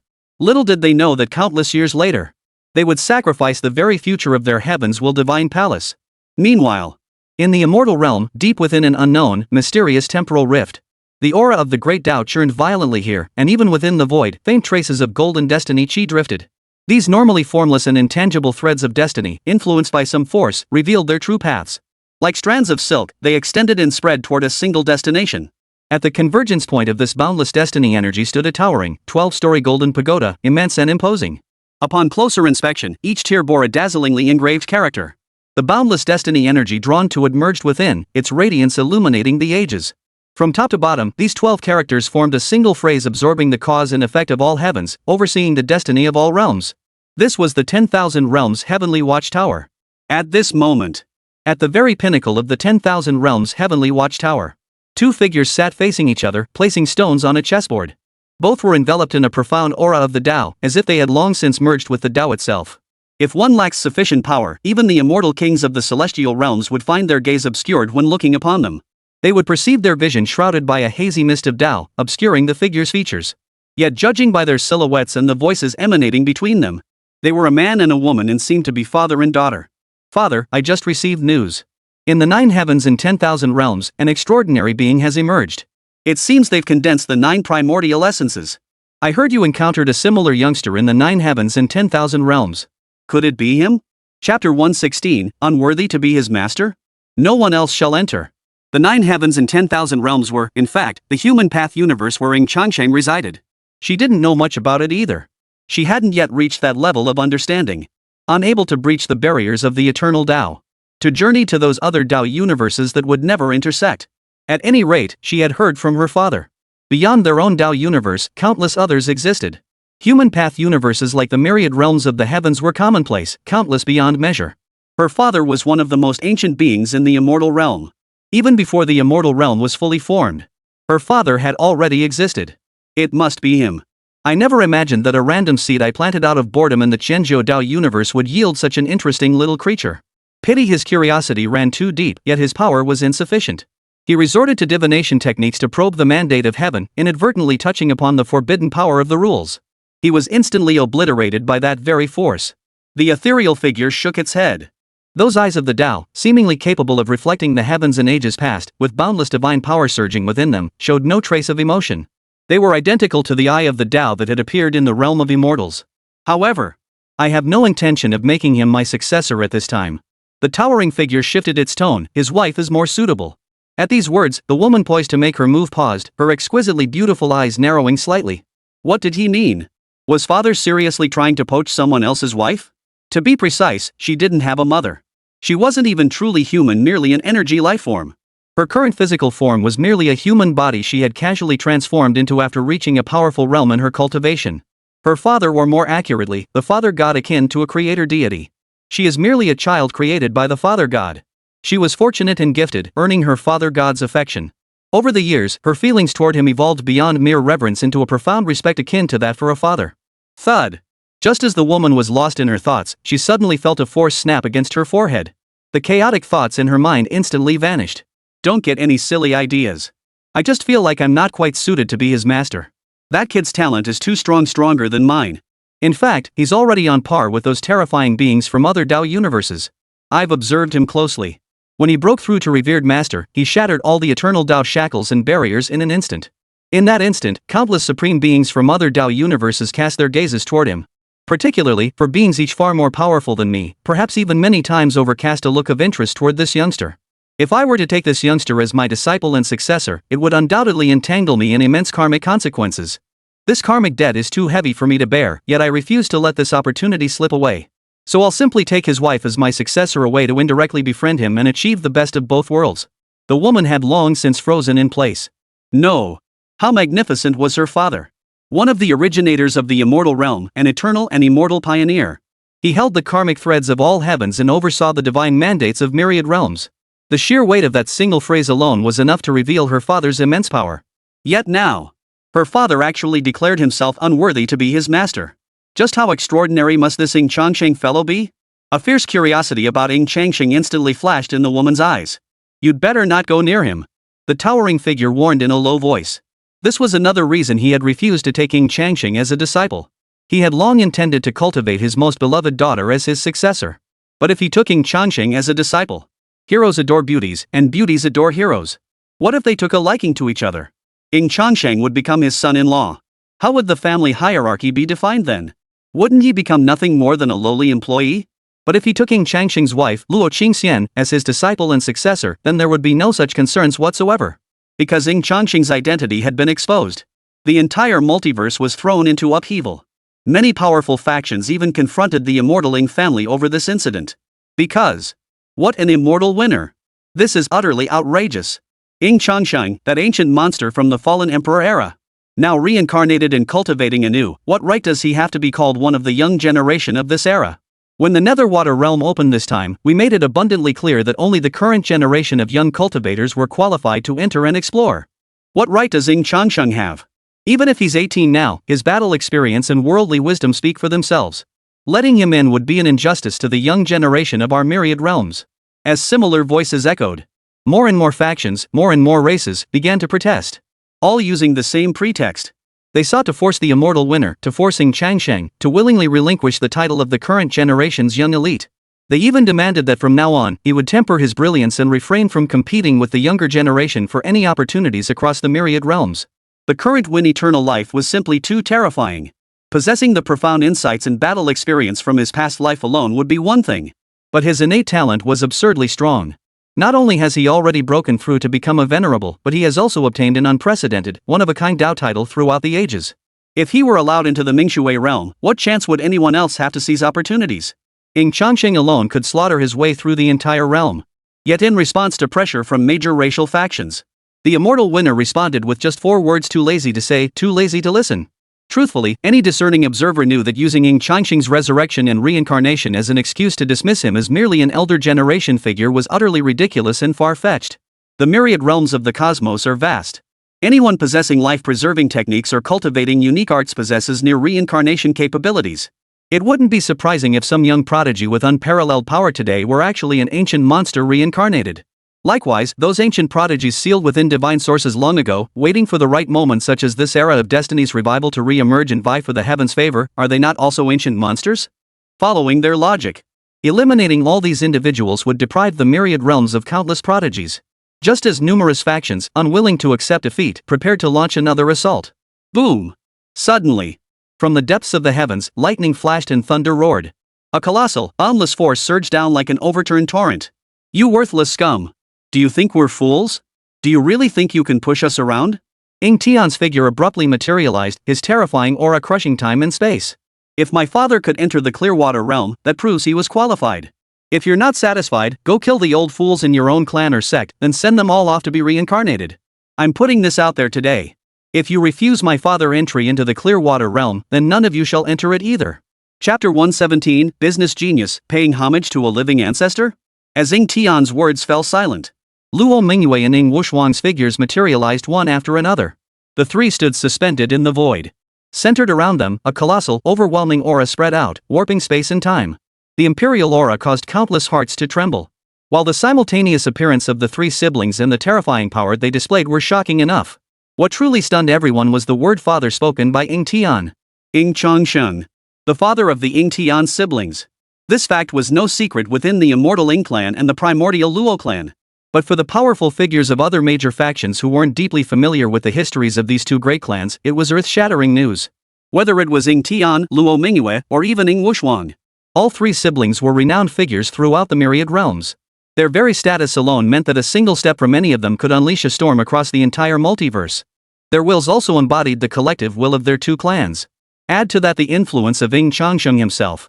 It is no exaggeration to say, they dared to pressure the immortal Ying family and Ying Changsheng, forcing him to abandon his chance to enter the Mingshui realm. A full-scale war would inevitably erupt. It could even engulf the entire multiverse.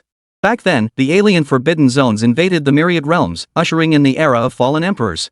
This occurred precisely because they fueled the relentless infighting among major factions. The major factions held each other in utter contempt, clashing violently over myriad conflicts. This ultimately led to the catastrophe of that era. If a great war were to erupt across the multiverse once more, what of the revival of Heaven's mandate? What of the Golden Age within the Golden Age? Should the forbidden realm of alien races invade once more, it would spell disaster for all realms and domains. Though the major factions and races still harbored resentment, they dare not dwell on the matter. Once the two great clans are thoroughly provoked, the Mingshui realm will likely become inaccessible to all. He's actually the father of those three. Guqingga, who had long suspected Ying Changsheng might have children, now felt a momentary daze. When she finally snapped back to reality, a bitter, self-mocking smile spread across her face. No wonder the immortal Ying family had rejected her matchmaking proposal from the Changshenggu family so decisively back then. If Ying Changsheng had married her, wouldn't she have become the stepmother to three supreme Dao emperors? Not only were these three older than her father, but their cultivation and power far surpassed hers. What merit did she have to become their stepmother? As Ying Changsheng's identity was exposed, the many tales surrounding him from years past spread throughout both great clans. The immortal Ying family prodigy showed no signs of resistance whatsoever. Instead, they were deeply moved. After all, a thorn had long been lodged in their hearts. In their eyes, Ying Changsheng was a prodigy who had ascended from the lower realms. Until the age of 18, his talents were mediocre and even his cultivation was unsatisfactory. Yet on the very first day he was guided back to the upper realm, he rose against all odds, awakened supreme talents, and became the divine son of the immortal winners. Defeating the young ranks of the immortal winners was as easy as eating a piece of cake for him. Though they remained utterly convinced by Ying Changsheng's power and innate talent, it still felt like a blow to their pride. After decades of cultivation within an elite powerhouse like the immortal winners, where he never lacked resources or teachings from elders, yet they still couldn't match someone who had just ascended from the lower realms. Didn't that mean all their cultivation efforts had been wasted? But now, with the revelation of Ancestor Ying Changsheng's true identity, those lingering doubts vanished completely. The immortal winner's legendary ancestor, the eternal divine son, is far beyond ordinary mortals even after reincarnation and rebuilding his cultivation that's only natural. Far beyond ordinary? Ancient texts record that this incarnation of the immortal ancestor possesses talents and power far surpassing his previous life. In this era, he might just lead our immortal winners to a glory surpassing even our most splendid past. The prodigies of the two great clans have already accepted the identity of Ying Changsheng. Some call him the divine son, others the ancestor. Either way, it makes no difference. After all, Ying Changsheng's status was higher than theirs. Adding another generation to the hierarchy? Super generational? Not entirely unacceptable. Come to think of it, I seem to have seen paintings and even sculptures of the Ancestor of Immortality before. I even paid homage many times, praying for the Ancestor's blessings. An immortal prodigy of the Ying Clan frowned in confusion. Why have all the paintings and statues of the Ancestor of Immortality vanished now? Now that the Ancestor has been revived, if I pay my respects again, perhaps I can bask in his glory and awaken talents comparable to his in the future. Cultivators believed in the concept of destiny, so there was also a touch of mysticism involved. However, all statues and paintings related to Ying Changsheng's past life had been destroyed by the Ying Tian siblings. Even the temple and shrine specially constructed at great expense by Ying Tian in the Emperor's fallen land were demolished by him, the materials reclaimed to forge imperial weapons. After all, statues and paintings were typically reserved for venerated ancestors and sages who had passed away. If the siblings hadn't destroyed them, wouldn't that indirectly spread the news that their father was dead? But then, a commercial genius suddenly burst onto the scene. Come see! Come see! The collector's edition hanging scroll of the Eternal Heavenly Emperor, the Eternal Ancestor. Complete with the Eternal Ancestor's own signature. A 99% rare, out-of-print treasure. Don't miss out if you're passing by. Take it home for just 99,988 spirit stones. Luo Jiaoyi suddenly produced over a dozen scroll paintings depicting Ying Changsheng's past incarnations. Each bore a line of golden text radiating the essence of the Tao. These were from when Ying Changsheng first entered the Taiyu Luo family. After being recognized by Luo Jiaoyi, his mischievous great-great-granddaughter, who begged him to sign them. As soon as Luo Jiaoyi's call echoed out, the attention of the immortal Ying Clan and numerous prodigies of the primordial Luo family was instantly captured. Ying Changsheng was already the focal point of countless whispers. Hearing the words rare, limited edition, the enthusiasm of the young elites from both clans was completely ignited. As the first transaction closed, the fervor of the crowd erupted completely. I'll take one. I'll pay 150,000 spirit stones. As Luo Wuyue, the plant forced into the role by his sister's threats, shouted out, the atmosphere instantly erupted. Bids of 200,000, even 300,000 spirit stones poured in one after another. Luo Jiaoyi's lips nearly split from smiling. The cost price of this hanging scroll was less than 10 spirit stones. With just a signature and some ancient texts to back it up, its value had skyrocketed beyond measure. She was about to make a killing.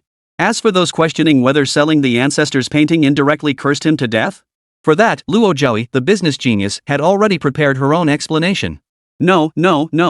You've misunderstood. Those ancient paintings and sculptures were meant to commemorate and honor the Ancestor. But these special editions I'm launching now are meant to appreciate the Ancestor's extraordinary presence and serve as a constant reminder for us to learn from the spirit he once embodied. The two are fundamentally different. Upon hearing this, the three siblings, who had been watching intently, exchanged glances. Could it be? They were top-tier emperors after all. How had they not thought of this? Perhaps they could also try this approach to earn some extra income?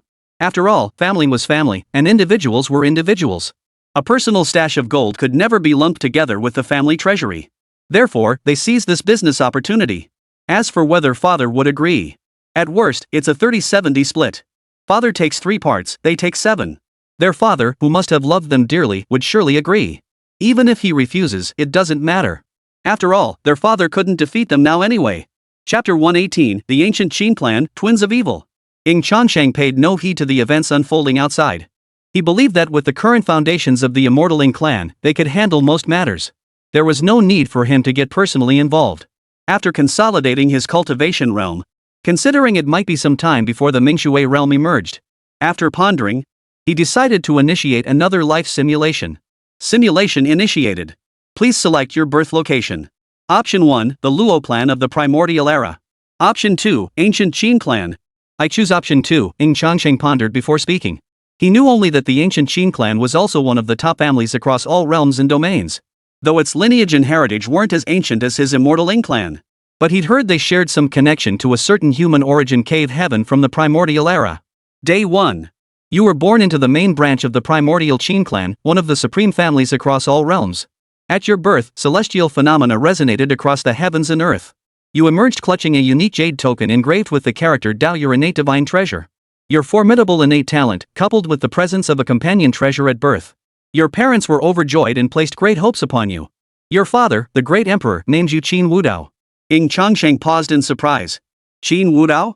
He seemed to have seen that name before on the divine stele of titles. He had apparently become a revered one and even received a title prefixed with the character heaven. To earn such a title meant Qin Wu Dao possessed truly extraordinary talent.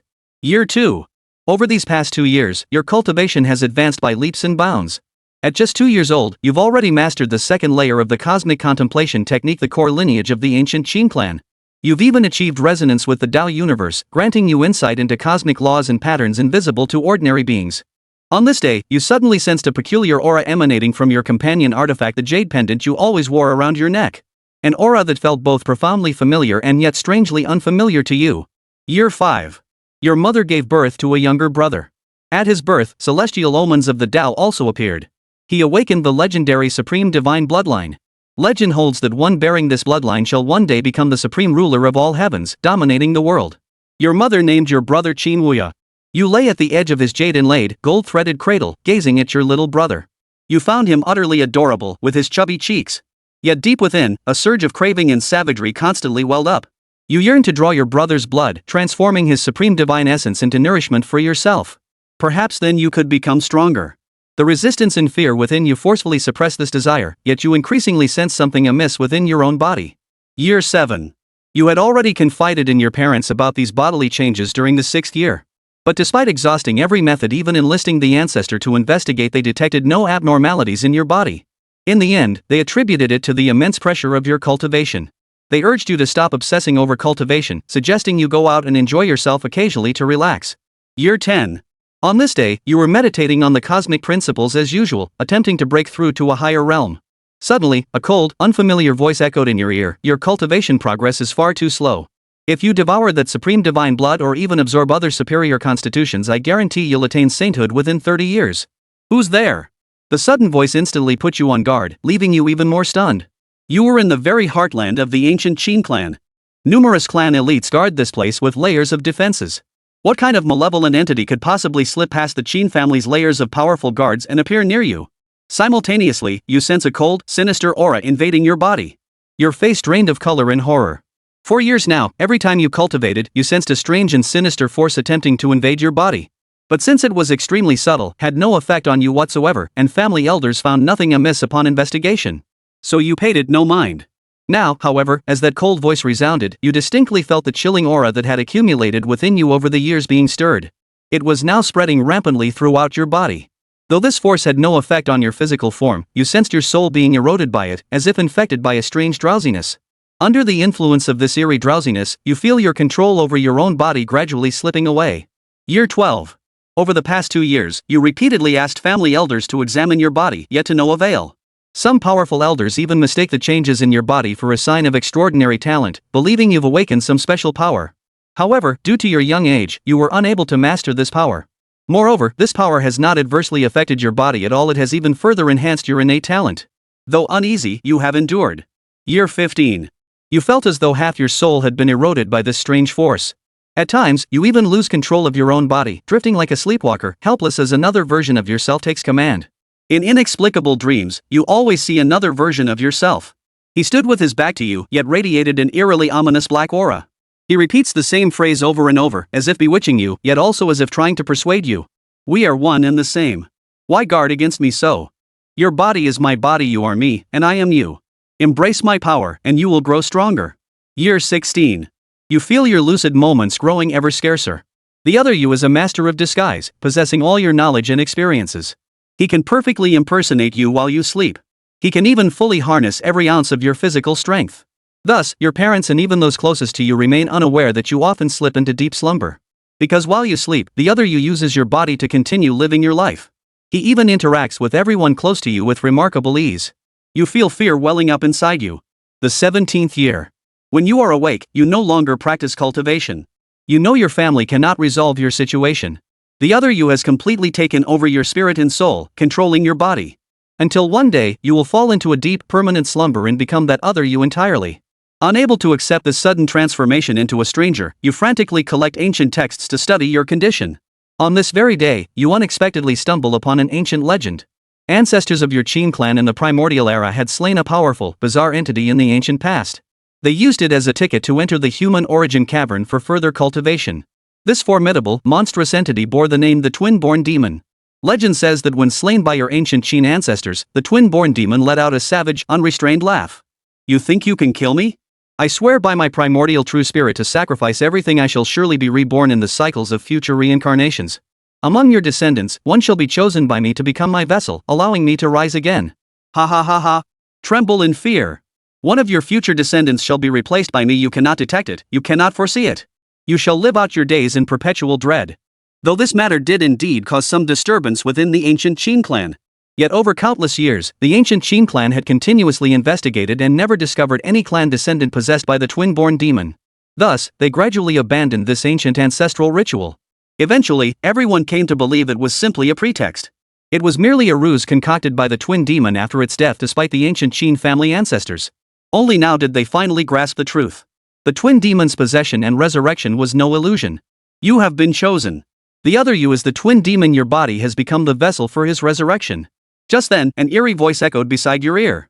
The other you appeared behind you, revealing a wicked grin. Have you figured it out? Ha ha ha, it's too late now. Your body is mine now. Chapter 119, The Clash of the Ancients. Who is the prey? As the other you finished speaking, endless darkness engulfed everything. Your consciousness gradually sank. At the same time, you finally understood something.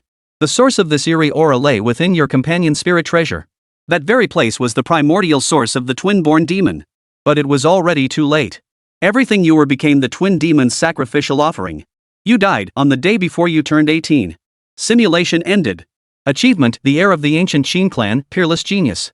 Evaluation: you were born radiant, a prodigy of cultivation destined for greatness.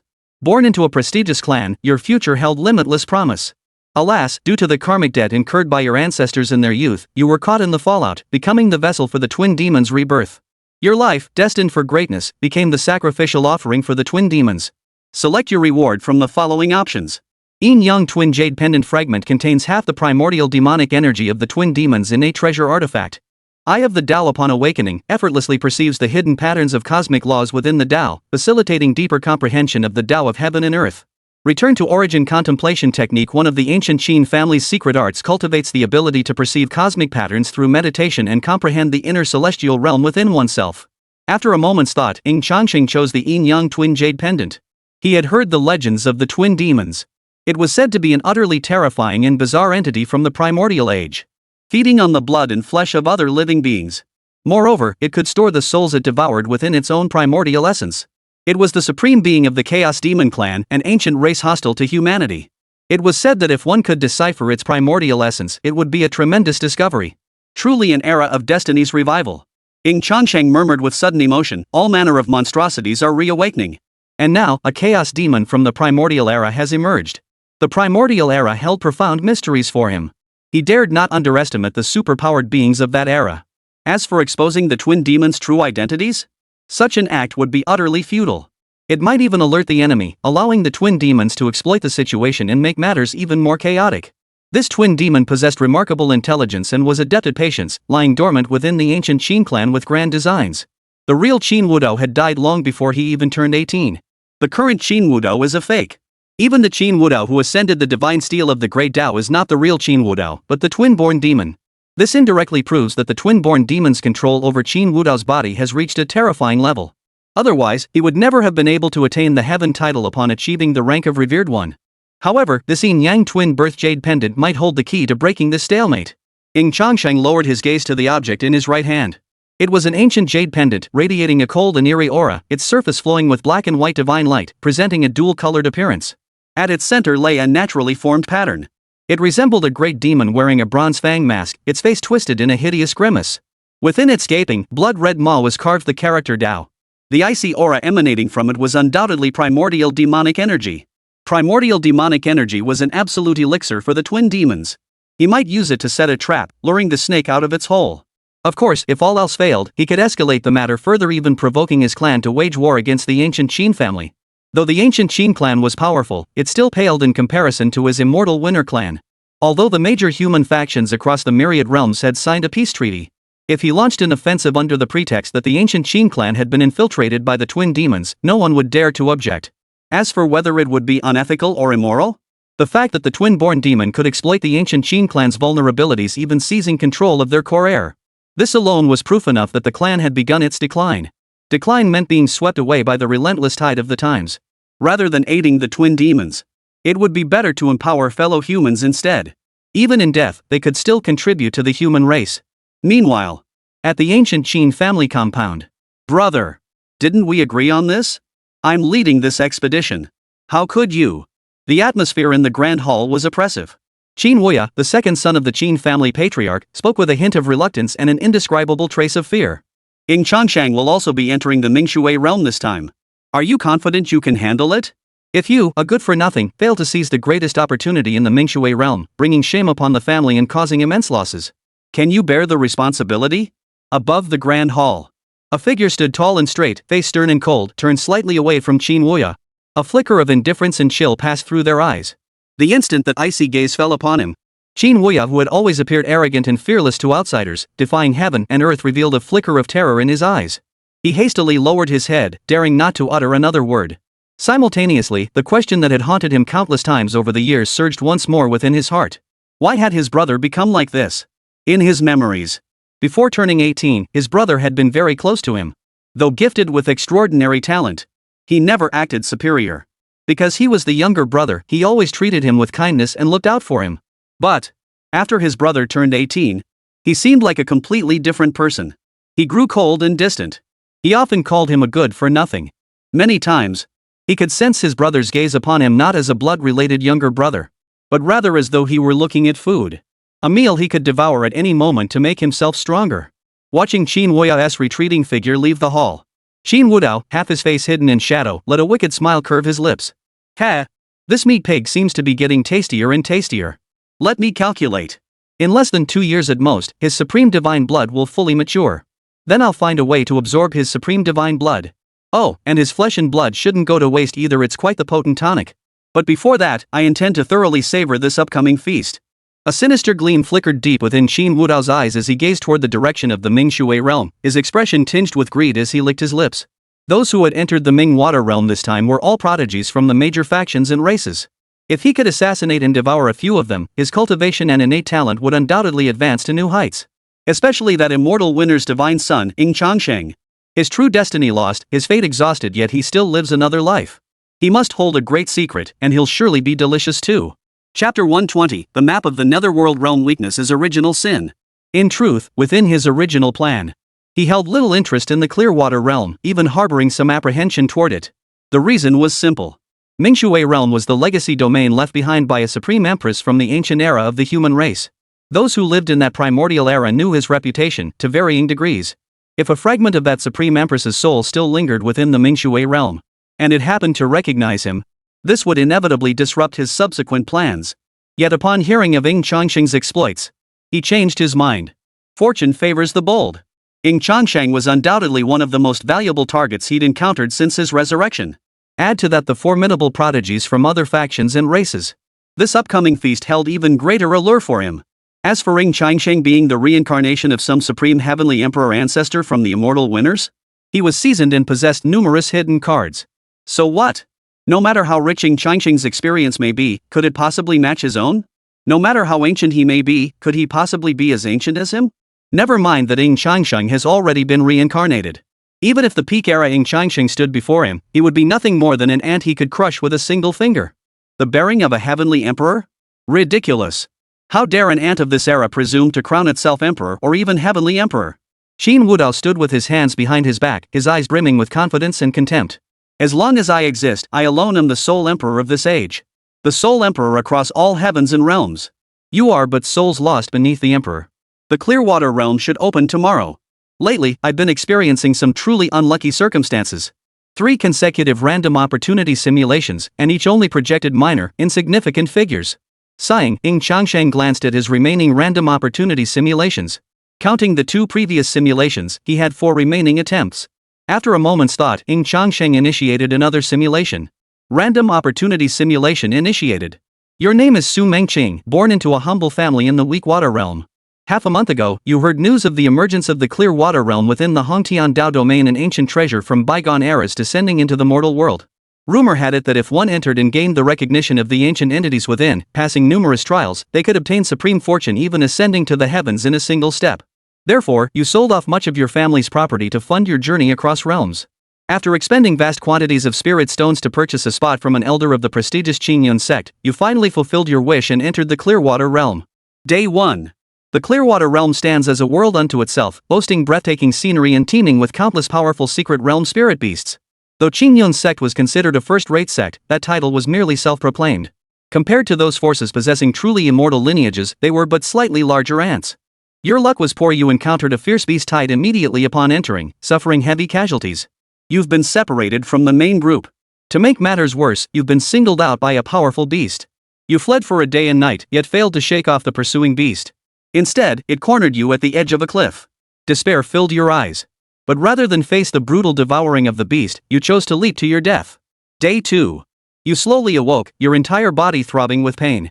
You recall hitting the cliff face when you jumped, then losing consciousness. Unexpectedly, you landed in a mysterious cave hidden within the cliff face. The entrance was shielded by an extremely arcane energy, making it completely undetectable. Summoning your courage, you ventured deeper into the cliff.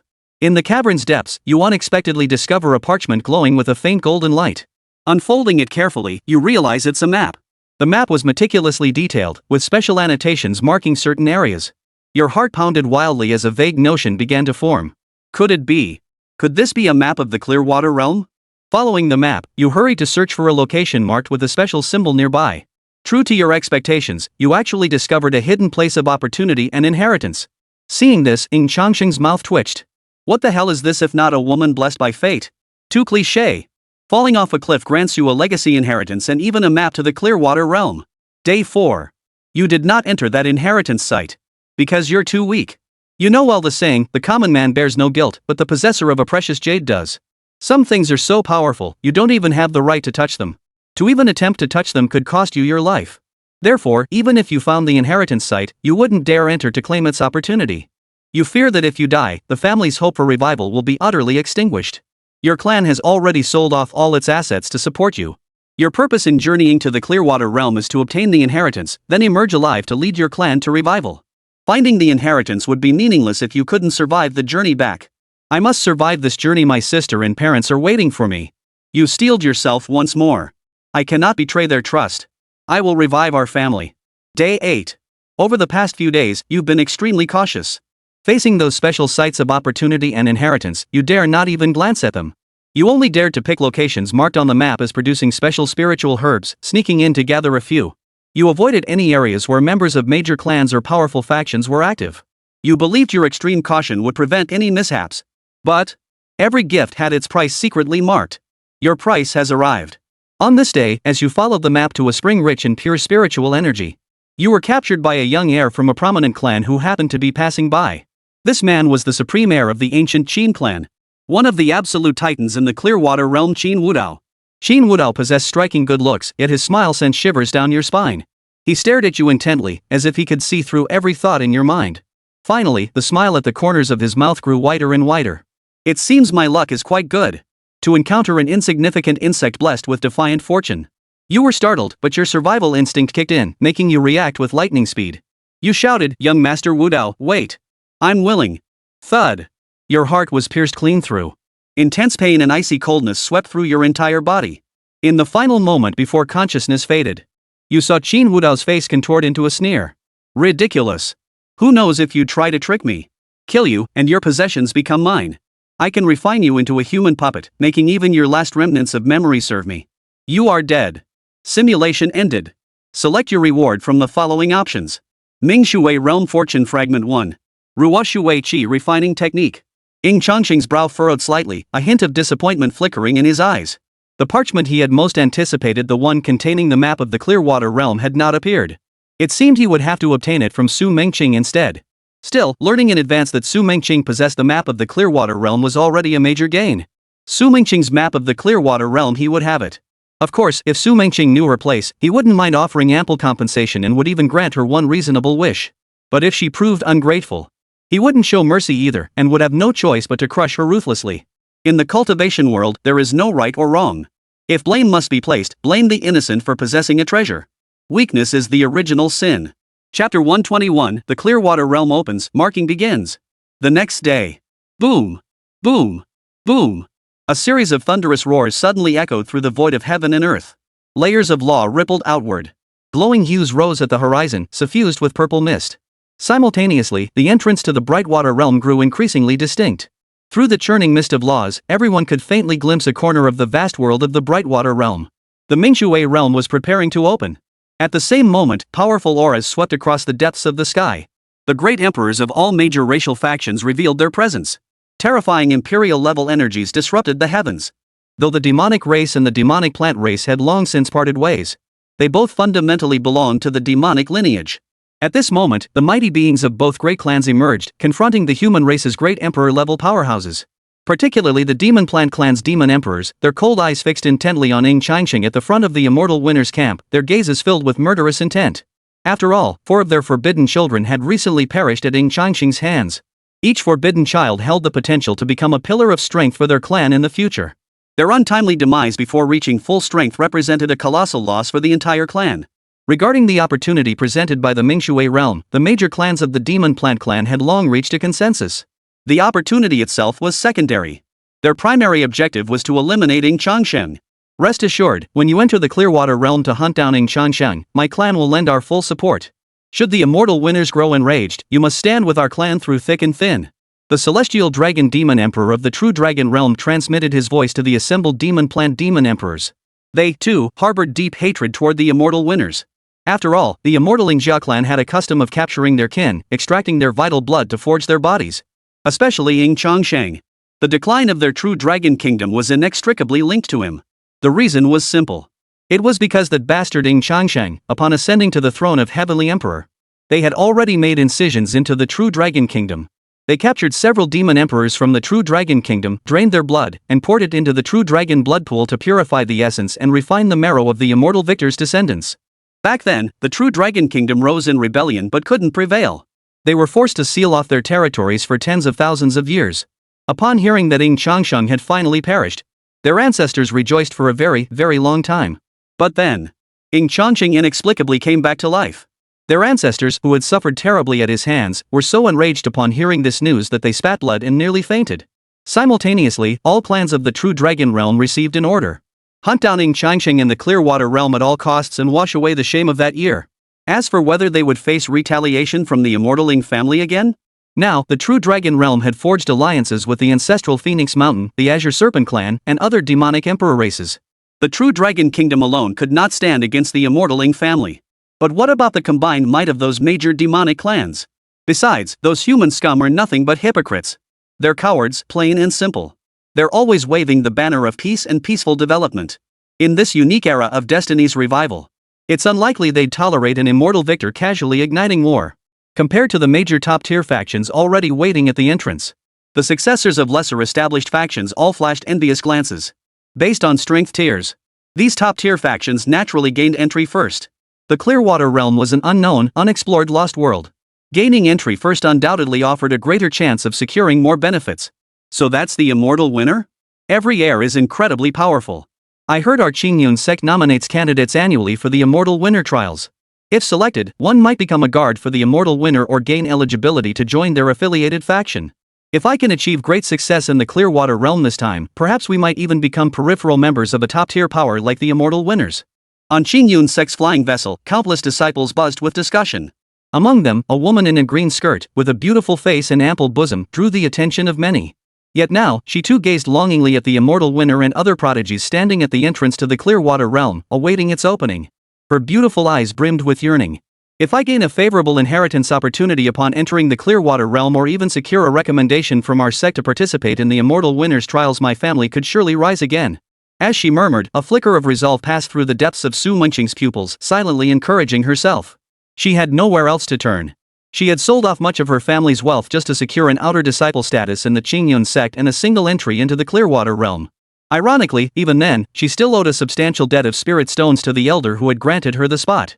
Even more ironic was that this elder who granted her the spot was actually a close friend of her father in his youth. Not only did he show no regard for old ties, he was even scheming against her. He hinted at her openly and covertly, hoping to become the companion of her disciple. Calling it a companion, but in truth, it was a furnace vessel. Anger surged within her. Su Mengqing felt an even deeper sense of desolation. Such was the cultivation world. Born into a poor noble family, she had no choice in many matters, forced to gamble instead. And the hope of winning that gamble was as faint as a distant speck of light. Just then, Su Mengqing froze slightly. Her keen senses detected a pair of eyes fixed intently upon her. Instinctively, she followed the gaze. There stood Ying Changsheng, positioned before the young ranks of the immortal winners, gazing in her direction. Perhaps it was just her imagination. She felt as though Ying Changsheng was looking at her. This should suffice. Ying Changsheng withdrew his gaze. From a great distance, he had just successfully planted a mark containing a trace of fate's causal energy upon Su Mengqing. Once he entered the Clearwater realm, he would be able to locate Su Mengqing. As for why he hadn't brought Su Mengqing under his command earlier, he wasn't certain whether his arbitrary alteration of future events might prevent Su Mengqing from obtaining that special parchment map. Better to play it safe and let Su Mengqing follow the plot first. He'll step in after she obtains the parchment map. At the same time, he retrieved a special compass once more. A translucent red light point was now appearing on the compass. Ying Changsheng's lips curved into a faint smile. This pinpointed Li Changqing's location. He had successfully marked him. To avoid any potential tricks Li Changqing might have up his sleeve, he wasn't ready to strike just yet. Once the fellow entered the Clearwater realm, with all escape routes severed, it would be time for him to reap the harvest. Just as Ying Changsheng withdrew the compass, suddenly, he sensed a faint, almost imperceptible gaze resting upon him. What puzzled and unsettled him even more was that this gaze felt strangely familiar. Before he could probe further, the entrance to the Brightwater realm fully materialized, radiant divine light surged forth, and the Brightwater realm was completely opened. Go! Enter the Brightwater realm. Ying Changsheng snapped out of his thoughts, leading the young members of the immortal winner's lineage toward the entrance of the Clearwater realm. But what neither Ying Changsheng nor anyone else noticed was this. A nearly transparent stream of water, completely fused with the heavens and earth, suddenly materialized from the void. Within it, the laws of time surged, concealed in the depths of the ages. Within this river of time and ages, a translucent fish flickered in and out of view. It stared fixedly at Ying Changsheng's figure entering the entrance to the Clearwater realm, its gaze lingering in a daze. It really is him. Chapter 122. Perhaps start with his children? Countless times, I longed to see him. But when the moment finally arrived, she inexplicably lost her courage. Perhaps she feared her one-sided affection would still receive no response. Sis, why not just come with me to the immortal realm? Why hang yourself on one tree? Look, that guy's 2 sons and daughter are all grown up. You're still a young maiden, you can't very well go be their stepmother, can you? Xingxixi's brother, Xingye, had reappeared without warning. He too had transformed into a translucent little fish. This was the most extraordinary innate racial ability of the primordial Starseed clan. Hidden within time and space, fused with the ages of all things. As long as they chose not to reveal themselves, even an emperor would struggle to detect their presence.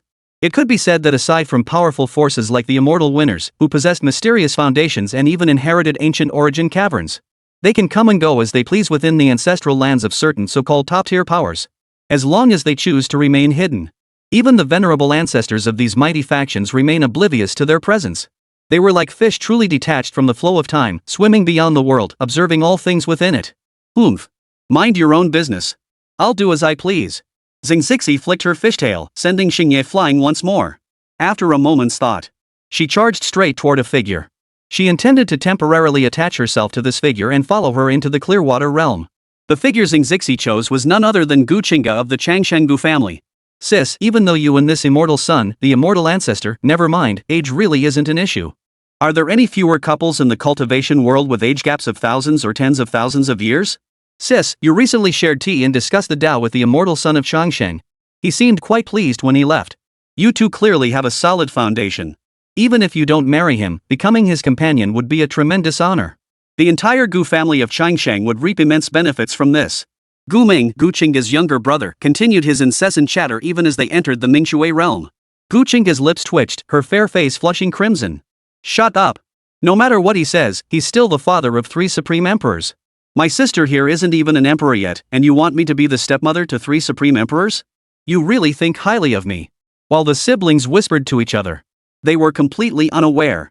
Xing Zishi, who had silently attached herself to Gu Qingge. Xing Zishi, who suddenly overheard this exchange, froze in shock. What's going on? This woman before her eyes was also interested in Ying Changsheng? Are you kidding me? She, the seasoned veteran, hadn't succeeded yet. And this guy actually wants to beat her to it. However, Xing Zishi found her perspective broadened by Gu Ming's words. Right. Why was she so fixated on approaching it from Ying Changsheng's perspective? She could approach Ying Changsheng's 3 children instead. Gu Qingge lacked both the standing and the strength to engage with them. She had both the seniority and the strength. If she could gain recognition from Ying Changsheng's 3 children, even if marriage didn't happen, wouldn't everything else fall into place naturally? Besides, she wasn't desperate enough to seek refuge with Ying Changsheng. At worst, she could bring the Xiantian Starcy clan into the marriage as a dowry. Why do I keep getting this ominous feeling? Like I'm about to be sold off for no apparent reason. Watching his sister vanish into the entrance of the Clearwater realm, Xingya murmured to herself. The white light enveloping his vision gradually faded. As the dizziness receded like a tide, Ying Changsheng slowly opened his eyes.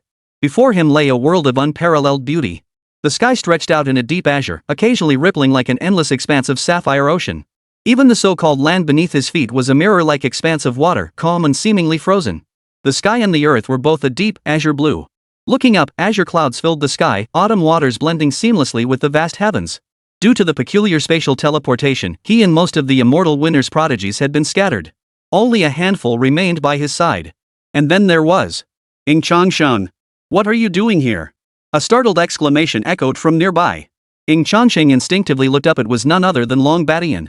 The very same Long Badian who, in the simulation, had intended to claim his first kill and boasted of being one of the 5 dragon kings of the true dragon kingdom. But the Long Badian he encountered now bore none of the arrogance from the simulation. He even uttered that pretentious, adolescent-like declaration, "If you go to cultivate, meeting me will be like a mayfly seeing the moon." The gaze Long Badian now fixed upon him was filled with sheer terror. After all, in the simulation, he might not have revealed his true identity yet. Nor had he broken through to become a revered one, earning the title of the one and only through the ages. That was why Long Badian had been so arrogant. Now that he knew his true identity and witnessed the Dao title bestowed upon him during his breakthrough, Long Badian naturally felt fear. Ding! Ming Shui Realm's fortune fragment has been consumed. Currently remaining 1. The sudden system notification startled Ying Changsheng. Only then did he recall that during his random opportunity simulation, and had obtained 2 Ming Shui Realm fortune fragments. And he had just used one automatically upon entering. Ying Changsheng chuckled to himself, realizing something. Landing and immediately encountering that foolish dragon, Long Badian, that could certainly be called decent luck. Since that's the case, Ying Changsheng gazed at Long Badian, whose face had turned ashen. A ripple of patterns danced in his eyes, flashing a hint of crimson light. He had just obtained a single drop of true dragon essence blood. His other objective this time was to hunt down demonic true dragons, extract their bloodline essence, and refine the purest dragon blood. With Long Badian delivering himself right to his doorstep, he wouldn't let this opportunity slip away. Damn it! Why am I so unlucky? I've barely arrived and already run into that monster, Ying Changsheng. Attack him together. Long Badian commanded the several prodigies of the true dragon realm standing beside him. Simultaneously, he ignited the dragon blood within his body, adopting a posture of desperate, all-out combat. The prodigies of the true dragon realm, and even Ying Changsheng himself, felt that the haughty Long Badian as the next dragon king heir apparent would unleash his full power and engage him in a fierce battle. However, the moment the true dragon kingdom's prodigies unleashed their attacks simultaneously, they realized they had been played.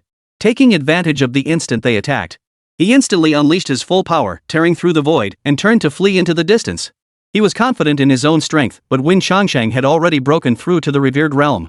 He was only at the 8th stage of spirit transformation. The gap in cultivation levels left him feeling even more uncertain. Bide my time and lie low for now, avoiding his sharp edge. Long Badian let out a low growl. Once I cultivate further and break through to revered sage, I'll unite with the other prodigies of my true dragon domain and take his head. Using several subordinates as sacrificial lambs. He had already fled thousands of miles away in an instant. Ying Changsheng had no chance of recapturing him. Is that so? Suddenly, the space before him shattered instantly, crimson corrosion spreading across reality. A slender yet powerful hand clamped down on his throat. In truth, the moment he saw Ying Changsheng, he had already fallen into the infinite illusion created by Ying Changsheng's double pupils. His so-called escape from danger was nothing but an illusion. But why? Their dragon physique possessed immense resistance to illusions, allowing them to remain lucid within such realms. Moreover, from the moment he saw Ying Changsheng to his reaction, less than 3 breaths had passed. How could he have fallen into an illusion? Chapter 123, mistaken for the consort of the Emperor of Clear Waters? But by the time he grasped this realization, it was already too late. The entire world seemed shrouded in a crimson-red veil at that very moment. Trapped within this crimson veil, he found himself utterly without escape. At the same time, Ying Changsheng's large hand extended. His palm faced him directly, slowly pressing down and closing in on the space where he stood. A terrifying pressure descended like the heavens themselves collapsing. Every law of the universe seemed to conspire against him. Endless runes of law coalesced, forming a vast, spinning millstone of the Tao that ground his body inch by inch. Even though his body was as hard as divine iron, it remained as fragile as paper scraps against this force. What plunged Long Badian into utter despair was that throughout this process, he could not resist, nor did he possess the strength to do so. He could only watch helplessly as his body was gradually crushed. I am the Dragon King of the True Dragon Realm. My legendary journey has only just begun. How can I fall here? Perhaps spurred by the intense life or death crisis.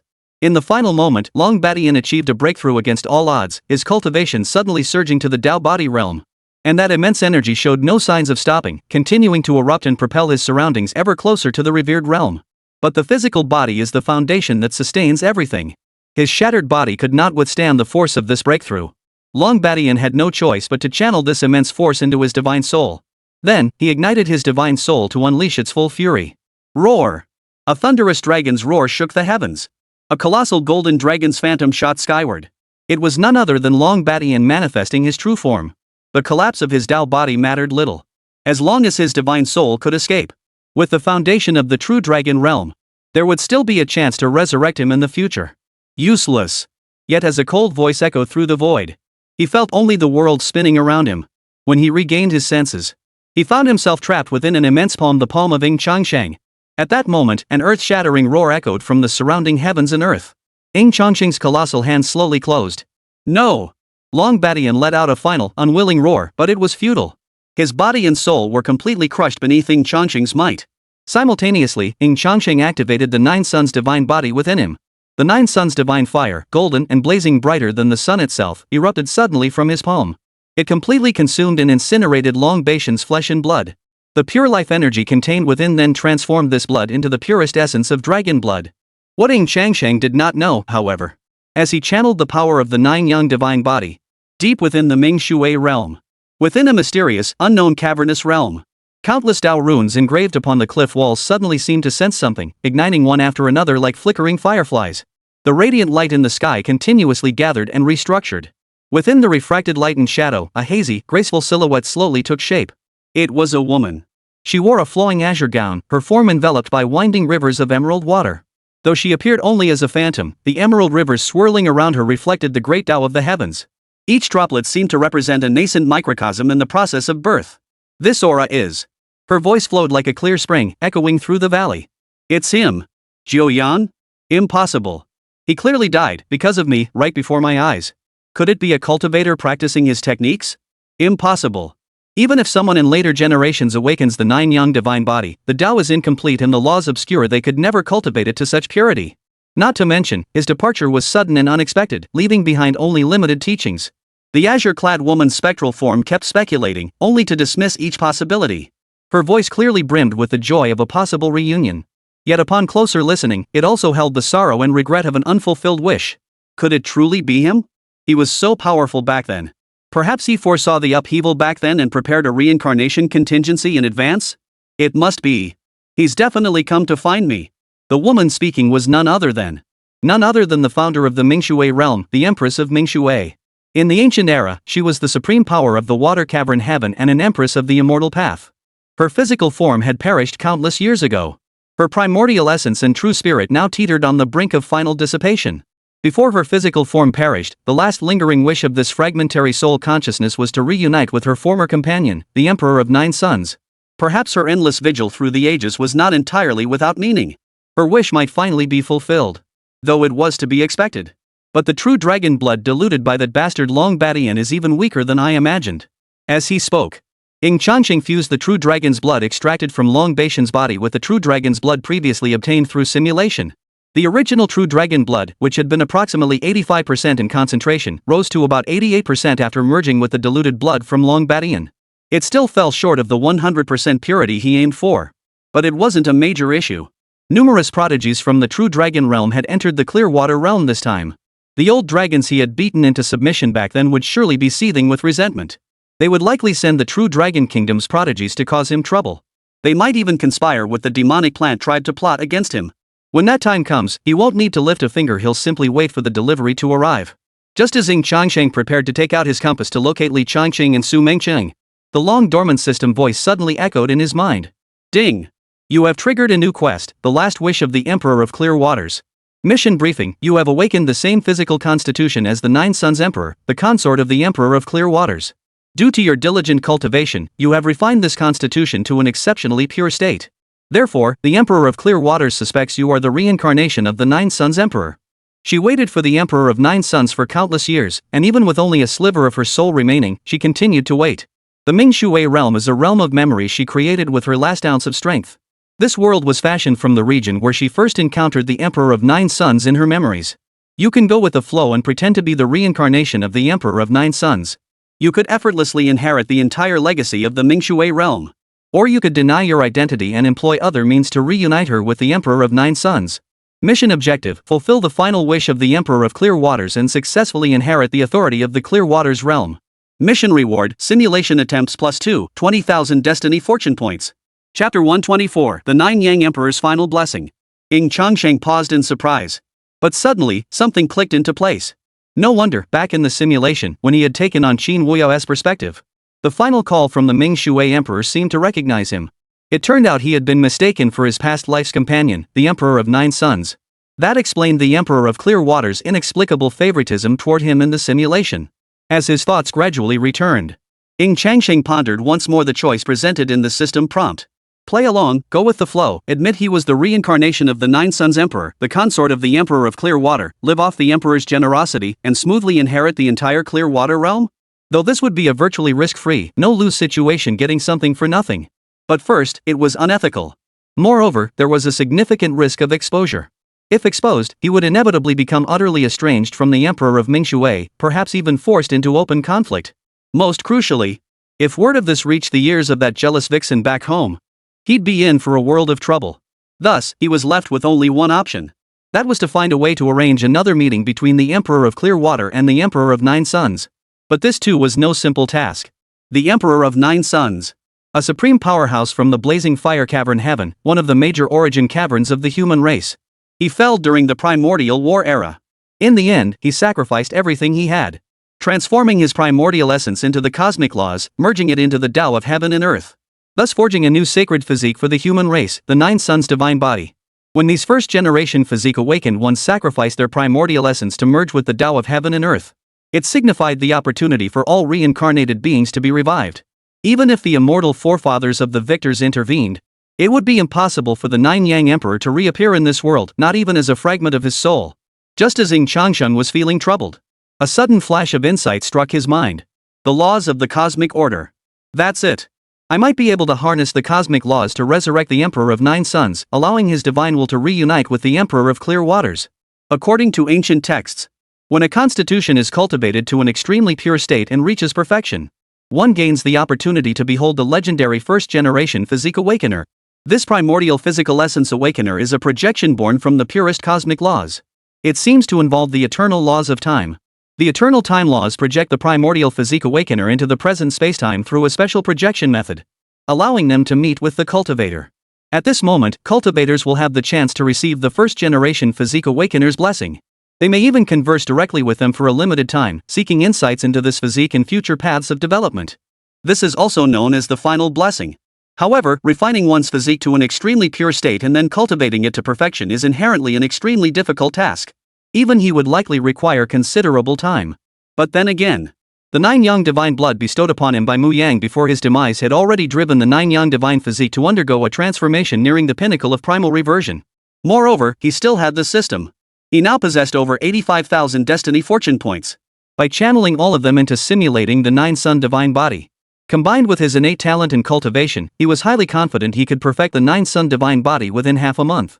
However, he felt it was somewhat wasteful to expend such a vast amount of destiny fortune points solely on cultivating the Nine Yang Divine Body. Rather than simulating the Nine Yang Divine Body, he yearned to simulate his own Dao Unifying Divine Body, or even the Primordial Chaos Dao Bone, or the Nine Transformation Forbidden Immortal Source. Ah well. The system task reward this time is quite generous: 2 full simulation opportunities and a full 20,000 destiny fortune points. It's actually a decent choice. With his mind made up, Ying Changsheng once again drew forth the Dao Compass. Before proceeding, he naturally had to deal with the unstable factor of Li Changqing first, and locate Su Mengqing, who was about to obtain the map to the Netherwater realm. The location seems rather distant. Seeing that the Dao Compass in his hand was detecting only a vague signal, Ying Changsheng decided to randomly select an area to explore first, then use that to deduce the location of the two. The Clearwater realm had only been opened for less than half a day. Numerous prodigies had already fallen one after another. But among them, the most enraged were undoubtedly those from the true Dragon Kingdom. Damn it! The demon emperor Tianlong, waiting outside the Clearwater realm, roared in fury, "Who dares target my clan? Should this emperor uncover the true culprit, there will be no end until they are destroyed." It wasn't just the heavenly waterfall demon emperor, the other mighty beings of the true dragon realm were equally enraged. The reason was simple. On the very first day the true dragon realm entered the Clearwater realm, a young dragon king Long Batian had perished. And his death was utterly complete. Even his soul had been erased. They couldn't even summon his soul through special means to question him. They initially assumed Long Batian had simply been unlucky, perhaps transported to an extremely perilous unknown location from the start. But within just 2 days, 2 more Dragon King level prodigies and several supreme level prodigies from the true Dragon Kingdom perished in succession. They were utterly enraged. Even if Ying Changsheng knew of the true Dragon Kingdom's fury, he couldn't care less. After hunting down 3 Dragon King tier prodigies, including Long Batian and several supreme tier prodigies, the concentration of true dragon blood within him had reached 95%. He intended to continue roaming the area, hunting down more prodigies from the true Dragon Kingdom or the Demon Dragon Clan. Suddenly, upon seeing the from the Dao compass in his hand, Ying Changsheng's eyes lit up. A single light point now flickered quietly upon the Dao compass. It was unmistakably Su Mengqing's marker. Not bad luck. It took less time than I had anticipated. Ying Changsheng's lips curved upward slightly. 2 days had passed. According to the original storyline, Su Mengqing should have already obtained the map of the Clearwater realm. Meanwhile, a place of breathtaking beauty, where the lake water was crystal clear and a faint mist lingered over its surface. The sound of footsteps splashing through water echoed from the crystal clear lake. Through the layers of mist, a faint, fair-skinned figure could be seen bathing within. The woman moved with extreme caution, periodically withdrawing her senses entirely to perceive any surrounding movements. Fortunately, her luck held, and she encountered no mishaps until she finished bathing and changed her clothes. Seems my luck has been truly favorable lately. A faint, weary smile touched Su Mengqing's lovely face. Not long ago, just as Ying Changsheng had witnessed in the simulated scenario, she had been chased by powerful beasts upon entering the Clearwater realm. She had then accidentally fallen into a cliffside cave, where she discovered the map of the Clearwater realm. But she was far too weak. She dared not approach those powerful ancestral lands. She also feared that her extraordinary inheritance might be exposed, bringing about her complete destruction. Just as she resolved to leave, her good fortune seemed to have finally run out. Several powerful auras suddenly spread out from the distance. Simultaneously, a clear yet icy chuckle echoed through the air. "Oh? Someone beat me to it?" Su Mengqing's soul nearly leapt from her body as she instinctively tried to flee. But that aura had already locked onto her. She instinctively looked up, her breath catching in her throat. The newcomer was none other than the prodigy of the ancient Ying Clan. Chapter 125, The Clash of the Ancient. Across all realms and domains, the ancient Ying Clan stood as a colossus among colossi. Su Mengqing felt a wave of despair wash over her. Facing such an existence, she had no idea how to escape this predicament. As terrifying aura locked onto her, before long, ripples spread across the space. Several streaks of light descended one after another, completely sealing off her escape route. Simultaneously, Qin Wudao's figure descended from the heavens, slowly landing before her. For some reason, Qin Wudao was undeniably handsome, and his every gesture carried an air of refreshing warmth. Yet the smile on his face, paired with those deep, piercing eyes, sent an inexplicable chill down Su Mengqing's spine. It was as if every secret she held was laid bare before him. Interesting. It seems you possess something special that resonates with and connects to this realm of clear waters. It seems you are a person of great fortune. Qin Wudao's smile grew more pronounced, nearly stopping Su Mengqing's heart. Her deepest secret seemed to have been exposed. A whirlwind of thoughts surged through her mind, then vanished in an instant. She had intended to hand over the map of the Ming Shui realm in her hands. But this was her only chance to change her fate and revive her family. Could she just hand it over like that? But when she saw the increasingly profound gaze in Qin Wudao's eyes, Su Mengqing snapped back to reality. She seemed to have no choice at all. Facing an entity like Qin Wudao, refusing to hand over the opportunity meant certain death. "I am willing to hand over." Before she could finish, a suffocating pressure instantly surged from her throat, rapidly spreading throughout her entire body. Qin Wudao had materialized before her in an instant, his powerful hands snapping around her throat as he hoisted her body off the ground. "Don't think I don't know the little schemes in your mind. But even if you handed it over, I wouldn't care. Kill you, then search your soul, I'll still get what I want." Su Mengqing was overcome with despair, her eyes burning with fierce resentment. She was clearly willing to give up everything she had. Why did Qin Wudao still want to kill her? She didn't want to die. Her younger siblings and parents were still waiting for her to return. An aunt. Qin Wudao's lips curled upward. Just as he was about to end Su Mengqing, his hand froze mid-motion. He wasn't the only one. The other prodigies of the Ying Clan of the Primordial era all sensed it, their gazes converging in the same direction. A spatial ripple rippled through the void.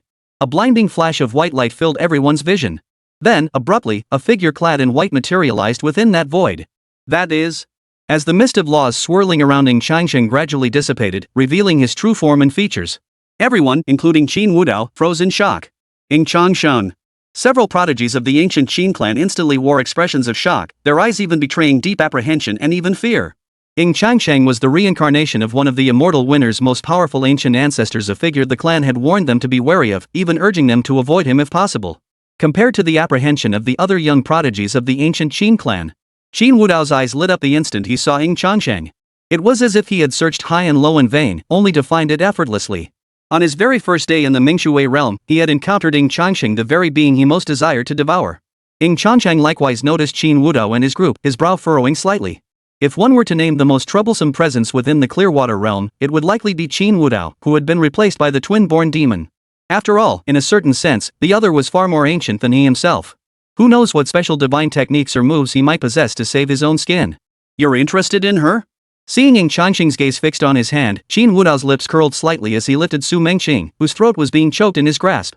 Su Mengqing's once dull, despairing eyes now flickered with a glimmer of hope upon seeing Ying Changsheng. But that flicker of emotion vanished in an instant. She didn't even know Ying Changsheng, and he had no reason to come save her. Ying Changsheng remained silent. He truly had no reason to save Su Mengqing. Whether Su Mengqing lived or died was irrelevant to him. All he wanted was the map of the Mingshui realm she carried. As for Qin Wudao attempting to use Su Mengqing to threaten him and tie his hands, that was utterly out of the question. Talking more would only invite mistakes. Ying Changsheng couldn't be bothered with idle chatter. His aura erupted violently. The dual pupils activated the infinite illusion realm without a trace. Simultaneously, the chaos primordial Dao Bone within his body unleashed an unparalleled, devastating force. Once the illusions and vital energy were fully integrated.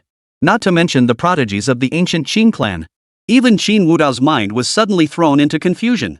He felt Ying Changsheng instantly transform into a fleeting afterimage, vanishing from his original spot like a white horse passing through a crack. At the same moment, a sound of air being crushed beyond endurance, shattering with a mournful wail, emanated from his side. Yet within his soul's perception, that area was clearly empty. An illusion.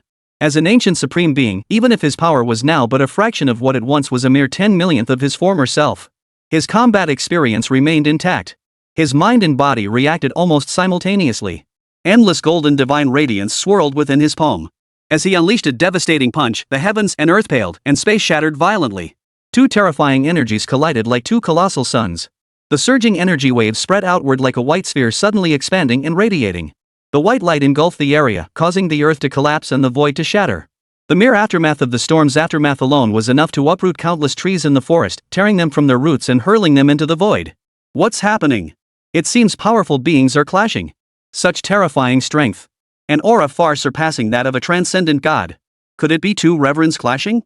Could it be the reincarnation of that ancient ancestor from the immortal winner lineage? Even from a great distance, such colossal commotion still drew the attention of numerous prodigies nearby. The earth-shattering roar gradually subsided. As the swirling dust dispersed, centered around the combatants, an area spanning tens of thousands of miles had completely caved inward, as if struck by a meteorite, leaving behind a vast expanse of scorched blackness. Beneath the earth, molten lava flows.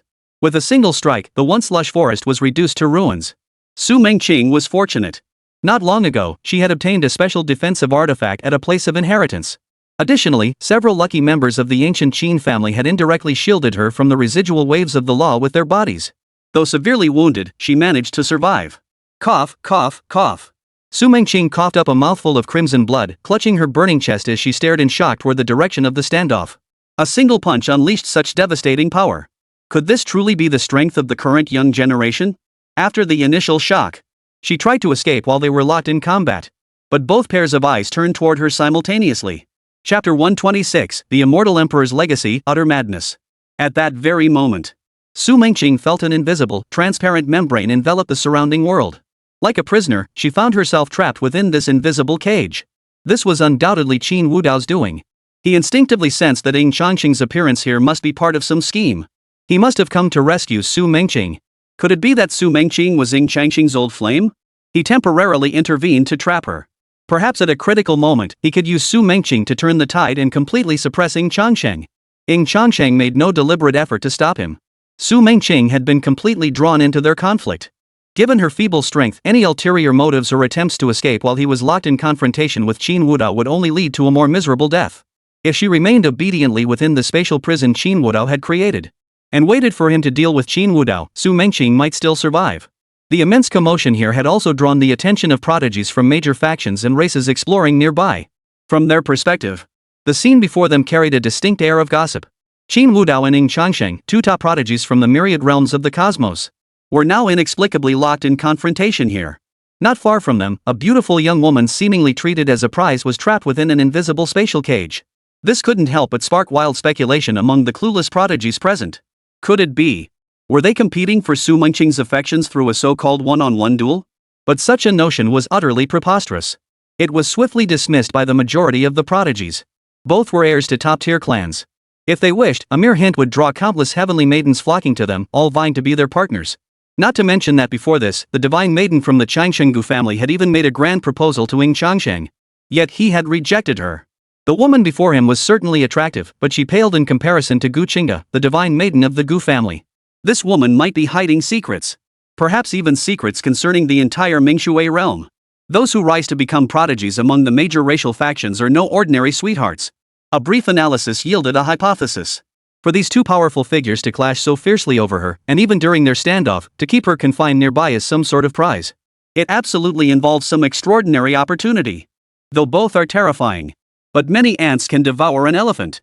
If they could stir up a bigger commotion, make it known to everyone, they might just get a slice of the pie. Ying Changsheng and Qin Wudao both sensed the presence of prodigies from other factions nearby. But they paid it no mind. As reincarnations of ancient beings who once stood at the pinnacle of the Tao, they each possessed their own pride. To other prodigies, they had merely cultivated to a higher level. For them, it was merely a return to their former heights and a casual shattering of those limits to break through to another unimaginable realm. That said, a trace of contempt and disdain faded from Qin Wudao's eyes, replaced by a weightier gravity. To be precise, he had actually been at a disadvantage during his brief exchange with Ying Changsheng. Interesting. Qin Wudao showed no sign of anger or embarrassment. Instead, a smile curved his lips once more, and he even seemed somewhat excited. Ying Changsheng proved stronger than he'd anticipated, and that was a good thing. The stronger the opponent, the greater the benefits he could gain after absorbing them. This journey to the Mingshui realm, all other opportunities could be forfeited. But devouring Ying Changsheng was non-negotiable. If he succeeded, he was confident he could shatter yet another limit, reaching new heights beyond even Ying Changsheng's level. The entire multiverse would become his personal hunting ground. Ying Changsheng, you're quite impressive. Worthy of me unleashing this power. During their standoff, Qin Wudao had completed his power buildup. And in this instant, he unleashed it in full. Boom! Centered on him, a domain of laws instantly radiated outward. Wherever this force touched, the heavens darkened and the earth grew dim, the laws of the universe falling silent. The entire world seemed to be dragged into an abyssal demonic realm. Within the demonic abyss, chilling winds howled, and shadowy figures swirled. In a daze, two blood-red suns slowly materialized behind Qin Wudao. To be precise, they were two eyes, comparable to blood moons, radiating a terrifyingly cold aura. This was the twin-born demon's creation, a divine power unique to Qin Wudao, forged by the twin-born demon's lifetime of understanding and refined upon the foundation of Qin Wudao's Dao Eye. Beyond that, Qin Wudao reached out once more. A black and white jade pendant, radiating a chilling and terrifying aura, now rested in his hand, the twin yin-yang jade. This was the companion artifact born alongside him, Qin Wudao, at the moment of his creation. As Ying Changsheng and Qin Wudao clashed, news of the events unfolding here began spreading outward. Elites from major factions across nearby regions all learned of the matter. Have you heard? How did Ying Changsheng end up facing off against Qin Wudao? It seems the conflict arose over a woman, one who holds the key to a world-shaking secret concerning the entire Mingshui realm. For these two supreme beings to clash, even resorting to violence, the secret she holds must be immense. Perhaps we can get a piece of the action. Many harbored such thoughts. They entered the Mingshui realm seeking its ancient opportunities, even the chance for meteoric rise. A bunch of fools trying to snatch food from the tiger's mouth, or rather, from the mouths of two fierce tigers. Don't you fear that you might have the life to covet it, but not the life to take it? Others saw it more clearly. That opportunity might be beyond compare, but if they couldn't defeat these two, wasn't it just a suicide mission? What if these two stopped fighting and joined forces to wipe out the flies trying to get a piece of the pie? That would spell utter ruin for them. Meanwhile, this news also reached Li Changqing's ears. An extraordinary opportunity in the Mingshui realm? He too could be considered a reincarnation of an ancient being. In the 2 days since entering the Mingshui realm, he had uncovered certain truths. He understood just how extraordinary the opportunities within the Mingshui realm truly were. The ancient great emperor wasn't that the immortal emperor? If he could obtain their inheritance, all his predicaments would be resolved effortlessly, and he might even advance further. Ying Changsheng. A flicker of madness passed through Li Changsheng's eyes. Having been crushed by hidden body earlier, he had been forced to use his final reincarnation opportunity, leaving him with deep psychological scars. As long as Ying Changsheng lived, his heart could find no peace, and his cultivation path would stagnate. He was going to strike against Ying Changsheng anyway. If that was the case, he might as well seize this chance while Ying Changsheng was ill to take his life. This might be his only chance. Chapter 127, Yi Clan's Divine Realm, Yi Lingxue. At the same time, the news reached the prodigy of the Gu family, Changsheng, and was relayed to Gu Qingge's ears. What did you say? Ying Changsheng and that person from the ancient Qin clan are fighting? Gu Qingge, clutching the special telepathic jade talisman, furrowed her delicate brows. Qin Wudao's name was renowned throughout the myriad realms of the cosmos. Not only was he a titled venerable, but he also held the prestigious heaven title. Of course. After learning about Ying Changsheng's past history, she didn't believe for a moment that Qin Wudao could be Ying Changsheng's match. After all, Ying Changsheng was widely acknowledged to be the reincarnation of an ancient being. In a sense, he wasn't part of the younger generation. He was a genuine ancient monster. Even if his power hadn't fully recovered, dealing with Qin Wudao would be a piece of cake. But, you mentioned that the mysterious woman who provoked the conflict between them might hold a great opportunity hidden within her. That part might actually be true. Gu Qingge, like nearly everyone else, grasped a crucial point. Ying Changsheng was a reincarnation of an ancient being. How vast were his knowledge and experience? That he would clash with Qin Wudao over this matter could only mean the rumors were highly likely true. After all, the Mingshui realm was left behind by an ancient being. Even the mighty emperor was captivated by it, allegedly dispatching his youngest and most promising scholar to aid them in entering the Mingshui realm to seek its legacy. They were bound to seize every opportunity. No matter how formidable Ying Changsheng might be, he could not possibly withstand the combined efforts of all the formidable demonic prodigies. For all those nearby were his trusted confidants. Gu Qingge made no effort to conceal her voice. Likewise, Xing Zishi, who had silently possessed her body, also heard these words. Unnoticed by anyone, Xing Zishi transformed into a transparent fish, blending into the void. Following the intelligence Gu Qingge had previously obtained, she headed toward Ying Changsheng's location. Back then, Changsheng vanished without a trace in the immortal realm. I couldn't help him at all. Instead, Yi Lingxue and Xiao Wanyue beat me to it. Now they're both in the immortal realm, unable to aid Changsheng for the time being. A faint smile touched Xing Zixi's icy cold face. After years of slumber, she hoped her long wait would finally be answered. The immortal realm. A realm bathed in dazzling celestial light. Endless temples stretched across the horizon, while dazzling palaces stood suspended in the air. Countless cosmic phenomena rise, transforming into an ever-shifting celestial expanse. At this moment, within a majestic temple resembling a celestial palace. For heaven's sake. I'm begging you, can't you just calm down? Just settle down already. The immortal gate can only reflect the myriad heavens and remain sealed. Mortal cultivators can enter the immortal realm through it, but immortal cultivators who force their way through to the mortal universe will have their immortal source and Dao fruit utterly destroyed. You're just one step away from becoming an immortal king of the immortal path. And now you want to force your way through the immortal gate for that brat? If you lose all your cultivation and destroy your Dao foundation, how am I supposed to face our ancestors?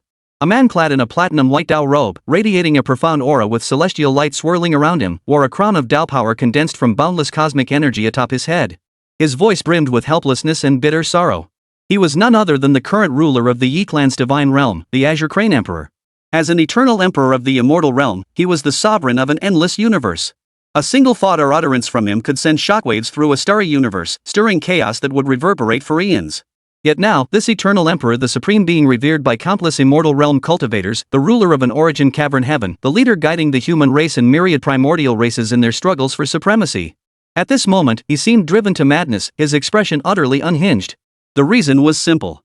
Yi Lingxue, the most cherished granddaughter of the Azure Crane Emperor. Lately, she'd been acting like a possessed being, insisting on entering the human path universe to find Ying Changsheng. A beautiful figure stood in the center of the grand hall. She wore a simple white gown, her aura transcending the mundane. Her jet black hair cascaded behind her like a waterfall of stars.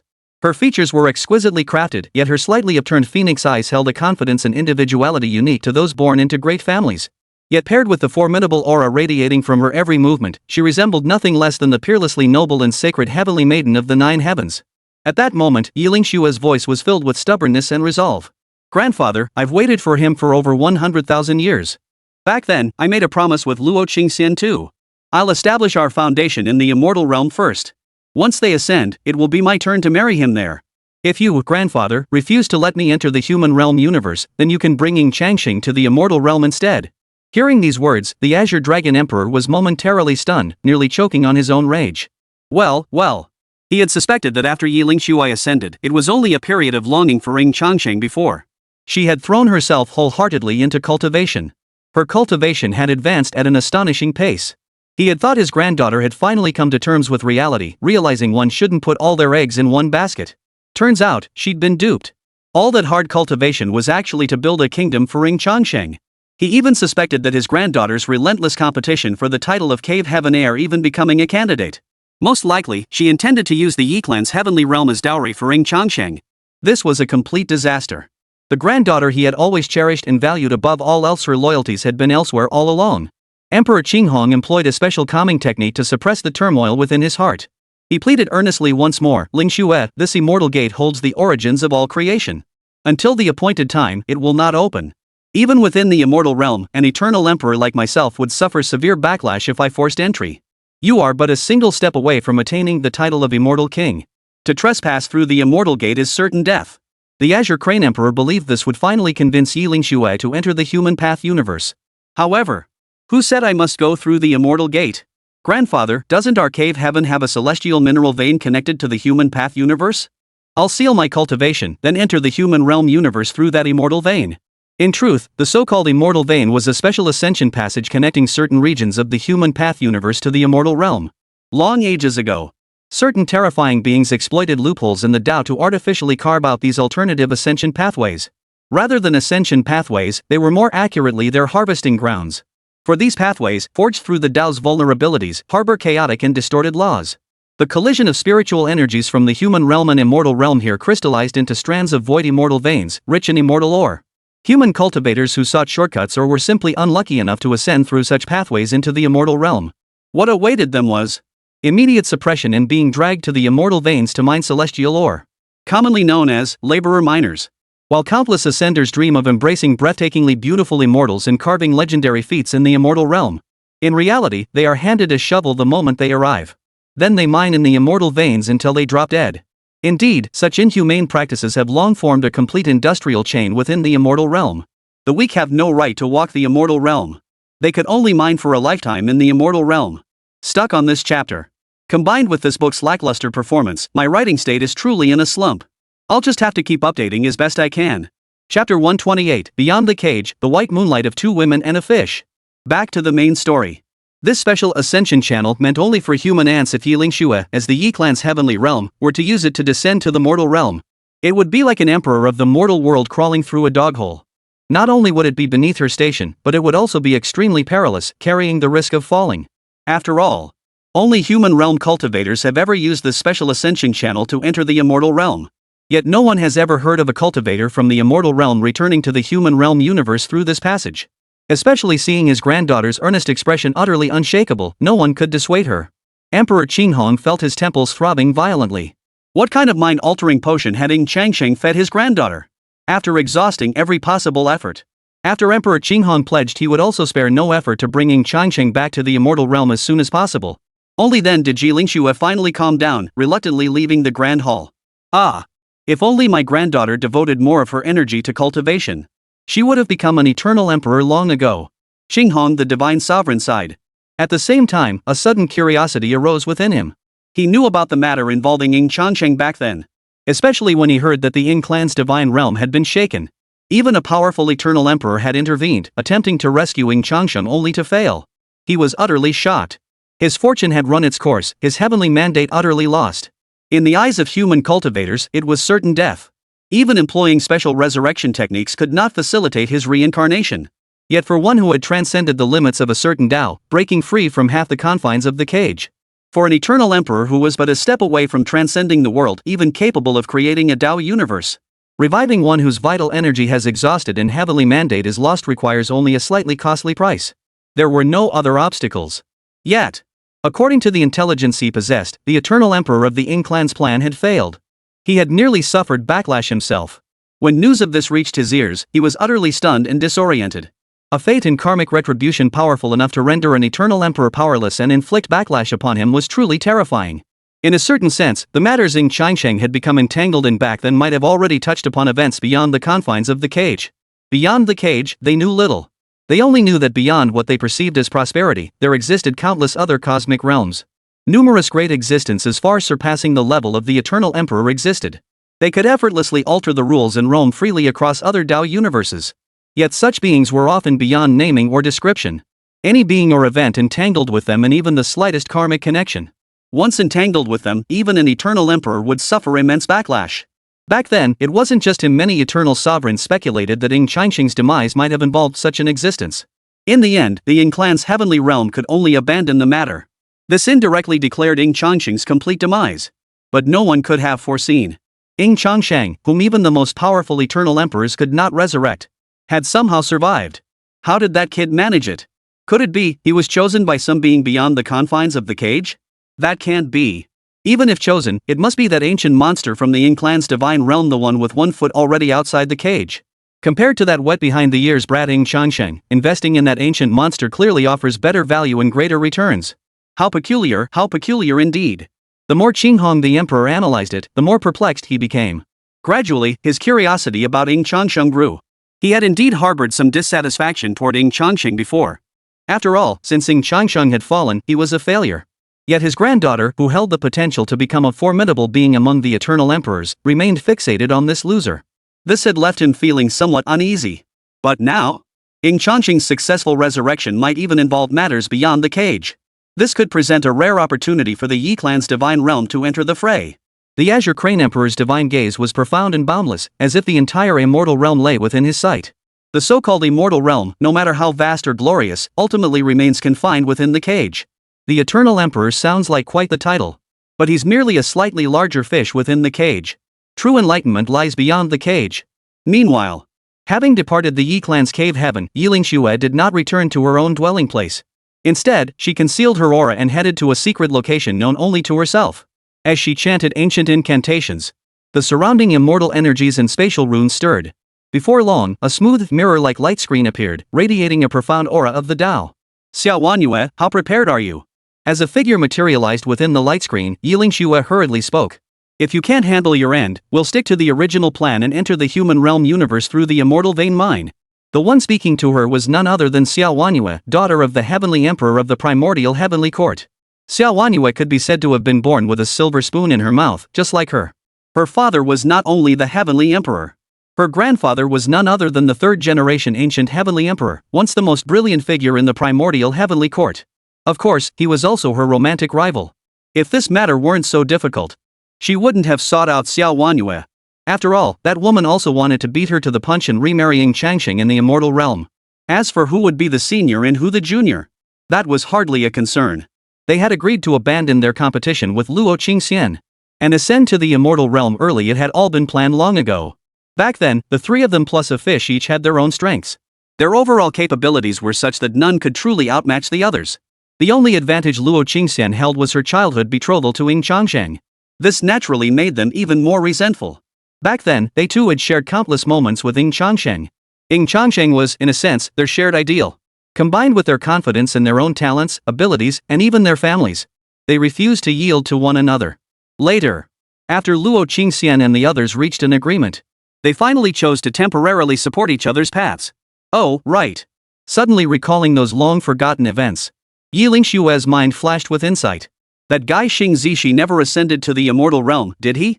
Could she still be lingering in the human realm? By now, she might have even crossed paths with Ying Changsheng? Impossible. Yilingxue shook her head vigorously. Xing Zishi is a fish, not a dog. She shouldn't be that dog-like, right? Chapter 129, The Body of Faith, Gods Battling, the Daughter of Destiny Suffers. Just then, a cold, clear voice snapped Yilingxue back to her senses. The immortal gate is sealed, separating the human path from the immortal path. To project the power of faith back into the Dao universe and activate my primordial heavenly court, preserving the faith coordinates within the human path universe, will require at least another year. You're being far too impatient. The immortal vein passage is exceedingly perilous, containing void storms within. Even an immortal king from the immortal realm could be torn apart by the churning void storms within. If we too venture through that passage, we might not even reach the human realm universe before we're consumed by our own peril. As this voice, clear as flowing spring water, resonated across the law light screen, a woman slowly materialized. She wore an imperial gown embroidered with the 9-colored divine phoenix, her bearing dignified and elegant. A purple gold flame mark adorned her brow. She was none other than Xiao Wanyue, the heiress of the primordial heavenly court. With extraordinary talent coupled with formidable lineage, she had already set one foot into the realm of the immortal king. Another year to wait? Yi Lingxue suddenly grew anxious. That fish in Xingzi Creek hasn't ascended to the immortal realm yet. I heard she's been slumbering in the human realm universe all along. She might have already heard news of Ying Changsheng's reincarnation. She could have reached out to him before us. At these words, Xiao Wanyue froze momentarily, her expression shifting. However, she too began to entertain thoughts similar to Yi Lingshue's earlier. Xingzixi, as a fish, couldn't be that dogged, could she? Meanwhile, within the Clearwater realm, Qin Wudao stood soaring above the heavens. Two auras manifested, one crimson, one violet, terrifying and eerie. As an ancient supreme being, he had long since comprehended the 3,000 Dao paths, uncovering his own unique life-bound laws. Even now, having lost his original body and primordial essence, by borrowing the body of Qin Wudao, endowed with formidable innate talent, he could still unleash a sliver of his life-bound law's might. The crimson domain of law swirling around his right side was saturated with the devastating force of the law of destruction. The purple domain of laws gathering on his left was suffused with a spirit storm chilling to the bone. The functions of these two law forces were equally pure. The law of destruction shattered the physical bodies of cultivators and living beings, representing the material plane. The spiritual law was employed to annihilate the divine souls of cultivators and sentient beings, representing the mental plane. When these two forces converged, all existence would be reduced to ashes. Annihilation Demon Seal. Seal. Qin Wudao appeared to have been gathering energy for an extended period, yet the actual unleashing of this strike occurred in the blink of an eye, accompanied by a terrifying sound of space shattering. In that instant, a colossal divine seal enveloped in two distinct auras of crimson and violet plunged downward like a world itself. Its radiating influence spanned tens of thousands of miles. Quick! Defend yourselves! Some cultivators who had planned to wait until Ying Changsheng and Qin Wudao were both weakened from their battle, hoping to reap the benefits effortlessly, were now terrified out of their wits.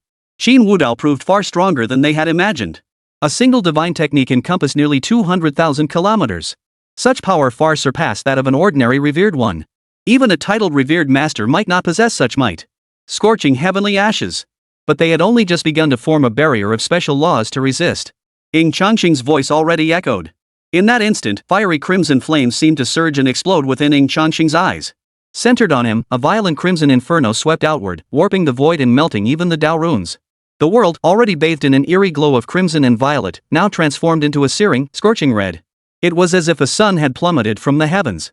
Yet as the surging nine-sun divine fire spread outward, infused with the power of the primordial chaos Dao Bone by Ying Changsheng, the nine-sun divine fire, which should have gradually died out, grew even more intense. Even within the churning inferno, crackling explosions like firecrackers echoed continuously. Yet with each detonation, the entire area shook with tremors as violent as earthquakes. Su Mengqing, caught in the forced blast, turned pale with fright. She was merely a member of a fallen noble house. How could she have witnessed such terrifying scenes of divine warfare? Stop fighting! Stop fighting! The map of the Clearwater realm. I have the map of the Clearwater realm. I'll give you the map. Please, have mercy. Let me leave. She truly regretted it now. Had she only surrendered the map decisively from the start, would she have been forced to remain trapped in this terrifying battlefield? From her vantage point, the area that had once resembled an earthly paradise was now reduced to scorched earth. Terrifying law energies raged unchecked. Even through the void cage Qin Wudao had conjured, she could sense the horror lurking within those threads of law. The slightest touch would likely mean her complete annihilation. Moreover, the void cage sealing her off was on the verge of shattering. Another clash between them would surely sweep her away in the unfolding storm of law, drowning her in its fury until death. Therefore, she was willing to surrender the opportunity within her in exchange for the chance to be released. The Mingshui realm map? Qin Wudao knew Su Mengqing might possess a great opportunity. But upon hearing the words map of the Clearwater realm, his breathing grew uncontrollably rapid. Simultaneously, his deep eyes shot a look of profound apprehension toward Ying Changsheng. Ying Changsheng proved far stronger than he had anticipated. After several rounds of fierce exchanges, no matter how fiercely he unleashed his power, even invoking the divine laws he had mastered at his peak before death, he couldn't suppress him. He was confident that the divine abilities he had just unleashed were sufficient to suppress any revered one, and he believed he could likely suppress an ordinary supreme being as well. Yet here he was, utterly powerless against Ying Changsheng, a peer of equal cultivation. Given this, he might as well settle for the next best option. First, seize the map of the Sunsui realm from Su Mengqing. Once he grew stronger by seizing the opportunities within the Mingshui realm, he would return to hunt down and devour Ying Changsheng. Ruined step. A gleam of resolve flashed in Qin Wudao's eyes once more. His figure instantly merged into the void, transforming into an intangible specter. With an uncatchable speed, he swiftly lunged towards Su Mengqing's direction. Possessing the eye of the Dao, he could discern the trajectories of the Dao of void drifting through the void. Leveraging these void Dao trajectories alongside his mastery of supreme body techniques, he was confident. Ying Changsheng was absolutely no match for him in speed. He could even seize the Mingshui realm map while simultaneously delivering a devastating blow to Ying Changsheng. Yet Ying Changsheng's movements proved faster still. As the ancient progenitor of the immortal Ying lineage, he had long since created and mastered numerous cultivation techniques. He possessed no shortage of body techniques either, though he hadn't awakened a physique akin to spatial power. The terrifying amplification granted by the 9 transformations forbidden immortal source granted him immense mastery over spatial abilities and the Dao. Just as Qin Wudao closed in on Su Mengqing, mere inches away. Suddenly, Qin Wudao felt a flash before his eyes. A fist interwoven with dazzling divine light magnified in his vision, striking straight toward his face without deviation. Impossible. Qin Wudao's pupils contracted. At this moment, he was not only moving at extreme speeds but had also fused with the void, his body entering a state of ethereal abstraction. Unless Ying Changsheng attacked him with psychic power. Yet now, Ying Changsheng had merely swung a fist using raw physical strength, and it had actually warped the void, affecting him in his ethereal state. Chapter 130. There's definitely something fishy going on. Is the Mingshui realm his personal playground? Before he could dwell on it further, a crisp cracking sound echoed. Ying Changsheng's fist seemed to effortlessly shatter the intangible barrier between the material and spiritual realms. It slammed viciously into Qin Wudao's face. Put! Blood spurted forth. Qin Wudao's figure, previously in a state of dissolution, slowly materialized. Under the impact of Ying Changsheng's punch, the flesh on his face convulsed and contorted violently. The terrifying force propelled him backward with a sonic boom, like a meteor streaking across the sky, hurled violently into the distance. The map. Give it to me. As he sent Qin Wudao flying with a single punch, Ying Changsheng extended his palm, effortlessly shattering the void cage Qin Wudao had conjured. He extended his hand towards Su Mengqing. Su Mengqing snapped back to her senses, daring not to harbor any ulterior motives. She hurriedly handed over the map of the Brightwater realm she had obtained earlier from the cliffside cave to Ying Changsheng. Circumstances were stronger than her will. At this moment, she had no right to covet this opportunity. As he took the map of the Clearwater realm, Ying Changsheng's aura erupted once more. In that instant, he activated his transformed double pupils. The resonance of the twin pupils, the laws of heaven and earth, combined with his chaos primordial Dao Bone, could influence the void to a certain extent. Wherever his gaze fell, wherever his form appeared. With a flicker of Ying Changsheng's intent, he took a single step forward. His figure vanished instantly before Su Mengqing. When he reappeared, he had already arrived above Qin Wudao, who was flying backward.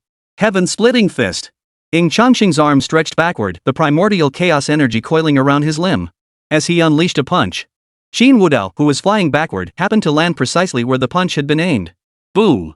The punch struck like a falling meteorite, landing squarely on Qin Wudao's abdomen. Qin Wudao's body bent like a shrimp drawn taut on a string. From top to bottom, he slammed back down toward the earth, leaving Qin Wudao no chance to strike again. Go! Ying Changsheng drew the primordial chaos bell. The primordial chaos bell spun and expanded in his palm, rising into the air of its own accord. Clang! Enveloped in colossal chaos energy, it instantly descended to suppress Qin Wudao. The bell's resonance spread outward, carrying a deafening roar that shook mountains and split earth. The already ravaged earth caved inward relentlessly, pounded into a terrifying, bottomless crater. Holy crap! Ying Changsheng is seriously going all out, trying to kill Qin Wudao outright. The prodigies who witnessed this were stunned speechless. Qin Wudao is the hope of the ancient Ying Clan, and he's that one's son. Doesn't he fear that killing Qin Wudao will incur the wrath of that figure and the entire ancient Ying Clan? The immortal winner's comprehensive foundations are already formidable. Why should he fear the ancient Ying Clan? More than that, Ying Changsheng is making such a huge commotion, tearing everything apart like a house demolition. If he disturbs the lingering soul of that lord of Mingshui and angers him, isn't he afraid of facing punishment and retribution? Since entering the Clearwater realm, they had all been relentlessly seeking any information or intelligence concerning this realm. Not long ago, they all learned a crucial piece of news. The Clearwater realm appeared to be a realm of memories forged by some supreme being. It served as that being's sanctuary. They could explore and seek opportunities here. But they must not destroy this realm of memories. Otherwise, they risk incurring that being's wrath and facing punishment. Not long ago, a stubborn, unbelieving soul, in an attempt to uncover a hidden treasure trove within the Great Mountains, he resorted to powerful divine arts, attempting to forcibly split the earth and move mountains. The result? It seemed as though he had incurred the punishment of the Lord of Clear Waters. A bolt of divine thunder descended from the heavens, instantly reducing the man to dust. Now, the commotion caused by Ying Changsheng was immense. The entire forest was utterly destroyed. Even the land for tens of thousands of miles around it has been turned into scorched earth. Surely punishment is inevitable? Yet, a mysterious, unknown wave of law rippled out like watery ripples. It echoed with crystal clarity in the ears of all present. Many cultivators who had been eagerly awaiting Ying Changsheng's punishment froze in place, their expressions stiffening. Effective immediately, all trial participants may freely explore the Clearwater realm. At these words, every cultivator was utterly dumbfounded. What does that mean? So this means that Ying Changsheng, this master of wrecking everything, can tear this entire area apart without facing any punishment? Then what was the point of their earlier caution? Damn it! This is bullying the honest folk. A cultivator roared in anger. Why should we be punished for accidentally involving the Mingshui realm in the battle earlier, while that bastard Ying Changsheng gets off scot-free? There must be some shady dealings going on here. I refuse to accept this. This is blatant favoritism. They're not even pretending anymore. Anyone unaware would think the Mingshui realm belonged to Ying Changsheng himself. Ying Changsheng froze slightly at the sudden voice echoing in his mind. He had actually heard similar accusations before. He'd simply forgotten them during his battle with Qin Wudao. Could it be because I just tapped into the power of the Nine Yang Divine Body? Ying Changsheng murmured inwardly, a vague suspicion forming. Shaking his head, Ying Changsheng let his aura and intent surge outward, sweeping away all the debris beneath his feet. Strangely enough, he couldn't find Qin Wudao's body anywhere. Instead, he saw half a jade pendant emitting an eerie glow. What is this? Ying Changsheng picked up the jade pendant. It radiated an eerie power, even filled with an inexplicably dense life force. Yet now, the jade pendant seemed utterly drained of energy, appearing dull and lifeless. The companion spirit treasure of the twin-born demon, the twin yin yang jade pendant? Did that bastard use an inanimate object as a substitute for his own death? He shook his head. Ying Changsheng didn't dwell on it. His primary objective had already been achieved. He believed that even if Qin Wudao managed to escape, he couldn't leave the Mingshui realm. He only needed to find him later and kill him. Damn it! That bastard Ying Changsheng is stronger than I ever imagined. I truly underestimated him. In a hidden corner of the Mingshui realm, Qin Wudao's battered figure slowly materialized. His face was etched with pain. Not only had he failed to obtain what he sought, he'd even lost his companion spirit treasure in the process. What a bloody loss! And that good-for-nothing Qin Wuya. Wasn't he supposed to be nearby, leading the prodigies of the ancient Qin clan to come to my aid? Who, exactly are you? Our ancient Qin clan bears you no grudge, nor have we ever crossed paths. Why attack us? Qin Wuda's face betrayed wariness, yet fear flickered deep within his pupils. Before him now stood a figure. To be precise, it wasn't a person. It was a fish. A mermaid woman whose upper body was that of a beautiful maiden, while her lower half flowed with boundless laws, her scales shimmering with radiant beauty. Chapter 131, Standing Alone. If they are his enemies, let them vanish. The fusion of human form and fish tail. Though it lent the woman before him an aura of mysterious and otherworldly beauty, Qin Wuya had no inclination to admire her beauty. For to Qin Wuya, Xing Zishi felt like nothing but a monster. It had been roughly half a cup of tea earlier. He received word from his elder brother, Qin Wudao. He intended to lead the elite ranks of the ancient Qin clan to reinforce his brother and suppress Ying Changsheng. Originally, he could have followed the established plan and arrived at the battlefield in time. But his luck took a turn for the worse when Xing Zishi suddenly appeared. He thought his luck had turned completely upside down. Having encountered a special creature belonging to the Mingshui realm, he intended to subdue and capture it. Instead, Xing Zixi asked him if he intended to confront Ying Changsheng. Without a second thought, he instinctively nodded in agreement. And this was the outcome. Including him, nearly 25 young prodigies from his ancient Qin clan were all swept aside by this mysterious mermaid woman alone. Wait! Spare me! I actually have no grudge against Ying Changsheng. It's my brother, Qin Wudao, who has a grudge against Ying Changsheng. There's an old saying among us humans, misfortune shouldn't befall one's family. Seeing Xing Zishi suddenly appear not far from him, Qin Wuya's heart sank to the depths. The prodigies of the ancient Qin clan, whom he had deliberately left behind to stall for time and create an escape opportunity for him, were all useless. They hadn't even managed to stall for a few breaths before this monster caught up. Xing Zishi's beautiful eyes were cold. She harbored no particular feelings toward the human race itself. Her love for Ying Changsheng back then was because Ying Changsheng had saved her life first. Moreover, much had transpired between them. Toward other humans, her attitude toward them mirrored that of her innate race toward humans, cold, contemptuous, utterly indifferent. Just as Qin Wuya felt his very soul tremble, sensing the encroaching threat of mortal peril, a colossal surge of demonic energy suddenly swept in from the horizon, growing ever closer. Within this overwhelming demonic energy, a dragon's aura nearly solidified in substance could be faintly discerned. Finally! Qin Huiya's heart surged with overwhelming joy. Just as Ying Changsheng had witnessed in the simulation earlier. After entering the Brightwater realm. In order to better seize opportunities and obtain what his clan needed. He devised a specific tactic targeting Ying Changsheng, the greatest variable and strongest rival. Even a hero can't fight four hands alone. Form alliances. As long as Ying Changsheng amassed enough enemies. Even if Ying Changsheng were a reincarnation of an ancient being, he would surely meet his end. As for whether allying with outsiders against Ying Changsheng might provoke the wrath of the immortal Ying Clan if word got out. He couldn't care less. Ying Changsheng, a reincarnation of the venerable immortal winner patriarch, had openly challenged them a full-blown confrontation, demanding to compete with these contemporary prodigies for opportunities. Why shouldn't he resort to underhanded tactics? Earlier, when they encountered Xingzi Shi and witnessed him brutally slay several prodigies, he had sensed something was amiss. The news spread in advance. Had summoned the young elites of the nearby True Dragon Kingdom and Demon Plant Clan. Now, reinforcements had finally arrived. Qin Huiya, what are you doing here? Wasn't the plan for your ancient Qin clan to distract Ying Changsheng while we surrounded and killed him together? From afar, a thunderous voice echoed repeatedly. Amidst surging golden dragon chi, a youth from the True Dragon Kingdom, his head crowned with two pairs of curved golden dragon horns, his skin faintly covered in pale golden dragon scales, led a contingent of True Dragon Kingdom elites. Long Son, the Golden Thunder Dragon King, one of the 5 young Dragon King candidates of the True Dragon realm, and the strongest among them. Beside him were the other 3 young Dragon Kings, the Crimson Flame Dragon King, the Frost Dragon King, and the Rock Dragon King, excluding Long Badian, who had perished prematurely. The mightiest, the Golden Thunder Dragon King, had already attained the cultivation level of a revered one, though he had not yet earned a heaven title.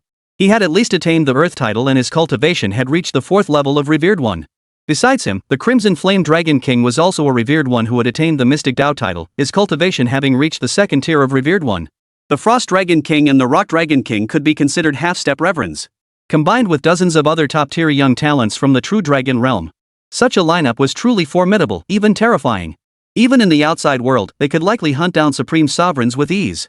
Beyond them, the Demon Plant Clan dispatched 3 formidable forbidden children, each from the Inferno Thorn Clan, the Evil Willow Clan, and the Diamond Immortal Tree Clan. On the Chaos Continent, they suffered heavy losses at the hands of Ying Changsheng. This had thoroughly ignited the fury within their clans. Now, they cared not for the opportunities offered by the Clearwater realm. They vowed not to rest until Ying Changsheng was slain. Having overheard news of the event nearby, they arrived ahead of schedule. This time, the Demon Plant Clan had dispatched a full 17 forbidden child sequences. Including themselves, nearly 40 young members of the Demon Plant Clan were merely the first wave of the advance force. Yet faced with such a formidable force, Xing Zishi remained utterly unconcerned. Those beautiful eyes, seemingly capable of reflecting the starry sky, remained fixed on the 2 demonic prodigies of the major races. She asked, enunciating each word, "Did you go to kill him?" Him? The Golden Thunder Dragon King paused slightly, his question slipping out instinctively. Simultaneously, a flicker of interest danced in his eyes. This species before him was so peculiar, bearing features similar to their own demonic kind, yet seemingly not of the demonic race. Could it be some ancient, reclusive demon clan within their own demon race? Ying Changsheng. Xing Zixi's detached voice snapped him back to reality. Yes, so what? The Golden Thunder Dragon King responded instinctively. But a cold glint had already flashed in his eyes. Could this peculiar creature before him possibly know Ying Changsheng? Ever since Ying Changsheng's true identity was exposed, not only their True Dragon Kingdom but all demon clans harbored a deep-seated hatred for him. Before his reincarnation, Ying Changsheng had crushed countless demonic elite warriors beneath his feet. His name was famed throughout their demonic clan's ancient histories, his glorious battle records unmatched. Every great demon with the potential to become an unrivaled demon emperor and ascend to the immortal realm had been taken by Ying Changsheng to refine into elixirs and artifacts. That this demonic woman before them actually knew Ying Changsheng and seemed to be on fairly good terms with him. It was nothing short of a disgrace to the demon race. Yet Xing Zishi's next words left him and all the young members of the True Dragon Kingdom and even the demon plant race utterly dumbfounded. In that case, Xing Zishi extended a finger, pointing it at the Golden Thunder Dragon King, his voice as calm as ever. "Then I bid you to vanish." Put. A suppressed chuckle escaped. The Frost Dragon King was a stunning woman with ice blue hair and a fiery, sensual figure, appearing like an elegant ice queen. At that moment, Xing Zishi's inexplicable words nearly made her burst out laughing. Vanish? What kind of childish, ridiculous statement is that? What? You know that Ying Changsheng fellow? And you call yourself one of us demons? To actually know Ying Changsheng, our sworn enemy, and now you dare side with him against us? It seems you're courting death. It's the Golden Thunder era now, and you're still thinking about sparing the fair sex? At worst, just subdue her, break her limbs, and drag her back to be your plaything. Dragon nature is inherently lustful. In her eyes, even if the Thunder Dragon King did such a thing, it would be perfectly justified. The Golden Thunder Dragon King remained silent. Only then did the Frost Dragon King notice. Her companions all stared toward the Golden Thunder Dragon King with expressions of shock and disbelief. The Frost Dragon Queen instinctively looked over and her heart nearly stopped. The reason was simple. Before her very eyes, the Golden Thunder Dragon King's body was truly fading away. Like a historical painting being eroded by the invisible passage of time, his form gradually disintegrated, dissolving into wind and sand. Chapter 132, Reversing Time. Could it be her? This sudden turn of events surpassed everyone's expectations. Their minds were struck as if by a bolt from the blue, plunging into complete blankness and shutdown. The Golden Thunder Dragon King was the mightiest among them. Not only had he attained the rank of Revered One, but he had also earned the title of the Earth Tao. Moreover, he had been personally chosen as a direct disciple by the Dragon Emperor of their true dragon realm. Even such a transcendent being would one day meet his end. Yet in their imagination, it should be after enduring a fierce battle, burning out like a lamp, exhausted to the point of death. Yet, before their very eyes, a peculiar woman casually extended a finger and tapped him. His body began to dissolve into dust. How could I? The Golden Thunder Dragon King's mind went blank with bewilderment. He hadn't anticipated such a hasty exit. What plunged him into utter despair was this. At that moment, he seemed to glimpse a surging, boiling river of law before his eyes, a river brimming with the boundless power of time itself. The waters of time rolled and surged. It coalesced into layer upon layer of barriers, completely enveloping him within. In this state, his body, soul, and even the power within him were frozen by this force of time. Powerless to resist, unable even to move. He could only watch helplessly as his body gradually crumbled and dissipated. Yet in the end, the woman seemed to relent, sparing him. It actually halted his state of disintegration and dissolution.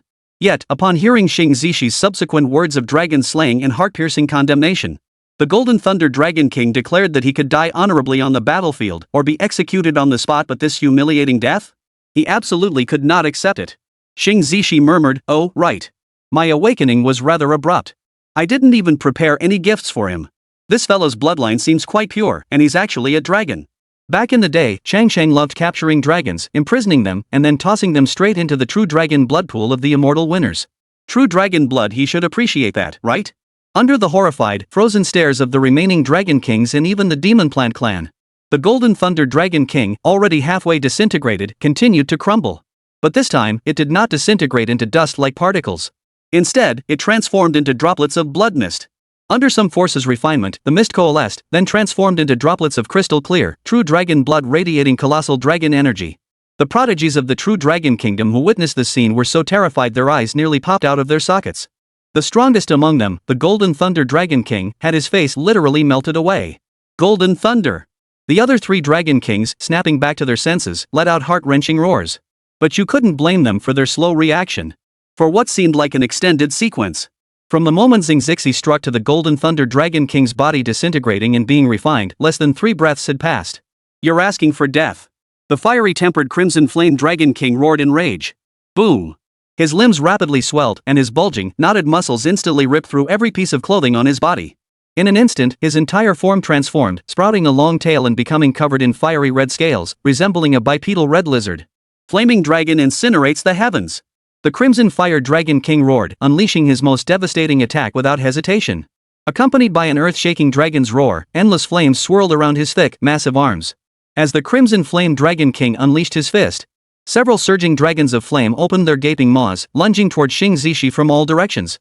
In that moment, Xing Zishi resembled a tiny flying insect trapped within a raging inferno, seemingly on the verge of being swallowed and obliterated by the overwhelming sea of flames. However, a scene unfolded that once again shattered everyone's worldview.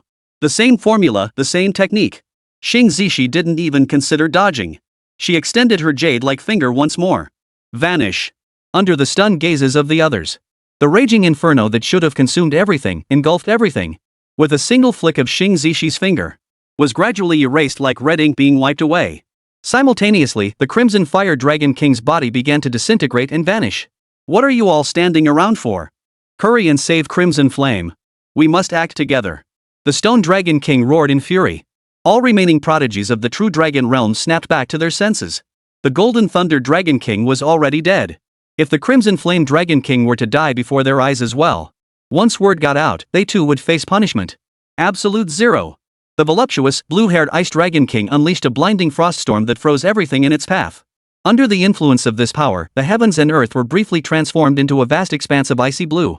The surrounding area echoed with the heart-stopping sounds of space freezing solid.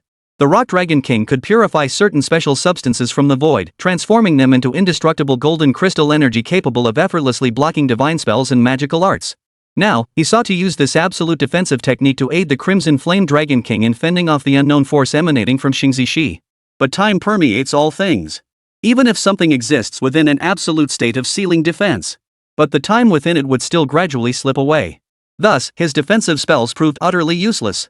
He could only watch helplessly as the Crimson Fire Dragon King's body disintegrated within his own vaunted defensive magic, being refined into droplets of true dragon blood. What are you waiting for? Kill her together. Or we'll all die. The Stone Dragon King roared furiously at the forbidden child of the Demon Plant clan. The three forbidden children finally snapped out of their stupor. Gritting their teeth, they unleashed their ultimate trump cards. Thorn Inferno. Divine Willow Descent. Immortal Tree Sea.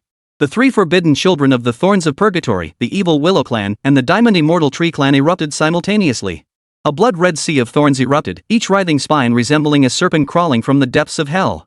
Gigantic willow trees shot skyward, their branches carrying world-shattering might as they rooted themselves into the void. Meanwhile, a verdant sea of trees burst forth, brimming with boundless life energy. The life energy within detonated in succession, like a green supernova explosion. Yet, faced with this force, Qingxian merely extended a single finger. This time, however, a true sea of stars seemed to shimmer within the depths of her beautiful eyes. Backlit ruins. With the fall of a melodious whisper, the very fabric of time and space within this realm began to reverse. This was no ordinary reversal. The power unleashed by the demonic prodigies did not return to their bodies with the reversal of time. Instead, under the influence of this temporal reversal, the techniques they had unleashed vanished into thin air. It felt like unleashing a powerful ultimate move only to encounter a glitch. The move vanished, and no damage was dealt.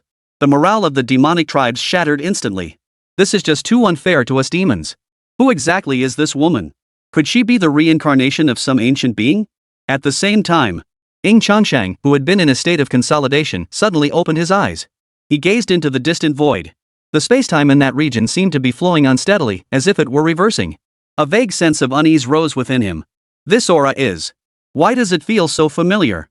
In a daze, Ying Changsheng's memories stirred. A figure emerged from the depths of his heart. Qingxian of the Primordial Starseed clan. Chapter 133, Simultaneous Demise. It must have been Ying Changsheng who killed them. But such thoughts came and went swiftly. 100,000 years had passed since those days. Qingxian might have ascended to the immortal realm long ago. Shaking his head, Ying Changsheng brought his thoughts back to the present. Yet deep within, a profound sense of bewilderment arose. Strange. He had deliberately lingered here all this time, waiting for the Demon Plant clan and the Demon Clan to come knocking. After all, according to the intelligence he had obtained from the simulation earlier, Qin Wuya had long secretly allied with these two great races, preparing to use their combined strength to launch an attack against him. Now he waited and waited. Why no sign of them? Meanwhile, as Xingxixi manipulated the flow of time in this region, the true Dragon Kingdom and the young demonic lineage were struck dumb, frozen in place as if struck by lightning. The scene before them had far surpassed their comprehension and understanding. The power of time. Why can this woman before us manipulate the power of time? And even make time flow backward? As everyone knows, only those who have reached the level of a great emperor can manipulate time. The cultivation level of this woman before us is at most that of a revered one. Moreover, she has not displayed the power befitting a titled revered one. This indicates she hasn't even attained a Dao title. Then why can this woman manipulate time? Before they could ponder further, in the depths of Qingxian's eyes, vast as a starry sea, boundless power manifested once more. Light began to blur, space growing illusory. Layers of cosmic-like veils spread out, like an expanding curtain of time, enveloping all the young members of the two major factions. Simultaneously, Qingxian's long hair stirred without wind. Originally jet black, now bathed in the unique laws of time, it seemed to flow with the passage of years, refracting the rainbow hues of time itself. A crown formed from the tears of time slowly materialized above her head. Though this avatar's cultivation was merely that of a revered one, the power of her true body had long surpassed the limits of this realm. If she wished to utilize a special connection to allow the avatar to borrow a small portion of her true self's power, it would not be a difficult task for her. Vanish. Qingxian extended a slender jade-like finger, raising her hand to gently trace a path through the air toward all members of the two major factions frozen in time by the power of Chronos. In an instant, a force beyond the resistance of the true Dragon Kingdom, the Demon Plant clan's young ranks, even the forbidden children and the young Dragon Kings, completely invaded their bodies. Throughout this process, they were utterly powerless to resist. They could only watch helplessly as their bodies gradually became transparent under the erosion of time. Then, they dissolved into wispy dust, scattering with the wind. This scene was utterly shocking, even to their own eyes. Xing Zishi raised a finger, and all their prized, hidden divine abilities were erased like inkwash paintings. With another flick of her finger, they themselves had already dissolved into a sky filled with sand and dust. In the final moment before their consciousness faded, all they felt was utter despair. For they heard the whisper from the lips of this woman, who embodied both beauty and power. "Oh, right. Changsheng isn't just interested in dragon blood essence, he seems quite fond of forging artifacts too." The demon plant clan embodies the spirits of all celestial plants and trees. Their bodies are perfect for refining artifacts. I almost forgot about that. The young demon plant clan member, already feeling his body dissolving, sank deeper into despair. For this time, they began to feel their souls and consciousness vanishing, slowly being forcibly erased by an indescribable force. As forbidden children of the demonic race, they all possessed unique means of self-preservation. Though their bodies vanished, if a fragment of their soul remained, they might still have a chance to be resurrected in the future. Complete annihilation of the soul. Then even the chance of revival is utterly stripped away. Meanwhile, outside the Mingshui realm, several powerful demon emperors from the demon plant clan and the true dragon realm gathered together. Though unable to observe the situation within the Clearwater realm in detail, they could roughly gauge the situation through the clan members' life talismans in their possession. Yet now, the very space they occupied was agitated by surging energies, punctuated by intermittent roars of fury. Demon Emperor Tianlong, calm yourself. Your clan's Golden Thunder Dragon King may have simply been unlucky, stumbling into some perilous territory. But your clan still has 3 young Dragon Kings, doesn't it? Counting the forbidden child of our Demon Plant clan, the plan can still proceed smoothly. The Demon Plant clan's demon emperors continued to offer soothing words. At the same time, they felt a sense of relief. Fortunately, the only ones suffering heavy losses were the true Dragon Kingdom. Not a single one of their Demon Plant clan's dozen forbidden children had fallen yet. They believed that with these dozen forbidden sons acting in concert, hunting down Ying Changsheng should pose no great difficulty. All they needed to do was wait for the good news. But the thought had barely formed in their minds. Several demon emperors, including Tianlong, suddenly froze in place as if sensing something. They instinctively drew one life tablet after another from the void dimension, each containing immense life energy. But in the very next moment, under their stunned gazes, the life tablets representing the powerful young sequence of their clan shattered in clusters, even breaking simultaneously. The colossal form of the celestial waterfall demon emperor trembled slowly, his eyes turning crimson. Dead. The life tablets of the Frost Dragon King, the Rock Dragon King, and the Crimson Fire Dragon King, the last 3 young Dragon Kings remaining in his true dragon realm, shattered simultaneously.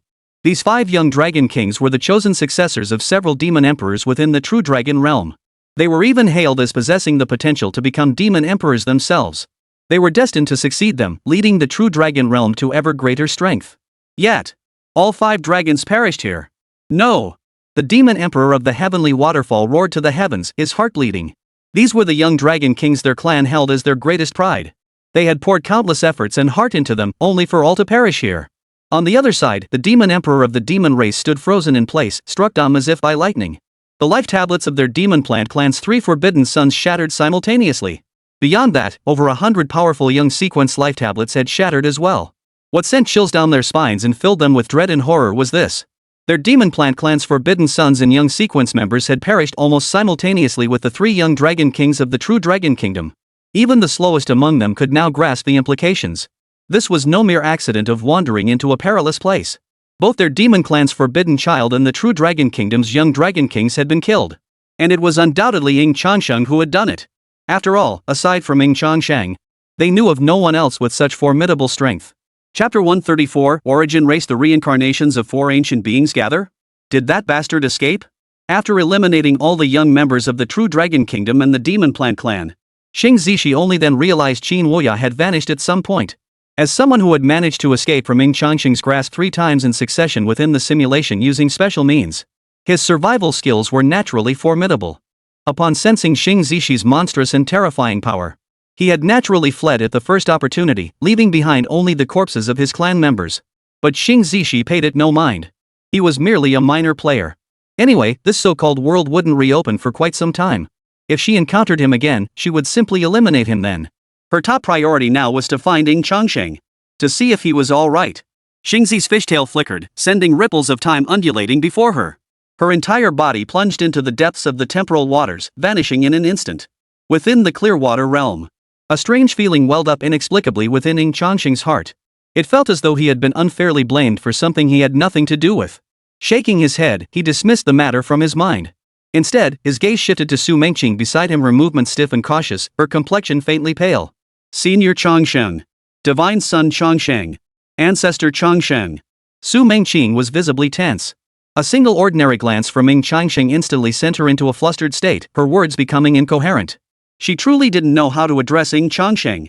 After all, everyone across the myriad realms now knew that Ying Changsheng was actually the reincarnation of the immortal Ying Clan patriarch.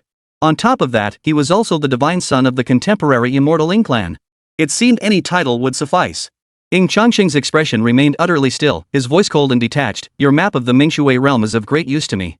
I suppose I owe you a debt of karma. I won't take advantage of you either. I'll give you 2 choices, he said. Ying Changsheng held up 2 fingers. 1. You may make a request or a wish and I will grant it immediately. 2. You've seen this map and should understand the opportunities within the Mingshui realm. You may freely select any opportunity from it, and I will ensure you inherit it flawlessly. Through the previous simulation, he had also come to know Su Mengqing's background.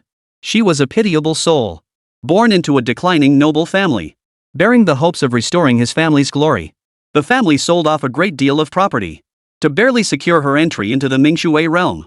Yet she unexpectedly seized an extraordinary opportunity, only to have it snatched away by this senior of hers. There was nothing she could do. If blame must be placed, it was on her own lack of strength. Ying Changsheng's sudden words left Su Mengqing momentarily stunned. Changsheng divine son. Was he preparing to compensate her? The thought made Su Mengqing feel even more flattered and overwhelmed. She was an adult now. She understood well that weakness was an original sin. She was weak, so she couldn't control herself. When her opportunity was snatched away, even if she had been killed outright, it would still have been her fate. And that was without even considering someone like Ying Changsheng a being of terrifying power and status, crushing her or even the entire world she inhabited. It would be but a fleeting thought. Could it be that the gods above the clouds would actually offer compensation to a mere mortal like her? Su Mengqing's beautiful eyes shone brightly. She weighed her words carefully before finally speaking. Divine Son of Immortality, I seek neither fortune nor do I presume you could grant me cultivation resources. I only hope you might guide my younger brother and sister for a time. As she spoke, fearing Changsheng might think her demands were excessive, she hastily added, if you are unwilling, then perhaps just have one of the young immortal winners guide my younger siblings. They possess greater talent than I, but our family has fallen into decline. There's simply no one left in our clan capable of guiding their cultivation. I myself am merely a latecomer to this path and cannot instruct them either. I don't expect them to become world-shaking cultivators. I only hope they gain enough strength to live peacefully in some corner of the world.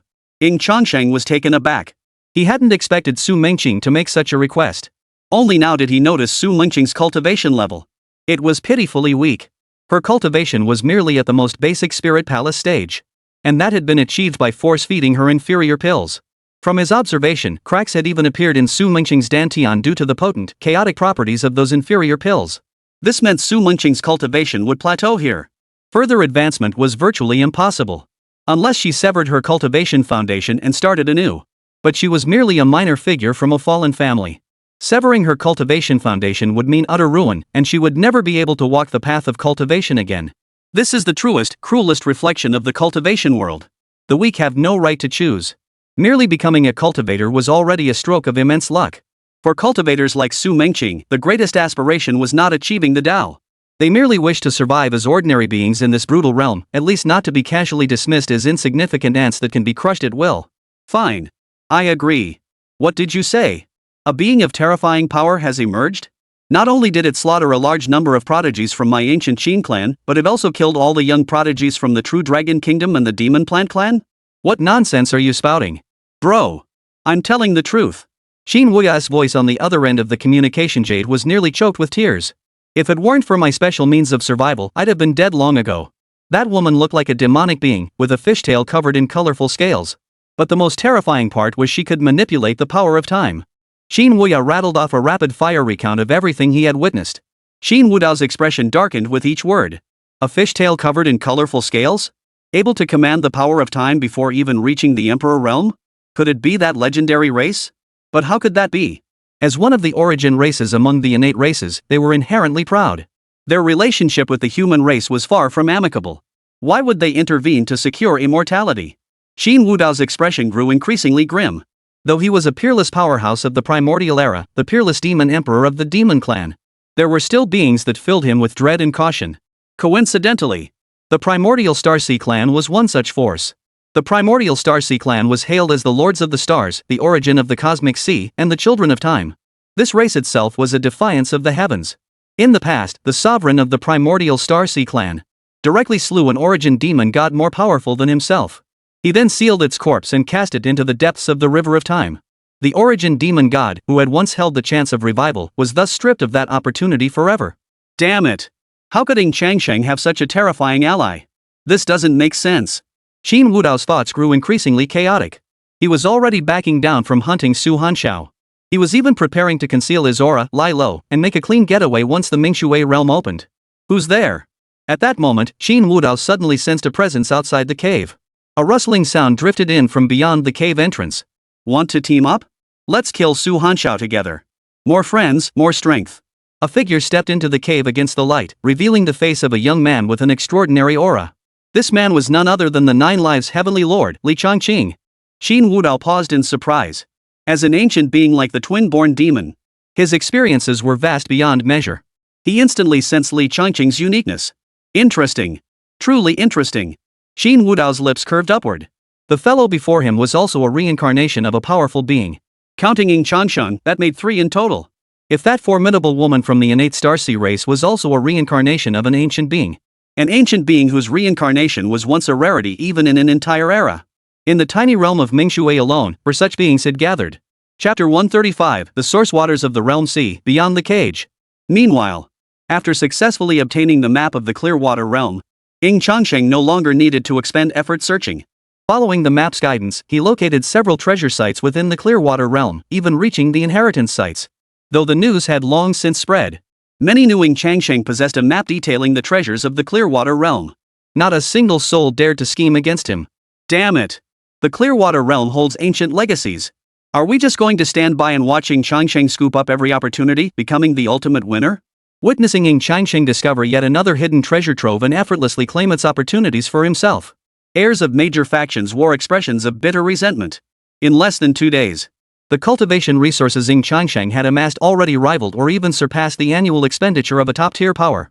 Such a vast accumulation of cultivation resources and treasures in one person's hands, wealth so immense it would make even an emperor's heart race with desire and frenzy. What? You still want to try and snatch it? Are you out of your mind? A cultivator standing beside him paled, hastily distancing himself. I warn you, if you want to go snatch it, go ahead. But afterward, don't claim you're from our sect. If you want to die, don't drag us down with you.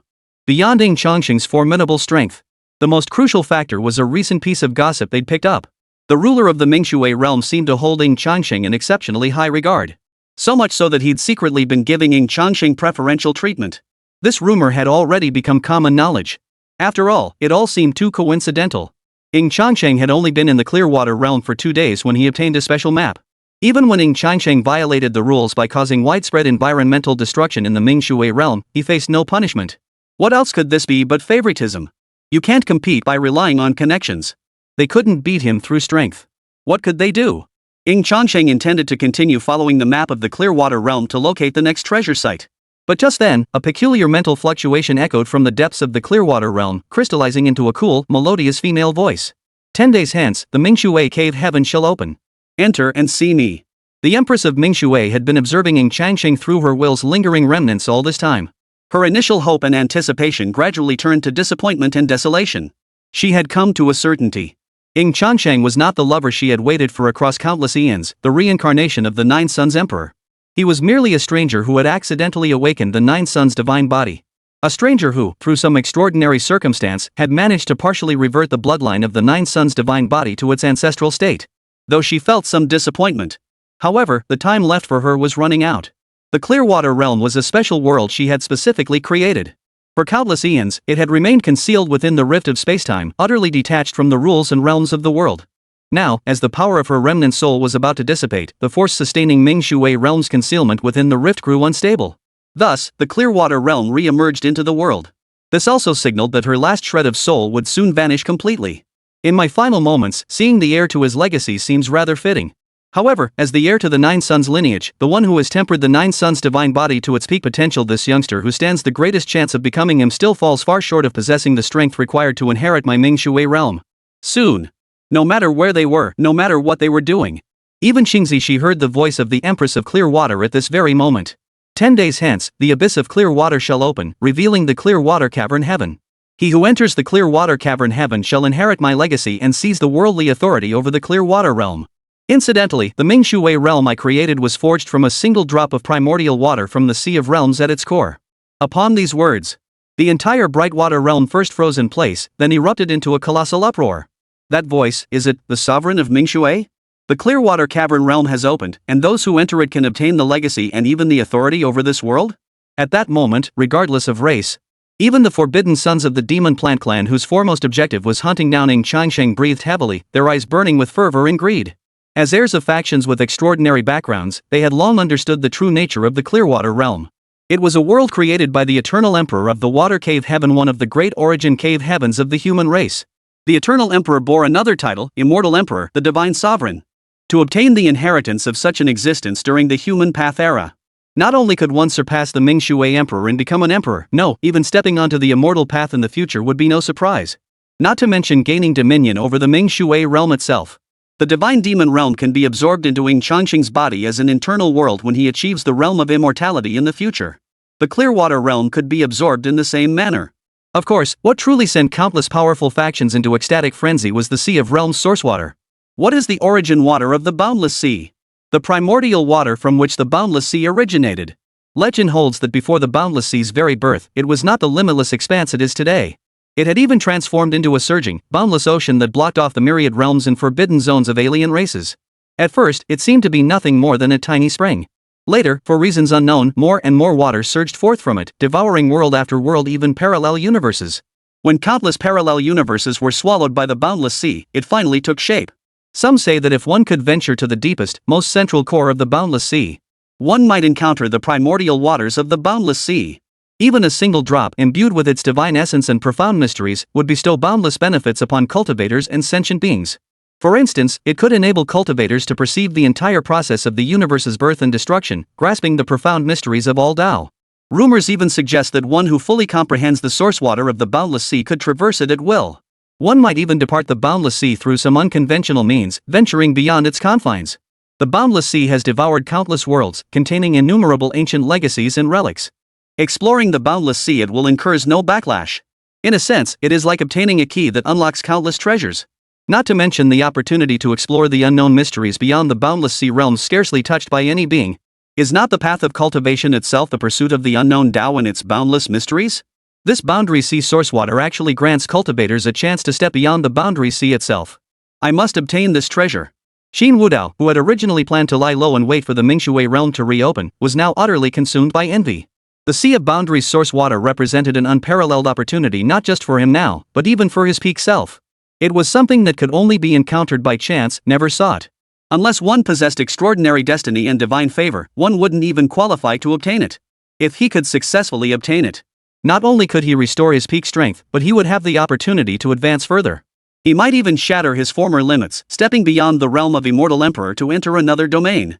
For beyond the boundary sea lies another realm. Beyond the cage. Chapter 136, Determined to Obtain, Finally Meeting. The phrase beyond the Sea of Realms is beyond the cage was something he had once overheard while listening to an ancient origin demon god expound on the Tao. Though the ancient primordial demon god never explicitly stated that leaving the boundless sea would break the cage. There were those who speculated that reaching the edge of the boundless sea might be an unconventional yet unique way to step beyond its confines. Yet even that conjecture was considered sheer nonsense back then. The boundless sea, capable of engulfing the human path universe, the immortal path universe, and even fragments of countless parallel universes, possessed an immensity beyond human comprehension. According to the speculations of numerous eternal emperors back then, the boundless sea resembled an endless ocean. Upon this ocean floated numerous non-adjacent islands. Each of these is a Tao universe.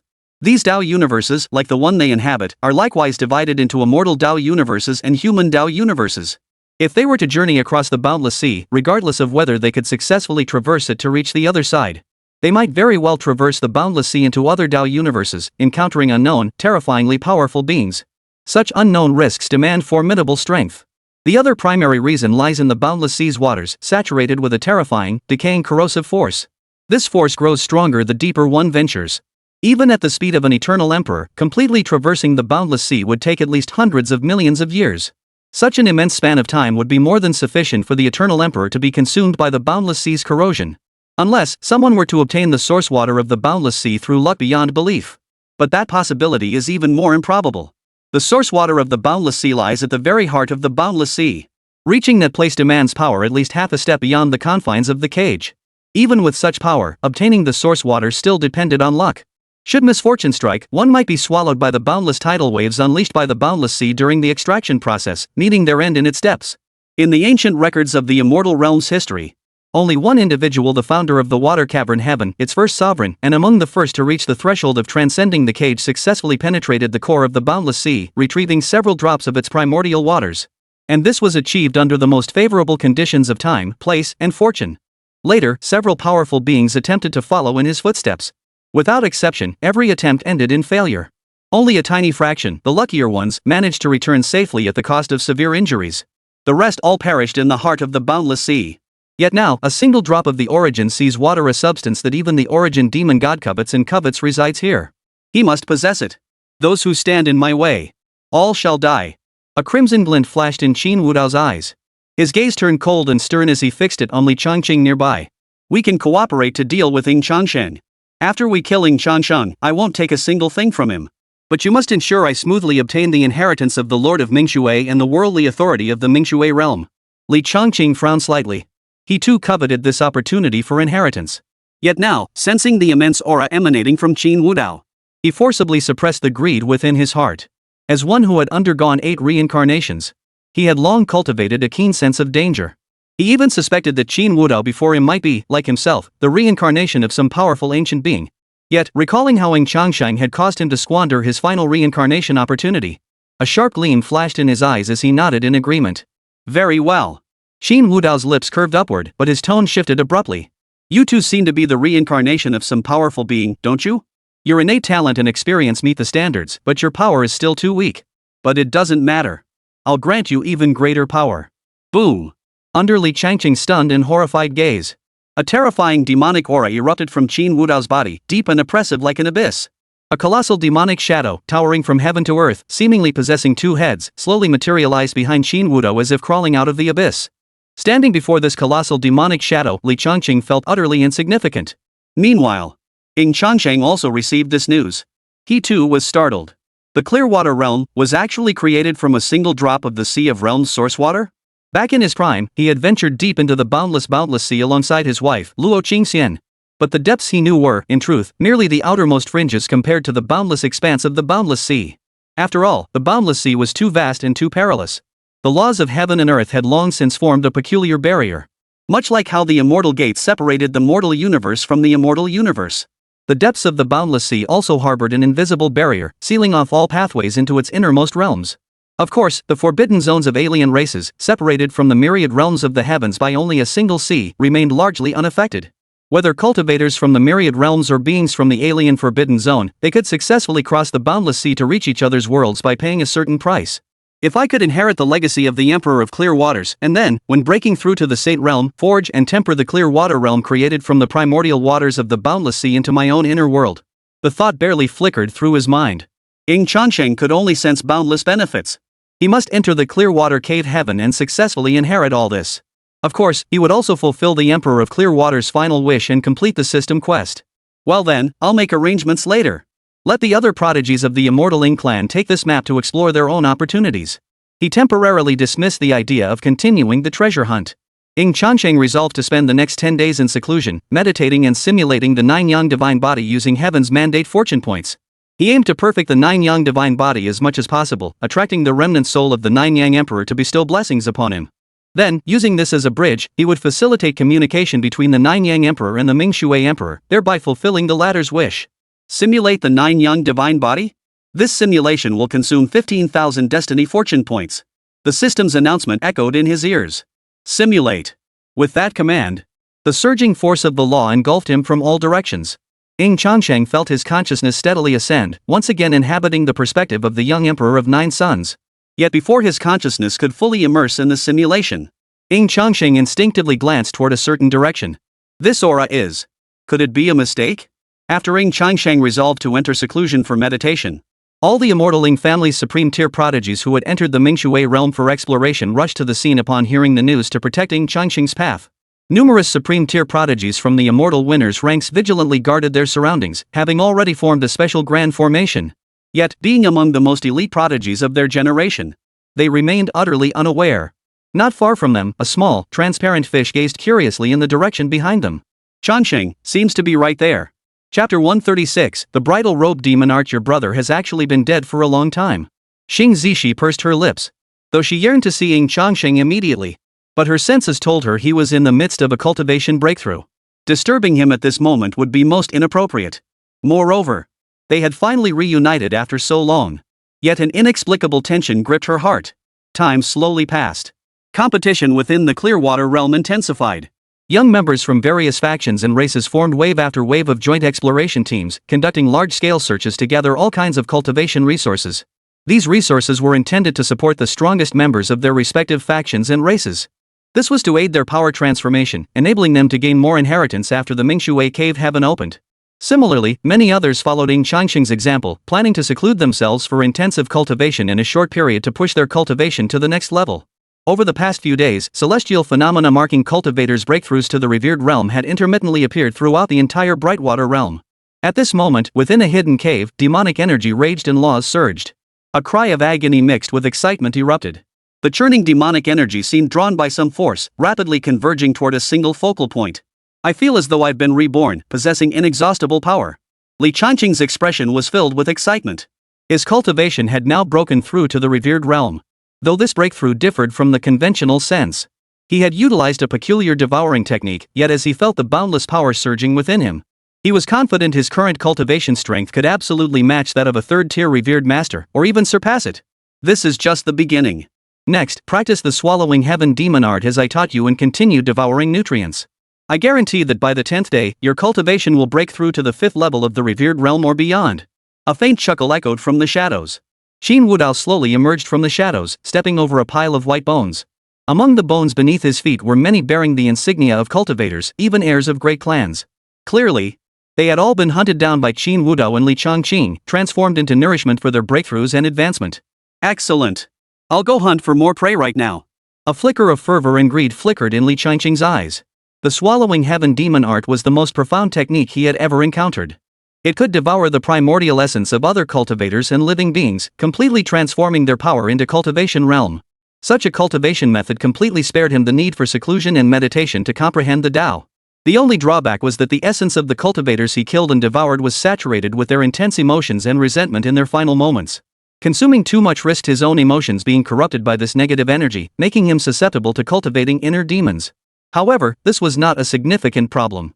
The reason one might develop a demonic obsession was simply that their mental fortitude was insufficient, and their pursuit of the Tao was not yet clear enough. He had already undergone 8 reincarnations. Not only had this broadened his horizons and experience, but he knew his heart was already flawless. The lingering soul of a mere stray dog, even if it cursed and reviled him 10 times, 100 times, 1,000 times, would not affect him in the slightest. What Li Changqing did not know, however, was this.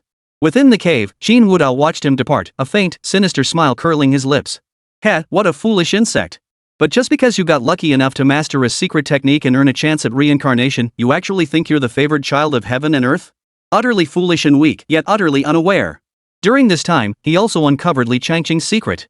He learned that Li Changqing's reincarnation was possible because he cultivated a unique technique called the Immortal Divine Art. He even learned that the creator of this technique seemed to be an ancient being from the immortal realm, once one of the 10 great origin caverns of the human race. Legend held that mastering this art to its pinnacle allowed one to comprehend the Tao of life, death, yin, and yang, enabling their divine soul to achieve a different form of immortality. Essentially, it granted 9 opportunities for reincarnation. Though he coveted this technique, it was a pity that he and the method were incompatible. Li Changqing was one of those exceptionally fortunate individuals who, through a series of fortuitous accidents, managed to cultivate this technique successfully. Even his success story was considered irreplicable. But then again, if I were to devour you later, I might still have a sliver of hope to cultivate this technique myself. Li Changqing, you'd better work hard to make yourself as plump and delicious as possible. What kind of partner? To him, Li Changqing was nothing more than a pig temporarily raised for slaughter. The so-called swallowing heaven demon art actually bore another name, the bridal robe demon art. With him as the core entity, it splits off into countless cultivation techniques. All beings cultivating these subordinate bridal robe demon arts would fall under his control. With a single thought, he could use special methods to strip them of their life force and primordial essence, transforming them into his own wedding robes. The stronger Ying Changsheng became, the greater the benefits he reaped from plundering their life force and primordial essence. At my current pace, after absorbing Ying Changsheng and even my dear little brother, I should be able to fully break through to Supreme Sovereign, perhaps even surpassing the 5th tier of that realm. After that, once I defeat Ying Changsheng and devour all those immortal winners, my cultivation. Qin Wudao's eyes burned with ever-growing greed. If his plan proceeded smoothly, he would not only become the most formidable prodigy across all realms but might even seize the opportunity to break through to Heavenly Sovereign or even attain sainthood. But what Qin Wudao didn't know was this. His younger brother, Qin Wuya, had already begun to suspect his true identity. This can't be possible. Ying Changsheng must be deliberately sowing discord. Ridiculous. To think he'd resort to such a low and childish tactic to drive a wedge between my brother and me. Perched atop a mountain peak, Qin Wuya appeared as though he'd just endured a fierce battle. Though covered in wounds, he now clutched a jade talisman so tightly that the knuckles of his fingers turned slightly white from the force. His luck had run out earlier when he was tracked down by a supreme tier member of the Immortal Winners. He had thought his life was forfeit. Yet unexpectedly, after subduing him, this supreme tier member of the Immortal Winners did not execute him outright. Instead, he tossed him a jade talisman and left with these words: "This is something the divine son of the Immortal Winner has given you. It contains intelligence crucial not only to you, but to the very future of the entire ancient Qin clan." Recalling the information within the jade talisman, Qin Wuya did not appear as furious as he seemed on the surface. Instead, he was filled with fear and suspicion. "Qin Wuya, I know a secret about your brother. Your brother has long been dead. What now occupies Qin Wudao's body and soul is a demonic entity. A demonic entity that views you as nourishment, that views your entire Qin clan as nourishment. As for whether you believe my words, I won't elaborate further. Surely you sensed something amiss with your brother when he turned 18. You probably even felt like he suddenly became a different person. If you wish to avoid a catastrophic mistake, follow my instructions from now on." Before having this intelligence delivered to Qin Wuya, Ying Changsheng had actually given it careful consideration. After all, there was a possibility that Qin Wuya, that fool, might act recklessly and turn around and spill everything he'd been given to Qin Wudao, staging a show of brotherly unity. This could even prompt Qin Wudao to prepare defenses in advance and turn the tables. But then again, in the face of overwhelming power, any plan pales into insignificance. His reason for collaborating with Qin Wuya was solely because of the entire ancient Qin clan standing behind him. Killing Qin Wudao would provoke an immortal war or worse with the ancient Qin clan. Though he feared no immortal victor, such conflict was unnecessary. My brother is already dead. What occupies his body now is merely a monster. Qin Wuya murmured to himself. Deep down, he already believed it. For he had long sensed that his brother's gaze upon him sometimes wasn't that of a younger brother, but rather as if looking at an object. His brother had never been like this before he turned 18. If it's truly as Ying Changsheng said, then... A cold gleam flashed in Qin Wuya's eyes as his resolve solidified. Chapter 137, Long time no see, great-great-grandfather's debt of love? Time gradually passed. Soon, the 10th day dawned. Boom! Suddenly, a pillar of flame erupted skyward, radiating scorching heat waves that seemed capable of melting space and the laws themselves. The colossal flame power ignited the entire void, dyeing it a dazzling, blinding crimson. What terrifying flame power! I feel like I'm about to be ignited myself. Many young members of the Immortal Ying family, who were guarding the nearby cave heaven where Ying Changsheng cultivated. Even some cultivators from other factions and races, lurking in the shadows to gather intelligence, were now being scorched by the sudden inferno, feeling dizzy and struggling to breathe. In that moment, they felt as if they were plunged into a boiling inferno, facing a true sun. Every cell in their bodies, even the magical artifacts at their waists, seemed poised to ignite completely. What shocked them even more was the faint appearance of 9 illusory suns within the boiling sea of fire, as if 9 suns hung in the sky. Fortunately, the surging inferno soon receded and vanished entirely. Otherwise, that entire expanse of heaven and earth would have been engulfed by the surging flames. Yet, compared to the shock of other cultivators and living beings, deep within the Mingshui realm, the Mingshui Empress, who had been observing Ying Changsheng's situation all along, a flicker of surprise passed through her beautiful eyes. This is the Nine Yang Divine Body he's been cultivating. Is he about to reach perfection? Yet as the boiling inferno gradually dissipated, the Empress of Mingshui's expression shifted to one of disappointment and regret. What a pity. He seemed to be just one step away, yet it appears he did not succeed. But then again, the Nine Yang Divine Body was his own creation. Even if someone inheriting his will were to awaken the Nine Yang Divine Body again, it would likely be impossible to cultivate this physique to perfection. If it happens in the future, it will likely be many years from now. What the Empress of Mingshui did not know, however, it wasn't that Ying Changsheng lacked the innate talent to break through to the Nine Yang Divine Body's perfection. Rather, Ying Changsheng deliberately suppressed it. If he allowed the Nine Yang Divine Body to reach perfection now, summoning the lingering blessing of the Nine Yang Emperor who had merged with the Tao, wouldn't that prevent the Empress of Mingshui from meeting the Nine Yang Emperor? He could simply achieve the breakthrough on the spot once he entered the depths of the Mingshui Divine Realm and met the Empress of Mingshui, setting aside his already heaven-defying innate talent. Moreover, he stands upon the shoulders of the Nine Yang Emperor himself, continuing to cultivate the Nine Yang Divine Body. Back then, it took the Nine Sun Emperor hundreds of years to perfect the Nine Sun Divine Body. Yet from acquiring the Nine Suns Divine Body to reaching this level of cultivation, it took him less than a month. Within the mansion, Ying Changsheng slowly opened his eyes. A brilliant flash of fiery light flickered deep within his profound pupils before quickly fading into stillness. Yet whenever he willed it, the Nine Yang Divine Body would erupt with a world-incinerating flame hotter and more blinding than the sun itself. What surprised him even more was that this physical simulation had only consumed 75,000 points of destiny fortune. He still had 10,000 points of heaven's mandate fortune remaining. This could be considered an unexpected windfall. Today marks the 10th day already. According to Emperor Mingshui's words, the Mingshui Cave Heaven should commence in less than 3 hours. It's time to set out. After preparing himself, Ying Changsheng stepped out of the secluded residence. Divine Son Changsheng. Many young members of the immortal Ying Clan, drawn by the commotion, saw that Ying Changsheng was unharmed and his aura steady, and they all breathed a sigh of relief. A glimmer of hope and anticipation flickered in his eyes. They were determined to secure the final inheritance of Emperor Ming Shui at all costs. After all, Ying Changsheng was not only their divine son, he was also the reincarnation of their ancient ancestor. Obtaining this inheritance should be a breeze, shouldn't it? Prepare yourselves. We depart immediately. Just as Ying Changsheng was about to lead his men to the core region of the Mingshui realm to await the opening of the Mingshui Cave Heaven, he suddenly froze in place. His expression betrayed disbelief, yet his gaze instinctively shifted toward a certain direction.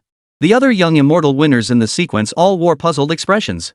Following Ying Changsheng's gaze, they saw nothing nor sensed any unusual aura. What's happened, Divine Son? One of the young immortal winners inquired curiously. They had completely sealed off this area, not even a fly could enter. There shouldn't be any abnormalities. Ying Changsheng remained silent, his gaze fixed on that direction. Finally, he tentatively spoke, Xing. Zishi? Is that you? His voice drifted on the breeze, yet the entire world remained silent.